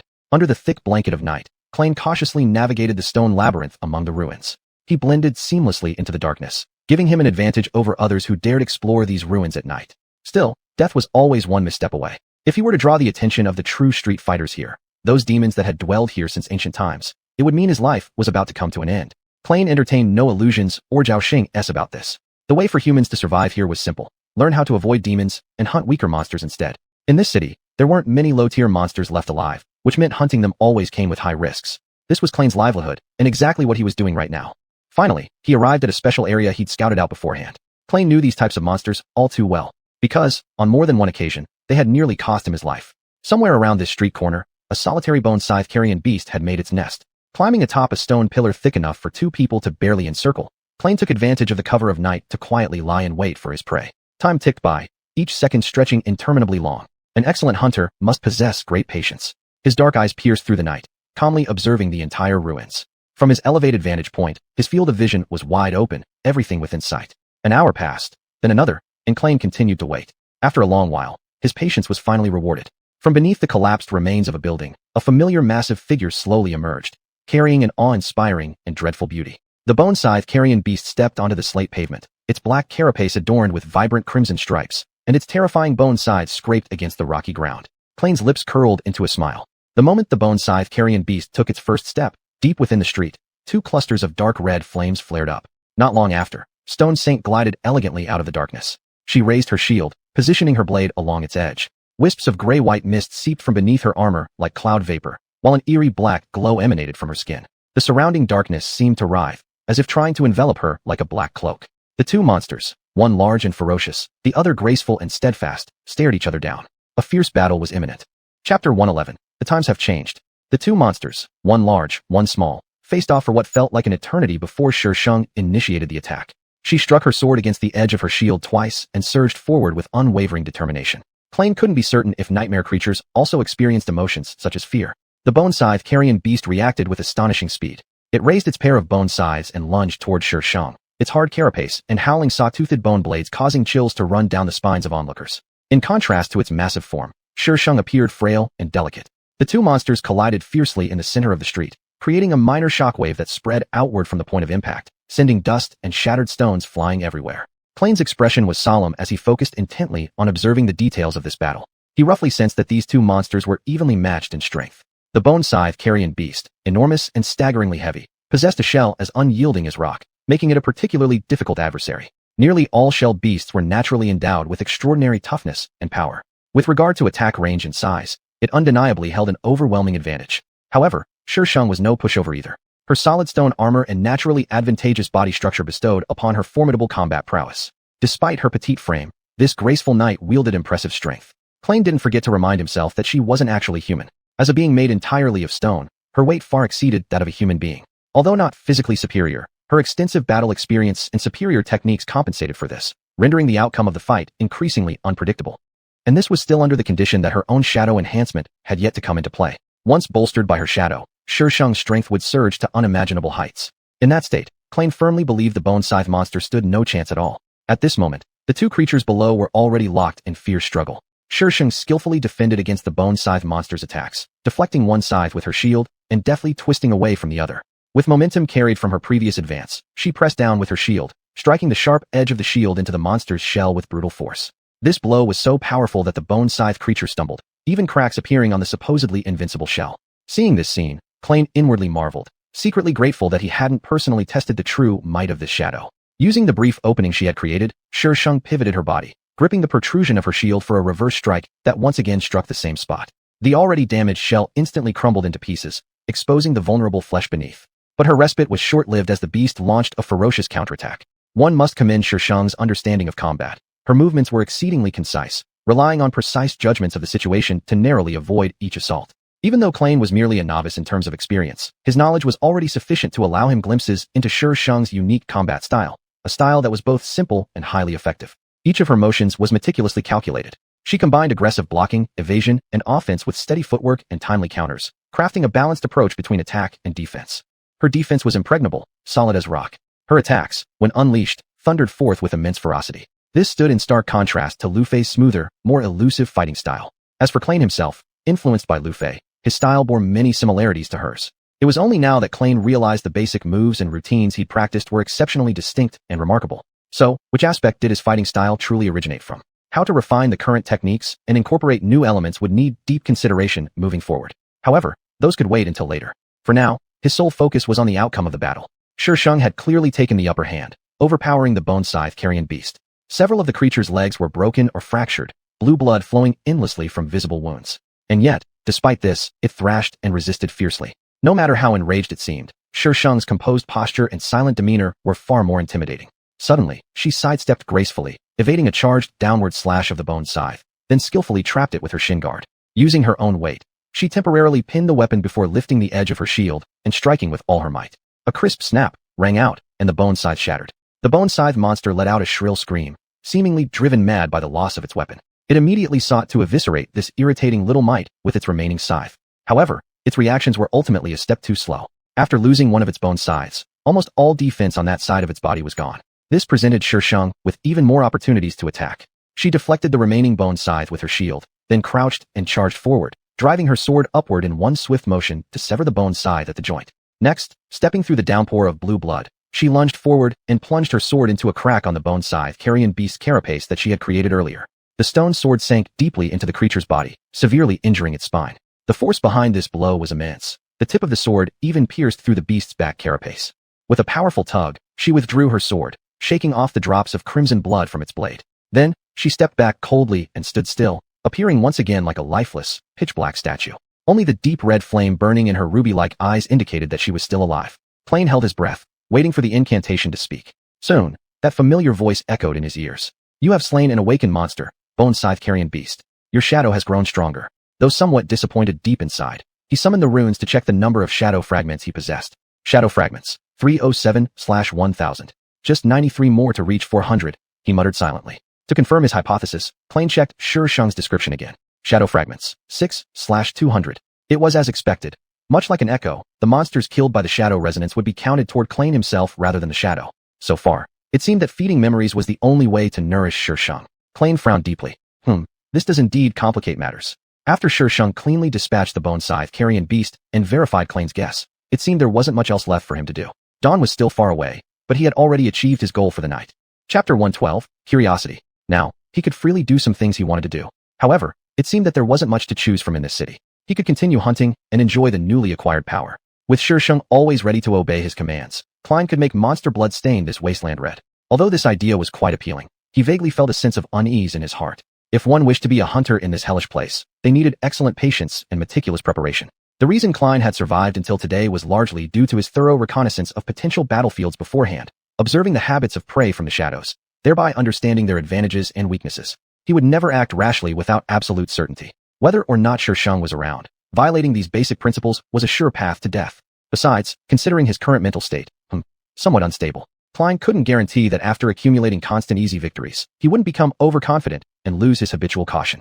He must tread carefully. Klein looked around at the silent ruins and smiled faintly. His gaze drifted far toward a certain place. He was already not far from the library. He indeed had made the hunting of nightmare creatures into a kind of profession, but it was merely a career like any other. Like the other young people who had adapted to life here, he also had his own interests and hobbies. In his free time, Klein always enjoyed wandering between the ruins. Ever since he discovered the nest of the evil thieving bird, the unforgettable sense of accomplishment remained etched in his mind. Uncovering fragments of history long buried and piecing them together into a complete picture filled him with boundless fascination. This passion might have been inherited from his mentor Richard, or perhaps it had always been hidden somewhere within his heart. In any case, he was very enthusiastic about exploring every corner of this ancient city. Secrets were scattered everywhere, big or small, drawing him to uncover them. After thousands of years of erosion, most traces of the past had been mercilessly erased by time. But if one searched carefully, applying critical thinking, insight, and imagination, it was possible to gradually piece together those shards of truth. Every time those seemingly scattered clues eventually converged into a clear historical picture, Klein always experienced immense satisfaction. Interestingly, whether this picture depicted a major event or an insignificant trifle, it didn't matter to him. In fact, compared to tracing the origins of the terrible calamity that befell the residents of this ancient city, he preferred delving deeply into the daily details of the ancient city's inhabitants. Even though the origin of the disaster was closely linked to his own destiny, he didn't care. For example, Klein was extremely interested in the life story of the young priestess and wanted to learn more about her deeds. He had already turned the priestess' private residence into his secret base. Her legacy gave Klein an intuitive understanding of the clothing styles and worldview of the city's former residents. A colorful image of crowded streets and solemn grand cathedrals came to his mind, but that wasn't enough. Recently, he focused his exploration on the ruins of a magnificent library. Unfortunately, after thousands of years of weathering, books and scrolls did not survive, but that wasn't entirely the case. Before the city fell, the residents here were very fond of stone carving art.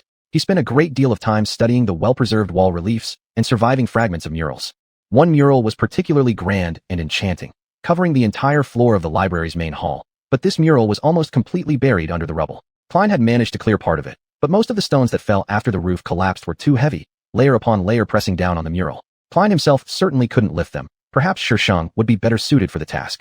It was a good idea, but for some unknown reason, Klein inexplicably didn't want to continue studying the mural at the library right now. What else can I do? He jumped down from the stone pillar and walked up to the bone-scythe necrovore to prepare to extract its crystal core while cutting off a few pieces of meat. Suddenly, he remembered something. He had found a rough map on the body of the captain of the hunting team before. The marked location on the map wasn't far from here. Perhaps he could go and investigate that place. But immediately afterward, Klein shook his head forcefully. No. Regardless, that map was surely fake. Right. He suppressed his inner curiosity and focused on handling the matter at hand. But as soon as he finished cutting the meat and extracting the crystal core, the strong desire to follow the map and investigate once again returned. If the map wasn't fake, then the problem would be much bigger. Who knows what those morons were looking for? Some horrifying thing. Of course, there mustn't be any treasure or important secrets hidden there. Klein tried to convince himself. This whole matter reeked of danger, filled with an atmosphere of horror and malevolence. Klein sighed heavily to the sky, finally succumbing to curiosity. He thought, how dangerous could it be to just take a glance? It's only a look. What worse can happen? Klein silently slipped through the chaotic stone debris ruins, cautiously making his way towards the location marked on the map. For some reason, it seemed few nightmare creatures chose this place as their habitat, as if they deliberately avoided this area. On any other occasion, this one fact alone would have been enough for Klein to turn around and flee. This situation reminded him of the soul tree, yet now with Shisheng hiding in his shadow, he felt emboldened. He thought inwardly that even if a demon appeared, with Shisheng and his shadow, he could at least retreat safely. At worst, he'd still manage to save his life. Klein approached a once magnificent castle building. After climbing over the collapsed walls, he found himself in a dark, secluded courtyard. At the center of the courtyard stood an ancient well. Its round opening looked like a gash on a stone, conspicuously evident, while its depths appeared to be nothing but boundless darkness. The well was covered by an iron grating of bizarre, yet exquisitely extravagant design, which at first glance weighed at least several tons. It was apparent that the ancients had spared no effort to prevent anything from moving the grating, ensuring the well remained forever sealed. Klein swallowed hard, stepped forward, and peered through the iron grating into the bottomless abyss within. Perhaps it had no bottom at all. Klein bent down, picked up a small pebble, and gently tossed it, letting it vanish into the black void of the well. It took at least 10 seconds, yet there was still no sound indicating the stone had reached the bottom. Klein was about to throw another stone to test again when suddenly, a voice shattered the silence. The well spoke. A clear, melodious, exceptionally beautiful voice, seemingly originating from the deep bottom of the well, caressing Klein's ears with its sweetness. Ah, a visitor. Startled, Klein stumbled backward in panic, eyes wide. No, I didn't do anything. Yes, sorry I disturbed you, elder. Klein turned to flee, but something restrained him from following his instinct. He felt leaving without knowing more would be a wrong decision. Moreover, this voice sounded so human. It was the kind of voice that made you want to befriend it against your will. He shook his head to break free from these thoughts, realizing he was under an auditory charm. What the hell are those damned fools messing with? What were they doing inside this cursed castle? I need to warn Luffyus. No, wait. Calm down and figure out the situation first. I'll run as soon as there's any sign of danger. After making up his mind, Klein gazed toward the well, feeling goosebumps running up his spine, but forcing himself to remain rooted in place. After a while, whispers emanated from the well again. So wonderful. I haven't eaten for such a long time. Chapter 113, not necessarily harmful to cats. The melodic tune emanating from the well rippled like whispers of water. The sound was gentle and enchanting, flowing like smooth, silky notes. This voice sounded like that of a young man's, if mortals could possess such a voice. But in reality, this voice resembled more the murmur of a deity. Or perhaps it was a kind of mental attack, something akin to sonic blasts or an expert in fascination. Crawling all over this thought didn't amuse Klein at all. Cold sweat beaded on his forehead. Echoes repeated incessantly by his ear. Time. During these days at the Forgotten Coast, Klein had only encountered one creature capable of mimicking human speech. Every time he recalled that encounter, he couldn't help but tremble. That eerie being, emerging from the Black Sea swathed in thick fog and imitating Casey's voice, was the most terrifying existence he had ever come across. He didn't even want to recall the bone-chilling fear that enveloped him when he was surrounded by countless whispers that night. Thanks to Casey's timely warning, Klein managed to preserve his life that night. Last time, facing that monster capable of producing human sounds, he barely survived by closing his eyes tightly. Now, another such monster appeared. Why do those fools have to go and seek out this ancient, horrific beast? Involuntarily shrinking his neck, he thought, if there were any plots brewing within the castle, he needed to inform Rufus. But until he fully understood the situation, there was nothing he could do. Thus, even though every cell in Klein's body screamed for him to flee, he forced himself to remain calm and stay put. Sometimes, blindly following instincts wasn't necessarily wise. That fissure of the well loomed before him, flickering between visibility and invisibility, just like a deep pool of darkness. Suddenly, he felt immensely relieved that it was precisely that heavy, exquisitely decorated iron grill that eternally confined this charming chatterbox in this sunless abyss. Klein licked his dry lips, making efforts to steady himself, ready to summon Saint Stone and Residual Night at any moment. He stepped forward, leaning once more to gaze into the well's abyss-like opening. Then, he slowly said, very pleased to meet you. He couldn't believe that instead of turning tail and running, he was actually attempting to communicate with this terror from the well. Life sometimes truly was full of surprises. Of course, that changed when fate decided to surprise you lastly. A soft chuckle came from the well, the melodious murmur fading away in the quiet courtyard before the voice continued. Oh no, I should be the honored one. Echo murmured softly. Mime I should be. Standing beside the well, Klein propped his chin with his hand, carefully deliberating what to say next. My life might depend on the words I'm about to speak. He inevitably thought about those ancient fairy tales, where wicked monsters loved playing riddle games with lost children. Just one wrong answer, and the child would be devoured by the monster, disappearing forever. He began to scrutinize whether he might fall into a similar predicament. It was still not too late to turn back. However, before he managed to ask any questions or decide whether to retreat, the thing inside the well spoke again. It said, So, are you guys going to feed me already? No offense, but lately, you've been dragging your feet. I've been sitting here all alone for 3 days. Or are you planning something new? Klein froze. What? His heart surged with shock. This was definitely not what he expected to hear from an ancient monster. This thing sounded so human. He almost believed it really was human. It's tricking you like that, idiot. Klein's nerves were strung taut. After all, he knew nothing about how ancient monsters conversed. If it could steal information about human language from his mind, surely it could pilfer other things as well. As Klein tried hard to understand everything happening right before him, time quietly slipped by. After waiting for a while, the voice spoke again. Oh, I get it. You're now trying to make me starve. I must commend you. It's the best idea you've come up with so far. Unfortunately, it won't work. Do you know the dietary rules idle trainees have to follow to debut? I bet you don't. In fact, I should thank you. It's a good opportunity to improve my weight. Echoes resonated through the courtyard. Wait, chance. What? What is this? Klein stared at the well with wide eyes, his eye twitching involuntarily. Don't tell me there's just a person sitting at the bottom of the well. The whole world felt like it had suddenly lost all logic, and he rubbed his temples, asking in an unnatural tone. Who are you? Silence immediately filled the well. Klein recalled that the voice had mentioned something earlier about not eating for a long time. It sounded bone-chilling at the time, but if viewed from another angle, If those idiots he'd run into were merely on their way to deliver food to a prisoner, and that would explain why this poor soul had missed a few meals. But why did they imprison someone in the outskirts of these ruins? At this moment, the voice from the well rang out again. This time, the voice was noticeably tense. Oh my God, you're not one of them. You're not. Oh my God. Klein covered his face with his hand, realizing what was about to happen. Oh my God, you're not human. I'm dead. Those damn bastards have finally killed me. From the perspective of the unfortunate fellow down there, anything that showed up here could only be one of two things. Either the people who imprisoned him, or monsters. The awkward intonation of Klein's last words already indicated that he wasn't among the captors, leaving only one possibility. His nighttime approach, combined with the fact that he hadn't used any lighting tools near the well, only made this conclusion more apparent. Wait, you can speak. Damn, I've only ever heard that there's one creature at the Forgotten Coast capable of imitating human speech. No, but this isn't the same. The voice trembled, babbling incoherently. Damn, his voice really is impressive. Even while conveying despair, it sounds so pleasant. What am I thinking? It's just a voice. Why am I getting so obsessed? Klein furrowed his brows, confused as to why he was particularly drawn to this voice. Could it be that he hadn't heard a human voice in such a long time? Why? He had been living perfectly fine alone, even better than before. Don't get distracted. Focus on the mission. What exactly is the mission?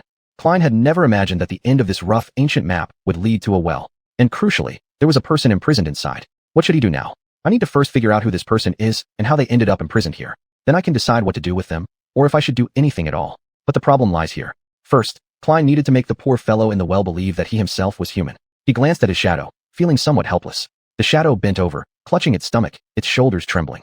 Chapter 114, A Misunderstanding. Klein could fully understand, from the unlucky fellow's perspective, just how desperate the situation must have been. Imagine this, a horrifying monster lurking in a pitch black wall that you are forced to approach. Worse still, imagine being locked inside the well with that same monster gazing down at you from the opening. At least when things turned impossible to resolve, Klein had the chance to escape. But for the poor soul in the well, there was nowhere to go. Of course, all of this could very well just be an ingenious ruse by an extraordinarily clever monster. When investigating other possibilities, Klein had to keep this in mind. Then, if he really is human, how do I convince him I'm not a monster? For Klein, this wasn't an easy task. For one thing, he'd never been good at communicating with people, and 3 months of isolation had only worsened his social skills instead of improving them. Now, Klein sometimes felt awkward even when talking to himself. What would Casey say to start a conversation? He cleared his throat. Are you a human? I am too. I'm also human. Both of us are humans. Well done, idiot. The moment the words escaped his mouth, Klein cursed himself internally. After such a debacle, no matter how certain the unlucky fellow might have been about Klein being a monster, it wouldn't surprise him at all. Who talks like that? The person in the well fell silent, then spoke softly. Yeah, looks like I'm dead this time. Oh well, I suppose I've lived long enough. Klein smacked his forehead and felt utterly speechless. Don't talk nonsense, you fool. I swear I'm human. The individual with the charming voice gave a self-deprecating laugh. Please forgive me for not believing you. Not only that, but he even used honorifics, treating Klein as though he were addressing an elder. Considering that he thought Klein was some ancient and terrifying existence, it made perfect sense. From every angle, an ancient monster, merely by age, could indeed count as an elder. Klein silently ridiculed himself. Why do you use honorifics? I bet I'm younger than you. He tried again, hoping to soothe the other. The young man trapped in the well hesitated. God, are you really human? Klein suddenly found humor in the situation and admired his own diplomatic talent. Yes, I truly am human. Calm down first. About half a minute later, the voice came back. How did you end up here alone at night, without any lighting tools, oh monster lord? Please don't take offense, but these aren't things a human can do.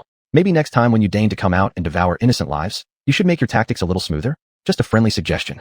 Klein threw up his hands, completely speechless. Fascinating. My ability to move around the city at night comes from my talent. It allows me to stay hidden in darkness, which has no effect on me whatsoever. Anyway, how did you get stuck in this well? The young man paused for quite a while before answering. How did I end up like this? A group of thugs wanted to steal my memories. I refused politely, then everything went downhill. They've had me locked up here for weeks, using every trick to force me to hand over my memories. But to be honest, their methods are pretty amateurish. If scaring people is concerned, these guys couldn't hold a candle to even the worst henchmen. Klein didn't know what henchmen were, so he assumed they were some kind of exceptionally smart monsters. The rest of the story was relatively believable. Of course, choosing a ruin as a location to imprison prisoners deserved a medal for idiocy, but those fools had always been renowned for being dumb, and their plan had gone off rather smoothly until they happened to pick on the wrong guy, Klein. Now he knew exactly what had happened. A trivial episode. Boring, he complained unhappily. It turned out that he had wasted an entire night on this meaningless incident. I get it. See ya. Klein sighed regretfully and turned to leave. But the good-sounding voice called out to him. Wait. You really are human. Klein frowned deeply. His patience, after wasting so much time, was wearing thin. I am. Haven't I already told you that? The young man trapped in the well quickly asked. Could you get me out of here? I think those guys won't show up tonight. If you help me escape, I'll give you a reward. At the mention of benefits, Klein stopped in his tracks, furrowing his brow as he asked, "What kind of benefit?" After a brief silence, that captivating voice spoke again, tinged with hesitation. You might not know this, but I'm actually quite wealthy. I've stashed a large number of crystal cores inside my castle. There are even rumors about my vast fortune. If you can help me get out of this pit, half of it will be yours. That's no less than a dozen crystal cores." An idea suddenly popped into Klein's mind. Of course, he didn't care at all about the dozen crystal cores promised by the young man. However, the fact that this individual owned a large quantity of crystal cores was something he could definitely take advantage of. If Klein wanted to buy a great number of memories while avoiding unnecessary attention, he would need an appropriate agent. A person who already possessed many crystal cores and owed him a huge favor, such as the poor sap down there in the well, happened to be the perfect candidate. Klein chuckled softly. "Is there anyone who knows how rich you are?" The young man's reply carried a hint of surprise. "Do they know?" I think they do. Everyone knows I occasionally spend a lot of money on entertainment and, other things. You could say I'm a patron of the arts." Perfect. In this way, if he suddenly began using crystal cores to acquire useless low-tier memories, it wouldn't raise any suspicions. Klein's face immediately broke into a satisfied smile. There was just one small problem. He could easily move the iron grating aside, but he had no way to help the unlucky fellow climb out of that bottomless well. Even if he summoned the shadow string, he doubted that the invisible rope could reach so far. It simply wasn't long enough for that. Moreover, there was absolutely no way he was going to descend into that eerie well himself. In addition, Klein still harbored a slight suspicion about this rich but unfortunate individual. He could certainly affirm that he was human, but that lingering speck of doubt was enough to make him wary. After pondering for a moment, Klein followed up with another question. "What's your name?" The pleasant voice replied. "My name is Casey." "Casey." Klein repeated the name several times before finally saying helplessly, "Well, Casey, I don't know how to tell you this. Unless you can fly, there's no way I can get you out." The young man fell silent. After a dead silence, he responded in a strange tone. "I can fly." Klein shook his head. What? Could he have heard wrong? No, that was unlikely. Perhaps Casey was just desperate to escape and would say anything in this situation. The man from within the well chuckled lightly. "I can fly. It's my innate ability." Chapter 115, A Deal with the Demon. Klein lowered his head, pondering Kay's words. The innate ability that could make a dreamer fly wasn't unique, but it was certainly rare. Moreover, in this forgotten coast, every night brought dark, cursed waves that devoured the world.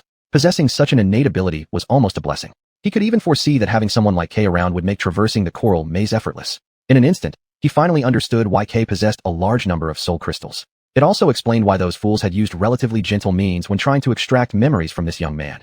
After all, he was more valuable alive than as just memories. Klein stood still for a moment, carefully thinking. Perhaps Kay couldn't help himself anymore, and he spoke again, his tone tinged with a trace of worry. Will you help me?" Klein sighed lightly, slowly walking back to the pool of darkness, stopping at the well's edge. "Yes, I'll move this iron grating so you can fly out. However, I don't need your soul crystals. If you want to come out alive, you'll have to do something for me." The person in the well hesitated for a moment, then asked softly, "What do I need to do?" A smile flickered on Klein's face. "When the time is right, I'll tell you specifically what needs to be done. Don't worry, it's nothing major. I just want you to do a few things for me in the castle. So, will you agree to this deal with me? And if not, I won't force you. After all, I've already spent quite some time here." Kay didn't think for long. His voice soon came again from the darkness. "Deal." This sounded unusually relaxed, as if the young man had already accepted his fate. Klein's eyebrows lifted slightly as he continued. "Good. However, I must warn you. If you dare break our agreement and fly away, I will find you and kill you. This isn't a threat, it's a fact. Do you understand?" Kay fell silent for a moment before replying. "I understand. I will keep the agreement." Klein gazed at the shadowy well opening, a flicker of hesitation passing through him. He was mostly certain that Kay was human, but he still needed to be prepared, just in case. As he thought this, the stone saint silently emerged from the shadows, crouching by the well's edge and gripping the iron grating tightly with both hands. The sound of her steel gloves scraping against the iron grating was grating, clearly showing she struggled to slowly push aside the heavy iron cover. Klein listened to the grating metal noise, involuntarily trembling. Residual night appeared soundlessly in his hand. With a solemn expression, he prepared himself for battle. Whatever crawled out of the well, he was ready to face it. Time seemed frozen at this moment, each second dragging endlessly like an eternity. Klein tensely stared at the terrifying darkness, hoping his judgment was correct. And yet, after several seconds, a long while later, still no movement. Klein tilted his head, listening for a while, then somewhat irritably asked, "Do you not plan to come up?" After a short pause, that alluring voice drifted out of the darkness once more. "Look, I just thought of something." Klein frowned deeply, lowering his sword slightly. "What is it?" Kay paused for a moment, cautiously replying. It's just that the iron grating is too heavy. When I tried to move it before, it didn't budge at all. And besides, to put it here, those 6 thugs used all their strength. They were all muscular giants, so..." His voice trailed off uncertainly. "I know we've confirmed that we're both human, and I'm not doubting your honesty. But could you explain to me how you moved it alone?" The formal honorific returned. Klein couldn't help but inwardly curse. This guy was even more suspicious than him. He truly didn't want to reveal his hidden trump card to Kay, but Kay's prudence left him no choice. Klein glared briefly at the stone saint and said, That thing is too heavy for me too, but I'm lucky. I received a very strong resonance. Kay suddenly seemed extremely curious. Oh, that really is lucky. Few people in the city possess resonance. I think I could name everyone who does. A brief pause followed, then he asked, by the way, what's your name? Klein rolled his eyes, almost gritting his teeth as he replied, my name is Black Sun, and if you're not comfortable with that, call me Klein. This conversation seemed to be heading towards losing control, and it all depended on what Kay would say next. Klein might really have to go down the well himself, not to save this young man with the melodious voice, but to make him learn how to remain silent forever. At this moment, Kay suddenly burst into laughter. Black Sun? That name doesn't sound like something a demon would choose at all. You couldn't possibly be a demon, right? After saying that, he laughed again, this time with despair mingling in his laughter. Even so, Kay's laugh was still pleasant, more pleasant even than his captivating voice. But Klein's patience was wearing dangerously thin. Damn it, Klein massaged his temples. Why wouldn't anyone believe him? He was such an honest young man. Truly, the most honest person in the world. Suppressing his temper, he replied in the calmest tone possible. That joke has lasted long enough. Now, come out of the well before I change my mind. Kay finally stopped laughing, saying, no one in the city is called Black Sunday. At least no one with resonance bears such a name. Are you living in one of the outer settlements? Oh, I'm about to lose it. Feeling the pressure building up in his mind, Klein closed his eyes and answered truthfully. No. Kay cleared his throat. So, you're someone who dares to wander alone among ruins at night, possesses strength equal to at least 6 people, resides outside the city among the ruins, and calls yourself Black Sunday. Did I miss anything? Klein disdainfully curled his lips. No. Suddenly, an eerie silence enveloped both of them. Finally, the person in the well sarcastically retorted. Would you crawl out of this well to meet someone like that? In the darkness, Klein flashed a threatening smile and said, if I were you, I'd climb out. And I think you should do exactly that. Do you know why? Kay paused for a moment, then asked with genuine curiosity. Why? Klein reined in his smile, infusing his voice with bone-chilling coldness. Because I can move that iron grating back anytime I want. Without waiting for Kay's response, he ordered the stone saint to push the iron grating back. Soon, the harsh sound of metal scraping against stone rang out again. Almost instantly, the prisoner in the well changed his attitude. All right. Wait. Stop. On Klein's signal, the stone saint released the iron grating, and silence once again settled over the desolate courtyard. Kay fell silent for a moment, then spoke with a mixture of reluctance and dejection. You'd better not be a demon, okay? Back off. I'm coming up. Chapter 116, Cruel Unfairness. Klein felt a gentle breeze brush past his cheek, followed by a slight movement in the darkness at the mouth of the well. He tightened his grip on the hilt of residual night, readying himself for the worst. On the other side of the well, Stone Saint slowly raised his shield, with the sword blade habitually resting on the edge of it. Moments later, an elegant figure gradually rose from the well opening and then lightly landed on the stone beside the well. Klein's lips twitched slightly at the corner. This guy with the enchanting voice was indeed human. He was a young man wearing light scale armor, with thick dark brown hair and a pair of captivating green eyes. Most of his lightweight armor was wrapped in polished brown leather, underneath which he wore a deep blue intricately embroidered garment. For just a moment, Klein actually hoped that Kai was really a demon, because this guy not only had the most mesmerizing voice Klein had ever heard, but also happened to be extremely handsome. Frankly speaking, this was simply too unfair. Kai was tall and slim, unimaginably handsome. His face was delicate yet well-defined, with prominent cheekbones and skin as smooth and flawless as ivory. His green eyes seemed capable of emitting electricity. His lips were soft and full, like, what am I thinking? Moreover, he appeared to possess a unique charm of warmth, a kind of charm that held an almost irresistible attraction for some people. If every time Kai passed by unintentionally, there were groups of girls who fell under his spell, Klein wouldn't have been surprised. Perhaps even some men would fall for him too. How disgusting. Klein couldn't help feeling many emotions. He looked like a genuinely good person, showing no trace of arrogance or conceit on that pretty face. His eyes carried a spark of humor. One could imagine the cute dimples appearing on his cheeks when he smiled. More infuriating still, you couldn't even find a reason to dislike the guy. Even after spending 2 weeks in a pitch-black deep well, his charisma remained completely unaffected. In short, Kai was the most attractive person Klein had ever seen, including compared to other dreamers. He looked exactly like those screen idols whom people obsess over, except somehow even more alluring in person. Klein glanced down at himself and clenched his teeth out of anger. TCH, this is nothing but stark, cruel unfairness. Just at that moment, Kai happened to notice the pair of crimson flame eyes belonging to Stone Saint. They were the only source of light in the darkness, causing Kai's complexion to change abruptly as he recoiled in panic. Oh no, so he's ultimately a demon after all. Klein snapped back to reality from his self-pity, realizing Kai's alarm. Folding his arms across his chest, he teased mockingly. I'm behind you, idiot. Kai paused, slowly turning to face Klein. Klein noticed he extended a hand, clearly prepared to summon his weapon. Of course, blinded by the darkness, Kai couldn't see anything. Perfect. Let this guy go through a little while longer without realizing I'm not as handsome as he is. Klein remained composed, saying calmly, didn't I tell you I had an echo? That thing over there. Kind of. So those aren't my eyes. Kai shivered, then asked, Black Sun, are you truly human? Until now, to Kai, Klein had merely been an intangible voice. Since Klein had already confirmed that Kai wasn't some ancient terrifying monster, or at least didn't look like one, whereas Kai himself was still completely in the dark, literally and figuratively. Klein answered affirmatively. I'm sure you're human. If you have a luminous memory, you can summon it to take a look at yourself. Kai seemed somewhat hesitant. Don't monsters get attracted to light? Clever and cautious. I like that. Klein shook his head.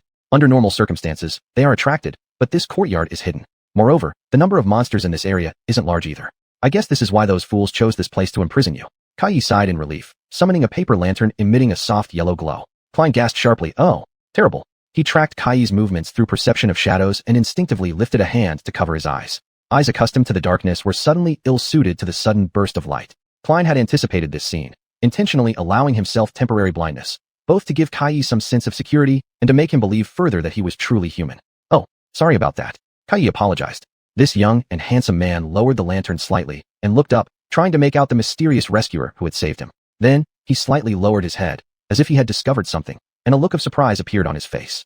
Perfect, this isn't awkward at all. Klein's expression seemed somewhat unnatural. Kai stared at Klein for a few seconds, and after confirming that he was indeed human, a radiant smile lit up his face. His smile was just as enchanting as his appearance. Even the adorable dimples in his cheeks that Klein had previously imagined were truly there, making him even more likable. This is simply unbearable. Klein couldn't help but mutter under his breath resentfully. This really goes against my expectations. I almost believed you would be some kind of terrifying monster. But you're not. You're a real human, and even an adorable one. Klein almost choked on these words. What? Did he just call me adorable? How dare he say that? Ugh, thanks for the compliment? What's going on? But at that moment, Kai frowned. Black Sun. What's wrong? Kai blinked. Can I ask you a question? If you neither live in the city nor in the outside settlements, then where do you actually live? Klein casually shrugged. Do you think I have many choices? I live in the ruins. Kai paused momentarily, then comprehension flashed in his eyes. Oh, I think I've heard of you. You wouldn't happen to be that crazy kid who lives alone in the ruins, right?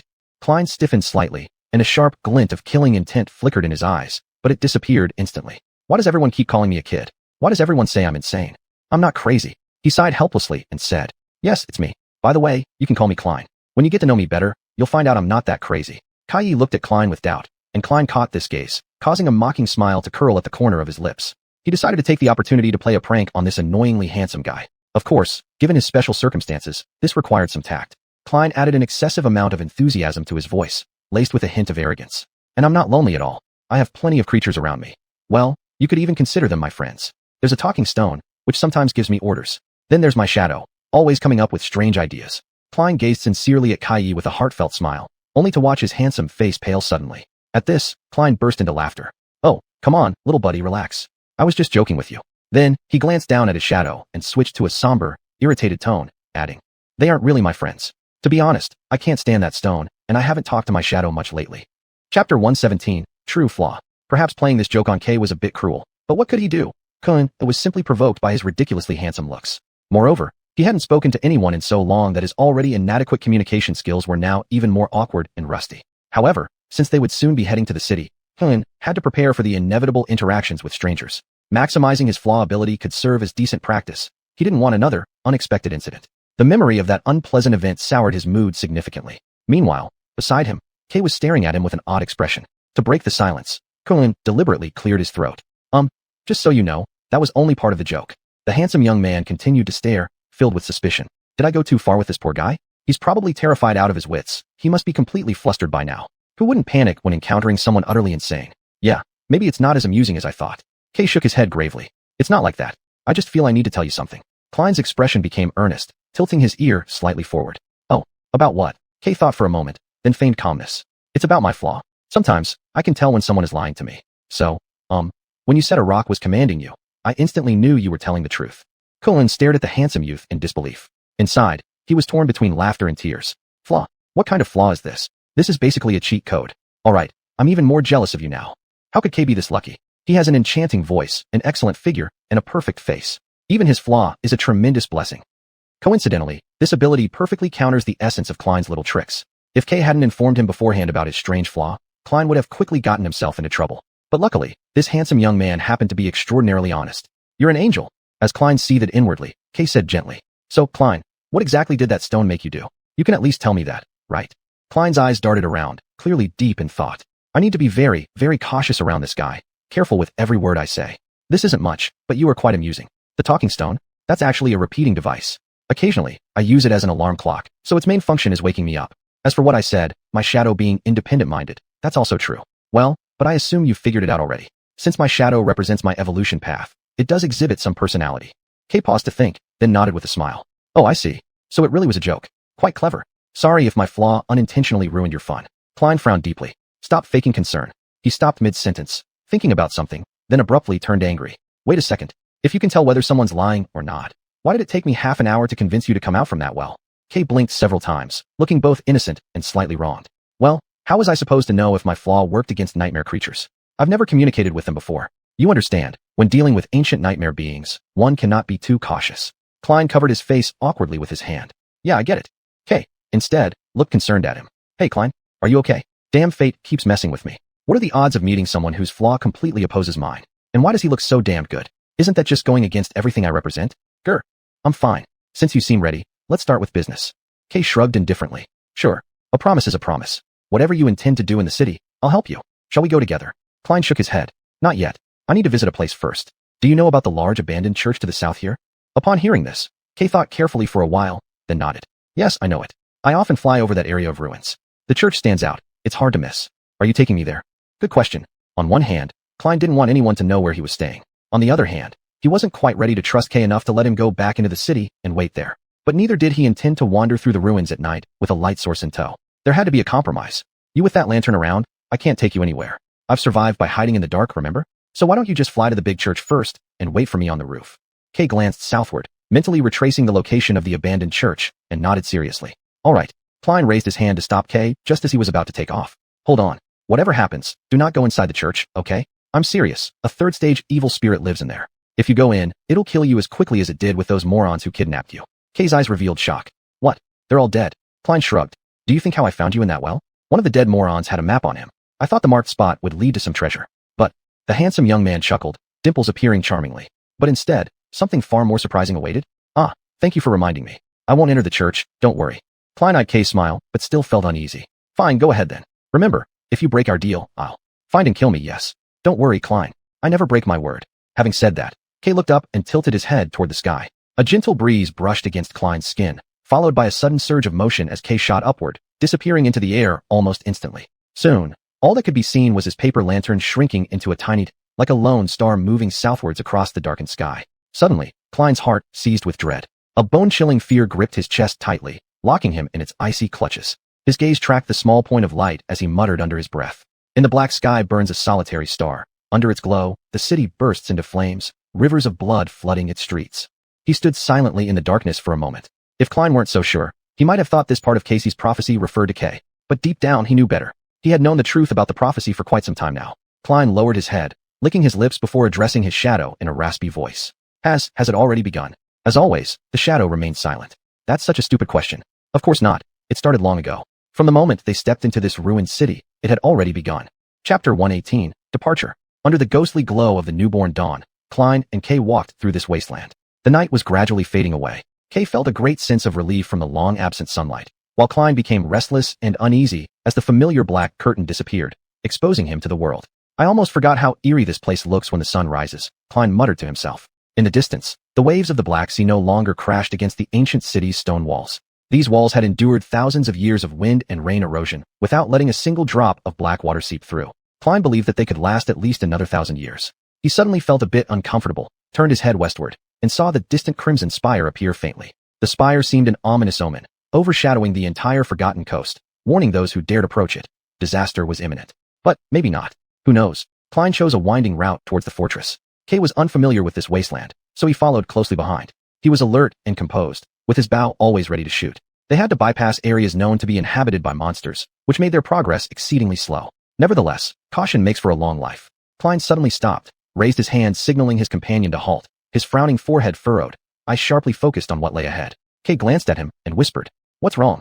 Klein pressed a finger to his lips to signal silence before quietly responding, "Hush, listen." A deathly stillness surrounded them, interspersed with faint cries. The sound was suppressed and heart-wrenching, as if a deeply grieving woman were walking slowly in the fog ahead. Her sobs caused both of them to involuntarily shiver. Kay looked at Klein, uncertainty tinging his voice. How likely is it that this sound comes from a person? Klein grinned at him. Lottery odds. No need for discussion. They concealed themselves behind a pile of rubble, silently waiting. Klein clung close to the cold stones, dispatching his shadow up nearby buildings to scout the surrounding streets. Kay stared incredulously as the shadow left, even rubbing his eyes, but remained silent. After a while, Klein glanced at him, asking, "Where are your arrows?"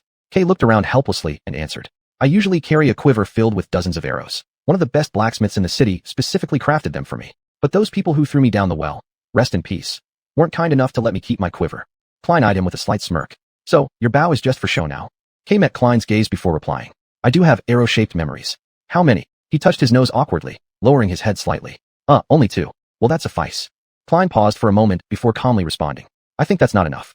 In the mist, his shadow was secretly monitoring the monstrous creature responsible for the mournful cries. Indeed, it wasn't a human girl. A massive 4-legged beast slowly moved through the morning fog. Its flesh was already decaying, pus and blood flowing, its skin hanging loosely like a ragged outer garment on its skeletal frame. Through the beast's rotten flesh cracks, Klein could clearly see the arc of its white ribs, the hollow darkness hidden behind the ribs, and the grotesque fangs growing from its skull-like dog head. It didn't take a genius to figure out that this revolting thing was one of the demonic masters of this ruin. Under the shadow's watch, the monster opened its wide mouth, emitting a lengthy cry reminiscent of a human sob before stopping to listen, seemingly expecting a response. When everything remained silent around it, it lowered its head and continued forward alone. Although their hiding spot was relatively close to the beast, it wasn't on its direct path. If no accidents happened, the demon would walk straight past, perhaps not even noticing them. Now, all they needed to do was wait patiently. Klein glanced around. "We should stay here for at least 10 minutes, so relax a bit." Kay didn't ask any questions, but simply trusted Klein's words. Maybe his peculiar ability to perceive lies made him less inclined to inquire about everything. From Klein's perspective, this was a wonderful quality. Besides staying hidden, they could also take advantage of the opportunity to rest and catch their breath. Klein took out the beautiful glass bottle, drinking a few gulps of the cool, sweet water. After finishing his drink, Klein noticed Kay staring at him intently, a look of longing in his eyes. He hesitated for a moment before handing over the beautiful glass bottle. Kay almost snatched the bottle, gulping down the water as if he were on the verge of dehydration. Klein paused, then felt a pang of guilt creeping in. He asked, "When was the last time they gave you water?" It took Kay a while to reluctantly put the bottle down. He wiped his mouth, and gratitude lit up his face. It must have been about 2 or 3 days ago. Anyway, thank you very much." He handed the bottle back to Klein and examined him curiously. "Hey, Klein, can I ask you something?" Klein suddenly tensed up, glaring at Kay with an unfriendly look. "You can." Though his words were agreeable, his gaze unmistakably warned Kay. Better not ask anything too personal. But either Kay hadn't caught his glance, or he just didn't care. "On this winter solstice, you came to the Forgotten Coast, right?" "Right." Klein took a deep breath, silently speculating what Kay's next question would be. How had they survived the Crimson Labyrinth? Why had he left the city? What had he endured during those days in the ruins? Any of these inquiries could lead to a bloody accident, something Klein desperately wanted to avoid. The light in Kay's eyes shone brightly. Leaning forward slightly, after a thoughtful pause, he earnestly asked, "So, what's the most popular music video on the rankings now?" Klein was utterly perplexed. What? This question was completely off his radar. Realizing Kay was eagerly waiting for his answer, he awkwardly shifted in place, unsure how to respond. I don't know." Kay leaned back, evidently disappointed. But quickly, another smile broke out across his face. This smile was radiant, blinding. "Can I ask you one more question?" Chapter 119, The Graveyard of Hopes. In the following 10 minutes, Klein's spiritual world was completely overturned. Kay bombarded him with a series of questions like a machine gun, and none of these questions were related to anything remotely important. Kay's curiosity about fashion trends seemed endless. He wanted to know what kind of shoes were popular at the moment, which star wore what at a grand award ceremony, who among them had a scandal, the specifics of the scandal, and what the latest dance craze was. He was quite enthusiastic about these trivial matters, but showed no interest in any of Klein's past secrets whatsoever. It was almost like an insult. To make matters worse, Klein felt like a complete bumpkin because he couldn't answer any of the questions. What did he know about fashion trends and high culture? Nothing. After a while, Kay's enthusiasm began to wane. With a comical expression of loss, he looked at Klein somewhat dejectedly and asked the final question in a soft voice. "Klein, be honest with me. In the real world, are you also a hikikomori?" Klein's face became a little unnatural. What is this guy talking about again? Hikikomori, what does that mean? Kei cleared his throat and gave him a slightly apologetic smile. Like a hermit? Someone who stays indoors all the time. Someone who keeps away from the hustle and bustle of the world. As Klein stared at Kei's warm smile, ever since they had met, the world had become entirely incomprehensible. What are you talking about? Why would I want to live inside a rock? I'd freeze to death. Although I did live in a container once, at least it had walls and a roof. Kei's smile gradually dimmed, and he sighed, gazing towards the crimson spire. I understand. Sorry for bothering you. It's just that I've been trapped here for 2.5 years, and life here is so boring. His profile revealed sadness and melancholy, as if lamenting something significant rather than utter nonsense. 2.5 years. This fool has actually been here for 2.5 years. Klein was quite surprised upon hearing this news. Kei seemed like a decent person, but certainly not someone suited for the harsh environment of the Forgotten Coast. Perhaps he had underestimated this handsome man, or maybe there was another reason behind it all. Klein racked his brains, but couldn't come up with anything. But there was one kind of person who could survive here for a long time, and he started to suspect. So he coldly asked, "Are you one of Ganglog's group?" Ke raised his head in surprise. Then, he chuckled, a sound as crisp as tinkling bells. "Of course not. If I hate anything most, it's bullies like him. I'd rather die than become Ganglog's lapdog. Besides, that guy has no taste whatsoever. His armor is the ugliest thing I've ever seen." After finishing, he suddenly fell silent, then after a few seconds added somewhat dejectedly, "Still, I do occasionally take on missions from his subordinates. That's why he hasn't laid a finger on me, although I don't really have a choice." Klein thought for a moment and ultimately decided to trust his companion. He didn't look like Ganglog's thug, and he seemed too proud to be. Besides, if he were truly part of their gang, no one would dare to tie him up and imprison him. Ganglog's people weren't ones to be trifled with. Only now did Klein realize how much more capable Ke was than he had initially thought. "You're more formidable than I imagined," he muttered under his breath. Realizing that the demon's mournful wailing was fading into the distance, Klein immediately switched perspectives and confirmed through the shadows that the disgusting monster had moved far enough away.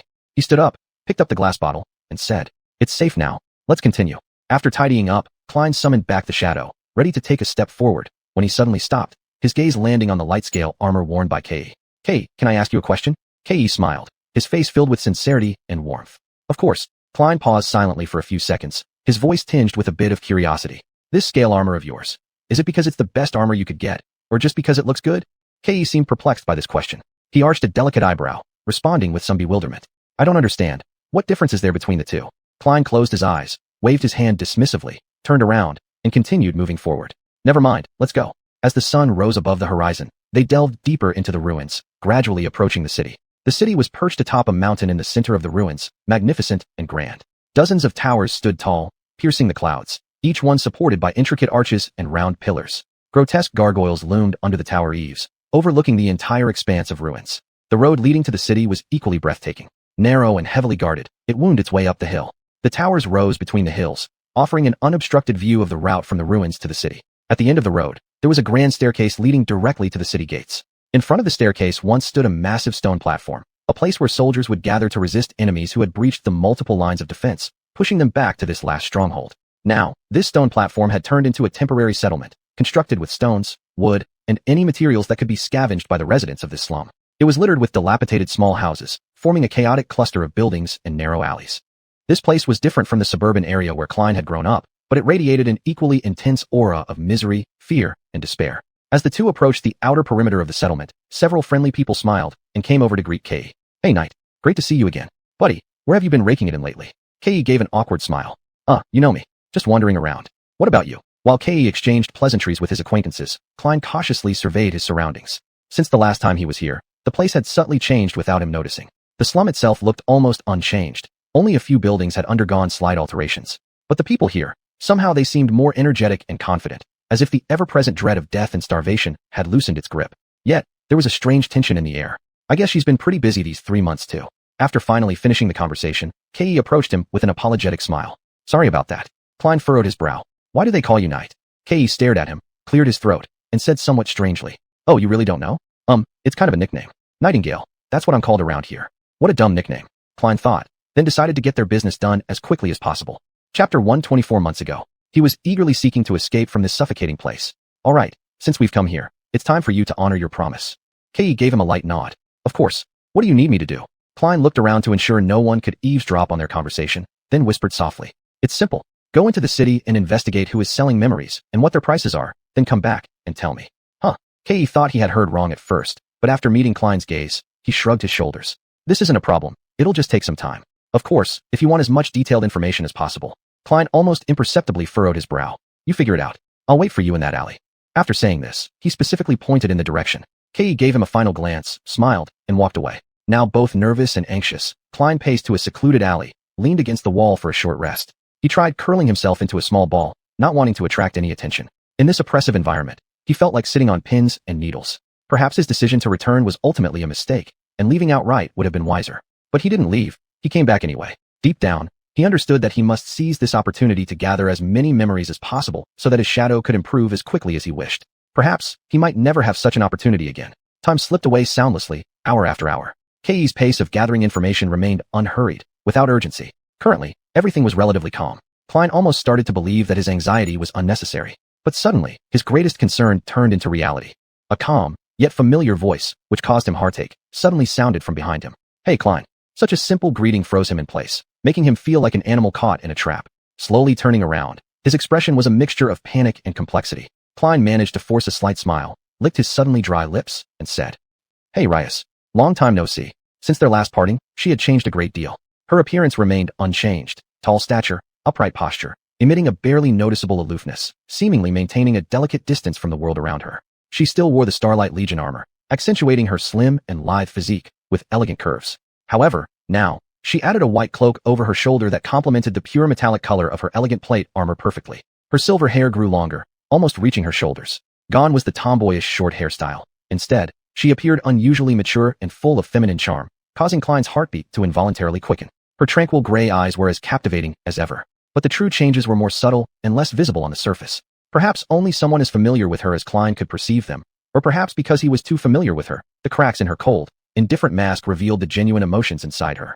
Rias now looked livelier, more real. In her gaze flickered determination and indomitability, emanating a gentle and confident brilliance, almost capable of infecting those around her.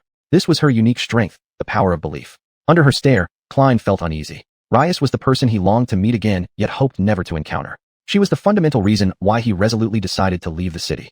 This destined reunion revived all his buried memories, flooding his mind like an unstoppable tide. If only he had known. But even if he did, nothing would have changed. On that night 4 months ago, they boarded a small boat made of demon skeletons and sailed courageously into the Black Sea. Klein shivered uncontrollably in the freezing wind. After enduring the cold darkness for a long period, the night of their escape journey was finally coming to an end. He shifted his body, slowly looking up towards the east where a faint purple glow began to emerge on the horizon. His trembling tongue licked his parched lips as he called out hoarsely, "Casey, Casey, it's dawn." As soon as these words left his mouth, the strength that had kept him going until daybreak drained completely from Klein, and he collapsed onto the cold stones, his chest rising and falling sharply. Dawn was approaching, and warm sunlight would soon bathe the forgotten coast. They would survive once again. The three sat on a giant stone hand protruding from the black waves, as if supported by the goddess above the abyss. Klein and Casey clung tightly to each other, sharing their body heat for warmth. Luffy lay silently in the center of the stone palm, unconscious. We made it. They had escaped the clutches of the Soul Tree, crossed the cursed Black Sea, and even survived an encounter with a deep-sea monster, each one a miracle in itself. Klein could hardly believe they had actually carried out this reckless escape plan. From the moment he learned that an ancient demon had cast its enchantment on them, he had felt the slimness of his chances to save himself from the greedy, evil tree's grasp. Perhaps considering that the demon tree had deprived him of rationality, it turned out to be his most dangerous yet reliable weapon. But regardless, fate is unpredictable, and they succeeded. Exhausted, Klein closed his eyes, listening to the sea under the night sky recede and retreat, hiding from the imminent rising sun. Gradually, he drifted off into a deep slumber. When he woke up, he first raised his hand to shield the bright sunlight that was shining on the earth. Klein thought, as the adrenaline faded, he would feel weak and drained. But surprisingly, the pain was only half of what he expected, and his wounds were nearly healed. For someone like him, who constantly encounters calamities, Dreamweaver's blood proved to be priceless and magical. Even the finger with comminuted fracture on his hand had completely scabbed over, and the pain no longer pierced through as before. Still, as Klein sat up, he couldn't help but let out a stifled groan. Casey lay beside him, curled up, sleeping deeply, clearly exhausted by the turmoil of the previous night, perhaps even more so than he was. Her face looked frail and pale, etched with worry, her eyebrows knitted together. Klein reached out to smooth away the creases between her brows, and she rolled over, still not waking up. Luffy showed no signs of waking either. While Klein slept, Casey had covered Luffy well with her cloak, fearing that she might catch a cold. Luffy lay there motionlessly, deathly pale. Only the faint rise and fall of her chest assured Klein that she was still alive. He clutched his head in anguish, haunted by images of her battered body enveloped in white flames, reborn from the ashes. That burst of flame always came at an unfathomable price for Luffy, beyond excruciating. Yes, in her own words, being repeatedly burned to death in the flames. Who could possibly know the cost she paid to claw her way back from the brink of death? He hadn't even known Luffy could use flames to heal herself. Perhaps that was why she had never done it before. Only time could answer. Klein tore his gaze from Luffy and looked around, trying to figure out their situation. A heavy feeling settled in his heart. If they had survived the attack of the tentacle monster and the subsequent shipwreck only to find themselves stranded in the middle of the Black Sea with no way forward, that would be a cruel joke of fate. To their east, except for the massive volcanic crater, there was nothing. The west was the same. Klein suddenly froze, noticing a black line in the distance. It was the west side of the crater. They had almost passed through it. An indescribable excitement gripped his heart. Quickly rising to his feet, he gazed toward the west. His eyes seemed to sparkle. For a moment, his mind went blank. Then, a thought flashed across his mind. We're almost there. He sat quietly for a long while, seemingly detached from everything around him. Hours later, Casey slowly woke up. Startled when she found he wasn't by her side, she called out anxiously, "Klein." He lightly moistened his lips. "I'm right here." Casey sat up straight, reaching out blindly, her hand finding his shoulder. Why does your voice sound different? Klein took a deep breath and slowly turned his head to look at Casey's delicate face, a faint smile of uncertainty appearing on his face. Casey, we found it. The city you saw, we might have really found it. Luffy remained unconscious for 2 full days. Klein truly began to worry about her, but on the 3rd day, Luffy miraculously awakened. At that time, he was sitting on the giant hand's index finger, expectantly gazing westward. They did it. Finally going home. Klein was eager to return to the real world. He cared less now about becoming an oracle or gaining the attendant power and status elevation. What he cared about now was simply returning to his soft bed, piles of delicious food, and an endless supply of hot water baths. Klein looked down and glanced at Luffy, trying to assess if there was anything wrong with her. In webtoons, just before the plot takes a turn for the better, there's always a character who ends up with amnesia or something similar. But Luffy seemed fine. She was still the Luffy that Klein knew, tall, upright in stature, exuding a certain inexplicable detachment, as though an invisible barrier separated her from the outside world. When her striking gray eyes fell on him, Klein felt his heartbeat quicken slightly. He smiled. Thank heavens. Luffy furrowed her brow, lowered her head, and then asked in a flat tone, "Why are you smiling?" Klein realized he had been grinning like an idiot and blinked, then feigned indifference with a casual shrug. Stop. Distract her. Look behind you. The view to the west was one of the reasons for his uplifted mood, so it wasn't entirely misleading.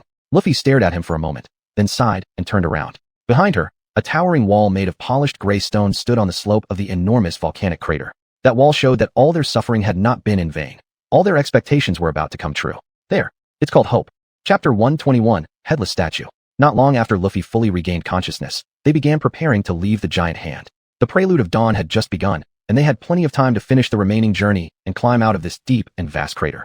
If everything went smoothly, they would greet the next sunset on the towering city walls of the mysterious city. Of course, many unexpected events could occur from now until then. However, for some reason, Kellen felt particularly optimistic at the moment. This emotion was truly rare for his usually cynical and suspicious heart. The two continued as usual, taking turns descending dozens of meters, then using the golden rope to safely transfer Casey. Compared to the last time they did this, both had become much stronger. Kellen recalled the fatigue he felt when they descended from the headless knight statue in a similar manner before, and couldn't help but chuckle softly. Now he felt he could complete it 3 times in a row, and faster too. Despite being plagued by endless nightmares over the past few days, pushing his body to the brink of collapse, all he felt now was resilient strength in his muscles. They struggled nearly 2 months in the perilous blood-red labyrinth, constantly fighting for survival, slaughtering monsters that dreamers should not normally face. Their growth and strength was unparalleled, but so were the risks. Kellen couldn't help but speculate that many Oracle Seekers might have gone through such cruel trials and survived to tell the tale. If he could return to the real world, he would very likely be regarded as one of the elite representatives of his generation. That might still be an issue, he muttered to himself. However, he always managed to attribute everything to Luffy. She had almost become a legendary figure, the last bloodline of the Eternal Flame family, one of the extremely rare dreamers who obtained their true name in their first nightmare, and one of the most outstanding dreamers in the Oracle Academy. It was easy for people to believe that someone like her, with both ability and willingness, could lead 2 unfortunate weaklings all the way to the portal. Kellen merely needed to be cautious with his wording when recounting their experiences before their triumphant return. When it came to the art of language, he was already highly skilled. Immersed in these entertaining thoughts, he didn't even notice the passage of time. Before he knew it, they were close to reaching the ground. Before jumping into the soft black mud, Luffy reminded Kellen, "Stay vigilant." She really didn't need to say it. Kellen understood well that the final stretch of the journey was often the most perilous, and people tend to let down their guard near the end, mistakenly thinking the hardest part was already behind them. Many dreamers have fallen abruptly right when the portal was within reach, suffering tragedy amidst joy. He certainly didn't want to repeat their mistakes. Kellen carefully placed Casey on the ground.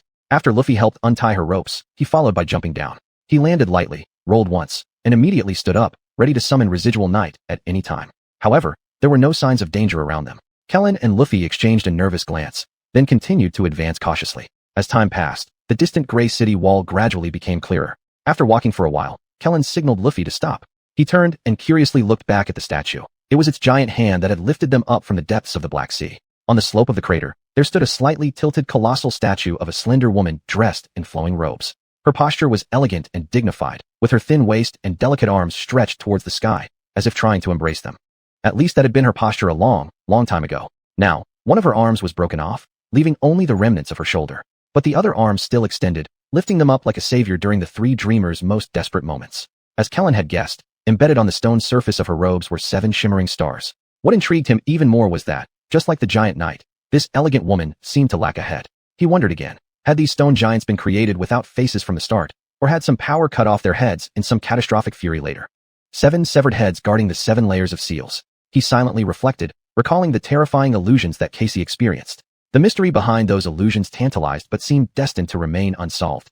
Kellen was certain that once he returned to the real world, he would never set foot in this sinister place again. The dream world had many regions, almost all of which were far better than the hellish Forgotten Coast. To hell with all this crap. Kellen quietly expressed his gratitude to the statue that had saved their lives, then turned and walked westward.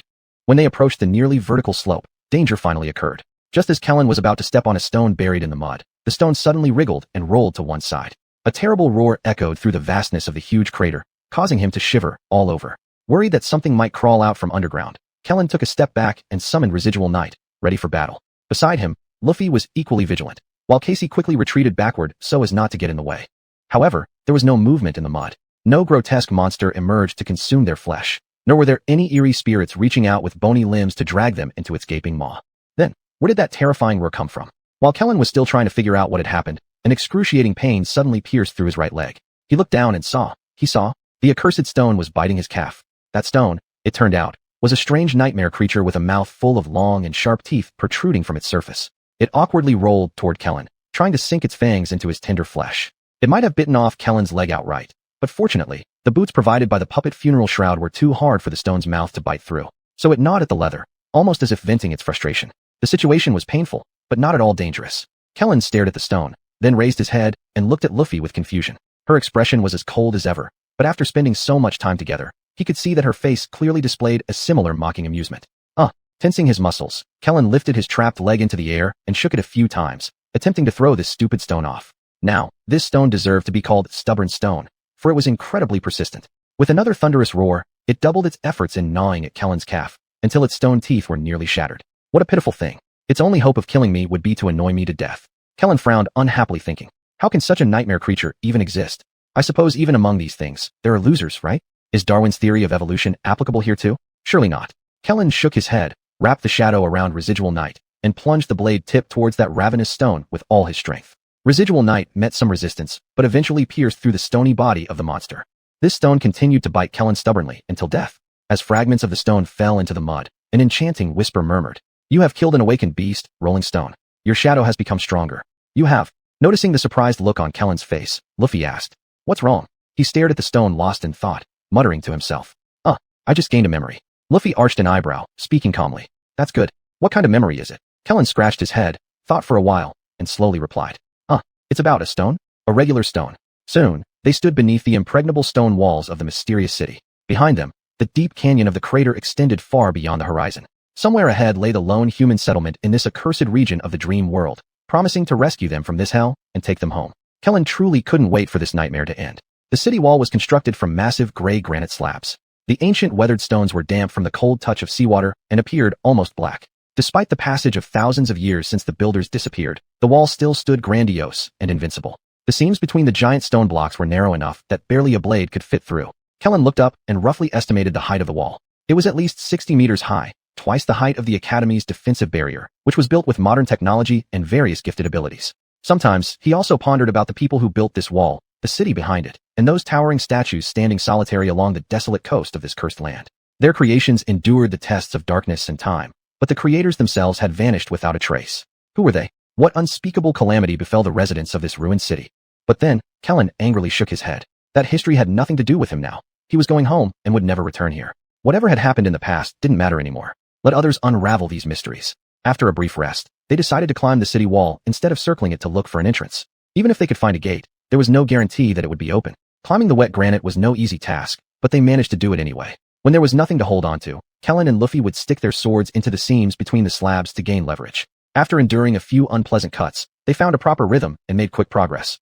Chapter 122, Feast. The soul fragments and crystal cores significantly enhanced their physical condition. Conservatively estimated, they should now be at the peak of human physical capabilities. The two quickly ascended to the top of the city wall and easily vaulted over it. Clay didn't take time to catch his breath, eagerly crawling to the edge of the wall and leaning out with more than half his body to peer down. In the ensuing deathly silence, only the sound of the golden rope scraping against the stone was clearly audible, while his heartbeat grew louder.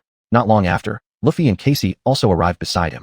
Casey grabbed his shoulder, shaking him urgently, her voice filled with hope as she asked, "Clay, what do you see?" Beneath them, a grand city had been reduced to ruins. What were once exquisite stone buildings now lay in shambles, as if ravaged mercilessly by the hand of time, many reduced to piles of rubble. The wide streets were devoid of people, and no noisy voices broke the oppressive silence. Under the dim sky, This place resembled the corpse of a dead city that had remained incorrupt for millennia. While they couldn't determine what kind of disaster had once occurred here, it was evidently described in many of his memories as a curse. Houses had collapsed and were charred black from fire, and claw marks still marred the remaining walls, shocking to behold.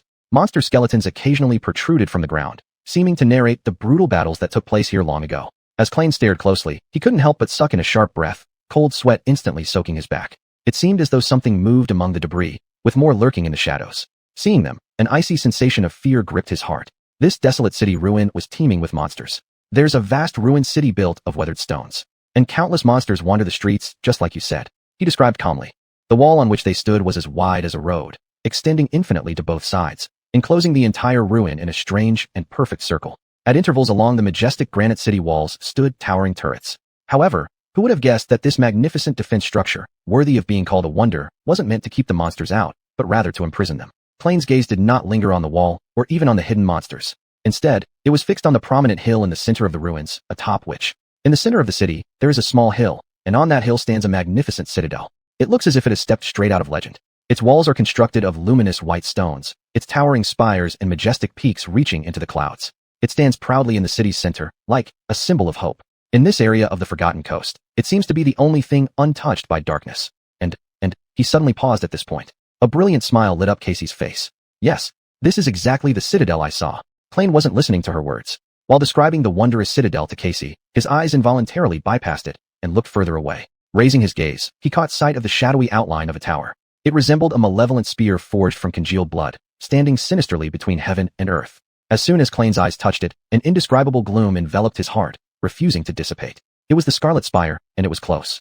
Its emanated aura of evil was like countless icy hands frantically pulling at Klain, making him instinctively want to look away. Yet, this wickedness seemed to possess some kind of magical charm, holding his gaze firmly so he couldn't look away. Beside him, Luffy was silently gazing at the spire as well, her thoughts always enigmatic. Only from her heavy and somber expression could one glimpse a hint of her feelings. After a moment, she managed to calm herself, turning her back directly, choosing not to look at it anymore. She frowned, looking beyond the wall, her voice unusually tinged with worry. The last stretch leading to the citadel may be very dangerous. We must not act rashly. Let's find a safe way down first. None of them wanted to risk climbing down from the wall. After all, if something unexpected happened, they'd have nowhere to hide. So, they quickly reached a consensus, deciding to head to the nearest turret, perhaps finding a device there that could help them descend safely. They proceeded along the arc of the wall toward the north, keeping an eye on the movements below in the ruins. Klain occasionally glimpsed some monsters wandering through the abandoned streets, but curiously, these monsters seemed uninterested in the world outside the wall. For now, they were still safe. Yet, Klain couldn't sense even a shred of safety. He repeatedly glanced toward the axis of the distant Crimson Spire, his body trembling involuntarily. The oppressive aura radiating from that tower was overwhelmingly strong, as if it were the tangible embodiment of evil and fear. It's fine, we'll be leaving here soon, he told himself. Only this thought could keep him from descending into baseless panic. The trial on the Forgotten Coast was nearing its end. They had endured countless trials and struggled to survive at the brink of death numerous times. At times, Klain doubted whether they could leave this desolate land alive. And now, success was within reach. All they needed was to finish this last leg of their journey to return home with honor. A roughly circular tower stood firm before them, towering more than 10 meters above the city wall. At the entrance of the tower was a wide wooden door, but the wood had rotted beyond recognition. Rusty iron hinges still hung onto some splinters of wood, revealing what used to be a solid door. Behind the door yawned a pitch-black opening. Klain instinctively felt something unsettling about the sight of this entrance. Darkness wasn't a problem for him yet. Just then, Casey gently tugged at his shoulder, halting him in his tracks. Klain exchanged a glance with Luffy, immediately placing Casey between them and readying himself to summon his weapon at any moment. What's wrong, Casey? Klain asked anxiously. In certain situations, Casey always seemed able to sense potential threats before them. Her acute hearing and smell frequently captured subtle changes in the environment. At this moment, Casey wore an expression of displeasure. She tilted her head slightly and whispered, "Listen." Klain held his breath and strained his ears to the utmost. Faintly, he caught the abnormal sound coming from inside the tower.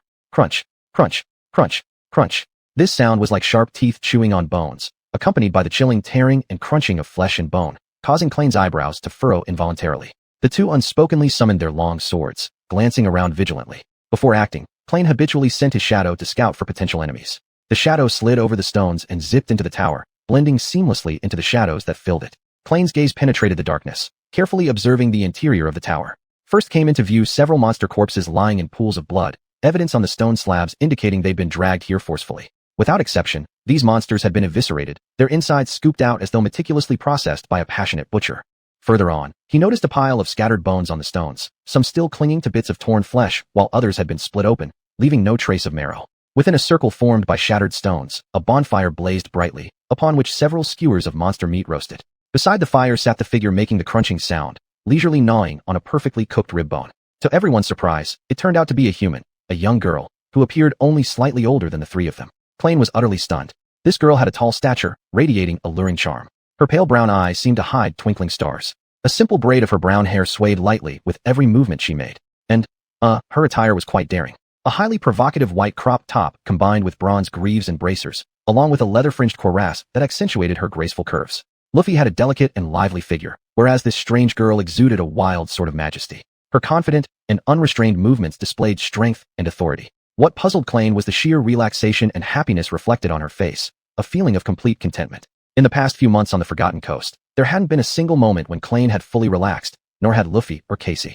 Even during rare breaks, they retained a bit of tension, constantly prepared for various fangs, venoms, and claws that could strike them at any time. Beneath the soul tree, a shadow of unseen gloom still hovered over their hearts. Yet this girl appeared entirely satisfied with being there. She looked happier than Klein had ever seen anyone back in the real world. Witnessing her ravenously eating the unfortunate monster's meat, juices dripping down her cheeks and fingers, left Klein thoroughly baffled. After finishing the meat, she moved on to the bone. Klein suddenly stiffened, his face expressing disbelief. What should have been diamond-hard monster bones crunched under her teeth, like paper.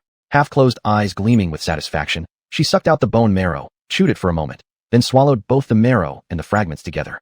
Crunch, crunch, crunch, crunch. After finishing the rib bone, she casually tossed the remaining bone into a pile of bones beneath her feet, which was already astonishingly large. Then, she stretched her arms and let out a loud belch, patted her stomach, and grabbed another piece of crispy, golden meat from beside the fire, taking a big bite. Klein scanned his surroundings one more time, roughly assessing the environment before withdrawing his focus just in time to meet Luffy's inquisitive gaze. "What did you see?" she asked. He hesitated for quite a while before replying uncertainly. Either a famished human girl, or a very gluttonous demon that knows how to enjoy itself.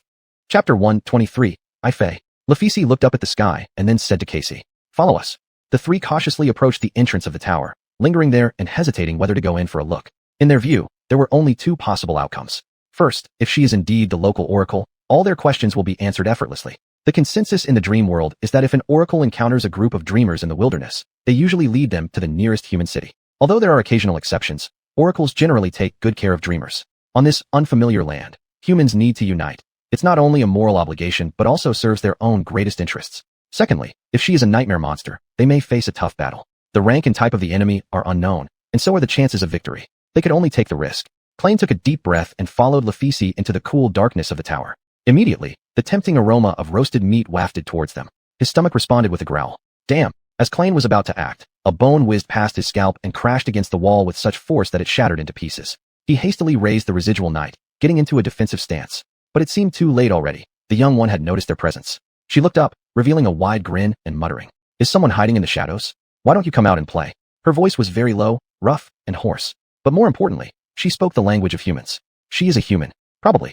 The girl sat lazily, appearing relaxed and casual, but Klein didn't miss the slight tension in her well-defined muscles. He was clear. This woman might unleash astonishing power at any moment and should not be provoked. Catching sight of Luffy from the corner of his eye, Klein imitated her by putting away his sword. Subsequently, the three slowly entered the flickering light and shadow cast by the campfire. Seeing them, the girl's face showed surprise, her eyebrows slightly lifting. Humans? Humph. Unexpected. Then, she smiled lightly and shook her head. "Oh no, I've been too impolite." Saying that, she gracefully stood up. Her white waistcoat swayed as she moved, exposing her smooth lines and muscular thighs. Klein felt a little annoyed. He'd known the girl was tall, but it wasn't until now that he realized just how imposing her height was. She was a head taller than Luffy, let alone Klein himself. Add her athletic build, olive skin, and ancient bronze armor, and she really resembled some kind of ancient female war goddess. However, looking up at her eyes was quite annoying. There was nothing Klein could do. If he looked straight ahead, his gaze would land directly on her graceful At this point, she raised her arm to wipe her dirty face and pointed at the fire pit asking, "Come on, do you want to sit?" Although she issued a polite invitation, Klein was still hesitant. After an awkward silence for several seconds, Luffy finally stepped forward and asked the question that had been troubling them. Her voice was abnormally tense, filled with suppressed emotions, as she carefully asked, Are you human?" The young girl stared expressionlessly at Luffy for a moment. Then, a hint of a smile appeared on the corner of her lips as she teased back. "What else could I be? A horse?" Saying that, she burst out laughing, amused even herself by this absurd joke. Luffy and Klein exchanged glances, momentarily at a loss. The girl giggled again, her her gaze fixed on them, her eyes gleaming with joy. Of course, I am human. Why do you ask this? Anyway, come over and sit down first. I'm tired of looking down at you, my neck is sore. After saying that, she sat down by the fire first, striking a posture of ease. Finally, Klain and his companions approached and successively sat on the rocks, looking at the strange girl with earnest gazes. She scrutinized them first before furrowing her brows slightly. I haven't seen you guys before. Are you new here? Lafisi nodded lightly in response. Yes, we've just arrived in this city. She tried her best to appear natural and proper, proving that her efforts to improve her social skills hadn't gone to waste. If Klain didn't know how clumsy and uncomfortable Lafisi can be when relaxed, he wouldn't have had any suspicions. Lafisi paused for a moment and continued. My name is Lafisi, and they are my companions, Casey and Klain. We are dreamers who arrived here last winter solstice. So you've been in the labyrinth for 2 whole months? She whistled, examining them with renewed respect. Truly impressive. Congratulations to you. She gave them a radiant, friendly smile. Glad to meet you. I'm Ifei, or at least that's what everyone calls me. I'm a dreamer too. Klain's eyes flickered slightly. So this female war goddess wasn't an oracle but a dreamer just like them. Although he didn't remember seeing her at the academy, he couldn't help but break the silence, leaning forward to ask, Are you from the city? Is there anyone living there? Ifei shot him a glance, her eyes filled with indescribable emotions. There was a hint of pity in that look. People do live in the city, that's correct. The two exchanged excited glances. Then, Lafisi asked earnestly, Could you take us to the city? Ifei shrugged indifferently. That goes without saying. Do you have any crystals? Klain nodded on hearing this, but what did spirit crystals have to do with it? After killing that stubborn rock by the wall, he obtained 2 pieces. Was she asking for a reward? Lafisi took out the crystals and showed them to Ifei. We've got 2. Ifei couldn't help rolling her eyes. Just 2? Alright, still better than nothing. Keep them, you'll need them later. Not fully grasping the meaning of her words, Lafisi hesitated and directly asked. All we want is to get to the city as soon as possible and enter the portal to go home. How long will it take? Ifei's gaze swept over Klain and his companions one by one before stopping on Lafisi. Suddenly, she bent over laughing uncontrollably. She laughed so hysterically and violently that tears came to the corners of her eyes. All 3 were surprised and annoyed, shocked as they watched her shaking with laughter, none of them understanding why. Is she insane? Casey timidly asked. Klain didn't respond, narrowing his eyes and reassessing the situation. Earlier, this girl just seemed a bit strange, but now it appeared things might be far more complicated than he thought. Ifei stopped laughing as abruptly as it began. Wiping away her tears, she shook her head and said calmly, My apologies. Maybe I frightened you. I just couldn't help it. Please forgive my outburst. Then, standing up straight, she stared deeply into their eyes and slowly said, I can indeed take you to the city, but there's no portal there. The truth is, there's simply no way out of this hell. I've been trapped here for 3 years myself. So, welcome to Despair City. All those who enter here should give up hope, and the rest. Her final words were delivered slowly and deliberately, though Klain didn't catch them clearly. Chapter 124, Abandon Hope. Her words struck like a thunderbolt on a clear day, exploding in his ears and shaking Klain with dizziness. With every word she spoke, the 3 grew paler. By the end, their hearts had sunk into the abyss of despair, staring blankly at the young woman before them. Klain felt something fragile yet precious inside him shatter, its shards piercing through him like knives, bringing almost tangible anguish to his soul. No, this can't be true. Klain screamed as if mad, his hands flailing helplessly around, searching for something to hold on to. This cannot be real. How could all this effort have been wasted? How could all his expectations, hopes, and visions of the future vanish into nothing but bubbles because of a few words? How is this even possible? Behind him, Cassie's soft voice cut through, her tone filled with uncertainty. What do you mean there's no portal? Effie shrugged, her gaze cold, as if this revelation was a matter-of-course routine to her. It's quite simple. I'm sorry I'm the one to break this news to you, but deep down, you probably already suspected it, right? The Forgotten Coast. This isn't a place where humans can survive, which is why you've never heard of it online or in the academy. Klain's face twisted in a mixture of anger and despair. Of course, the answer had been right in front of him, but he had been too naive, too foolish to see it, let alone confront it. The dream world was vast and mysterious. Humanity had only scratched the surface of most regions. At least scattered information about these areas existed. Some places were entirely under human control, like the massive cities that provided sanctuary for hundreds of thousands of oracles. But when Klain first came to the Forgotten Coast, he failed to recognize any geographical features. Back then, he blamed it on his own inadequate knowledge. When Luffy's and Cassie also couldn't identify this place, he should have realized the truth. Why would such an extensive and unique area remain unknown to everyone? The most plausible explanation was that no one has ever managed to escape from this desperate abyss back to the real world and spread the word about it. He was such a fool. Just weeks of comfortable living in the academy had made him forget how unfair the world had always been towards someone like him. Reality was often worse than his darkest fears. How could this be any different? This world is like a predator, waiting for the perfect moment to devour you whole. He had known from the beginning that the threads of destiny would either lead him directly to safety in a city or strand him permanently within a lifeless wasteland. So why had he dared to hope otherwise? A bitter taste rose in Klain's mouth. A drop of blood trickled from his lip to the ground, sounding loud and jarring. Meanwhile, Effie continued to disclose the grim truth with her steady tone. About 15 years ago, the first group of dreamers arrived at this ruined city and took it over. Not because there was a portal here, but because it was the only place where they could temporarily stay safe. Since then, each winter solstice, many fortunate ones managed to find their way here, but without exception, like me, they ended up trapped forever. Luffy stood silently, frozen like a statue, though her tightly clenched fists betrayed her inner turmoil. Cassie, facing away from them, struggled more than the others to accept this harsh reality. Her delusions had dragged them all into this hopeless situation since the very start. Her complexion turned deathly pale, pain and shock gripping her delicate features as if malicious hands distorted her once refined visage. She closed her eyes, whispering faintly, "But this isn't fair." In Effie's eyes lingered only pity now. She smirked, a shadow of cruel amusement curling at the corner of her lips, and retorted, "When has fairness ever existed?" Of course she was right. Justice doesn't exist outside the realms of human fantasy. Plain had grasped this truth long before, yet despair still clung to his sanity, threatening to overwhelm him. Effie's smile promptly lost its sinister edge, shifting into one that appeared carefree and radiant. She leaned forward slightly, consoling. "But not everything is terrible. At least you've met me. You're incredibly lucky, really. If you hadn't come across a local guide, you'd all be dead by now." Luffy's looked up and pierced her with a direct gaze, her voice calm as she asked, "Is that so? Why is it this way?"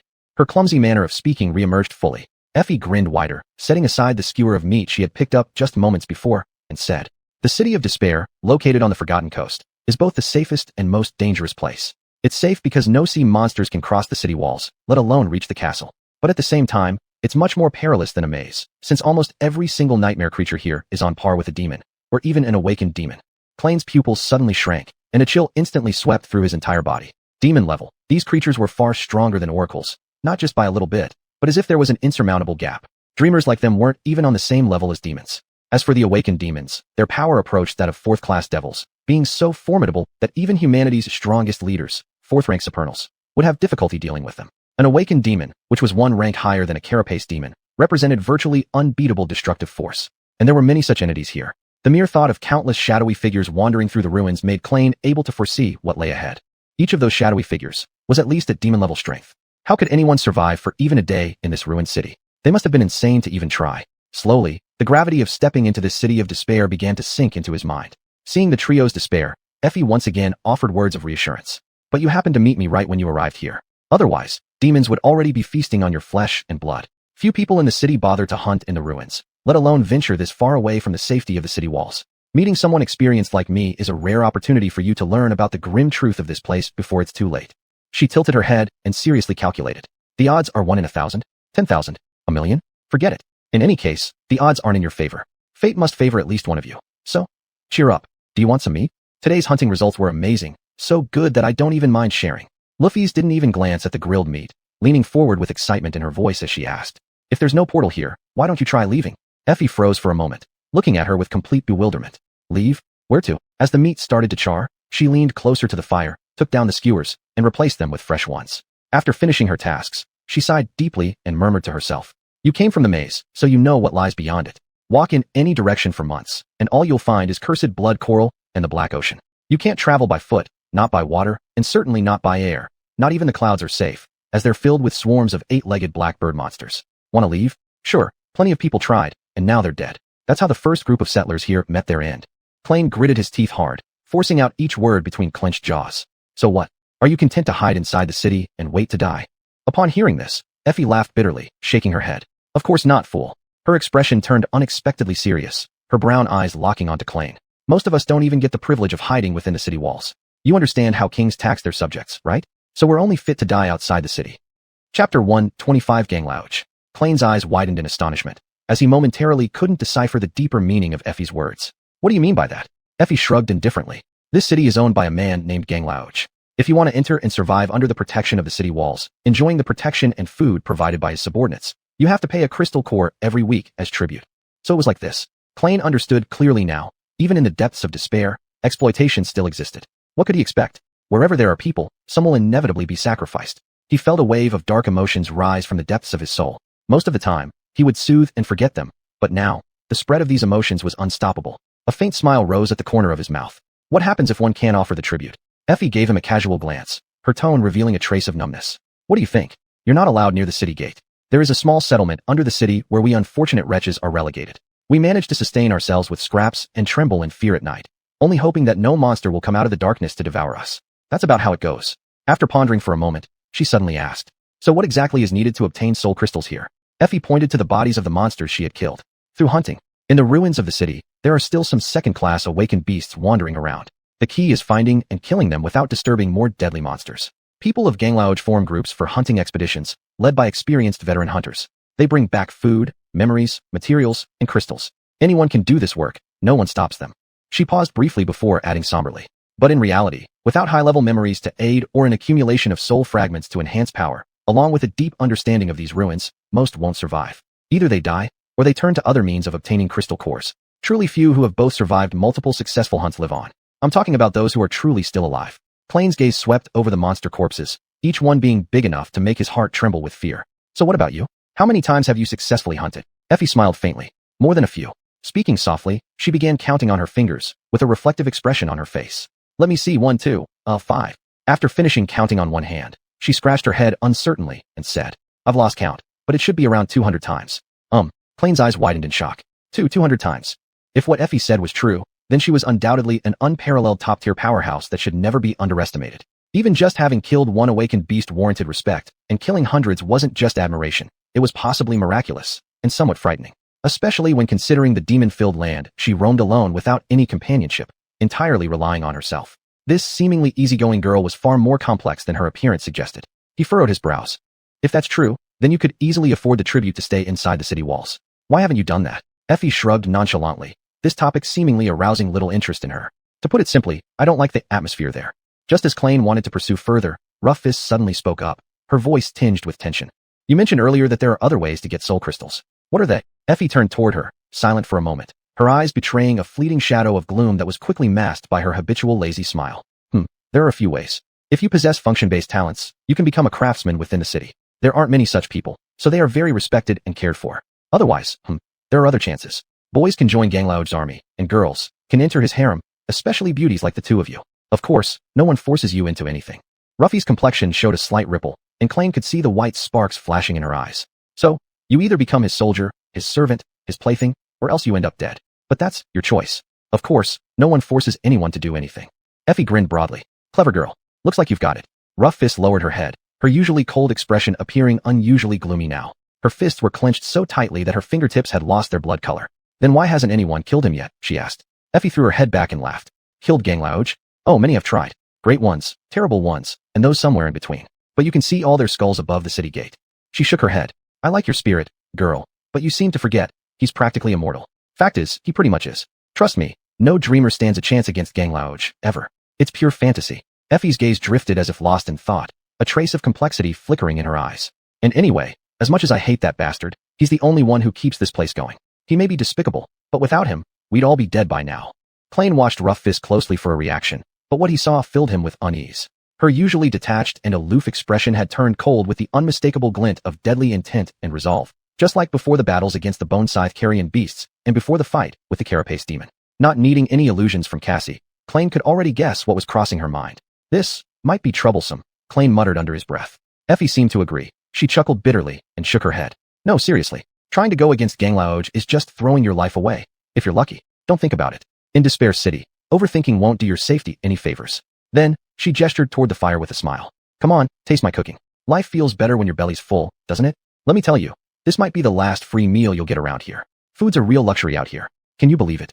Clayne appeared unfazed. He leaned forward and picked up a sizzling skewer of meat. Whatever happened, they had to keep moving forward. One step at a time. This was their only way to survive. I believe it. Effie, you probably don't know this, but I grew up in the suburbs. Before entering the academy, I didn't even know what real meat tasted like.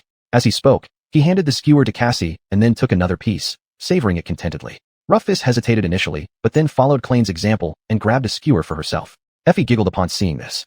That's right. See, even the fool gets it. Rough Fist seemed to have taken her advice, at least on the surface. She acted as if accepting the current fact that the city lord was unbeatable, but only Clayne knew that deep down, there was no way she'd concede. That girl had a habit of turning impossibilities into reality. Chapter 126 Consolation. After learning that their long and arduous journey was nothing but in vain, the desire that had been supporting them through the entire way to the human city promised in legends had now vanished. Ironically, they still wanted to reach there as soon as possible. In Clayne's heart, a slim hope was still flickering. Maybe Effie was deceiving them, or everything she said was false. This spirited hunter looked sincere and competent, though there was always something strange about her. Nonetheless, her words did make a lot of sense. Effie didn't rush to leave the tower. There isn't enough time left for us to travel such a great distance. Moving through the ruins is slow and arduous. Relax and rest. We'll set out at dawn tomorrow. After saying this, she got busy, pulling out a long knife to deal with the monster's corpse. She summoned a memory that turned into an apron to prevent blood from staining her belted tunic. This energetic young girl hummed cheerful tunes, just like a chef absorbed in cooking. In contrast, none of the three felt like talking. They each sat quietly, the heavy gloom around them almost palpable as they silently absorbed the harsh truth of their new predicament. Klein felt utterly disheartened, as if someone had drained all his strength, leaving him without any willpower or energy to do anything. The world seemed dim and tedious. Such was the effect of hope. Once, it was a healing medicine. Now, it had become poison, constantly eroding his already battered heart. He didn't even have the energy to be angry, to complain. It was as though he had run a marathon until he was utterly exhausted, crossed the finish line, only to find another race waiting on the other side. And he would have to keep running forever until he collapsed on the road. He knew he would never see Tina and Master Richard again, who had helped him so much, never being able to thank them. He had disappointed them and would never become an oracle. He would also have no chance to learn more about his unique path of evolution, along with his dream of becoming wealthy and enjoying a comfortable life. That dream was also doomed to shatter. This was what hurt him most. So this is how it ends, isn't it? He asked himself vaguely. His heart was dead, and he tried to find some consolation in this catastrophic failure. Upon reflection, I'm still alive. That must mean something, right? His shadow glanced at him, not entirely convinced. Moreover, in the foreseeable future, I can survive easily. Indeed, the overall situation is grim, but our current situation has improved significantly. We are no longer constantly under threat of being swallowed by the Black Sea or eaten by sea monsters, and we have found a strong human community. Regardless of what the city holds, there are hundreds of people living there. In the dream world, numbers and experience are crucial. By integrating into the human community, they would finally be rid of the heavy burden that had weighed on them for so long. Compared to surviving in the labyrinth's hellish conditions, life in the city would seem like a dream. Of course, provided they were willing to bow down to the bully in the city. If Klein were alone, he would do so without hesitation. But the circumstances had changed. Even if they refused, there was still the settlement outside the city. Effie, as a solitary hunter, seemed to be doing well. At least, she didn't appear miserable. Moreover, she might be the most optimistic person Klein had ever met. Seriously, how could she remain so relaxed? Was she crazy? He squinted at the exceptionally tall girl with furrowed brows. All right, let me think. She has shelter from the wind and rain, and an endless supply of food as long as she is willing to hunt. This is already much better than my life on the outskirts of the city. Thinking this way, spending the rest of his life in this desolate city, though not the future he had imagined, was not much different from struggling for survival in the slums of the real world. But in many aspects, here was much better. So, perhaps the situation looked so bad not because it truly was so bad, but because it failed to meet his excessively high expectations. Maybe Effie simply hadn't hoped for anything from life, which might explain why she could stay optimistic and open-hearted even in this abominable hell. Yes, probably that's it. The problem is solved. It's very simple. The shadow shook its head and slinked away to one side. He tried to view the disaster rationally and look for the positive side, but his mood didn't improve as a result. Whenever he thought about how inevitable and bleak their future was, he only felt weary. Suddenly, he felt a chill on his skin. That familiar sense of fear and unease surged back into his heart, but now, the feeling was especially deep and intense. The shadow of the Crimson Spire enveloped the city of despair. Not long after, the sound of waves crashing against the rocks informed them that nightfall was approaching. Klein didn't even have the will to stand up. Silently, he sent his shadow out to check their surroundings. As the last rays of sunset dyed the world red, the Black Sea surged out of the massive volcanic crater as promised. Klein numbly watched the beautiful, faceless statue far away gradually being swallowed by the sea until only her spread palms were still exposed above the water. He shifted his gaze and looked down again. The undulating waves of the Black Sea stopped just a few meters below the edge of the city walls. It seemed like he could touch it with an outstretched hand. On the other side of the wall, the ruins were shrouded in shadows, submerged tens of meters below sea level. Caught between the endless Black Sea and the expansive ruins, this majestic wall appeared no thicker than a sheet of paper. Yet it silently bore the immense pressure of the dark waves, functioning like a dam to protect the city beneath from being washed away by floods, just as it had done for thousands of years. Watching this scene, Klein couldn't help but imagine the colossal pressure breaking through the collapsing wall, transforming into a black torrent of destruction swallowing everything in its path, causing his spine to grow cold. After calling back his shadow, Klein finally forced himself to stand up and walk toward Rufus. She was sitting against the wall, her expression grim. She raised her eyes when she heard his footsteps. Klein sat beside her, remaining silent for a while before earnestly asking, "What are you thinking?" She said nothing, responding only with a determined look in her gray eyes. Just as he thought there would be no answer, she finally spoke. White sparks ignited deep within her icy gray pupils as she replied, "We will find a way back, no matter what the cost. We will." Her words echoed throughout the spacious tower, making the shadows on the walls dance joyfully along with the flickering glow. Chapter 127 Teasing. In the early morning, they set out for the city. Before leaving the tower, Effie gave them a lot of advice. "Stay behind me. Follow every word I say. Don't make any noise, don't let blood, and don't overthink." Some monsters outside can catch loud thoughts, and some can sense strong emotions, so don't feel fear. Plain glared at her with an unpleasant expression. How could he control his own thoughts? Effie merely smiled faintly. What? Haven't you ever solved math problems in your head to leave a good impression on the lady you like? Just do as I said. His face turned red as she giggled, and then turned to Cassie and Roofies. Correction. You too, try not to feel fear. As for you, fool, try not to be overly excited. If you can't even stay close behind me, just slap yourself. Understand. Plain's face burned as he ground out a few words from between his teeth. That won't be a problem. Effie blinked a few times, and suddenly a smile flickered at the corner of her mouth. Oh, do you like the same sex? I understand. Same sex, what does that mean? He struggled to calm himself, took a deep breath, and started counting silently. The mottled, broken stone pillars, the uneven stone floor, his thoughts swayed between numbers and reality. Solving math problems, my ass. Who does she think she is? Wait, why am I counting? Effie checked one by one to ensure they understood her meaning before turning around and pushing away the granite slab blocking the exit of the tower. Beneath her olive skin, her firm muscles tensed with the movement, painting a striking picture. Plain fixed his gaze on her back and swallowed unconsciously. That slab must weigh at least several tons. How could this girl, Effie, have such astonishing strength? Effie noticed his gaze, raised an eyebrow, and teased him. Satisfied? He answered instinctively. Why yes. No, I didn't look at you for that reason. Why are you so strong? She glanced at the granite slab, then at him. Oh, this? It's my talent ability, a complete enhancement of all bodily functions.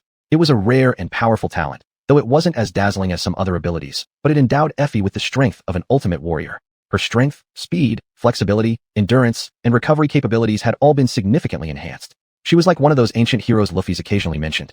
Moreover, the degree of these enhancements seemed extraordinarily impressive. Furthermore, during the years spent in the ruins, Effie had been hunting for many years, probably absorbing countless soul fragments. Since she refused to offer these crystalline nuclei as tribute to the exploiters in the city, the destination of these nuclei clearly related to her power. But why would she easily reveal her abilities? Sharing such secrets in the cruel environment of the Forgotten Coast did not seem wise. Noticing the shock on Plain's face, Effie displayed a satisfied smile. What? This isn't much of a secret. Around here, anyone with eyes knows about my talent. Otherwise, should I tell you about my flaws too? A mischievous glint flashed in her eyes. Spare me, who'd be dumb enough to publicize their own.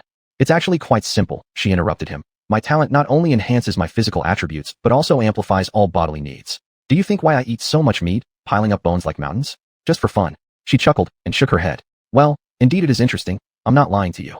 Thus, the cost of possessing the strength of many people was having the hunger of many people as well. In the ruins, where food was scarce and difficult to obtain, this was a dangerous flaw. This was also a curse, forcing her to hunt more frequently than others, thereby facing more risks and dangers. Most people might scoff at its severity, but Klein wouldn't. He knew what real hunger felt like and understood how far it could push a person. Perhaps Effie had come here initially not out of choice, but because she had no other options. What other bodily needs did people have? Klein thought, somewhat confused. Air, water, food. Then as he was deep in thought, Effie's sudden shout startled him. Hey, I told you not to be too excited. Klein jumped in surprise, looked up to see Effie staring at him while laughing. His embarrassment quickly turned into anger. Don't flatter yourself, stick figure, he retorted defiantly. However, when he noticed Rufy's and Cassie's amused gazes, his anger subsided a little. It was only then that he suddenly realized that Effie might not just be teasing him for fun. Perhaps, she was trying to lighten the mood through this method and help them adjust their mindset, making it safer for them to cross these ruins. Effie covered her mouth, giggling nonstop. What? Speechless? She teased. Klein glared at her and retorted. Stop interrupting my thoughts. Then, forcing himself to change the subject, he reluctantly added. I'm solving math problems. A few minutes later, they left the tower, stepping onto the streets leading to the city of despair. Before setting off, Effie summoned the helmet of her ancient armor. Its Gothic design featured a tall cluster of blue horsehair on top, and the mask was narrow, exposing only her eyes and lips. On her back hung a leather sack filled with monster meat, bones, and hides collected from her hunts. Klein knew that the internal space of this bag was much larger than it appeared. Otherwise, to hold all of Effie's trophies, it would have been absurdly large. Nevertheless, for ordinary people, this bag was already heavy enough to be hard to carry. This was the fourth memory Klein had seen Effie summon so far, including that set of armor, longsword, and black leather apron. He wondered how many more memories Effie held. He hadn't even seen Effie use any weapons yet. In the dim light of dawn, they entered the shattered ruins. What once was a city of grandeur had now become a desolate maze of stone, sprawling around them. Under a gray sky above, an oppressive silence surrounded the four tense dreamers as if they were walking in a giant graveyard of statues. Klein kept reminding himself that countless dangers lurked in the ominous shadows of the ruins. A single wrong turn could trap them in life-threatening situations. Here in this desolate place, they had no choice but to entrust their lives to their guide. Fortunately, their guide wasn't a melancholy poet, but rather a tall, charming young girl wearing quite eye-catching bronze armor. Given their current predicament, Klein would much rather have a warrior by his side than a useless rider. And truth be told, he found it very hard to imagine any situation where having a rider along would be useful. In his view, All riders were lazy, talentless charlatans whose greatest skill was swindling honest people out of their money while torturing them with cruel suspense for satisfaction. Not to mention, none of them had buttocks as appealing as Effie's. Wait, what am I thinking? Plain hurriedly pulled his thoughts away from these inappropriate ideas, furrowing his brow and warning himself to control his emotions. Indeed, the harsh reality was a blessing in disguise. The dangers of this ruined city gave them no time to dwell on the pain that had clutched their hearts after their hopes were dashed the previous day. They just needed to take one step at a time without thinking too much.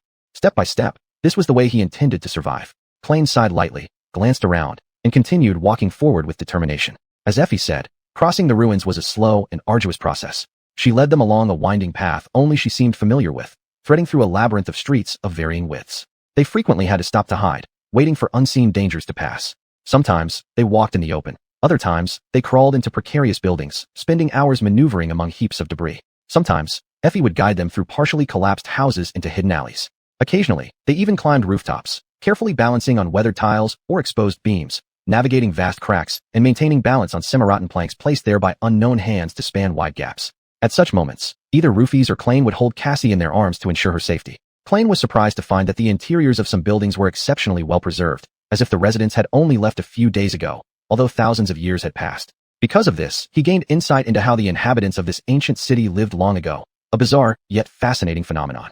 He could see that Effie truly was highly familiar with these ruins. In every place they reached, there were marks and arrangements left from her past visits. From wooden bridges spanning gaps between roofs to heavy stone slabs hiding temporary passages, it was evident that she had spent years meticulously preparing, turning many areas of the ruins into her personal hunting ground. Klain developed a newfound respect for this seemingly carefree young woman, who had practically made traversing the ruins both safe and easy. But then he realized that appearances were deceiving. In fact, he began to suspect that death had been looming over them all along, barely held at bay by Effie's clever preparations and timely decisions. The occasional corpses they stumbled upon, guts spilled out, blood still steaming, made it clear that fearsome monsters lurked everywhere in the ruins. Even nightmare beings were not safe here. More than once, they heard claws scraping against stones from afar, heavy steps causing the ground to tremble, or noticed dark shapes darting across the clouds. At such moments, Effie always adjusted their route on the fly or found a concealed hiding place with remarkable skill. Meeting her truly was an incredible stroke of luck. However, as time passed minute by minute, Klain's mood grew increasingly injome. No matter what the future held in store for them in this place, he knew they would be forced to search for food. This meant he would have to learn every skill Effie had mastered, and possibly more. The task ahead seemed overwhelmingly difficult, and he wasn't sure if he could handle it. At least he wasn't alone. Roofy Eyes was by his side, as was Cassie. Their presence brought him some peace of mind. Living alone in this terrifying hell, he didn't even want to think about it. Such a miserable existence would either kill him outright or drive him insane. By then, he wouldn't want to live anyway. Who would endure that kind of suffering? Why bother agonizing over things that will never happen? Klain glanced at Roofy Eyes and Cassie, suppressing his smile before quickly catching up with the group ahead. When he thought about it, he was far better off than the stubborn Effie leading them. He had reliable companions, and a deep trust and friendship had formed among them. Together, their team was no weak link. Not only that, but his shadow also provided him with a form of comprehensive enhancement. Though less potent, its applications were far more versatile. He could transfer the strengthening effect to memories or ordinary objects, not to mention the precious stealth and reconnaissance capabilities. Klain considered sharing his shadow's abilities with Effie, but he wasn't sure if it was safe. If there were creatures in the ruins that could sense thoughts and emotions, could these creatures also detect the shadow's probing? Before letting the shadow act independently, he needed more information and tests. These reflections eased his mind slightly.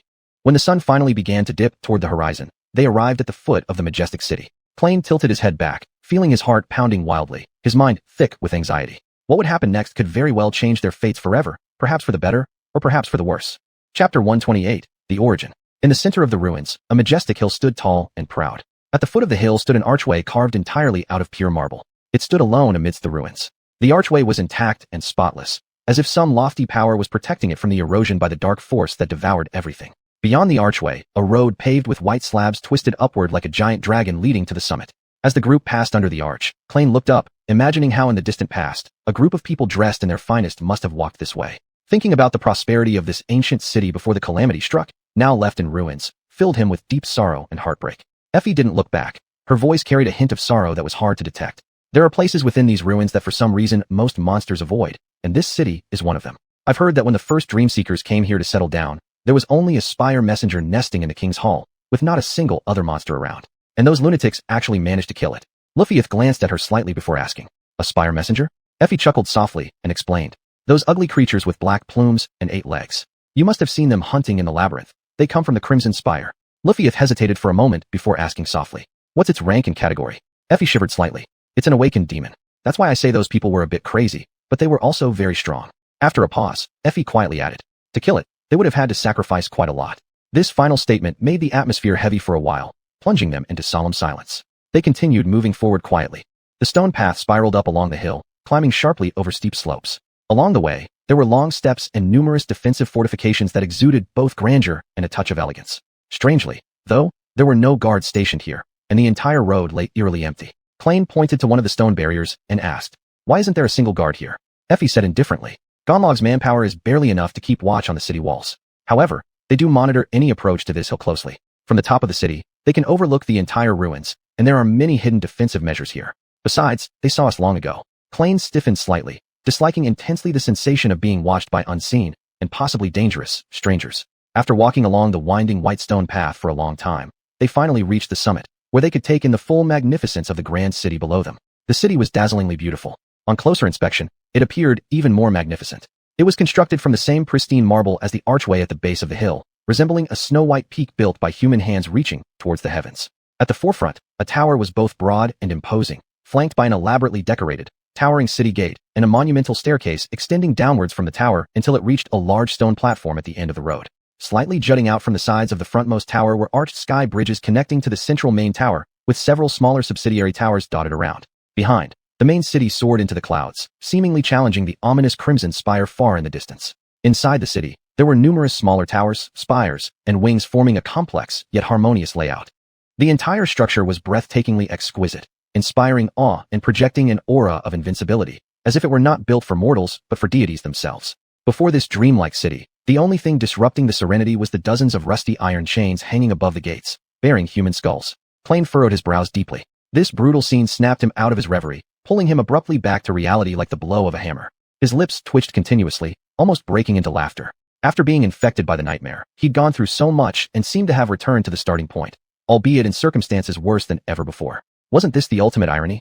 If this wasn't fate, then he truly didn't know what was. Now, all he felt was utter exhaustion, the conflict between hope and despair dragging him closer and closer to the brink of collapse. Suddenly, Luffy's voice cut through his despair. Klein, are you okay? He clenched and unclenched his fists repeatedly, then slowly turned around to face her. After a brief pause, he replied in a faint voice. I'm fine. I was just thinking about some things in the past. There must have been something strange about his tone because she looked at him for a while before finally nodding and walking away. Then, she came to Effie and asked, what should we do now? Effie glanced around helplessly and shrugged her shoulders. It's going to be dark soon, so I suggest you find a place to take shelter before nightfall. Look around for an empty house. Quite a few people die here every season, so there will naturally be plenty of empty houses. Or, the two of you can offer tribute to enter the castle, but only two can go in, and the third person has to stay outside. Luffy hesitated for a moment and then asked, what about you? Effie proudly raised her chin and pointed to a nearby building. Me? That luxurious one-bedroom apartment over there is mine. Let me tell you, it's built from what looks like the best scraps found here, but it's still scrap. I've got to head home tonight, prepare a nice meal for myself, and then get some rest after these tiring days. I'm really sorry, but I don't entertain guests. Luffy stared stubbornly at her for a moment, clearly wanting to say more, but ended up nodding. I understand. We truly appreciate everything you've done for us. We won't forget it, she said to Effie. Effie smiled faintly and patted her shoulder lightly before turning to Klein and Casey. Goodbye, little fool. See ya, pretty lady. Looking forward to our next meeting. With that, she walked off whistling a cheerful tune. In an instant, the three were left alone in confusion, unsure of what to do next. The residents of the outer settlement seemed almost completely indifferent to them, casting only occasional glances.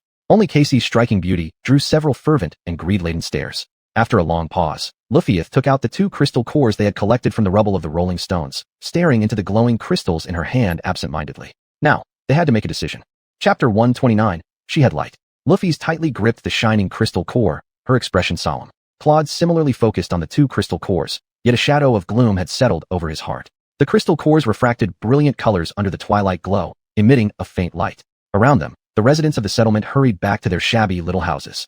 The modest cottages served as their shelters against the encroaching night. The sun had already hidden behind the massive outline of the Crimson Spire, submerging the entire world in its strange shadow. The air was filled with worry and unease. He furrowed his brows, asking with confusion, "What are you thinking about?" Luffy let out a soft sigh, her gaze distant. Her face was as stern as ivory, her eyes revealing deep contemplation. After a brief silence, she said in her usual calm tone, "We must act separately." Claude couldn't help but laugh. You know what typically happens when people split up in these kinds of situations, right? Her gray eyes stared at him coldly, without a trace of a smile. This isn't a TV drama, Claude. We have an opportunity to secure food and shelter for a week. The situation is still unclear, There's no reason to miss this chance. Kathy looked at Luffy's with confusion. But, what about the third person? The atmosphere between them froze, only the howling wind breaking the silence. Claude's gaze swept over Kathy and Luffy's, finally settling on himself. Among them, who would endure hunger in this bone-chilling cold, while the other two enjoyed comfort and safety within the castle? He felt he had some idea. Fair enough, what else could I expect? They had found human civilization in less than 10 minutes, and the small bond they'd formed after navigating the coral maze was already starting to crumble. As he had anticipated, the nature of their relationships was shifting. They were no longer the last three people in the world, no longer completely dependent on each other. Without the desperation that had bonded them, how long could their relationship possibly last? Claude had no answer. When his restless emotions nearly spiraled out of control, Luffy's let out a soft sigh and handed the crystal core to him. Take it, bring Kathy inside. His eyes fixed on her hand before snapping upward suddenly. A storm of complex emotions erupted within him. Surprise, joy, concern. But simultaneously, an inexplicable wave of shame and anger welled up. Unsure of how to handle this flood of feelings, he frowned and asked, "Why me?" Seeing Luffy's look of astonishment, Claude shook his head and gave her a twisted smile as he added, "Don't misunderstand, I'm not refusing.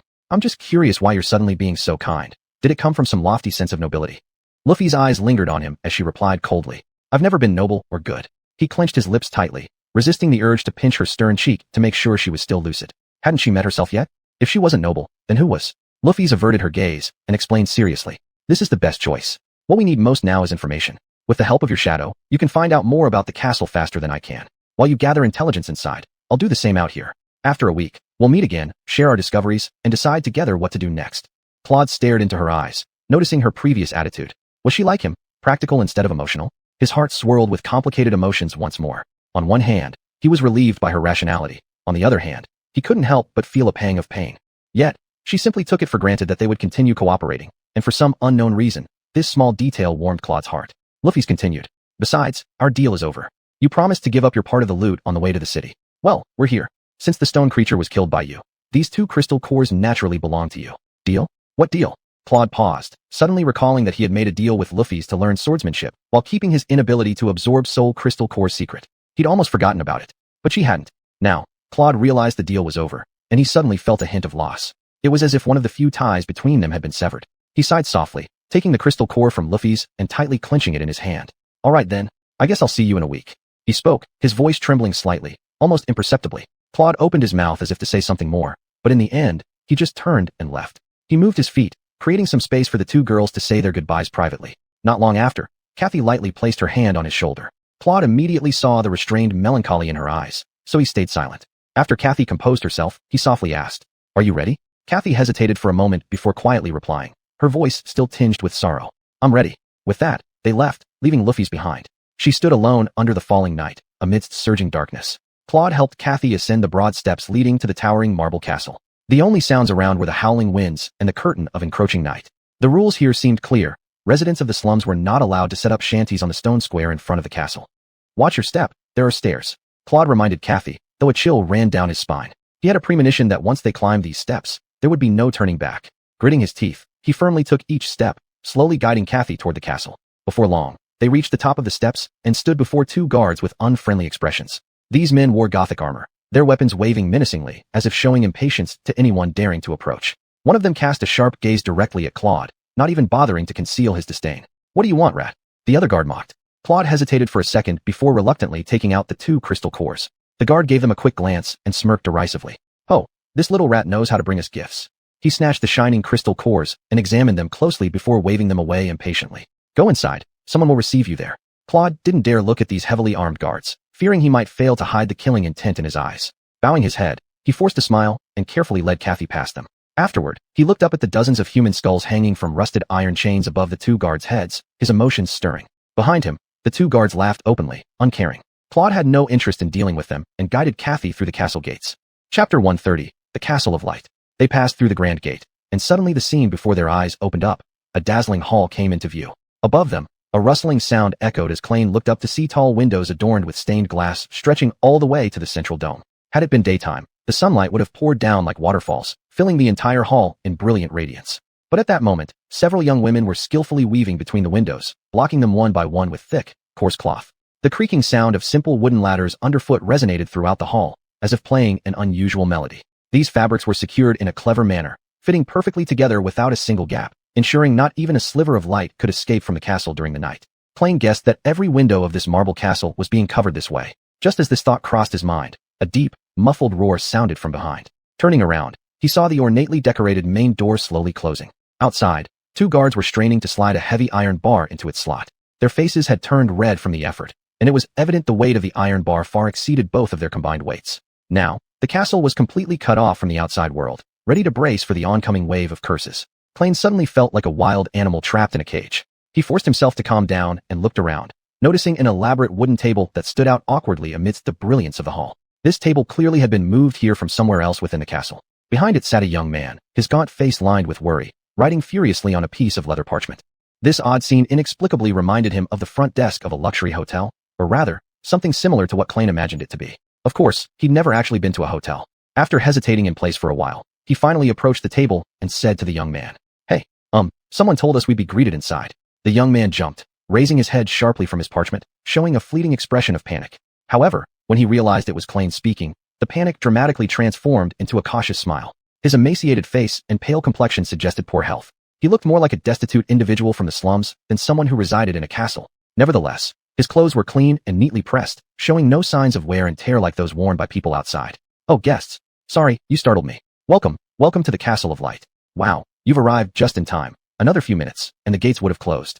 While speaking, he nervously glanced at the guards and quickly averted his gaze. "My name is Haber, and I'm responsible for arranging accommodations for the guests today. Allow me to it seems I don't recognize you.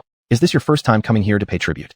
Klain observed him for a moment, only regaining composure when Casey gently squeezed his shoulder, then politely replied, "Yes."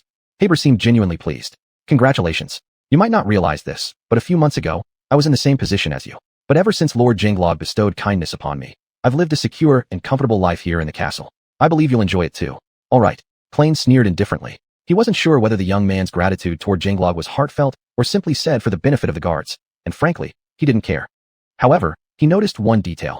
Haber hadn't expressed surprise at the timing of their arrival in Despair City, unlike Ifei. Soon after, though, Klain understood. It made sense that those living inside the castle wouldn't bother keeping track of who and when newcomers arrived in Despair City. Perhaps they assumed he and Casey entered the dream world near the ruins and had spent the past 2 months hunting for soul crystals to pay the entry fee into the castle. This detail was worth noting because Klain currently had no intention of revealing their true strength. Considering how impressed Ifei had been by their successful traversal of the maze, such revelations could attract unnecessary attention. A faint smirk tugged at the corner of his lips. "So, what do we need to do now?" he asked. Haber picked up the feather pen and flipped open a large ledger that resembled a dictionary. "This is quite simple. I just need to register your names and record the time of your tribute. That's about it. We have plenty of empty rooms here, especially in the Tower of Dusk. It's very quiet over there, so how about I arrange for you to stay there?"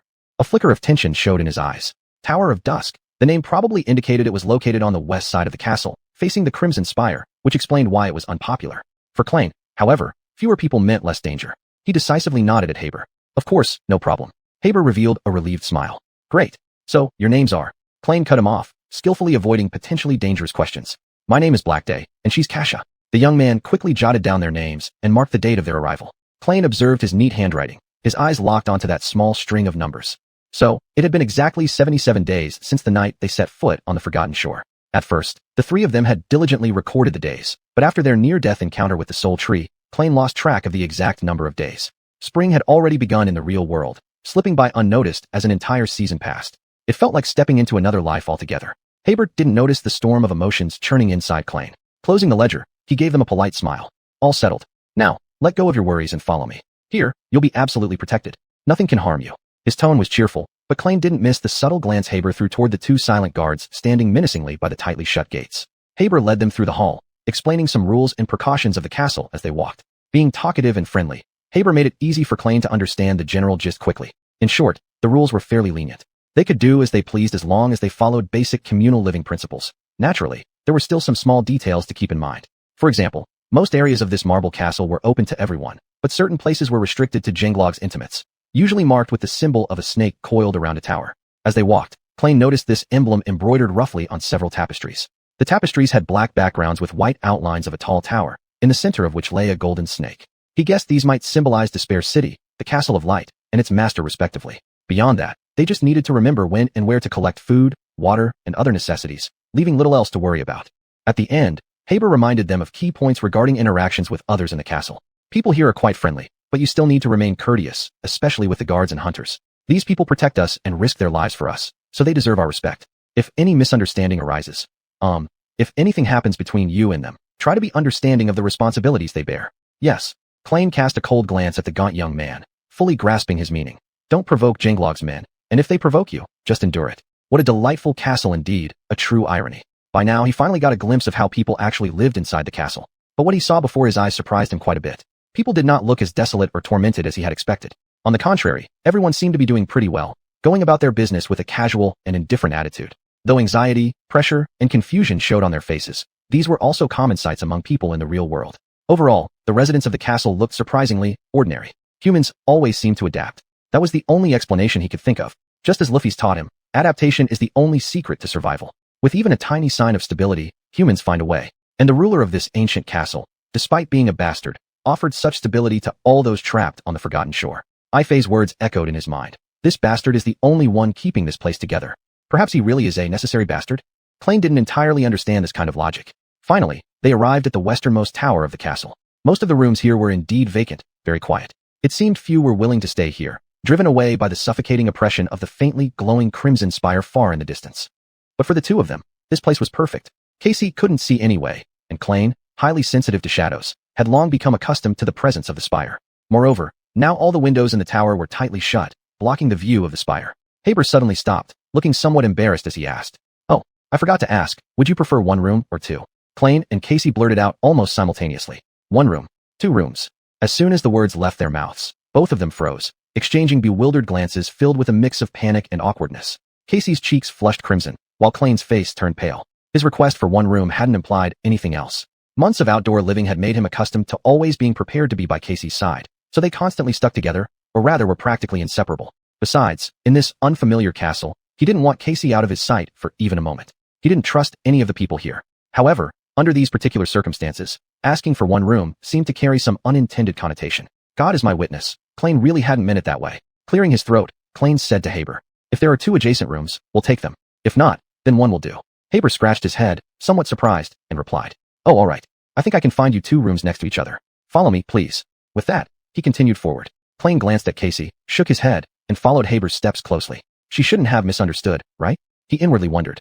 They soon arrived at 2 sturdy wooden doors, where Haber smiled and handed Klain 2 iron keys. "We're here. The rooms aren't very big, but they're truly, cozy. Enjoy your first safe night in the castle. I'm sure it's been a long time since either of you felt this secure. Before I entered the castle, I never had such peace either. Thank God those days are over. Oh, 1 hour after sunrise tomorrow, breakfast will be served in the main hall. We'll see you then." After speaking, Haber gave them one last glance, smiled again slightly awkwardly, then turned and left. Klain and Casey stood facing each other, momentarily silent and alone. Klain still felt uneasy all over, mulling for a moment before finally mustering the courage to speak up. "You didn't misunderstand me, did you? I just..." Before he could finish, Casey suddenly giggled softly, her voice as pleasant as ever. "I know. I just didn't expect you to be this cautious. Let me guess. You don't trust anyone in this castle, so you're like an eagle watching over me, scaring them all off. Like a super protective, stingy, violent older brother. Right?" As she spoke, she smiled and moved her head from side to side, then added, "In fact, I also feel unsafe here. So thank you. Though I should say, this place feels just like a hotel. I remember once when my parents took me on vacation to a mountain, we stayed at an ancient castle hotel. Was it called Viewpoint or Lookout? Anyway, this place is exactly the same as that hotel." Klain couldn't help but laugh at her comment. "Right? I've never stayed in a hotel, but that's what I thought too. Of course, assuming this so-called hotel was full of people infected by nightmare curses, with the boss being a brutal tyrant, and not a single police officer within reach to call for help. This certainly was interesting. Most of Klain's life had been spent fearing and disliking the police, always trying to evade them at all costs. But now, he found himself longing for their presence. Chapter 131, Reflection. Behind the sturdy wooden door lay a narrow, bare room. The walls of the room were built with rough stones, and there was only a small window. The wooden shutters were tightly closed, and a thick curtain hung over it. Haber had warned them never to open the window at night. However, on this side of the Twilight Tower, no one cared to look out anyway. Letting any light escape from the castle at night was considered a grave offense, which Haber emphasized strongly. Of course, this weary young man didn't know that neither Claymore nor Casey needed light to act in the dark. They could have opened the window as wide as they wanted, but they had no reason to do so. In this simple room stood a bed with a straw mattress, an unsteady wooden box, and a tiny desk. On the desk sat a basin filled with clear water, several clean towels, and an oil lamp. To their surprise, there was also a delicate round mirror made of polished bronze. Claymore caught sight of himself in the mirror and couldn't help but be startled. It felt like he was facing a total stranger. Over the past 2 months, he'd seen his reflection many times through the eyes of his shadow, but it all felt different now. He had changed much. His face had become more defined, and the harsh struggle for survival in the maze had erased every trace of youthful innocence from his features. Not that Claymore ever had much innocence. He looked gaunt, his complexion pale, with heavy dark circles under his eyes, reflecting sheer exhaustion. His black hair had grown longer and hung messily across his forehead. However, the most significant change was in his eyes. In their depths, a serene, steady, and ruthless gleam flickered, something he'd never possessed before. Claymore suddenly realized that he now carried the same demeanor as those seasoned warriors who had faced life and death countless times. In the suburbs, this hidden ruthlessness lurking in their gaze was called calculating. Knight Alok and Ruffles shared similar traits, yet theirs came across more as genuine warrior-like qualities. As for Claymore, his gaze betrayed an assassin's edge, exuding a dangerous aura. And at an even deeper level, perceivable only to himself, the threads of golden silk inherited from the Dreamweaver's forbidden bloodline faintly glimmered in his pupils. Claymore stared at his reflection, letting out a cold smile, muttering in a strange, raspy voice. Not bad at all, Black Sunday. He stationed his shadow outside Casey's room, and then collapsed onto the soft bed, pulling the blanket tight around him, ready to sleep. Under the protection of this brightness castle, surrounded by hundreds of others, he rested on a real bed. It was hard to imagine that just days ago, they had been aboard a rickety skeleton ship sailing the dark waters of the Black Sea, fighting monsters in the eerie coral labyrinth environment, and slowly having their minds devoured by the insatiable hunger of an ancient soul-eating demon tree. All of it seemed like a crazy dream. This wasn't so bad. With that thought, he gradually sank into slumber. In the morning, after finishing his wash-up routine, a refreshed Claymore waited for Casey in the corridor. The puppet wrapping cloth had restored its former tidiness and could finally return to rest in the soul-mind sea. The armor had endured enough damage to kill more than a dozen Claymores, yet it remained undamaged and had saved his life multiple times. Claymore marveled at how lucky he was to possess such an item. Casey didn't make him wait long. Soon, she gently pushed open her door, stepping out gracefully, her entire demeanor rejuvenated as if she too had spent time carefully grooming herself. After months of tough travel in the wilderness, they once again appeared as people should. Good morning. Casey greeted him with a warm smile. Claymore found himself stealing more than a glance at Casey. He had almost forgotten how enchanting she was. She had an elegant face, bright blue eyes, and smooth strands of light golden hair that fell over her shoulders, resembling a beautifully crafted porcelain doll. Without wearing her usual wave cape, Casey donned a light-fitting corset jacket, stunning to behold. He closed his eyes, sighing inwardly. This might cause trouble. Good morning, Casey, Claymore greeted her. Casey turned toward him but wrinkled her nose slightly. Claymore tensed, asking, "What's wrong?" Casey frowned with a hint of surprise. "I'm not sure. You smell different." He regarded her for a moment and then chuckled. "If that's your polite way of saying I used to stink all over, then I guess I should thank you for the compliment." Casey giggled and stepped forward, placing her hand on his shoulder. "That's not what I meant at all. Anyway, let's go have breakfast first." Both of them were in unusually good spirits. Claymore led Casey toward the main building of the castle, following the route Haber had shown them the previous night. Along the way, he carefully avoided all doors and corridors decorated with patterns of golden snakes coiled around white towers. Though his shadow would likely explore the restricted areas of this fortress later, for now they needed to keep a low profile and avoid trouble. It wasn't hard to find the main keep since everyone else was heading in that direction as well, preparing to enjoy their breakfast. There were 2 meals served daily in the castle, one in the morning and one before sunset. If you missed a meal and didn't have other ways to obtain food, then the rest of the day would leave you hungry. Claymore curiously glanced around at the people nearby, occasionally whispering descriptions of their appearances to Casey. The inhabitants here were markedly different from the despondent residents of the slums outside. They generally appeared healthier, at least better fed. Here, there were also far more individuals possessing armor memories, though many still wore rough clothes made of ordinary fabric. Almost everyone looked young. Among the people Claymore encountered, only a few appeared older than their early 20s. Even so, few could match Casey in terms of beauty. Finally, they entered the grand hall of the castle, where long wooden tables stood, ready to feed the famished masses. Suddenly, hundreds of eyes turned sharply toward Casey and Claymore. A chill ran down Claymore's spine as he swallowed hard, sensing impending trouble. Yet, his gaze remained firmly fixed on those who stared at them. The warm morning sunlight streamed through the dome windows, scattering across the white marble walls and filling the hall with bright light. Intricate bas-reliefs adorned the walls, stretching for dozens of meters and forming a magnificent tapestry. At the farthest end of the hall, a staircase led to a dim niche. Many small holes dotted the back wall of the niche, through which sunlight filtered into the deep darkness, resembling a star-filled night sky captured within the castle. Beneath this play of light and shadow sat an empty white throne. Claymore's eyes fell upon the throne. A moment later, he lowered his head and realized hundreds of pairs of eyes were still fixed on them. Chapter 132, Under Everyone's Gaze. Long wooden tables were arranged row by row in the spacious hall, with all sorts of people sitting on the simple long benches behind them, busy enjoying their breakfast. They seemed to be seated according to some kind of hierarchical order, but Klein couldn't quite figure it out yet. At this moment, almost all eyes were on him. He nervously swallowed a mouthful of saliva. After a while, he realized that everyone's gaze was actually focused on Casey, clearly captivated by her beauty. This is bad, he thought. This might cause trouble. But Casey didn't seem to notice the commotion caused by her appearance. She only noticed Klein's sudden tension and asked, Klein, why aren't we moving forward? He narrowed his eyes, casting the most intimidating warning glance at the crowd, then replied calmly. Let's admire the scenery here for a bit. Subsequently, he walked toward the young woman distributing food, picked up 2 plates of steaming stew, led Casey to a relatively quiet spot at the end of a table, and even managed to get 2 cups of what looked like tea. After sitting down, he handed the rudely crafted utensils to Casey and lowered his head to look at his own plate. He didn't like the feeling of being the center of attention at all. Look, Casey, there are actually vegetables in here. I bet my stew has at least 2 pieces of, is it tomatoes or carrots? And what's that thing that looks like a red potato? Klein wasn't very familiar with vegetables. He'd only seen them in the college cafeteria. Teacher Richard had briefly introduced a few of the most common vegetables on Earth, but specifically warned Klein that if he encountered something familiar looking in the dream world, he should turn around and run. Casey sniffed the stew in front of her and guessed with a smile. This must be beetroot. Klein awkwardly touched his nose and admitted, I've never heard of it. As they chatted and ate, Klein kept observing the surroundings through shadows, anxiously waiting for possible trouble. Before long, the trouble came. 2 coarse and casual young men suddenly stood up, their eyes gleaming with ill intent. They crossed the hall straight toward them, and Klein clenched his fists, muttering inwardly, Here they come. Who would have thought that his trouble would stem from Casey's beauty? Usually, the troubles he encountered were due to his words or his annoying personality, not his looks. He thought sarcastically, I shouldn't be jealous, right? The worst part was, those 2 approaching were obviously Granglog's henchmen. Their armor and that foolish demeanor gave them away instantly. Their weapons always remained sheathed, as if flaunting them deliberately. The reason they kept their weapons exposed was solely for intimidation. He had noticed this when he met the castle guards yesterday. What did Haber say? If there were any misunderstandings with Granglog's people, remember they're not ones to mess with. Better to keep your distance. In other words, bear with it silently. The 2 young men approached them with sleazy smirks on their faces, glancing lecherously at Casey. Klein shifted sideways and stared up at them directly. The people around them seemed to sense the tension and avoided eye contact, appearing both afraid and uneasy. Klein silently hoped. Maybe they just want to say hi. He took a deep breath, reminding himself to respect. Remember, be polite. Then, he spoke, with obvious contempt laced in his voice. You 2 cowards, what are you looking at? As soon as the words left his mouth, the entire hall fell silent. Once again, Klein became the center of everyone's attention, but this time, all eyes were on him rather than Casey. Maybe this isn't so bad.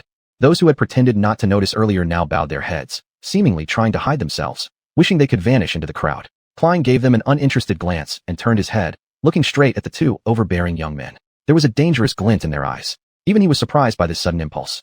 His anger had overwhelmed him momentarily, leading him to say those words without thinking, but now that the situation was set, he wasn't about to back down. Apparently, his instinct to protect his companions hadn't disappeared, it was still strong. To hell with it. Since they want to experience cruelty and danger, I'll show them. Staring at the 2 ill-intentioned figures, Klein knew there was no turning back now. Beside him, Casey turned her head, worry evident on her face, as usual. One of them burst out laughing, disdainfully saying, We just want to say hello to this beautiful young lady. But, hey, we could also make your acquaintance first, you ugly little bastard. What do you think? Klein's gaze flickered over to the other one. There wasn't a trace of humor on his face, only a cold-blooded murderous intent deep in his eyes. Casey frowned, about to speak. Why are you? But at that moment, the second young man took a step forward and interrupted her with an angry roar. What did you say just now, bastard? Do you know who we are? We're Lord Gang's men. As he spoke, his hand was already gripping the hilt of his sword. Klein knew that escalating the situation wasn't wise, but he had no other choice. Backing down now would only invite greater trouble. He understood these types all too well. Once they catch a whiff of weakness, they wouldn't hesitate to push further. The only things these people understood were fear and power. He extended one hand, furrowing his brow as he stared straight into the eyes of the 2 young men, saying coldly, Congratulations. Run while you still have the chance to avoid becoming corpses. Perhaps it was from his voice or his piercing gaze that something made the man gripping the hilt of his sword hesitate. For a moment, Klein almost thought his intimidation had worked. However, the man glanced around furtively, shattering his faint hope. If it had just been the 4 of them, perhaps these 2 goons would have reconsidered provoking him further. But under everyone's watchful eyes, they couldn't afford to appear weak. Klein overlooked one crucial fact. Bullies are fundamentally cowards. Yet what they feared most was being exposed as such. Ganglog's henchman gave a menacing sneer. You, a little rat like you talk big. Did you know? I think your female companion should be associating with better company. How about we help her out by making you disappear? Klein responded with a bitter laugh. I think I'll have to kill some idiots today. Casey, however, wasn't pleased with the current turn of events, her frown deepening. I will decide for myself who I associate with. Now please. Yet, the opponent paid her no heed. Klein prepared himself mentally for the worst-case scenario, ready to summon the Remnant Knight at any moment. Just as things reached their peak tension, a calm voice sounded from behind him. Please leave them alone. They are my friends. Klein was startled, quickly shifting his vision through shadows to glance back. There stood a tall and confident young man with hands on his hips, standing relaxed behind him. His brown hair was neatly combed, his features amiable and handsome, and his eyes carried a friendly, teasing gleam. It was Castor. Chapter 133, An Unexpected Reunion.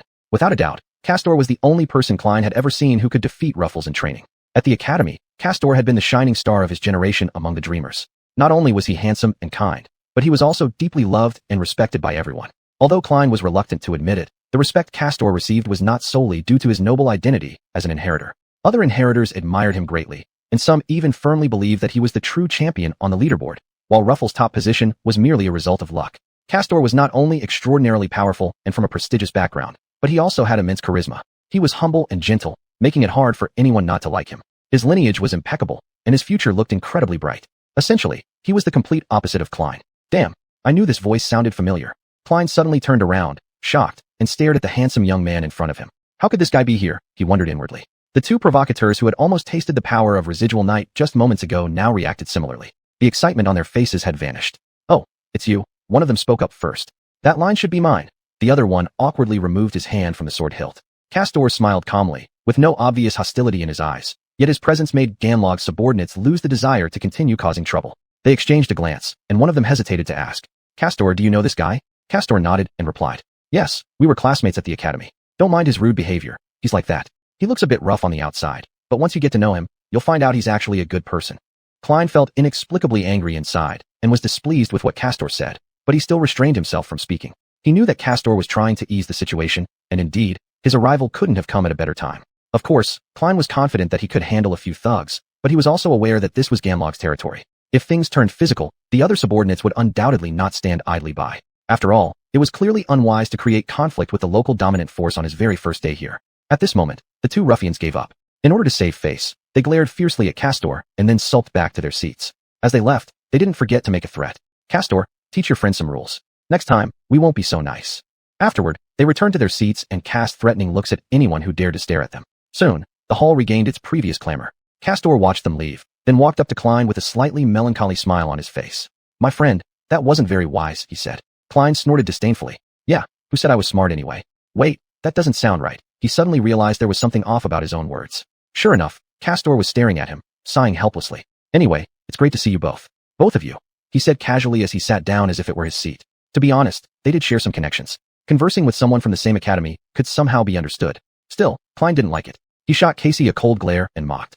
So, seeing us alive shocks you? Castor was indeed momentarily stunned before responding. It's good that you're both alive. Clearly, he acknowledged his surprise, but this surprise was laced with joy. Klein and Casey were regarded by others in the academy as people bound to die sooner or later. This was no secret. Just like how Ruffles and Castor occupied the top two spots on the leaderboard, they were stuck at the bottom. As a result, they were ostracized and isolated. Klein had long grown accustomed to the coldness around him, actually being the main reason for such isolation. In any case, no one wanted to stay near them, fearing the ominous death shadow that seemed to follow them. Even Klein himself used to try his best to keep his distance from Casey. After enduring the hellish trials of the Forgotten Coast and finding both of them still in one piece, Castor couldn't help but feel astonished. Casey smiled faintly and said, Thank you. Castor returned the smile and asked gently, You're Cassia, right? And you are Black Sun. Klein simply nodded and said, That's right. However, it does surprise me that you remember our names. But don't think we've forgotten how you treated us in the past. Casey gently squeezed his hand, quietly reminding him. Klein. Castor awkwardly chuckled. No, he's right. We did behave like a bunch of jerks back then. Looking back, we made plenty of mistakes. If only we had understood all this at that time. His voice gradually softened as he fell silent for a moment. Then, this handsome young man suddenly smiled with nostalgia. But, the days at the academy weren't entirely terrible, were they? Huh. I still remember the first time I met you, Black Sunday. You left quite an impression on me. Those absurd stories, spitting at an awakened fifth category tyrant, killing a second-tier knight with just a flick of your finger. He couldn't help but laugh, lost in those wonderful memories from the past. Klein also smiled, wanting to make a joke. Those trifles? Huh. They were nothing more than childish tricks. You should hear about my feats in the labyrinth. Those are truly worth boasting about. Castor looked at him with a gleam of interest in his eyes. Oh, all right, tell me then. What have you done? Klein casually shrugged. All sorts of things. Let me think. He pretended to ponder for a bit, then said offhandedly. I suppose the most incredible thing I've ever done was slicing a greater demon with a single sword strike. It was effortless, no stress at all. That battle also gave me a memory. But before you ask, no, I can't show it to you. Because, oh yes, I ate it. Castor stared at him for a long time, and then burst out laughing. Even Casey giggled, amused by Klein's earnest storytelling. Castor shook his head and smiled. Your sense of humor hasn't changed, and that's good. There aren't many people here who can maintain such a sense of humor. Klein blinked, pretending to be offended. What do you mean, humor? Everything I said is true. His words were not answered, but instead greeted with another wave of laughter. Here there is food, safety, and laughter. He suddenly recalled how Casey described the bright castle when she dreamt of it for the first time.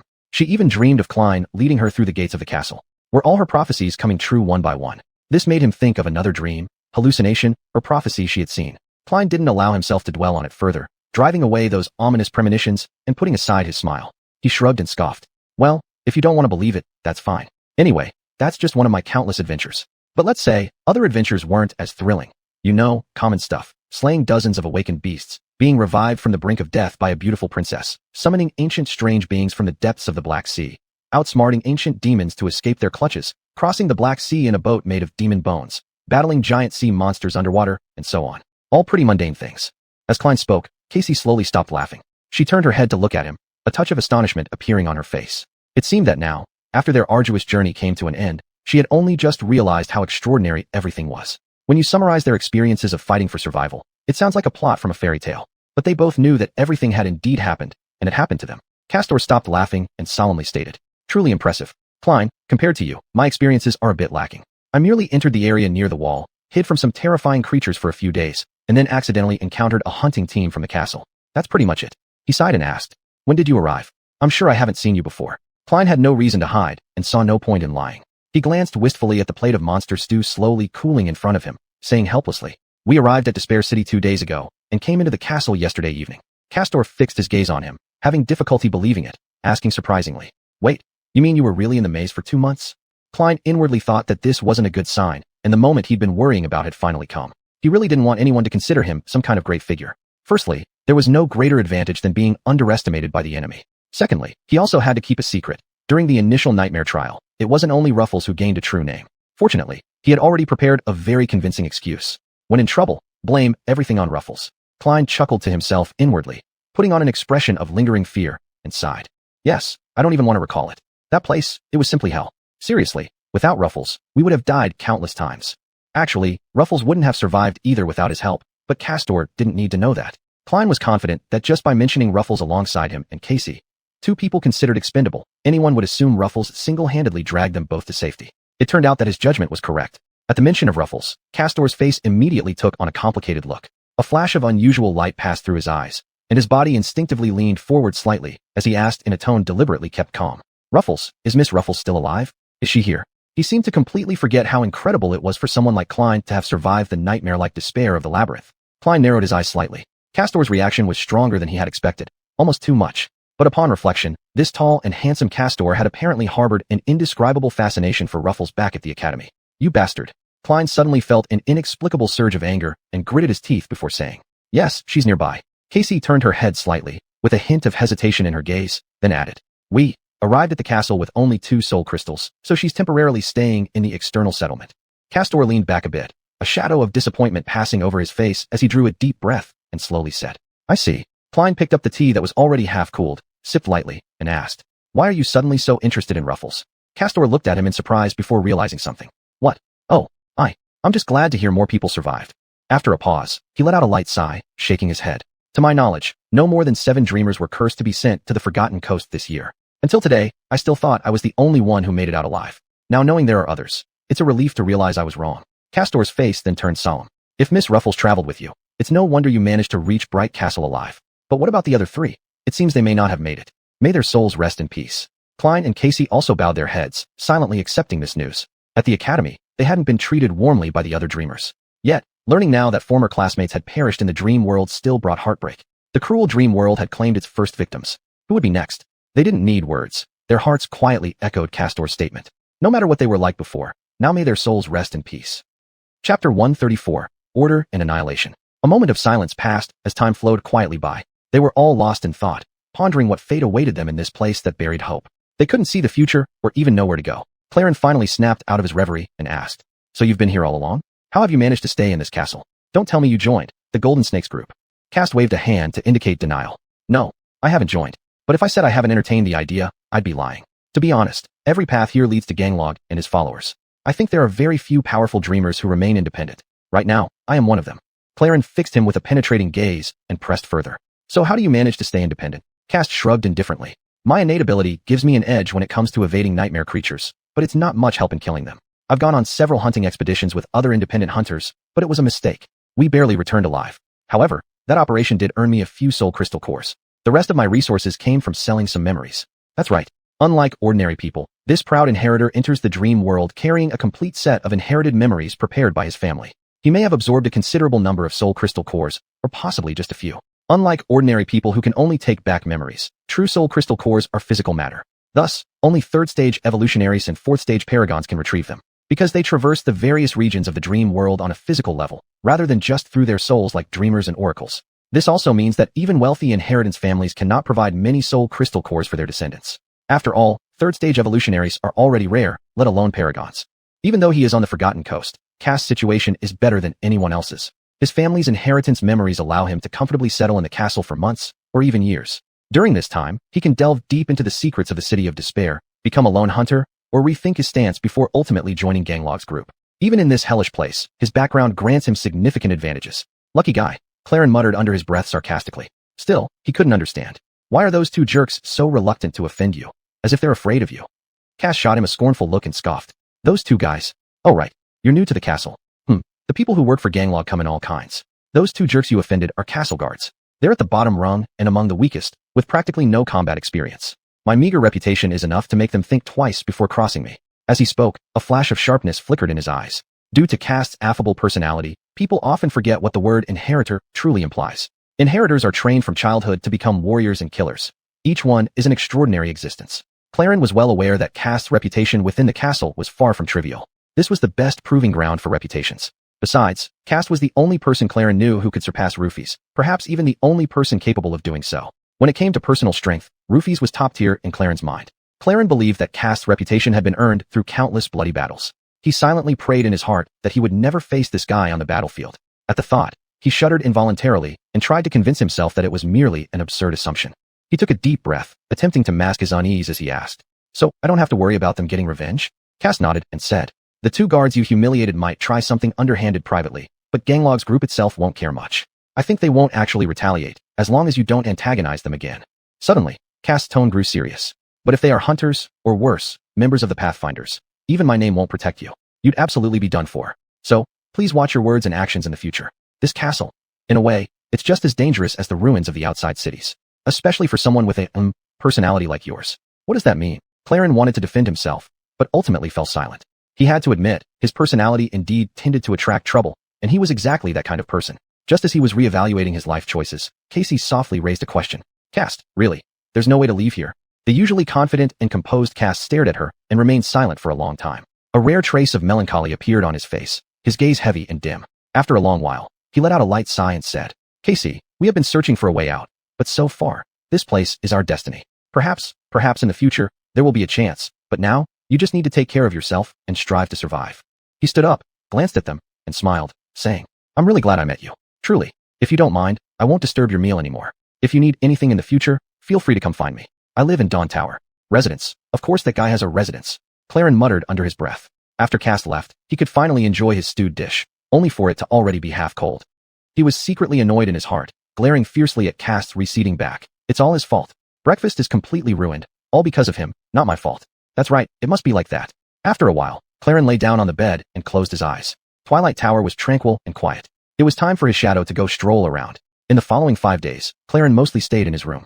Meanwhile, his shadow quietly wandered around inside the castle, peering into people's secrets. Gradually, he realized that this seemingly spotless castle harbored underlying turmoil beneath its peaceful exterior. In reality, it was far from the apparent tranquility, let alone purity, and this was foreseeable. After all, hundreds of desperate young people were gathered here, with no hope of finding their way home, and they were detached from all constraints of civilized society. Claren didn't find this surprising at all. If there was anything that surprised him, it was that this place could maintain some form of balance and order. No matter how unpleasant and repulsive this order might be, it actually managed to persist despite countless obstacles. Somehow, the residents of the castle were able to coexist under a fragile equilibrium. This system was quite cleverly constructed, allowing the weak to hold aspirations for a better life, while imposing certain restrictions on the actions of the violent, preventing them from crossing certain boundaries. Here, a better life meant winning Ganglog's favor, while going too far meant losing this favor and being exiled to the cold, dark settlement outside.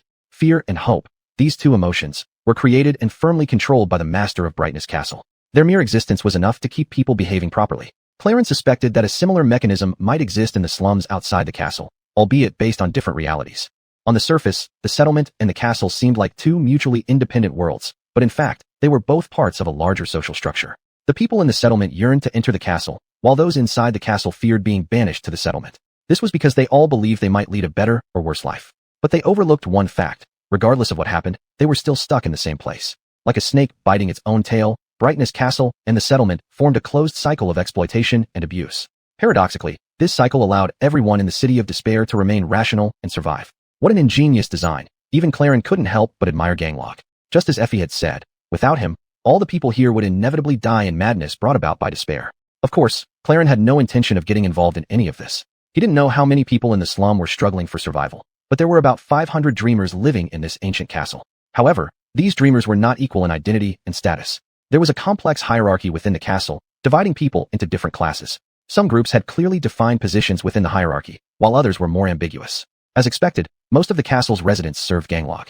They worked as guards, hunters, pathfinders, craftsmen, and maids. Ruling over them were 5 deputies who reported directly to the Lord Ganglok, each responsible for a specific aspect of the castle's daily operations. The castle guards were the largest group, numbering about 150. Their primary responsibilities were to defend the castle and enforce Ganglok's laws. As Cast had mentioned, they were almost at the bottom in terms of strength and status.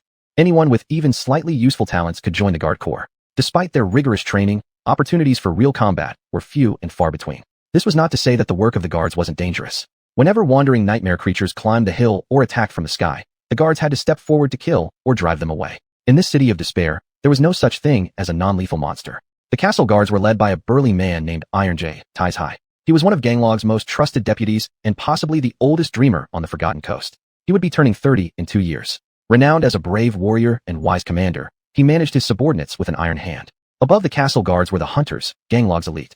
These hunters not only possessed formidable combat abilities and rich experience, but also knew how to apply their advantages flexibly. There were about 50 of them, divided into 7 hunting teams. Every dawn, as the castle gates opened, a hunting team would leave the impregnable fortress, venturing into the chilling ruins to hunt the second-class awakened beasts. It was because of their efforts that the residents of the castle had food to eat. Without them, everything would be impossible to talk about. Hunters were carefully selected from among the guards. For them, becoming a hunter was like achieving a dream. This was because these elites received generous rewards from the Lord. They could live in their own private rooms rather than being cramped in barracks. They enjoyed better quality food. They could use all sorts of luxuries provided by Brightness Castle, including the finest memories and tools, and countless other benefits. Of course, on the other hand, their lives were often the shortest. Even though they were experienced and well-prepared, many never returned once they set out to hunt. The sole reason some could return was because pathfinders existed. Pathfinders served as guides for the hunting teams.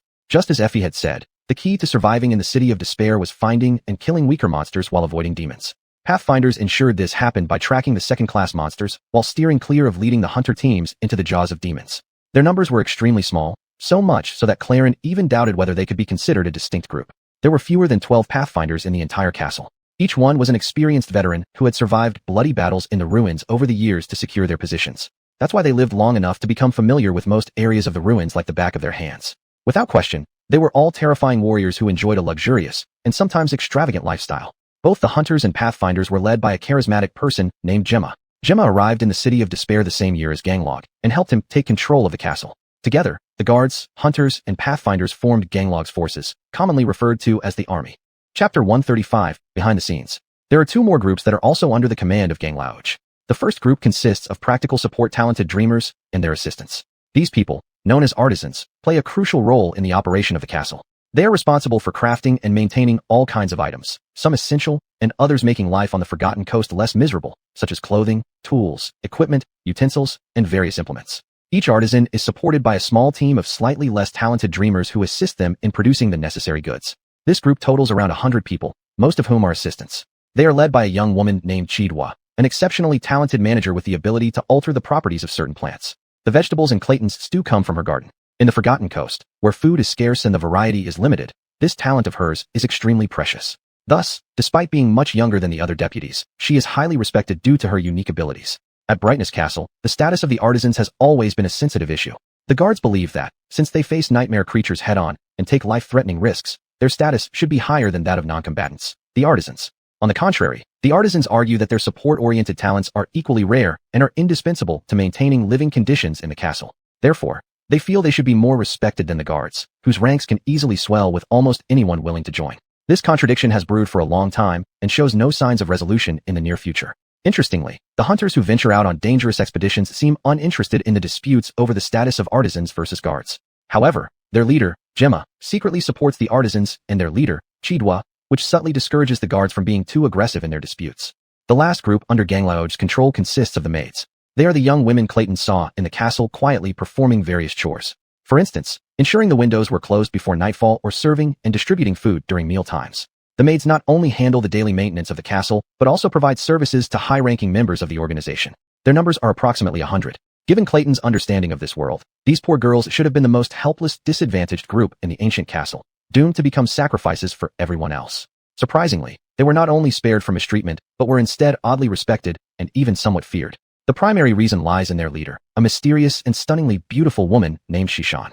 Xuanhuan not only dotes on the maids under her care, but also teaches them how to defend themselves in secret. The extent of their training remains unknown, but Clayton clearly noticed that the guards behave cautiously when the maids are around. Another reason is that, strictly speaking, these young women belong to Ganglaoj just like everything else in the castle, and Ganglaoj takes great offense at anyone touching his possessions without permission. Therefore, even if some foolish guard dared to provoke Xuanhuan, no one who wanted to survive would willingly cross the Lord of Brightness castle, Ganglaoj.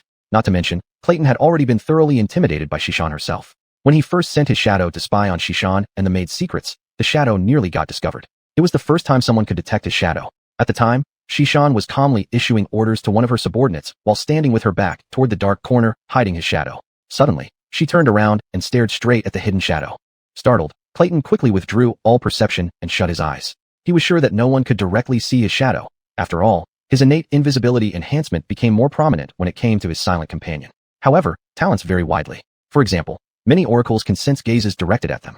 Clayton silently prayed that the situation here was similar. After waiting a bit, he carefully opened one eye. Fortunately, Xuanhuan hadn't noticed anything unusual and continued her conversation. Clayton hastily recalled his shadow and made sure to avoid getting close to Xuanhuan and her maids ever since. Still, he remained concerned. There are still over 100 people left in the castle. They pay tribute, but do not serve Ganglaoj directly. With no formal title, Clayton simply referred to them internally as tenants. The tenants are roughly divided into two types. A smaller portion entertains Ganglaoj subordinates, and they live relatively comfortable lives. For instance, one man had built an entertainment venue akin to a KTV, another operated a small theater troupe, and a girl with considerable business acumen even opened a casino. Many more were like Haber. They entered the castle by luck, barely managed to stay, and desperately worked as servants, performing various menial tasks to earn soul crystals in order to pay their tribute. These people truly occupied the very bottom of the castle's social hierarchy. And at the top of this pyramid was that golden snake, the owner of the castle, Lord Brightness Ganglaoj. According to Effie, Ganglaoj was almost immortal. On the 5th day of staying in this ancient castle, Clayton finally witnessed the notorious figure. He felt no liking whatsoever for what he saw. Ganglaoj's presence was pervasive, seeping into every corner of the castle, yet the Brightness Lord himself was remarkably elusive. Rarely seen, he preferred to exercise his power through the 5 deputies. Clayton couldn't decipher whether this was due to arrogance, suspicion, or some other hidden reason. Since the incident with Xuanhuan, Clayton had become cautious and dared not let his shadow wander freely anymore. He also avoided that fearsome master of the castle as much as possible. It was precisely because of these careful measures that it took until the 5th day for him to see Ganglaoj. As it turned out, when Golden Snake Ganglaoj made an appearance, he enjoyed leaving a strong impression. Clayton and Cassie were just preparing to have breakfast as usual when suddenly, the entire hall fell into an eerie silence. Sensing something unusual, they turned their heads toward the entrance, only to see a group of guards rushing in. Clayton's heartbeat skipped a beat. "What's going on?" he asked. Worried about the worst-case scenario, he quickly calculated the best escape route in his mind. But apparently, he overreacted. The menacing guards didn't seem to be paying attention to them. Instead, they swiftly dispersed around the hall, moving the long tables to the sides and clearing out a large open space in the middle. Cassie grabbed Clayton's shoulder and whispered, "What's happening?" His eyes remained glued to those guards as he responded uncertainly, "I don't know either." Suddenly, he noticed Cast standing among the crowd, looking grave and gazing at the dark niche at the far end of the hall. All the dreamers present directed their gaze to the same spot. Clayton followed their gazes and looked too. 5 figures slowly emerged from the shadows of the niche and stood on the steps leading to the throne. They were Gemma, Tiejai, Xuanhuan, Chidwa, and the last of the 5 deputies. At the sight of him, Clayton couldn't help but shiver. This 5th deputy held no official position in Brightness Castle, but everyone there feared him the most. He had an odd appearance, with pale skin and gaunt features under a pair of vacant, cold eyes. His twisted spine made him appear shorter than he actually was. This hunched man wore plain black clothing without any ornamentation, and his movements seemed awkward, as if uncomfortable under everyone's stares. He was Haruz, the executioner of the Brightness Lord. Whenever Ganglaoj needed someone eliminated, he would send Haruz to do the job. If Ganglaoj wanted others to feel his wrath, blood would flow wherever Haruz passed. Otherwise, not a single drop would stain the ground. And some people would vanish without a sound, as though they never existed.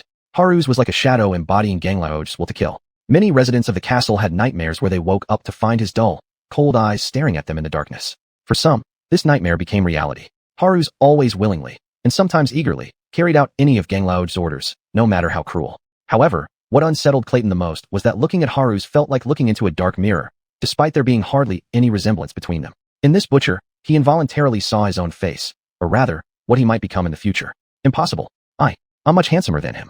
Clayton forced himself to look away before Haru's could notice his gaze, and turned instead to the person emerging from the darkness. At least, he believed it was a person and not some sort of golden snake demon. The brightness Lord Ganglao wore an extraordinary set of gold-embossed armor. This armor completely enveloped his muscular body from head to toe, even covering his eyes. This protective gear appeared to possess both metallic and liquid properties, adhering tightly to his powerful muscles and broad shoulders, precisely matching every movement he made. Where his face should be, there was only a smooth, mirror-like visor reflecting the terrified faces of hundreds of dreamers. Clayton saw his reflection staring back at him, and suddenly felt how small and fragile he was in the presence of this dazzling giant. His legs were shaking. The oppressive aura that Ganglao projected onto the surrounding space was almost palpable. Everyone around Clayton, like himself, had turned pale, eyes wide open, beads of sweat forming on their foreheads. Even the deputies showed a hint of discomfort, clearly resisting the whooshing pressure. My God, this isn't just presence, it's a psychic attack. Clayton finally realized. Thanks to the enchantment properties of the puppet shroud, he could barely withstand the mental assault. He gritted his teeth, breaking free from the heavy oppression, and took a deep breath. He then hurriedly supported Cassie, checking her condition with concern. But Cassie seemed entirely unaffected, her state sharply contrasting with the pained expressions of those around her. Clayton's hand paused mid-air, and he blinked in confusion. That pressure. It started when I saw my reflection on the strange visor of his armor. But Cassie can't see it, so? It turned out that Ganglao wasn't actually attacking them. All this was merely the enchantment effect of his bizarre golden armor. Anyone who gazed upon the visor would immediately feel overwhelming awe, fear, and an uncontrollable urge to submit. What kind of memories can evoke such submission in hundreds of people simply through its enchantment effects? Clayton remained shocked and unable to calm down. How is this possible? At this moment, Ganglao was stepping toward the vacant white throne and sat down gracefully. The light filtering through numerous holes behind the niche walls reflected off his armor, as if encircling him with a radiant glow. His golden visor shimmered like a mirror, slowly rotating and reflecting the trembling row after row of dreamers beneath him. Soon, a low, sinister voice echoed around them, as if the castle itself whispered in their ears. Ah, what a wonderful day today. Perfect for dispensing justice, don't you think, my dear subjects? I hear we have a criminal hidden among us. Am I not righteous? Am I not fair? Let me show you what righteousness looks like. Chapter 136 Challenging Authority. Klein felt a chill, and Ganglao's icy voice, like that of a snake or scorpion, made him tremble in fear, almost wanting to kneel down and beg for mercy. However, he knew everyone present harbored the same thought. After all, each person here had done things that might be considered offenses by this tyrant.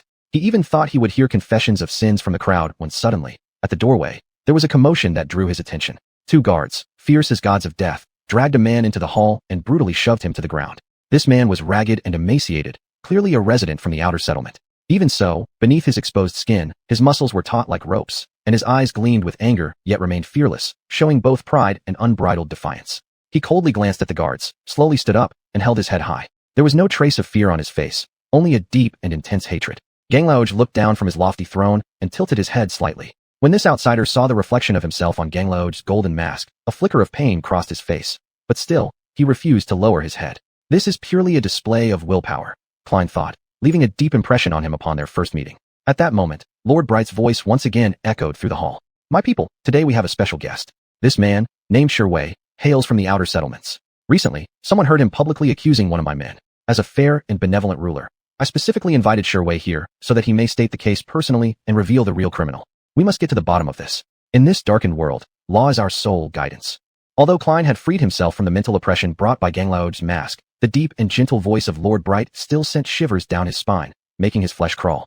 Regardless of whether wearing that armor or not, Lord Bright exuded an aura of powerful and captivating leadership that made it hard for anyone not to listen to him. But the man called Sherwei only sneered at him. Yes, I am here to accuse one of your men, Ganglao. I want to see how you, bastard, plan to escape. As he spoke, he raised his hand and pointed at a group of hunters who usually watched quietly from the corner of the hall. It's that man, one of your so-called scouts, guilty of murder. He killed an innocent child using the most beastly methods imaginable. For years, I have witnessed you and your cronies committing numerous crimes, but I've had enough. Today, I demand that he pays for his actions with his life. The crowd erupted in stunned murmurs. Accusing a scout was something no ordinary person dared to contemplate. Given the revered status of scouts, almost no one dared offend them. Yet, Sherwei showed no sign of backing down. Ganglauge slowly spoke. Is that so? That indeed is a serious accusation, Sherway. Come, elaborate for us. This man from the outer settlements took a deep breath. That son of a bitch and his accomplices lured an innocent child into their group with promises of rewards and crystal cores. They told the child he'd become part of their team and live inside your accursed castle. But in truth, they used him as bait, feeding him to those monsters. His eyes red with fury. After speaking, he spat forcefully onto the ground. You heartless animals, bastards calling yourselves hunters, don't you feel ashamed? Suddenly, the hall fell unusually silent, the atmosphere heavy. Everyone's eyes were fixed on the group of hunters, their expressions grave. The residents of the castle often turned a blind eye to the wrongdoings between humans, but such evils were all committed by humans against other humans. They could not tolerate humans selling out their own kind to nightmare creatures, an unforgivable sin in Despair City, tantamount to desecrating humanity itself. Ganglauge's gaze shifted to the hunters, who trembled under his piercing stare. Is it true, he asked. Among them, the eldest scout gave Sherway a cold glance, knitting his brows tightly. Certainly a misunderstanding, sir. That boy was an essential member of our team. We had great expectations for his future. His untimely death saddened every one of us deeply. His voice sounded steady and calm, perhaps too calm. Sherway, filled with uncontrollable rage, roared. You're lying. I was there that day. I saw everything. You monster. Ganglauge turned to the gathered crowd and sighed lightly. After a brief pause, he spoke with a solemn tone. Truly unfortunate. It seems now that it's your word against his, Sherway. What are we to do? Of course, I have complete trust in my warriors. These heroes protect all of your lives. Who could be so ungrateful as to lose faith in them? My dear people, I am certain none of you would be so wicked. Klein held his breath, feeling as if the unquestionable tone of Ganglauge's voice was subtly implying him. The hidden threat behind the words was cold and obvious, practically unmasked. Ganglauge fell silent for a moment, his oppressive mental aura intimidating everyone. Then, he turned around, letting out a sigh of relief from the crowd. He continued, but in such a grave matter, favoring either side wouldn't be fitting for me. This is indeed serious, leaving me quite conflicted. My people, how should we uphold justice?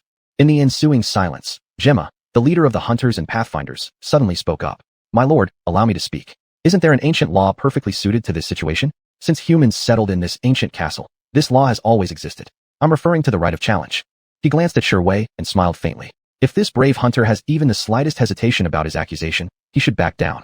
If not, he can challenge the criminal, proving the truth through blood. Of course, the one truly responsible for these hunters is me. As the leader of these hunters, any crimes they commit shall fall upon me. Gemma flashed a broad and benevolent smile, immensely charming. So, Sherway, what do you plan to do? Choose to back down or accept the challenge, he asked. The hunter from the outer settlement glared fiercely at Gemma for a long time, his eyes burning with anger and disdain. Finally, he spat on the ground and said firmly, Do you think I'd fear you, lackey? Fine, I'll challenge you. The whole scene was flawlessly arranged. Klein almost believed it. Of course, deep inside, he understood the real truth. What remained uncertain to him was whether this performance by the Pathfinder and Gemma had been rehearsed beforehand or improvised on the spot, all to satisfy their lord's wish, appearing just while staging the public execution of someone who dared openly oppose them. This was clearly an execution. Klein didn't believe for a second that Ganglauge would allow this brave hunter to leave the hall alive. No, he wanted this man dead and wanted everyone watching him die, so that no one else got the wrong idea and thought they could treat him with disrespect and still live safely afterward. Yet, there was a tiny flicker of hope lingering in Klein's heart. Sherway appeared like a seasoned hunter, a top warrior tempered in ruins, having faced countless monsters and triumphed each time. He possessed a will and determination capable of turning stones into powder. Perhaps a miracle might occur. However slim the chance, there was still a shred of hope remaining. This was exactly where Klein felt confused. Why would Ganglauge be willing to risk the life of his most capable lieutenant in this farce? As if reading Klein's doubts, the Bright Lord spoke up. A challenge, then? Certainly, this is a solemn tradition. As long as righteous men are willing to fight and die for justice, evil cannot prevail. Murmurs rippled through the crowd again. Some faces showed tension and seriousness, others carried a dark anticipation. Klein's lips curved slightly downward. In his view, evil had already triumphed, at least temporarily. But Ganglauge wasn't finished speaking. However, Gemma, representing the defendant yourself wouldn't be appropriate. The Bright Castle cannot afford to lose you, my friend. Sherway, do you mind if another duelist is chosen for the defendant? The hunter from the outer settlement only shrugged nonchalantly, taunting them. Bring forth your best, then. A group of cowards. The Bright Lord inclined his head slightly, nodding toward the Pathfinders. On the strange golden face armor, the sudden paleness of the assassin's face was reflected. He remained silent for a moment, then looked at Ganglauge and intoned deeply. My lord, I choose Haruz. A dead silence immediately descended upon the hall. Klein felt a chill run up his spine. Why must it be that terrifying and sinister executioner, that limping man? Amidst this deathly stillness, Sherway let out a cold laugh, spat on the ground again, and challenged. All the better. It seemed there were unsettled scores between him and Haruz, that quiet, hunchbacked man. Haruz appeared bored and uncomfortable throughout the process. With his hollow and vacant face, he expressionlessly stared at the Pathfinder who had called his name, then slowly descended the steps. The aides reacted differently to this unexpected turn of events. Gemma furrowed his brows, quickly giving Ganglao a glance before stepping aside with an unperturbed look on his face. Tetsuzai revealed a smile filled with anticipation, as if already foreseeing an extraordinary duel. On the contrary, Chiduo's complexion turned slightly pale, and he shifted a small step to the side, trying to distance himself as much as possible from the hunched figure descending the steps. Only Shishan maintained her coldness from beginning to end. No emotion was revealed on her icy and beautiful countenance. Realizing what was about to happen, Casey tightly grabbed Klein's arm and whispered, "Klein, I want to leave here." After a brief pause, he responded in a hoarse voice, "I'm sorry, we can't leave now." Though he didn't wish to approach Ganglao's scarecrow, Haru's, any more than necessary. Leaving now would attract too much attention. Especially with all 5 aides present, they couldn't take such a risk, not to mention Jinshi himself. Moreover, his mission within the castle was to gather as much intelligence as possible. He couldn't afford to miss the opportunity to witness the most dangerous person in this seemingly peaceful stronghold taking action. Deep down, he always harbored an ominous premonition that one day, for no particular reason, there would be a showdown between him and Haru's, from which only one would walk away alive. An invisible thread seemed to tie them together tightly. Perhaps, this was the very string of fate. Chapter 137, Justice. At this moment, Haru slowly descended the steps and stood in the cleared space at the center of the hall, facing off against Tenwei. His face still showed no expression, with a hint of annoyance between his brows. Klein held his breath nervously. Ganglao sat calmly on the white throne as Tenwei summoned his memories. A set of flexible armor made of red scales appeared on him. He wore a winged helmet on his head and held a kite shield in one hand. In his other hand, a crescent-shaped saber composed of brilliant sparks manifested, its blade humming incessantly. Tenwei stared sharply at Haru's and said gravely, "Let me see what tricks you have up your sleeve, dog." Haru's gazed steadily at the other with his hollow eyes, silently letting his heavy cloak trail on the ground. Then, he bared his teeth and strained to straighten his twisted spine, instantly shedding the image of the frail, limping figure he'd presented before. After straightening, Haru's towered almost above everyone in the hall, only slightly shorter than the robust Taizai. His deformed and contorted massive body radiated a deep, bestial power. He had no intention of summoning any memories, merely staring coldly at the hunter. Tenwei's frown deepened but remained vigilant. "So come then," he said gravely. Klein's heart raced wildly as he held his breath, sweat unconsciously seeping from his palms. The proud hunter lunged forward fiercely, his body leaning forward, his left arm tightly gripping the shield, and his right hand firmly holding the saber, swinging it down in an elegant arc. His movements were swift and agile, refined through years of bloody combat into superior skills. Good. He really is skilled. Does Tenwei really have a chance to win? Klein widened his eyes as he saw Haru seemingly making no attempt to dodge. He simply raised one hand casually to meet the sharp edge of the blade. And then, incredibly, he caught the blade barehanded, stopping Tenwei's attack dead in its tracks. In the hall, people were momentarily stunned, except for Tenwei. He quickly exerted all his strength, trying to wrench the saber out of Haru's iron-like grip, but it was as if the blade was embedded in stone, refusing to budge even an inch. But that already didn't matter. Immediately after, Haru's moved like a snake, striding forward in one step and placing a large hand on Tenwei's shoulder. With a sound that sent chills down spines, he effortlessly tore the entire arm of Tenwei away. Screams erupted throughout the hall. Blood sprayed across the marble floor as the proud hunter stared disbelievingly at his severed limb, unable to process the excruciating pain about to descend upon him. Unconsciousness overtook him before he could fully feel it. Before Tenwei could react, Haru's had tightly gripped his head with both hands, viciously twisting it to snap his neck. Immediately following, he drove a punch into Tenwei's chest, causing the ribcage to visibly collapse to the naked eye, sending his body flying over 10 meters away. The mangled corpse of Tenwei landed heavily on the floor, blood flowing out from beneath him, staining a vast area of pristine white stone tiles red. From beginning to end, the battle lasted no more than 5 seconds. Haru's examined his own hands, carelessly shaking off a few droplets of blood, then returned silently to Ganglao's side, taking his position. But that expression no longer revealed annoyance. Instead, there was a barely perceptible sense of satisfaction. After all, he had just helped his lord execute a verdict. This is the law, this is tradition, this is justice. Hundreds of dreamers stared in horror at the unrecognizable corpse. Tenwei's scale armor dissipated in a shower of light, leaving behind only tattered, blood-soaked strips of cloth on his body. His face was frozen in a mask of shock and bewilderment. This man, who was so proud and arrogant not long ago, now lay covered in blood, severely wounded, just a pitiable corpse. He lay sprawled out on the floor with a pool of faintly glowing crimson blood beneath him, imprinting on everyone the simple truth. Never, ever disobey the will of the Lord of Light. Otherwise, your fate will be the same as his. Klein might be one of the only 2 people in the hall who did not look at the corpse. Instead, his gaze remained locked on Haru's. Haru's, meanwhile, stared at the wall, showing absolutely no interest in his own brutal actions, as if it was nothing more than a trivial matter. Klein chuckled bitterly inside. What am I still hoping for? How stupid. Hope. Hope is poison. It only leads to death. Klein knew all the facts, but it was only now that he truly realized just how hopeless challenging Jinshi would be. Everything in the City of Despair was designed to make him and his army invincible. This damned hunchbacked figure can easily kill an experienced hunter from the settlement outside the city with brute force alone. He didn't even need to use his talent ability. Why is the gap in their strength so enormous? It was because everyone in the City of Despair shared the same core, but only two things could make someone more powerful than others: soul crystals and memories. And these two were monopolized by Ganglauge. He controlled almost all the resources, formed hunting teams, and thus became the only person capable of steadily acquiring soul crystals and memories. The meager gains independent hunters managed to secure would eventually end up in his pockets, since Ganglauge also controlled the economic lifeline of this cursed land. He exchanged food and security guarantees for so-called tributes, ensuring that all resources flowed in one direction: his pocket.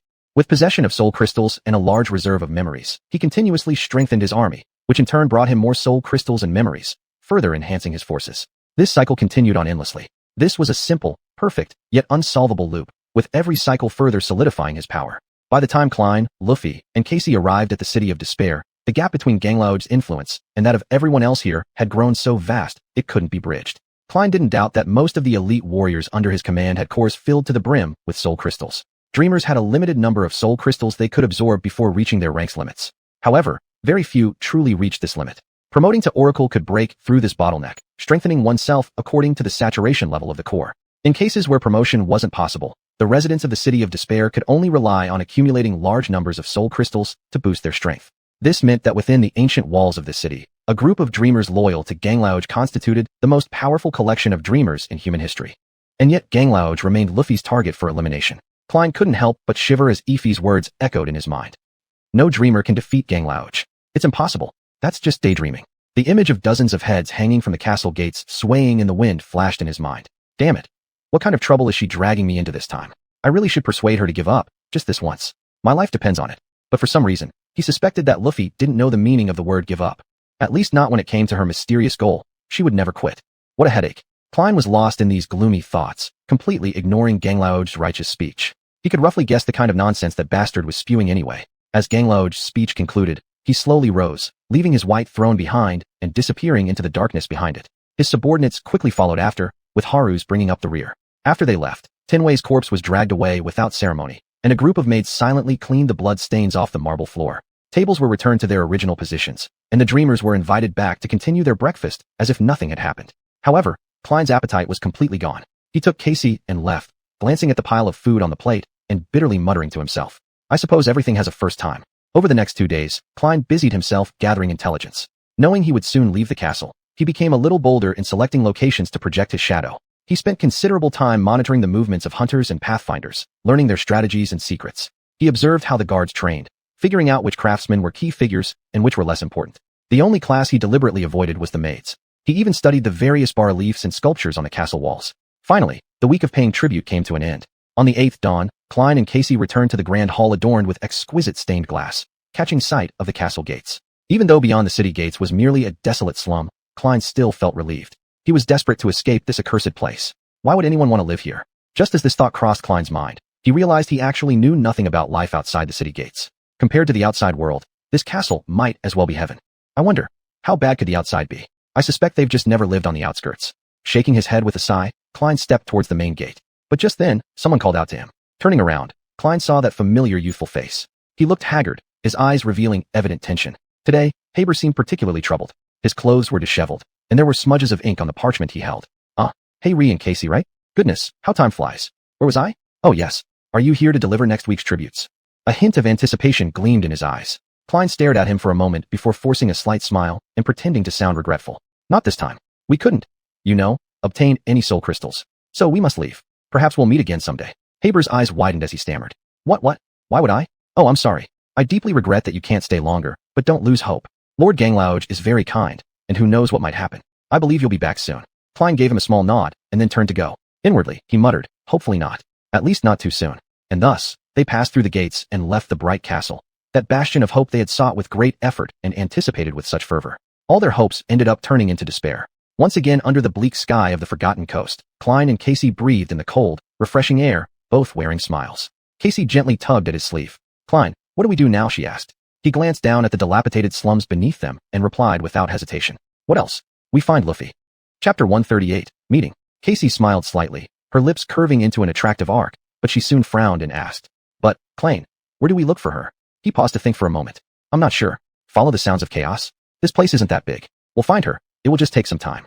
They descended along the stone steps, entering the slums. Clayne's gaze roamed through the crowd, searching for that prominent tall figure.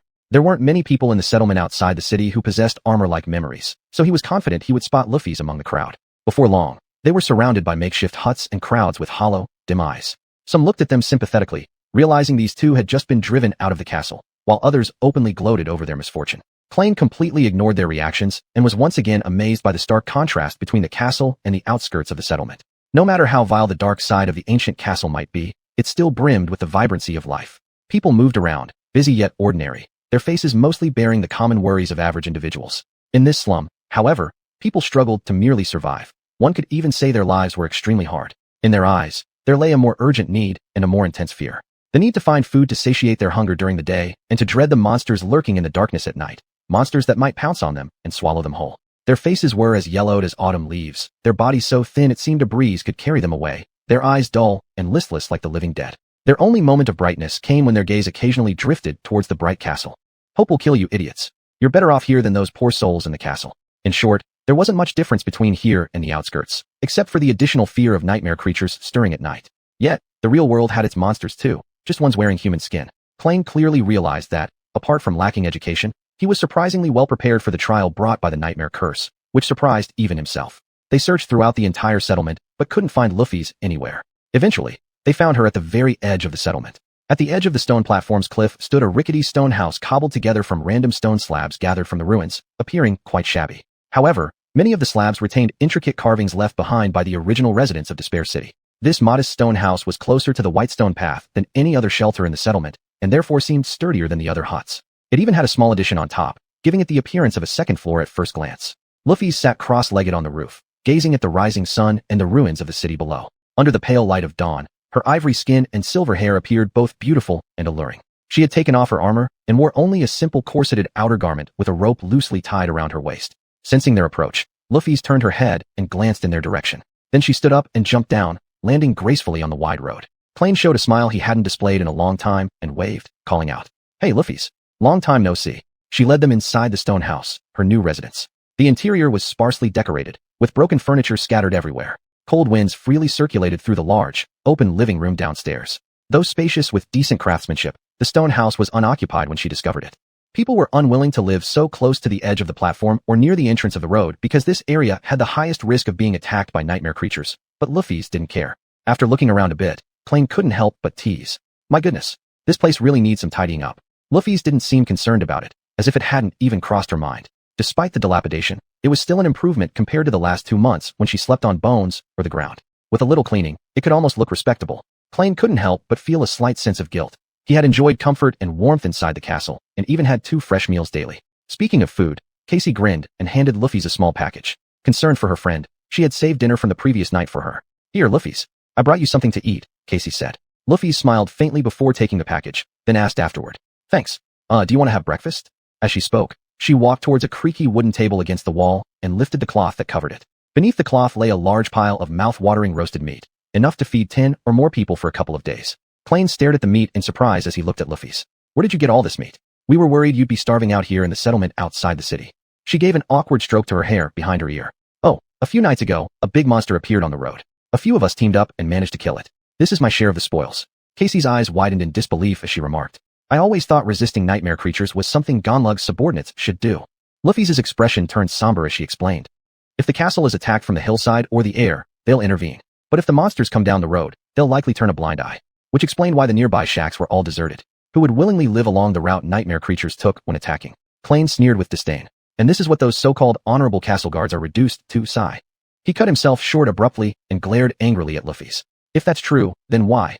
In the dream world, why would you choose to live in such a terrible place?" Luffy simply gazed at him, responding matter-of-factly, "It's quiet here." Then, she let a smile play across her lips as she strolled to a window and added, "I like it." Through the window, the ruins of the city stretched out in a breathtaking panorama. Morning light filtered through grayish-white hues, bathing the remains in a mysterious glow. Broken stone pillars leaned precariously, shattered bricks scattered everywhere, with weeds growing stubbornly between the cracks. The entire scene under the morning light exuded a profound desolation. Luffy's chuckled softly, as if revealing a deeply hidden truth. What could be more enchanting than this view? As if in response to her musings, a chilling howl carried through the wind from afar, echoing like the death throes of someone perishing. Klein couldn't help but shiver. So she wasn't kidding earlier. He muttered to himself, then shrugged off the oddity of Luffy's chosen abode for now and moved toward the pile of roasted meat. Let's eat first, he suggested. The three of them sat cross-legged on the stone slabs, tearing into the meat greedily, passing around Casey's fine glass bottle in turns. This scene brought back fleeting glimpses of the pleasant old times, though these weren't really far-off memories worth too much nostalgia. It was about that time. After eating their fill, Luffy's fixed Klein with a calm, focused stare. It reminded him of the intangible aura of oppression from Gonlug. Did you learn anything useful inside the castle? She asked. Klein sighed, foreseeing a long discussion ahead. He began recounting the general layout of Bright Castle to Luffy's, including the complex relationships among 6 different classes and the lifestyles of their members. Casey occasionally chipped in with details she knew. Furrowing her brow, Luffy's eyes flickered with doubt as she interrupted. Wait, you're saying there are 500 people living inside the castle? She questioned. Klein nodded lightly in agreement. Yeah, roughly that number. What's the issue? After a moment's pause, she replied. This doesn't make sense. There are almost as many people in the peripheral settlements, maybe even more. That means the total population of Despair City is roughly around 1,000. And most of them are quite young, which suggests that hundreds of people are sent to the Forgotten Coast every year, and a significant portion of them manage to survive and make it to Bright Castle. Pausing briefly, she continued. But here in the slums, I haven't seen a single dreamer who arrived with our group. To my knowledge, we 3 are the only ones who reached Despair City after the winter solstice this year. Klein showed a trace of reluctance, absent-mindedly scratching his head as he said somewhat helplessly. Actually, there's one more person. Castor from the Hanley family is also here, and he's living comfortably within the castle. Luffy's became unexpectedly agitated. Castor? He's here too. Don't get so excited, damn it. Klein tried hard not to let his pained expression show. Yes, he's been in the castle all along. Moreover, Castor told us that there were only 7 dreamers cursed to the Forgotten Coast this year. I know it sounds absurd. He hesitated for a long while before continuing. I've noticed this change too, but there's a reason behind it. You see, the people cursed to come here seem to follow cycles. 15 years ago, when a group of Fengkong de Mengshang first took over the castle, only a dozen newcomers arrived each year. Later, that increased to several dozen, then 100. In recent years, it's been in the hundreds every time. Klein gestured toward the 3 of them as he said. Until this year, only 7 dreamers came here. Given the spell's obsession with the number 7, some speculate this might mark the end of a 14-year cycle and the start of a new one. I think this theory makes sense. Luffy's pondered for a moment before raising an important question. How does Castor know how many dreamers came this year? It was indeed a good question. Klein had already investigated this extensively before finally convincing himself to ask Rast directly. There's a craftsman in the castle who possesses a special prophecy-type talent. She can sense the rough location of people someone has encountered. Castor paid her a large sum of soul cores to have her check if anyone he knew had arrived at the Forgotten Coast. She told him there were 6. Luffy's bowed her head deep in thought and said succinctly, Go on. Klein slowly began recounting everything he knew. He briefly mentioned the ugliness he'd witnessed and his views on the operating mechanisms behind the seemingly magnificent castle. Naturally, he also touched on the way the Lord of Light cleverly yet suffocatingly controlled Despair City. As Klein narrated, Casey's face paled, and she fell silent. Luffy's expression grew increasingly dark. When he talked about the 10 guards' gruesome deaths during that absurd trial and his assessment of Gonlug's strength, Luffy's mouth drooped again. Finally, Klein concluded, and this is why Gonlug can't be defeated. He controls everything here, both materially and spiritually. Food, housing, hope, fear, it's all under his control. His power is absolute. Even strength itself is granted or taken away by him. Here, Gonlug is almost like a god.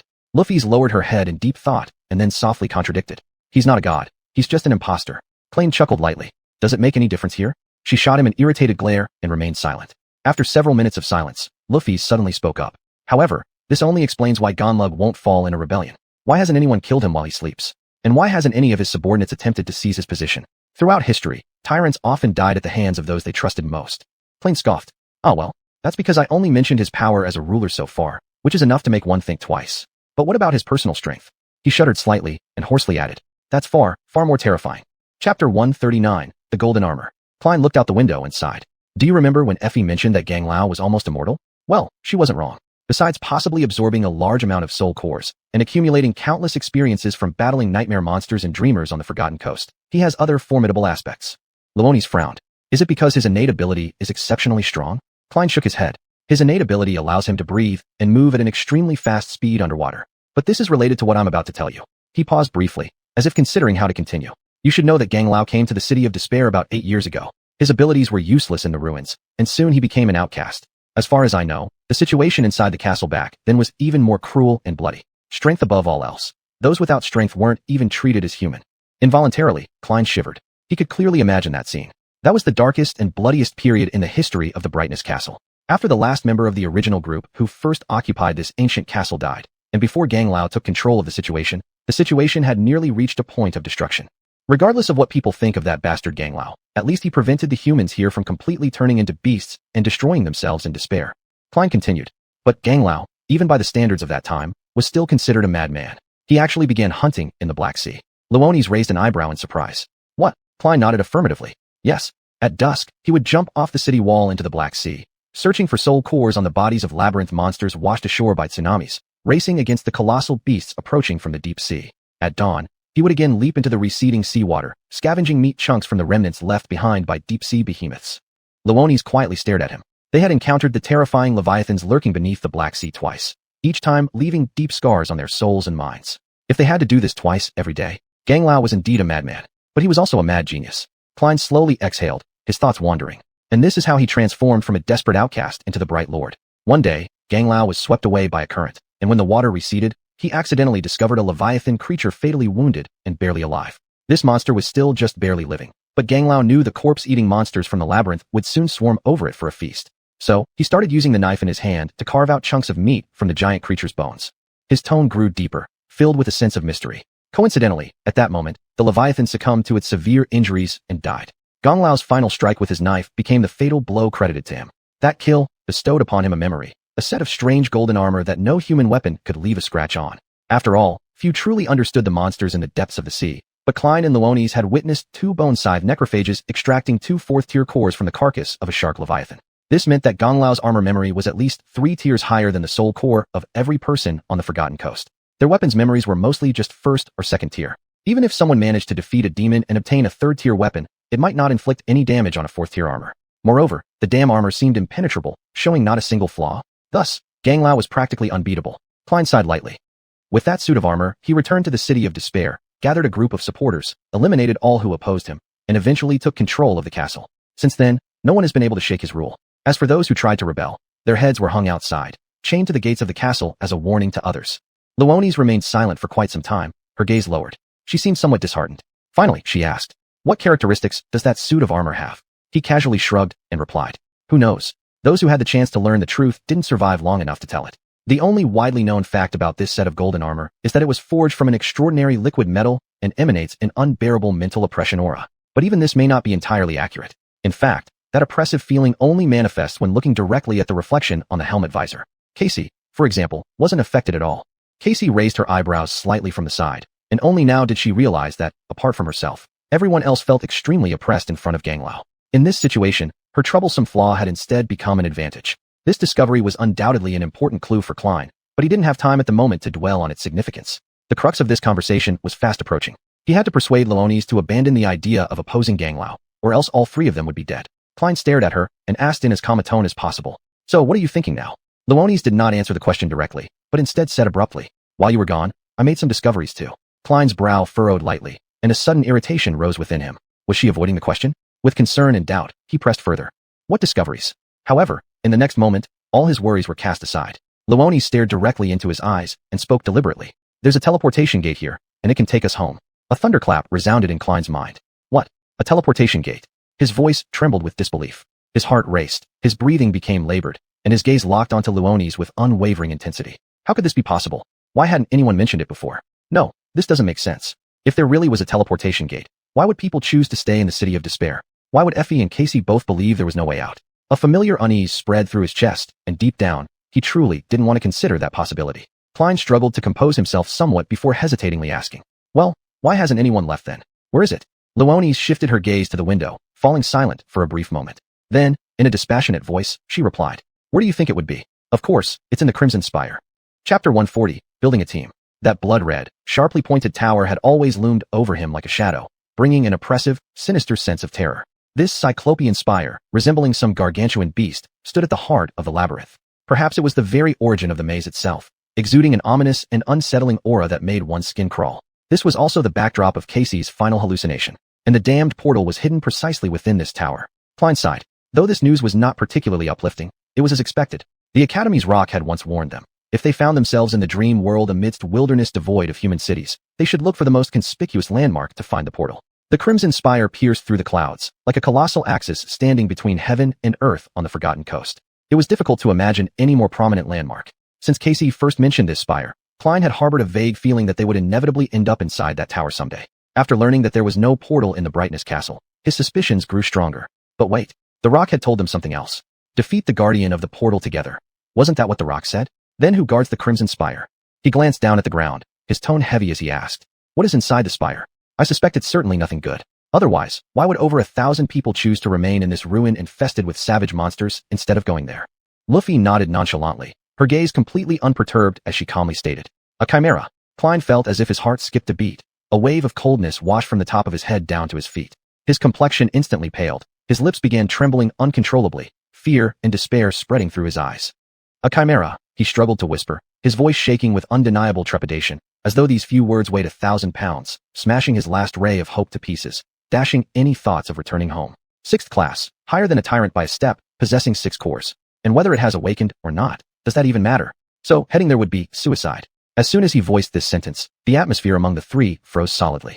Even the most fervent dreamers could not stand up to a chimera. In such an encounter, the chances of surviving, let alone triumphing, were 0. This was less likely than breaching Ganglog's golden armor.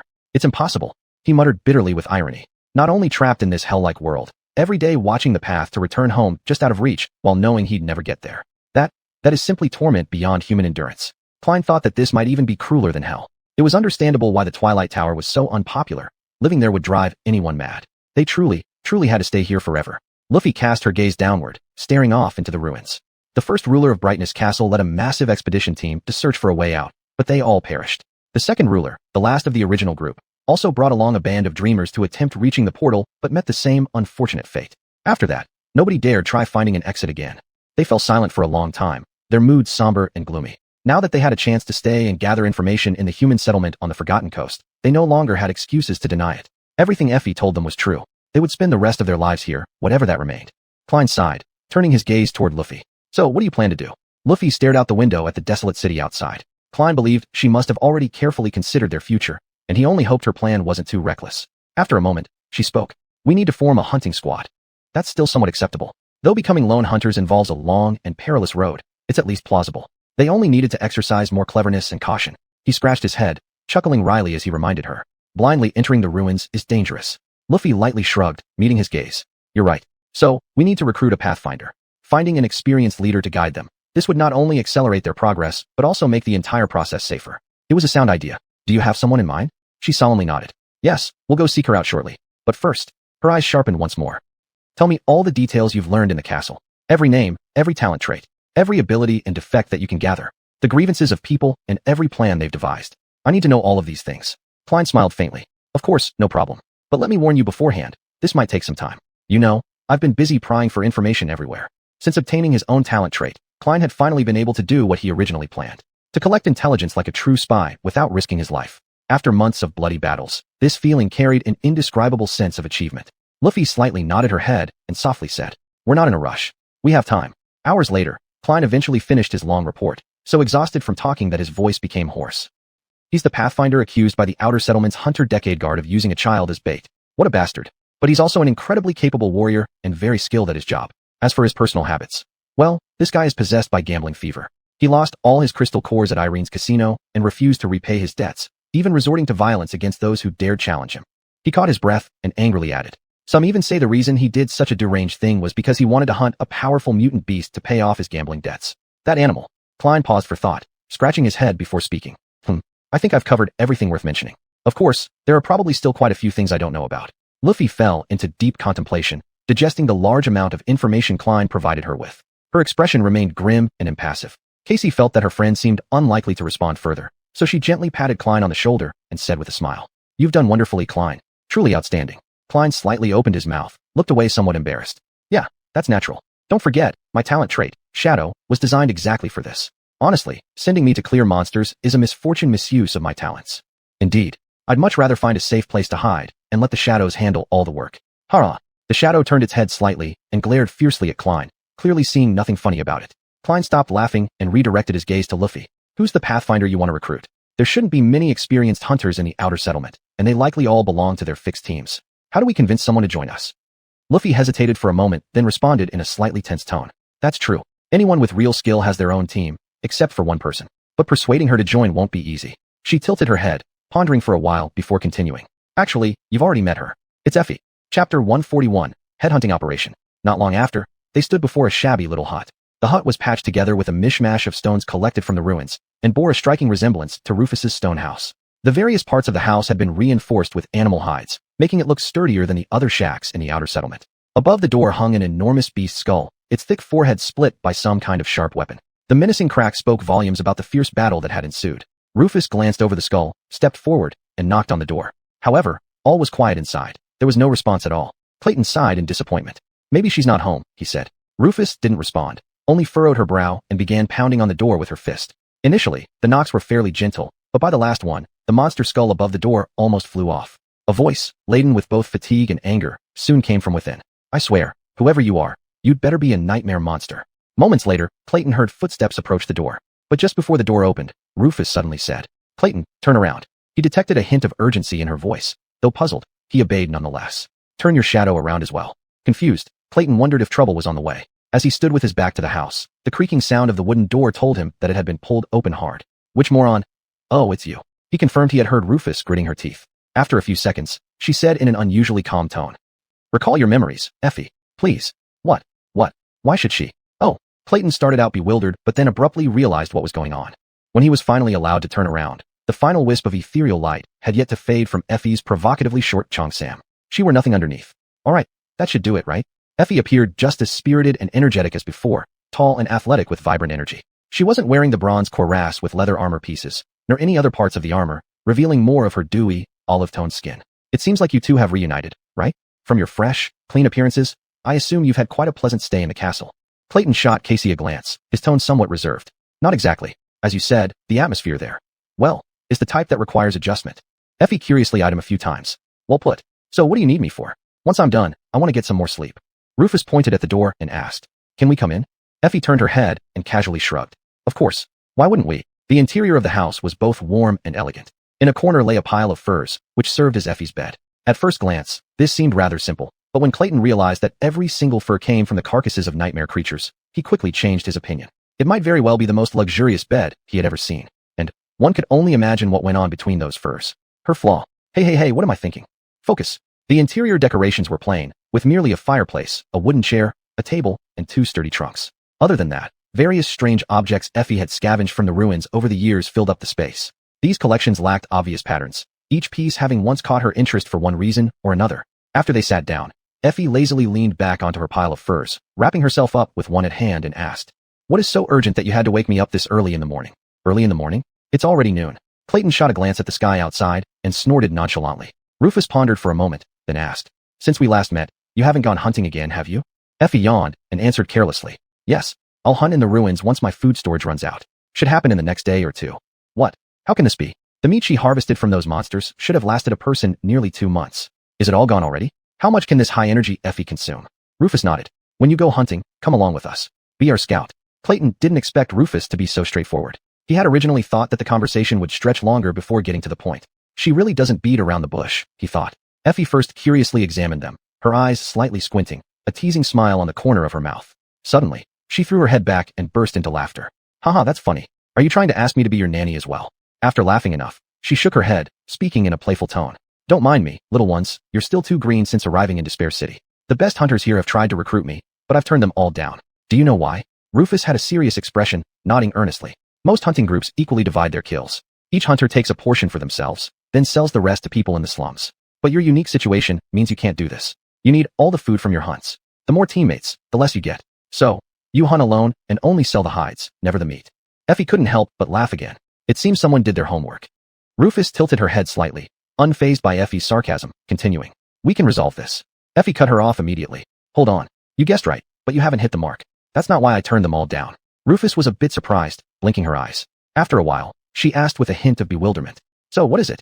Effie's smile faded from her face. Because they are all too weak. Even the so-called best aren't up to my standards. Do you know why? A shadow of gloom fell over her brown eyes. They're weak because Gonlaw will never allow any strong individual to stay beyond his control. So, I won't be your scout. Sorry, princess. Rufus was momentarily confused. Clearly, this answer caught her off guard, leaving her unsure of what to say. She opened her mouth as if to speak, but ultimately closed it, pursing her lips awkwardly. No matter how refined her social skills became during her journeys through the labyrinth, this particular conversation proved challenging for her. In the ensuing silence, Clayton chimed in appropriately.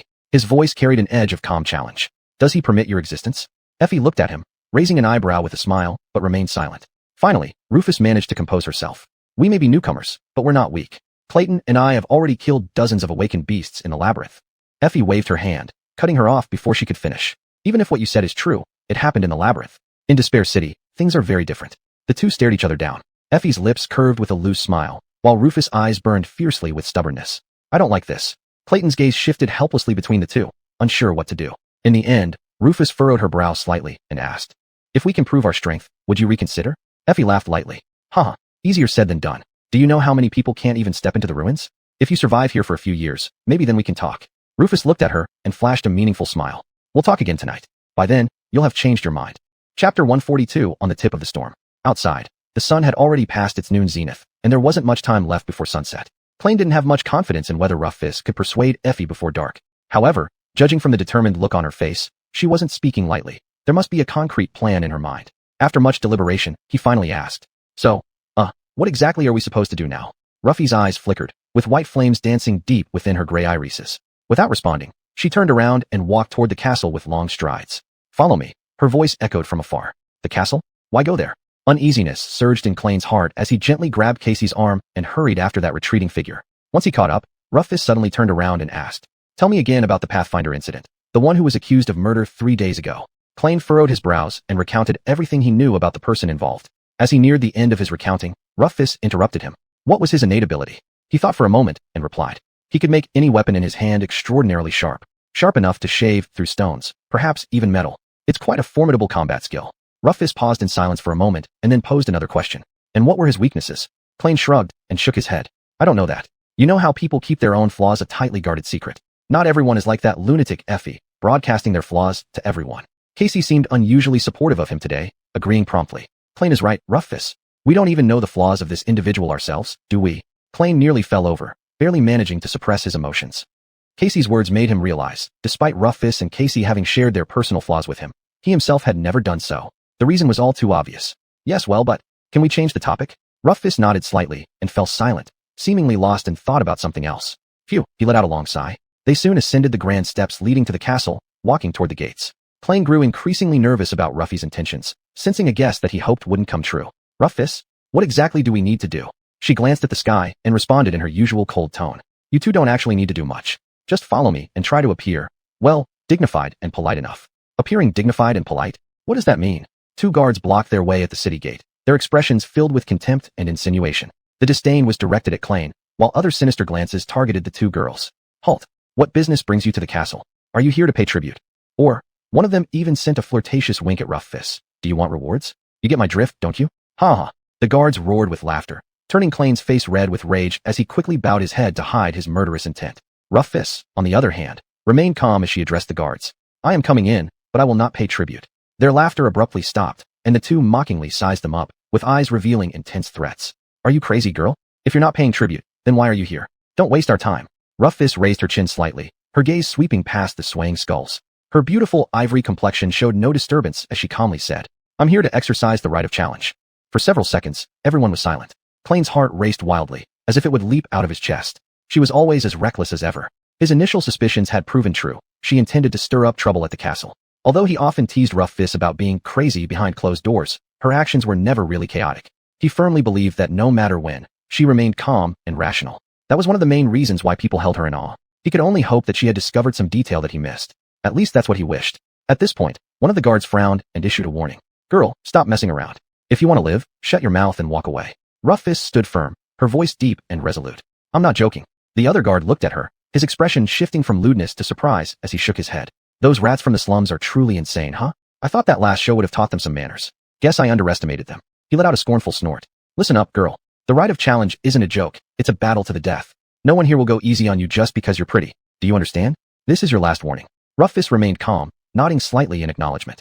The guard froze for a moment before eyeing her tall and perfect figure again, clad in her plain cinched coat, and he made a face. It seems like we're in for quite a show today. What a shame. With looks like yours, you could have lived in the castle without paying tribute. He shook his head as he spoke, then turned to signal them to follow. Another guard stayed at the gate, his face showing some confusion mixed with excitement. The rusted iron chains swayed in the wind, their harsh clinking echoing in their ears. Clayton, Rufus, and Casey stepped through the gates adorned with skulls and entered the castle. Everything inside the castle was the same as usual. Even Haber still sat behind his luxurious desk, busily scribbling something on parchment. At the sound of footsteps, he looked up, his eyes filled with bewilderment and astonishment. Black Sun Kasha? Why are you back? Klain immediately had the urge to cover his face. He had told that skinny young man earlier that they might meet again someday, but he certainly didn't mean it would be on the same day. Unaware of Klain's inner frustration, Haber grinned and joked. Oh, did you stumble into some good fortune and manage to acquire some crystal cores? Is that why you're back so quickly to pay tribute? Klain gritted his teeth and forced out a wry smile. No, not exactly. When the trio was brought into the castle hall, news of an upcoming challenge hadn't spread across the entire castle yet. As such, there was no large gathering in the hall. Only a few random individuals who happened to be passing by were drawn in by the commotion. However, the crowd grew visibly larger every second. Standing at the entrance to the hall, Rufus gazed quietly ahead. Her thoughts were inscrutable, as always, yet she appeared composed and collected. Meanwhile, Klain was far more tense than she was, his palms sweaty, the stares from the surrounding crowd only making him increasingly uneasy. What exactly is she planning? Klain glanced around cautiously, ensuring no one could overhear their conversation, then leaned closer to whisper into her ear. You're not really planning to fight the deputy officer of Gonludge to the death, are you? That would be tantamount to suicide. No matter how gifted and powerful Rufus might be, defeating those figures was impossible unless she absorbed countless soul crystals to narrow the gap between her strength and theirs. People got to their positions for a reason. Each one had unique qualities that made them formidable. Rufus gave a sideways glance, shook her head gently, and murmured in warning. There are ears on the wall. Klain furrowed his brows, about to protest when the guard who led them in emerged from the hall. He looked at them as though they were already dead, spat on the ground, and growled. Come in, you fools. Rufus straightened her posture and strode forward resolutely. Helpless, Klain and Casey followed closely behind. A small group had already gathered in the hall, their gazes fixed on the entrance as soon as Rufus appeared. Whispers rippled through the crowd. Who's this? I've never seen her face before. Do any of you know her background? This girl seems a bit off. Today's scene lacked the drama and spectacle of the day. 10 guards died. Most of the deputies weren't present, let alone the Lord of Light himself. The only person seated on the steps leading up to the empty white throne was the hunter leader, Gemma, whose expression clearly conveyed his displeasure. Much to Klain's relief, Haru's wasn't there. As the guard escorted them inside, Gemma slowly raised his head. Laziness and annoyance clouded his gaze, his brow creasing into a shallow, Chan character, indicating dissatisfaction with the situation. I'm not hearing things, am I? One of you three wishes to exercise the right of challenge, he asked. Rufus stepped forward, meeting Gemma's gaze directly, and announced boldly. It's me. Her calm demeanor starkly contrasted with the audacity of what she declared. It was vastly different from the fiery condemnation filled with disdain and anger given 3 days ago by the 10 guards in this very hall. Gemma squinted his eyes, confusion etched all over his face. Girl, do you know what this means? She gave a light nod, her eyes showing no trace of fear as she reiterated firmly. Yes, I do. Gemma held her gaze for a while, then lowered his head after a moment of contemplation, saying slowly, listen, anyone does indeed have the right to exercise the right of challenge, that much is true. But dying needlessly is extremely foolish behavior. I believe you've endured much hardship to get this far. Almost everyone here has. So, take another moment to think this through, reconsider your decision. Despite his unfriendly tone, his words were not sharp and sounded sincere, as if he truly did not want to see her walk to a pointless death. However, Rufus seemed to pay no attention to his warning. She merely tilted her head slightly and responded with composure. Unnecessary. Gemma sighed thoughtfully. Since that's the case, then it's your choice. Who do you accuse? Klain had already anticipated what would happen, so when Rufus said the name, he was not surprised at all. I accuse an explorer named Andal. Andal was the very person the 10 guards intended to challenge, but ended up dying under Haru's hand instead. An immediate uproar swept through the hall as people whispered to one another, marveling at the boldness of this unfamiliar girl. Gemma furrowed his brow, clearly displeased as he spoke. I already told you last time, hunters and explorers are under my jurisdiction. Any crime they commit while performing their duties is equivalent to my own crime. Therefore, if anyone should be held accountable, it would be me. Young lady, are you sure you want to challenge me? Klain tensely held his breath because he knew the next words out of Ruffy's mouth would decide their fate. Gemma's tone had lost its initial willingness to negotiate. She didn't give even an inch in response. With her piercing gaze fixed on him, she slowly shook her head. I'm not accusing him of murdering the boy from the outer settlement. I'm here to accuse him of theft. Andal gambled away a significant amount of soul crystal cores, but refused to pay them back. That's stealing. Since this was his personal matter and did not occur while carrying out official duties, it has nothing to do with you. Gemma scrutinized her, confusion evident on his face. Klain reacted the same way. It came as a surprise. Incredibly clever even. No, not cunning, but resourceful. He corrected himself silently. By shifting the accusation from crimes during hunting to private offenses unrelated to Andal's duty as an explorer, she had skillfully avoided any possibility of subordinates stepping in to fight for him. At least, if they followed fair principles. But would an experienced explorer really pose less of a threat? Moreover, would Gemma let such a challenge proceed? As though answering Klain's doubts, Gemma raised an eyebrow on the stone steps and asked in surprise. What? Gambling debt? Is Ellen sending you? Rufus shook her head again. No, I've never met her. Everyone in the hall stared at her like she was crazy, including the charismatic Gemma. His voice carried hints of annoyance as he questioned. If you don't know the person Angelos, why come here and issue this challenge? Ruffy's lips curled slightly into a mocking smile. Do I have to know the victim to punish the criminal? Gemma glared at her, evidently finding the situation absurd. It's just gambling debt. I can pay off those crystals for him. We could. However, Rufus cut him off, her voice still steady and resolute. It's not just about the crystals. It's about justice and the law. After all, in this dark world, the law is our only guide. Without its light, there's only darkness.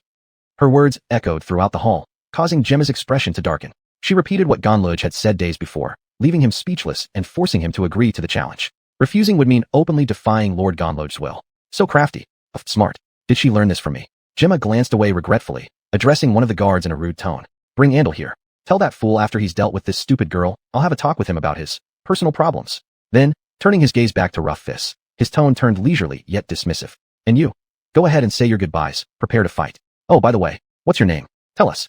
That way, at least someone will remember you. Rufus looked straight into his eyes, her crisp voice resonating loudly across the hall. I am Rufus of the Eternal Flame Clan. In that moment, everything went quiet. Chapter 143, The Seven-Star Vow. Inheritor of the Eternal Flame Clan, Rufus of the Void Illusion Star. As soon as these words were spoken, an immediate silence fell over the hall. Even Gemma seemed startled by this statement. Only Castor remained unperturbed by this revelation. He had entered the hall earlier and now leaned against the wall, his gaze fixed on Rufus with a complicated expression. There were two reasons why her full name caused such shock, and though these reasons were vastly different, both shook the audience to their core. Firstly, the name she announced was not a human one, but a true name. Throughout history, only a very few oracles had ever been granted a true name during their first nightmare trial. Among the more than 1,000 people trapped at the Forgotten Coast, none possessed a true name, an undeniable fact. Even Gang Laogu did not have a true name, but Rufus did. Of course, Klein also had one, though there was no need for others to know that. Secondly, she revealed herself as an inheritor, not just any inheritor, but from the legendary Eternal Flame Clan. This clan had twice led humanity forward, the first time assisting in passing the second trial, birthing the first third-stage evolver in history, and the second time breaking through the third trial, creating the first fourth-stage extraordinary. Even living in the suburbs, Klein had heard of this clan. All these facts combined would create quite the storm in Despair City. If everything was true, then at the Forgotten Coast, she would almost bear the halo of a savior. Suddenly, the composure she exhibited when facing the intimidating Pathfinders seemed less surprising. The originally confused expressions of those gathered in the hall gradually transformed, being replaced by a flicker of tentative light, as if a tiny seed of hope had been planted in the barren, lonely, and depleted souls of these individuals. At this moment, Rufus summoned her armor most appropriately. Countless light points swirled around her, coalescing into a gentle vortex of light. When the brilliance faded, a striking black and white suit of armor became visible, adorning her elegant form. Everyone's attention was immediately drawn to the emblem on her chest plate. On the distinctive white metal, 7 radiant stars were intricately embedded. That emblem. It's the Starlight Badge. The 7-star light emblem. Like Klein, the residents of Brightness Castle were familiar with the emblem of the 7-star light. It was carved onto the robes of the giant statue outside the city walls and often appeared in numerous reliefs on the ancient walls of the castle. This emblem represented 7 heroes who once vowed to defeat the darkness devouring this land and lead its people back to the light. Though time may have blurred their faces, their vow still echoed through the ages, their spirit never fading. Klein felt a chill run down his spine, cold sweat seeping through. What is she doing? Is all this a coincidence? Or has she carefully orchestrated it? Doesn't she realize how these fools will react to such dramatic theatrics? If they start spreading rumors about her being some savior sent from above, Gang Laogu will surely come knocking. He wouldn't tolerate anyone who threatens his rule. What did she say before? For me to follow her and behave with grace and propriety? Klein's eyes lingered on her retreating figure, and he froze. How could he possibly do that? There wasn't a single ounce of dignity in him anywhere. Finally, Gemma regained his composure, his eyes narrowing in scrutiny as they landed on Rufus of the Void Illusion Star. Where his look was previously filled with apathy and disdain, now a hint of concealed vigilance appeared. Gemma slowly cracked a smile. In that case, it's a pleasure to meet you. I must admit, your name is incredibly striking.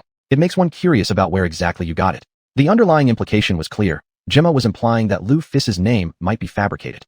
As if this hint dispelled the mist in the minds of the crowd, most quickly dismissed their thoughtful expressions and once again eyed her with either dark glares or malicious intent. But this time, some added an extra dash of mockery and disdain to their gazes. Yet, among them, there were still a few who watched her with hesitant, timid yet trusting eyes. Rufus seemed unfazed by the clamor surrounding her, her tranquility acting as an invisible barrier gently shielding her from the filth and despair of this world. Shortly after, Pathfinder Andrel was brought into the hall. He was of medium build, muscular, with a pair of fierce blue eyes and a sharply defined jawline. His hair was cropped short on the sides while the central portion, left longer, was braided into a short plait. Among everyone in the hall, except for Gemma, Andrel appeared to be the eldest, nearing the age of 24. There was no doubt that Andrel was a highly skilled and experienced hunter. As a pathfinder, he was undoubtedly one of the elite.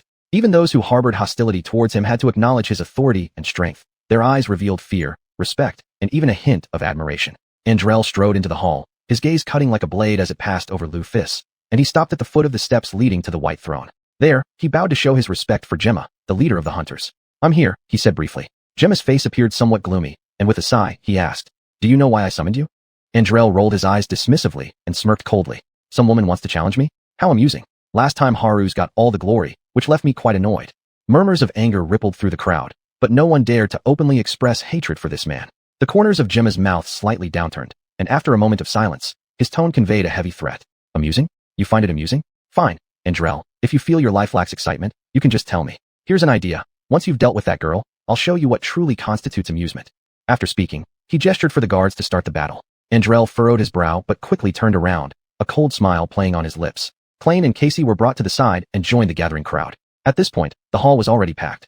With tension and anticipation, the crowd watched Andrel confront Lu Fis. Some had come merely to witness a bloody showdown, eagerly awaiting the gory spectacle. To them, the outcome didn't matter, and almost no one believed that the girl from the outskirts could survive her duel against an experienced pathfinder. Others hoped to see Andrel pay for the murders he had committed, but even these individuals seemed to think that Lu Fis would meet her death. They only wished she'd make that bastard bleed before dying. Perhaps only Klain, Casey, and Castor were aware that the conclusion of this fight was far less predictable than the crowd assumed. Wasting no time, Andrel summoned his weapon and sauntered toward Lu Fis. The crude scimitar in his hand suddenly gleamed with polished brightness, its edge radiating a menacing sharpness. Klain abruptly realized that even Starlight Legion armor would struggle to withstand such a blade. Andrel moved with fluid grace, unpredictable and indicative of years of combat experience fighting both nightmare beasts and humans alike. His malevolent grin never faltered, and his eyes burned with bloodlust. After years of hunting monsters, he himself now resembled one. However, Lu Fis simply stood there quietly, watching him approach slowly, not even summoning her sword. What is she doing? Trying to mimic Haru's? When the distance between them was only a few steps, everyone held their breath in suspense. Suddenly, Andrel swung his scimitar, leaving streaks of shadow as he lunged forward with great force. His boots stirred up dust as he surged ahead. Klain's palms were drenched in sweat. What on earth was she planning? At the very moment when the talent-enhanced scimitar was about to strike her down, Lu Fis vanished to the side without warning, swiftly evading the deadly blow. Then, with a swift motion of her arms, she summoned her own longsword. The illusory light points pierced through the scimitar's blade, gathering on its back, coalescing into a silver longsword. Andrel's eyes bulged wide with terror, frozen forever in that instant. Behind the scimitar, the longsword materialized out of nowhere, thrusting forward with unyielding momentum. It cleanly severed Andrel's head from his shoulders. Only when the blood sprayed from his neatly cut neck did his head roll like a bloody ball and finally stop near the steps leading to Gang Laogu's White Throne. The air in the hall seemed instantly drained away. In the deathly silence, Andrel's corpse hit the white marble floor with a heavy thud, the blood still gushing out, glaringly conspicuous. Some onlookers instinctively stepped back, horrified at Andrel's head rolling across the ground, while others wore expressions of disbelief, exchanging shocked glances. Then, everyone's gaze froze on Lu Fis, eyes vacant and bewildered. Even Gemma was no exception. Kane himself was stunned by what he had just witnessed. Although he had guessed that Lu Fis might win the duel, he never could have imagined that she would kill the most feared pathfinder in Brightness Castle in a single exchange. Lu Fis silently sheathed her longsword. She walked up to the marble steps, grabbing the blood-soaked braid and lifting the head, then looked up at Gemma. She revealed a polite smile she'd practiced many times and said, "Oh, nice to meet you." As they left the castle, Andrel's head was still dripping with blood. Lu Fis held it by the braid as if it were an ordinary object. Her expression remained unchanged. For her, carrying a severed head seemed unworthy of altering her composure. In a daze, Kane began to see Lu Fis in a new light. He hadn't felt on guard around her in a long time, but now, he began to doubt how well he really knew her. He couldn't help but wonder, how much blood must she have on her hands to remain so calm? Reactions from those around her varied, ranging from joy to fear, expressed through myriad faces. Those who had witnessed the entire duel regarded Lu Fis as an avenging angel, while others saw her as a bloodthirsty demon. I'm wondering, how many soul fragments did her strike just absorb? Quite a lot, right? However, the reactions of the people in the outlying settlement were peculiar. They were more restrained and subdued, yet beneath this calm surface lay a strong emotion barely contained. They had never seen one of their own so confidently stride into that ancient castle and come back out so openly with a pathfinder's head in hand. Now, they watched her quietly, their eyes gleaming with an unrestrained, deep, and fervent emotion. All of this made Kane extremely uneasy. He pondered inwardly whether Lu Fis realized the waves her actions were causing in these people's hearts. But this sentiment was dangerous and hard to control. If she didn't know, things might soon get out of hand. But if she did know and intentionally acted this way, the situation was even more severe. Could she truly manage the spread of such emotions? Was this always part of her plan? Kane wasn't sure if he really understood this side of her. Upon reflection, he realized he knew very little about her. Preoccupied with these doubts, he didn't even realize they had already reached Effie's stone cottage. He looked up at the sky, seeing the sun hiding behind the shadowy outline of the crimson spire. Just as Luphis promised, it was now evening. All of this, it's terrifying. I just hope, he muttered to himself. Chapter 144, A Free Lunch. Before they could knock, Effie had already opened the door with a hint of anger in her eyes. Why is it so noisy outside? Can't someone just sleep peacefully for an entire day? Seeing the three people standing outside the door, she paused for a moment. Luphis didn't even lift her eyelids as she casually threw Andel's head at Effie's feet and asked coldly, "Can we talk now?" Staring at the bloody gift by her feet, Effie squinted her eyes and turned dark-faced. After a long pause, she finally raised her head and called out coldly, "Come in." The moment they stepped inside, Effie's voice dropped low as she angrily interrogated, "Princess, what have you done?" Luphis tilted her head slightly, appearing not entirely understanding, then asked back with an air of genuine confusion, "Didn't you want me to prove my strength?" Effie's eyes widened in disbelief, staring at her. Luphis seemed to misunderstand her silence, blinked, and then added, "Oh, that head is. I know perfectly well whose head it is. Where did you get it?" Effie interrupted her. Plain sighed deeply, slumping onto a sturdy trunk, barely managing to force a bitter smile, and saying, "Oh right, you might be the last person in Despair City to know this, but the person standing before you is Phantasm Star of the Eternal Flame Clan, the protector of justice. She simply walked into the castle, challenged that bastard, and killed him in front of everyone. By now, it's undoubtedly the only thing people are talking about." There wasn't a trace of happiness in his voice. One could say he was desperately holding himself back from cursing loudly. Why does trouble always stick to me?" Luphis and Cassie anxiously awaited Effie's response while Klain just stared at his own shadow, hoping for some sympathy. Unfortunately, the shadow merely gazed back at him coldly, brimming with the sense of schadenfreude. Meanwhile, Effie blinked a few times, glancing between them and the severed head. "Yeah, if you can run, go ahead and run." Suddenly, she blurted out this confusing statement, then burst out laughing. "Oh, my goodness, you really did it? It was worth every penny. I regret not being there to see their expressions." Klain's eyes widened in shock, never expecting such a reaction from Effie. "They're crazy. All of them are crazy. Why am I surrounded by lunatics?" His heart felt heavy with the urge to cry. When Effie stopped laughing, she scrutinized Luphis with a mixture of gloom and excitement in her eyes. "All right, you've proven your strength. But there's something I need to clarify. When I refused to join the castle years ago, Gone Rogue made a statement. If he couldn't recruit me, no one else would either. Since then, any team daring enough to invite me ended up regretting it. If you hire me as your guide, you'll put yourselves within his reach of retaliation. Are you sure you want to do this?" So, she has this history too. That explains why she always works alone. In the ensuing silence, Klain was the first to speak, bitterness and frustration laced through his tone. "I mean, isn't it too late to start worrying about this now? Don't you think so?" The next morning, when they prepared to leave for hunting, a group of residents from the slums had already gathered around them, spontaneously coming to bid them farewell. Their eyes reflected a complex mix of hope and suffering. By this point, Luffy's carefully planned scheme, along with her duel against the wretched Pathfinder Andal, had become the talk of the town, and rumors had spread more wildly than the event itself, which was outrageous enough. Now, these people were here to witness her presence firsthand.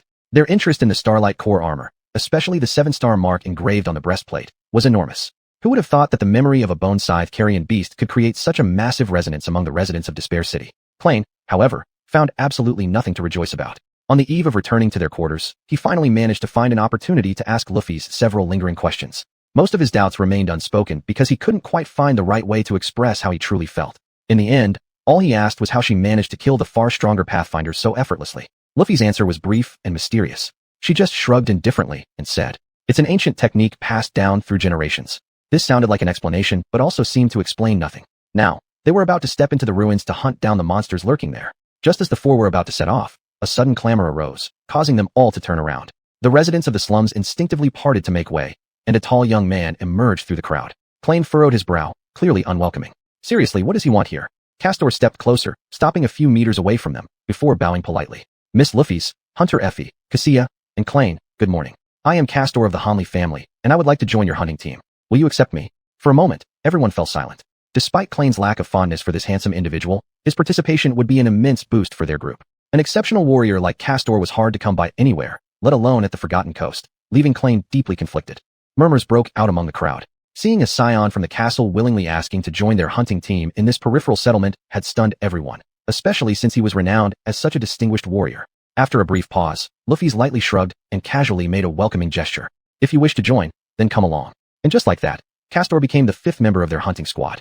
After struggling to survive in the labyrinth for several months, the increase in their team size felt a bit odd, but perhaps it was an inevitable trend. What else could he have expected? That they would always remain a trio? How silly. At this thought, he almost wanted to laugh himself. The 5 left the outskirts of the slum and walked onto the stone path leading toward the ruins. And so, it seemed as if everyone's fates in Despair City had been predetermined. The curtain of doom had already been raised, and everything was set to unfold unavoidably. Their first hunt proceeded unusually smoothly. Under the guidance of an experienced pathfinder, combined with assistance from Clane's shadow, they skillfully avoided all demons and reached their destination without any obstruction. In a section of broken-down buildings, the group concealed themselves, waiting quietly for the prey to appear. The battle plan had already been meticulously laid out beforehand. Effie explained in detail the species of the monster they intended to hunt, listing its strengths and weaknesses, after which Luffy's quickly assigned specific tasks to each member. Clane initially assumed things would progress similarly to how they did in the maze, but he was wrong. As usual, Luffy's bore most of the risks herself, luring the enemy into exposing its weakness. However, this time it was Castor, not Clane, who capitalized on that weakness to deliver the fatal blow. It made perfect sense. After all, his abilities weren't well suited for combat, at least on the surface. Entrusting the task to someone with Castor's superior fighting skills, like himself, was more than appropriate. Nevertheless, Clane still harbored resentment, feeling somewhat replaced. Yet unwilling to act too immaturely, he swallowed down this sentiment of loss and remained stoic. When the actual monster appeared, everything went according to plan. Luffy's and Castor successfully took down the beast, emerging entirely unscathed. Their cooperation wasn't effortless, but it proved unexpectedly harmonious, likely because both were descendants of legacies who'd undergone similar training. Clane's allocated task was to serve as reserve strength, stepping into battle should things go awry. As it turned out, he never got the chance. Effie didn't participate in the fight either. She stayed with Cassie, vividly recounting their actions during the skirmish. When it ended, she chuckled and said, this is absolutely the easiest meal I've ever earned. Effie's role within the group held a peculiar position. Unlike the others, she showed no intention of formally joining this team. In fact, she was more akin to a mercenary, ready for the loot but not willing to risk her life, perfectly encapsulating her personality. Her duties were strictly limited to guiding the team across the ruins and providing information, even excluding standing shoulder to shoulder in battles. Once the monster was eliminated, they promptly butchered it, carrying chunks of meat as they exited the battlefield. By the time the Crimson Tower cast its silhouette over Despair City, the group had nearly reached the white arches near the foothills. At this point, an unexpected incident occurred, and it was all due to Luffy's. After distributing Effie's deserved share of spoils, she looked at Clane, Cassie, and Castor before solemnly saying, I expect you to hand over your portions of the meat to me. What does she intend to do now? Clane was utterly perplexed, just about to question aloud when Cassie smiled and replied immediately. Of course, all yours. Castor also hesitated not a bit, bending slightly and nodding in agreement. As you wish, Miss Luffy's. Clane also nodded in agreement, realizing that if he were to question her at this moment, he would come off as a complete idiot. After all, strictly speaking, apart from lending his shadow to Effie, he hadn't done anything. The ones who truly risked their lives were Luffy's and Castor. Fine. Luffy's gave them a nod and continued along the white road. When they returned to the settlement, she divided the remaining monster meat into 2 portions. She handed the smaller portion to Cassia and placed the rest on the white stone block in front of their hut. Effie curiously observed everything, as did the crowd that had gathered to welcome their return. Furrowing his brow, Clane asked, What do you intend to do? Luffy's glanced at him and pointed at the small pack of meat in Cassia's hands. This is for our sustenance until the next hunt. Someone from the crowd loudly questioned. So what about the rest of the meat? Are you going to sell it? At what price? Here, it was customary for hunters to sell part of their spoils. The people here relied on this to sustain themselves. This meat could not only be exchanged for daily necessities and services, but, in extremely rare cases, could even fetch valuable crystal cores. Luffy's turned around, facing the gathering crowd with a furrowed brow. Once the surroundings grew quiet, her usually cold voice announced, Our hunting squad will never sell meat. Before the people had time to feel disappointed by her words, Luffy stepped forward, pointing at the pile of meat, and declared, On the contrary, we're giving it away for free. The crowd immediately fell into an eerie silence. Those who had originally hoped to get food from Luffy's looked at her with suspicious and distrustful glares. After a few moments, someone loudly challenged, What are you up to? We're all starving over here. Phantom Star, aren't you embarrassed? Luffy's crossed her arms, squinting her eyes calmly in response. There's no trick. Everyone can take a portion of meat to sustain themselves. The young man who had earlier doubted her sneered. Why give it away for free? Do you think we're fools? Clane was similarly confused. He often teased Luffy's about her seemingly foolish noble deeds, but he knew she wasn't actually stupid. There must have been a reason behind everything she did. It just usually went beyond his understanding, making him feel both helpless and amused. Lately, he had even started to suspect that Luffy's might be more pragmatic and cynical than he thought, just in a way that was different from his own. What exactly did she plan to do? With a cold stare, Luffy's glared at the person shouting, her brows furrowed even tighter, her voice tinged with anger. Why? Am I not human? Are you not human? In this forgotten coast, does one need a reason to help their fellow humans? She took a step forward, her sharp gaze sweeping over the crowd. Many trembled under her piercing look. Am I embarrassed? No. You should all be ashamed, reduced to forgetting who you are one day. We are human beings, not beasts. Whether in the real world or the dream world, this is who we are. Her words echoed down the white stone path, blending with the howling wind. If you're hungry, come take your share of food. Despite lingering doubts, hunger eventually overcame their wariness. Not long after, one person tentatively stepped forward, hesitantly grabbing a small strip of meat, quickly looking at Luffy's, then hurriedly left. Seeing that nothing happened after taking the meat, others grew bolder. Men, women, and children dressed in tattered clothes formed a ragged line. One by one, they approached, took their small portion of meat, and quickly left, fearing it might be taken back. Gradually, a peculiar expression appeared on the faces of the residents. It was the same kind of emotion that Klain had once seen in the eyes of the castle inhabitants after Luffy's revealed her name. A timid, yet faint hope. It was a force that could ignite hope, even faith. Klain raised his head with a sullen expression, staring at the guards on the wall who were watching them. Luffy's was right, they were still humans. But, in other ways, she was entirely wrong. Because sometimes humans could be more terrifying than beasts. He didn't like what was happening before his eyes at all. Chapter 145 Change. Since that day, the development of events had been as uncontrollable as a runaway horse, moving so fast that Clarence could barely keep up.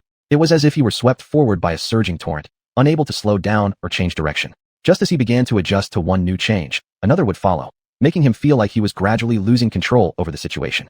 Things were developing too quickly for him to adapt. Clarence struggled to keep pace.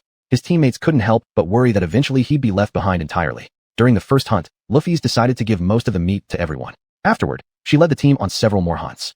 Although not every hunt ended in an easy victory, they always returned with spoils, sometimes in disarray. Every time they returned from a hunt, Luffy's would set aside Effie's share of the meat for her, leaving only a small portion for their own consumption.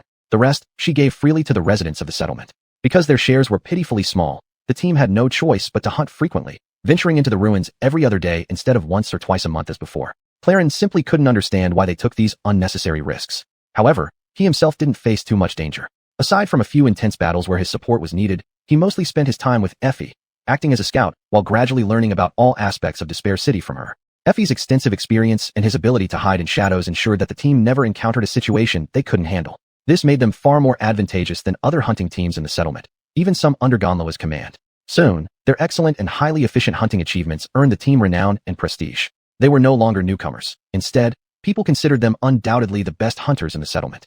Many even believed that Luffy's and her team were equal in skill to the hunter squads from Bright Castle. Ever since the dramatic duel between Luffy's and Andal, she had become known as a revered warrior. Effie was already widely acknowledged as the standout among the outer settlements. Castor, this handsome and charismatic inheritor, gained respect and admiration through his amiable personality, noble demeanor, and formidable strength. Together, these three formed the soul of the entire team, while Cassie and Clarence remained on the periphery. Still, people liked Cassie because she distributed free food, something Luffy's had deliberately entrusted to her. Moreover, her sweet voice, delicate features, and a faint touch of melancholy made her almost irresistible. For most people, Cassie symbolized the warmth and kindness of the team. As for Clarence, he seemed perpetually overlooked. He had no grand feats to speak of, leading many to think of him as merely a supporting member of the team. To put it nicely, he was dispensable. Bluntly, he was just someone being handed scraps. If anyone even remembered his existence. On one hand, Clarence was content living in obscurity, but on the other, this feeling of being ignored was like a splinter deeply embedded in his heart, one that he found difficult to let go of. No one doubted his true strength, which was, of course, a good thing. However, when everyone lavished praise on Castor while completely ignoring him, Clarence couldn't help but feel an uncontrollable urge for destruction, whether against objects or people. Especially given the team's power structure, with Luffy spending most of her time alongside Castor, the growing chemistry between them only increased Clarence's sense of failure. Whenever this frustration nearly overwhelmed him, Clarence would leave quietly, finding a secluded spot to practice his sword technique, Residual Night, until utterly exhausted. At least, the whistling sound of the blade slicing through the air helped calm him down. Day after day, he practiced, finding solace in the fact that it was something within his control. Yet Clarence had never truly relaxed. His anxiety grew increasingly with each passing day. Changes were also quietly taking place in other areas. After every hunt, Luffy's freely distributed food to the settlement's residents. Initially met with skepticism, this gesture eventually turned into gratitude, and finally, bordering on reverence. Clarence noticed during the first food distribution how the strange gleam of fervent hope in the residents' eyes had only grown stronger. Some people had half-jokingly called her Saint Luffy's, as if she were an angel sent by magic to save them. Recently, however, he noticed that the humor in these jokes was diminishing. This was really unsettling and extremely dangerous. The more people saw Luffy's as a savior, the more Clarence worried about how Gonlo might react fiercely. If history is any indication, then kings never let those meddlesome saviors go unpunished. The same question had been tormenting Clarence throughout. Was all this happening by chance, or was it Luffy's deliberate doing? As time went by, more and more new faces joined them. These new members weren't hunters. They were just some destitute young men and women from the settlement who wished to contribute in some way. They took charge of processing the monster furs brought back from the team's hunts, maintaining various tools and equipment, helping Cassie distribute food, and doing other odd yet essential chores. Soon, that dilapidated little house became overcrowded, and Clarence could barely remember everyone's names. Every day, new people joined, naturally integrating into the group. What made things worse for him was that not everyone recognized him. More than once, someone smiled at him warmly and asked in a friendly tone, "Are you new here?" Of course, these people would never dare say the same thing to Castor.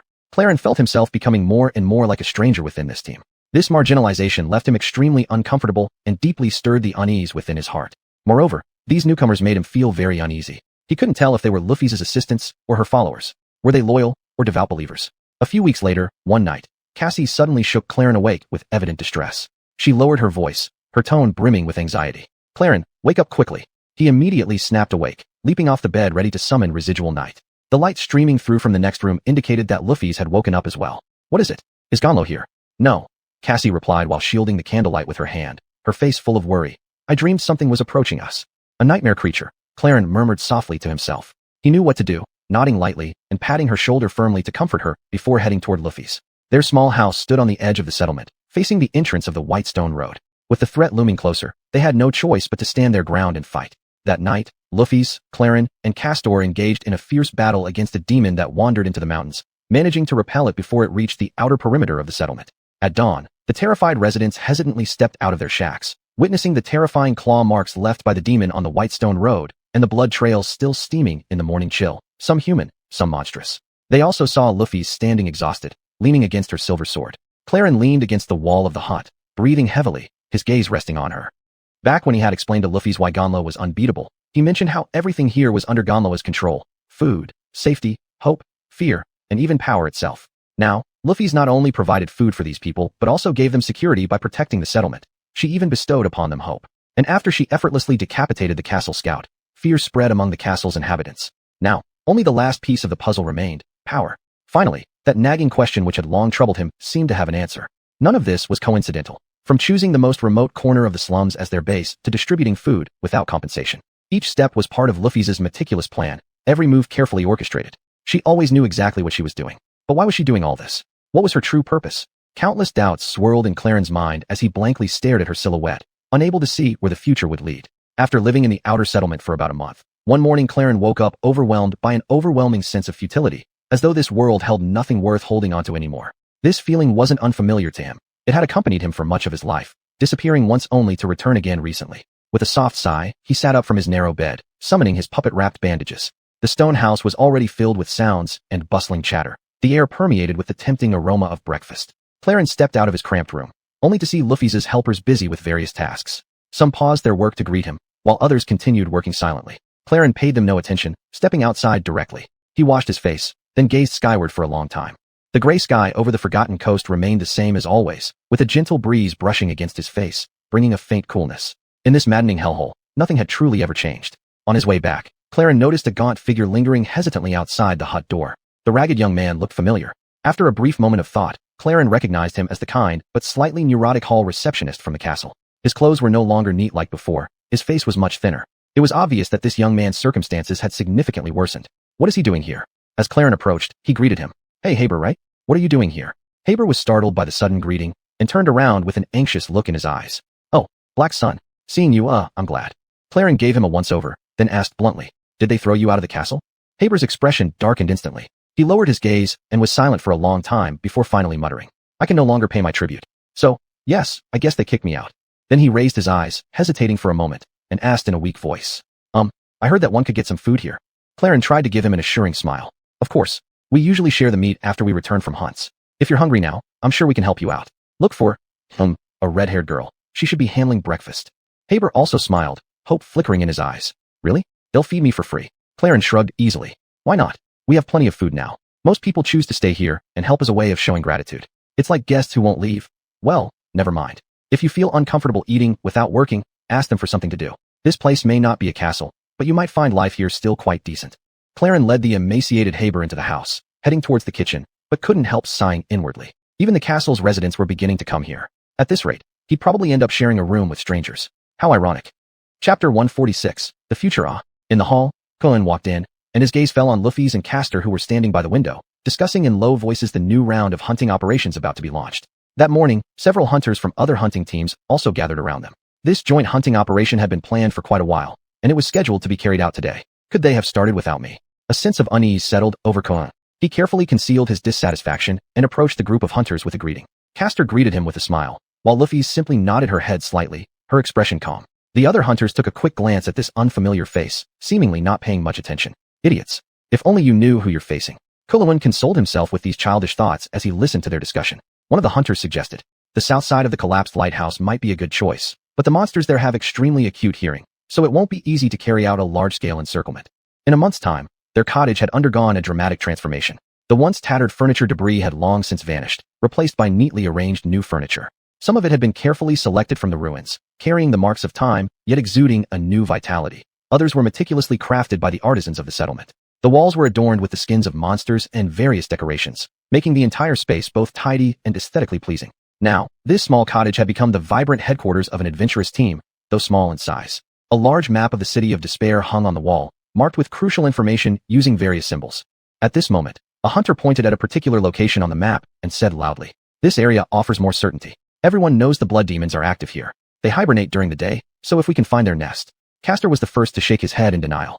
"The area you propose is too close to the territory of those dangerous living statues. We all know how troublesome those living statues can be. I still think the area south of the lighthouse is safer. We just need to devise a way to deceive the hearing of those monsters." Suddenly, Alon realized he could be of help, so he spoke up. I have a bell that can." But his words were quickly drowned out by the clamor around him, and no one paid attention to what he said. Xuanhuan awkwardly took a deep breath, waited for a bit, then tried again. "Actually, we could use one of my two memories that produce sounds too." Just then, Castor seemed to come up with a brilliant idea. All eyes turned to him, with his back toward Xuanhuan, as if he didn't even exist. "What's the point of this?" Xuanhuan stood there blankly for a moment, his emotions a jumble, unsure whether he felt embarrassment, anger, or sheer stupidity, and finally, he stomped his foot in frustration, turning to leave. He climbed onto the roof of the cottage, reaching the second-floor extension where the view was expansive. Sunlight bathed his body, but his melancholic heart remained untouched. He sat down in a clean spot, gazing at the sun rising slowly. After calming down somewhat, he sighed, closed his eyes, and let the shadow slip back inside. As he expected, no one noticed his absence. Instead of being surprised, he let the shadow wander around the cottage, observing the bustling people absorbed in Luffy's grand plan. Everyone seemed full of energy and enthusiasm, feeling like they were part of this collective, a sense of belonging that should feel good. Why was he the only one unable to fit in? Why was there always an obscure barrier between him and the world? Even that man from the castle, Haber, had already found friends. At this moment, he was helping a red-haired girl in charge of breakfast wash dishes. Xuanhuan immediately furrowed his brow.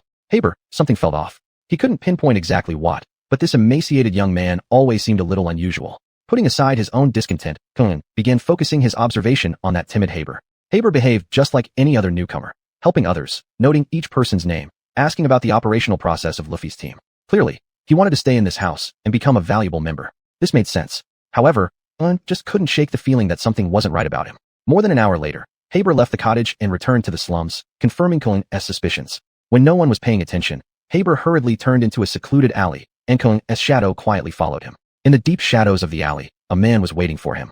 Xuanhuan furrowed his brows, recognizing the man as a senior guard from the castle. "So this is how it is," he muttered to himself. At this moment, the guard was glaring at Haber, asking impatiently, "How is the situation?" Haber lowered his head, his fear and anxiety obvious. Yes, master. I've done as you asked. It wasn't difficult." "Good." The corner of the guard's mouth curled up, his eyes showing a hint of mockery. "It seems like you really want to go back to the castle." Haber looked up, hope shining in his eyes, his voice trembling. "Really? Then can I return? Even though I don't have any crystal cores to offer as tribute." The smile on the guard's face disappeared. "After you've gathered all the intelligence I asked you to find out, you'll be able to return. If you succeed, I'll personally invite you inside, and you won't even need to worry about the tribute. But, remember, I want to know everything about the core members of this team, including Luffy's herself. Their talents, abilities, flaws. I even want to know which hand they use to wipe their bottoms. Do you understand?" Haber's face instantly turned pale, his voice now tinged with sobs.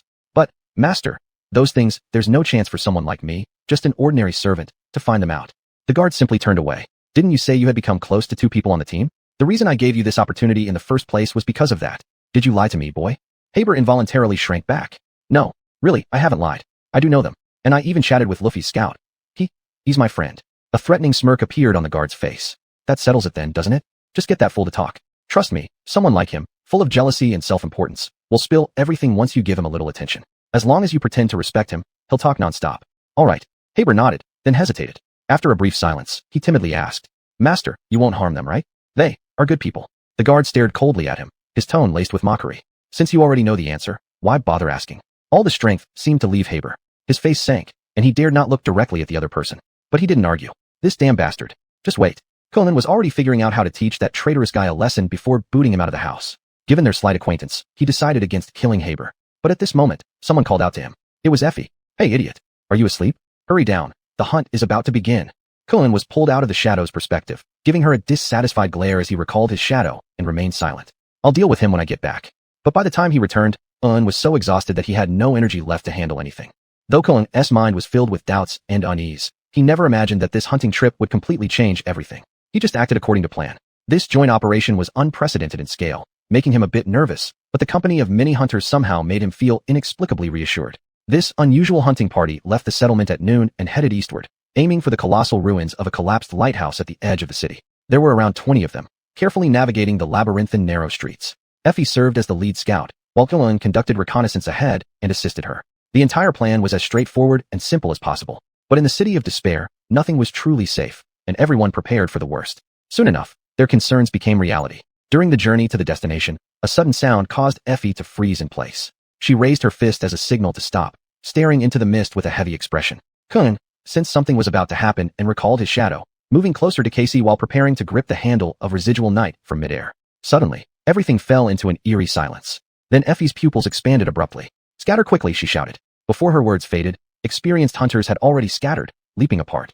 Conan grabbed Casey forcefully and quickly dived aside, protecting her beneath him. At that moment, an enormous and heavy object fell from the sky, smashing into the cobblestone road where over a dozen hunters had been standing just moments ago. Fortunately, Effie's timely warning allowed most to escape in time.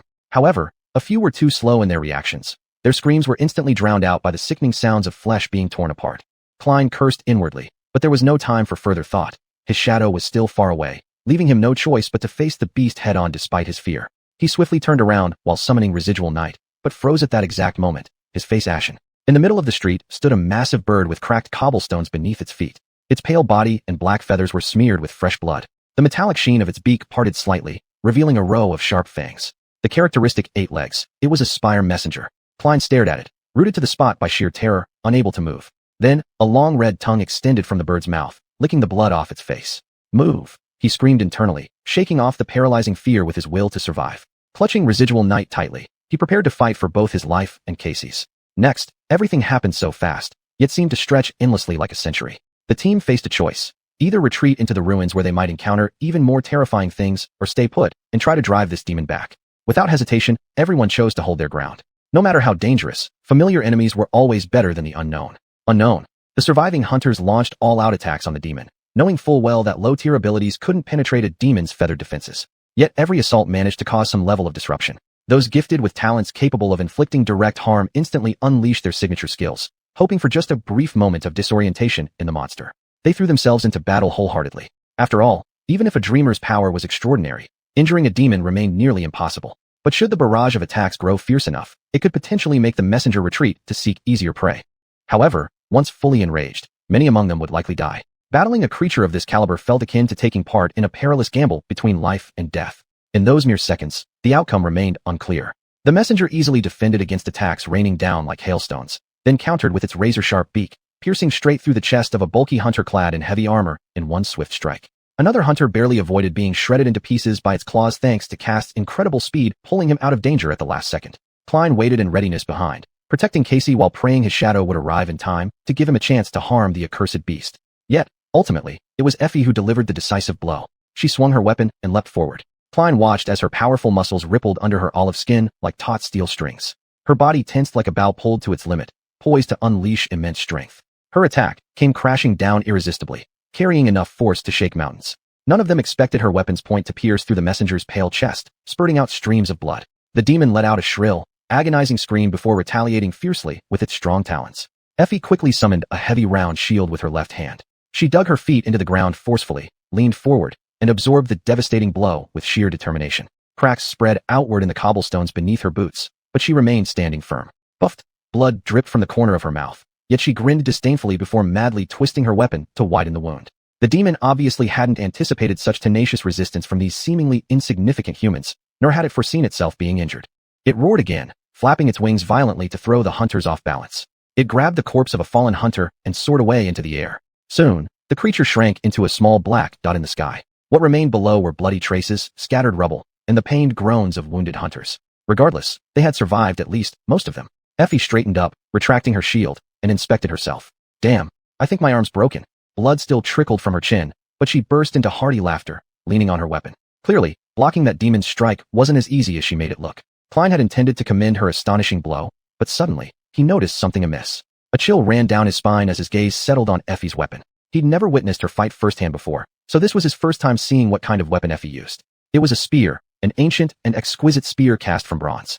Something in his mind seemed to click, as if a trigger had been pulled, and scattered clues began to converge. What followed was an explosion of clarity that rendered everything crystal clear. Or at least it felt that way, because Klein had finally seen the future. The future. His voice quivered. Chapter 147 Roofies. Hey idiot, are you alright? Clayton blanked for a moment before snapping back to reality, lifting his head and gazing at Effie with a dazed expression. I'm fine. Just thinking about something. Effie glanced at him skeptically, shrugged, and walked away. Everyone was so busy that no one had time to bother with him, and no one had ever really cared about him anyway. Clayton sat alone on the cold ground, swaying slightly. In his mind, a single sentence repeated like an earworm, louder and louder with each repetition until it gave him a splitting headache. A woman wielding a bronze spear is drowned in the flood of monsters. A woman wielding a bronze spear. This was exactly the vision Casey had seen when they set out on their journey, the same night they spent under the knight's statue neck. The horror of that vision nearly made her fall into the Black Sea just to escape what she had seen.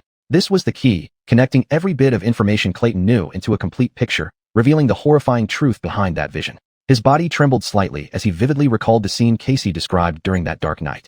I saw human cities again, but this time it was at night. A solitary star burned in the darkness. Beneath its light, the city suddenly erupted in flames. Blood flowed like rivers, spilling from the halls. I saw a corpse clad in golden armor sitting upon a throne. A woman wielding a bronze spear was drowned in the flood of monsters. An archer trying to pierce the sky with arrows. Clayton always believed that what Casey had seen was the catastrophe that destroyed this land, turning it into a desolate hell. The disaster that created the Forgotten Coast. The beginning of the vision undoubtedly revealed how the curse of devouring darkness broke through the 7 seals. Therefore, he naturally assumed that the other parts of the vision were historical replays. However, Effie's spear struck a blow of truth he couldn't bear to face. He had been wrong all along. The apocalyptic scenes Casey described weren't from the past. They were from the future. Their future. Clayton shuddered violently, raising his gaze toward Roofies. Roofies was using her natural ability to heal the wounded hunters, her ivory-white face contorted in agony. Clayton's eyes widened, filled with disbelief. Everything began to come to light. Wasn't she that solitary star burning in the darkness above the light castle? She brought forth scenes of fiery destruction and blood-stained rivers. Even her true name resonated with this. Or, depending on the runes used to inscribe it, could be translated as Star of Destruction. Clayton had always worried about what Glog might do to Roofies, but he should have feared what Roofies might do to Glog. A corpse clad in golden armor sat enthroned. Why hadn't he realized the truth the first time he met the Lord of Light? It was him. Glog was the corpse in Casey's vision. Effie was the woman swallowed by the tide of monsters. As for the archer, Clayton wasn't sure who it was yet, but he knew they would meet soon. Perhaps only to die together. He had long known that Roofies was guided by some mysterious and extremely influential purpose. He didn't know the exact nature of this goal, but it was clear it wasn't located in the Forgotten Coast. Thus, to achieve her objective, she must find a way back to the real world. That was why her ambition to move forward remained unwavering, steadfast through every obstacle and hardship. At times, her determination almost bordered on obsession. Roofies was willing to pay any price to achieve her goal. The comforting words she said to him on the day they arrived in the city of despair suddenly echoed loudly in his mind. Now, however, these words seemed to carry more maniacal, cruel implications. We'll find a way back. No matter what we need to do, we will make it happen. No matter what. There was only one way to leave the Forgotten Coast, to traverse the Crimson Spire, but no dreamer had ever reached the portal unscathed. They'd need an army to attempt it, perhaps with piles of corpses beneath their feet. Just 1 or 2 survivors might manage to escape this cursed place. But Roofies didn't have an army. Not yet. To build an army, she would need to kill Glog, take his power, eliminate all opposition, and let the Light Castle drown in blood. Only in this way could she rally every remaining dreamer in the City of Despair, enticing them to follow her on a nearly suicidal expedition. She was fully aware that most of them would perish along the way, and she understood this better than anyone. No sane person would follow her. They wouldn't, right? Clayton muttered feebly to himself, trying to console his own fears. He thought about the young men and women who had joined their group over the past few weeks. Their eyes sparkled with a special kind of light, perhaps even the glow of faith. They regarded Roofies. No, they worshipped the Star of Delusion from the Eternal Flame clan almost religiously. She was their personal angel. Were they still sane? Clayton finally understood every aspect of Roofies' plan. As he gazed at the beautiful silver-haired girl in the distance, it was difficult for him to associate her with the madwoman intent on destroying the world. And then, there was the final chapter of the prophecy. On the way back, Clayton felt as though he were drowning in a feverish dream, standing on the edge of a cliff, ready to fall into an abyss of chaos. His inner turmoil was overwhelming, the shock of everything too much for him to process. It weakened his mind, making it vacillate, nearly driving him to the brink of collapse. No, don't waste time dealing with your emotions. Now is not the time to drown in sentimentality. You need to figure out what all this means for you and what you must do to turn the situation in your favor. After all, what is there to fear? Many people will die. What does their life or death matter to you? You can barely take care of yourself now. That's right, exactly right. As long as he survives in the end, this whole thing might actually be beneficial for him. Hadn't he been worrying for weeks that Glog would become a threat? Well, now he knew that Glog would eventually become nothing more than a corpse. The problem was resolved. Didn't he feel a glimmer of hope when he realized he might not have to spend the rest of his life in this cursed hell? Maybe things weren't so desperate after all. The last part of the prophecy. Everything seemed fine, better than ever before. Yet no matter how hard Clayton tried to remain rational, the gnawing fear inside him refused to be tamed. Bathed in the fading sunlight, he made up an excuse to leave the cabin and walked alone to the edge of the stone platform. No one really cared where he went, so it wasn't hard to disappear for a while. Naturally, no one noticed that Clayton was troubled either. His mercurial temperament was something everyone had gotten used to, so few paid attention to his whereabouts or emotional changes. Only Casey seemed to sense his unease. And Castar, who appeared carefree on the surface but monitored anyone closely connected to Roofies like a hawk. The bastard. Clayton paced to the edge of the platform, turned, and gazed off into the distance toward the settlement and the grand castle towering above it. Night was falling, and hundreds of dreamers were rushing around seeking shelter. A cold, stabbing sensation gripped his heart. So many people. All these people are going to die. He whispered quietly, unsure to whom he spoke, his words reduced to a mere murmur. Roofies intended to kill them. Did he want to be her accomplice? Clayton wanted to vent, to lose control entirely. Everything was so distorted, so sick, bordering on absurdity. He was never a selfless person. On the contrary, he took pride in his cynicism, selfishness, and cruelty. But this, even for him, it was too much. He crossed his arms and buried his face deep into his knees. What should I do? At that moment, a sudden sound of footsteps caught his attention. A thin figure emerged from the slums and approached him directly. Clayton furrowed his brow. Oh right, that guy. I almost forgot about him. Haber shuffled forward awkwardly, stopping a few steps away, and smiled timidly. Black Sun. Can we talk? Haber's gaze remained fixed on him, his pitiable, trembling smile frozen on his lips. Beneath the surface of his false friendliness lay anxiety and desperation. A wave of inexplicable irritation surged within Clayton. There was an intense urge to wipe that smile off Haber's face. Traitorous scum. In his scattered mental state, he struggled to control his emotions. Something must have shown on his face because Haber suddenly blinked and instinctively took a step back. The longing to return to the castle eventually overrode his caution. He forced himself to stay still, hesitated for a moment, and then spoke. "CA, can I?" Clayton looked at the slender young man. In the twilight, his pale face was hidden in deep shadows. Finally, he responded briefly. We can talk." Haber let out a small sigh of relief and forced a flattery-filled smile, saying, I really have to thank you for leading me to your place to eat this morning. Wake up, clear mind. But his brain wouldn't obey him. His thoughts were submerged by icy fears of the future, and what little reason remained was lost amidst the chaos. Clayton raised a hand to rub his face. He's a spy. He's here to make it easier for Glog to get rid of us. What should I do? This morning.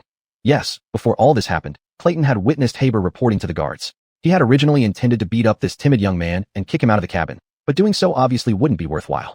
Chapter 148. Choice. The wisest course of action wasn't to directly expose the unlucky spy, but to pretend as if nothing happened and feed him false information. Indeed, this was the best method to deal with moles. Klein himself harbored aspirations to become a spy and knew a thing or two about such tricks. But could he really deceive Harper?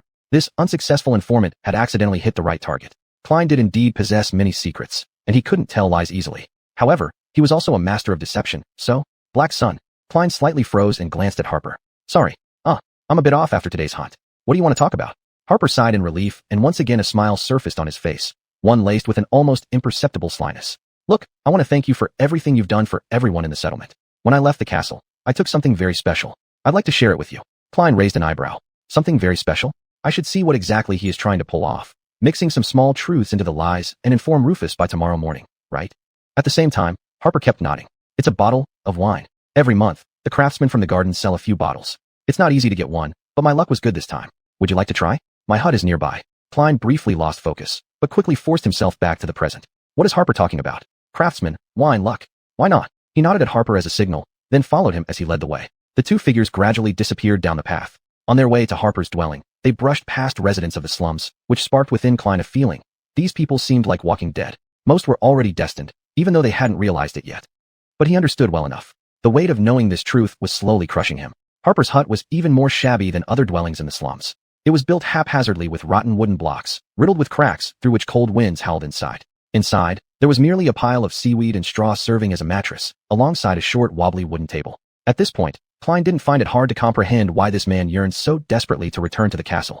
At least the castle didn't let wind in. Upon entering, Harper awkwardly looked around before inviting Klein to sit on the ground near the wooden table. Next, he carefully retrieved a glass jar from under the seaweed, treating it as if it were a rare treasure. Then, he somehow produced a crude rusty iron knife from somewhere.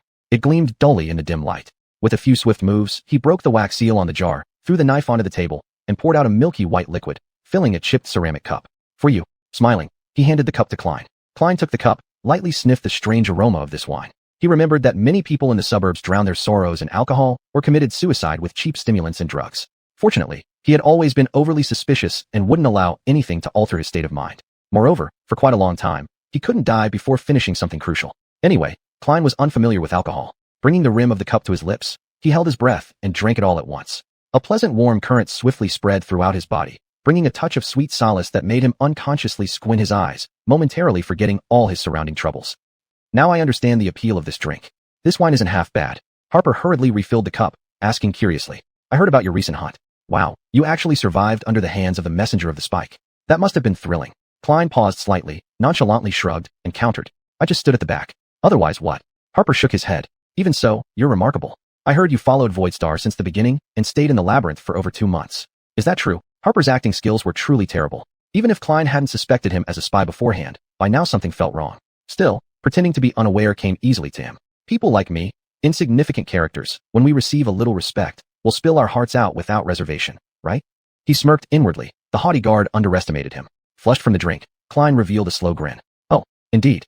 And let me tell you, if it weren't for me, she'd have been dead already. Do you know how many times I've saved her life?" It was all carefully orchestrated, aimed at creating an illusion, making Harper mistakenly believe that his plan to exploit Klein's stinginess and jealousy for extracting information had succeeded. However, the next word slipped uncontrollably out of Klein's mouth. He clenched his teeth tightly, his face suddenly turning deathly pale as he muttered softly, "What is all this for? Huh? For this? It shouldn't be like this. How did it turn into this?" Then, Klein clasped his head and forced out a sinister laugh. "This is going to be troublesome. What am I saying?" Harper, mistaking his fear for the alcohol taking effect, grew bolder. "You must have fought alongside Miss Roofy Eyes many times." Klein lowered his head, slightly shrugging his shoulders. "Yes." Harper hesitated for a moment before cautiously throwing out the question. "So, then you must have seen her talent abilities? To understand an enemy's talents, grasp their flaws, perceive their habits. This was the shortcut to killing them." Klein stared at Harper, recalling the first battle where he fought alongside Roofy Eyes. Back then, she had asked him if he had dissected shell scavengers to understand their weaknesses. Harper was doing exactly the same thing now, analyzing them, even though they were still alive. Of course, her talents can be used to heal wounds. Harper's eyes lit up with unhidden pleasure. So she's a healer. That makes sense. Such a power does indeed suit Voidstar. Everyone knows she's an angel. Everything proceeded as planned. Klein had achieved his first goal.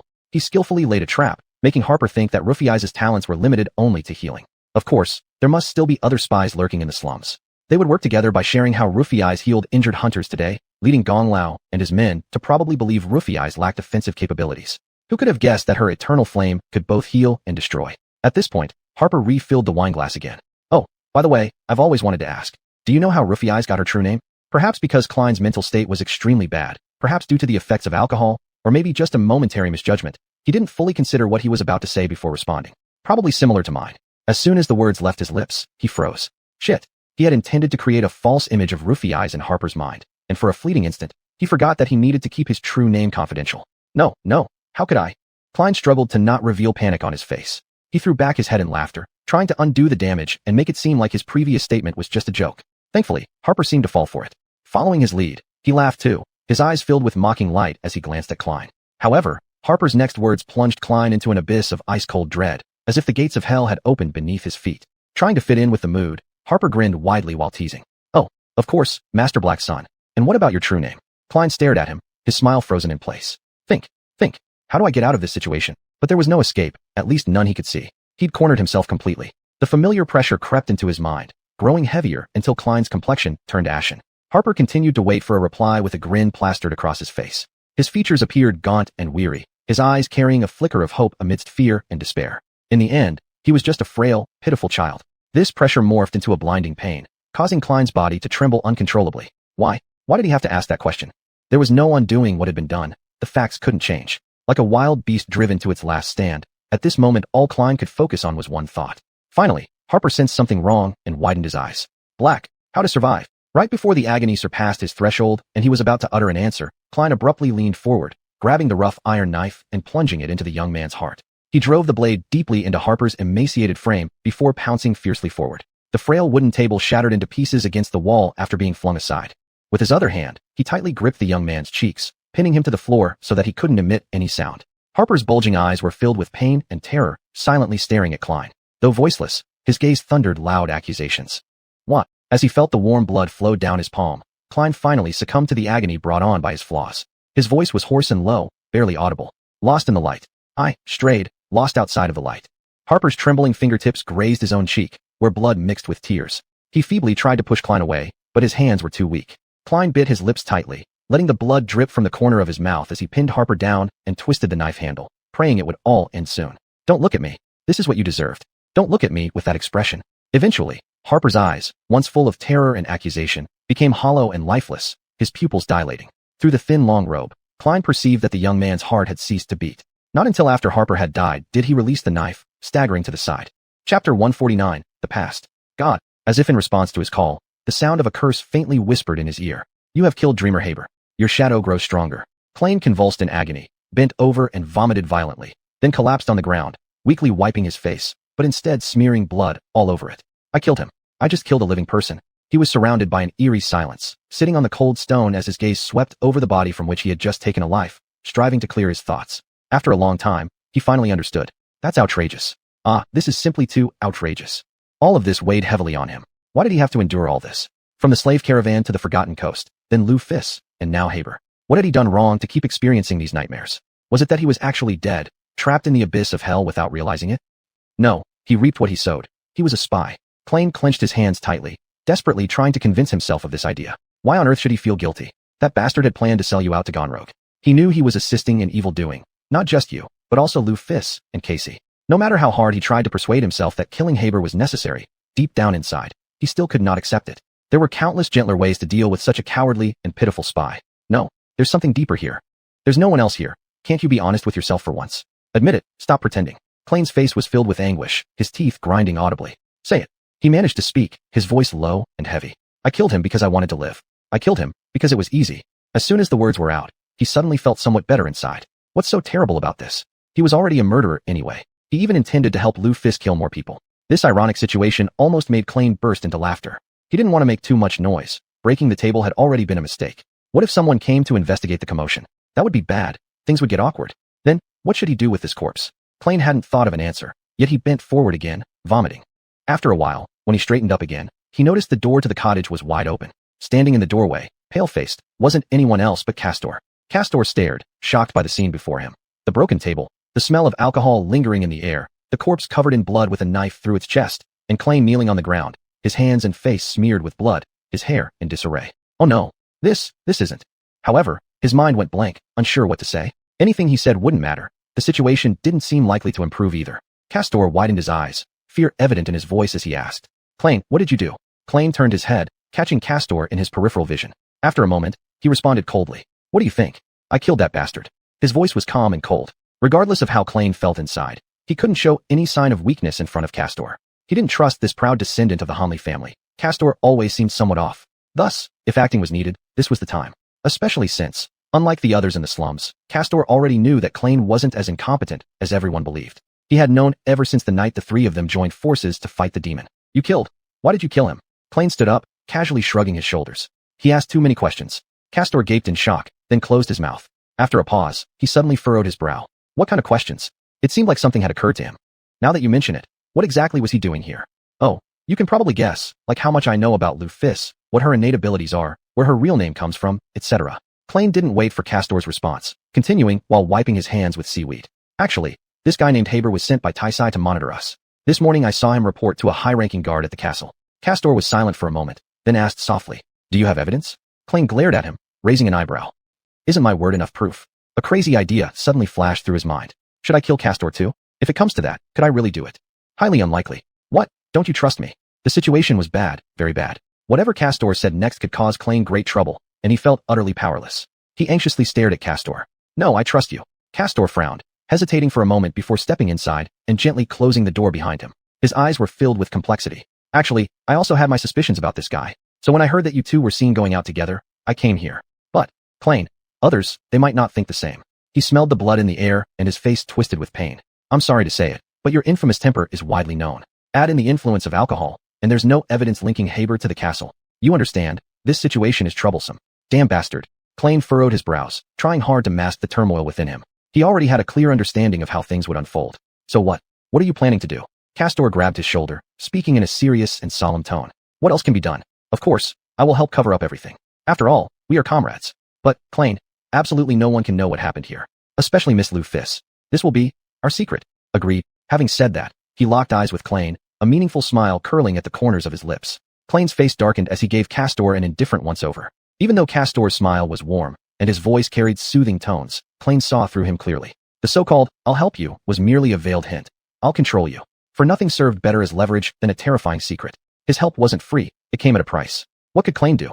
Indeed, unless he was prepared to fight Castor right then and there, silencing the only witness once and for all, he had no choice but to agree. Moreover, Castor's predicted scenario wasn't set in stone. There were still variables. As long as Klain lived, there would be hope to somehow turn the situation around. All he had to do was stay calm and overcome each obstacle ahead step by step. Klain managed to force a faint smile as he looked at Castor and said, "Thank you, Castor. I won't forget this." Then, his gaze dropped to the corpse at his feet, instinctively taking a step back to avoid the rapidly spreading pool of blood. Though his expression remained composed, a slight tremor betrayed his nervousness. "What should we do now?" he asked. Castor paused for a moment, his tone grave as he responded. "The priority is making sure nobody sees you in this state. Wait here for a while. I'll go grab some things to help clean you up." Klain let out a soft sigh. He didn't want to linger near Haber for even a second longer, but Castor was right. It wouldn't be wise to wander around covered in blood. And then, Klain asked. Castor hesitated slightly. "And then we need to get rid of the body. It won't be easy to dispose of it without leaving traces. Whether the people from the slums or the guards discover something, it's risky. But don't worry, I'll figure it out. Just wait for me here." Klain weighed whether he could truly trust this man. What would stop Castor from coming back with a group of people? But probably Castor wouldn't do that, as holding Klain's life over him was far more valuable than eliminating him entirely. Nevertheless, after Castor left, Klain sent out his shadow to secretly monitor the surroundings. Klain stood alone, facing the corpse, leaning against the wobbly wall of the hut, hands clasped behind his head, sighing deeply. Night fell, shrouding everything in a comforting darkness. Still, he could see the bloody corpse lying quietly on the nearby stone. Klain whispered to himself for the first time, wishing he couldn't see through the dark. Haber's eyes remained open, as if silently accusing him. I'm forever entangled with you, am I not?" he muttered. Without even looking into his sea of consciousness, he already knew that another shadow had joined the silent procession of every living thing he had ever killed. All he could do was wait. Time passed slowly. It took Castor considerable effort to gather everything needed without raising suspicion. He had to avoid prying eyes and spent extra time dealing with those who tried to grab his attention. At one point, Casey approached and asked, "Hey, Castor, have you seen Klain?" Outside their hut, Klain was sitting on the ground beside the corpse, a sinister smile curling at the corners of his mouth as he anticipated the excuse Castor would come up with to explain his absence. After another while, his thoughts began to drift. Listening to the sound of raindrops hitting the stones outside, he couldn't help but frown. The rain always put him in a bad mood. The rain always reminded him of the past. Unlike Lufis' mysterious and tragic history, his background was simple. His story wasn't a tragedy so much as an unremarkable script, a tale about unfortunate people struggling painfully to survive in this declining world. Klain's parents were both low-level workers. They were poor, but not destitute. His father worked for one of the many teams responsible for maintaining the city's outer barriers. His mother worked in an underground factory that produced air filtration systems. Their combined income barely allowed them to rent a small cubicle in one of the human settlements on the outskirts of the city. When Klain was 4 years old, shortly after the birth of his sister Ryan, his father died in a workplace accident, not uncommon among the city's maintenance workers. 3 years later, his mother fell ill and passed away too. Like her fellow factory workers subjected to harsh conditions, she suffered frequent illnesses and ultimately succumbed to them. Also nothing unusual. The siblings were sent to a government-run orphanage, where Ryan, adorable and young, was soon adopted. Klain, being older and having so-called behavioral problems, was far less favored. After enduring a series of progressively worse foster homes, he finally decided to escape, learning how to survive on the suburban streets. There were many kids like him on the streets outside. Every day they had to do unsavory things just to see the next sunrise. Still, most of them didn't last long. Only those very special few managed to survive there. Klain was one of them. His survival was partly pure luck, partly because he was smart. But most importantly, it was because he had a goal. Klain refused to die before finding his sister. He convinced himself that Ryan was waiting for him to rescue her, and that someday they would reunite and live happily together again as they once did. This fanciful delusion was what held him together more firmly than anything else. Of course, endings rarely meet expectations. In this accursed world, good deeds never seem to have happy endings. Sitting only a few centimeters from a pool of human blood, Klain let out a soft laugh, rubbing his face. "Is there really such a thing as a happy ending in this world?" he muttered to himself. "Where the hell is that bastard?" He anxiously waited for Castor. His shadow clearly knew where Castor was and what he was doing. Right now, he was raising his hand to push open the door of Haber's hut. Klein forced himself to stand up, shaking off the heaviness brought by his memories. What was the point of reminiscing? He still had to survive in the future. Chapter 150. Is it worth it? Castor brought water, strips of cloth, and a roughly made corseted outer garment. While Klein was washing the bloodstains off his body, Castor carefully moved Harbor's corpse to the corner, covering it with a pile of seaweed and thatched grass, while meticulously wiping away the noticeable bloodstains on the floor. This way, a casual glance inside the hut wouldn't reveal anything suspicious. However, upon closer inspection, signs that something had happened here would be quite evident. As Castor bustled about, he said, "The simplest way to deal with a body is to just toss it off the platform. If we're lucky, it won't land on the road. Even if it does, it won't draw much attention. In the city of despair, especially in the outlying settlements, deaths are an everyday occurrence." He paused, then continued, "But we can't do that. Harbor isn't just some ordinary slum resident. He also works for Lord Brightness. The guards will take interest in his sudden death and may use it as an excuse to cause trouble for you and Lady Raffles. So, we need to make him completely disappear, which won't be easy." Klein eyed him silently, frowning. "What's so hard about it? I can just carry him down the mountain and leave the body somewhere in the ruins. It's night now, no one outside will see us." Castor waved his hand dismissively, a note of helplessness seeping into his tone. "The castle guards have various types of observers monitoring the roads day and night. It'll be difficult not to get noticed, though, unless someone persuades them to turn a blind eye." He sighed lightly and went on. "It won't come cheap, but I can make this happen. After tomorrow's sunset, you'll probably have about an hour to carry the body to the ruins and come back. Sorry, I can't secure more time. This will deplete the remaining crystal cores I have." His voice brimmed with apparent concern, as though genuinely fretting over Klein's predicament, yet in truth, he was merely reiterating how much Klein owed him. If this hint wasn't clear enough, he could always reveal his trump card by threatening to expose the truth about Harbor's death. Castor's aim was to keep Klein firmly under his thumb. With a cold laugh, Klein asked, "And before that, what should I do?" Castor shrugged carelessly and replied, "Just act naturally, try not to talk to anyone. Anyway, you already tend to keep to yourself, so no one will suspect anything." After a moment's thought, he added, "By the way, there's one more thing. No one must enter this shack. Harbor has been in the castle for these past few months, and people in the slums haven't yet noticed his absence. The guards won't be suspicious either, since he met with his informants recently. For now, we should be safe." Klein stared at him, perplexed. "What's wrong?" Castor inquired, puzzled. He shook his head, nonchalantly saying, "It's nothing. I'm just wondering how many bodies you've dealt with in the past."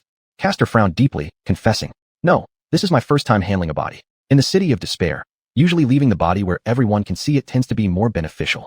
It made sense. If killing isn't done to make others think twice before moving against you, what's the point? When it came to taking lives, Klein was certainly far from experienced. He was still a long way from matching those who inherited such knowledge. And so, they left that troublesome little hut behind and returned to the stone house.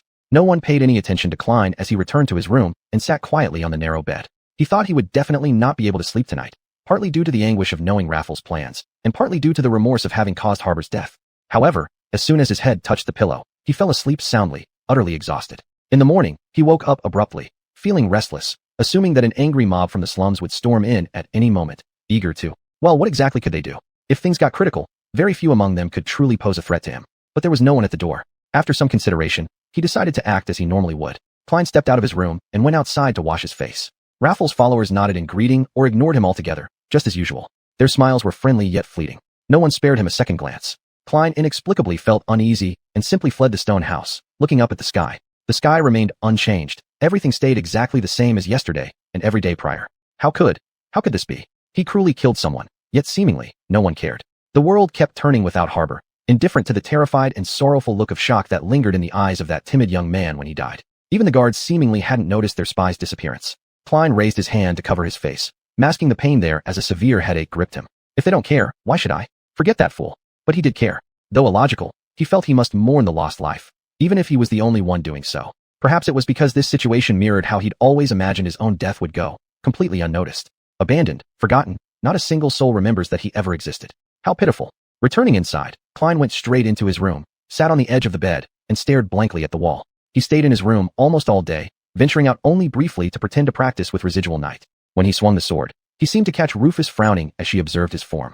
But in an instant, she was distracted by endless trivial matters and pulled away. Go on then. Go chat with Castor, I don't care. His anger flared unexpectedly, surprising even himself. But at least the anger was better than the apathy that had cloaked him all day. What's wrong with me lately? It feels like I'm back at the Soul Tree. He furrowed his brow, sheathed residual night, and returned to his room. However, someone waited for him at the door. It was Casey. Casey stood silently there, her back to the door, gripping her coral staff. Her expression was unusually calm, yet somehow tinged with desolation.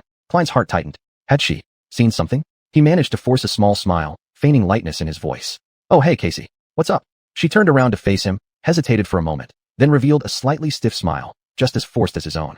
Casey paused, saying, "No, nothing special." Klein blinked, confused. "What's up with her today?" Then, Casey reached out and placed her hand on his shoulder. "Actually, I have a gift for you." He raised an eyebrow. "A gift?" She nodded, and then a spark of energy passed from her body into his. Klein was startled. "You've gained a memory, endless spring. Isn't that her beautiful glass bottle that holds water which seems inexhaustible? Why is she giving it to me? Why are you suddenly giving me this?" He looked at her, filled with bewilderment. She remained silent for a while before shaking her head lightly. "I just wanted to give it." "What's wrong? Haven't you helped us enough for me to give you something?" Klein hesitated. "You can give it, I just didn't expect it." Casey hugged him tightly, staying silent for quite some time. Then, she averted her gaze, speaking with a steady and cheerful voice. "We'll see each other again soon, Klein." It made no sense. He patted her hand awkwardly, saying, "Of course we will. Where could I go? The stone house isn't exactly vast. We're bound to keep running into each other." She slowly released her hold, chuckling softly. "Yeah, you're right, of course. I'm leaving now." With that, she turned toward the door. Klein stared after her retreating figure and shrugged. "All right, see ya. What's gotten into her?" At the doorway, Casey hesitated a moment. She didn't turn around to let him see her face. After a short pause, she murmured softly, "See you, Klein." For the rest of the day, Klein had nothing to do but wait for the sun to set, counting down the hours anxiously. As night fell, he would return to the crime scene to carry the victim's body to the ruins under cover of darkness. How did things come to this? Alone in the cramped room, he gazed blankly at the wall. Soon, the fear brought on by the onset of night over Despair City overshadowed his sorrow and anguish. People rarely ventured off the hill once the sun had set. In the absolute darkness of the forgotten coast, any light would draw those creatures people tried hard to avoid. The city streets were riddled with dangerous monsters prowling the night, possibly more numerous than anyone dared to count. Only madmen would dare enter the ruins after sunset. Of course, Despair City was never short on madmen. At least Klein didn't need any illumination. He was familiar enough with the terrain around Brightness Castle to navigate and avoid most dangers. The days spent training with Effie weren't entirely wasted. "I should be fine." Enveloped by shadows, Klein was confident that if anything happened, he'd at least be able to escape. However, as time passed, his heart grew colder. When the shadow of the Crimson Spire engulfed the world and an eerie sense of fear began to creep into his thoughts, he closed his eyes and began to adjust his mindset. It's time. Yet, before the sun had completely disappeared, another unexpected guest appeared at his room's door. There was a hint of abnormality in Rufus's expression, her piercing gaze fixed on Klein as she gestured for him to rise, speaking in a calm tone. "Follow me." Klein's heart jumped. What? What does she want to do? He suppressed the anxiety in his heart, hesitated for a moment, then slowly stood up and followed Rufus out of the stone house. The two arrived at a secluded corner of the slum. Throughout their journey, Rufus remained silent, not even glancing at Klein once. She seemed as calm as usual. Klein struggled to hide any signs of emotion on his face, but dark thoughts swirled within him. Could that bastard have told her everything? Finally, they reached a quiet alley where no one could overhear their conversation. The only light left was the fading red glow of the sunset, mixing with deep shadows. Rufus stopped, turned around, and stared intently at Klein with furrowed brows. Klein met her eyes, his expression grave. He felt as if he were looking at his own judge. "His executioner? I watched you practicing your swordplay today. Your techniques are weak and disordered. It's like you've lost all clarity of thought. What are you thinking about?" Klein took a deep breath and exhaled slowly. "Ah, so it is this. She doesn't know yet, but she has sensed the confusion in my heart." He should have felt relieved, but for some reason, a wave of inexplicable anger rose in Klein's chest. A twisted smile crept onto his lips as he spoke coldly, avoiding her gaze. "Killing. I'm thinking about killing." Rufus tilted her head slightly, as though waiting for him to explain. Klein fell silent for a moment before continuing, a trace of coldness in his voice.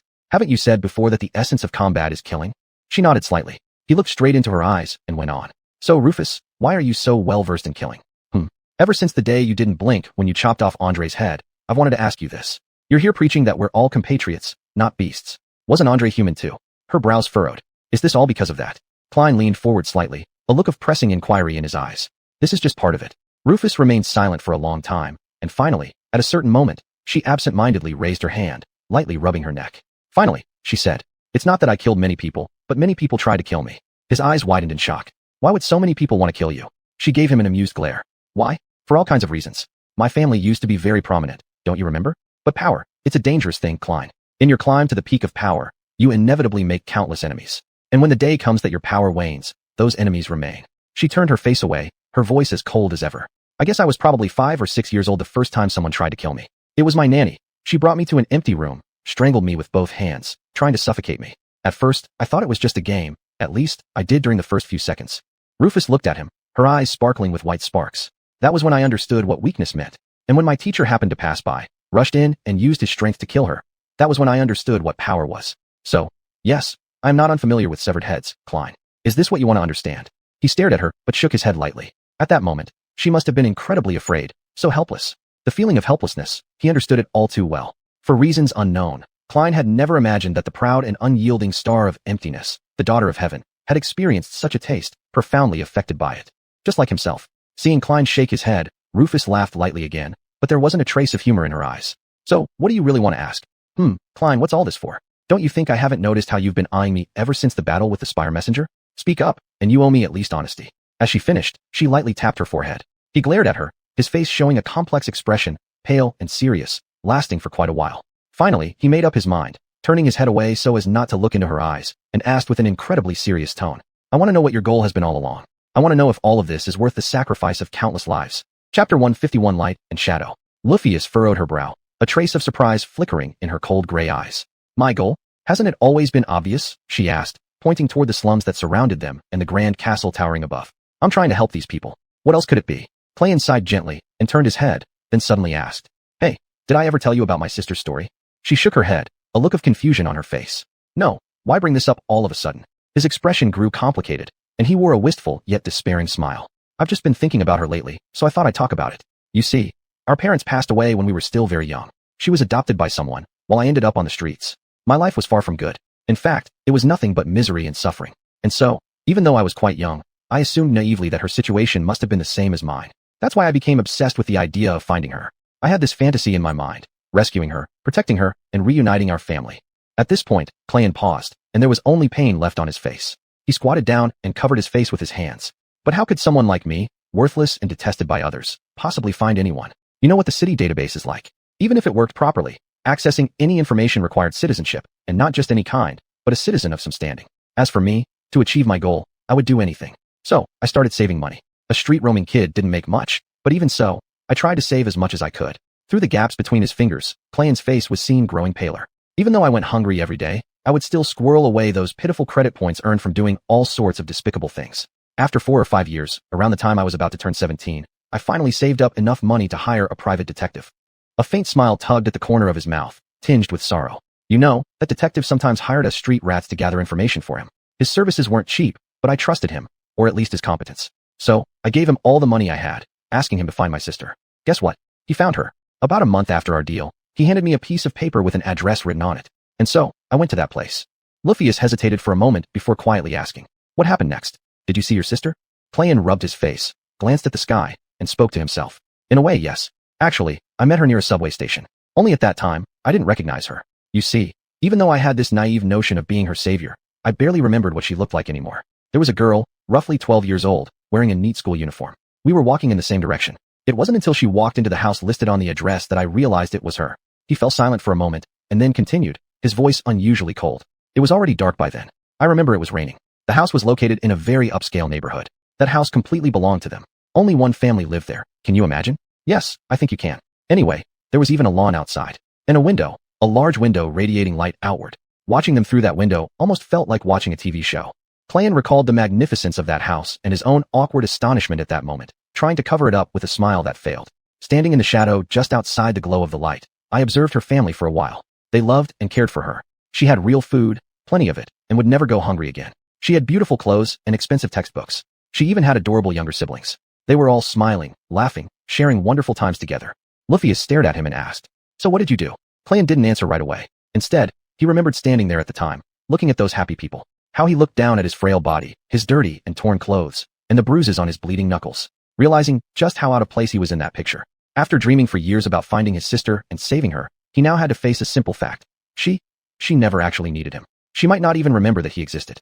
Worse still, his return to her life wouldn't bring her any benefit. He had nothing of value to give her, no way to help her. All he could do was disrupt her life and make things worse. On that damp, cold, rainy night, as Playan stood in the darkness, something inside him extinguished forever. Perhaps a part of himself died along with it. No matter what depths he fell into afterward, none could compare to the deep darkness he felt in that single moment. He stood motionless for a long time, then slowly stepped back, turned around, and disappeared into the darkness. A few days later, he began showing early symptoms of being infected by nightmares. What happened next became history. Playan shook off the unpleasant memories and feigned indifference with a shrug. I did the only selfless thing in my entire life. I chose to walk away. Do you know why? Lufius gently shook her head. Playan grinned, and anger finally surged into his eyes. He jumped up from the ground, leaned forward, and yelled sharply. Because even someone as stupid as me could realize that the person you want to save doesn't need your salvation at all. So tell me, Luffyus, you're so smart and rational. Why can't you do the same thing? She stared at him, her brows furrowed tightly, and her confusion became even more evident on her face. Are you implying that I lied about my intentions to help these people? If so, you're wrong. Clan clenched his fists tightly. The words spilled out before he could stop them. No. Frankly speaking, he had to admit he just didn't want to stop them. He was too exhausted, too heartbroken, too mentally drained to keep playing this game with Luffyus. It was time to lay everything out on the table. Maybe only then could he regain clarity of thought. Clan glared at Luffyus, spitting out coldly. Go to hell, Luffyus. She froze. Why? He gave a sarcastic smile. I said go to hell. And your pile of crap too? Angels? Luffyus, you may be able to fool others, but you can't fool me. I know you better than anyone else does. So I don't believe a single second of your savior act. Clan mimicked her earlier gesture, pointing at the dilapidated shacks around them. Helping these people? Spare me. What exactly do you plan to help them with? Turning them into corpses? Both you and I know exactly what's going to happen here. Casey already told us. Fires and rivers of blood, right? That's your plan. Luffyus gazed silently at him, her ivory-like face cloaked in frost. Her cold gray eyes were no longer calm. Finally, her eyes flared with strong emotion. Was it bewilderment? Pain? Disappointment? She opened her mouth, closed it again, and eventually shook her head lightly. After a long silence, she seemed to find the right words. Staring directly into Clan's eyes, she tilted her chin slightly upward and said, All right, you're right. Chapter 152, Candidness. Klein's eyes widened as Rufus' straightforward admission caught him completely off guard, but she merely shrugged it off nonchalantly. What? Did you think I would deny it? Why should I deny it? The one obsessed with lies is you Klein, not me. Rufus bit her lips gently and took a deep breath. And I must thank you. If it weren't for you, I would never have learned how to deceive others so easily. My upbringing was indeed very sheltered, which made interacting with people something I've always struggled with. Her smile carried an air of mischief and abandon. In this vast abandoned coastline, fate has made me meet you. How lucky I am, how fortunate. Isn't that right? Klein blinked in astonishment. What did she mean by that? He recalled their journey to the City of Despair, where Rufus had tried to mimic Casey's way of communicating with him. Had she been studying him all along? Rufus moved closer, her gaze intensely scrutinizing him. In the dream world, no one can survive alone. I knew I wouldn't be an exception either, so I observed both Casey and you, learning from the two of you with all my might. That's when I noticed, none of your words or actions were truthful. Wasn't that right? Damn. Klein felt a chill running down his spine, shooting straight to his forehead. She sneered with disdain, her voice full of scorn. No matter what happens, you always manage to hide your true thoughts, desires, and motives. I've never seen anyone who excels at deception as much as you do. Congratulations, Klein. The psychological games you played on us were cunning enough to rival the mental manipulation of a soul-devouring demon tree. Truly remarkable. Rufus paused for a moment, shook her head, and softened her tone. You can even effortlessly twist truths into lies. So impressive. I never thought such a thing could truly happen. I really was too naive. There were so many things I didn't know before meeting you. She chuckled lightly. So, you see, while you were learning how to use the sword from me, I was also learning how to manipulate hearts from you. Thus, Klein, please accept my heartfelt gratitude. I couldn't have found a better teacher than you. Without you, none of this would have been possible. At this point, Rufus suddenly raised her hand, pointing at him. Rarely did her voice carry such indignation as she spat out. Then where do you get the nerve to accuse me of doing exactly what you do to everyone you meet? Klein's body trembled slightly as her words pierced his heart like needles. Could it be that she had truly learned those insidious and malevolent tactics of manipulating hearts from him? No, it's impossible. He bitterly reflected that someone inexperienced, even if they intentionally sought out examples, would find it hard to come across anyone worse than himself. Fate was cruel and ironic, pushing him, a cold and selfish man filled with malice, into the dream world alongside her. Klein clenched his lips tightly and defended himself softly. It's different. Rufus frowned, glaring at him in displeasure. What's the difference between what I do and what you do? I haven't lied to these people. I simply gave them part of the truth, letting them deceive themselves, just like you taught me. But now, when things turn around against you, it's unfair? Now you need the whole truth. She smirked smugly. All right, I'll tell you. Yes, you're correct. There will be fires and rivers of blood. That's my plan. So what? Is this any worse than our current miserable and desperate lives? No, it isn't. I'm going to kill Gang Laoch. Once he's dead, Bright Castle will fall into chaos as the 5 subordinates fight each other for the throne. And I'll kill them all too, when I'm the last one standing. Her eyes lit up once more with confidence and composure.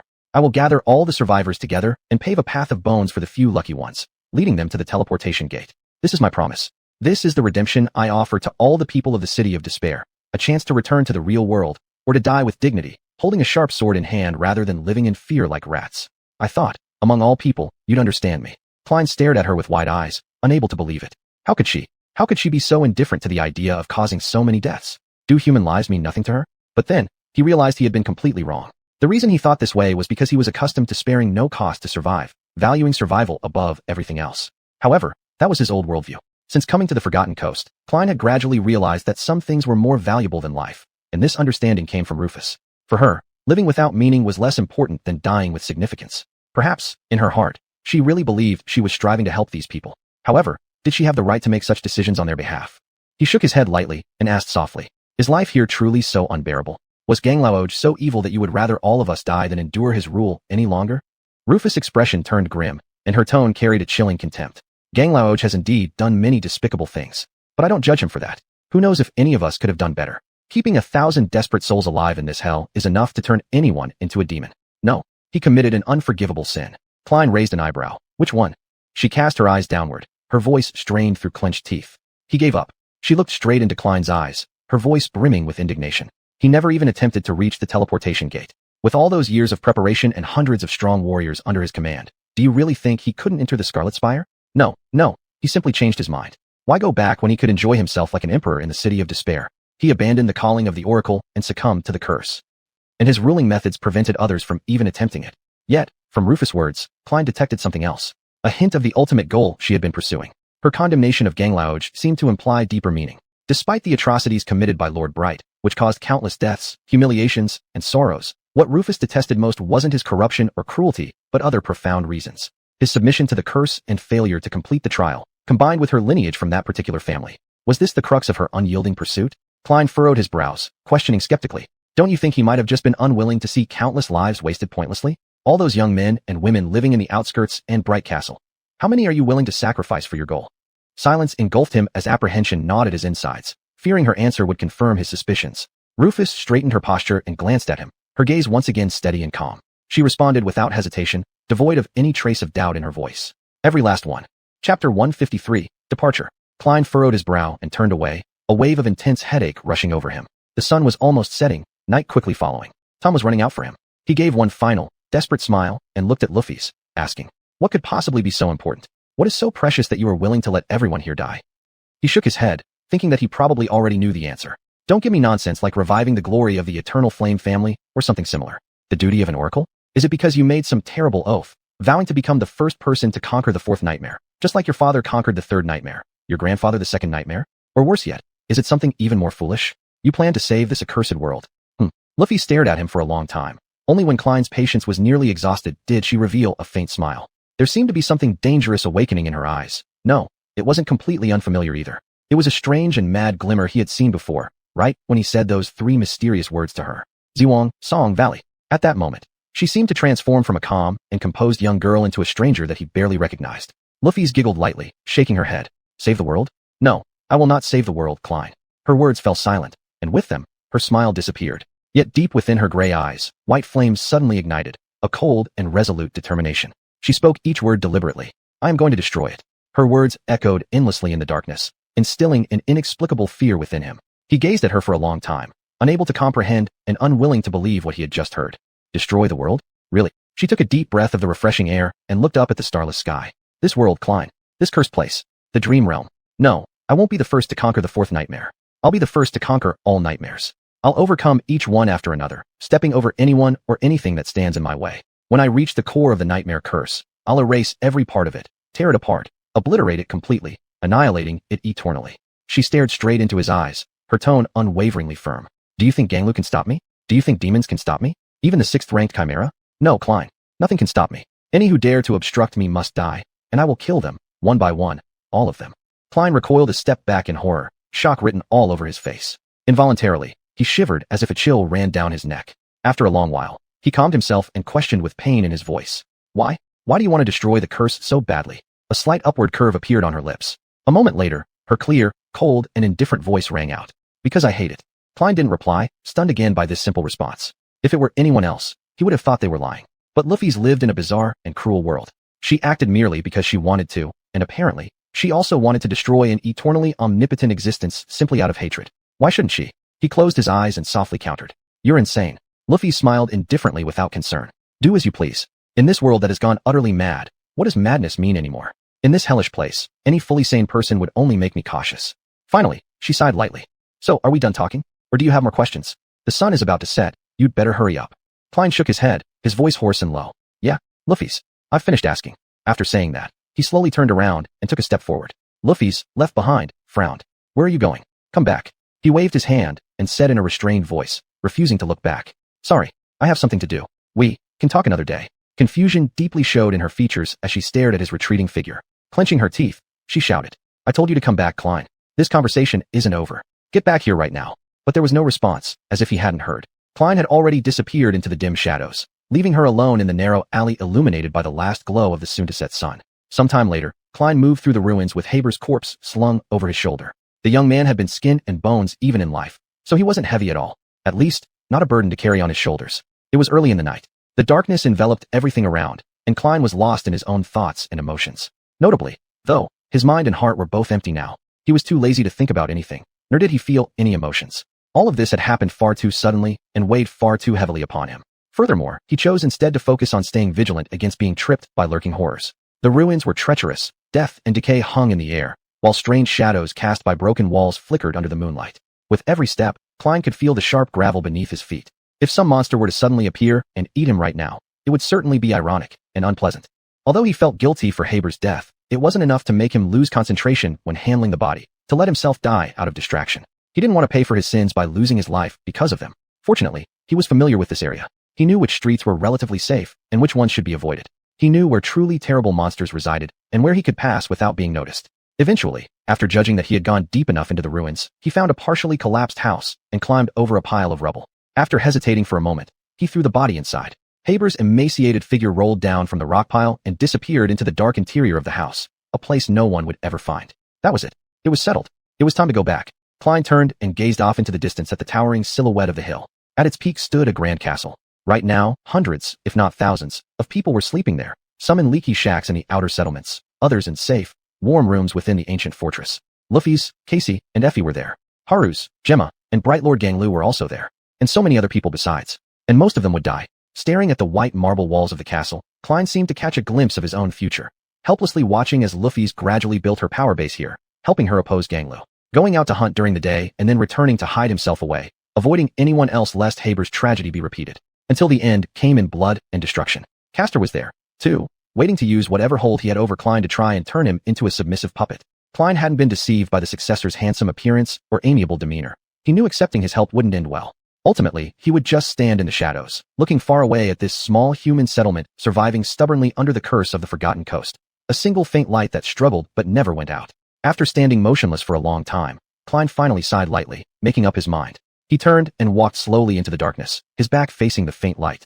Chapter 154 Unavoidable. It wasn't until 3 months later that Klein returned to the castle. Well, to be precise, he had briefly come back once before to purchase some things that were hard to find in the ruins. But at the time, Rufus and her companions had just gone out hunting. However, today, fate no longer offered him an escape. The moment he had feared for so long had finally arrived.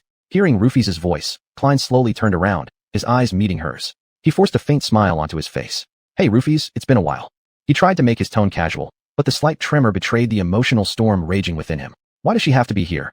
Their unexpected encounter was made even more awkward by their starkly different appearances. The months seemed only to have made Rufus more radiant and dazzling than ever. Her white armor was still pristine and elegant, her silver hair clean and neatly combed. In contrast, Klein looked completely disheveled, like a pile of mud that somehow managed to stay alive. His former dignity wrapped in bandages was now long gone. He didn't want to see her, but more importantly, he didn't want her to see him in this pitiful state. What if Rufus got the absurd idea that he was miserable after their falling out? He was better off than ever. He lived in a luxurious palace, ate delicious food every day, and had even accumulated a vast fortune. If anyone should be suffering, it should have been her. Do you realize you just said what you were thinking? Klein lifted his head and abruptly became aware of his slip, staring at her in shock. What did you say? A mischievous smile played on her lips, with a slight upward curl at the corners. You were lost in thought, and muttering something about, why does she have to be here? Not very polite, is it? His facial muscles twitched slightly as he hastily pieced together a reluctant smile, masking his embarrassment and agreeing. All right. That's exactly what I was thinking. Rufus let the smile fade from her face. She sighed lightly, lowering her gaze, her long lashes casting soft shadows under her eyelids. I'm glad to see you too, Klein. It's wonderful that you're still alive. He tried to hide his discomfort, shrugging his shoulders. What? Did you think I wouldn't survive in the ruins without you? She examined him for a moment, frowning slightly, then shook her head gently. No. On the contrary, I knew you'd be fine. Then she paused briefly before adding calmly. It's because people like you are as tough as cockroaches. You aren't that easy to kill. Klein's mouth quirked up, and he tilted his head back with a snort. Now who's being rude? Rufus furrowed her eyebrows slightly, confusion flickering in her eyes before she burst into a light chuckle. Oh sorry, I meant that as a compliment. In truth, Klein was also quite happy to see Rufus again. Though he wouldn't admit it, he missed her calm and steady demeanor immensely. Over time, he had gradually gotten used to having her around. but seeing her felt like a nightmare to him all the same. After all, since their intense argument, nothing had truly changed. Time may have dulled the unpleasant memory, but the future foreseen by Casey remained inevitable. As the initial shock of Rufy's sudden appearance faded, Klein began examining her more carefully. She looked stronger. He wasn't sure how many crystals she'd absorbed during the time since he'd left, but clearly, it was a significant amount. She was already confident and eye-catching, and now she radiated an unprecedented aura of power. But neither was he the same weak fool he used to be. The ruins were a true battlefield, and there, he had finally grown into a formidable presence. Those months struggling in the ruins, hunting alone in the dark, had made him stronger, smarter, and deadlier. Although, this newfound strength carried a tinge of madness. Klein doubted whether anyone on the Forgotten Coast had killed as many powerful monsters alone in such a short time. Not at least without any help. Don't go off topic again. Remember where you are. Suddenly regaining his awareness, Klein realized he had been silent for too long. An awkward silence stretched between them, possibly implying that his condition was not good. I need to say something. Like, how have you been? No, that's a stupid question. But before he could utter anything, Rufy spoke first. So, what brings you to the Castle of Light? Do you plan on coming back? He was taken aback and instinctively raised a hand to scratch his head as he scrambled for an answer. Oh, it's just, I came to buy some things. She tilted her head slightly and took a step closer toward him. Buying things? Huh? Does that sound strange to you? Klein's eyes suddenly widened in alarm as his body froze on the spot. Wait, why did I say that again? He hurriedly clamped his mouth shut, gazing at Rufy's with growing fear as curses ran through his mind. Damn. Who would have guessed my habit of talking to myself could be so damaging to my dignity? In the shadows beside him, his shadow appeared amused, relishing in his distress. It bobbed its head around, laughing uncontrollably. After a brief silence, Klein finally found his voice again. Yeah? Buying things. I've got some extra soul crystals, so I thought I'd trade them for a memory. Or a few memories.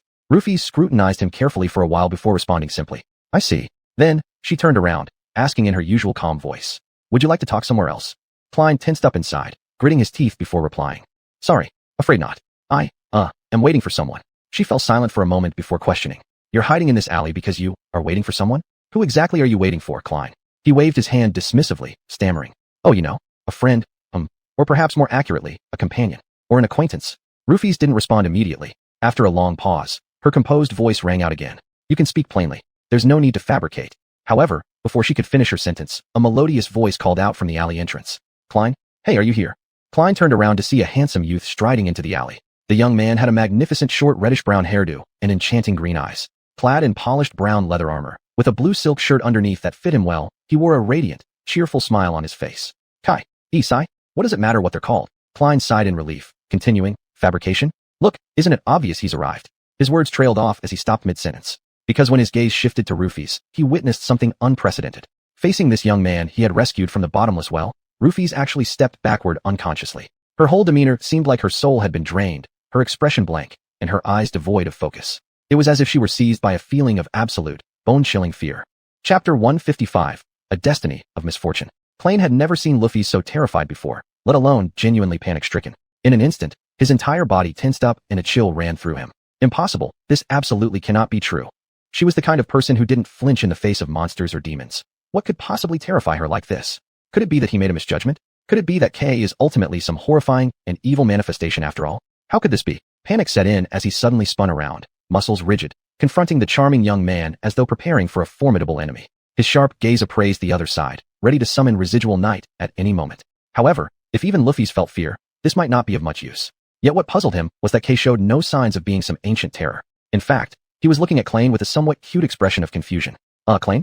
Who is this friend? No, this doesn't make sense. Klein was highly confident in his judgment, and besides, he had seen many people greet K as if they knew him and liked him. K couldn't possibly be some nightmarish monster. Then why is Luffy's acting this way? As shadows watched closely on that charming figure, Klein slowly turned his head and glanced over at Luffy's. She still stood rooted to the spot, as if nailed down by fear, unable to move. What exactly is going on here? Klein asked. Luffy's, he softly called out. Her body shuddered slightly, her eyes pulling away from K, then she gradually regained a bit of composure. After a short pause, Luffy's leaned in close and quietly asked, Klein, what is K doing here? Furrowing his brow, Klein momentarily became lost in thought. He's a friend I told you about. She hesitated for a moment, but shook her head anyway. No, I'm asking why he's here. She especially emphasized the word here. Where else could he be besides here? Klein felt completely confused, trying hard to figure out what happened. Maybe she knew some secrets related to the kidnapping? But that didn't add up either. In the end, he explained, I saved his life in the ruins, so now he's helping me in return. No, I'm asking why K would be here on the Forgotten Coast. Luffy's looked at him with despair, shaking her head again. An idea struck Klein. Are you two acquaintances in the real world? Luffy's regarded him with a peculiar expression, seemingly wanting to say something, but stopping herself instead. Ew. Do you really have no idea who he is? Standing nearby, Kay maintained silence politely until now, when he suddenly broke into a radiant smile. He truly has no idea? Isn't that amusing? Klein shot him a fierce glare. How am I supposed to know who he is? Tell me something concrete. Luffy's fell silent for a moment, then whispered in explanation. That's Kay, you fool. The Kay from the Nightingale Quintet. This declaration left Klein completely baffled. He had no clue what she was talking about. He irritably rubbed his face. What are you saying? What is the Nightingale Quintet? Luffy stared unblinkingly at Kay, finally regaining a little color in her face, murmuring softly. He's the best and most famous idol group of the last decade. Winner of 3 Orpheus Awards, their songs topped all music charts continuously for 100 weeks, with 6 diamond albums. It's the Nightingales. That Kay, the lead singer. Klein's eyes fixated on her as if glued, filled with confusion and astonishment. Hold on. So are you saying that she's this out of sorts simply because Kay was once part of a renowned boy band? She wasn't scared. She was mesmerized by a celebrity. He stayed silent for quite a while before bursting into uncontrollable laughter. Goodness gracious. Oh my goodness. Luffy's turns out to be a fan. What kind of chaos is this? It's too absurd. Looking back, during their first meeting, she always wore headphones. He should have realized earlier that Luffy's loves music. This usually powerful and self-assured star of delusion actually went weak at the knees over a teenage heartthrob. It was all just too ridiculous. And there wasn't even a hint of jealousy in him. Meeting her idol by sheer coincidence in this damned city of despair. How incredibly improbable. This nonsense wouldn't hold up, even in a fiction. His laughter grew louder and louder, his body shaking along with it. Eventually, he bent over laughing endlessly, without restraint, losing himself completely in wild mirth. Both Luffy's and Kay wore faces full of displeasure and glared at him with complex expressions. However, Klein just couldn't stop, until he had laughed until tears were welling up in his eyes, leaving him breathless, and only then did his laughter gradually subside. I'm sorry. I just didn't expect it. From you, haha. Oh my goodness. As for what you asked, Kay has been here for 2.5 years already. He lives inside the castle. Luffy's contemplated this for a moment, then turned to Kay in surprise. 2.5 years? But I always thought the Nightingales just stopped performing temporarily due to Gale's personal project. Oh, and there's a Gale too. Absolutely. Klein's expression grew even more somber. Kay smiled apologetically nearby. I'm afraid it's not quite like that. I've genuinely been here all this time, spending these years in the city of despair. I guess my agency had to come up with some excuse. Given the current situation, they can't even fabricate a story and release a posthumous album anymore. Poor them. You know, technically speaking, I'm neither dead nor a void person. I've simply been asleep. Luffy shyly nodded at him in acknowledgement. Oh, I see. Attempting to ease the awkwardness, Kay flashed her another smile. By the way, it's nice to meet another one of Klein's friends. What a pleasant surprise. I used to think he was completely, well, a lone wolf. Sorry about that. I didn't catch your name properly. Is it Luffy's? Klein looked at him, grinning widely.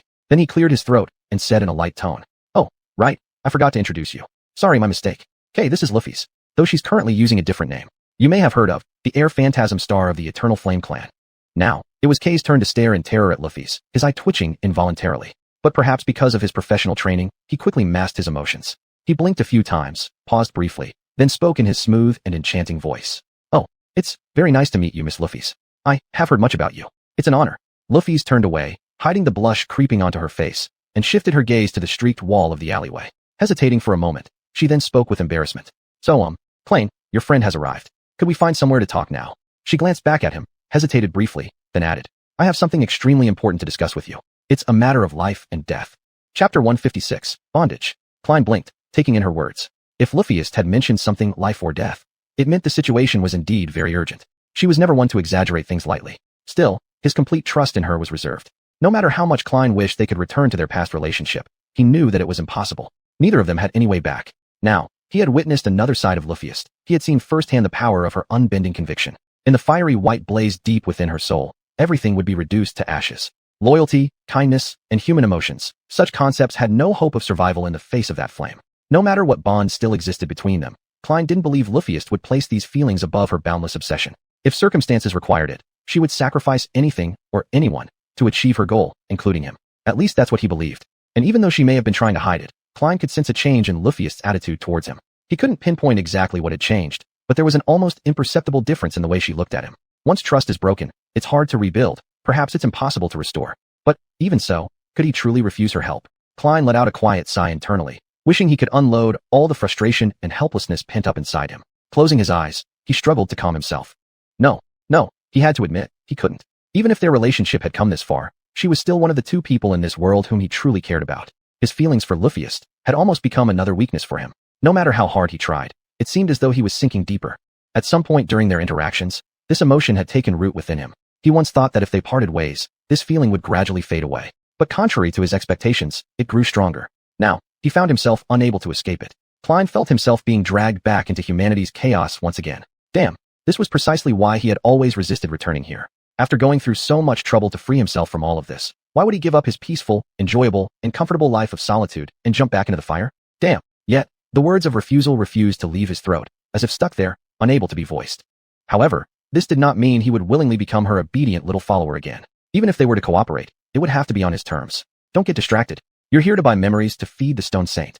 Luffy's gray eyes sparkled with anticipation as she stared intently at him. Klein made an effort to appear confident and composed, saying, "We can talk, but not now.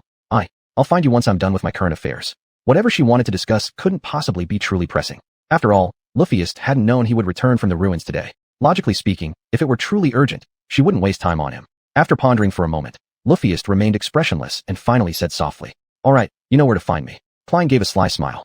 "By the way, if you don't mind, I plan to bring Kai along." Both of them unconsciously exchanged skeptical looks. Really? Kai tilted her head, eyes brimming with endless curiosity. Klein glanced at her, his eyes briefly showing a feigned look of surprise as his lips curved slightly upward in mock astonishment. "Don't you want to meet my other friends? They can definitely answer all your stupid questions," Klein said lightheartedly. Kai still seemed somewhat hesitant. I'll think about it." "Great." Without waiting for further consideration, Klein nodded, then glanced at Luffyist. Luffyist clearly assessed within herself whether her idol was trustworthy. So that's settled. And if you don't mind. Truthfully, he didn't fully trust this handsome archer either, but Kai's lie detection talent would undoubtedly prove useful when negotiating with Luffyist. After all, she was Klein's sole graduate from the Academy of Deception and Lies. Leaving Luffyist standing there, once they'd walked far enough away, he asked, "So, did you find any leads on selling memories?" Before long, they entered the Brightness Castle. Klein felt differently this time upon returning to this place that was both splendid and suffocating. This time, he came as the guest of a prestigious resident, no longer the slum dweller who exchanged soul crystal cores for fleeting warmth, light, and safety. Though the guards cast disdainful glances, they took no action. They passed through the swaying skulls and stepped into the hall adorned with vibrant stained glass windows. The luxurious desk where Harper had once sat still stood in its place. Now, however, a young woman with an equally sorrowful expression was busily scribbling on parchment. The world would not pause because of a nobody's death. It simply moved forward, swiftly filling the vacancy and forgetting it. Klein furrowed his brow. "So, you did find some memories suitable for purchase? What's the price?" Kai smiled faintly, gesturing for him to follow, then said, "I found something better. I managed to get an invitation to the memory market for both of us." A trace of seriousness flickered in Klein's eyes as he began to carefully observe the surroundings. "Invitation? I've never heard of it." Kai wasn't surprised at all. That's normal. It's a place where you can browse through various memories and buy them at acceptable prices. Well, acceptable, but you know who controls all the crystal cores here. So, they usually only allow organization members inside. Indeed, Gong Lao could never let memories circulate freely outside his control. However, the guards and hunters needed a place to exchange memories that weren't compatible with their talents or abilities for crystal cores or other more suitable items. "So, how did you manage to get the invitation?" Klein asked curiously. Kai smirked slightly, her eyes carrying a touch of dissatisfaction. "It's not hard if you have the crystal cores. The problem is, us freemen rarely hold on to such things for long." What surprised Klein was that they actually entered a restricted area of the castle. After passing through several long corridors and descending a few flights of stairs, a sturdy wooden door with the emblem of a sword and shield blocked their way. Kai gave him a wink, forcefully pushed open the heavy wooden door, and strode inside. Klein followed closely behind. As soon as he entered the room, excitement sparkled in his eyes. Chapter 157, Memory Market. Behind the door was a spacious hall without windows. In the center floated a strange lantern that illuminated the entire space, its light bright and steady. Against the walls of the hall were displayed various weapon racks, fully armored wooden dummies, and exhibition tables laden with all kinds of exquisite and tempting items. Everything on display here, weapons, armor, curios, and even the floating lantern, were memories. It seemed as though a thunderclap had sounded in Klein's mind. At that moment, his thoughts were completely dominated by one idea. Money. This is a whole lot of money. In this unassuming hall lay an enormous amount of memories comparable to those held by top-tier financial conglomerates. He nearly drooled. Klein. Klein snapped out of his greedy haze. A hint of embarrassment flickered across his face as he blinked and suppressed the surging impulses within him. He looked toward Kai awkwardly. "What?" Kai hesitated for a moment, then patiently introduced again. "I said this is Roach. He's responsible for the operations of this place."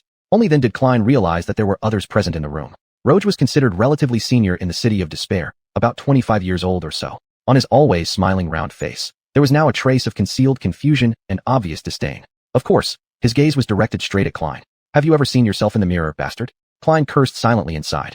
Aside from being tall, Roach had another special trait. He was very fat. In the City of Despair, Klein had never before seen a fat person. For someone to grow such a thick layer of flab in this kind of place must surely have required countless efforts, talent, and persistence. For a moment, He wasn't sure whether he should admire or be astonished. Nevertheless, he decided not to provoke Roge into anger. After all, he didn't want to get eaten by this ogre. Nice to meet you, Roge. I'm Klein. Roge lowered his head to scrutinize him, then glanced at Kai, asking strangely, Kai, my dear friend, are you sure this dirty tramp is a customer? Klein frowned tightly, muttering inwardly, stay polite, stay polite. Hey, fat ass, are you sure I won't break every bone in your chunky body? Suddenly, an oppressive silence fell around them, and both Kai and Roge stared at him in astonishment. Then, Roge leaned back and burst into loud laughter. This little rascal has guts, Kai. Not bad, good. If there's anything lacking here, it's entertainment. Chuckling, he shook his head and said, but, my goods aren't cheap, my dear Klein. A decent memory will cost you over 10 crystal cores at least. If you want something more valuable, the price goes higher. Are you sure you can afford to spend here? How many crystal cores could someone like you from the slums possibly have? Klein smiled slightly, but then gently shook his head. I think there's some misunderstanding here. Look at me. Do I seem like someone who can afford your stuff? Of course not. I haven't even absorbed a single soul crystal core yet, which should explain how many crystal cores I actually possess. Kai curiously observed him a few times. The confidence Klein had shown while moving through the ruins had made him mistakenly believe his companion was powerful. But now, he suddenly learned that Klein had never absorbed any soul crystal core before. With his innate talent for detecting lies, he knew this was true. Naturally, Klein had instead absorbed large amounts of shadow fragments. He deliberately revealed this misleading secret, not wanting Kai to question how many crystal cores he was about to spend. He just wanted Kai to think he was too greedy and would never use crystal cores to improve himself, hoping that doing so would mitigate the impact a bit. Meanwhile, Klein shook his head bitterly with a wry smile, as if rejecting certain ideas. No, that's not how it is. It's Kai who will give you the crystal cores. I'll just help him select suitable memories. See, I've always had a keen eye for good memories. His words suggested that they too were insightful enough to understand the essence of memories and discern their true value and level. However, they didn't need to know this. Roge scratched his head. Okay then. Since it's that way, take a look around. If you see anything you like, just ask me directly. Then, he glanced at Kai once more, snorting contemptuously. Actually, you could have just asked my opinion straight away. After all, I can't lie to you. Kai grinned uncomfortably and replied, oh yeah, sorry. After Roge walked away, he leaned closer to Klein and whispered, so, you want my help to pretend buying a memory for you, so that others won't know you have an ace up your sleeve? Klein looked at him. This idea was indeed good. Owning a weapon or item that no one knew about was certainly a big advantage. Unfortunately, Kai didn't fully understand who he was dealing with. Klein shook his head decisively. No, I'm not asking you to buy a memory for me. Then, he added with a sincere smile, I want you to buy roughly 10 of them. Kai's captivating green eyes widened in shock, and he stood frozen in place. Leaving Kai standing there dumbfounded, Klein began meticulously browsing through the memories on display. The variety was dazzling. He estimated that there were at least 100 memories, possibly more. Various kinds of weapons immediately caught his attention. Straight swords, flexible swords, rapiers, small swords, daggers, and knives. Everything imaginable, all as if calling out to him, their glint alluring under the magical lantern light. There were over a dozen polearms too. Spears, halberds, battle axes, naginata. Each category represented. The heavy weapons such as battle axes, war hammers, morning stars, and flails exuded a weighty oppression. A few exquisite longbows left Kai utterly entranced, with twinkling eyes full of stars.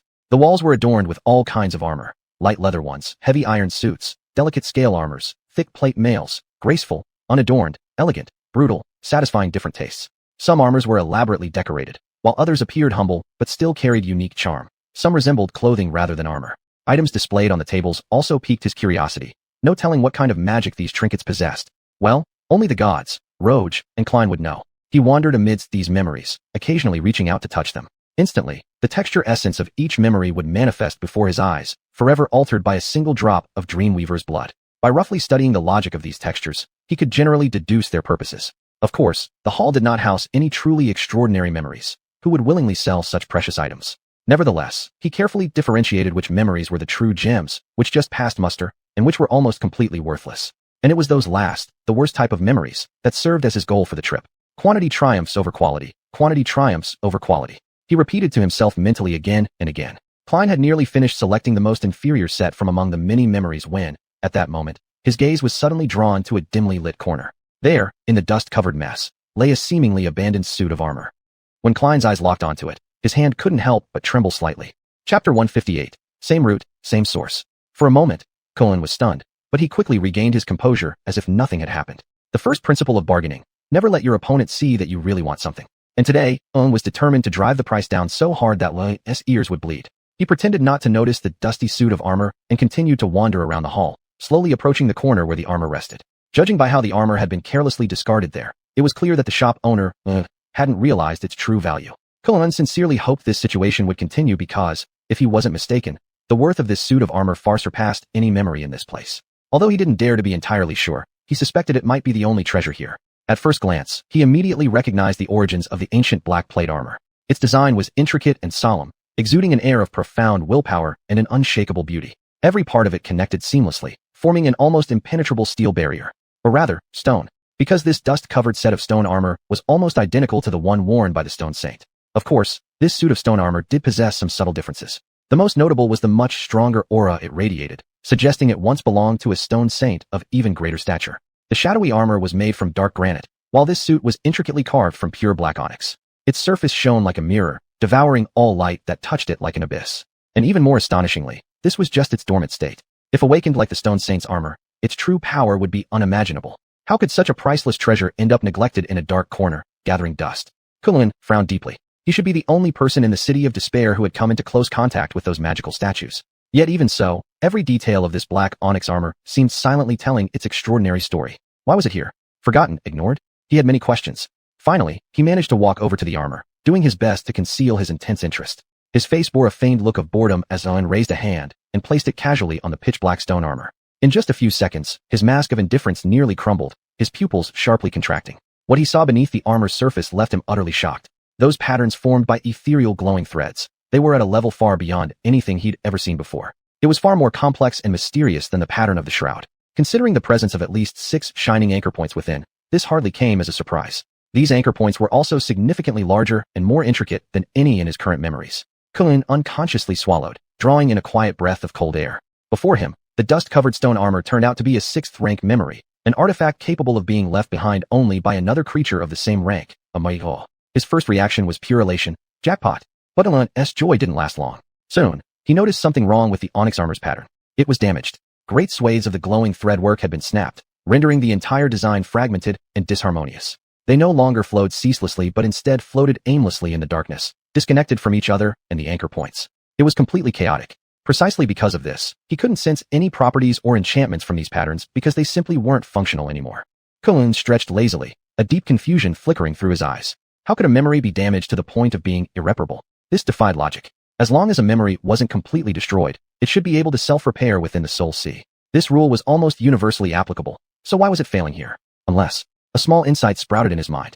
Before Xuanhuan could ponder further, a cheerful, yet teasing laugh exploded abruptly in his ear, and a big hand landed on his shoulder. What a splendid set of armor, right, my dear friend Xuanhuan? No sooner had the words left his mouth than he bent over laughing.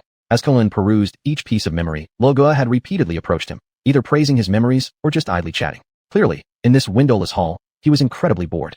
Looking at him, Xuanhuan slightly narrowed his eyes before returning to normal. If only you knew the true value of this treasure, fool. Among all the junk in your market, this is undoubtedly the most outrageous. I can't believe you dared to put it on display. This implied that, aside from Gonlog's golden armor, this stone armor was undoubtedly the best memory in the hall, and perhaps even the entire castle. If this sounded like he was accusing Rog of being unethical and trying to sell some absolute junk to others, well, there wasn't much he could do about that, right? Rog sighed, a note of regret in his tone. If it were anything else, I would definitely argue with you, perhaps even defending my inventory, but regarding this one, I have to agree. Regardless of how good this suit of armor looks, it's completely useless. And it was here long before I took charge of this market. I just treat it like a mascot. Klein crossed his arms and asked with interest, why hasn't anyone ever bought it? He naturally knew the reason, but he still needed to hear Rog's perspective to judge exactly how much this big fat man really understood. Rog shrugged helplessly. Why would someone buy it? Haven't you noticed that it's made of stone? Real stone? It's so heavy that even Tai Zhai can't lift it, let alone us dreamers who, if we wore it, would feel like carrying a mountain on our backs. Besides, this stone isn't all that hard to break. He gazed at the onyx armor, lost in thought as memories surfaced. There's actually quite a fascinating story behind this set of armor. It once belonged to a member of the legendary team that conquered this castle, and some say it was even the armor of the First Lord. They say it had an enchantment that made it much lighter back then. After finishing, he inspected the armor closely with a skeptical look.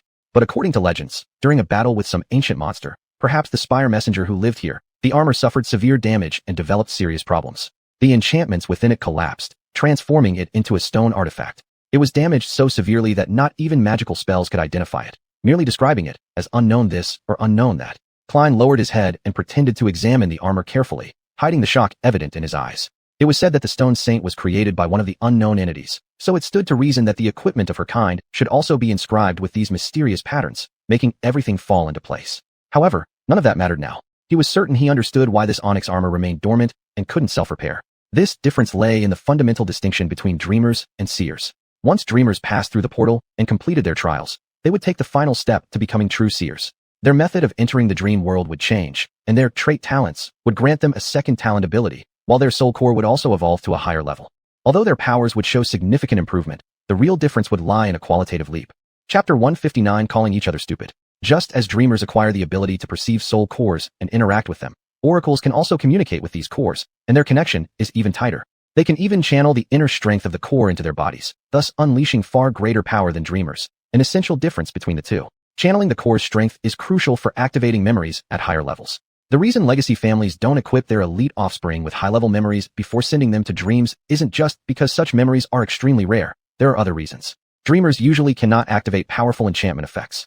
The reason Ganalug frequently uses his extraordinary golden armor mainly stems from its excellent durability. Even though this golden armor has only one passive enchantment effect, which is good but not the most critical advantage, if it were in the hands of an oracle who can channel the core's strength, its power would be unimaginable. The crux lies here. Strong high-level memories typically require the user's soul core to reach stage 2, meaning becoming an oracle. This inherent limitation is precisely why the pale onyx stone armor cannot self-repair. From Clayne's experience dealing with stone saints, her armor contains a unique, mysterious pattern, much like the statue itself, woven together by countless arcane threads. Essentially, it is a living piece of equipment. Unlike most memories that can function independently, when the core enchantments are inactive, it is merely lifeless rock. Thus, once the onyx stone armor is damaged, it must rely on the force of the soul core to awaken it so it can restore its original appearance and repair itself. But at the Forgotten Coast, no dreamer can channel the power of the soul core, leaving it perpetually broken, rendering it almost useless to everyone here. What a pity, Clayne inwardly chuckled to himself. But I can buy it for a paltry amount of crystals from these fools and feed it to my shadow. Clayne didn't care much whether this 6-stage armor was intact or not. What interested him were the 6 silk thread anchor points, exactly what his stone saint needed. It's possible that, due to sharing origins with this suit of armor, his stone saint might gain additional benefits. After all, they both originate from the same being. For a moment, Clayne suspected his shadow might refuse to destroy this memory for the same reason. But soon after, he dismissed the thought.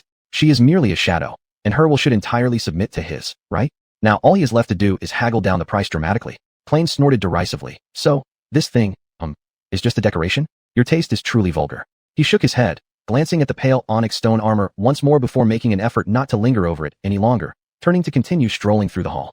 10 minutes later, Clayne walked over to Kai's side, silently handing over the backpack to him while whispering the name of the memory he wanted to purchase. Kai's eyes widened, full of shock, taking half a moment to let out a surprised shout. Wait, you're not joking? You really want to buy 10 memories? Clayne furrowed his brows slightly, signaling for Kai to keep his voice down. Hush, don't forget, we need others to think you're buying these things. Kai nodded first, yet still seemed hesitant, rubbing his temples. Clayne, I don't want to make you misunderstand, but do you know how expensive those memories are? Clayne didn't answer but signaled Kai to open the backpack, saying impatiently, Look inside, you idiot. Distractedly, Kai opened the buckle of the backpack. Then, he nearly threw it away. The shabby backpack was filled with soul crystals, faintly shimmering under the glow of the magic lanterns, dazzling and extremely eye-catching, roughly counted to have at least 70 pieces. Kai's hands trembled, looking up at Clayne, veins showing faintly red in his eyes as he lowered his voice, filled with alarm. Clayne, where did you get these crystals from? 70 soul crystals, an amount greater than what most people in Despair City see in their entire lifetime.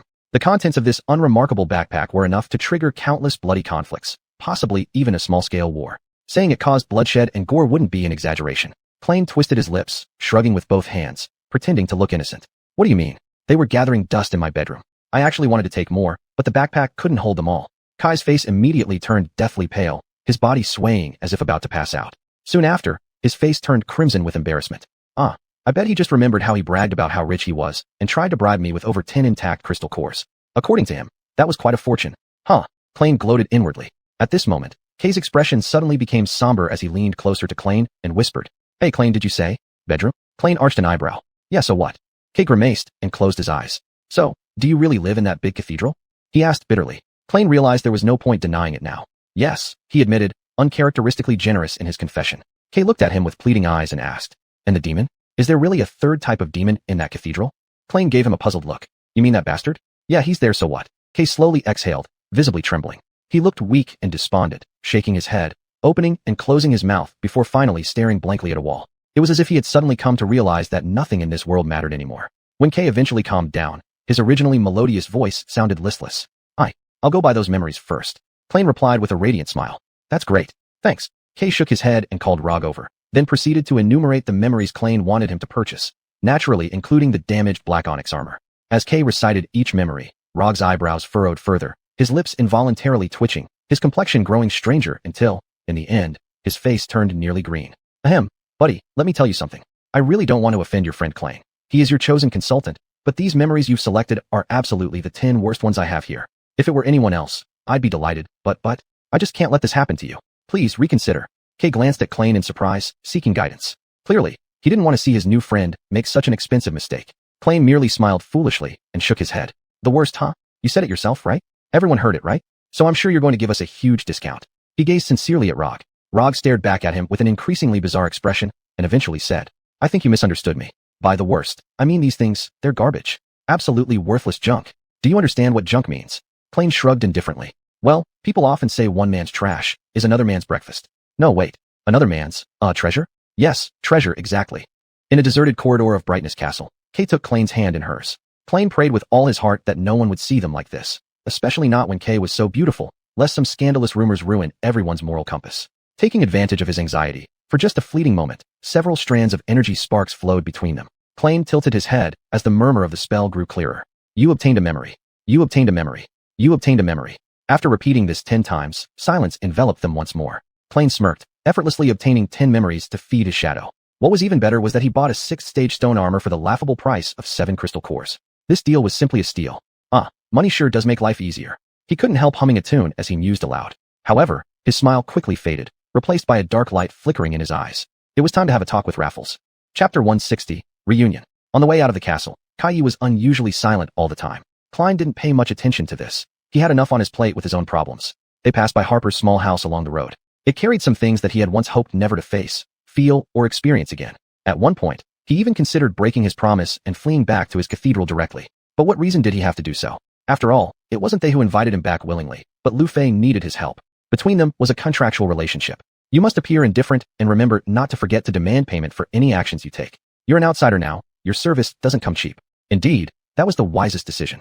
He wouldn't accept anything that doesn't align with his own interests, and Lu Fei with her ever-growing hunting team and many followers could provide him quite a bit of valuable support. There was one thing particularly important, something he wanted to do very much but couldn't accomplish alone. Perhaps they could assist him with that. As they approached the small house, Caillou's tone suddenly turned serious as he earnestly asked, Cline, why did you want me to come with you? Cline did not answer immediately, looking down as if pondering over something. Finally, he frankly said, I want you to help me determine whether I've been deceived. Caillou furrowed his brow as expected. I thought Ms. Lu Fei was your friend. Why are you so wary of her? Cline smirked bitterly. Was she a friend? Even he couldn't clearly distinguish their relationship, let alone predict how it might evolve in the future. She's the kind of friend you can't be completely open with. After reflecting for a moment, he added, also, there's another person, Castor. I'm especially wary of him. Caillou raised an eyebrow curiously, pressing on with questions. I've only heard people praise Castor. What makes you so suspicious of him? Cline glanced at him sideways, frowning. Frankly speaking, Castor hadn't done anything outright hostile toward him, but there was something about that proud air which made Cline inexplicably familiar. He was too perfect. Based on Cline's experience, when someone appeared overly flawless, it often meant they were hiding something nefarious behind the scenes. Though he might misjudge occasionally, preparing for the worst had saved his life more than once. It was his unwavering principle for survival. He just gives me the creeps, Cline finally replied tersely after a long pause. Caillou seemed quite content with this response, nodding slightly before stepping into the small house with Cline. The headquarters of Lu Fei's hunting squad had changed significantly since his last visit. Even back when he was a member, the place had been substantial. Now, it was simply dazzling. Firstly, the Stonehouse compound had become noticeably larger.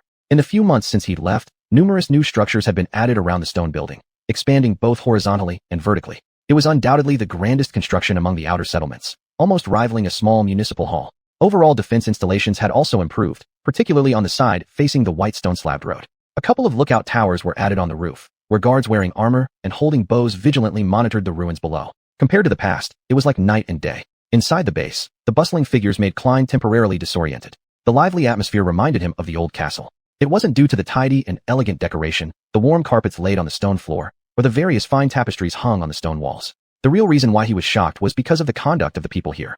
The despair and decay that had clouded their eyes were nearly gone, replaced by vigor and vitality.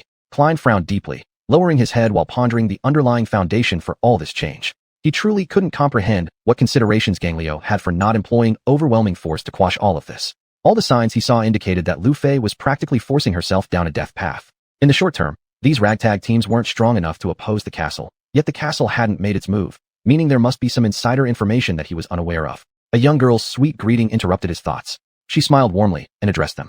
Welcome. Is there anything I can do for you?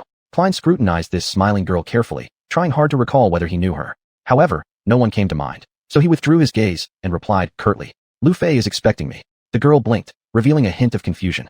Sorry, who is Lu Fei? Klein rolled his eyes helplessly and said, Lu Fei is waiting for me. You know, she's the illusory star of the Eternal Flame clan. The girl's eyes instantly widened, her mouth slightly agape. Oh, I see. Let me take you there. Klein was about to say he knew the way himself, but honestly speaking, he wasn't even sure if he still remembered the exact path.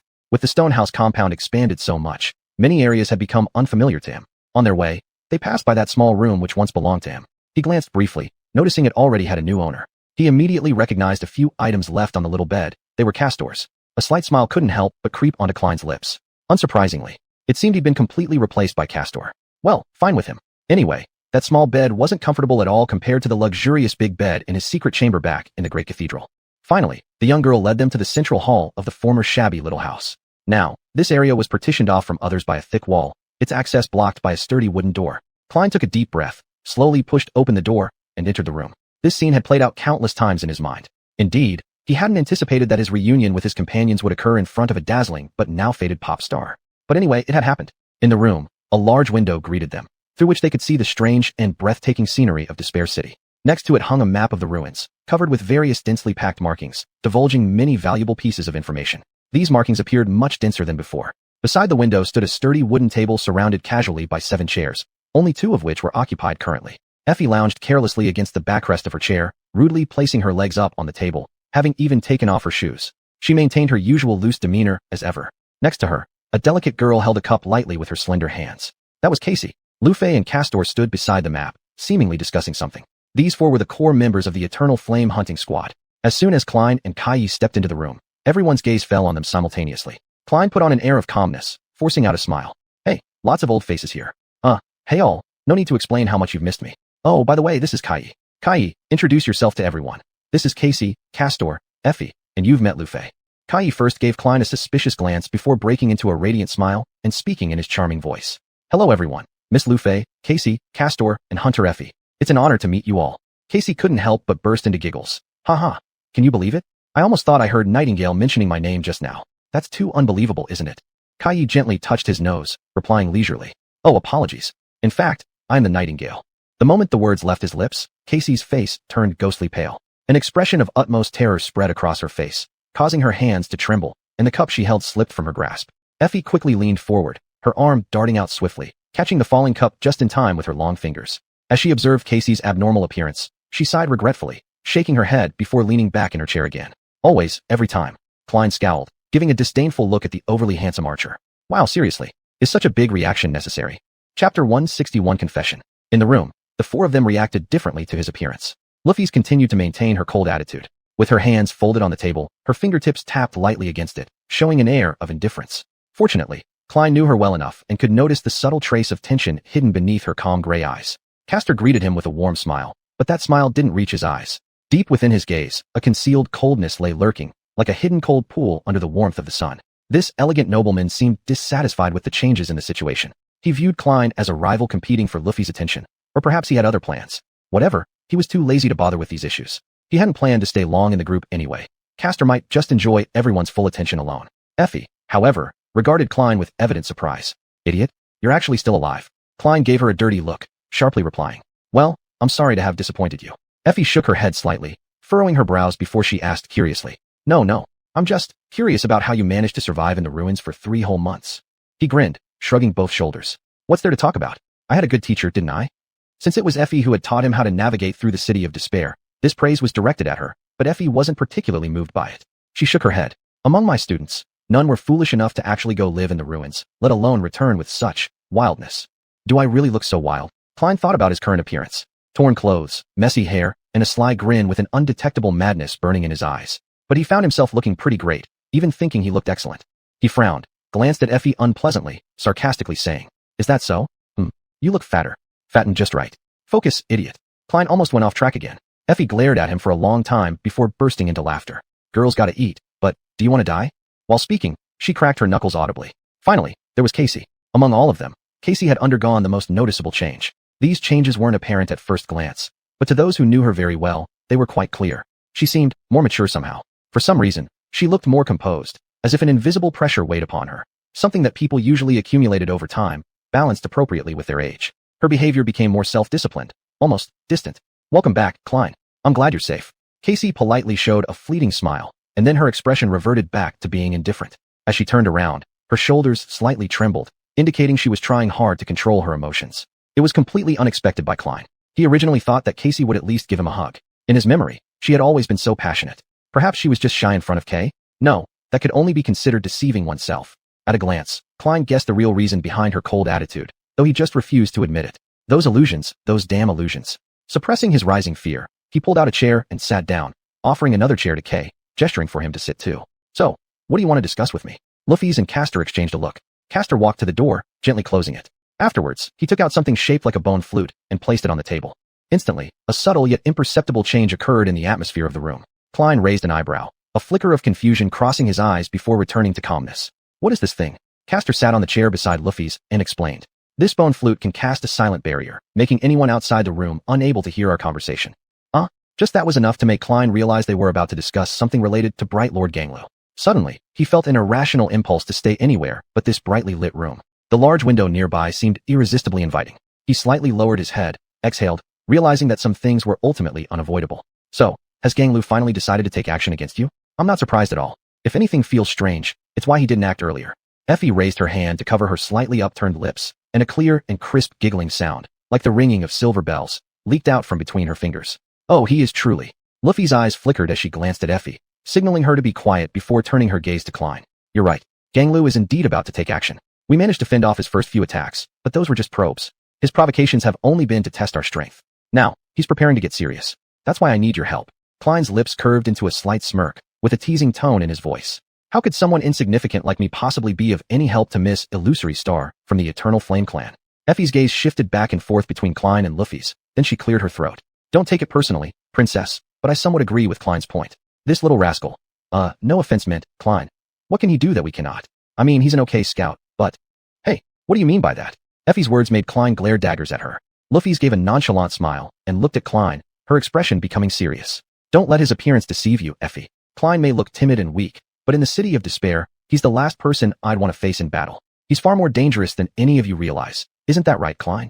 His face tensed slightly, the smile that had begun to form freezing instantly. In the ensuing silence, everyone's eyes turned to him, and eventually Klein sighed heavily, his shoulders relaxing as if a burden had been lifted.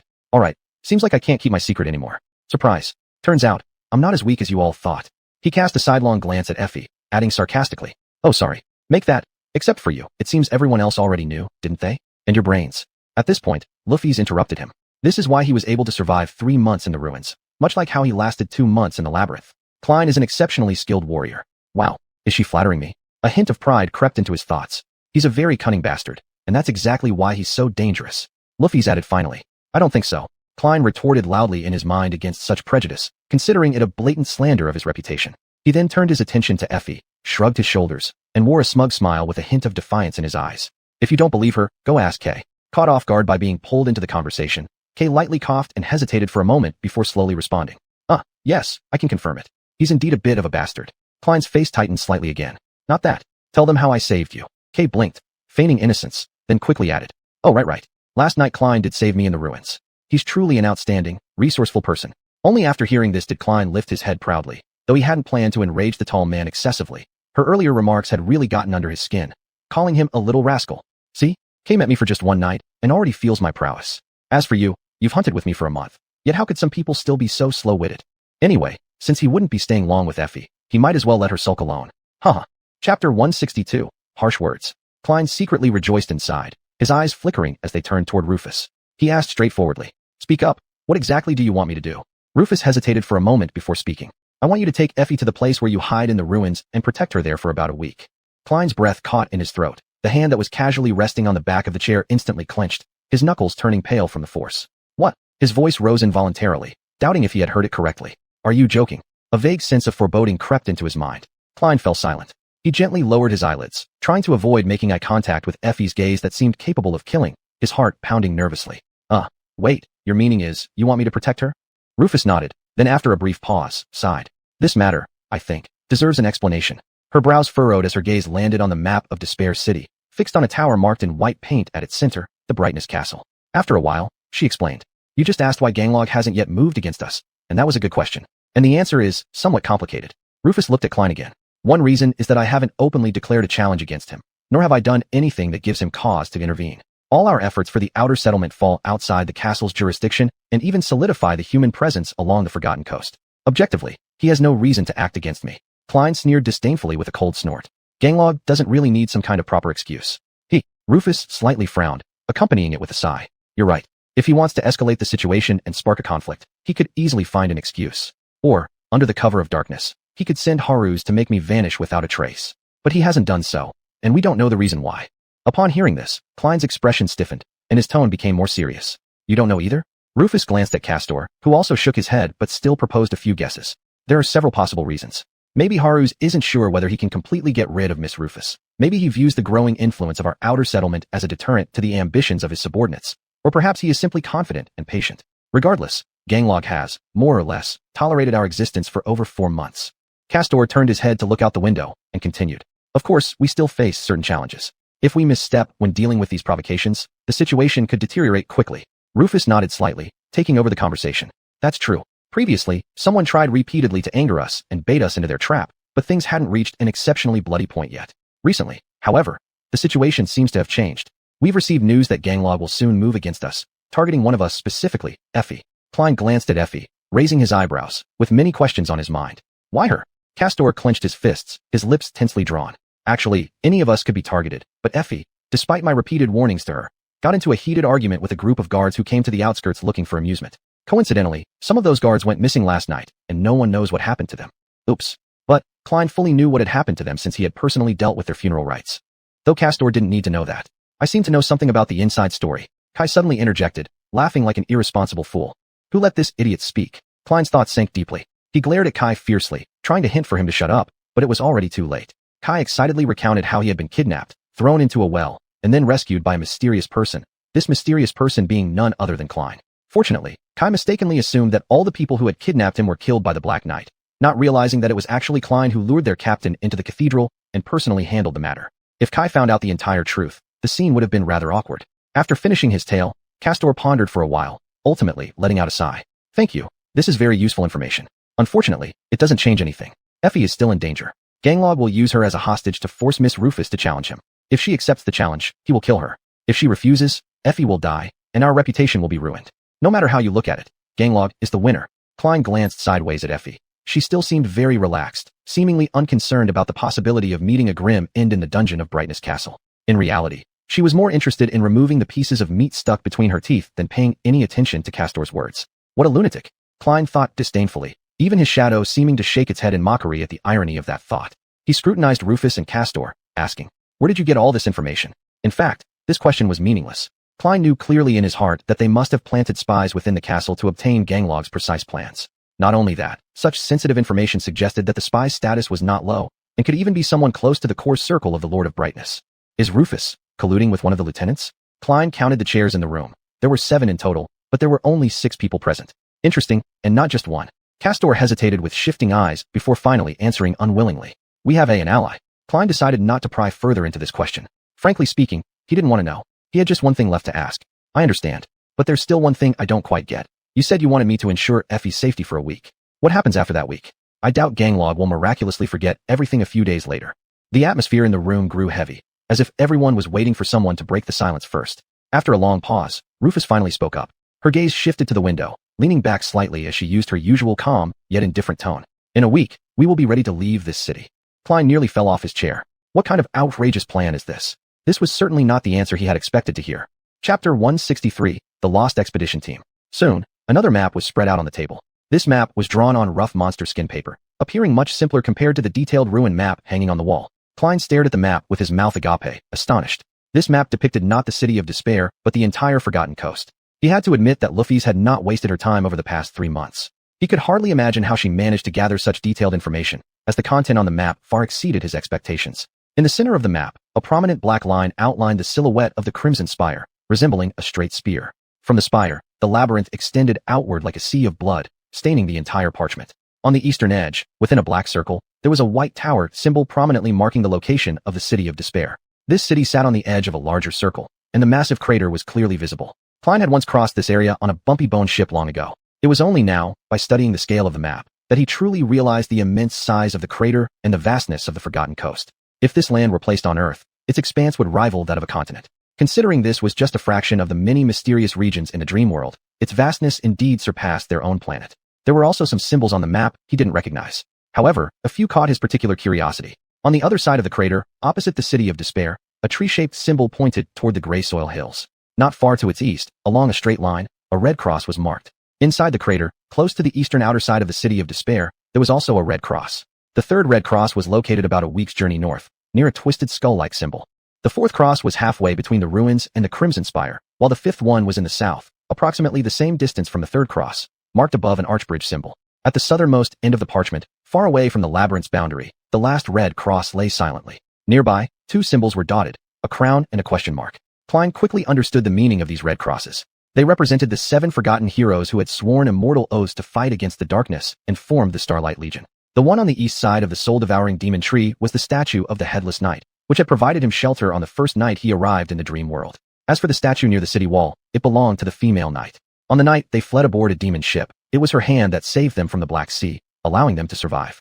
The other 4 red crosses likely indicated the locations of the other 4 headless statues. But where was the 7th statue? With his brows furrowed, Klein scanned the map and spoke up. Let me organize my thoughts. What you mean is, you want to leave the City of Despair, cross through the labyrinth until the end of the Forgotten Coast, and then return? Luffy's gave a soft laugh. More or less, yes. He did not immediately dismiss this suggestion, but instead countered. If we manage to survive several months of perilous journeys in the labyrinth, and somehow escape alive, why would we even bother coming back? Her smile gradually faded as she hesitated, and then pointed at the 3 symbols at the bottom edge of the map, the red cross, the question mark, and the crown. The first lord of the castle led an expedition team to find a way out of the Forgotten Coast. They disappeared here. Based on what we know, an insurmountable mountain range blocked the path southward. They ventured into the mountains and never returned. There, only death awaits us. Klein gazed at those 3 symbols and fell into deep thought. So, you're not really looking for an exit. Are you trying to find the relics left behind by the dreamers who conquered the castle 15 years ago? Klein asked. Luffy's nodded in acknowledgement. They took something from the castle. If we can find it, we will have a chance to stand against Gonlag.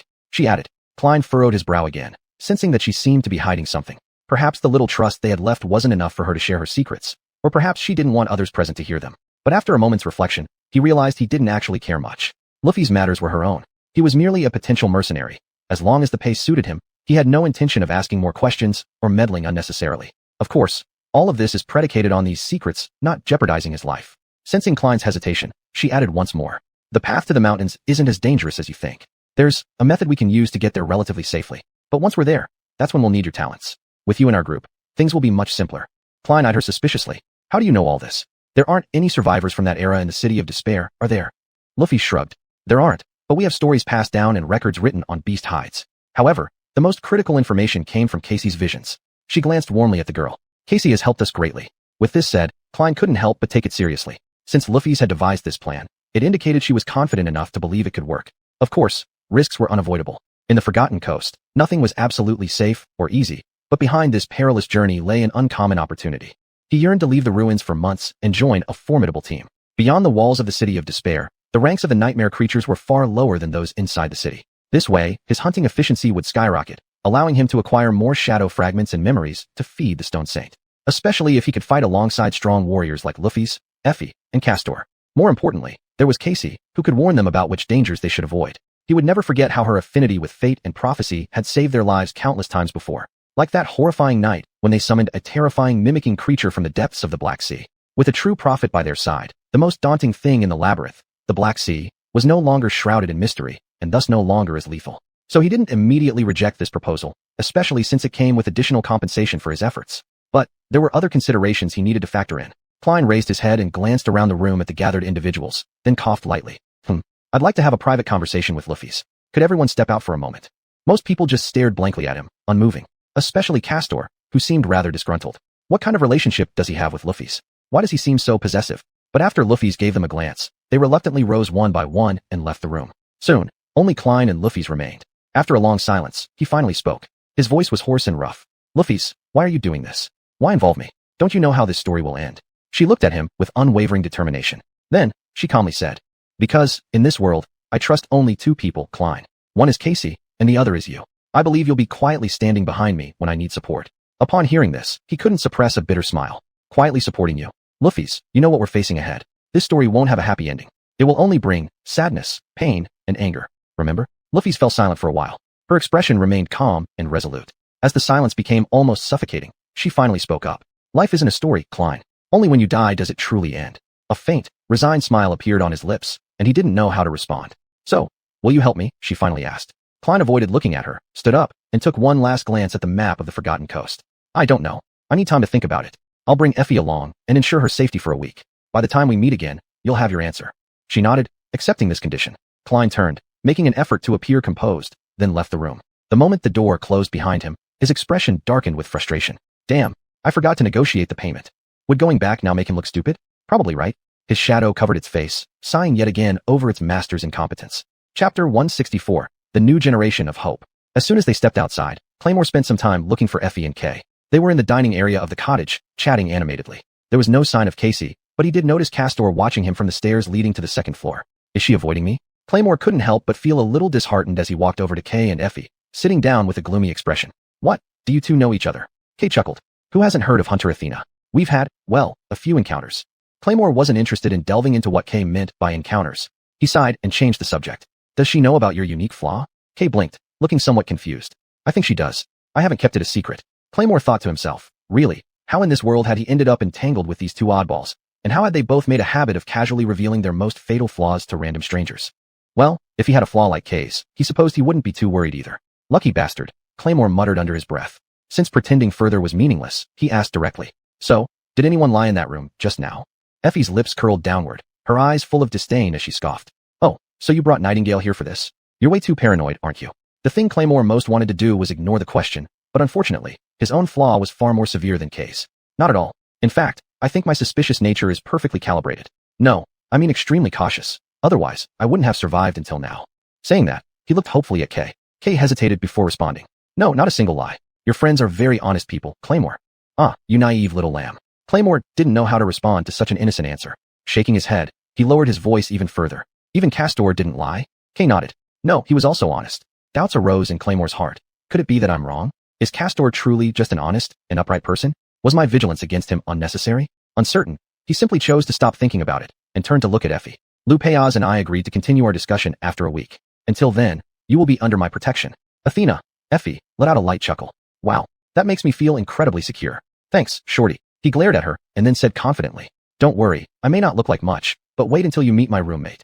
Kay suddenly choked on his drink, his complexion turning slightly pale. Something came to Claymore's mind as he patted Kay's back, while saying, Anyway, thank you for your help. Our deal is officially done, and I hope we meet again someday. In reality, Claymore had no desire to see this guy ever again. His appearance was already plain, but next to Kay, he appeared downright ugly. Maybe barely above average. Kay gave him one last glance and managed a strained smile. Yeah, nice meeting you, Claymore. Honestly, spending time with you was a memorable experience. After speaking, he glanced at Effie with a look that bordered on pity before getting up and leaving. Just the two of them remained. Effie glanced around, her eyes filled with weariness as she asked calmly. So, when are we leaving? Claymore didn't hesitate. Right now. Frankly, I can't wait to return to the ruins. This place makes me feel uncomfortable all over. Effie looked at him curiously, shrugged, and sarcastically replied. Of course, no problem. Let's leave this scary place and hide away in those ancient, cursed ruins instead. At least there we can feel safe, right? The two moved cautiously along the streets of the City of Despair. Although Claymore wasn't used to venturing here during the day, the tense atmosphere didn't slow them down. Both were experienced hunters who worked together seamlessly. Claymore effortlessly slipped back into the familiar rhythm of cooperating with Effie, as though the 3-month separation hadn't happened. It all felt natural and pleasant. At one moment, Effie casually glanced at Claymore and asked curiously, Seriously, how are you still alive? He returned her gaze with a stoic face, snorting coldly. What do you think? You know I excel at hiding in the shadows. I sleep during the day and hunt at night. Before making my move, I carefully observe the weaknesses of my prey. If I encounter something I'm not sure I can kill, I run. She reflected for a moment and then said, You know what? It's obvious. You've changed. You now look like a true hunter. Claymore flashed a grin. Yeah, I hope so too. The number of nightmare creatures I've hunted down has far exceeded a reasonable range, really. As expected, she smirked and teased him. How many? Claymore paused thoughtfully before answering. Around 60-something? Yes, I don't think it would exceed that number. If you count the monsters he killed in the labyrinth, his total kills had already surpassed 100. Effie stared wide-eyed, her expression solemn. With such a number of hunts within 3 months, it was truly astonishing. In fact, this could be called a daredevil adventure.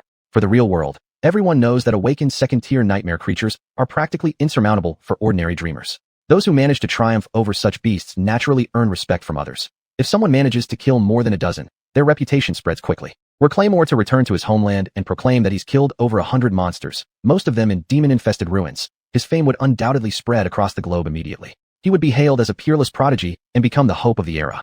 Yet, in the city of despair, people like him are common, with some achievements even surpassing his.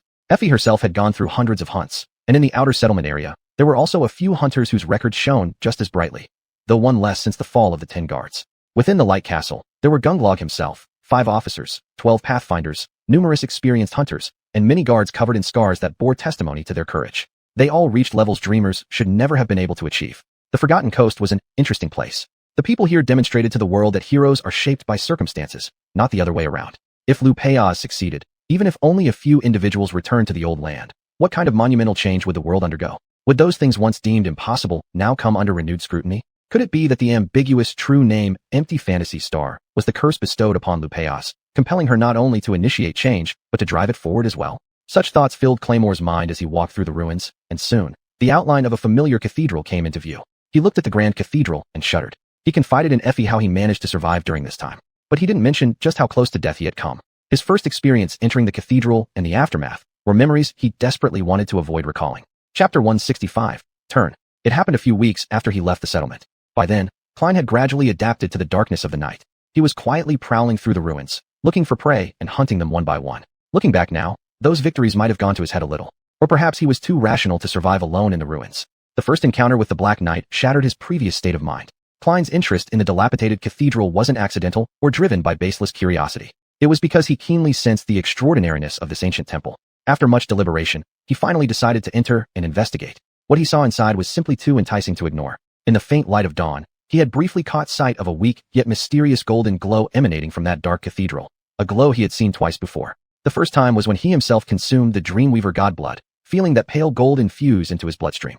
The second time was when Lu Fei fought fiercely against the Black Sea monster and fell near death, with the same glow leaking from her body. No need to guess. Klein knew exactly where this golden glow came from. It was the divine glow, unique to the realm of gods.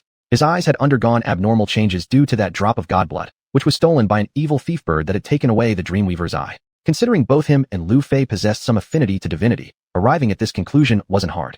Moreover, the fact that he could see this golden glow confirmed his speculation. Thus, filled with anticipation of finding treasures as valuable as the godblood, Klein entered the ruined cathedral. The moment he stepped in, he was instantly overwhelmed by its grandeur, frozen in place. Just as he became distracted, the Black Knight crept up silently and swung his sword, nearly cutting Klein's body in half. He couldn't understand how this enormous demon managed to bypass the vision of his shadow, approaching so quietly and without warning.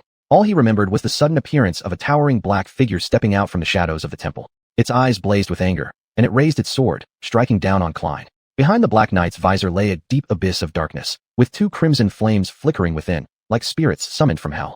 Gazing at them, Klein felt as if he were staring directly into the eyes of death. Caught off guard, his body instinctively responded. The constant trials at the edge of life and death made his muscle memory act automatically at that critical moment. Thanks to this ingrained response, he managed to narrowly avoid being cleaved in two. Instead, the Black Knight's heavy blade only carved open his abdomen. An excruciating pain shot through his stomach as Klein staggered, lowering his gaze to see streams of blood gushing out from the wound. His internal organs were exposed, his pink intestines clearly visible, with a small piece already falling outside his body. The psychological shock of seeing his insides spill out exceeded even the physical agony. Holding onto his bleeding wound, Klein collapsed onto the ground, trying desperately to crawl away. The Black Knight raised his massive sword again, preparing to deliver the final blow. Time seemed to freeze in that instant. Klein didn't have time to deliberate deeply or even catch his breath. He knew he must somehow buy himself a chance to escape, no matter what. Among all his accessible memories, none seemed useful at that moment.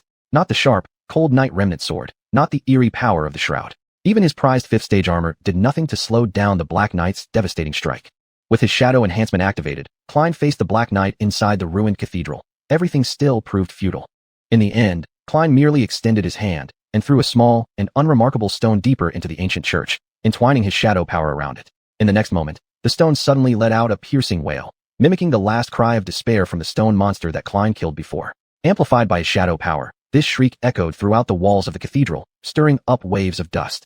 The Black Knight paused, turning towards the source of the sound, momentarily hesitating. Seizing this slim chance to live, Klein clutched his horrifying wound tightly, barely stood up, and staggered towards the exit, almost slipping into his own pool of blood. Painfully groaning, he struggled solely to reach the entrance of the ancient temple. Miraculously, he succeeded.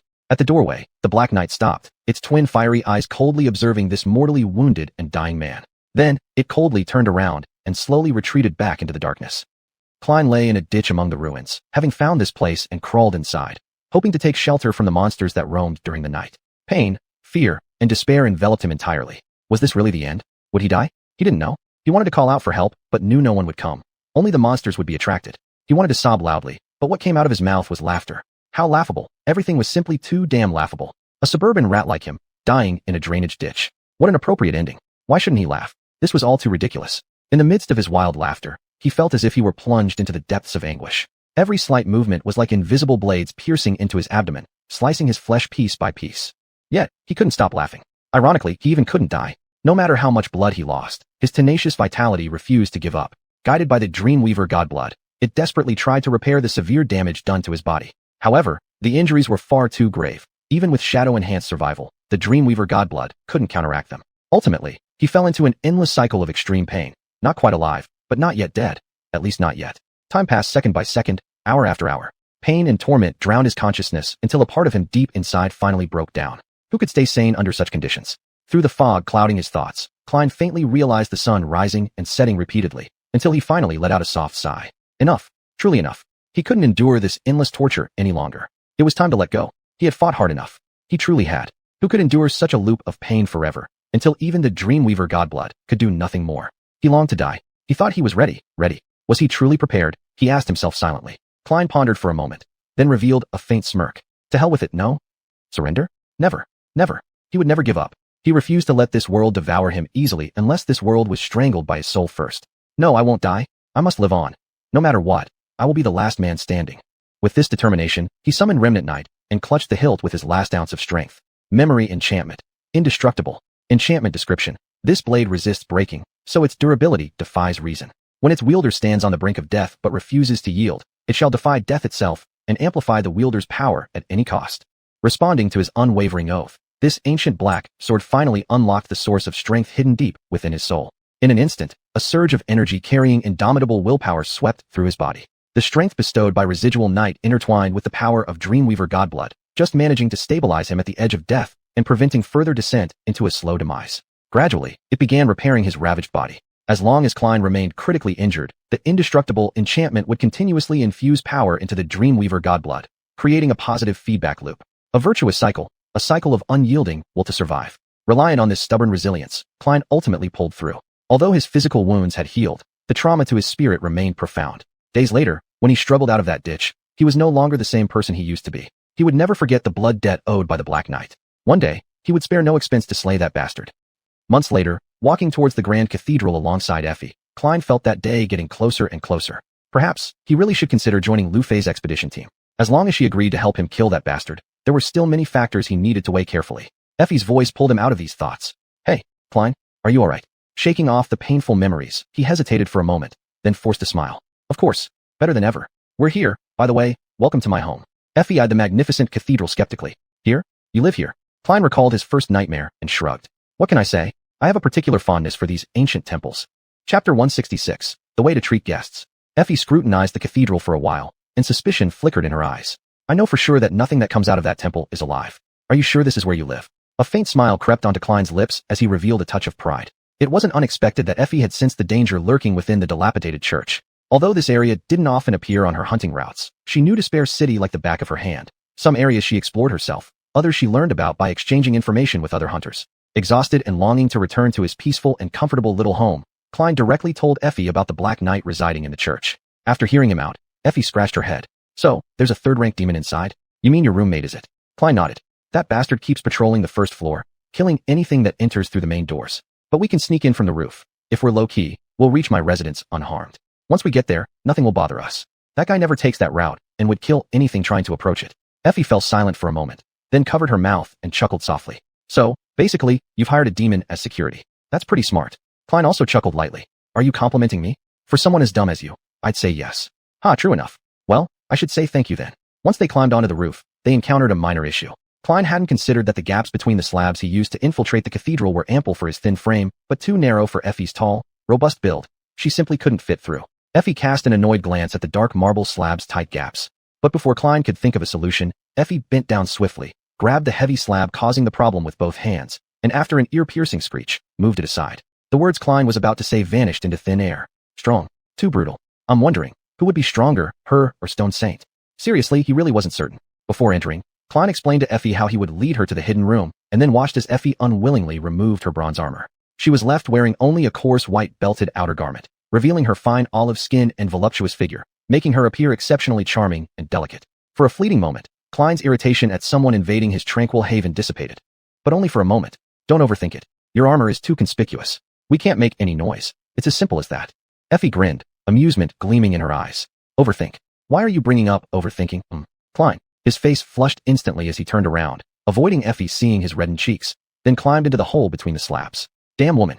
As they landed on one of the cathedral's beams, Klein let Effie place her hand on his shoulder. Despite the high-hanging sun, their surroundings remained pitch black, save for the ground of the ancient temple below, bathed in sunlight.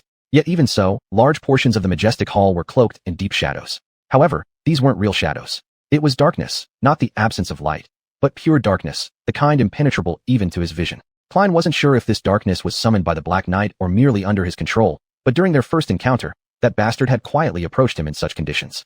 Regardless, he needed to guide Effie through the cathedral's beams carefully. Even a slight mistake would send them plummeting to their deaths. What a hassle. With their bodies pressed close together, Klein felt uneasy. He sighed lightly and took a step forward. It was hard to concentrate. Daydreaming. Who's daydreaming? Definitely not me. Minutes later, they arrived at the secret balcony behind the statue of the nameless goddess. Though everything went smoothly, Klein remained on edge. A voice whispered in his heart, telling him it would be a very long week ahead. Once they entered the hidden room, Klein sighed in relief, telling Effie that she could summon a light source and move freely. Effie immediately conjured a brilliant memory and curiously inspected the surroundings. This spacious room, which once belonged to the priestesses of the ancient temple, was suddenly filled with soft light. The intricate carvings on the walls exuded a sense of solemnity and elegance. Various pieces of furniture adorned the room, most crafted from luxurious pale wood, with a few mismatched ones that Klein salvaged from ruins. Effie whistled approvingly. You've got to admit, Klein, you really know how to enjoy life. Who would have thought it? He chuckled. Envious? She sighed. The thing is, even if Gang Lu finds his way here, none of his people can get in. So this place is pretty safe. Klein felt a bit disappointed and shrugged. All right then, make yourself at home. I'll show you the back exit and some other stuff later. After saying that, he sneaked a quick glance around and hastily hid a few things, trying to make his place look more presentable. If only he had known someone was coming, he would have cleaned up the mess beforehand. However, Effie didn't seem too bothered by the tidiness. Instead, she curiously wandered around the room, studying the carvings on the walls and those ancient pieces of furniture. Just then, Klein heard a sharp burst of giggles from behind him. Turning around, he saw Effie standing in front of a hidden wardrobe behind a stone panel, its doors wide open. Inside were displayed the vestments left by the priestesses. Effie's face bore an odd smile as she stared at him unblinkingly. Confused, Klein asked, "What's wrong? Why are you looking at me like that?" Effie shook her head, laughing so hard her shoulders trembled. "No, nothing. It's just, Klein, the first time I met you, I just wanted to take a peek at this little one. He looked like a toy. You couldn't help but dress him up like a doll and play with him." Klein frowned angrily, his face flushing red. "You think who's little? I'm not small, not in any way, and you're just a stick figure." Effie seemed oblivious to his outburst, glancing back at the wardrobe before bursting into laughter again. Hardly containing herself, she said, "Who would have guessed you liked playing those costume games? You know cosplay, right?" Klein was taken aback for a moment before realizing what she meant. By the time it hit him, his face turned crimson with fury. "That's outrageous. Too much. How dare she? What are you talking about? These aren't mine. They belong to the priestess who lived here before." Effie nodded repeatedly. Yes. You just happen to have an entire wardrobe full of beautiful dresses. I understand. It's purely accidental. They do belong to her. And I never lie." She continued smiling, staring at him. "Of course. Definitely true. I completely believe you, absolutely." Hara. Klein stood there speechless, his mouth agape, unable to find words to respond. When Effie had finished laughing, she glanced around innocently, blinking her eyes. "Hey, Klein, we've got another problem." Fuming inwardly, he growled lowly. "What problem?" Effie paused briefly, still teasing him. "There's only one bed here." "Oh, that's such a tough problem. What are we going to do about it?" Klein glared daggers at her for a long while before spitting on the ground. "You sleep on that damn bed. I'll take the floor." Having said that, he turned away, trying his best to take deep breaths. Why did I ever agree to this nonsense? Women, cursed women, they're the worst. His premonition, this was going to be an excruciating week. Chapter 167 Disappointment. After his emotions had settled a bit, Klein began to reflect on the whole matter. He realized that things weren't as bad as he initially thought. Certainly, living with this mischievous Effie was a headache, especially since she seemed to enjoy teasing him thoroughly. But, from another perspective, it wasn't entirely without benefit, apart from the fact that he always got an eyeful of her beauty. Wait, what am I thinking about? Klein hunted at night, cleverly avoiding frequent contact with Effie while not having to sleep on the floor. He rested during the day and ventured out at night. Thus, their cohabitation time in the room wasn't extensive. Moreover, Effie brought along countless food items using her bag of holding to satiate her extravagant appetite, which spared Klein the trouble of preparing food for her. It turned out that living with Effie wasn't as troublesome as he originally imagined. After accompanying Effie on various tours and enduring several of her quirky jokes, he finally had some personal time. Finally. He chose a secluded corner of the room to sit down, closed his eyes, and submerged into his spiritual world. There, as always, lay a sea encompassed by the reassuring darkness and silence. Without distracting himself with the motionless shadows lingering at the edges of his vision, or sparing a glance at the haggard harbor, he strode directly under his own black sun. Klein then summoned Stone Saint. "Hey baby, guess what I've brought you? Dinner." Before summoning those junk memories, he quickly scanned the runes surrounding Silent Saint. Shadow, Stone Saint. Shadow rank, 2nd rank. Shadow category, monster. Shadow attributes, slaughter, steadfastness, divine spark. Shadow fragments, 6/200. With only 6 fragments, she was already formidable.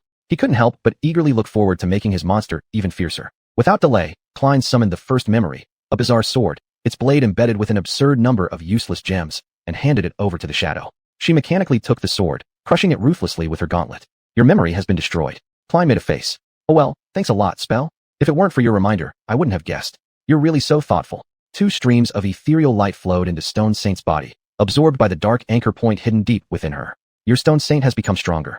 Was it just his illusion, or did Spell's voice sound slightly wounded? Tough luck.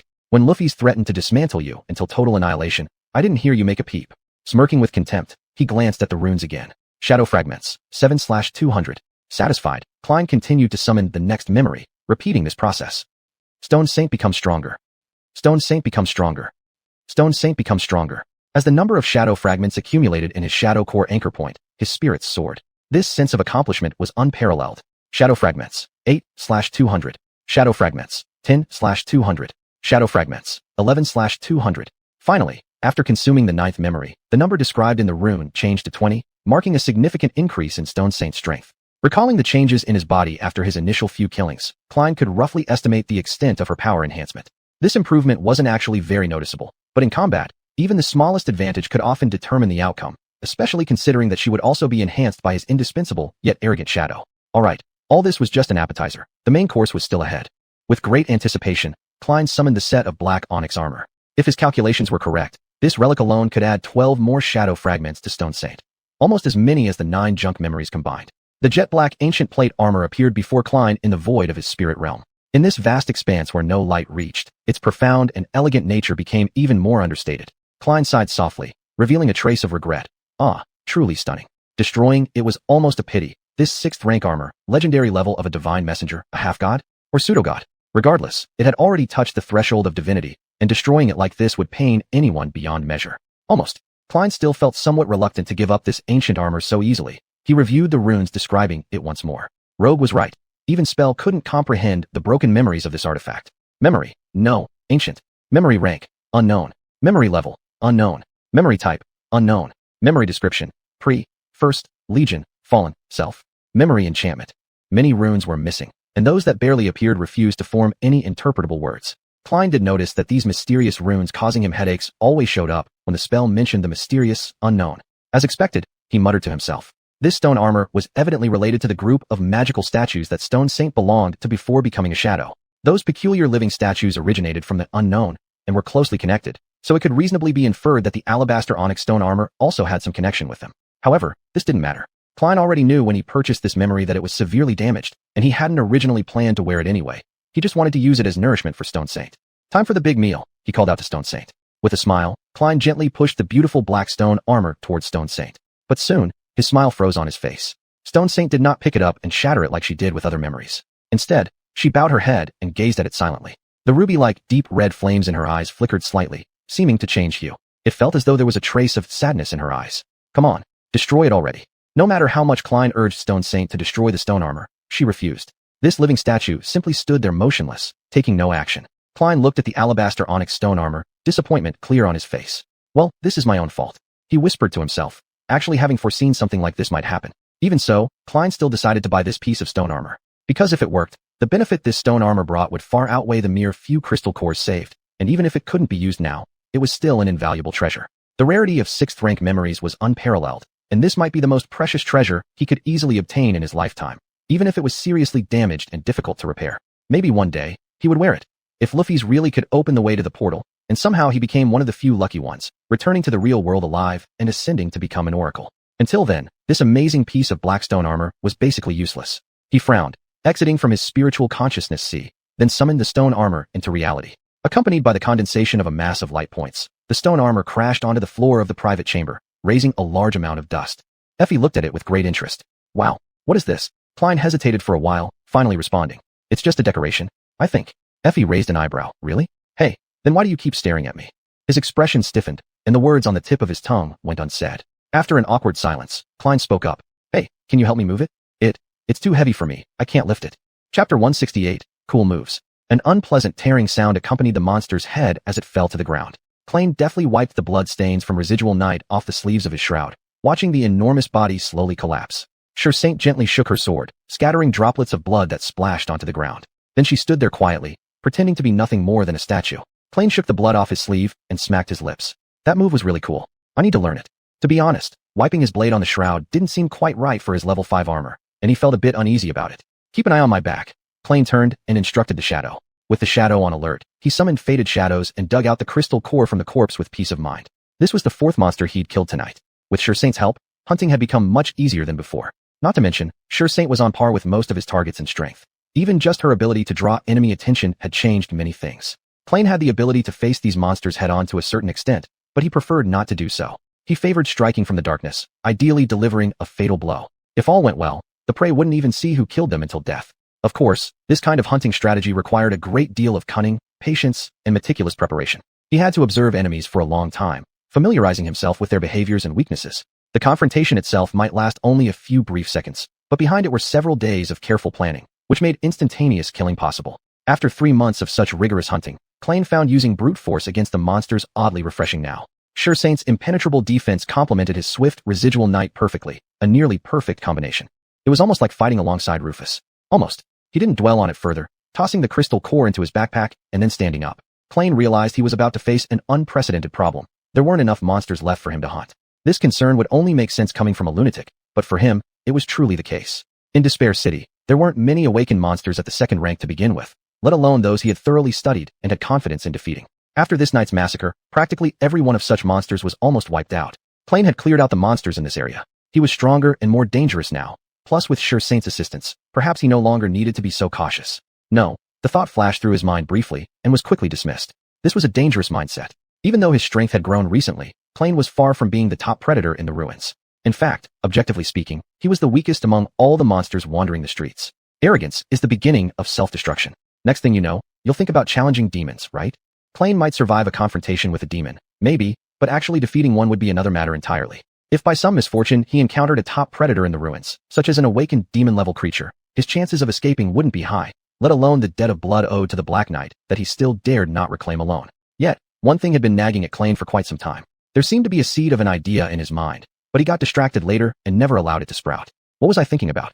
Should I continue hunting tonight? How impractical it is to wipe blood with the sleeve of the shroud. Oh right. When he saw Saint shake her sword to remove the blood, he realized it was a worthy move worth learning. At that moment, it felt like he had grasped something crucial. I need to learn this. I need to learn this. Suddenly, Klein's eyes lit up. If he could learn this technique from Saint, what else could he learn from her? His phantom essence possessed an attribute called slaughter, and the description also mentioned her mastery of various forms of combat. Was there anyone better suited to be his teacher? The answer was no. Due to lack of guidance, his skills had stagnated, and for him, there was no one better to learn from than Saint, born for battle. Klein suddenly felt excited, recalling his phantom essence into his shadow, and then returning home cheerfully. When he returned to his hidden little den, Effie was already awake. She reclined on the bed, lazily gazing at the ceiling while whistling a cheerful tune. Her long legs were faintly visible beneath the blanket, and her white robe, even though it only reached her knees, seemed far too revealing. Klein had to very carefully avert his gaze. This was too difficult, he inwardly lamented. Hey, you're back. Did the hunt go well? Effie asked. Klein didn't answer right away. Instead, he walked over to his chest, sneaking a glance at Effie before opening it. Then, he dumped the contents of his backpack into the chest. 7 brilliant crystal cores fell onto the little mountain of cores inside, which, due to his recent expenditures, looked significantly diminished, leaving him with a tinge of sorrow. Still, the mound remained impressive. Effie whistled softly, her voice laced with surprise. 7? How many heads did you collect for that? Klein closed the chest and plopped down on top of it. 4. 3 were eat beasts, and 1 was an ordinary wild animal. Effie blinked, looking somewhat astonished. 3 beasts? How did you kill 3 in one night? He lowered his head, musing silently for a while, then sighed. Hiding the existence of the Stone Saint would be extremely troublesome, especially if he planned to explore with Rufus's team. In the labyrinth, circumstances might force everyone to reveal their ultimate cards. Of course, that was contingent upon whether he'd agree to go at all. Regardless, revealing her presence now wouldn't cause too much harm. In fact, the benefits likely outweighed the risks. I'll show you, but don't freak out. Effie chuckled. I promise, nothing you can show me will scare me. Klein ignored her teasing and simply gave her a cold glance before summoning the Stone Saint from his mind's domain. In an instant, the entire room grew dim, as if the light had been suppressed by some unseen force. Two fiery red flames rose from the depths of his shadow. Then, the formidable stone figure stepped out of the shadows, her heavy steps making the floor tremble. She slowly turned her head toward Effie. Effie instinctively recoiled. What in the world is that thing? Chapter 169, The Meaning of Humility. Effie's gaze was fixed on Stone Saint. Her hand hovered in the air, ready to grip the bronze spear at any moment, and her light brown eyes intertwined with vigilance and anticipation. Klein saw her fierce appearance, but still comfortably wrapped in a blanket, and this contrast made him unable to hold back laughter. Hey, relax. Haven't you seen an echo before? Effie was startled and even stuttered when speaking. That thing, it belongs to you? Wait, you already got an echo. He nodded to her and then pointed at Stone Saint. That's right, mine. Let me introduce you to Stone Saint. Isn't she beautiful? Effie stared at the taciturn stone figure for a long time, suddenly frowning, anger spreading across her face. You lucky bastard. Do you know I've been stuck in this damn place for 3 years without even catching a whiff of an echo? And yet you managed to get one before me, huh? Klein smiled and teased. In fact, this is my second echo. The first one perished in the maze. He deserves to be described as having made the ultimate sacrifice. Effie glared at him viciously, then shook her head dejectedly. She refocused her gaze on Stone Saint and began examining her carefully. Is she really that kind of being? Klein nodded affirmatively. Yeah, from the group of living statues. Effie got up from the bed, discarded the blanket, and walked barefoot around Stone Saint. After scrutinizing her from various angles, she asked, how did you manage to kill one of those things and survive? Klein found himself involuntarily examining Effie from all angles as well. He awkwardly shook his head, then pretended nothing had happened. To tell you the truth, they were killed by a group of demons after a thrilling fight. I just happened to arrive in time and dealt with one of them. Then came the present situation. Effie looked at Stone Saint with admiration and asked, what type of occupation does she belong to? Klein smiled slightly, with a hint of pride showing on his face. A woke beast. But I witnessed her personally taking down 2 demons, so I have to say she's one of the strongest in her level. You shouldn't find it hard to understand now. Having her by my side makes hunting 3 beasts in one night plausible. Of course, I had studied them beforehand, which is why I can efficiently hunt them. Effie crossed her arms, thought for a moment, then gave him a strange look. How could you bring yourself to show her to me? With your suspicious nature, I thought you would hide this treasure tightly. Klein stood up, hesitated for a bit, then spoke. For what I have planned, it's necessary to show her to you, to avoid any misunderstandings later. Effie fell silent for a while, then flashed him a teasing smile. Oh, sorry to disappoint you. No misunderstanding intended. I'm willing to participate in anything fun. However, Klein, nightmare creatures? That's my bottom line, you know. His eyebrows knotted together. He didn't quite understand what she meant. Then, his eyes widened in shock. Are you insane? Training. I intended to use her for training. Effie blinked innocently, appearing blameless. Training? Klein, at your age, lacking a little experience isn't the end of the world. Actually, it's kinda cute. But there's no need for such tricks, you know. Lacking experience. Who do you think lacks experience? I've got tons of experience. Shit, you bloody psycho. Effie laughed so hard she bent over, leaving the fuming Klein aside as she shook her head and headed toward the makeshift kitchen. Soon, the tempting aroma of grilled meat filled the air. I should kill her. Should I kill her? It's self-defense anyway, right? At this rate, she'll drive me crazy within a week. He took a deep breath, trying hard to calm himself down. Once his thoughts returned to their usual pace, Klein stood in front of Stone Saint and slowly exhaled. It was time to refine some combat techniques. On the way back to the cathedral, Klein made a difficult decision. He would not rely on shadow enhancement during his spars with Stone Saint. Even though he knew how painful this choice might make him in the future, he persisted stubbornly. He wanted to rely solely on his own strength instead of depending on external power when facing his pet. There were several reasons for this decision. First, most directly, he realized that shadows wouldn't always be available to him when he needed them. Just like in the battle against the Tower Messenger, his shadow had been out on reconnaissance at that moment. Situations where he could only rely on his inherent strength would definitely happen again. Not to mention, the one who had saved his life back then was his own reflexes, not the shadow, sparing him from being split in half by the Black Knight's sword. The second reason was less obvious, and it had to do with the current power structure of Despair City. Demons occupied the very top of the pyramid, followed closely by awakened beasts, while dreamers and beasts were at the bottom. In this place, any battle humans faced was almost always against overwhelming force. Over time, Klein had gradually adapted to this situation. Now, with the assistance of shadows, he could barely face awakened beasts on more equal terms. Although he was still at a disadvantage, the gap was no longer insurmountable. Deep down, however, he knew that sooner or later, he would be forced to confront demon-level monsters head-on. Moreover, he was almost certain that he would have to fight humans who had pushed their soul cores to the extreme, thus becoming much stronger than himself. Considering these factors, he realized that his experiences of hunting monsters whose strength was on par with his enhanced self were actually hindering his growth. Not only did this damage his fighting spirit, but it also made him forget what it truly meant to struggle fiercely against enemies far superior in strength, a mindset and awareness that he desperately needed to survive in the future.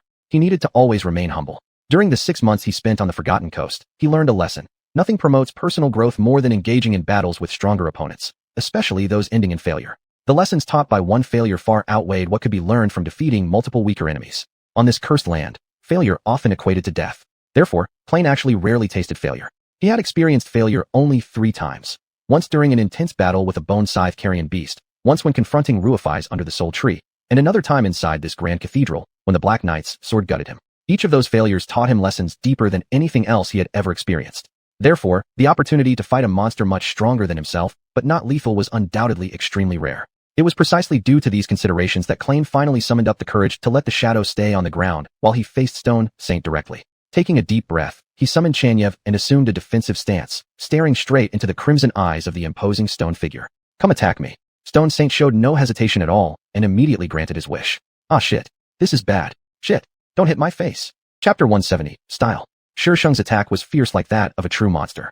Knowing he couldn't block her sword with his own strength, Kulin swung Kan Yi from the side, attempting to deflect its momentum. The prolonged Chindan and repeated practice of his moves finally bore fruit. His body moved swiftly like lightning, accurately positioning the blade in the path of Shisheng's weapon. The impact vibrated through his bones when their weapons collided. Kulin hissed as he sucked in a cold breath. His entire arm went almost numb, yet he managed to withstand the blow. With Kan Yi dissipating some force, Shisheng's sword slipped past him by mere inches, narrowly missing his body. However, before he could silently rejoice, Shisheng charged forward again, slamming into him forcefully. Getting hit by her shield felt exactly like being struck head-on by a speeding train. Kulin was thrown back, crashing against the solid stone wall of the secret room before falling heavily to the ground with a muffled groan. AI Fei temporarily put down her barbecue, glancing at Ung as she shouted, "Kulin, are you still alive?" He weakly lifted his hand, forming an OK sign with his thumb and index finger. "I'm not dead yet." AI Fei exhaled dramatically, lightly patting her chest, and saying, "That's good. Just don't die so soon, alright? Without you, it'll be too troublesome for me to leave this place." Kulin's lips twitched slightly in response, his eyes rolling uncontrollably as he lay on the ground pretending to be dead. "So all you care about is that?" "I'm trying my best." Gradually, he managed to support himself up using the wall for balance, feeling extremely weak after being flung against the wall. His insides churned wildly, making him feel sick to his stomach. Shisheng returned to her original position, standing there expressionlessly, completely ignoring his glare of anger. Kulin took a deep breath, stepping in front of her once more. Lifting Kan Yi, he spat on the ground and said defiantly, "Again." In the days ahead, he often questioned himself if he had lost his mind. Otherwise, why would he willingly endure such torture? His life became simple, dealing with AI Fei, battling with Shisheng, and exploring further regions of the ruins. Among these 3 things, he discovered that the time spent among the ruins of Despair City was strangely the most tranquil and comforting for him. He was even fully immersed in this process. When you start viewing an ancient relic filled with monsters as a haven, then it might be time to reflect on your life choices. Kulin understood perfectly well the road he was treading upon, firmly believing that he hadn't gone wrong. Despite frequently being beaten, bruised, and battered by Shisheng's majestic attacks, his gains exceeded his expectations. Every bruise, every cut, every drop of blood that flowed made him progress further. After a long period of stagnation, his skills finally began improving noticeably, and the rate of progress was remarkable. Most exhilaratingly, he hadn't even scratched the surface of the vast potential offered by his slaughter attribute. For someone who never underwent formal combat training like him, this was nothing short of a divine opportunity. Even earlier, when he observed Shisheng battle the bone scythe-carrying beast, he noted her unique style. This silent warrior stood firm as a rock during combat, blending impenetrable defense with devastating attacks perfectly. Each move was precise and efficient, blocking, evading, and counterattacking with ferocity. Her fighting style was grounded, relentless, and unstoppable. However, this wasn't the only style Shisheng excelled at. To be exact, this was just one method tailored to specific weapons and opponents. Recall when her core form was battling desperately against 2 fearsome demons. Her style seemed much rougher and far more aggressive. She disregarded her defenses entirely, focusing solely on wave after wave of brutal attacks. Although these 2 styles shared some basic similarities, they were fundamentally different. She appeared capable of effortlessly switching between various combat styles according to different battle conditions. Kulin found no better sparring partner than her. His own style, or rather, the initial form of the style taught by Lu Fei Si, was flexible and elusive. The key lied in its adaptability, ensuring the enemy could not predict your next move. The more times Kulin sparred with Shisheng, the more profound appreciation he gained for this particular style. Yet, this didn't mean that the style had reached perfection or couldn't be improved. After long-term refinement, he even doubted whether the style had originally been designed to integrate aspects from other schools. If so, then it was indeed an excellent foundational style suited for further development. All of this also sparked his curiosity about the origin of this unique style, and whether the basic techniques taught by Lu Faixi had deeper meanings. No matter what, he was determined to figure out the ins and outs, improve his mastery of the techniques he had learned, and began attempting to incorporate elements of Shi Sheng's rugged style into his own. However, it was easier said than done. At first, when facing Shi Sheng, who was far stronger than him, Xuanhuan barely managed to hold his ground. Each time he received her attacks, it wouldn't be long before he found himself collapsed on the ground, groaning in pain. His body was covered with bruises from head to toe, hurting like hell. Without the help of the Dreamweaver's blood, Xuanhuan doubted if he could have continued at all. The Dreamweaver's blood allowed his recovery speed to be astonishing, almost beyond human capability. Therefore, he insisted on training with higher intensity and shorter intervals. As he expected, every failure was a learning opportunity. Losing to a stronger opponent was indeed a shortcut to improvement. In the real world, most people were foolishly driven by their self-esteem, living as though their only satisfaction came from defeating others. But Xuanhuan wasn't such a person. For him, as long as each failure became a stepping stone for growth, then he could accept repeated defeats. Sometimes, his eyelids would twitch slightly, not only because of the pain but also due to a bit of doubt creeping into his mind. Could he truly defeat Shi Sheng? Yet, his eyes would flare up again with a long-lost sharpness. As time passed, Xuanhuan began to gradually resist Shi Sheng's attacks. Initially, successfully blocking one attack made him happy, then two, followed by several consecutive blocks. Soon after, he stopped focusing on how many attacks he could block and started calculating how long he could endure while standing. At the beginning, he could only last a few seconds, then 4 or 5 seconds, followed by over 10 seconds. Eventually, he could fight against Shi Sheng for an extended period, sometimes even persisting for an entire minute. Even AI Fei seemed impressed, despite her usual lack of interest in his training. Xuanhuan noticed that recently, her gaze increasingly shifted toward him. At first, he thought AI Fei just enjoyed seeing him suffer, but later he realized that she too was learning from his failures. Xuanhuan didn't mind this. His movements gradually became confident and steady, purposeful and precise, deadly even. Despite being riddled with wounds, there was a surge of strength and agility within him. He was growing continuously. Just as his battles with Shi Sheng no longer felt so one-sided, he also sensed some unusual signs. And when he finally realized them, everything changed. Chapter 171, Style. It took Clean some time to notice the anomaly. This anomaly was extremely subtle, almost imperceptible. At that time, he was fully engrossed in contemplating combat techniques and styles, and even then, he only noticed it by chance. Secondly, this was related to his not using shadows to amplify his own strength. As a result, his shadow was idle during battles, reverting back to what a normal shadow should be like, obediently repeating every one of his movements. Lastly, Effie, or more accurately, the lantern memory she summoned, made the shadows inside this hidden chamber visible. At that moment, he was engaged in a fierce battle with the Stone Saint. Sweat mixed with blood streamed down his body, covered in wounds.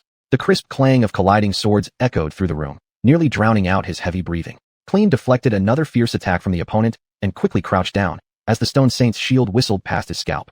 He clumsily mimicked the Stone Saint's explosive counterattack, but it was easily countered by the opponent. Then they continued their struggle. This battle lasted an unusual length of time. Clean was certain he had endured the monster's ferocious assault for a minute and a half, undoubtedly the best record in his personal history. After countless drills, he would sometimes enter a special flow state. In this state, his thoughts were calm and clear, his focus both sharp like a blade and strangely scattered at the same time. During the fight, Clean usually concentrated on observing details of his opponent in order to predict their next wave of attacks. He could even divide his attention into two parts, gathering information through his eyes while focusing on situations presented from the perspective of the shadow. In this way, he could stay alert for two enemies at once or take in his surroundings completely to ensure no one could ambush him from behind. Even more marvelously, when his attention wasn't focused on any particular perspective, he seemed able to perceive everything. The enemy's steps, gaze, and subtle changes in the environment all merged into an all-encompassing painting, and he could perceive the entire painting as a whole. This ability to comprehensively observe and quickly respond elevated his combat power to a new level. This aligned perfectly with the subtle clarity he had gained after barely surviving his first battle with the bone scythe carrion beast. It felt like a natural extension of that clarity. Just at that moment, Clean re-entered the flow state again. After a few rounds of exchanges, he suddenly noticed something unusual about his shadow. Instinctively, while continuing the fight, he allocated a bit of his attention to observe the shadow more carefully. At that point, he found that although the shadow's actions were almost identical to his own, there was actually a difference. It was an incredibly subtle difference, almost imperceptible, but such a subtle difference caught his attention. Behind this minuscule variation, it seemed to hide some grand and profound secret. He was so astonished that his movements slowed by half a beat, and he stared unblinkingly at his shadow. What did I just see? In the next instant, the Stone Saint's shield struck hard against his chest, throwing him off balance once again. Bang! Came a dull thud. Clean collided with the cold stone wall, then fell to the ground, groaning in pain. Ouch, that really hurt. However, he immediately dismissed the pain. He sat up, wide-eyed, scrutinizing his shadow. This is... What exactly had he seen? Although the shadow's movements were almost indistinguishable from his own, there was still a difference. It as if a sudden inspiration flashed in his mind, or rather, as if it drowned in a dark sea. Clean realized this abruptly. The discovery was too astonishing. He almost screamed out loud. The subtle differences between him and his shadow were neither arbitrary nor chaotic, but coherent and harmonious, revealing a deeper meaning. His shadow possessed its very own fighting style. Clean had only glimpsed these nuances due to the tiny discrepancies in their movements. If he hadn't been very familiar with shadows, anyone might have overlooked such differences. Even he himself only noticed them by chance. What he observed was enough to confirm that the shadow indeed had its own fighting style, but not enough to distinguish the specific features of this style. He could feel part of the essence of the shadow's style, fluid and treacherous, intangible and unpredictable, just like the shadow itself. This description matched the nature of the shadow so well that Clean boldly speculated that these actions weren't deliberately done by the shadow, but were a natural expression of its inherent characteristics. Could it be? His shadow itself contained a fighting technique? It truly is an invaluable good helper. He muttered to himself again. If this was the case, then Clean had already found the answer to the problem that had been troubling him for days. The combat style Luffy's taught him was diverse and deadly, while the Stone Saint's approach leaned towards grandeur and overwhelming pressure, but none of these belonged to him. No matter how he imitated them, something always seemed missing. Personality. Only by discovering a style uniquely his own could Clean truly stand on equal footing with those top experts. Until then, he would forever remain just an imitator. Of course, for a novice, figuring out a style truly suited to oneself was akin to a pipe dream. Moreover, noticing the existence of the shadow's fighting style and understanding its essence were worlds apart. But even so, this was at least a decent start. If he could uncover all the secrets hidden within the shadow and merge them with his own versatile and adaptive style, what kind of transformation would that bring? Clean stood up, spat out the blood in his mouth, wiped away the cold sweat from his forehead, and once again approached the Stone Saint. He raised his sword in hand, lacking confidence, yet still resolute as he shouted. Again. Soon, the clanging sound of colliding blades echoed through the chamber once more. And this time, Clean always kept part of his attention on his own shadow. Unveiling the secrets of the shadow's style was a long and arduous process. Only during battles with the Stone Saint could he occasionally catch a glimpse of the mysterious style's tip of the iceberg, which required his utmost concentration. Whenever his focus wavered slightly, the fight would often end within 2 or 3 rounds, giving him no chance to observe it closely. But when he fully immersed himself in the battle, he couldn't spare any attention for the shadow, thus frustrating his exploration of it entirely. Chapter 172, Shadow Dance Steps. Finding a balance between observing battles and maintaining focus isn't easy, let alone when constantly enduring hardships. Every defeat left new bruises on him. Still, there was progress being made. Although Clean had yet to fully grasp the deeper essence of this combat skill, he had started to gradually get a feel for some of its aspects. His shadow was more unpredictable, agile, and malleable than himself. There was an elegant rhythm in its movements, exactly the mastery of battle rhythm that Clean lacked. It was as though it were dancing a dance unique to shadows, the shadow dance steps. Clean often felt frustrated by his slow progress. He wanted to push himself harder, but had to restrain himself. Even with the assistance of dream-weaving God's blood, his training intensity had already reached his physical limits. If he planned to embark on a long journey of adventure with Fu-Feisu, he had to ensure his body remained in good condition. Of course, unless he wanted to enter the labyrinth exhausted and covered in wounds. Because of his lack of experience, and most of the time relying on self-exploration, Clean hadn't realized that among humans, what he had achieved so far already made him an exception. Most newcomers struggled even to grasp the surface-level techniques of different combat styles, let alone understand their fundamental differences. They simply followed the moves without understanding their essence, viewing various combat styles as unquestionable and unchanging laws. Only those most experienced warriors had a sufficient understanding of the core of a particular fighting art, allowing them to attempt flexible application. Therefore, he was far ahead of most people. Clean never had a real mentor. He didn't know that what he was trying to do was something almost impossible for ordinary people. His only reference point was Lu Feisu, but she herself was a complete anomaly. If those illustrious fortune-tellers learned that a young man from the remote suburbs could deconstruct 2 extremely complex combat styles into their basic elements, and then recombine them to fit his own style, and even sought to extract a 3rd combat style from his own shadow, they would be greatly shocked.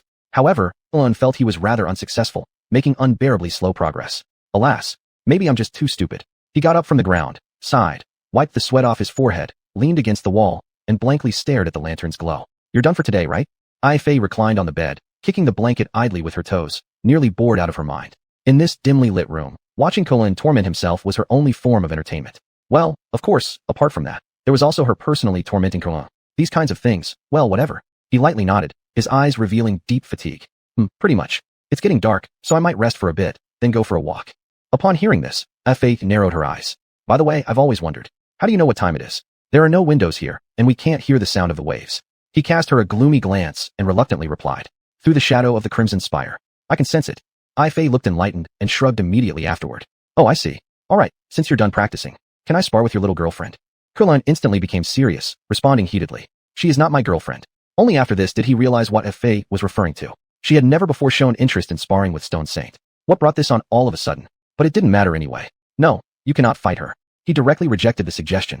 Hearing Kun refuse so straightforwardly, Fei half sat up and asked discontentedly. Hey, why not? Kun chuckled coldly. Do I even need to ask? It's too dangerous. What if something happens to you?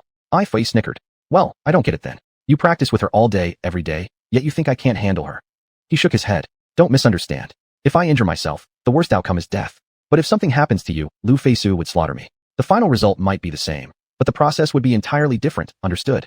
She crossed her arms and even pouted. Come on. I just want to see who's stronger between us two. Kun furrowed his brow. Not happening. Don't even think about it. Fei arched her eyebrows sharply and glared at him murderously, but he pretended not to notice. I said no, and that's final. I can't possibly let you fight her. She sneered with a smirk and didn't argue any further. Ah well, this isn't an issue after all. A few minutes later, Klein stared incredulously at the scene before him, feeling as though he had two heads instead of one. How did it come to this? Effie and Stone Saint were leaning over that exquisite wooden table. Their right elbows rested on the table's surface, their palms pressed together in readiness for a showdown. Stone Saint was taciturn and expressionless while Effie radiated fervent enthusiasm. They decided to arm wrestle. Effie glanced at Klein and grinned broadly. Want to make a bet? If I beat your little girlfriend, you'll have to give me. No, 10 crystals. Klein massaged his temples, unable to stop sighing. And if you lose? Effie winked at him. Never mind, I don't even want to know. I never gamble, so don't get any ideas. Effie hung her head in disappointment. So boring. Anyway, let's begin. She tightened her grip on Stone Saint's hand, ready to start the match. Let's go. Instantly, Stone Saint and Effie both exerted all their might, trying to force each other's arms down. The table groaned under the pressure from their struggle. At first, Stone Saint seemed slightly at a disadvantage, but ultimately her hand barely moved by a millimeter. Stone Saint gazed intently at Effie with her ruby-like fiery eyes. Her face was hidden behind the visor of her helmet, devoid of any emotion. But Effie's pale brown eyes sparkled with mirth, and her face wore an easygoing smile. Klein could immediately tell that Effie had already put forth her maximum effort. The olive skin on her back tensed up, every muscle straining like a fully drawn bow, exuding immense strength, commanding awe. Yet Stone Saint's hand remained steadfast without an inch of movement. It appeared neither of them would win against the other.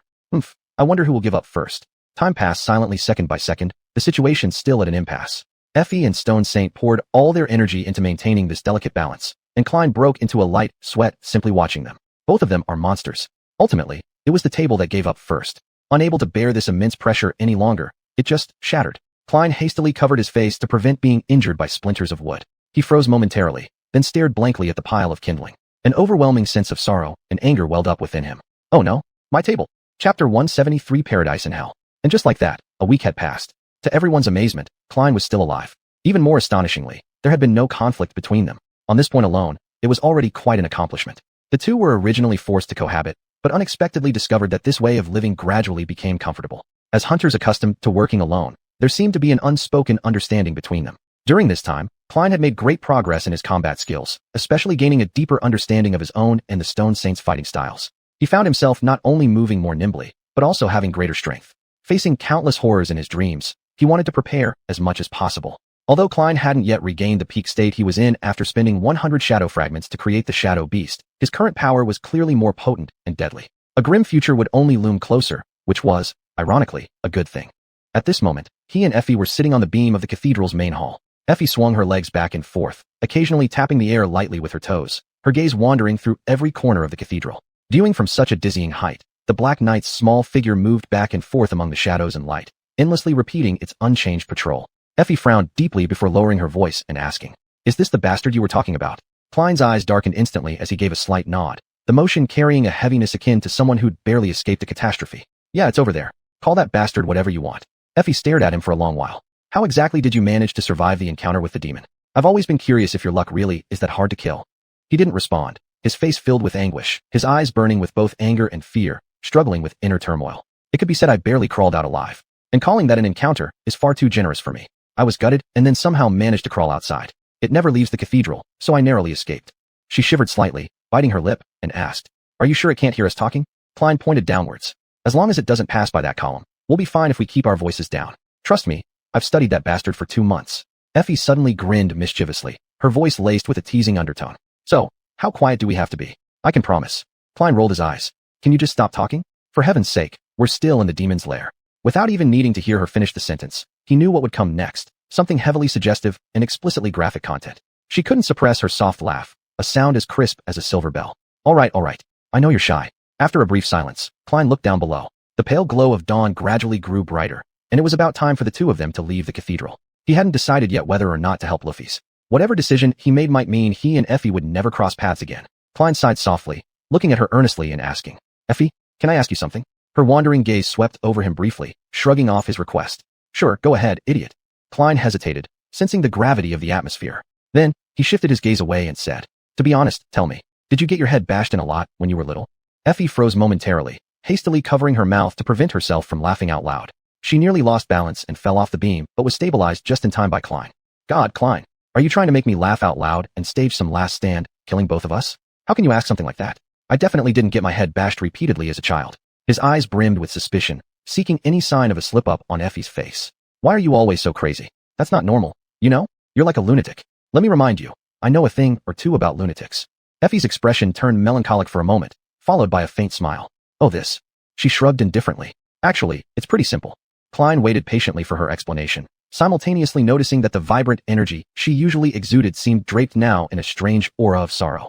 Her infectious vitality seemed scattered by a more profound sense of gloom. "It's because I don't think this place is as terrible as all of you seem to believe. Everyone in this city firmly believes that this is hell." She lowered her head, pausing reflectively. "But to me, this is paradise." Klein glanced at her, furrowing his brow. "How could that be?" Effie explained in a low voice. "You wouldn't understand. But for some of us, the real world is more like hell than this place." Klein turned his head, recalling his life in the outskirts of the city. The reason he adapted so well to the cruel terror of the curses was that it didn't fundamentally differ from the harshness of the real world. Even so, what kind of heaven is this? A trace of a sorrowful smile crossed the young woman's face. "I guess it's the only one we deserve." Then, she looked at Klein and asked in return, "By the way, Klein, you're also from the outskirts of the city, right? I bet you haven't had much schooling." He shook his head. At the sight of this, she chuckled softly. "Yeah, even if you did get an education, it probably wouldn't change much. Anyway, those schools are basically just cult centers where they brainwash kids, though they do teach some useful things. But they also strip children of their ability to question and choose to ignore the truth." Klein's eyebrows slightly rose as he thought for a while after lowering his head. Then, he looked up and asked, "The truth?" Effie nodded toward him with a painful expression on her face. "Yes, the truth that our world is heading towards destruction. Not the whole world exactly, but the part of the ecosystem we rely on." Some images flashed through his mind. About a year before he was born, a fifth-level nightmare portal opened along the coastline, and an entire continent disappeared. But what Effie said next completely overturned his understanding. And I'm not talking about the spells.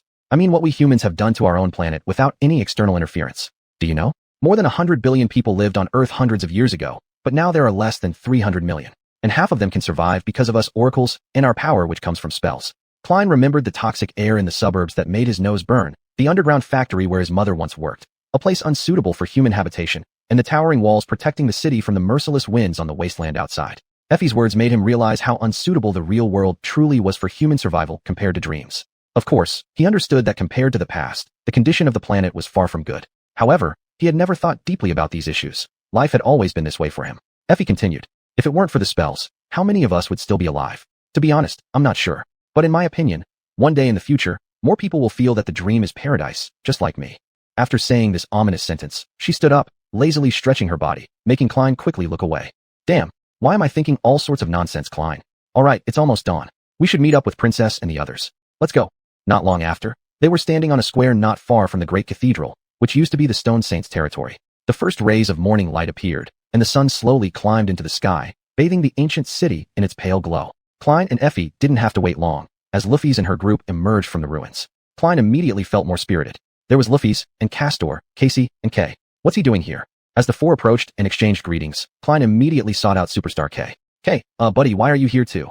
Kay showed a somewhat shy smile. "Hey, it's great to see you too, Klein, my friend. Miss Luffy's invited me to join this expedition. After careful consideration, I decided to accept her invitation." Klein blinked, somewhat surprised. "Well, I admit I'm crazy sometimes, but when did you lose your marbles?" Kay looked at him with confusion. "A bit crazy? What do you mean by that?" Klein sighed. "Forget it, consider I didn't say anything." Then, he turned to Luffy's. "Regarding joining the expedition, I've decided to participate, but I have one condition. I won't officially join your team, but will serve as a mercenary. You must provide adequate compensation for my services." Luffy stared at him for a moment, her expression, as usual, cold. Then, she calmly asked, "Do you have any specific ideas in mind?" Klein slightly nodded, his gaze shifting to the Grand Cathedral. "Yes, there's a monster living in the cathedral behind us. I call it the Black Knight, demon level. As my reward for helping in this expedition, I want you to do something for me when we get back." He paused momentarily before continuing with clenched teeth. "I want you to help me kill it." A deathly silence descended upon the square. After a brief moment, Castor spoke first, his face revealing unmistakable shock. Klein, are you sure you didn't say something wrong? We're just dreamers. How could we possibly kill that Black Knight of yours? A monster of that rank. A mocking smile had appeared on Klein's lips without him realizing. With a sense of vindication, he stared directly at Luffy's, enunciating each word clearly. It's merely a third-rank demon. Chapter 174, Klein's Glorious Maul. The expressions on the faces of Castor, Effie, and Cassie were simply too amusing. Klein couldn't help but find it funny in his heart, yet he struggled to maintain a stern look on his face. However, his shadow couldn't hold back. Thankfully, it had no voice, so all it could do was clutch its stomach and tremble slightly at the shoulders. Hey you, behave yourself. He reprimanded his shadow in his mind, unable to suppress a slight smile creeping onto his own face. Luffy's tilted her head slightly, staring at him without blinking, a faint smile playing at the corners of her lips. After a long silence, Castor finally managed to speak up. Just a third-tier demon? You say that we should. Luffy's cut him off, her gaze sweeping across the cathedral. Her tone remained calm. That's acceptable. Everyone exchanged glances, their faces filled with astonishment and confusion. Klein surveyed the group, nodded gently, and said, Don't jump to conclusions too quickly. We won't blindly rush into that tough fight. I've spent months researching that bastard. Its abilities, tricks, and every weakness are crystal clear to me. Moreover, if you can't even handle an opponent like this, what makes you think you're ready to challenge Janglake? Isn't this expedition for exactly that purpose? Privately, he had wrestled with the decision for a long time, whether to push them now to take down the Black Knight or wait until after the expedition. In the end, he realized they were still too weak to confidently face such a demon right now. But after spending a few months in the labyrinth, things would definitely change. Most creatures outside were of various kinds, mostly weaker ones. By the end of this expedition, everyone's soul cores would be far more abundant than before, and the reservoirs of memories they could tap into would grow significantly. More importantly, they would have the time to hone and perfect their teamwork. If they ever hoped to confront the Black Knight, this was key. Luffy's gave a slight nod in agreement. Klein is right. Killing a demon isn't completely impossible. Both Gemma and Tizai have done it, as has Janglake himself. It just requires a great deal of preparation beforehand, plus a little luck. By the time this expedition concludes, if we gather enough information about it ahead of time, defeating a demon and winning shouldn't be an issue. Klein smiled and continued. That's right. Oh, by the way, speaking of preparations. As everyone looked at him with puzzled expressions, except for Cassie, he took down his backpack from his shoulder and placed it on the ground. Then, he opened the bag, revealing dozens of luminous crystalline nuclei inside, their soft, dazzling light holding everyone's attention captive. Welcome to Klein's Glorious Maul. There are roughly 50 crystalline nuclei here, all second tier. Since we're venturing into the maze, I've decided to give you all a chance. Before facing the perils of that dreadful place, why not strengthen yourselves first? Of course, I'll offer you a family discount. Before leaving the comfort of his cozy nest, he had emptied his personal treasury. Now, all the crystalline nuclei he had left were right here. But naturally, he wasn't doing charity work. Klein had never had much money, so it was no surprise he didn't know much about financial management. However, he understood one thing well. Wealthy people never let their wealth sit idle. Once money lands in the hands of the rich, even the money itself must work hard to create more. In the language of the rich, this is called investment. By investing these crystalline nuclei into the team, Klein increased his chances of surviving this trip. No matter how he analyzed it, there was nothing more worth investing in. Moreover, he never considered giving these nuclei away for free. The rules of them all are pretty straightforward. You give me memories, and I'll give you crystalline nuclei. I don't care how powerful or practical those memories are. To be honest, the worse they are, the better. Just those worthless junk memories gathering dust in your soul seas will do. If you don't have any prepared, that's fine too. You can promise me now, and when you gain new memories in the maze, you can repay me later. He grinned at Luffy's team members. Sounds like a great deal, doesn't it? Really, no need to thank me. Kay stared at the pile of crystalline nuclei, raising her eyes to look at Klein. Klein, pal, don't take it personally, but why do you want those useless memories? Klein narrowed his eyes slightly, cleverly responding. Well, see, how do I put this? Let's just say I know a beautiful woman who is insatiably greedy for those memories. You get what I mean, right? Saying this, he winked at Kay, who turned around with a complex expression, shaking her head. After Klein finished speaking, everyone fell into a brief reflection. But after his performance, no one raised any more questions. In the end, he exchanged the pile of crystalline nuclei for 5 memories. Luffy's distributed the nuclei among the 5 team members, each receiving 10. This was equivalent to the reward from hunting 10 awakened beasts. After absorbing those fragments, their powers would all increase slightly. For this uncertain expedition, this was already the best possible start. Luffy's, Cassie, Effie, Kay, and Castor wasted no time, sitting down immediately to absorb the power contained within the crystalline nuclei. While they were busy with the absorption process, Klein quietly delved into his mind's sea and fed all the memories he'd just traded for to Shisheng. Shisheng became stronger. Shisheng became stronger. Shisheng became stronger. Klein summoned the runes in satisfaction and took a rough glance at them.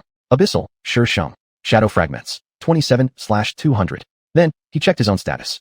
Name, Black Sun Klein. True name, Lost to Light. Rank, Dreamer. Shadow Core, Dormant. Shadow fragments, 318/1000. Not bad.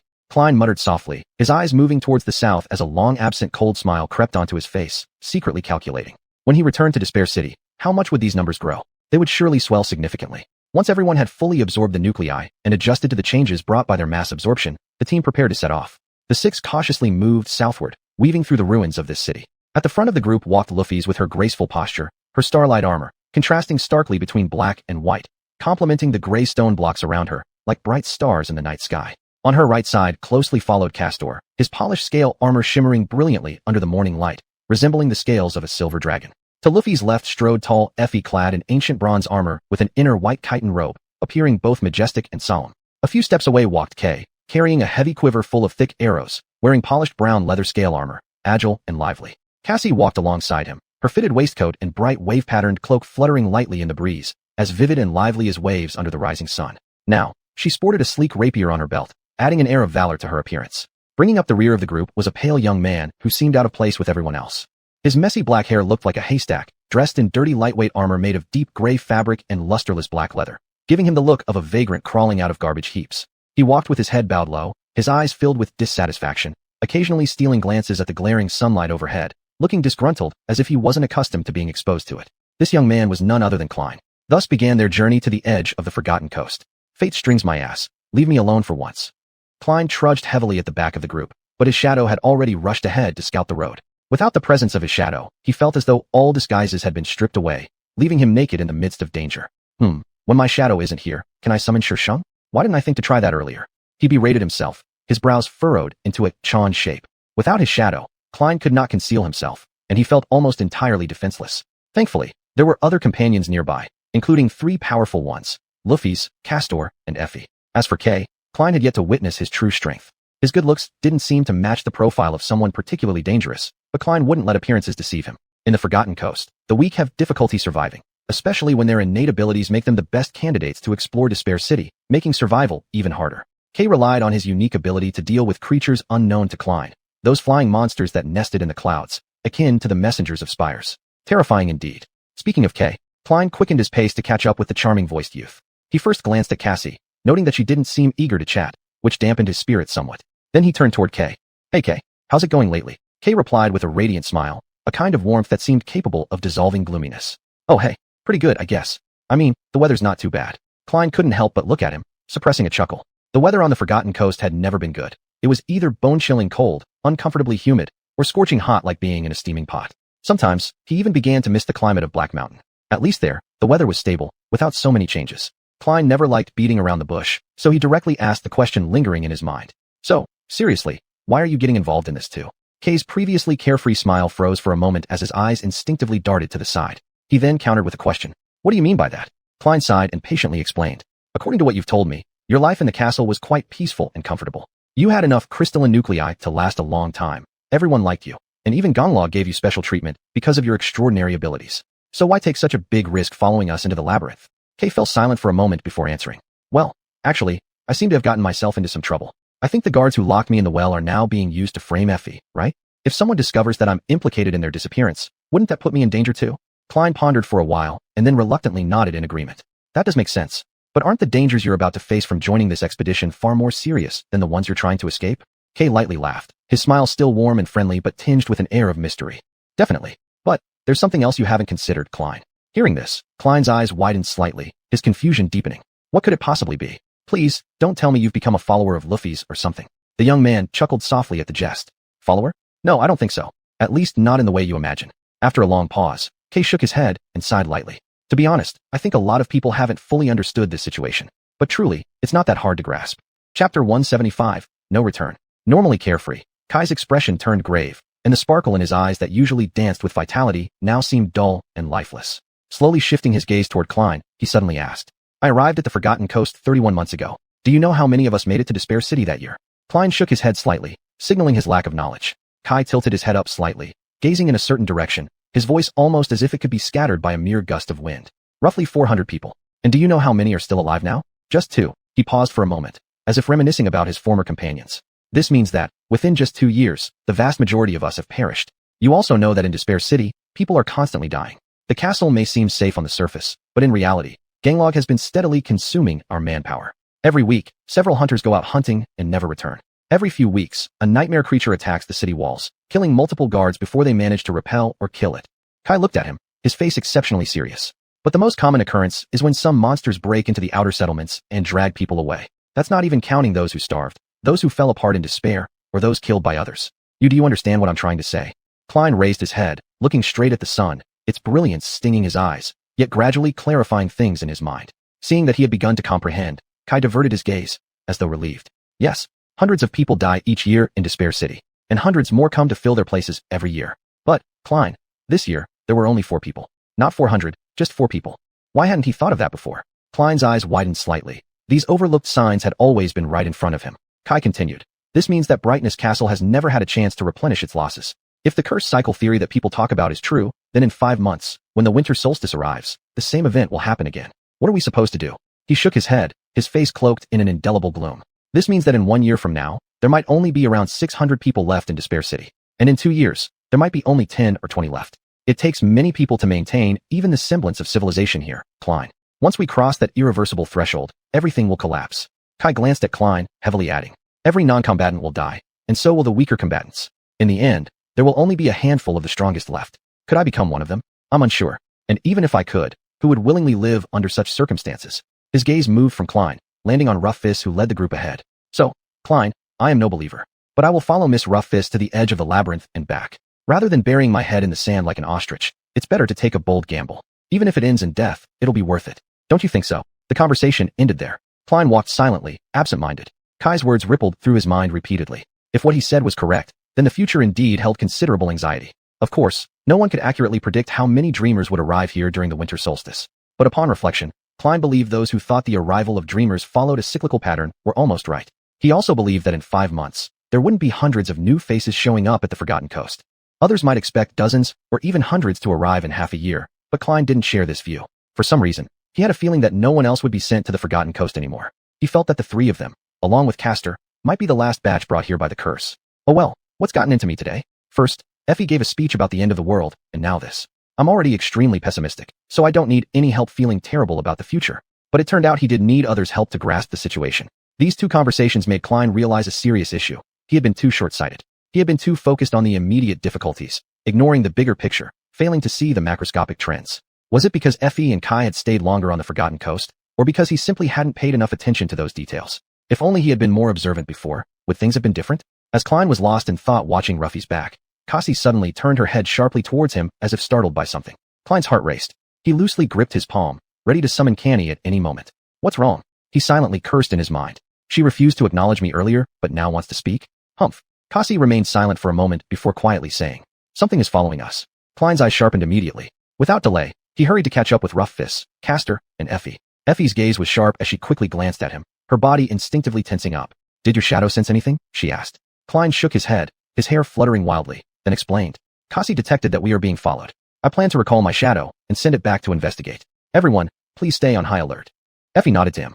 As the group's pathfinder, she was always vigilant, so his reminder merely gave her a chance to adjust her actions flexibly. Their tacit understanding required no further words. Klein ordered the shadow to return while he subtly retreated to the rear of the group, fully focused on the surroundings, trying to detect any invisible threats. But nothing appeared. Ahead, the other members were secretly preparing for the worst case. They didn't want to alert whatever was tracking them, so no one drew their weapons or looked around conspicuously. Despite this, Klein could feel the team's tension through their taut muscles. It was evident that the apparent calm could turn into fierce combat at any time. It wasn't for nothing that Rough Fists and her hunting squad were famous. Soon after, the shadow returned hurriedly. Klein immediately sent it to monitor the street they had just left, alternating between its perspective and his own vision. Without the shadow by his side, Klein felt more vulnerable than ever. A self-deprecating smile tugged at the corner of his mouth as he took a deep breath. As the group's rear guard, he would be the first to face danger should an attack come. This certainly offered no advantages. Calm down, he reminded himself. You don't even know what's tracking us yet. A few minutes later, the shadow stealthily hid within the shadows of an abandoned building, keeping watch over the crossroads where the tracker would inevitably pass. Meanwhile, Klein continued walking ahead, pretending as though he knew nothing. However, the subtle trembling of his fingertips betrayed his inner anxiety. An oppressive silence hung over the group, as if time itself had paused. Depending on what the thing was, their course of action might differ. If it were a nightmare creature, they'd either confront it directly or attempt to shake it off. However, if this thing turned out to be one of the top predators lurking in the ruins, well, that posed a much more difficult challenge. There was also another possibility. The tracker was not a monster, but a human. Ganglog may have dispatched a squad of hunters to ambush Ruffy's group. If that was the case, Klein wasn't sure exactly what would happen, though he believed that, despite potentially facing numerous opponents, they had the strength to resist an assault from the castle. The others seemed to share this sentiment. A few minutes later, the shadow finally picked up some movement. A silhouette was striding confidently down the center of the street, not even attempting to conceal itself. At first, Klein thought it was some evil spirit lurking in Despair City. The figure was humanoid in appearance, yet twisted and grotesque. A plain dark cloak obscured its limbs and face. But then, a bone-chilling wave of terror surged through Klein, as if his heart had been clutched by a cold hand. He recognized those lifeless eyes, that ghastly pale face which struck fear into countless hearts. It was Haru's. It was none other than Haru's, the butcher who had twisted the heads of 10 guards with bare hands, the cruelest executioner under Ganglog. Haru strolled through the ruins with the same disdainful expression he had worn when executing the 10 guards in the Great Hall of Brightness Castle. He was now following their trail. Ganglog hadn't sent dozens of hunters to ambush Rough Fists. Instead, he had sent only one person. Klein couldn't help but shiver. Damn. Why? Why am I so afraid of him? Yet, deep down, he understood all too well. Somewhere inside, he saw a shocking resemblance between himself and Haru's. Haru's was the kind of person Klein feared becoming. Klein suppressed his fear forcefully, trying to maintain steady steps. He glanced sideways at Rough Fists, his voice raspy as he warned. It's that hunchback. He's following us. The air was immediately filled with tension. Klein didn't even need to look to know that everyone's face had turned grim. Haru's was a riddle. No one knew what his innate abilities were, let alone his weaknesses. All that was known about this chilling executioner was that he was extremely powerful, and no target he set his sights on had ever survived. Ruffy's expression darkened, her brow knitting in worry. Is he alone? She asked. Klein nodded in confirmation. Yes. Beside him, Castor scoffed disdainfully. What is Ganglog thinking, sending just one person to deal with 6 of us? But Rough Fist did not share his disdainful attitude. She looked at Effie seriously. What do you think? Effie hesitated for a moment, her tall figure bowing slightly as she spoke briefly. I think we should run. Castor's eyebrows furrowed, the disdain on his face freezing, replaced by a trace of confusion. Run? Why? Even if Haru's is strong, we can handle him. We're not weak either, and even if we couldn't beat him one-on-one. Effie shook her head decisively. You don't understand, do you? We're no match for Haru's, no one is. Many have tried. Now their graves are overgrown higher than you. She clenched her teeth, visibly shaken. He's practically a monster in human skin, Castor. His strength far exceeds the norm, but that's not the main issue. The main issue is that no one knows what his innate ability is. All we know is that once Haru's targets you, you're dead. She sighed, her chest rising and falling slightly. I've seen too many people, upon hearing that Ganglog would send Haru's to kill them, attempt to resist. Among them were both the strong and the weak. Some tried to fight him with their own power, others gathered formidable allies. But by the next morning, they were all corpses without exception. No matter how powerful they were or how many helpers they gathered, none of them ever survived. All that remained were bloodstains, chaos. Chapter 176 Lighthouse Ruins. When an eerie and cold stillness enveloped the group, Effie furrowed her brow and recounted. The strangest part is, no one has ever seen Haru's whereabouts. Every time he is sent to the outer settlements, we only find out about more deaths in the morning. Doors, locks, and barricades seem as if they don't exist to him. Once Haru's receives the order to kill you, you are almost certainly dead. It feels like fate itself has abandoned you. Castor was still having difficulty believing. You mean, we don't have even a sliver of a chance? Effie shook her head once more. I mean, it would be incredibly foolish to confront him now. Unless we figure out how he manages to render all his victims, no matter how many, completely helpless, we must not act rashly or initiate any confrontation. As she spoke, she glanced at Rufus for her opinion. Rufus paused briefly, then shook her head and said, Our friend in the castle doesn't know either. Effie threw up her hands and adopted a pseudo-wise tone. So your mysterious friend isn't omniscient after all. In that case, my advice remains unchanged. We should run. And fast. At that moment, Klein suddenly asked, But Effie, can we really escape from him? The somber expression on her face disappeared, and her look became unusually serious. After narrowing her eyes in thought for a short while, she decisively shook her head. However, I do know of one way. But it will be dangerous, very dangerous. Beyond that, I can't think of any other method to shake off his pursuit. So, Princess, the decision is yours. Rufus contemplated for a moment and nodded slightly. We need not rush to face Haru's right now. The priority now is to reach the first team's encampment. Effie exhaled deeply, seemingly relieved. Then, she continued. In that case, follow me, everyone. Get ready. After a tense discussion, Effie slightly altered their course. They no longer headed directly south, but began to traverse this ancient city, making their way toward the eastern border. Klein was not very familiar with the ruins of this area. He spent most of his time in the northern region of the Bright Castle and occasionally ventured toward the northeast. He always avoided the western regions because they were closer to the Crimson Spire. He also rarely ventured south due to its distance from his cathedral. The last time he had been here was during the bloody battle with the Spire's messengers. They were heading to the edge of Despair City, where there was a lighthouse ruin near an indestructible wall. However, he did not have much time now to observe the surroundings. Almost all of his attention was focused on Haru's, who followed them relentlessly like a hound dog. He didn't like staring at that ferocious hunchback one bit. He cursed in his heart. Why don't you go fight some demons and die already, bastard?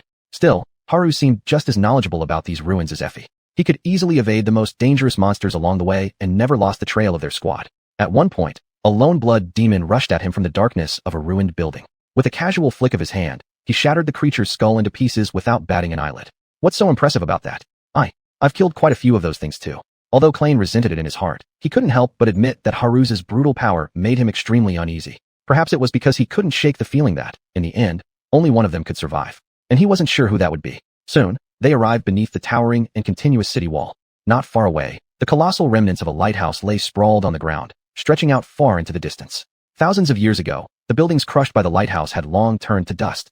This ancient lighthouse might once have been a symbol of brilliance, perhaps representing the rebellious spirit of the people of the old city. In the night sky of the curse, it shone like an eternal star in the darkness. But it collapsed a long time ago, just like those who built it. At least its ruins remained here, whereas the inhabitants of Despair City had vanished without a trace, leaving not even a hint behind. Klein sighed silently. So, which way do we go next, he asked. Effie pointed to the wreckage of the lighthouse. Into there. They were now hiding inside a collapsed building close to the lighthouse. This area was inhabited by a group of exceedingly malevolent creatures. If they startled these beasts, the entire squad would surely be in trouble. Call back your shadow, and let it follow you closely. Once we get inside the lighthouse, we must act quickly, Effie reminded them. Klein finally let out a sigh of relief and immediately followed her instructions. It was certainly something worth celebrating that he no longer had to keep staring at Haru's. The six crouched low and dashed toward the wreckage of the lighthouse, without hesitation. Not wasting a moment, they located a crack in the lighthouse wall and climbed inside one after another. Effie summoned her lantern, which emitted soft light, illuminating the interior of the tower. Due to the tower lying on its side now, they found themselves in what felt like an endless tunnel with reverberating echoes. Effie looked around carefully, confirming their direction, and then led the group deeper into the tunnel. Every move she made exuded extreme tension. As they progressed, she began to brief everyone. Listen up carefully and do exactly as I say. Once we go inside, don't fall behind. Stick together, keep weapons ready. The place we're heading to is filled with monsters. They aren't too strong, but they're very special. She lightly bit her lip and added in a low tone. Don't even think about killing them. Just protect yourselves and keep moving forward. If you stop, you'll likely be dead. And if you slow down and get surrounded by them, it's the same result. But if we maintain our formation, we might just survive. That's my hope anyway. Hope? What exactly do you mean by that? Klein's anger hadn't fully erupted before they reached their destination. Right before his eyes, the floor of the tunnel fractured, forming a narrow fissure. Looking inside revealed complete darkness, plunging straight down into the ground, and it went even deeper. No matter how hard Klein tried, he couldn't make out the bottom. Effie glanced at him and urged impatiently. What are you spacing out for, idiot? Jump. Klein swallowed nervously. You want me to jump into this? Standing beside him, Kai's face turned strangely pale. He lowered his head to examine his freshly polished stylish leather armor, revealing a look of deep sorrow on his handsome face. Here we go again. Chapter 177, The Underground Tomb. Luffy's took the lead, leaping in without looking back, her eyes blazing with white flames. The darkness swiftly swallowed her lithe figure as though a monstrous maw had consumed her. Damn it, Klein cursed, reluctantly stepping forward. But before he could approach the crack, Cast unintentionally blocked his way and soon disappeared into the fissure himself. Klein suddenly thought of Casey. He turned around, only to find his worries unnecessary. Kei had already gently cradled her in his arms. Then, Kei lightly ascended into the air, hovering for a moment before smoothly sliding into the crack. Klein blinked several times, shaking his head disapprovingly. TCH. Showing off, he muttered under his breath. Effie followed closely behind the others, carrying her bright lantern as she jumped into the crack as well. Klein was left alone in the darkness. He shivered, summoning shadows to envelop himself, then shut his eyes tightly and jumped down after them. After a few seconds of weightlessness, he landed hard on the solid stone ground, the impact causing his bones to feel numb. Standing up, Klein found himself in a narrow tunnel, its walls made of weathered stone blocks, an obvious man-made structure. The other members of the group were already there, preparing for battle. Luffy's had already summoned her silver longsword. The tunnel was too narrow for wide swings, so she held the sword with both hands, one wearing a gauntlet securely gripping the hilt, while the other was positioned closer to the blade's tip. Cast clutched his elegant Chinese-style longsword, which was etched with intricate patterns, its guard carved from a single piece of jade. Klein was unsure about the exact tier of this sword, but he knew it was extremely sharp. He had personally witnessed it effortlessly cutting through flesh, bone, and even metal. At this moment, the sword emitted a faint emerald glow. Effie had already drawn her massive round shield, but had not summoned her ancient bronze spear. Though, given her skill level, she could have used the spear efficiently even in this cramped space. The shield's defense was undeniably stronger, especially when paired with her formidable strength. Kei appeared somewhat melancholy, glancing back at the arrows on his quiver with a sorrowful expression before sighing and extending his hand. Instead of a bow, an elegant recurved knife coalesced in his grip, its graceful curve shining coldly under the light. The last to summon her weapon was Casey. Surprisingly, she withdrew a slender rapier from the scabbard at her waist, and then let go. What surprised Klein was that the rapier did not fall. It instead hovered in the air, as if tethered to Casey by an invisible thread. The rapier spun slightly and came to rest before her. Its point, however, pointed directly at Klein. What's going on? Casey smiled faintly and turned to look at him. Oh, please forgive Jingwu. It gets a little shy in front of strangers. Klein scratched his head, looking somewhat confused. Casey continued explaining. Jingwu is my resonance and also my partner. We work together very well. As if responding to her words, the rapier circled Casey once, then returned to its previous position. However, it still rudely pointed at Klein. Humph, all right. Their conversation was interrupted by Effie's shout. Hey, Klein, now's the time to ask your girlfriend to help. The expressions of the others immediately shifted from surprise to confusion as they all looked at him. Klein's face turned bright red as he angrily retorted. How many times do I have to tell you? She's not my girlfriend. Caught under everyone's increasingly bewildered gazes, he stuttered, losing his words. Hey, Effie, tell them. Effie no longer even teased him further, a sign of how serious the situation had become for Klein. Klein has a resonance too, and it's pretty strong. Go ahead and summon her for some help. Within moments, Stone stepped out of his shadow, her heavy steps rumbling through the tunnel. Her ruby-like eyes burned fiercely behind her helmet's visor. This silent monster briefly glanced at the people gathered around before turning indifferently, fixing her gaze toward the profound darkness ahead. Just like that, their group had grown from 6 to 8, if you counted the quirky levitating rapier. Suddenly, sounds coming from afar caused everyone to pause momentarily. Effie's face grew stern as she stared in the direction of the noise, speaking urgently. We've delayed for too long. Follow me, stay prepared. After saying that, she stepped forward and delved deeper into the tunnel. Klein followed behind while instructing Stone to stay close to Kei and Casey. After a while, there was a crunch under his foot. He looked down to find he had stepped on something. A bone, a human rib bone. What is this place? Klein asked. Effie turned back, her eyes carrying a hint of coldness. The underground tomb. Klein's expression turned grave. When did Despair City have an underground tomb beneath it? Why have I never heard you mention it? Effie remained silent for a moment before responding softly. These underground tombs have always existed. They sprawl beneath the entire city, but most have long since collapsed. As for why hunters don't like mentioning this place, it's because only a handful of madmen dare to explore the few remaining tombs, and even fewer return alive to tell their tales. She continued. Regardless of how skilled Harus may be, here, only those who truly know the terrain can survive. Among us hunters from the outer settlements, only a few are familiar with these areas, so we have a good chance of losing him. Meanwhile, Klein noticed the bones scattered on the ground becoming more frequent, all of them evidently once belonging to humans. He'd already realized one thing. If they couldn't lose Harus even here, they might as well wash their necks clean and sit still to await their doom. I don't like it here, he said, raising his head to ask. Could you explain more about what you just mentioned? That why almost no one can escape from here alive? What's the reason? Effie frowned as if about to explain, but was interrupted by a sudden situation. A figure emerged from the darkness, blocking their path. Klein focused his gaze and immediately broke out in a cold sweat. In front of them stood a corpse standing in the shifting light and shadow, its hollow eye sockets glaring at the 6 people ahead. No, it wasn't exactly a corpse, it was a skeleton. This skeleton monster, completely defying physical laws and made up solely of bones, lunged toward them, baring its teeth in a ravenous grin. Chapter 178, The Undying Legion. What? How is this ghostly thing moving? This was entirely illogical. The speed of the skeleton was faster than even Klein could match as it recklessly lunged towards Effie. There were no muscle tissues connecting the bones, yet this strange creature could move upright and run freely, with a shocking amount of attack power. The moment the skeleton closed in on the group, Effie's eyes lit up brightly as she shouted loudly. Everyone, stick together.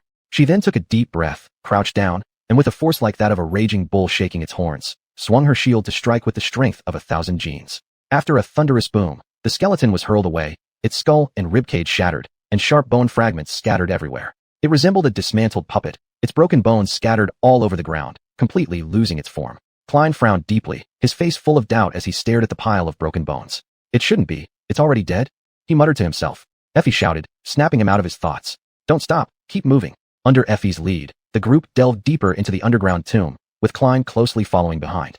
As he was about to pass the remnants of the skeleton, a horrifying sight caught his eye. The bones were beginning to piece themselves back together as if guided by an invisible skilled hand, trying to resurrect once again. Just as he ran past the skeletal frame, a bony hand suddenly reached for him, its stark white finger bones glaring eerily in the dim light of the tomb, nearly grabbing his ankle. Klein's heartbeat suddenly quickened, but thankfully, his quick reflexes saved him. His expression turned cold as he swiftly swung his sword, cutting off the bony claw. The claw fell onto a stone surface not too far away. After a brief pause, it started to crawl towards the reassembling skeletal frame. Controlled by some mysterious and terrifying force, the skeleton seemed to come alive again under the influence of this unseen power, with the bones fitting back into place one by one.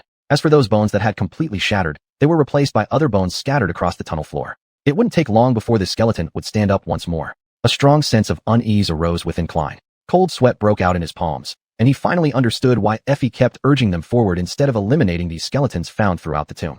Could it be that these skeletons are undead bones? He went further still, suspecting whether these skeletal frames were immortal. A foreboding intuition told him that his suspicion was likely correct. If so, the situation might soon deteriorate.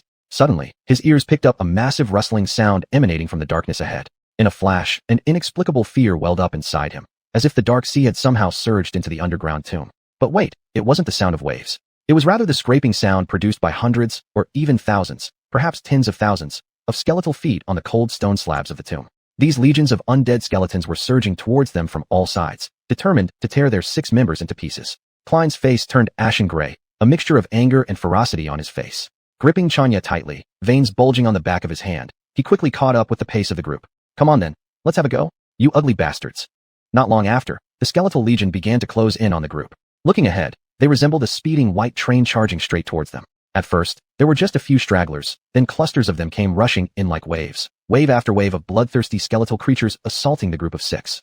They emerged from the earth, brandishing their bony claws and revealing their fangs, storming towards them like hurricanes, each one bearing that strange skeletal sneer.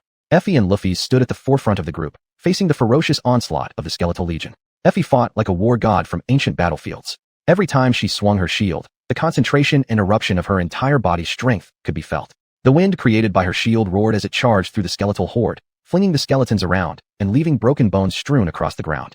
Luffy's movements, on the other hand, were as smooth and graceful as flowing water, yet they contained a formidable strength akin to floodwaters. She gracefully weaved through the skeletons, her longsword wielded with such finesse that the quillon and hilt became deadly wolf teeth clubs. Her eyes flickered with white flames as she skillfully deflected large waves of attacks. Then, with a sudden burst of strength in her arms, she proceeded to smash the skulls of the skeletons, accompanied by the crisp sound of shattering head bones with every strike. Whenever a skeleton managed to break through the defenses, Castor swiftly delivered a fatal blow. His sword tip shimmered with an eerie green glow as his figure darted about like lightning, closing in with incredible speed. His chopping of bones was as effortless as slicing tofu. His sword techniques were intricate and mysterious, often requiring only a single strike to incapacitate his enemies. Before the skeletons even had a chance to retaliate, they had fallen under his blade, shattered into pieces. Even though it seemed easy with these 3 leading the way, Klein was fully aware that this was just an illusion. These skeleton monsters were stronger and more agile than ordinary beasts. Breaking through their encirclement without stopping required not only overwhelming strength and astonishing stamina, but also voice cooperation among team members. Soon, he experienced the power of these skeletons firsthand. At first, Klein, Cassie, and Kai were relatively safe, but as time passed, their situation grew increasingly dire. This underground tomb was a maze. The tunnels they passed kept branching off, becoming increasingly complex, leading to crossroads and connecting with countless smaller paths. At such moments, the skeletons could bypass the solid defense formed by Luffy's, Effie, and Castor, rushing from the flanks towards Cassie and Kai. Worse still, as they continued to slay skeletons, within minutes these bone frames would rise again. They attacked from behind, forcing the group into a besiegement from all directions. Under the mounting pressure, Klein took a deep breath and faced the first skeleton charging in from the flank. His gaze turned cold and focused, responding with his well-honed instincts, hacking down the skeleton with fierce and precise knife techniques. His arms moved swiftly through the air, creating streaks of light as the blade of Canny cut accurately toward the skull of the skeleton. He knew decapitating these undead wouldn't kill them, so he quickly shifted his weight and delivered a powerful kick to the ribs of the skeleton, sending it flying back. Even though he had expected this, the lack of any familiar magical announcement still unnerved him. Normally, by now, the magic should have announced its success. But these bastards were skeletons from the Undying Legion. Klein stepped away from the headless skeleton with a sigh, thinking he might end up doing all this for nothing today. Then he consoled himself. Well, at least things aren't as bad as I originally thought. But just a few minutes later, he regretted his earlier optimism. When the group found themselves besieged by skeleton legions from all sides, Klein, Cassie, and Kai were also forced to fight full out. Klein glanced briefly at Cassie and the Big Star, then paid no more attention. With Stone Saint and Tranquil Dance guarding them, they were temporarily safe. Besides, his shadow was possibly the most terrifying enemy these bloodthirsty skeletons could face. She fought like a killing machine, cold and efficient, swinging her sword and shield, intercepting every skeleton attacking from the side with grace and deadliness. Her battle steps flowed like a dance, elegant and lethal, resembling a performance of death artistry, capturing everyone's attention. Tranquil Dance ghosted along the edges of the battlefield, ready to assist Stone Saint, patching up any lapses in the steel wall she built. If some skeleton managed to slip past their defenses, Kai would quickly intervene, swinging his curved dagger falchired as if cutting trees with an axe. In his other hand, he held Cassie's hand as they navigated through the labyrinthine environment of the tomb. In the past 3 months, Cassie's spatial awareness significantly improved, probably related to her lively and agile short sword. Now, she no longer relied on her coral staff and could move freely and swiftly. Klein's eyes occasionally fell on the two of them, stirring a sense of envy in him. Both Kay and Cassie were extremely good-looking. Holding hands, surrounded by darkness and monsters, Kai holding a finely crafted recurve knife, They looked like figures straight out of a fantasy book cover, perfectly suited to each other in an enviable way. And Klein. Sigh, at least he had his shadow to keep him company, and that always chatterbox stone. However, he had little time to feel sorry for himself. In this intense breakout battle, he shouldered a secondary but life-or-death task, solely guarding the rear of the group. Let you see what I've got, he muttered softly, an unusual resolve shining in his eyes. As more and more skeletons rose from the ground and charged the group from behind, Klein began putting in all his efforts. At first, he only had to deal with one skeleton at a time. Although these skeletons were extraordinarily fast and incredibly strong, breaking them apart wasn't difficult. They lacked intelligence and attacked in the most direct ways. Of course, if someone less prepared faced them, they would likely have been torn apart long ago. But Klein was no longer the weak, inexperienced person he was 7 months ago. The Forgotten Coast was a cruel arena where life and death struggles were key, forging his will to be incredibly resilient and shaping him into a formidable individual. In reality, if it were just a matter of fierceness, these skeletons were far inferior to him. The shadow clung to the canny blade, and as Klein swung it, the sword's shadow seemed to come alive, effortlessly splitting through hard bones in the darkness. He had blended the calm, flawless defensive techniques he'd learned from Stone Saint with the agile style taught by Luffy's. The canny in his hands was as if endowed with a soul. Every slash, cut, thrust, and jab was accompanied by the sharp whistling of the blades slicing through the air. The shadow of the sword danced around like a swarm of black butterflies weaving through the crowd of skeletons, and every movement inevitably caused chunks of bone to scatter all over the ground. Of course, maintaining this fighting rhythm while keeping up with the team was a new challenge for him. Klein had never tried running and fighting at the same time, especially retreating while fighting.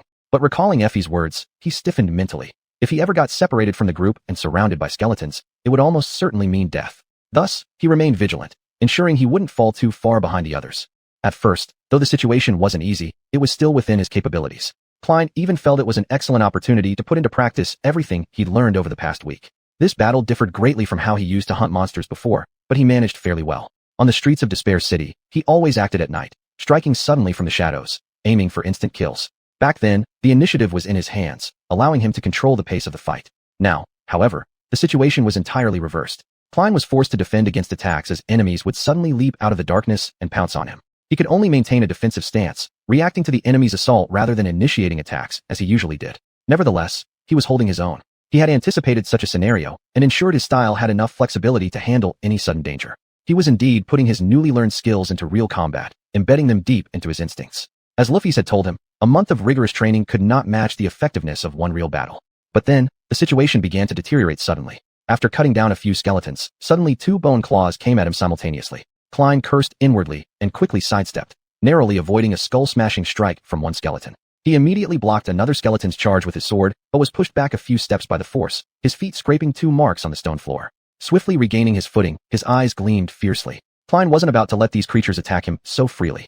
With a fierce lunge forward and a quick twist of his body, he kicked one skeleton square in the chest, using the momentum to rush toward another. The canny blade, gleaming with its dark hue, swung down powerfully. That skeleton instantly collapsed into a pile of broken bones as the canny blade rebounded off the stone ground, splashing sparks into the air. Realizing he had surged forward too forcefully to stop, Klein simply rolled ahead, vaulting over himself, quickly rising up to face the remaining skeleton's claw. His sword carved a harsh arc in the air, swiftly severing the skeleton's arms, before he dodged its snapping jaw with a flash of his body. Finally, gripping the canny blade with both hands, one palm facing up, the other down, he struck sharply, shattering the skeleton's leg bones. The canny pierced through the back of the skull, and Klein planted his foot on the skull, struggling to pull it free to ensure the skeleton wouldn't rise anytime soon. Only then did he hastily turn to catch up with the group. Quickly scanning his companions to confirm they were all still alive, he turned once more to prepare for the next wave of attacks. At that moment, a sense of tension gripped his heart. Damn, 3 skeletons were lunging at him, their fleshless faces frozen in grotesque grins. Chapter 179, A Hard Battle. After that, the situation took a sharp turn for the worse. Claren gave it his all, battling fiercely with countless skeletons while keeping an eye on the distance from the team. His footwork changed rapidly, weaving through this deadly dance, neither letting himself be swallowed by the skeletal horde nor losing contact with the group. He was acutely aware that stopping meant death, so the rain of light from his residual night sword was relentless, now dodging cleverly, now countering precisely, and sometimes retreating, never resting. Gradually, the wounds on his body began to accumulate. Despite this, he remained unsatisfied, pushing past his own limits once more. This was exactly the scenario he had been preparing for day after day, enduring Saint Stone's beatings, to stand against overwhelming power. This confrontation was inevitable. A dark yet fiery anger burned within him, driving out both pain and fear. Come on, try your best to kill me. I'm right here. Who do they think they can kill? Bastards. Seeing 4 more skeletons rush toward him in response to his taunts, Claren couldn't help but laugh. About time. The skeleton's attacks were swift and ruthless, leaving him no room to catch his breath. There was no trace of fear in Claren's eyes as he welcomed the challenge. Dodging attacks with perilous rolls, he darted forward in one swift motion, maneuvering behind a skeleton and using it as a shield against another skeleton's assault. At present, he could do little about the fourth skeleton, though its attacks were predictable. The hits would hurt like hell, but they wouldn't be enough to kill him. The rest would be left to the Dreamweaver blood to handle. With a piercing cry, the residual knight sliced off a knee joint of one skeleton, causing it to fall awkwardly. At the same moment, an ivory bone claw whistled towards Claren's side. Claren had already shifted his position, ensuring the bone claw missed all vital spots. Thanks to the damage distribution provided by the shroud, the bone claw only managed to leave 5 bloody claw marks on Claren, blood instantly welling up from the wounds. Shit. Damn it. That really fucking hurts. But this was the best way he could think to deal with the situation. His only regret was that the shadow adhered to the residual knight, preventing him from observing its mesmerizing dance steps during this grueling battle. Just imagining the insights he might have gained from learning parts of the shadow's steps made him regret deeply. He hurriedly turned around, gripping the sword hilt in reverse, allowing the shadow to return to his body in an instant. In that brief moment, he felt a surge of energy ripple through him. Then, his figure flickered as he quickly closed in on the skeleton that had just injured him and swung the sword hilt down forcefully, sending its jaw flying apart with a sharp crack. Advancing close, Claren came beside the dazed skeleton. With a casual movement, he grabbed its damaged skull and effortlessly detached it from its spine, casually tossing the headless skeleton at the remaining 2, slightly delaying their movements. By the time those skeletons steadied themselves, Claren was already charging forward. The blade of the residual knight gleamed with an icy light, and in the blink of an eye, the 3 skeletons collapsed into piles of bones. He jumped away promptly, perfectly evading a broken bone claw, moving gracefully like a dancer avoiding an incorrect step by their partner. There was only one left, the one whose knee he cut off at the beginning of the conflict. He glanced briefly at the skeleton that was madly crawling towards him and thrust his sword lightly, disintegrating it. Afterwards, he let out a stifled groan. "Ah damn, I think I went a bit too hard," he muttered under his breath, feeling every part of his body protesting. His entire body was covered with bruises and cuts, blood flowing freely, and his stamina was gradually being drained. The intense battle lasted too long. Even with the Dreamweaver blood enhancing his endurance, his strength was almost depleted. And if his strength failed, he was practically doomed. These endless skeletons were not only impossible to kill, but also tireless. Just as this thought crossed Claren's mind, a group of skeletons emerged abruptly from the depths of the tunnel, rushing toward him. He wearily swung the residual knight, gritting his teeth to hold on. If this continued, he'd eventually be worn down to death. It was time to change tactics. In the next instant, the tunnel was suddenly enveloped by a dazzling white light. Turning his head, Claren saw that Ruffles had finally unleashed her eternal white flame, channeling it into her sword just as they had done when killing the shell demon. Confronted with the brilliant glow of the glowing white sword, the skeletons seemed as though they would be melted. Perfect timing. While the skeletons were momentarily confused, Claren swiftly moved backward and swapped positions with Stone Saint. As they passed each other, Claren transferred his shadow to Stone Saint. In the blink of an eye, Stone Saint's eyes ignited with dark red flames, exuding an ominous aura. Her skin shimmered with a faint dark light, and ghostly gray mist flowed out from the cracks in her stone armor, resembling dancing fire. The darkness of the underground tomb seemed to grow even heavier, like a heavy black cloak tightly enveloping her. I have some tricks up my sleeve too. Then, Stone Saint charged straight into the group of skeletons. Bone fragments and damaged skulls flew through the air. She began to massacre these creatures mercilessly, akin to an elegant storm woven from darkness and destruction, moving gracefully from one skeleton to another. Claren came to stand beside Kay and Casey, finally catching his breath. His body was covered in wounds, causing him intense pain, and the shroud's gray fabric had become heavy due to being soaked with blood. With both true name bearers almost simultaneously unleashing their ultimate abilities, the team finally had a brief moment to rest. But everyone knew this calm wouldn't last long. Claren didn't actually want to reveal his final trump card so quickly, but the situation left him no choice. He knew he couldn't keep pushing himself endlessly. Besides, the other members were busy dealing with the monsters and might not notice the changes in Stone Saint or assume it was just a special ability of hers. Taking advantage of this pause, Claren quickly glanced around to check the team's status. The situation doesn't look good. Luffy's starlight armor was already riddled with holes, and blood dripped continuously down her right side. Effie's shield was nearly falling apart, and her originally pristine white Hinton robe was stained red with blood. Castor somehow managed to maintain a little composure, but the deep wound under his eye revealed bone, making his face streaked with blood, his expression serious. Kay wasn't doing much better either. Pale-faced, his hands trembling, his chestnut hair damp with sweat plastered to his scalp. Claren didn't even want to imagine how wretched he must look at the moment. In comparison, Casey's 6th-tier armor made her less noticeable to enemies, and her condition appeared somewhat manageable. However, there were obvious chips on the blade of her rapier, and she looked both exhausted and dispirited. After all, the emotional range expressed by a weapon spirit was limited. To sum it up, their current state clearly pointed to one harsh fact. If they didn't change the situation soon, they would likely all die here. Claren swung his sword horizontally, forcing back a skeleton that attempted a flanking attack, then shouted loudly, "Effie, how far are we from the exit of this damn place? When is this going to end?" Effie batted away a skeleton lunging at her, hastily looking back and flashing a grin as she asked, "What do you mean, and what else could I mean? Are you just standing around idling?" Clarence said impatiently. Effie turned her head and focused on dealing with the massive crowd of monsters in front of them, managing a quick reply. "How should I say this? We've only just begun to warm up." Clarence cursed silently inside, too distracted by the chaos to dwell on it. Just when they'd caught their breath, they were about to plunge into endless battles again. A sound like rushing water echoed, shaking the ground, as the undead horde gathered once more into a terrifying wave, crashing violently against their team, seemingly trying to crush them completely. Effie's eyes gleamed with fierce determination as she let out a roar, crouching low while raising her shield to resist the impact of the death tide, splitting the undead army in two and creating a narrow path of survival for her team in the midst of despair. Luffy rushed into the skeleton group from one side, her blazing white longsword transforming into a beam of light piercing through the darkness, shattering the skeletons into pieces. Castor also cut into the ranks of the undead from the other side, easing Effie's burden. His movements blurred, leaving trails of dark green afterimages behind him. Any skeleton touched by these afterimages was reduced to dust instantly. Clarence glanced at Kay, hoarsely reminding him, "Be ready." Before the words finished echoing, the skeletal army surged forward once more. Swords clashed violently, and a skull landed on the ground. The headless skeleton toppled next to him, but still flailed uselessly on the stone floor.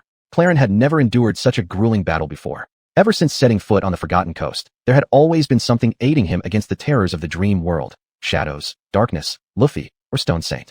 And now, all he had was his mortal body, and an unwavering will to confront the ceaseless flood head-on. He gritted his teeth, repeatedly recalling the clarity he experienced after the Bone Scythe Corruptor shattered his chest. He discarded all distractions, leaving only two clear thoughts in his mind: kill, protect, don't be killed. Once again, he reached that clarity, and his perception became abnormally sharp, like a fine web spreading through every corner of the tunnel, capturing even the slightest changes. His thoughts scattered yet remained crystal clear, turning the chaos surrounding him into a lucid and orderly picture, fully encompassing all the disorder. After establishing a connection with the underlying pattern behind all this, Clarence's figure became ethereal and blurred, making him more adept at handling the skeletal tide. Shoo! Crescent Knight slashed through the air, its sweeping arc cracking open the chest of a skeleton. Without pausing to look at the fallen bone creature, Clarence immediately turned to the next target. His movements were as agile as a wraith, and the sword Crescent Knight danced in his hands, forming a tapestry of light. Every swing was like a meticulously choreographed step, conserving energy while delivering fatal blows to the enemies. This perfectly combined the two seemingly contradictory combat styles he had learned. Thus, Clarence darted deftly among the crowd of skeletons, the gleaming blade continuously cutting down one monster after another. Crescent Knight wasn't as absurdly sharp as Castor's sword, nor did it possess the destructive power of Luffy's radiant longsword, but it was incredibly resilient. Not a single nick had appeared on the blade, even now. Blood streamed down his body, sweat mixed with blood stinging his eyes. His breathing was rapid and labored, his body on the verge of collapse. Yet he maintained this frenzied rhythm of slaughter by sheer force of will, carving a bloody path through the horde of skeletons. Chapter 180, A Fight to the Death. Suddenly, he was drawn to an angry roar ahead and quickly looked up. He saw that Effie had already discarded her battered round shield and summoned her bronze spear. Effie, now wielding her spear, looked reinvigorated. She swung the ancient weapon with steady and powerful steps, creating broad and fierce arcs in the air, smashing groups of skeletons into piles of broken bones. Yet, new wounds kept appearing on her body. Several strands of hair, soaked with sweat, clung to her pale but still resolute cheeks. Although everyone was giving it their all, the situation for this team had already become precarious. At this rate, they wouldn't last much longer, at least not at the moment. Sometime later, as the noises around him became clearer, Cullen realized that the number of skeletons directly assaulting them had started to decrease. A while later, Rufus, Effie, and Cass could occasionally catch their breaths, and the pressure on his shoulders also lightened. And alone at the back of the group, Saint Sure was holding off the endless tide of skeletons. Her figure looked disheveled. Every block felt strenuous. What was once an impenetrable defense was now barely adequate, like a ragged net filled with holes. At this pivotal shift in battlefield dynamics, Rufus swiftly decided to adjust the formation of the team. She immediately returned to reinforce Saint Sure, while Cullen moved to the front of the group to fight alongside Cass and Effie.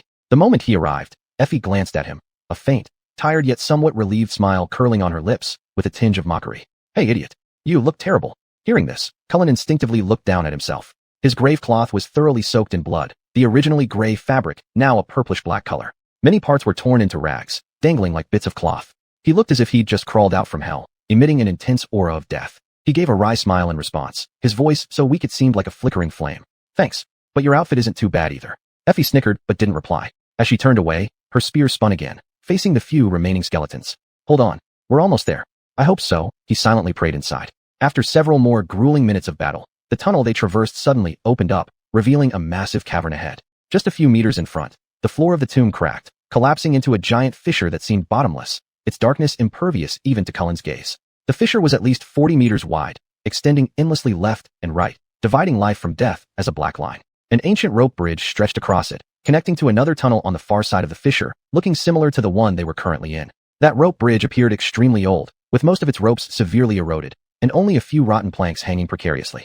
It looked like a single breeze could blow it apart. Doesn't she really expect us to cross that dilapidated bridge? In this condition, stepping on it is practically guaranteed to make it collapse. Did she never watch any costume dramas? Even if others might survive by some miracle, with my cursed fate attribute, I couldn't possibly make it across. Cullen stared at the rope bridge, unsure what to do. He turned toward Effie, wanting to say something but stopping halfway, hoping she'd have some surprising solution. Effie, what do we do now? Effie looked back at him, confused. What else can we do? We've got to cross. Cullen sighed inwardly and tried to brace himself against the remaining skeletons. He knew they had no choice. Asking before wasn't necessary. Crossing the bridge might leave a slight chance of survival, whereas staying here would surely lead to death. At least there were no annoying skeletons on the bridge. The path leading to the other side of the valley was unobstructed, but his heart sank. I'm probably going to meet my end here. While Cullen's mind was filled with such gloomy thoughts, Effie and Cast had already dispatched the last few skeletons, kicking them all into the canyon below. Finally freed from the relentless attacks of the skeleton army, everyone bent over, catching their breath and trying to calm their bodies which were on the verge of collapse. Only Luffy and Shung were still struggling desperately. The continuously arriving undead force had overwhelmed them to near collapse. Two silhouettes, one hidden in shadow and the other bathed in pure light, were gradually faltering under the overwhelming attack from countless skeletons. Cullen's heart froze. He might need to do something foolish. If the situation doesn't change, they may all be pushed into that bottomless canyon. His expression was grave as he glanced at Effie, his voice low but resolute. You all go ahead. Effie leaned weakly on her bronze spear, shaking her head slightly. A few strands of disheveled hair swayed by her cheeks. Someone has to stay behind and hold them off to give the rest of us time to cross the bridge. You, Cullen cut her off. I'll be the last one to cross the bridge, don't worry. I've got a plan. He let out a bitter chuckle in his heart. This plan was nothing short of madness. Yet which choice had ever been made that didn't teeter on the brink of life and death? It was always a struggle for survival against all odds. Effie looked at him with a complicated expression, hesitated for a moment, then nodded in agreement. All right then, Cullen, you'd better stay alive. The corners of his mouth turned upward slightly as he forced a faint smile. Oh, I didn't know you cared so much about me. She eyed his blood-stained and trembling body seriously, explaining earnestly. No, I just don't want to have to fight your desiccated corpse later. So, don't die, all right? Is that okay? After saying this, Effie beckoned the others to follow and stepped onto the rickety rope bridge first. Cullen's face remained calm as water, watching silently as the group moved further away. He then turned his back to the ravine, unusually peaceful within his mind. Fine. What else could I expect? No matter what, now there was no retreat left for him. Once again, his almost numb hand tightened its grip on the remnant knight, and he rushed toward the undead horde without hesitation, fighting side by side with Luffy and Shung against the surging tide. After taking care of several skeletons, Cullen shouted to Luffy, "Fall back to the bridge. I'll hold them off with Shung." Her eyes, visible through the starlight mask, flashed like white flames. After a pause, her raspy voice came. Are you sure about this? In a flash, he dodged an exceptionally dangerous bone claw, swinging his sword backward to push the skeleton several steps back, without even turning around and shouting. Of course. But, meanwhile, another skeleton collapsed under his blade. As soon as you reach the other side, destroy the supports of the bridge immediately. Got it. Luffy momentarily lost focus and nearly took a severe blow. She shattered the skeleton in front of her and replied in an uncharacteristically uneasy tone. What about you? As if not hearing her question, Cullen kept diving deeper into the mass of skeletons, creating opportunities for her retreat. Don't worry about me. I've got a way. His voice was drowned out among the skeletons. Luffy fell silent for a long while before simply uttering a single word. All right. She never wasted words, saying no more. Seizing the chance, she retreated quietly while Cullen took up the position covering her escape. Now the hardest part has come. After Luffy left, the monsters in the tomb seemed like sharks that had smelled blood, rushing fiercely toward him and Shung. Cullen cursed inwardly, knowing well that any slip-up here would leave him without even a burial place. The assault from the undead army was far more ferocious than he had anticipated. Cullen clenched his teeth tightly. Every swing of his sword felt like gambling with his life. The veins on his arms bulged, sweat mixed with blood streaming down his face. Damn it. How did she hold out for so long? Cullen was not someone who relished playing the hero. He treated Shung as both a meat shield, or perhaps more accurately, a stone shield. Occasionally, he would suddenly lunge from behind Shung's cover, his sword flashing out like a snake striking, hitting the skeletons before retreating quickly. Their cooperation was seamless, as if they read each other's thoughts perfectly. Naturally, he could count on nothing more. After all, she was his shadow, and at this moment, his shadow intertwined closely with her stony figure. Cullen's gaze swept over Shung, noticing her majestic armor still largely intact despite being damaged in multiple places. Threads of ruby-colored powder slowly seeped from some cracks. His sacred saint was injured. A pang struck his heart. He needed to end this quickly. His body wouldn't hold out much longer. He yearned desperately to collapse on the ground and rest, even if it meant giving up his life. Yet instead of doing so, he chose to fight a desperate battle, beginning his final frantic assault. There was no longer any need to reserve strength or conserve energy. He only had to endure for a little longer, perhaps no more than a dozen seconds. Even these dozen seconds seemed now like a dream impossibly far away. Far-fetched dreams. Actually, he knew someone who could make the impossible possible. With a roar of fury, Cullen shattered another skeleton but accidentally grazed his already wounded side, eliciting a wave of excruciating pain. He staggered back a few steps. Seizing this opportunity instantly, several bony claws darted forward like hungry wolves lunging at their prey, aiming for his unprotected torso. Seeing this, Sheng swiftly stepped aside to block him, raising her nearly broken stone shield. The stone shield trembled violently under the impact, emitting a dull thud. Her feet carved 2 deep grooves into the ground, but she who usually stayed silent refused to step back even 1 inch. Damn it! When will they get here? As if in response to his desperate cry in his heart, a grating screech broke the silence, followed by an earth-shattering boom that drowned out all other sounds in the tunnel. The rope bridge collapsed with a thunderous crash. Now, there was no longer a path connecting the 2 sides of the ravine. Cullen stood alone, facing the undead horde with no way back. Finally, he turned around, his back to the undead monsters, and through the darkness, he could see the rest of the group waiting for him on the opposite side of the ravine. He paused briefly, sighed, then ran towards the edge of the canyon. The shadow slipped off the stone saint like a supple black silk, attaching itself to his own body. The stone saint immediately weakened, holding the monsters at bay for a moment before dissipating into the darkness and retreating back into Cullen's spiritual consciousness. The skeleton horde surged forward unimpeded, flooding towards him like a pitch-black tide. They were less than 1 or 2 meters away from Cullen, their bony claws stretching out as if determined to keep him here forever. They're too close. Cullen neared the edge of the bottomless ravine, casting a hurried glance down into the solid-like, nearly viscous darkness. Without the slightest hesitation in his form, he leaped off the cliff edge like a bird flying into the woods. Chapter 181. Awkward. Damn. Clain leaped into the bottomless ravine, and at that moment, countless past decisions flashed through his mind like lightning, remorse flooding over him like a tidal wave. How had he ended up in such a situation? Where exactly did things go wrong? Now was not the time for reflection. He wasn't ready to have his life flash before his eyes just yet. There were more urgent matters awaiting his action, but his body plummeted rapidly, as if it were a kite cut loose from its string. At this point, he suppressed the growing panic within him and swiftly summoned the withered shadow. A triangular dagger condensed into shape in his hand, and his figure had already been swallowed by the darkness. Clain dared not be the least bit negligent. With a loud cry, he poured all his strength into the withered shadow and hurled it toward the opposite bank, while attaching his own shadow, like a spiritual snake, tightly to it. The dagger transformed into a streak of cold light, flashing across the nearly viscous darkness, spanning the vast canyon, and deeply embedding itself into the hard rock on the other side. Thanks to the enhancement of the shadow, it embedded extremely firmly. It worked. Clain inwardly rejoiced. Immediately after, the invisible thin line connecting the withered shadow and his wrist tightened abruptly, and he was jerked forcefully towards the opposite shore. Clain gripped the thin rope tightly, swinging like a pendulum in the canyon with astonishing speed. Behind him, a multitude of skeletons fell into the abyss, constantly being pushed off the edge by others at every moment. And now, he had swung far out. Huh. Serves you right, you bastards. Several seconds later, when he collided fiercely with the stone wall on the opposite shore, his lightheartedness vanished instantly. He tried to use his feet to cushion the impact slightly, but the severe pain caused him to momentarily lose consciousness, his bones creaking as though they would break at any moment. Perhaps, a few bones really had fractured. Clain's vision blurred momentarily, then immediately became clear again. His wrists ached as if being torn apart, and the thin rope connected to the withered shadow gradually began to bite into his flesh. The pain made him sharply inhale, and he hastily used his other hand to grip the rope, trying to alleviate some of the pressure. He looked up and saw 5 pale faces about 10 meters high at the cliff's edge. Their eyes bulged, their mouths wide open, their faces filled with terror, shock, and disbelief. Oh, that's right. I guess they don't know about the peculiarity of my memories. He thought privately. In the eyes of the others, this all-or-nothing move of his was undoubtedly akin to pure suicide. To those who were unaware of the secret of the withered shadow, all Clain did was sprint, leap, and vanish into the darkness after disappearing from the edge. It was as if he had chosen to sacrifice himself to give the others a chance to escape, something only foolish heroes would do. Do they even understand me? I'd never do something so stupid. Hey, guys above. I'm still here. Clain shouted at the top of his lungs, his voice tinged with a hint of mockery despite the chest pain almost taking away his breath. Gradually, 4 of the faces emerged from their astonishment. Their gazes uniformly shifted downwards. Each expression varied, some shocked, some confused, utterly comical. Cassie merely tilted her head slightly, but her expression was also quite spectacular, absolutely worth watching. Clain grinned and started climbing upwards. The thin rope of the withered shadow shortened slowly under his control, occasionally finding leverage against the canyon walls, inching closer to the edge of the cliff little by little. Finally, he reached the top of the cliff, collapsing onto the ground like a pile of mush, panting heavily. The others gathered around, all staring at him intently, their eyes brimming with complicated emotions, relief, doubt, admiration. Effie broke the silence first. Glad you're still alive, Clain. But what was all that about? How did you manage that? He casually tossed the withered shadow to her. As Effie bent down to pick it up, Klein suddenly yanked the thin rope, causing the dagger to return to his hand instantly. This thing?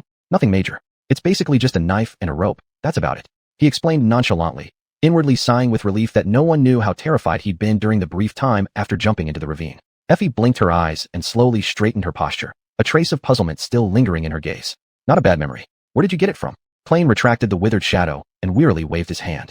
You know those porcupines in the city? I got it from one of them. After saying that, the others didn't bother him anymore. They were all injured, tired to the bone. Everyone needed rest, and someone to tend to their wounds.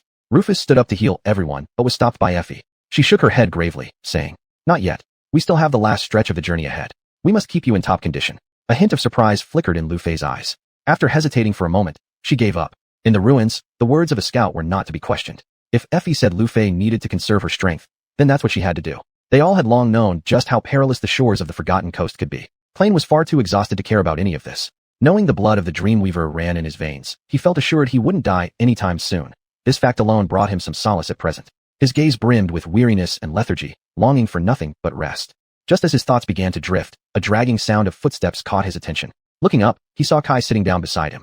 Compared to the rest of them, Kai appeared in far better condition, so much so that it seemed impossible that he had just gone through the same brutal battle. Klein started to suspect that perhaps this annoying trait of his companion might simply be an unavoidable reality. Maybe Kai possessed some peculiar attribute that enabled him to look impeccable no matter the situation. Looking at the handsome man before him, Klein sighed and spoke first. Hey Kai, how are you doing? Sitting down next to him, Kai scratched his head and replied. I think I'm alright. That last scene was quite intense, huh? Klein nodded slowly. Yeah. So, what's up with you? Startled for a brief second, Kai shifted his eyes uncertainly, looking somewhat uncomfortable. Well, there's actually not much serious. I just wanted to talk to you about 3 things. Klein inwardly scoffed at the peculiarity of the man before him. Oh, alright then, go ahead. After a moment of contemplation, Kai gazed at him and said, Now I fully understand why you previously described yourself as crazy. That jump of yours earlier, that was indeed insane. A soft laugh escaped Klein's lips. I assume so. But here I am, still alive. Kai nodded approvingly towards him, flashing a grin. The next thing I wanted to say is, now I finally comprehend how you managed to survive for months out here in the ruins. Your swordsmanship. I've never seen such skills with a blade.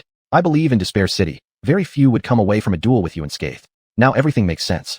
Faced with such praise, Klein chose silence, feeling a mixed bag of emotions within him. On one hand, he was glad that his arduous practice had been acknowledged. On the other, he'd rather be seen as a cowardly little rat. Such an image made it far easier to deceive those arrogant and foolish foes. Giving a nonchalant shrug, he replied, Thanks I guess. So, what's the third thing? He asked. Kai fell silent momentarily, seemingly weighing his words carefully. Finally, he shook his head, his expression turning odd. By the way, talking about your earlier jump, you do remember I can fly, right? In truth, I could have easily carried you over. So, why did you choose that particular method? Hearing this, Klein froze slightly, his defenses crumbling instantly in his heart. Yet he swiftly composed himself, maintaining outward composure despite the chaos inside. Damn it, honestly, during that moment, he had genuinely forgotten this crucial point. After a long and awkward pause, Klein broke the silence, keeping his tone steady. Actually, at that moment, it seemed like a pretty decent idea. Taking a deep breath, Kai leaned back, his face growing increasingly strange. Hey, good idea. Klein cleared his throat forcefully, glaring harshly at the superstar whose presence currently exacerbated his embarrassment infinitely. Did it work, didn't it? So, let's not bring it up again, ever. Alright. Chapter 182, Lord of the Undead. After a while, Klein finally regained his composure and cautiously scanned his surroundings. The tunnel they were now in was vastly different from the previous one. It appeared even more dilapidated, with walls and floors that had become smooth yet pockmarked, as if eroded over countless years by some unknown force. Moreover, it was exceptionally damp. Klein shivered involuntarily, noticing puddles of black water scattered all around them. The air was heavy with the distinct scent of sea salt. His gaze eventually landed on Effie, who stood before him with her hands on her hips. Hey, idiot, are you alright? Klein averted his eyes, responding with a raspy voice. Where are we? Effie glanced sideways at him and raised a hand, pointing upwards. About 100 meters below the surface, right beneath the city walls. He stared blankly at her, slowly comprehending what she had said, while Effie nodded definitively. Exactly what you're thinking. Her voice carried an unmistakable weariness, her eyes slightly drooping. At night, this place fills up with seawater. The canyon behind us is crucial for preventing the underwater tombs from being flooded. She exhaled deeply, continuing. So, unless we want to drown or get eaten by some deep-sea monster, we'd better get out of here soon. Klein closed his eyes, picturing torrents of surging black water spewing out of the tunnel entrance like a dark waterfall cascading into a bottomless fissure during the night. He couldn't help but think that if they were still underground at that time, the monsters would actually be the least of their worries. The seawater itself could kill them. Fortunately, it was still early. Effie's words seemed to act as a signal to move. Soon after, Luffy stood up, scanning the group members with a calm determination evident on her pale face. We need to set off. Everyone, take a moment to regain your strength. Her voice was steady and commanding. One by one, the members rose to their feet amidst groans and sighs. Klein was the last to stand up. Ouch, what agony. I'm seriously contemplating whether facing Haru's might have been a better option. He only muttered these complaints silently to himself. While the battles against those skeletons were terrifying, at least they were somewhat predictable. However, that hunchback figure was completely enigmatic. There's nothing worse than confronting an adversary whose depths are unfathomable. Such uncertainty can make one's skin crawl with anxiety. As the team pressed deeper into the tunnel, Klein quickened his pace to catch up with Effie, idly asking, Effie, how did you manage to figure out the way through these underground tombs? Surely, she wouldn't have wandered alone through these perilous tunnels? Effie rolled her eyes, revealing a hint of disdain. This knowledge has been passed down generationally among the hunters from the outer settlements. I've come here a few times in the past, all desperate attempts to survive under Demon's wrath. To be honest, though, I've only ventured deep once. Then, seemingly remembering something, she shuddered. That was shortly after I arrived at the City of Despair. At the time, the strongest hunter from the outer settlement had practically taken me under his wing. We came here together with a group. Klein relaxed a bit but accidentally tugged at his numerous wounds, causing him to wince. So that's how it was. Those people must have been incredibly strong to survive coming back from here, he remarked. Effie lowered her eyes, her smile tinged with a chilling edge. Who says they all made it back? They're dead, every single one of them.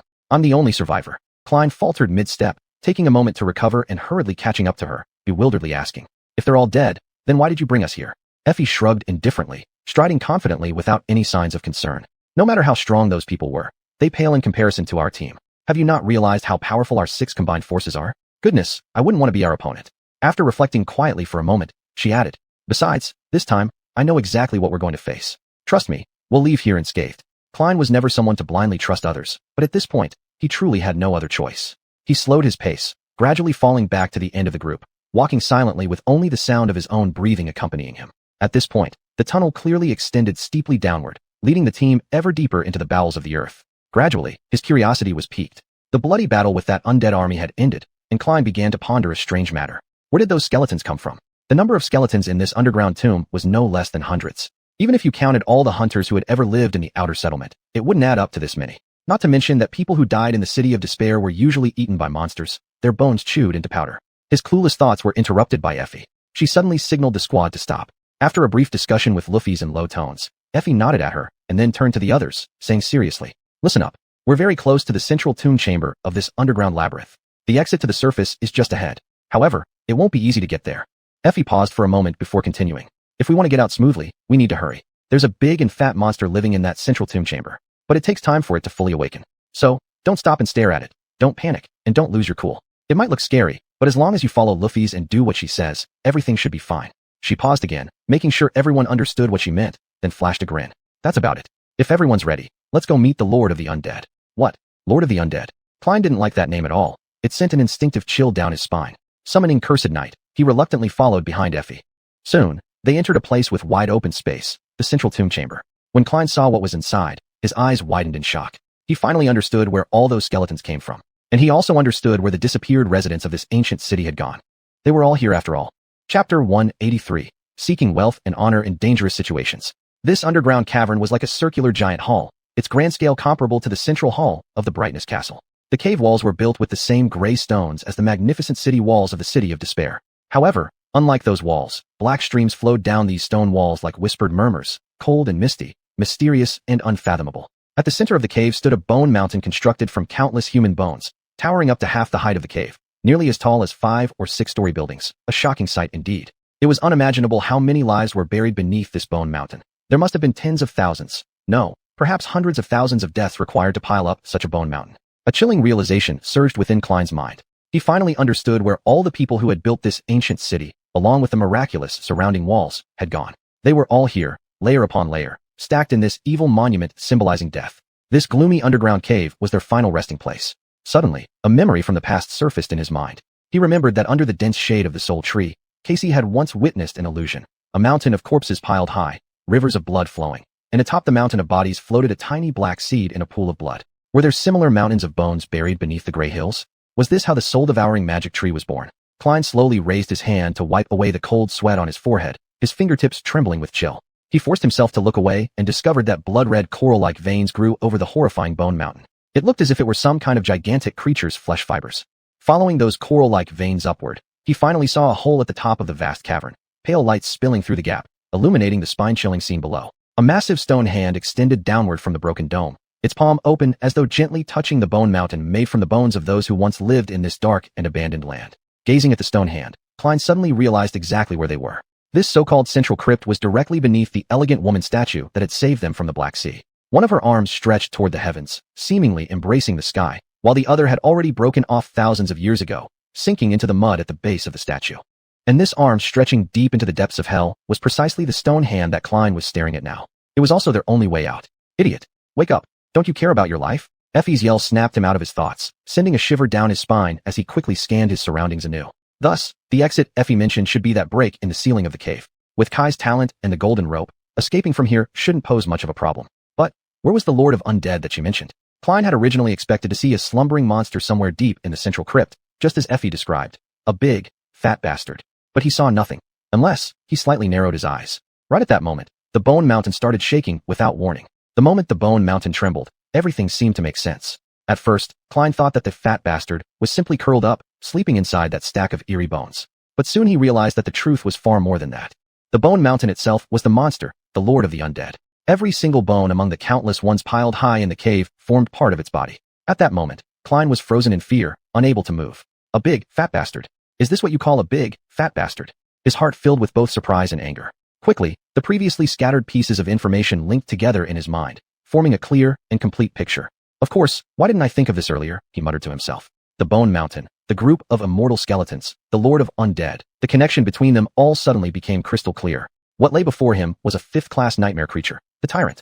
Tyrants are the fifth stage in the evolution of nightmare creatures, and this rank wasn't chosen casually. The fifth stage signifies absolute sovereignty and authority. No wonder the blind monster he encountered on the Black Mountain was called King of the Mountain, and the monster before him was known as Lord of Undead. While there might naturally be differences in power between monsters of different ranks, their primary distinction stemmed from something deeper. Higher-ranked monsters possess certain traits. Although these traits may not directly impact their strength, they provide transformative changes to their capabilities. For instance, the first type of beasts have absolutely no wisdom at all, while demons and those monsters of a higher rank than demons possess inconceivable characteristics. The defining characteristic of tyrants is their ability to create and control a large number of low-level monsters. The young king of the mountain that Klein killed during his first trial was just such a low-level monster. It was a little parasite living inside the king of the mountain, born by burrowing into the corpse of a slave. However, this characteristic has its limitations. The henchman created by the tyrant cannot be on the same level as it. Hence, even though the young king of the mountain was an ordinary beast, its true form, the king of the mountain, belonged to the fifth category of tyrants. Thus, the skeletons the group had encountered earlier were ordinary beasts but were undoubtedly the products of the tyrant before them. Klein had a gut feeling. The immortality characteristic of these skeletons was closely related to the Lord of Undead. To destroy this undead army, they would have to kill this fifth-class tyrant first. At this moment, the monster was gradually awakening right before their eyes. And once it was fully awake, damn, he cursed in his mind, his palms sweating with tension as he looked toward Luffy's for help. The golden rope was already in her hands, and she was about to hand it to Kai. Just as Kai was reaching out, the bone mountain suddenly started to violently tremble. Following that, a twisted bone spike shot out like an arrow from its body, carrying an unimaginable force, rushing straight toward them. Luffy's and Kai reacted quickly, immediately falling to the side. The bone spike, which was several people's length, whistled past them. Before the bone spike could collide with the cave wall and produce a loud sound, another similar arm-like bone column swept over with overwhelming force. Fortunately, Klein and Casey were behind the bone column, but Effie and Cass didn't have such luck. Still, their reactions were pretty quick as they immediately lay flat on the ground. The bone column nearly brushed past their scalps. Effie leapt up and shouted loudly. It's still messing around in its dream. Hurry, we have to get out of here before this bastard wakes up completely. Klein had no time to think. He put away Residual Night, keeping an eye on the bone mountain to predict its possible attacks. He began to understand why Effie's original hunting team had perished here. In this kind of combat, swords are of no use. The consciousness of the Lord of Undead was slowly awakening. The bones that made up its disgusting body began to realign and vibrate, stretching out from the pile of bones like enormous, twisted limbs. It seemed to be transforming from an unshaped bone mountain into the appearance of a monster. Klein didn't want to know what it would turn into after it was fully awake. Another distorted bone spike? Or was it a limb? Suddenly shot out from the pile of white bones, blindly flying toward the empty space behind the monster. Klein's expression changed as the deafening impact of the bone spike hitting the wall left him dizzy. Following this was the grating noise of thousands of dry bones and weathered stones rubbing against each other. The horrifying bone column swung left and right a few times before finally falling to the ground and slowly retracting back into the body of the Lord of Undead. At this moment, Luffy's also stood up again. She rushed toward Kai, stuffed one end of the golden rope into his hand, and pointed to the gap in the dome of the cave. The next instant, Kai shot up into the air, astonishingly fast as he flew toward the broken hole above them. Accompanied by a piercing scraping sound, The entire bone mountain violently trembled again. Several bone spikes, accompanied by whistling sounds, shot out, attempting to intercept him. Klein didn't have time to care about Kai as two limbs reached toward him from the bone mountain. He suddenly dived beneath the first limb. A foul-smelling gust of wind passed by his side. Time was critical. He had only a second to survive, so every muscle in his body tensed up. He used all his strength, empowered by shadows, and leapt. His body drew an arc through the air, flying several meters, narrowly avoiding the fatal bone column, nearly being hit by it. After perilously dodging the attack, Klein rolled upon landing, cursing as he stood up. "What nonsense is this?" he complained. The actions of the Lord of Undead became more frequent. It was almost regaining its consciousness. More bone columns kept emerging from the pile of skeletons, and each movement was becoming increasingly dangerous and lethal. Fortunately, Kai had already stepped onto the palm of the stone hand and tied the rope around one finger of the stone hand. Casey was the first to climb up. The small sword on her shoulder moved silently, and the girl easily ascended along the rope. Within 10 seconds, she had reached the top of the cave. People often tend to forget that the soul crystals she absorbed were as many as others, and the strength contained in her slender arms was much greater than people imagined. However, this period of time on the ground was like hell for them. As the monster gradually awakened, it became increasingly difficult for the rest to evade its blindly thrashing bone columns, and they had to retreat as soon as possible. It was Ife's turn. She practically leaped upward with astonishing skill and strength comparable to an ancient war god, making her ascent almost effortless. Then it was Cast's turn. His speed was so fast that his figure nearly blurred, easily dodging several attacks from the bone columns. With a casual gait, he approached the rope and grabbed it, his silhouette instantly turning into an almost invisible shadow. In just half a breath, he stood on the stone hand. Luffy's and Klein were the only ones still within the tyrant's range of attack. She found a moment to shout at Klein, "It's your turn." But Klein did not respond. His eyes were firmly locked onto the creature. Between its countless bones, a small object partially concealed by the heap glimmered faintly with a golden hue. Doubt flickered in his eyes as thoughts raced through his mind. He knew himself to be greedy, cursed by insatiable curiosity. But above all, most importantly, he was someone who placed immense value on his own life. Right now, Klein's mind was calm and clear. This was a decision concerning risk and reward, ability and consequences, all staked against his very life. Could he reach the artifact radiating divine light and escape alive? In an instant, he made his choice, shouting to Luffy's, "You go first. I'll follow." To endure all this without reaping any rewards would have been too regretful. He had to give it a try. As soon as he finished speaking, Klein turned and sprinted toward the Lord of Undead. The decision was made. Now there was nothing left but to act. He summoned the withering shadow and hurled it fiercely at the bone mountain. Though he didn't expect it to wound the tyrant before him, he simply wanted to embed it in its body. The instant the dagger pierced into the pile of bones, a pungent stench hit his nostrils. That twisted bone spike shot out like a frenzied python, tearing through the air with a deafening howl as it charged toward him. Klein controlled the invisible thread contracting around it and vaulted high into the air, propelled forward like a cannonball. Landing on the other side of the bone column, only a few steps away from the massive bone mass beyond calculation, his resolve hardened as he thrust his hand deep into the tyrant's body. Moments later, he felt the hidden object in his grasp and clenched it tightly, pulling outward with all his might. A sound of bones cracking resounded as it came free. Agonizing pain shot up his arm, causing him to loosen his fist. What lay inside was a small, exquisitely crafted iron key. If not for the ethereal golden glow emanating from within, the key would have appeared utterly ordinary. Next, Klein staggered weakly as exhaustion flooded over him like a tidal wave. Waving his arms aimlessly, bewildered confusion washed over his face. And then, when his vision cleared, his pupils contracted sharply, and cold sweat broke out on his forehead. Chapter 184, Blood Leech. Under the dim, gloomy light of the central tomb chamber, a slippery leech was firmly attached to Klein's forearm. The thing was actually a meter long. Its slimy skin faintly revealed a dark red color resembling dried blood, which evoked indescribable nausea, making his whole body break out in goosebumps. And furthermore, its sucker had easily penetrated through the leather armguard under his linen bandage. Half of its head had burrowed into his arm, tearing apart his skin and muscle. At that moment, the leech greedily drank his blood. With an astonishing speed as the blood surged into it, its belly was gradually inflating. Yeah. Klein screamed helplessly. This scene was utterly terrifying. Fury immediately welled up in him. He struck the leech's soft and slippery body with a punch, even using his shadow for enhancement. This punch alone could shatter a skull, yet the leech showed no reaction. It continued sucking his blood undeterred. Klein's punch almost caused his own arm to fracture. Not good at all. Summoning Remnant Knight. Immediately, the shadow-reinforced blade, he forcefully slashed at the leech. This katana was already razor-sharp on its own, enhanced by the power of shadows, which normally should render it unstoppable. But, when the blade touched the leech's skin, it was as if it hit an invisible slick barrier, helplessly sliding off without leaving a single mark. The leech kept draining large amounts of his blood, making the situation increasingly perilous. Klein stared dumbfounded at this nauseating worm as his body started showing signs of trouble due to blood loss. An unbearable weakness spread throughout him. At this rate, he would soon lose consciousness and inevitably die here. Hurry, think. This blood-sucking leech effortlessly pierced through his 5th rank armor. It was also immune to Remnant Knight's damage. This weapon had never failed against any monster he had faced before, which only indicated one thing.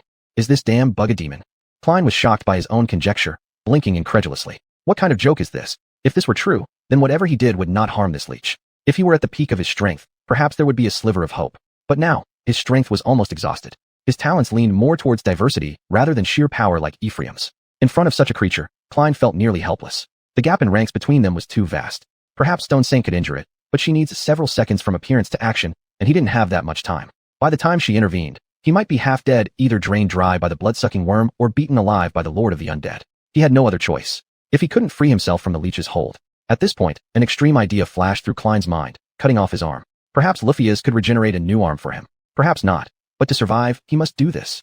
Lifting Remnant Knight above his head, biting his teeth tightly, his heart struggled endlessly. Even though he knew this was the only way to inflict such severe harm on himself, potentially becoming permanently disabled, made his hand tremble involuntarily. To live, act quickly. That bastard is waking up. He clenched his teeth and determinedly swung down with Remnant Knight, but stopped just in time, the sword tip only centimeters from his elbow.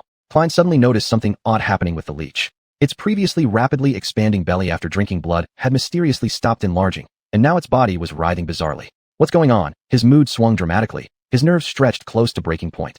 Suddenly, the disgusting thing convulsed violently, releasing its hold on his arm, falling onto the ground and twisting and squirming in pain. Through its semi-transparent outer layer, Klein saw its internal organs burst open, as if torn apart by some unseen force from within. No, that wasn't a force. It had been poisoned to death by his blood. The cursed leech was undone by the toxicity of his own blood. It seemed that the attribute of Weaver of Dreams blood was even stranger and more resilient than he imagined. In the blink of an eye, the entire demon's body exploded, splashing blood everywhere. Klein wiped the blood off his face, staring expressionlessly at the pool of blood it left behind. The sound of incantation snapped him back from his daze, murmuring, "You have killed a Class 3 demon, Blood Leech. Your shadow has become stronger." Humph. Klein smirked coldly. "You have obtained a memory." His eyes widened suddenly as he came to his senses, realizing he still needed to escape from this accursed place. Having no time to think much, he bent down and grabbed the blood-red crystal core from the pool of sticky filth, and then immediately turned around and ran towards the golden rope. On his way, several bone pillars suddenly shot out from within the tyrant. Klein leapt up just in time to narrowly avoid them, landing with a rough tumble through piles of shattered bones. He finally managed to reach the rope. As soon as he grabbed it, the rope started retracting, pulling him out of the tomb chamber. Just as he was about to reach the stone hand, a deafening roar erupted from below, its force like a physical wave that swept over his body, leaving him breathless and gasping for air. The Lord of the Undead had awakened, but alas, too late. Its prey had already escaped. Klein struggled to climb out of the muddy bog, his knees giving way as he collapsed onto the ground. His labored breathing was harsh and raspy.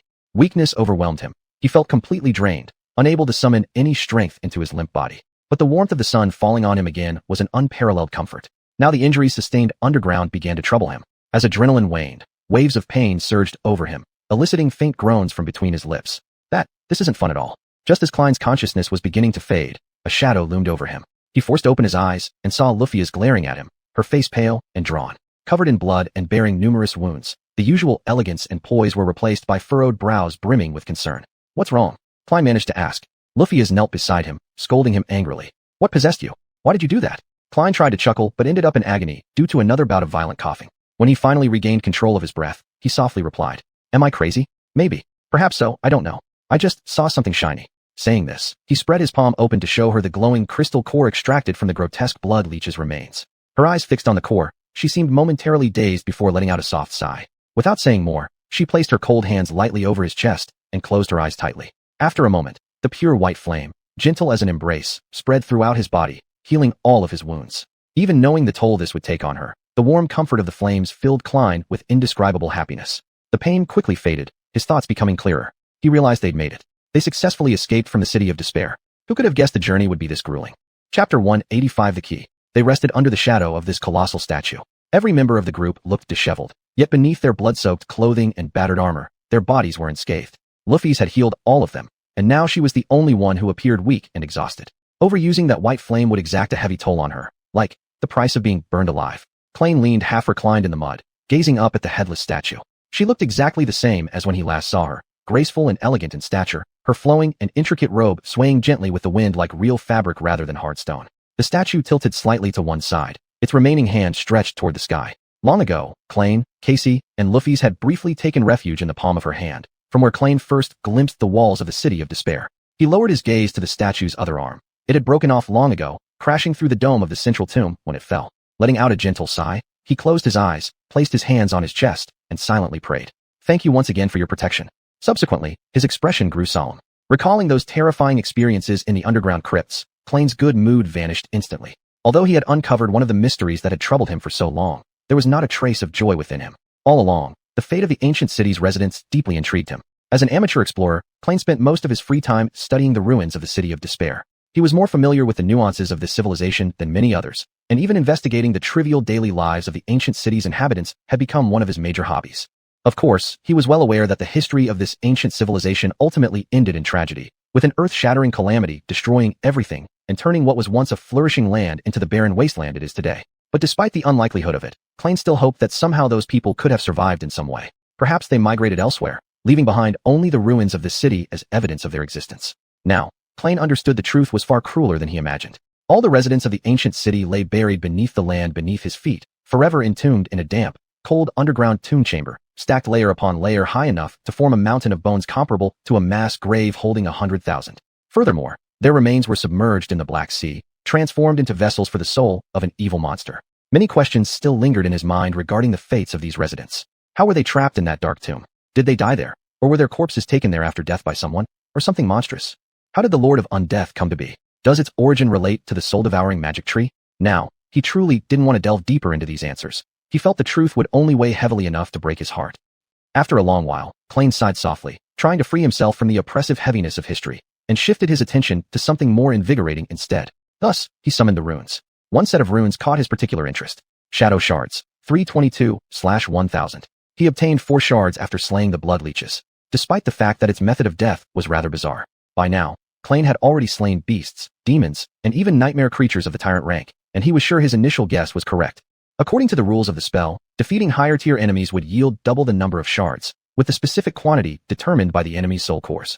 Killing a beast yielded 2 shards per core, killing a demon yielded 4 per core, and killing a tyrant-level creature gave 16 shards per core. It wasn't hard to deduce that killing an ordinary beast of the same rank as him would yield 1 shard per core, while killing a creature of the 4th type would yield 8 shards per core. This made sense. It followed the same principle as absorbing soul crystals, except that shadow shards entered his core instantly upon the kill and didn't differentiate between monsters and humans. He raised his head, his gaze sweeping over his set of memory runes. Memory, Silver Bell, the Puppet's Burial Shroud, Fragment of Waning Night, Parrot Stone, Withered Shadow, Infinite Spring, Blood Arrow. The last one was newly acquired, and Klein felt a slight anticipation as he examined its description. Memory, Blood Arrow. Memory rank, 3rd tier. Memory level, 3rd tier. Memory type, weapon. Memory description, a blood debt must be repaid in blood. Memory enchantments, Blood Rain, recompense. Enchantment description, these arrows are generated from the user's blood, so as long as the shooter still has blood in their body, they can unleash arrows like a shower of rain towards the enemy. Enchantment description, if the blood arrow hits its target, it will suck the prey's blood and restore part of the shooter's lost blood. If it misses, the shooter will permanently lose their blood. Humph, that sounds pretty intimidating. Klein himself didn't use a bow and arrow, so this memory seemed to be of little use to him. What a pity. It should be considered the first 3rd rank memory he'd ever obtained. In the Forgotten Coast, memories of this rank were extremely rare. He could choose to feed this memory to Stone Saint in exchange for a few shadow shards, or Klein's gaze swept over Kay, his eyebrows furrowing, unable to make up his mind for the moment. Though the blood arrow wasn't useful to him, it would be a treasure to Kay. With it, Kay wouldn't need to carry a quiver anymore, and the power of every shot would increase significantly. Of course, the precondition was that Kay couldn't miss. If he missed, then he would have wasted his own blood for nothing. Handing over the blood arrow to Kay would undoubtedly greatly enhance the team's strength, but Klein hadn't decided whether to give up his first, and so far, only, 3rd rank memory. At least, he wouldn't give it away for free. After wrestling with indecision for quite a while, he finally shook his head and dismissed the runes, deciding to think about it later. Moreover, his weaving dream god's blood had displayed a new characteristic. It turned out that his blood was poisonous, or rather, toxic to any creature that ingested it. At least, judging by the way the blood leeches died, it seemed to be the case. Perhaps he should conduct some experiments to explore further, but maybe it wasn't necessary. Frankly speaking, Klein didn't even know how to verify such a thing, and he didn't have much interest in figuring it out either. After dismissing the runes, he finally had a chance to take a look at that mysterious key. He quietly glanced around before stealthily pulling out the hidden key from the mummy-armored sleeve. The exquisite iron key lay in his palm, emitting a faint golden light, that divine glow. Klein had no idea what the purpose of this key was. To get it, he had taken an enormous risk and nearly lost his life. Was it worth it? Intuitively, this small iron key might be of extreme importance to him. He just felt it. Chapter 186, heading south. Unfortunately, they didn't have much time to rest. Although it wasn't even noon yet, they had to complete this leg of the journey before sunset. Their original plan was to leave the City of Despair by climbing over the magnificent city walls of the South Gate and cross the maze to a highland about 10 miles away as their next resting place. However, in the end, they mistakenly entered the underground tomb and barely escaped from the central burial chamber alive. At this point, the group was already on the east side of the ruins, near the statue of an elegant woman. As a result, not only did they need to bypass the city, but they also had to reach a safe area before the Black Sea flooded the Forgotten Coast. This made time even more pressing. While everyone was complaining to themselves, they got up, quickly lined up, and headed south. The crater ground here was all mud, making it quite difficult to walk on. Of course, they could also choose to climb the miraculous city wall and then return to the City of Despair. But with Klein's shadow and Kay leading the way ahead, they didn't have to worry about being ambushed by monsters. Currently, their only challenge to overcome was moving through this deep mud at every step. The surrounding silence was broken by their labored breathing and the squelching sounds of their feet stepping in the mud, monotonous and oppressive. Not far away, the towering gray city wall that seemed indestructible and boundless began to slowly twist, gradually moving away from the edge of the crater. They were finally about to leave this cursed ruin behind. Klein turned around and gazed at this ancient city that had dominated his life for nearly 5 months. His gaze swept over the vast wilderness and fell on the slope that suddenly rose from the bottom of the crater. On the slope stood a city wall built of smooth gray stones. Despite having withstood thousands of years of wind and rain, it still appeared majestic and grand. Klein stopped walking and watched as blood-red coral spread like a tide from the base of the city wall. The sharp coral branches scratched futilely against the cold stone blocks, trying to find footholds but failing, as if the entire city was besieged by the earth itself. If the coral knew what awaited it at Grey Earth Hill, it would surely fight tooth and nail to escape that accursed place. He tilted his head slightly, looking toward the direction of the city wall, his lips curving into a bitter smile. On top of the wall, a stooped figure watched them disappear on the horizon. That figure, twisted and ominous, exuded an unsettling chill. Soon, the figure turned and disappeared from sight. Haruz had returned to the Castle of Light. Klein tried hard not to let himself shiver, paused briefly, and then hurried after the group. At least, they had temporarily gotten rid of him, for now. The volcano crater was larger than anyone could imagine, its edge so gently curved that it was almost imperceptible. Only by looking far into the distance could one realize it was actually a huge arc. Thus, the group could travel along the predetermined route within the crater for a long time without deviating too far from their goal. Their destination was located southwest of their current position. Eventually, however, they would have to leave the crater and return to the labyrinth, not only to avoid the black water, but also because there was nothing on this vast muddy plain to hide behind. If attacked by a monster from above, they would be completely defenseless.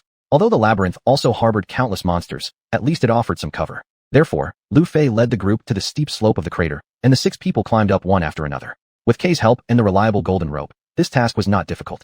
Afterward, they followed the ridge separating the crater from the main body of the labyrinth for some time, but eventually had to turn west and enter the depths of the labyrinth formed by blood-red coral. When familiar coral walls surrounded him again, Klein couldn't help but sigh. He didn't miss the hellish journey he initially took in the dream world at all, especially those first 2 months. Maybe a little bit, but it definitely wasn't because of this damned labyrinth itself. This blood-red forest was both similar to and significantly different from the areas he had passed through before. The labyrinth itself looked no different from what it was like on the east side of the crater. However, the monsters living here were entirely distinct. Within Klein's line of sight, there wasn't a single member of the Carapace army. Instead, this area seemed to be dominated by a group of unpleasant, spider-like creatures. They liked to decorate the walls and passageways of the labyrinth with countless gray, sticky webs. These spider webs didn't seem to be woven from ordinary silk, but instead were made of a metal thread as fine as hair, yet incredibly durable. Once the prey struggled too hard after being entangled by the webs, it would often be cut into several pieces by the web itself. As they delved deeper into the labyrinth, the surrounding spider webs became denser. Soon, they almost had to clear the way ahead with Casey's flying sword every few minutes, which slowed down the group's progress to a snail's pace. Stopping again to clear the way, Klein rubbed his face and silently prayed. I just hope nothing pops out while we're opening the path. The shadow turned around, glaring at him for a moment before shaking its head helplessly. Then, it covered its face with a hand and lowered its head, appearing to have conceded defeat. What did I say wrong this time? He glared back angrily. At that very moment, an ear-piercing tearing sound broke the tense atmosphere. Several spider-like monsters, larger in size, jumped out from the gaps between the corals. The steel armor on their bodies gleamed with a cold light as they surrounded and lunged toward the group. These spiders were human-sized, astonishingly fast. Their furry bodies were covered with a hard shell resembling iron armor, giving them the appearance of war machines born purely for slaughter. Klein felt something familiar about these creatures. After a brief thought, he suddenly realized. These spiders bore a striking resemblance to the demons that once massacred Stone Saint and his clan, albeit not as horrifying in size or armor. If so, idiots, I have some bad news to tell you. As soon as the spider swarm launched its attack, the team quickly responded with their rich combat experience. Weapons flashed through the air, slicing off spider limbs and piercing through their iron armor as if it were paper. Effie took advantage of the opportunity, yelling loudly as she swung her battered shield with both hands. Her veins bulged with exertion, and amidst the howling wind, she instantly smashed it onto a spider. With a dull thud, the spider flattened immediately on the ground, splashing mud and disgusting fluids everywhere. That poor creature hadn't even had the chance to realize the gravity of its mistake. The others also held their own. Klein hurled his withered shadow forward. The instant it pierced the spider's body, he tugged at the invisible thin line, cutting the spider's leap short and forcing it to clumsily fall to the ground. Before the monster could get up, Jingwu rushed past like lightning, piercing its head in one swift move. This battle ended almost as quickly as it began, leaving 3 monster corpses scattered in the mud, while a 4th was nailed to the coral wall by arrows. Had they not needed to keep an eye out for those spiderwebs, the fight might have ended even faster. Klein rolled his eyes, exclaiming in disappointment. This is really disappointing. Why should he feel disappointed? It was fantastic. This was great. Not every victory has to leave him nearly losing his life. If there was any reason for his disappointment, it was that the fight ended too quickly. He didn't even get the chance to personally kill one of the monsters, and thus gain no benefit from the curse.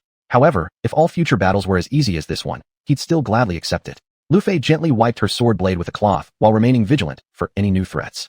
Once confirmed safe, she gestured that the group could start dealing with the remains of these creatures. Soon, the soul crystal nuclei, spider meat, and other valuable parts were swiftly cut, cleaned, and placed into Effie's memory bag, all done professionally and efficiently due to countless experiences in actual combat. Klein compared these spider beasts with the carapace scavengers they encountered earlier and came to a clear understanding in his mind. He reflected that these spiders indeed had a slight edge in speed, but were far inferior in strength and agility to the carapace scavengers, nor were they as tough-skinned. These spiders mainly relied on their webs and battlefield advantages to hunt, but since the group preemptively destroyed the webs, they lost their main advantage. Besides, they were among the top experts on the Forgotten Coast. Klein believed that at least 4 people in the group could individually defeat castle pathfinders in one-on-one fights, although they were still inferior to those ranked as deputies. Just Haru's alone almost cornered them to the point of no escape. Yet, they were the most elite and outstanding warriors cultivated by the outer settlement. As Effie said correctly, such a powerful group had never existed outside the walls of the Castle of Light before. In short, 6 people were more than enough to handle merely 3 awakened beasts. If this labyrinth truly wanted to kill them, it would need to try harder. Klein chuckled softly, surprised at the change in his mindset. A mere 3 awakened beasts. He muttered to himself. How insane did that sound? But they had truly done it. After dealing with the spider corpses, leaving behind a trail of blood and entrails, the group pressed on. After several more small-scale skirmishes with those spiders, they finally reached their destination. Under the glow of the setting sun, a towering white marble archway, emanating a pinkish hue, stood proudly above the blood-red coral sea. Such magnificent architecture clearly belonged to the same people who built the Castle of Light, using the same materials. It was identical to the sacred arch at the foot of Despair City's mountain, but far grander, truly reaching toward the heavens. However, this arch also looked more weathered and ruined, its surface marked with signs of corrosion and deep cracks, with part of one side already collapsed. Klein carefully observed the arch before turning to Lu Fei with an inquiring look. Shall we camp here for the night? She gave a brief nod, pausing slightly before adding. We need to hurry up. The Black Sea will soon return, and we may need to clear the top of the arch if we want to rest there. Klein's face immediately darkened, his already tired features now tinged with even more gloom. Another battle, a growing sense of helplessness welled within him. When would they ever get to have a proper rest? The day's relentless struggles were truly unbearable. But these words he kept to himself. Among all of them, Lu Fei was the most exhausted. She had been tirelessly healing everyone's injuries without uttering a single word of complaint. So, he couldn't let his frustration show. Thinking about how being burned alive felt sent an uneasy pang through his heart. Beside him, however, Effie suddenly burst out with a loud complaint. Another battle? Please, when do we get to eat dinner already? Klein glanced at her, then approached with a smile, teasingly saying, Hey, our little glutton is missing her meal. But we're almost there. No reason to rush over, just a moment's delay. Lu Fei turned her head and shot Effie a glance, silently shaking her head. Her gaze then seemed to casually flicker over Klein, before she continued onward.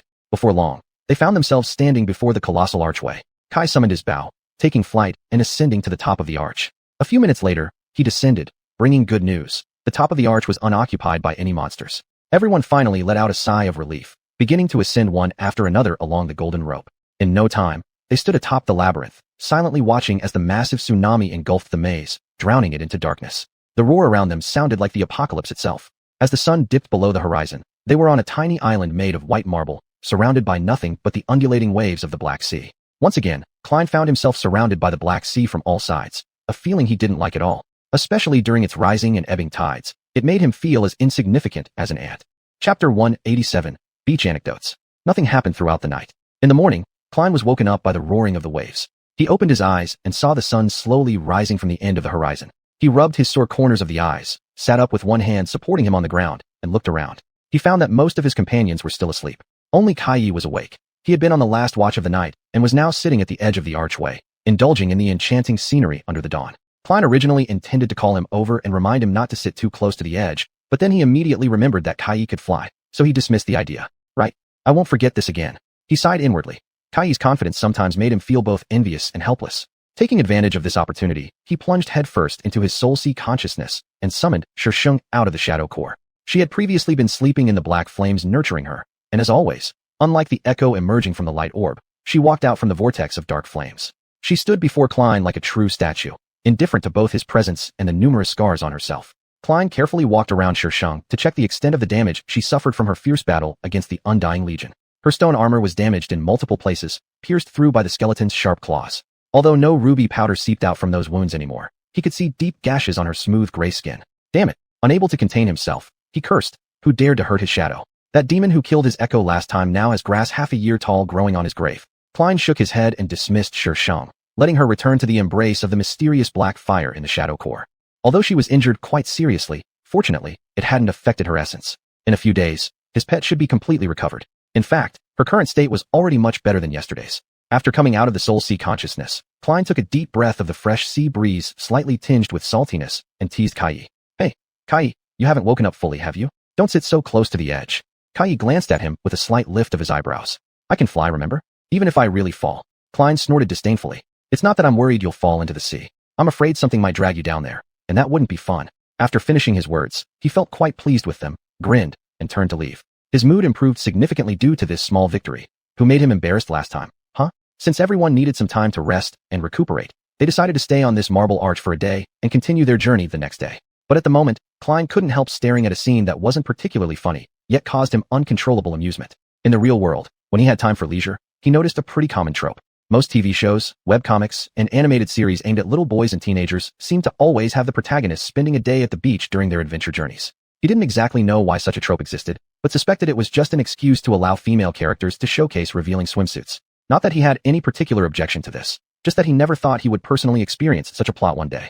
This is too funny. He suppressed his laughter and cast a glance at his companions. The arduous battle inside the underground tomb caused damages to everyone's armor and weapons, so they had no choice but to temporarily store these memories in the soul sea awareness. This would let them self-repair, just as xuanhuan was now slumbering inside his shadow core. As a result, everyone, including Klein himself, except for some pieces of cloth covering their bodies, was almost naked. The girls additionally wore temporary bras made from seaweed. Even though these crude underwear could hardly count as real swimwear, and the marble archway was hard to pass off as a beach even at night. Honestly speaking, this scene was surprisingly similar to those trope-driven plots. They all relaxed and rested semi-naked in what could be called a rather makeshift adventure. Klein's mood was exceptionally good. Everyone was busy with their own affairs. There was a fire in the middle of the arch, and the aroma of roasted meat in the air was highly tempting. Effie was concentrating on turning the meat skewers on the charcoal. Her muscles were well-defined, her skin was bronze-colored, and her physique was incredibly athletic, very much resembling a resurrected ancient goddess statue. Klein tried counting her abs, but got distracted halfway by the different softer parts on her robust body. After a brief, vacant moment of intoxication, Klein quickly turned away. What he least wanted to happen was, Luffy's was helping Effie prepare breakfast, her slim and graceful figure forming a striking contrast with Effie's vitality. Yet, she radiated the same charm of athleticism, their skin tones complementing each other in a visually pleasing manner. Truly a feast for the eyes. He couldn't help but praise repeatedly. Of course, this is purely from an aesthetic point of view, with no other meaning intended. Watching Luffy's busying about, Klein recalled the days when they first arrived in the dream world. Life back then was simple and pure. He suddenly felt a twinge of melancholy, then quickly shifted his gaze to see what Casey was doing. The girl was wrapped in her beautiful wave-like cloak, dozing off by the campfire.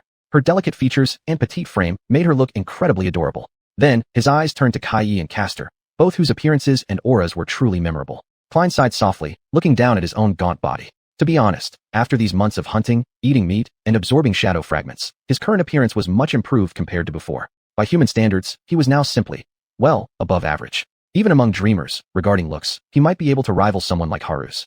But when compared to Kai and Castor, it wasn't just dull by comparison. That could describe the difference. Kai had an upright build, resembling a vibrant young deity, with firm muscles faintly visible beneath his perfect and delicate skin.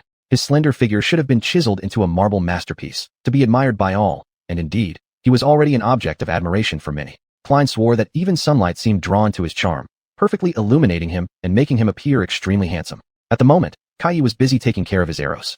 For some inexplicable reason, even such a simple action exuded immense charm from him. Castor was similar. He possessed nearly flawless physique, his broad shoulders a symbol of strength, charm, and resoluteness. His darker complexion suited his brave and noble hero image perfectly, truly embodying masculinity. In stark contrast, he had a handsome yet gentle face, paired with a pair of green eyes full of humor, making for a very appealing combination. Klein frowned slightly, stood up, and walked away, refusing to indulge in these meaningless comparisons any longer. To hell with this beach nonsense. Let's do something worthwhile instead. Chapter 188, Klein's Lavish Boutique Mall. Klein sat down beside Kay, cleared his throat, and forced himself not to cover his eyes. This damn guy was too dazzling. If he appeared shirtless in a crowd in the real world, it would be considered a public hazard. And if no one thought so, that would be a serious oversight of society. Klein even suspected whether this man had come from some government secret lab or from a magical crucible. I mean, he and I must not be of the same species, right? He stared blankly at Kay for a moment until Kay broke the silence with a polite smile. Hey Klein, is there something you need? Startled, Klein hurriedly covered his eyes. Don't smile at me. Kay blinked, speaking calmly, as ever with a gentle tone. Okay. Klein took several deep breaths, glaring at him, then slowly lowered his hand. That's much better. Yes, I do have something. Kay suddenly perked up, putting down his quiver and pointing to his own chest. What's that? Is it an ornament? Klein's gaze dropped to see the mysterious iron key hanging around his neck. He really didn't want anyone to see this key, but currently, the shroud of wrapping cloth was restoring within his spiritual sea, and there weren't many other places he could hide the key. At least, none that he wanted to use. Moreover, in principle, others shouldn't be able to see the divine light of this key, so in their eyes, it should only look like a normal iron key. Klein frowned, answering irritably. It's not an ornament, it's a key. Kay leaned on his elbow with his hand supporting his cheek, curiously asking. Oh, then what can it open? Klein threw up his hands, shrugged. How would I know? Kay's voice was filled with heavy confusion. But if it's not an ornament and can't open anything, why are you still carrying it everywhere? These questions began making Klein impatient. He rubbed his forehead, explaining patiently despite his irritation. Of course, it's to open something. So, I'm carrying it just in case I encounter something this damn key might open.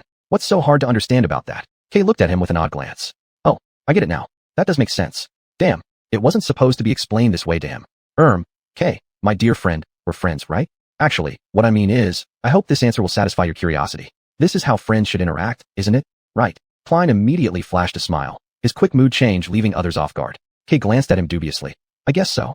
Upon hearing that, Klein smiled even more broadly, almost appearing to strain his facial muscles. Great. So we're friends. Someone might say, buddy, today's your lucky day. Because today, probably only today, Klein's Lavish Boutique Mall will offer exclusive friendship discounts for customers, and only for our friends. Aren't you lucky? Kay coughed lightly, kindly reminding him. Didn't it used to be called Klein's Glorious Mall last time? Klein blinked momentarily speechless, then casually smiled as if unconcerned. Is it? Names don't matter, discounts remain valid. Are you interested or not? Kay hesitated for quite some time before carefully saying. But Klein, you haven't told me yet what exactly these discounts include. Are they discounts you give to friends? Or are you trying to sell me friendship? Or, are you buying my friendship? Or maybe both? I'm confused. As if waiting for precisely this question, Klein nodded vigorously. Yes, I'm glad you asked. In fact, I have an amazing item to sell. It's so great I'm reluctant to part with it. But since you're my friend, I'm willing to give it away, almost for free. A full friendship discount just for you. Don't thank me. The commotion caught the attention of others, who stopped what they were doing and focused on Klein and Kay's conversation. Effie, who was busy grilling meat earlier, also approached with anticipation. Her smiling face gleamed joyfully as she watched this absurdity unfold. Realizing he had become the center of attention, Kay sighed helplessly. Well then, I'm all ears. What exactly is this amazing thing you're trying to sell me? Klein remained silent for a moment before putting on a solemn expression as he dismissed his previous smile. Oh, it's just the treasure that has been collecting dust in my spiritual sea. He paused briefly. It's a memory, one that can transform into an endless supply of arrows, assuming your shots never miss. Kay's eyes lit up at once. He looked down at his quiver and spoke with excitement.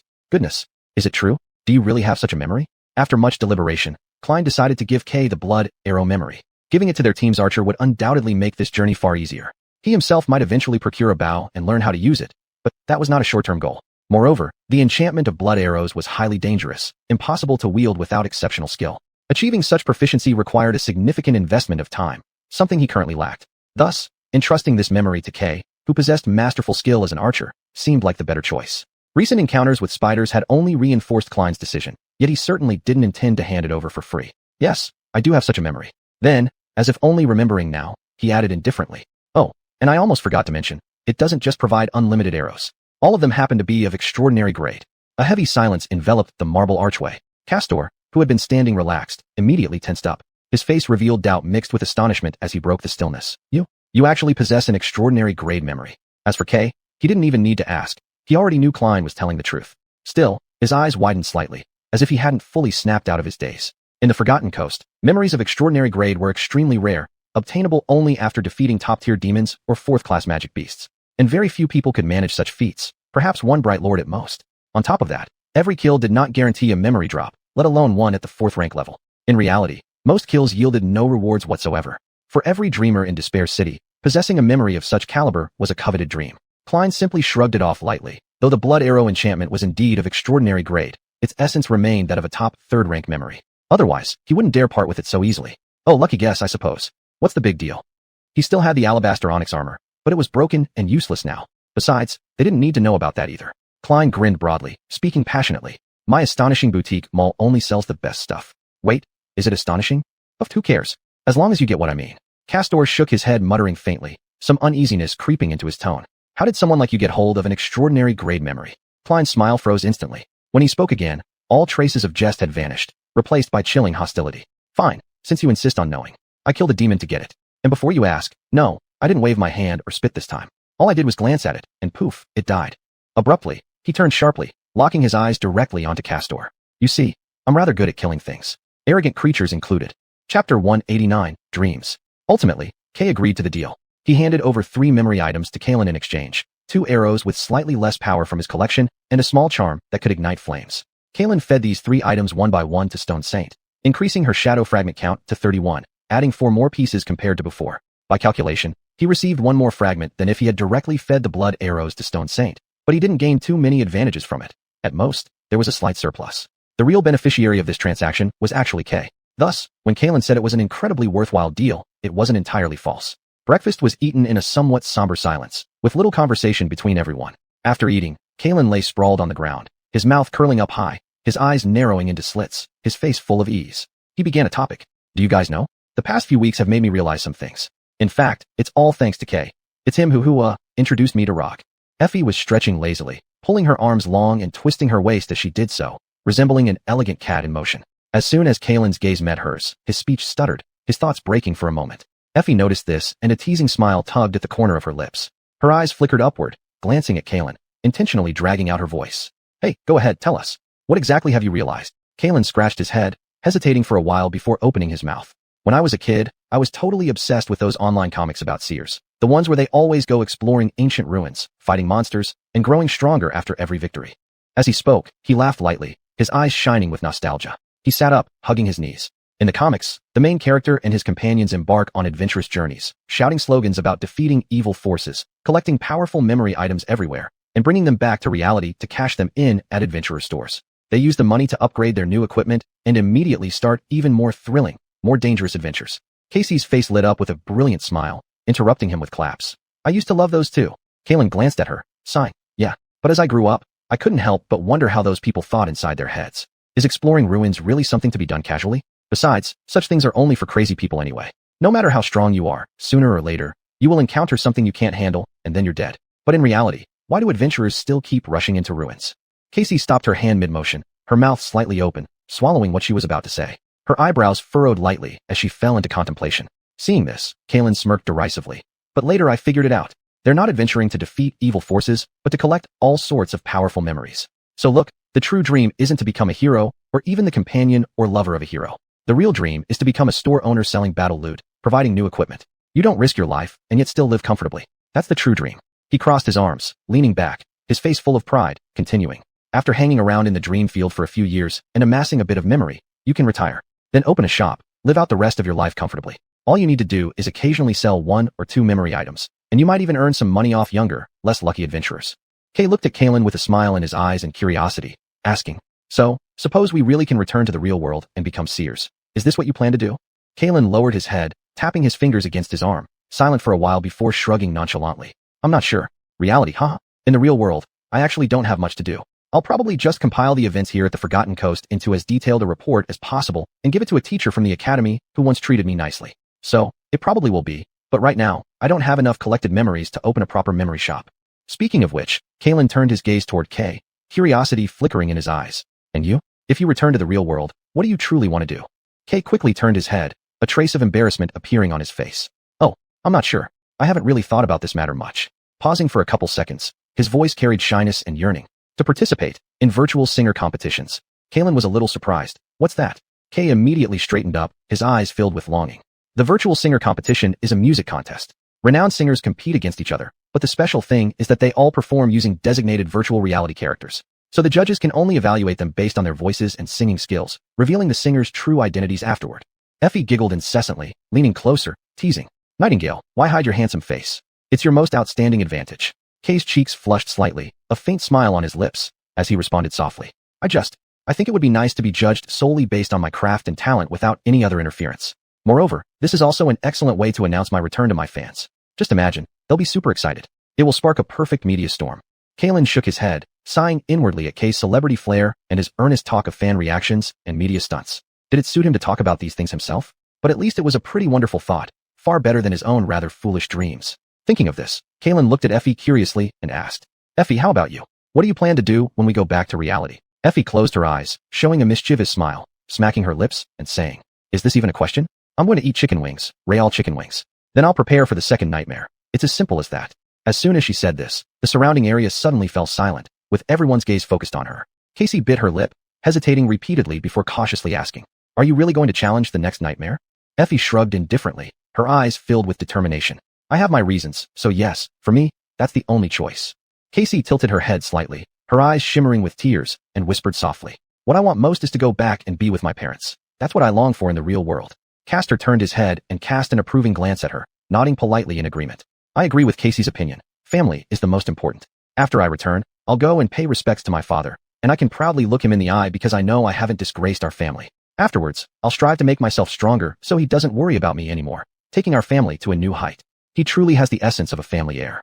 Kalen's gaze scanned around the circle, finally settling on Lu Fei. When he spoke, there was a trace of darkness in his voice. And you, Lu Fei? What are your plans? She seemed frozen, sitting quietly with lowered eyes, time ticking by. Just as Kalen thought he wouldn't get an answer, she slowly lifted her gaze, staring at the illusory light on the horizon, her eyelashes quivering lightly, whispering softly, I want to go see my mother. Everyone fell silent. Kalen blinked, surprising him. Your mother? I thought she had already passed away. Lu Fei stiffened slightly, slowly turning her face away, leaving behind a cool profile, and remained silent for a long while before saying, Consider her as having passed away. Considered passed away? Kalen glanced around at the others, who all wore looks of bewilderment. Except for Castor, whose expression was somewhat complicated. He seemed to know something.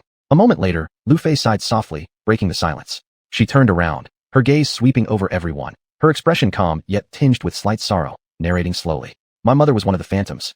But actually, she became a phantom when she was carrying me. So I've never truly seen her. I've only seen her remains. She paused briefly, a bitter smile flickering on the corners of her mouth, self-mockingly saying, To think, it's quite interesting. When my grandmother was still alive, I always thought that body was nothing more than a corpse. But once she passed, only a few of us were left.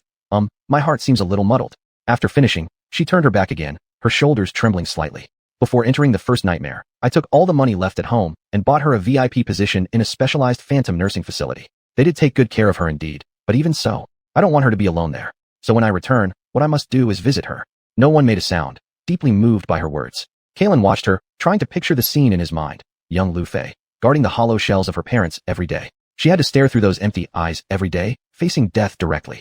Death was like a shadow, always accompanying her, whether past or future, never fading away. Perhaps this was partly the reason why Lu Fei hated curses so much. Realizing the atmosphere had become too somber, she lifted her head and glanced around at everyone, a bitter smile forming on the corner of her lips. What? Is this the first time you've met a phantom's descendant? Well, it's not surprising.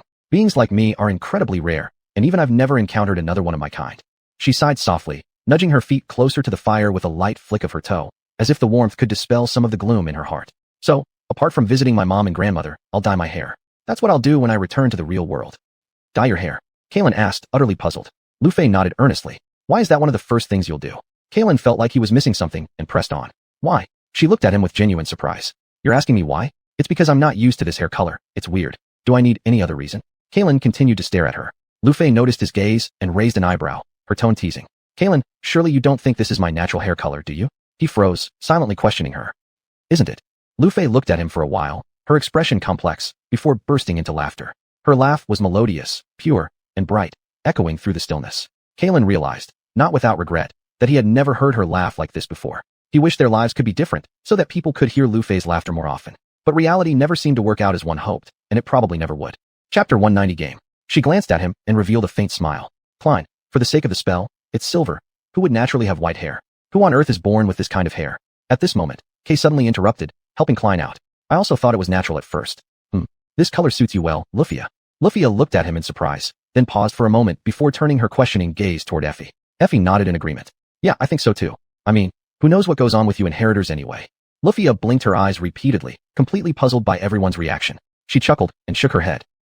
No, it's not natural. My hair only turned like this after my first nightmare. Kay leaned forward curiously. Is that so? Then what color was your hair before? She absent-mindedly flicked her silver hair, gazing idly into the distance as she nonchalantly replied. Black. The normal hair color that common people have. Kay observed her for a moment, then grinned in admiration. That would suit you too, Miss Lufia. I can imagine it perfectly. Klein, however, couldn't even picture it. He truly couldn't accept the idea of Lufia without those striking silver locks, let alone that she used to be a black-haired girl. This world is truly wondrous. Life is always full of surprises. That would look awkward, wouldn't it, he muttered. He always thought he was the one who knew her best. But today, he had learned 2 new things about her directly from her own mouth. This beach vacation, aside from revealing sexy swimsuits, perhaps did indeed bring some other events to light. Huh? Afterwards, they sat around the bonfire together, sparks occasionally leaping out like mischievous sprites. Initially, everyone was still chatting in a fragmented way, but soon enough, restlessness began to set in due to boredom. To alleviate this, Klein suggested playing a sports game. His suggestion absolutely wasn't motivated by any selfish desire to see a group of stunning young people, all dressed lightly, jumping around and competing against each other. Not at all. But things didn't go according to his expectations either. The scene shifted, and Klein found himself amidst an intense tug-of-war match. With all his might, he pulled on the golden rope, muttering under his breath the entire time. Well, this should have been an evenly matched contest. In reality, Effie held the rope effortlessly in one hand while Klein, Casey, Castor, and Kay struggled desperately to drag her from her spot, achieving no success whatsoever. Perhaps feeling overly bored, Effie applied a slight bit of strength, causing the rope to snap violently towards her side, instantly toppling their team into a heap of chaos. This is cheating, Klein yelled in protest. Effie stood over him smugly, hands on her hips as she looked down on Klein with a smirk. You're weak. When did you become so useless, shorty? Suddenly, she blinked playfully and teased. You seemed much stronger during our time at the cathedral. You lasted longer back then. Klein's face flushed bright red, and through gritted teeth, he forced out words from between them. Shut up. Others will misunderstand. Effie widened her eyes, feigning astonishment, pretending to panic as she clapped her hands over her mouth. Misunderstanding? What are you talking about? Oh, she deliberately stretched out the sound, putting on a mock horrified expression. You're a pervert. I meant during training. I'm referring to how things were during your training. Her eyes gleamed cunningly, brimming with suppressed laughter. Klein froze in place, his mouth agape, while Effie gave a soft hum before bursting out laughing heartily. She laughed for quite a long while, shaking her head before finally letting out another giggle and walking away. Never playing sports games again. Absolutely never. Besides, that hateful troublemaker always wins no matter what game they play. He needed to learn to come up with better ideas. Klein realized disappointingly that all physical activities were impossible now. It wasn't just Effie's absurdly monstrous strength that was problematic. It was also Casey's limitations, which rendered her participation in most events unfeasible. In light of this, they had no choice but to switch gears and challenge each other intellectually instead. Rubbing his chin, his eyes darting around shrewdly several times, Klein plotted quietly in his mind, made some preparations, and then announced to everyone. Ladies and gentlemen, let's change things up. Let's have another competition. This time, we'll test your brains. Klein intentionally paused, then revealed a mysterious smile. To make this match more interesting, there will be a prize this time. The winner will receive this.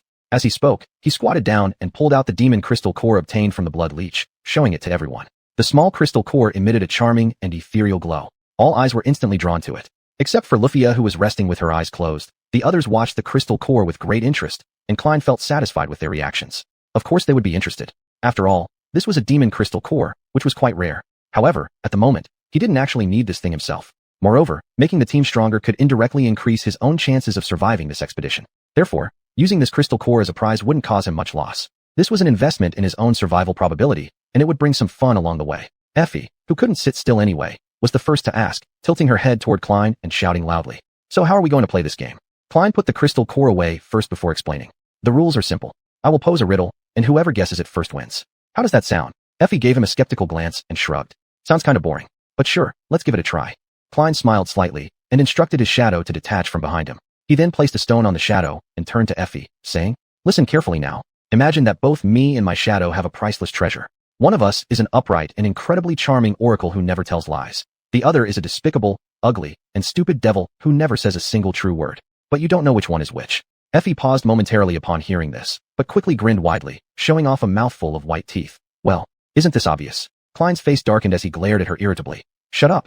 I'm not done yet. This is just a hypothetical scenario, got it? Anyway, you need to figure out which one of us is hiding the treasure. If you guess correctly, the treasure is yours. If you guess wrong, the devil will take your life. You can only ask one question, either to me or to the shadow. Got it. Effie couldn't help but burst into laughter, flexing her strong biceps and shaking them deliberately. Can't I just beat the answer out of you? Klein looked her up and down as her energetic figure caught his eye, and responded with a smile. You can try, but then you're already out. Effie looked at him in confusion. What? Just like that? What? He shrugged indifferently and glanced sideways at her. Didn't I tell you that you could only ask one question? Why did you waste your chance by asking such a stupid question? So dumb. Effie glared at him as if trying to stab him with her eyes, but Klein simply ignored it and turned around to announce loudly. Next, Kay apologized to Effie with a smile before approaching Klein. All right, Kay, what do you want to ask? Don't forget, our roles may have changed since the last round. Klein stood with his hands behind his back, scrutinizing him closely. Kay stopped and pointed to the marble beneath his feet, asking the shadow. What color is the stone I'm pointing at? Klein had been prepared, so the stone immediately replied in its deepest voice. White. Kay's lips curved upward, and with the smile of a victor, he said to Klein. So, I win. The shadow must be the righteous oracle. Klein nodded at him calmly. You've indeed figured out which one of us is the despicable liar. Surprising, isn't it? It's me. However, that wasn't the task. The task was to find out who among us is hiding the treasure, and you've already used your only question. So, sorry Kay, you're out too. I'll miss you in this hypothetical situation. Kay sighed and shot Klein a reproachful look, but Klein raised an eyebrow innocently. What's wrong? Why are you looking at me like that? You should be thankful I even let you play this game. With your so-called flaw, you're practically a walking cheat code in this game. Kay fell silent and moved aside, sitting next to Effie. Klein keenly noticed that Effie's reaction when she approached Kay's almost perfect figure was exactly the same as his own occasional reactions when close to her.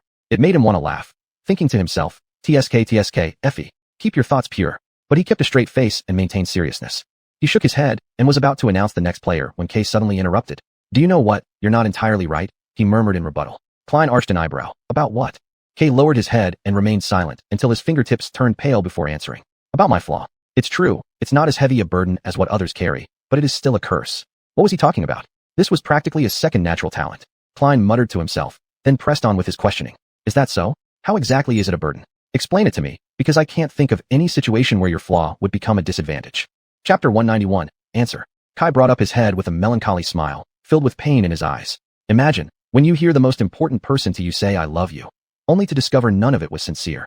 And imagine hearing encouraging words from friends, only to realize they secretly wish for your failure and misfortune. His breath trembled slightly as he spoke, and he let out a sigh at the end. Sometimes ignorance is true happiness, Cullen. After I returned from my first nightmare, I had to face the reality. Most people in my life are not what I originally thought them to be. Their smiles hide ugliness and malice. Kai raised his hand and pointed at his heart, continuing. And because of who I am, and my condition, I'm always surrounded by a group of people. But after seeing their true faces, I can't help but feel, well, if I have to put it this way, if I could choose, I'd rather forever believe naively in everything and remain completely unaware of the truth. His voice gradually deepened until all that remained was the suppressed pain, like a viscous fog spreading around without dispersing. But suddenly, Kai forced a laugh despite the anguish. That's why I particularly enjoy being with you, Cullen. No matter how strange the things you tell me are, they're all the truth. I've never met someone as straightforward and foolish as you. I'm really glad I met you. Cullen's expression turned awkward, shifting uncomfortably in place, thoughts running through his mind. Was he just calling me foolish? At this moment, he realized once again how underestimating the viciousness of the curse was so easy. Perhaps to him, such flaws could be seen as tools for strategic advantage. But for someone like Kai, who always attracts the worst attention from others, the suffering these flaws bring must be truly unimaginable. Damn curse. The person who wove this curse must surely be a thoroughly depraved pervert. And eventually, Kai would discover that Cullen isn't the honest person he thinks he is. But before then, allowing this naive fool to keep believing his own naive thoughts is ultimately beneficial and harmless. With a tinge of guilt, Cullen turned, his gaze sweeping over Castor as he shouted loudly. Next, Castor was looking solemnly at Rufus. Hearing Cullen shout, he turned his head and glanced at them, shaking his head in refusal. It seems he doesn't want to participate in this game. A bitter sourness spread through Cullen's heart. Among their party of 6, already 4 of them had publicly confessed their shortcomings to others, either out of necessity or based on trust. Only himself and Castor were exceptions. Cullen's desperate attempts to conceal his shortcoming was inevitable, but what was Castor's motive? This seemed contrary to his upright and reliable persona. He appeared so devoted to Rufus and the team, yet still kept secrets. This was indeed peculiar. Is his reason the same as Cullen's? Is it because exposing the flaw would reveal an extremely critical weakness? Or is there another reason entirely? Maybe, he simply doesn't trust the team members as much as he appears to. If that's the case, why did he join in the first place? Cullen shook his head, deciding to set aside these doubts for now. It made no sense to dwell on them now. Without more information, any conclusion drawn would essentially be meaningless. Adjusting his emotions, Cullen turned to Casey with a smile, asking, Casey, would you like to give it a try? The girl pondered for a while, lowering her gaze before standing up and walking toward him. As she stepped closer, Cullen's mind went blank momentarily, recalling a conversation they had long ago. Back then, Casey had told him knowledge might well be the heaviest burden in the world. Her flaw and Kai's were different in form, but surprisingly similar in essence. They were both trapped in the prison of truths they didn't wish to know but couldn't escape, forever bearing the weight those truths carried. Cullen was suddenly startled, carefully reflecting, and increasingly feeling that everyone in the group seemed connected by an invisible thread. Their experiences reflected each other like mirrors, outlining similar contours, yet vastly differing. For instance, Cullen never lies, whereas Kai can see through any lie. Rough Fist is the light, while he dwells in the shadows unexposed to it. Casey lost her sight, yet he had eyes akin to two pairs. Rough Fist vowed to destroy the curse, but Ephraim regarded here as his paradise. Such arrangements. Are these all clever manipulations of fate? Or am I merely finding correlations where there aren't any? After all, humans do tend to seek connections between things. After sorting out everything, the only exception seemed to be Castor. There were no apparent links between him and anyone else. Why was that? Casey sat down in front of Cullen, pulling him out of his swirling thoughts. Cullen managed to force a smile. Oh right. As I was saying, the roles may have switched already. So what would you like to ask? Casey slightly raised the corner of her mouth, looked up towards the direction of the shadow, and softly said, My question is, if I were to ask Cullen which one of you has the treasure, what would he say? Cullen understood, silently giving the stone its orders. The stone immediately mimicked his unique, slightly amusing yet deep voice saying, The shadow has it. The sound echoed in the air with a bit of intentional drag. Casey nodded lightly, looking at Cullen. Her delicate face resembled that of a porcelain doll. The current hint of joy added an extra touch of vitality. Cullen, the treasure is with you. Hand it over. As she spoke, she extended her hand, her face showing both anticipation and certainty. Seeing this, Cullen helplessly sighed and reluctantly placed the crystal core into her palm, lifelessly offering praise. Congratulations, Casey. You're really good. Casey grabbed the crystal core and giggled. On the other side, Effie suddenly poked her head over, eyes wide with confusion and astonishment. What? It was that simple. She stared tightly at Casey, as if trying to look straight through her. How did you do it? Casey stifled her laughter, gripping the crystal core slightly harder. With a crack, the crystal core shattered into fine beams of light, merging into her palm as she absorbed its power while shaking her head with a laugh, and explained. In fact, it's quite simple. No matter who you ask about another person's answer, their response will always be the opposite of the correct answer. If an oracle tells the truth, then a demon must turn that truth into a lie, and vice versa. Do you understand what I mean? Effie furrowed her brows, stunned for a while, and then shook her head. I don't get it. All these words you've been saying sound familiar, but I haven't understood a single thing. What are you even trying to say? Casey gently covered her lips, letting her laughter seep through her fingers. Well, when you're free, you should give it some thought. Or, according to your method, next time Cullen tries to fool you with riddles like this, just beat him up and be done with it. After finishing her words, she walked away lightly like a fluttering butterfly, happily heading off. Cullen stood frozen, his eyes fixated on her retreating back. She actually said that. Effie scowled unhappily, her eyebrows knitted together as she glared angrily at Cullen. Yes, and next time, I might just do that. Her face turned pale. This is fair competition. Don't be such a sore loser. Effie tilted her mouth and gave a mischievous grin. Sore loser? We'll see who ends up in agony after I'm done with you. I'm wondering, what kind of pain was she referring to? Ugh, why am I even thinking about this? Cullen stood up, shooting Effie a sidelong glance, let out a cold snort, and threw out a threat. Who'll take down whom isn't certain yet. Don't flatter yourself, skinny stick. After speaking, he turned around with an air of disdain, though his footsteps were unusually fast. As the day drew to an end, with the memories recovered, everyone was almost fully dressed, putting on their clothes and armors respectively. To Cullen, this seemed rather regrettable. Of course, purely from an aesthetic perspective.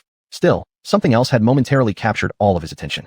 At the edge of the marble archway, Luffy and Castor stood facing each other, the sharp glint of their long swords akin to the frost blades of winter, interweaving in the air creating a chilling atmosphere.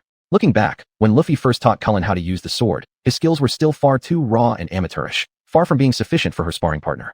By the time he finally gained enough skill to manage in combat practice, their fragile and complicated relationship had become dangerously unstable. Therefore, aside from that brief clash on the Grey Dirt Hill, they had never truly crossed swords before. It appeared now that Luffy had probably found a worthy sparring partner. Castor not only replaced Cullen as her capable assistant, but also filled the various roles that Cullen was either unwilling or unsuitable to play before. This works out well for both of them. Right at that moment, they were standing face to face, their gazes colliding in the air, poised to strike. Even without an invitation, Cullen shamelessly walked over to them, finding a suitable spot, and sat down by himself, ready to enjoy the upcoming show. He was very interested in observing the two of them in combat. He had heard that inheritors received combat training from a young age. Watching their exchanges undoubtedly could elevate his understanding of style and techniques further. Not to mention, he was especially looking forward to the outcome of this match. The last time Cullen witnessed their confrontation, Luffy had lost, but it was more of a narrow defeat. Back then, she hadn't even utilized her innate abilities, and today, Cullen felt that things might not change too much. Luffy's flames could be used for healing wounds as well as bringing the ultimate destruction. Unfortunately, due to certain limitations, she couldn't employ them during training. Chapter 192, There Must Be a Reason. Castor shot him a glance, his brows visibly knitting in displeasure. Was he irritated because Klein was about to learn some of his tricks, or because Klein had interrupted his solitude with Lufieff? Who cares? I don't give a damn. What are you doing here? Castor ground out through gritted teeth, his voice cold and hard like shards of ice. Klein shrugged. Watching you guys practice swordsmanship. What's the issue? Is this archway area part of your family's territory? Castor gave a sneer at the corner of his mouth before striding away, leaving behind these words. Do what you want. Lufieff lifted her gaze to glance at Klein, her eyes calm and without ripples, saying little. Still, it was clear she didn't mind, as if silently approving of his behavior.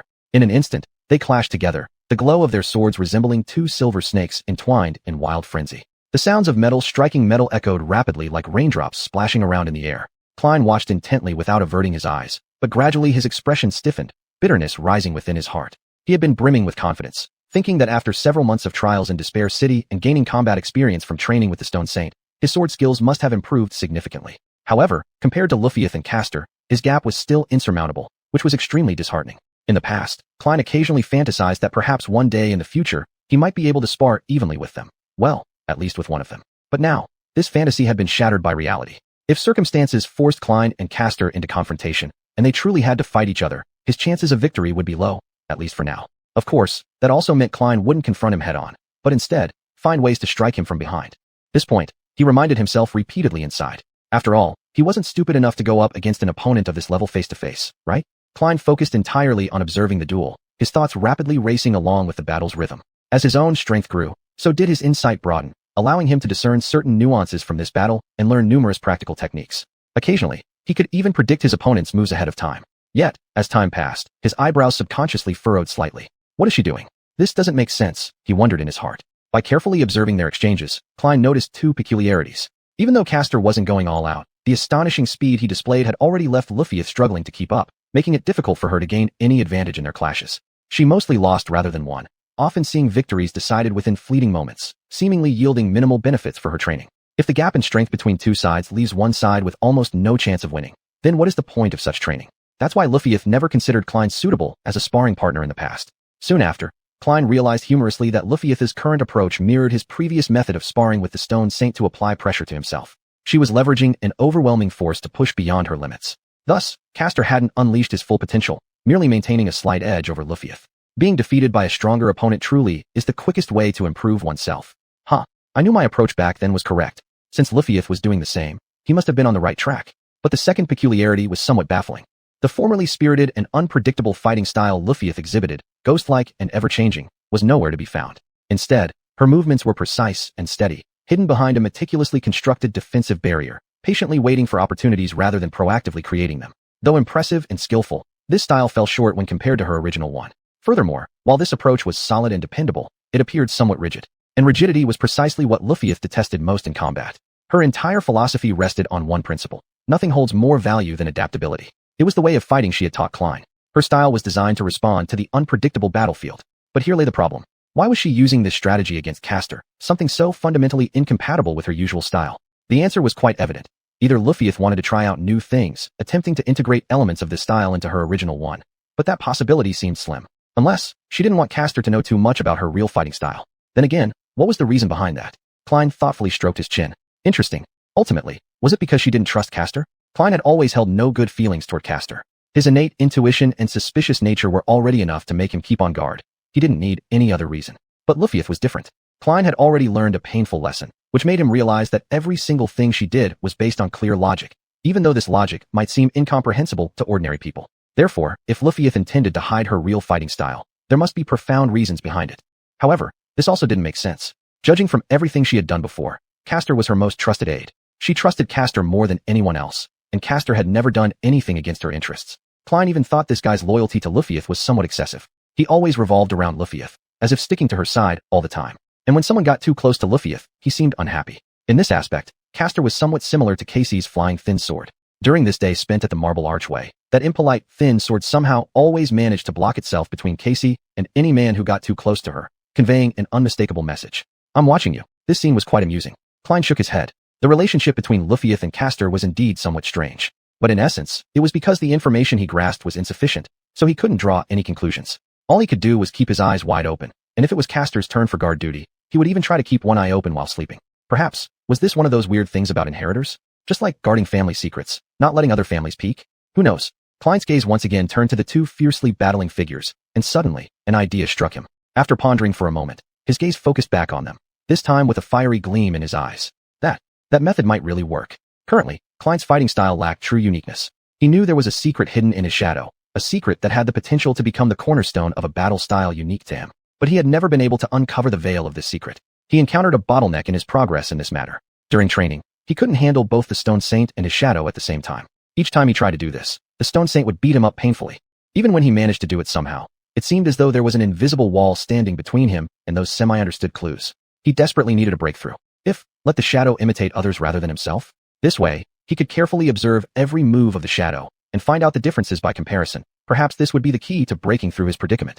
This method was definitely feasible. Just as Klein hoped they would pause to rest, an opportunity came. With a slight gesture, his shadow slowly moved on the white marble ground, approaching Castor, and then without hesitation, attached itself closely to his feet.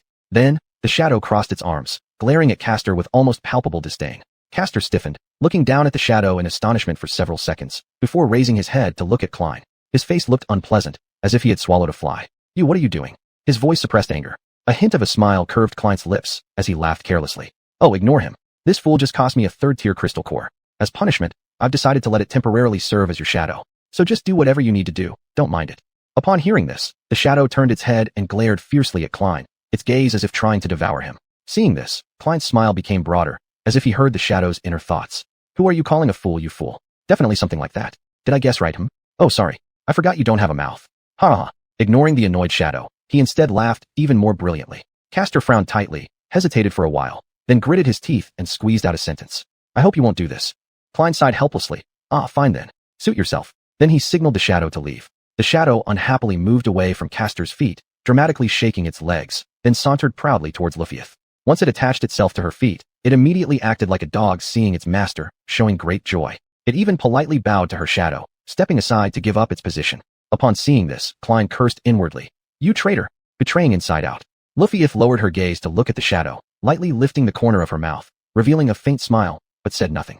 In an instant, the two were battling fiercely again. This time, Lufieth had two shadows behind her, her own and Klein's. Both of them were meticulously imitating her movements, but one of the shadows was slightly, almost imperceptibly, somewhat different. Klein fixed his gaze on it as if he wanted to burn two holes into the white marble. Not long after, a look of astonishment appeared in his eyes. I see it. I think I see it." In the subtlest differences between Lufieth's shadow and his own, he saw the key to breaking through. Chapter 193, Frank Admission. While observing the movements of the two shadows following Raffles, Claude finally grasped the essence of Shadow Waltz. Previously, he could only vaguely sense the subtlety of this dance step. It was as mysterious and sinister as a shadow, unpredictable in its transformations. However, the essence of a combat style lies in a framework built upon techniques and concepts, from which specific moves and actions derive to form unique schools. But Shadow Waltz was like intangible clouds, shapeless and ever-changing, making it difficult to extract an applicable framework. Claude's thoughts had sunk into confusion. He struggled to understand the underlying core concept behind the bizarre and changeable style that allowed it to be somewhat effective in real combat. How should he approach this intuitive feeling? And at that moment, he suddenly understood. The answer was so simple and clear that he almost burst out laughing. How could he not have realized this before? The core concept of Shadow Waltz was simply tied to the nature of shadows, deceptive and unpredictable, excelling in mimicry. Mentioning shadows, doesn't the first thought that comes to mind always involve mimicry? Shadows silently imitate object outlines, hiding outside the reach of light. The style of Shadow Waltz was mysterious, sinister, and ever-shifting. Its core framework revolved around stealing factors that made enemies strong and using these factors to kill them. To master Shadow Waltz, he would need to act more like a shadow. Claude's gaze landed on Raffles and Castor, but his mind was completely preoccupied with the sudden realization, leaving no space to pay attention to their sparring match. Shadow Waltz held infinite potential. If he could figure out a way to grasp it, he would be able to counter any combat style or technique targeted at him. He might even become an opponent impossible to predict, keeping enemies forever unsure of his next move. More importantly, this was just the foundation of Shadow Waltz. He still needed to expand it further, forming a concrete framework and reshaping himself accordingly. That would undoubtedly be a daunting task. Creating an original complete combat style from scratch would take years, if not decades. Claude was just at the beginning of this ambitious endeavor. Pioneering one's own school wasn't something achieved overnight. It was a long and arduous process requiring endless reflection and tempering through actual battles. But he wasn't disheartened. After all, he'd already taken the first step. It wasn't necessary for this combat style to be perfect before it could come in handy. Claude just needed it to reach a point where it could somehow be applied in real combat, even if partially. This alone would greatly enhance his abilities. He smiled faintly, inwardly grateful, but soon after, a worried look appeared on his face again. But how exactly do I start? The sun, appearing like a lazy fireball, slowly descended westward, almost touching the horizon. Claude sat alone in a corner, staring at his shadow like a motionless statue, his face creased with distress. When someone approached him, he remained lost in his thoughts for several seconds before snapping back to reality. His eyes carried a hint of bewilderment and caution as he wondered who dared disturb him. It turned out to be Raffles. At that time, the fading glow of the sunset outlined her elegant figure like the stroke of an artist's brush. She stood quietly for a moment before sitting down beside him. Claude blinked helplessly. Hey, Raffles. Raffles also inclined her head slightly toward him, politely responding. Hey, Claude. He patiently waited for a bit. Seeing her silence, he asked. Do you have something to say? Her lips curled up slightly, the warm yellow rays of the sunset blending with her smile. Her gaze held a bit of admiration as she spoke. It's nothing significant. I just wanted to mention that I saw you fighting in the tomb. You've improved a lot in the past 3 months. Good job. Claude grinned casually, chuckling lightly. That Despair City doesn't offer much peace anyway. I guess I must have improved somewhat, right? She shook her head, brushing aside strands of hair near her ear, her tone unusually earnest. Don't underestimate yourself. Very few people can progress as quickly as you have without a teacher. After some thought, Claude shrugged.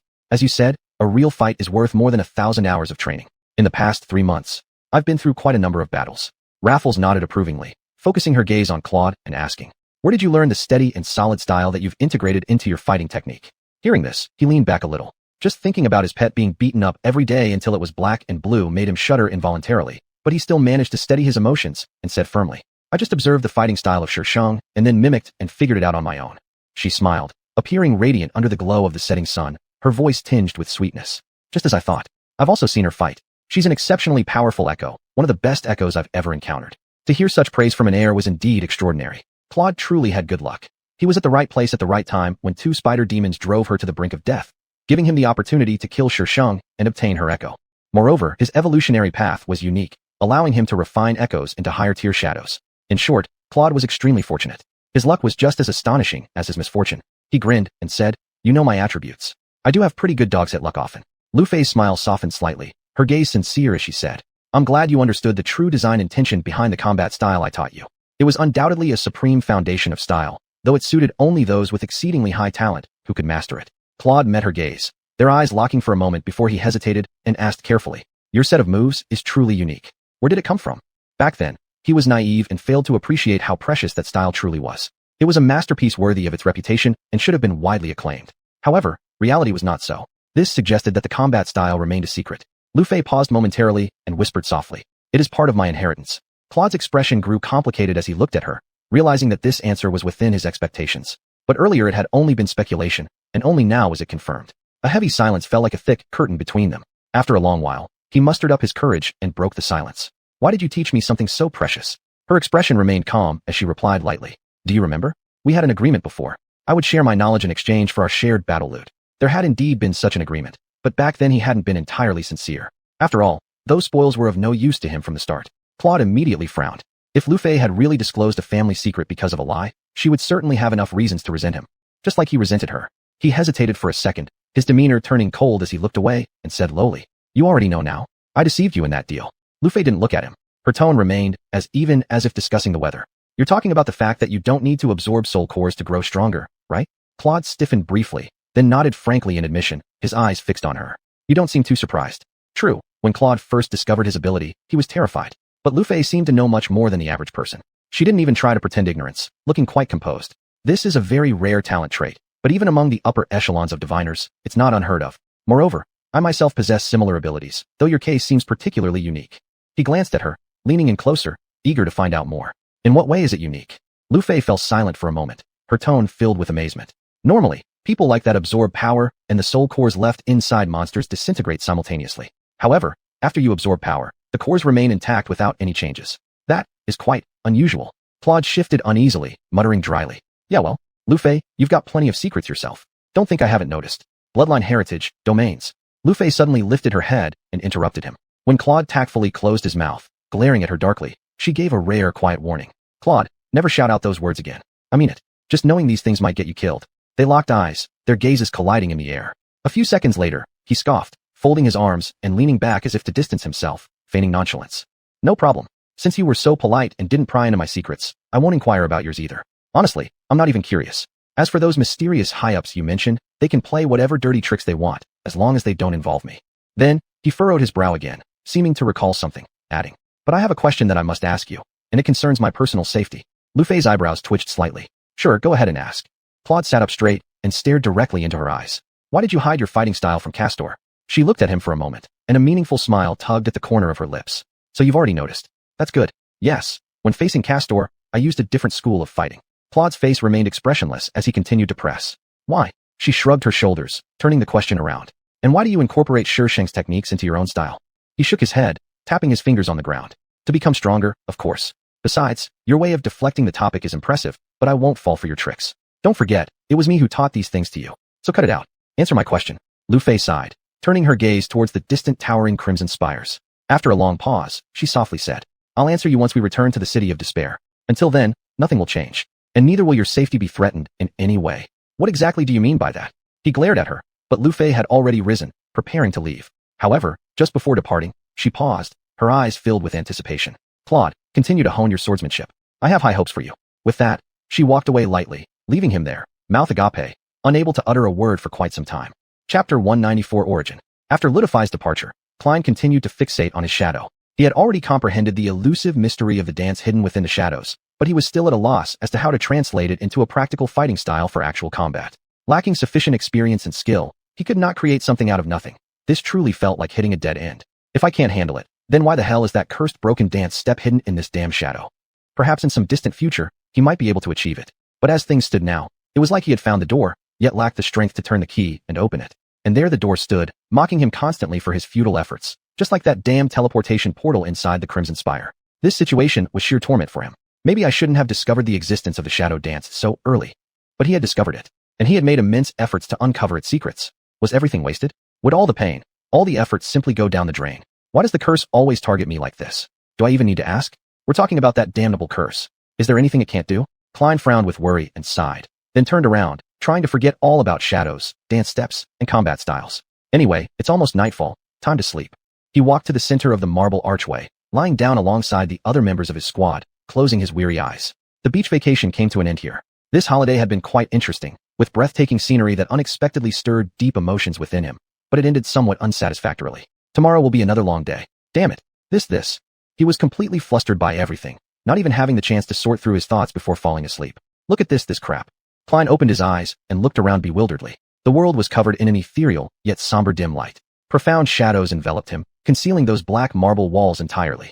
Through the towering pillars piercing towards the heavens, Klein saw a black sun burning in the void. Daybreak. No, wait, what walls? Where did these pillars come from?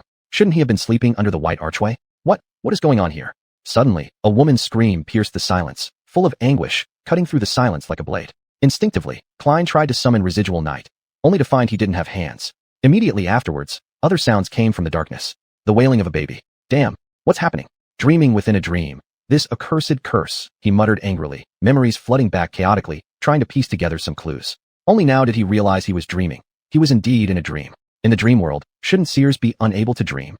Not good. When he realized he was dreaming, his first thought was that another soul tree had grown near the white archway. However, after panicking briefly, he quickly dismissed this idea. During the process where his spirit was corrupted by that ancient demon, he wasn't actually dreaming at all. Previously, he had mistaken fragments of conversations with Casey for dreams. But this time it was real dreaming. The surrounding dreamscape was nebulous and vast, wrapped in deep shadows. Above him, the sun was pitch black like the bottom of a pot, its dark red light swallowed by a sea of fiery clouds. However, not a single ray of light touched him.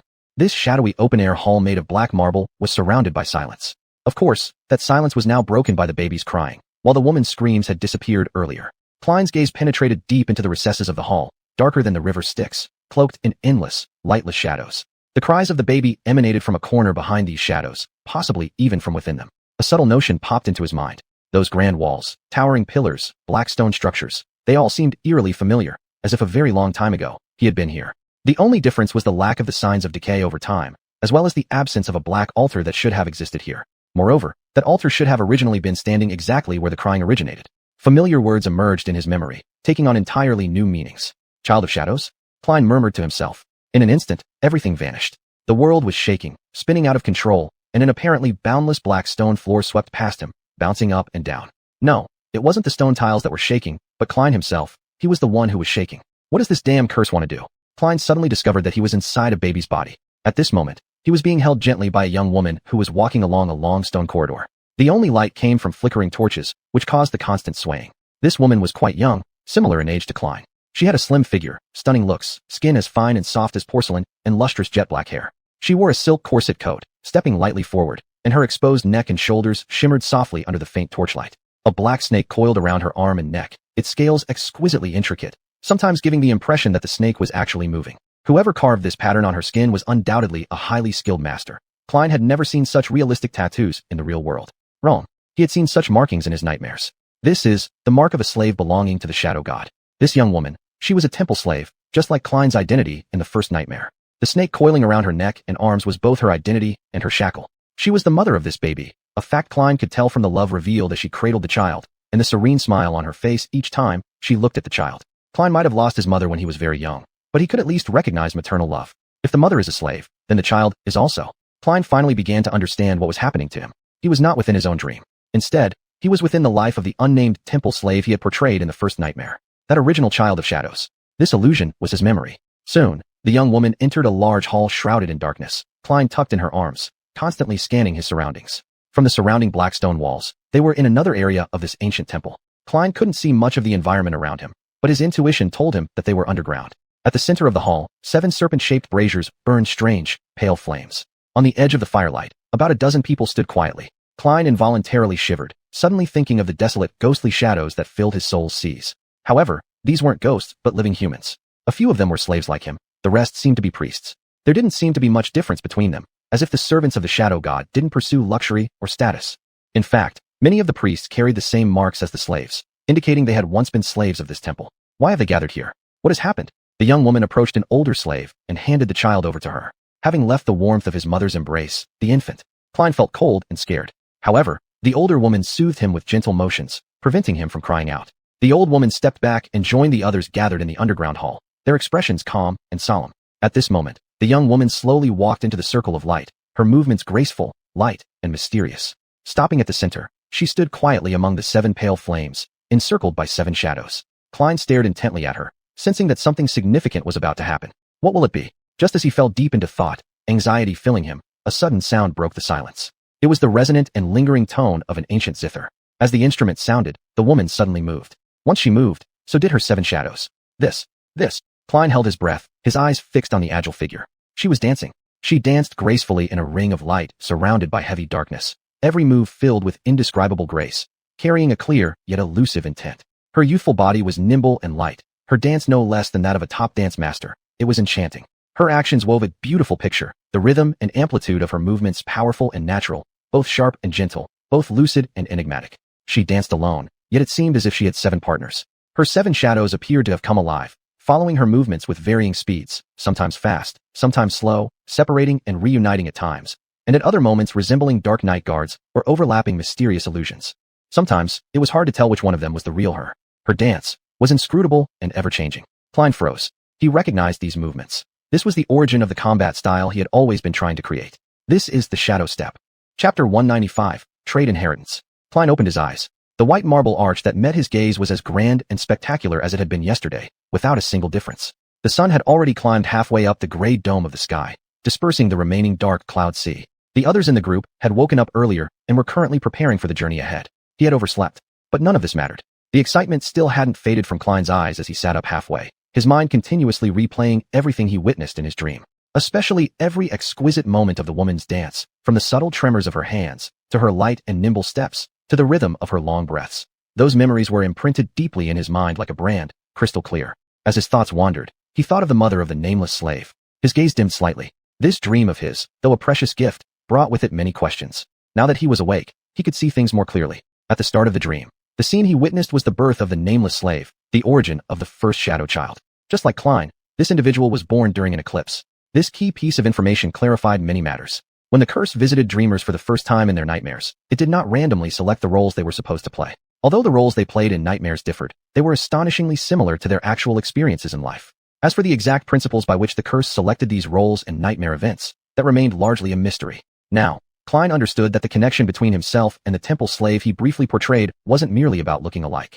Both of them were born under extremely rare circumstances. They both found themselves at the bottom of society, oppressed, unnoticed vermin struggling to survive in adversity without external assistance. They both lost their loved ones at a young age. The harsh suburban life claimed Klein's parents and sister, while the followers of the war god destroyed the nameless slave's childhood and home. Klein had no way of knowing what had happened to the beautiful dancer after the last shadow temple fell, but he felt certain that it couldn't have been good. With a sigh of despair, he lowered his head. Fate? This is fate. What he shared with the temple slave was a destiny that transcended cosmic space and time. He became increasingly convinced that the curse, in some sense, resonated with the strings of fate, perhaps even being woven by it. This brought him back to the void he experienced after completing his first nightmare. He turned his curious gaze toward the depths of the curse. There, countless stars spread out, forming what seemed like an unfathomably complex neural network structure woven together by endless streams of silver light. Could these be the strings of fate? He shook his head. Whatever they were, and whatever the true nature of the curse might be, these weren't things he could currently grasp or understand. At least not yet. Many people, most of whom were far more knowledgeable and intelligent than him, had attempted to explore it, but all failed without exception. It would be much wiser to focus on what he could accomplish within his reach. Shadow dance. Klein smiled. His fascination with the beautiful woman's dance wasn't just because it was breathtaking and captivating. His obsession, incomprehensible to others, stemmed from recognizing the origins of the fighting style hidden within his own shadow through her graceful movements. Originally, this wasn't any kind of fighting style, it was a dance. But isn't there a difference between fighting and dancing? In reality, at present, there wasn't any. People often joke that the methods used in fights between masters were akin to dancing, and this was no accident. Fundamentally, combat and dance were interconnected. When combat reached a level that made others marvel, it was as elegant as a dance. Conversely, if a dance was practiced to its ultimate degree, why couldn't it become a martial art? Klein was sure of his conclusion. He had grasped the essence of the shadow dance and understood its underlying principles. The memory of the dancer twirling with her 7 shadows provided him with the final piece of the puzzle, a complete sequence of actions, which he could use to create effective combat techniques. Although Klein couldn't master this art immediately, he already possessed all the elements needed to devise practical combat techniques. Of course, this wouldn't be easy. Even with a blueprint in his mind, he would need to invest a tremendous amount of time and energy, and he would spill plenty of blood, his own as well as that of his enemies, before he could transform the elegant dance of that woman into a bloody waltz written in blood. He couldn't even guarantee that he would succeed. But if he didn't give it a try, Klein would never feel at peace. The shadow dance would become his unique combat skill, and he was determined to bring it into reality. As if responding to his vow, the familiar murmurs of spells suddenly rang in his ears. When Klein realized what it was saying, his pupils contracted sharply, and shock and wild joy surged onto his face like waves. You have inherited a trait legacy, Shadow Dance. His eyes went vacant, his gaze aimlessly wandering as if his soul had been taken away by the sudden murmur. Trait inheritance. Did it really say that? He swallowed hard with difficulty, his voice trembling slightly. Every trait comes with an inheritance, but the number of people who can obtain it is minimal. The trait inheritance is distinctly different from the rewards brought by the first nightmare and subsequent nightmares, and also differs from the reward gained by dreamers when they first wake up from their nightmares. Each trait inheritance has its unique trigger conditions. Only when these conditions are met will the owner of the trait possibly gain the inheritance. And when all the conditions are fulfilled, they will be rewarded with a powerful holy relic. This is usually a memory perfectly aligned with their trait ability, and sometimes may even be a resonance. It's no wonder that families of inheritance aren't just a title. Although not every family owns a trait inheritance, most do. Moreover, because of obtaining trait inheritances, many such families laid the foundation for their establishment. To this day, some of the oldest and most powerful inheritance families may even possess several trait inheritances. However, gaining even one inheritance is far from easy. Most trait inheritances are claimed by extraordinary powers, then come the evolvers, and only a few special inheritances awaken the oracles. Obtaining a trait inheritance while still in the dreamer stage is practically unheard of. I guess, it's probably just like getting your true name in the first nightmare. Klein really couldn't believe his good fortune. Even though he had indeed put in great effort to master this skill, the results were still astonishing to him. But why wasn't his trait inheritance a memory, but rather a martial art? That's strange. Whatever. Klein quietly summoned the rune, anxiously searching for the newly acquired one. What he saw made his body tremble involuntarily. Chapter 196. Inheriting the Sacred Relic.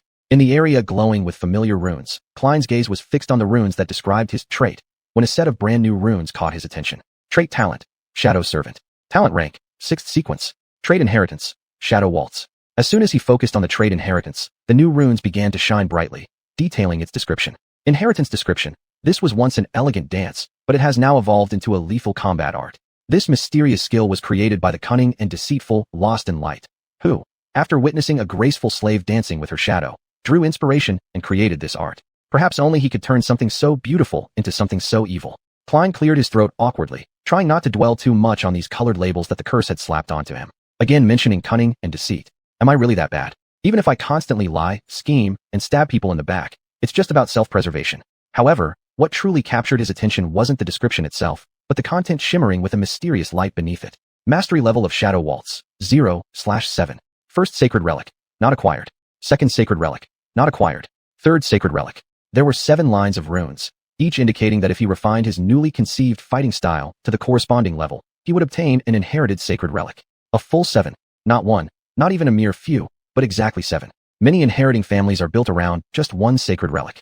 Klein couldn't help but imagine what he could accomplish if he had all 7 of them. Form a family, then mold it into the most powerful heritage family in the world? No, that would be putting all my eggs in one basket. It's better to create several families. Right. Since I can build 7 families, why stop at 1? Oh, wait.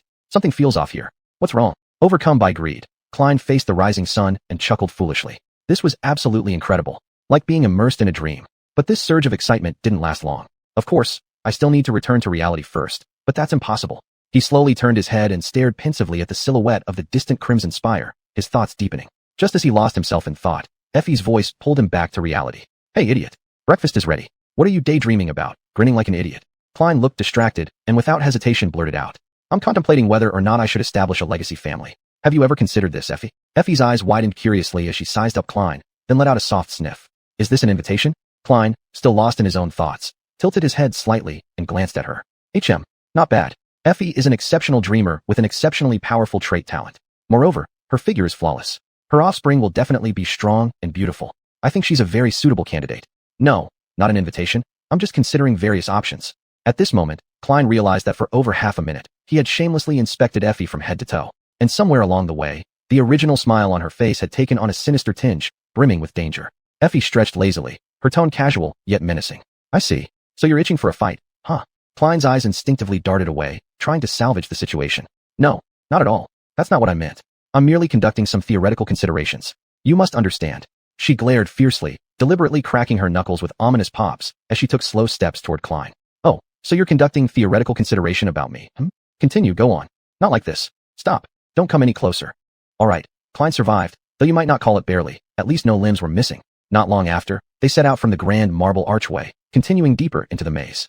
Luffy's had already informed him before setting off that there was a route both quick and relatively safe, leading straight to the southernmost point of the Forgotten Coast, a place where safety was already quite commendable. Without such a path, it would likely have taken them several months. Now, having distanced themselves from the City of Despair, Klein finally could not contain his curiosity any longer and decided to inquire about the route that was said to be both fast and safe. Upon learning the answer, he froze in place, watching helplessly as the group moved further and further away, trying to determine whether Luffy's was joking. Of course, she wasn't joking at all. In the end, he didn't ask anything else, merely waving his hand dejectedly. It would serve no purpose continuing this line of questioning. Since Luffy's had discovered this secret through Cassie's illusion and deemed the path viable, there was no reason for him to worry too much. After all, they were already committed and couldn't turn back. Besides, this expedition had proven quite rewarding for him. In just a few days, he'd collected a substantial amount of shadow fragments and a top-tier third sequence memory, not to mention his progress in Shadow Waltz and the consequent acquisition of his trait inheritance. They anticipated traveling south for about another week before finding the shortcut. The high grounds selected for night encampments along the way were carefully pre-planned according to the map of the Forgotten Coast drawn by Luffy's. To ensure the accuracy of the map and avoid being trapped deep within the labyrinth or drowning in the Black Sea, Klein and Effie even dispatched Kay during that week to scout all designated high grounds, ultimately confirming their exact placement on the map. Currently, the greatest threat they faced in the Forgotten Coast was the sudden onslaught of violent storms. However, with a seer present in their group, this risk was greatly mitigated. Cassie had also absorbed a large number of soul crystals and gained some control over her own talent. If extreme weather such as storms occurred, she would typically sense it. Of course, the common dangers associated with the labyrinth remained present. Moreover, as they ventured deeper, the situation gradually worsened. Chapter 197. Freezing is not an overnight occurrence. As they ventured deeper into the southern region of the Blood-Red Maze, the situation gradually became more severe. At first, those iron spiders didn't pose a significant threat to their top-notch hunting team. But as they advanced step by step, the sense of oppression from the iron spiders grew daily. Their numbers were growing exponentially and soon became a real threat. Furthermore, large-bodied and powerful spiders frequently emerged as leaders, bringing about endless troubles. The spider webs they used for hunting were also changing quietly. The metal-woven spider webs became increasingly fine, almost imperceptible, yet sharp enough to cut through armor or tear flesh apart, while still possessing astonishing resilience. The entire maze was covered in spider webs, transitioning in color from blood red to dark gray. These nearly invisible webs caused more injuries and bleeding among the team members than direct attacks from the spiders. Iron spiders were cunning by nature. They typically attacked only when humans were entangled in their webs, which gave the team members plenty of trouble. Amid this complex coral forest, countless other monsters lurked, waiting to ambush them at the right moment. What made these monsters dangerous was that the group knew nothing about their anatomy or abilities. Each battle was like gambling, often resulting in one or more members being seriously injured. But the situation could be barely held together mainly due to Lu Fei's and her eternal flame. Using this ability came at a heavy cost for her, but it was often worth it, especially when one of the team members was seriously injured and restricted in movement. More terrifying than the monsters in the labyrinth was the fact that if they couldn't reach higher ground before the towering waves swallowed the forgotten coast, that apocalyptic scene would become their final moments. Thanks to Lu Fei's talent, the group did not have to worry about anyone slowing down progress due to injury. Part of the reason, surprisingly, actually stemmed from the iron spiders themselves. Their unique hunting methods led to many monsters meeting their end while tangled in the webs. As they ventured deep into the iron spiders' territory, they discovered that carcasses with their bellies split open, or cocoons containing old remnants, became common sights. Thanks to these cocoons, they were able to study and deduce the types of monsters they might encounter in this area. Previously, the group had accidentally found similar monster corpses, taking time to research their strengths and weaknesses, thus avoiding many potentially fatal accidents. Blood arrows also played an indispensable role during this journey. Whether used by experienced archers or novices, the blood arrow's lethal power was formidable. The difference was that novice users often drained their own blood, quickly turning into desiccated, bloodless husks. When Kai first attempted using a blood arrow, its displayed power astonished even Kailan. At the time, they were facing a group of iron spiders, led by a massive spider creature, an awakened abomination within their clan, equivalent in status to a bone scythe carrion beast. These creatures were larger, almost entirely covered in thick iron-plated armor, making it difficult even for Castor's enchanted sword to breach their defenses. Moreover, these beasts were incredibly fast, making it exceptionally challenging to find an opening in their armored seams. Kailan was simultaneously dealing with two smaller iron spiders, while Shang was handling the third one. His shadow remained ever vigilant for any movements behind him. So the moment that cunning monstrosity disengaged from Lu Fei's side and lunged at him, its jaw moved rapidly, seemingly eager to taste human flesh. Kailan calmly prepared to evade, his muscles tensed, his eyes slightly narrowed. Suddenly, a whistling sound rang out from behind him. A sinister black arrow tore through the air. The arrow shaft was made of glossy black wood, the fletching pitch black, and the arrowhead an ominous white, resembling a tooth carved from some horrifying creature's bones, akin to a razor-sharp fang. This arrow effortlessly pierced through the spider's thick iron plates, embedding itself deeply within its body. Even though Kai's shot had been slightly off, missing the head and striking the abdomen instead, the results were still devastating. The beast started convulsing weirdly mid-air, stumbling after landing. It tried to charge forward again, but lost consciousness and collapsed weakly to the ground. Its legs flailed helplessly for a few seconds before ceasing all motion. Its movements gradually stopped, its body stiffening and tightening, drying out like a newly made mummy. Within just a few breaths, it looked completely drained. Kailan involuntarily sucked in a cold breath, startled by this terrifying sight. Instinctively, he glanced at his left arm, fear welling up inside him. Had it not been for the Dreamweaver's blood, he might have ended up as a desiccated corpse too. He might have the determination to chop off his own arm and thus survive, but if he hesitated for even a few seconds, it was better not to think about it. Regardless, he should be grateful that the blood arrow was now on their side. Not far away, Kai, who was floating in midair, let out a muffled groan. Kailan had no idea what it felt like to have one's blood magically drained and then suddenly flow back into the body, but he guessed it wasn't a pleasant experience. Moreover, there was another issue. If Kai's blood was used to make this blood arrow, and when he hit a target, the blood flowed back into him, then, where did the blood go from the creature? He wasn't sure if he wanted to know the answer. With Kai wielding this sinister blood arrow memory, they would have an easier time dealing with the iron spiders and other monsters. The blood arrow didn't need a high-tier core to activate its enchantments, so Kai could fully unleash its power. Though Kailan still harbored some regret over having to give up such an intimidating trump card, he was more certain than ever that his choice was the right one. And just like that, 6 days passed in the blink of an eye. During this time, he hadn't gained any new memories, but he had accumulated 18 shadow fragments. By now, his core had gathered a total of 340 shadow fragments. Though his physical prowess still couldn't match the state before creating the Shadow Stone Saint, he was getting closer and closer. On the evening of the 6th day, the exhausted and blood-streaked group finally reached the first stop of their expedition journey. Faced with the scene before them, Kailan slowed his steps, eyes widening slightly, and thought inwardly. As expected, ahead of them, the ground had split open, forming a colossal fissure. The canyon stretched deep into the earth, and Kailan had to squint to barely make out the opposite shore. Blood-red coral clung to the canyon walls as if streams of blood were cascading down from the edges. Once upon a time, a magnificent white stone bridge spanned the canyon, connecting the two shores. But now, the bridge had long collapsed, leaving only its foundation standing in place. Staring at the remnants of the broken bridge, Kailan reflected and realized that somewhere beneath their feet, there must have once been a path to walk on. This road led straight to the main gate of Despair Ancient City, using the grand white stone bridge to cross the canyon, and then passing through towering white marble arches. After careful thought, he noticed that the headless knight, the gray soil hill, and the elegant statue that saved him twice nearly formed a straight line. Perhaps, there was another similar route leading east. However, the moment this idea surfaced, it quickly vanished from his mind. All his attention was captured by the remnants of the stone bridge, because there, a majestic warrior statue stood ahead.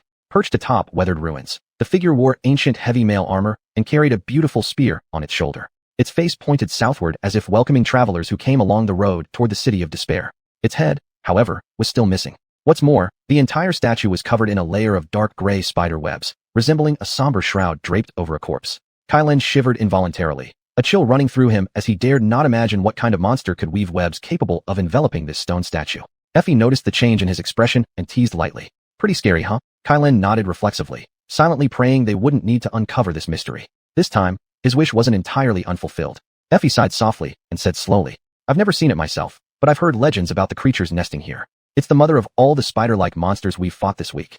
A truly terrifying nightmare being, as big as a house, and its exact tier is unclear.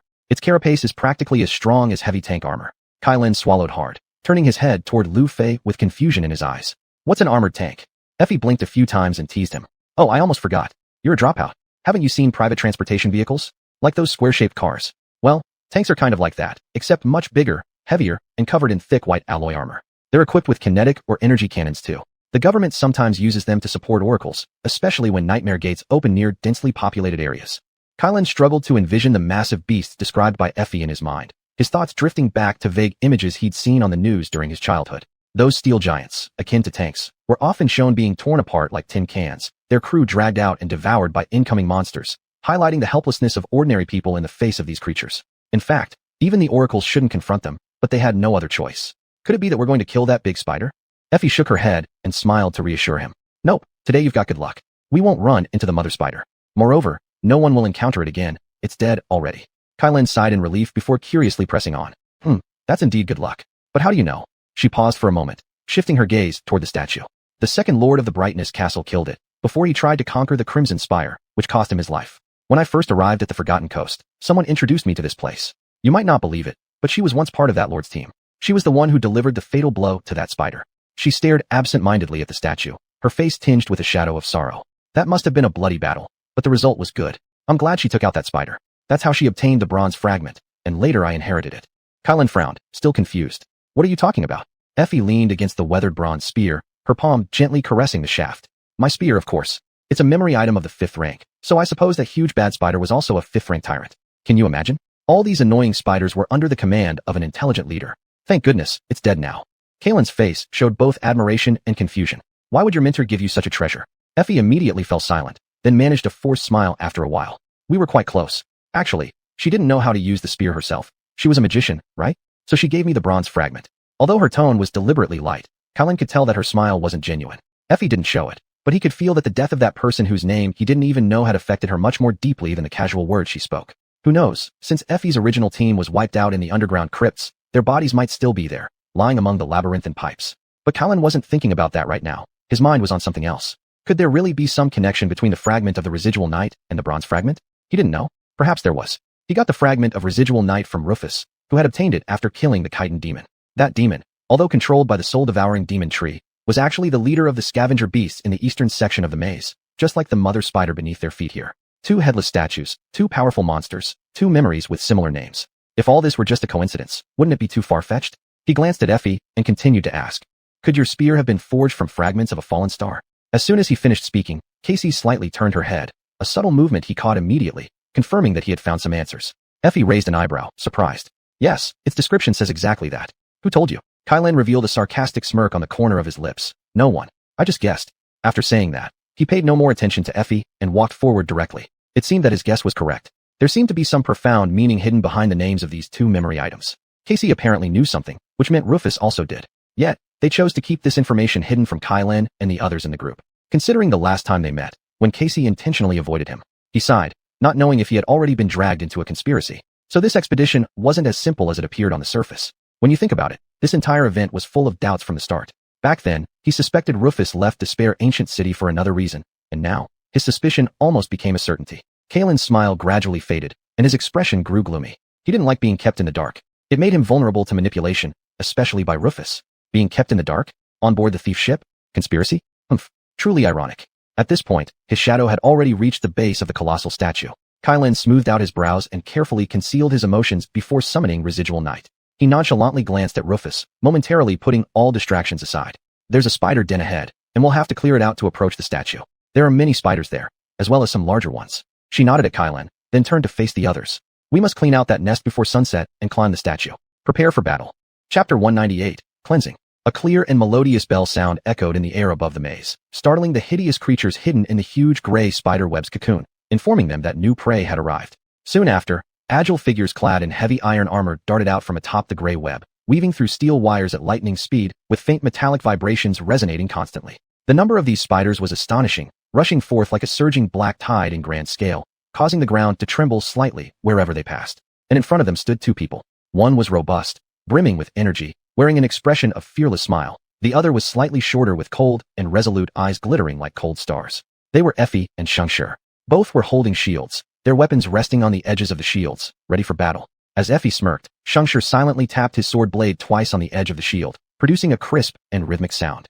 Seemingly as a response, a fierce black arrow shot out swiftly from behind, hitting one of the lead spider's eyes with perfect accuracy. That monster cried out in anguish, its legs buckling before it thunderously fell to the ground, forcing the monsters following behind to either hastily dodge or trample over its massive body. In the blink of an eye, the swarm of spiders surged forward like raging waves crashing against the small defensive wall formed by the two shields. Under the dim gray sky of the Forgotten Coast, the clamor of metal collisions resounded deafeningly, akin to thunderclaps splitting the distant heavens. The monsters came in endless waves, but Effie and Xuanhuan held their ground, for now, at least. Just as the momentum of the iron spiders started to slow down, Lu Fei and Cast quietly emerged from the flanks and launched a surprise attack on these monsters. At the same time, a stone sword and a bronze spear lunged out fiercely from behind the shields. Black blood splattered, resembling specks of ink sprayed around. Claren appeared ghost-like behind the throng of monsters, silently moving within the shadows, advancing swiftly to strike them from behind. The cold glint of dusk would often flash, taking away another creature with every appearance. You have killed an awakened beast. He paid no heed to that prompt, dancing violently among the spider swarm like a madman. His wakizashi left streaks of fleeting shadows, severing several spider limbs consecutively and severely injuring one more before the spider swarm finally reacted to his cunning ambush. This isn't cunning, it's just smart. With Effie and Xuanhuan defending at the front line, Lu Fei and Cast attacking from the flanks, and Claren mopping up at the rear, these grotesque spider beasts were now surrounded on all sides. Yeah, kind of. Of course, a small group of mere dreamers, even with their own monster ally, could never truly encircle so many powerful nightmare beasts. Whether surrounded or not, once these iron spiders realized the situation, they could easily crush the team and tear them apart. Especially Claren, isolated deep within the hostile throng of ferocious monsters. Should the spiders shift their targets, he'd be dead within moments. Another black arrow struck a massive spider's abdomen like a bolt of black lightning. Claren cursed under his breath, quickly dodging beneath the spider's scythe-like leg, then thrusting his sword straight into the creature's gaping, saliva-dripping mouth until it penetrated its head. You have. Claren didn't even have the chance to pull his sword back from the corpse. He promptly let go of the hilt and leapt backward, narrowly avoiding being crushed by another monster. Their meager advantage was slipping away rapidly, and soon enough, the spider horde would undoubtedly respond. During this brief period, they had already eliminated over 10 spiders, yet far too many remained, still enough to rip them to shreds. Claren, without particularly focusing on Lu Fei, could keenly perceive the subtle changes in her movements. The voice cultivated during their labyrinth adventure months ago still existed. They needed no verbal communication to perfectly coordinate, as if they were originally two parts of a single whole. Even though cracks had appeared in their relationship, this synergy felt stronger than ever before. Perhaps because their understanding of each other had become deeper, whether good or bad. Fighting alongside Lu Fei again made him rediscover the old familiarity. Before the spiders could turn the tide and tilt the situation in their favor, Effie and Xuanhuan suddenly dodged aside. Lu Fei, Cast, and Claren were poised for action. Cassie stood behind the makeshift shield wall, her hands raised high holding a coral staff, the elegant rapier dangling from her shoulder, swaying slightly with its tip pointed directly at the spider crowd. She swung down the coral staff, activating the magic contained within. Instantly, a powerful hurricane roared into life, sweeping like an invisible giant dragon toward the swarm of monsters, blowing several spiders off balance and kicking up clouds of dust. Though the force of the wind was not enough to completely unbalance the creatures, nor cause them any substantial harm, that was never their intention anyway. Spiders in reality possess an extremely keen sense of hearing. Despite having no such organ as ears, they can perceive vibrations from sound waves. They are also highly skilled architects, able to sense the movements of prey from a distance by detecting vibrations through special strands woven into their webs. The spiders before them were much the same. The gust had whipped up sand and mud, causing every web around them to shake violently, instantly disorienting them. This was the perfect opportunity everyone had been waiting for. In an instant, they retaliated with unwavering determination, viscous black blood splattering and flowing across the ground, the air thick with a sharp, foul stench. Claren had already gripped his icy tanto tightly again, at this moment carving open the belly of a spider that had driven him back earlier. You have killed. By the time the spiders regained their senses, another large number of them had already fallen. Still, There were far too many when viewed all at once. Next, the battlefield descended into chaos. The situation so urgent there was simply no time to devise intricate plans or implement complex tactics. Each member of the team was engaged simultaneously by multiple enemies, battling with desperation against foes superior in both individual strength and numbers. Only Shang remained calm and composed, his expression indifferent, moving gracefully like a purely dark and elegant phantom among the swarm of spiders. The battle fragmented into several intense and terrifying mini-battlefields. Kai tried to provide support from the air, eyes wide with anxiety as he circled above, seeking an appropriate moment to strike.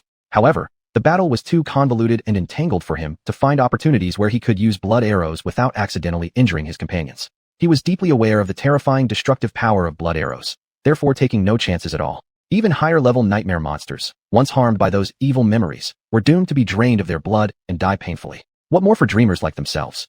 At present, the people on the ground could only rely on themselves. Claren was struggling against two steel-armored monsters, his heart filled with anger. These damn things moved way too fast. His gaze darted over the creature's steel armor, struggling to pinpoint openings, which proved very difficult.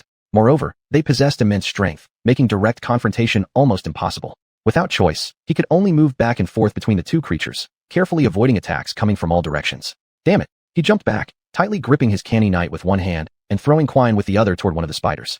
The creature effortlessly evaded it, continuing its attack, its blade about to sever Claren's hand clean off. With no alternative, he had no choice but to awkwardly retreat again. Behind the monster, Xuanhuan was still spinning. In the blink of an eye, it drew an elegant arc in the air, returning like a boomerang. Unfortunately, just like Earth spiders, these creatures had nearly omnidirectional vision.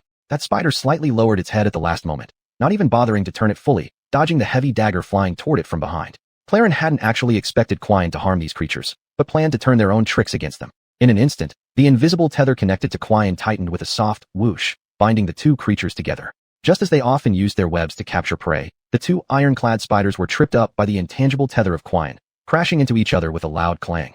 Claren seized the chance to step forward, and Canny Knight sang the song of slaughter. A flash of light, and two grotesque heads tumbled skyward, trailing splashes of black blood. You have killed an awakened beast, Iron Spider. Your shadow has become stronger. He kicked one head away with his foot, then quickly looked around sharply, searching for new enemies. But no more enemies came to surround him. You have killed an awakened beast, Iron Spider. Your shadow has become stronger. You have gained a memory. The distant Iron Spider web cocoons were now empty. The bodies of the creatures that had previously resided here lay scattered haphazardly on the ground, black blood slowly seeping out of their forms, releasing a pungent, fishy odor. The team had thoroughly cleared out this nest of creatures. They had won. Finally, the danger passed. Claren sighed in relief, his legs giving out beneath him as he knelt on the ground, panting heavily. The fierce battle against those spiders did not last long, but his stamina was almost completely depleted. Those few minutes of combat, so intense, almost made him feel as if he were in the underground crypt. I'm not strong enough yet. He sighed, summoning his runes to check the number of shadow fragments. Shadow fragments. 362/1000. Not bad. Cleaning out the spider den had earned him 22 fragments. The 5 iron spiders he personally killed contributed 10 fragments, while the 12 others were claimed by Shang.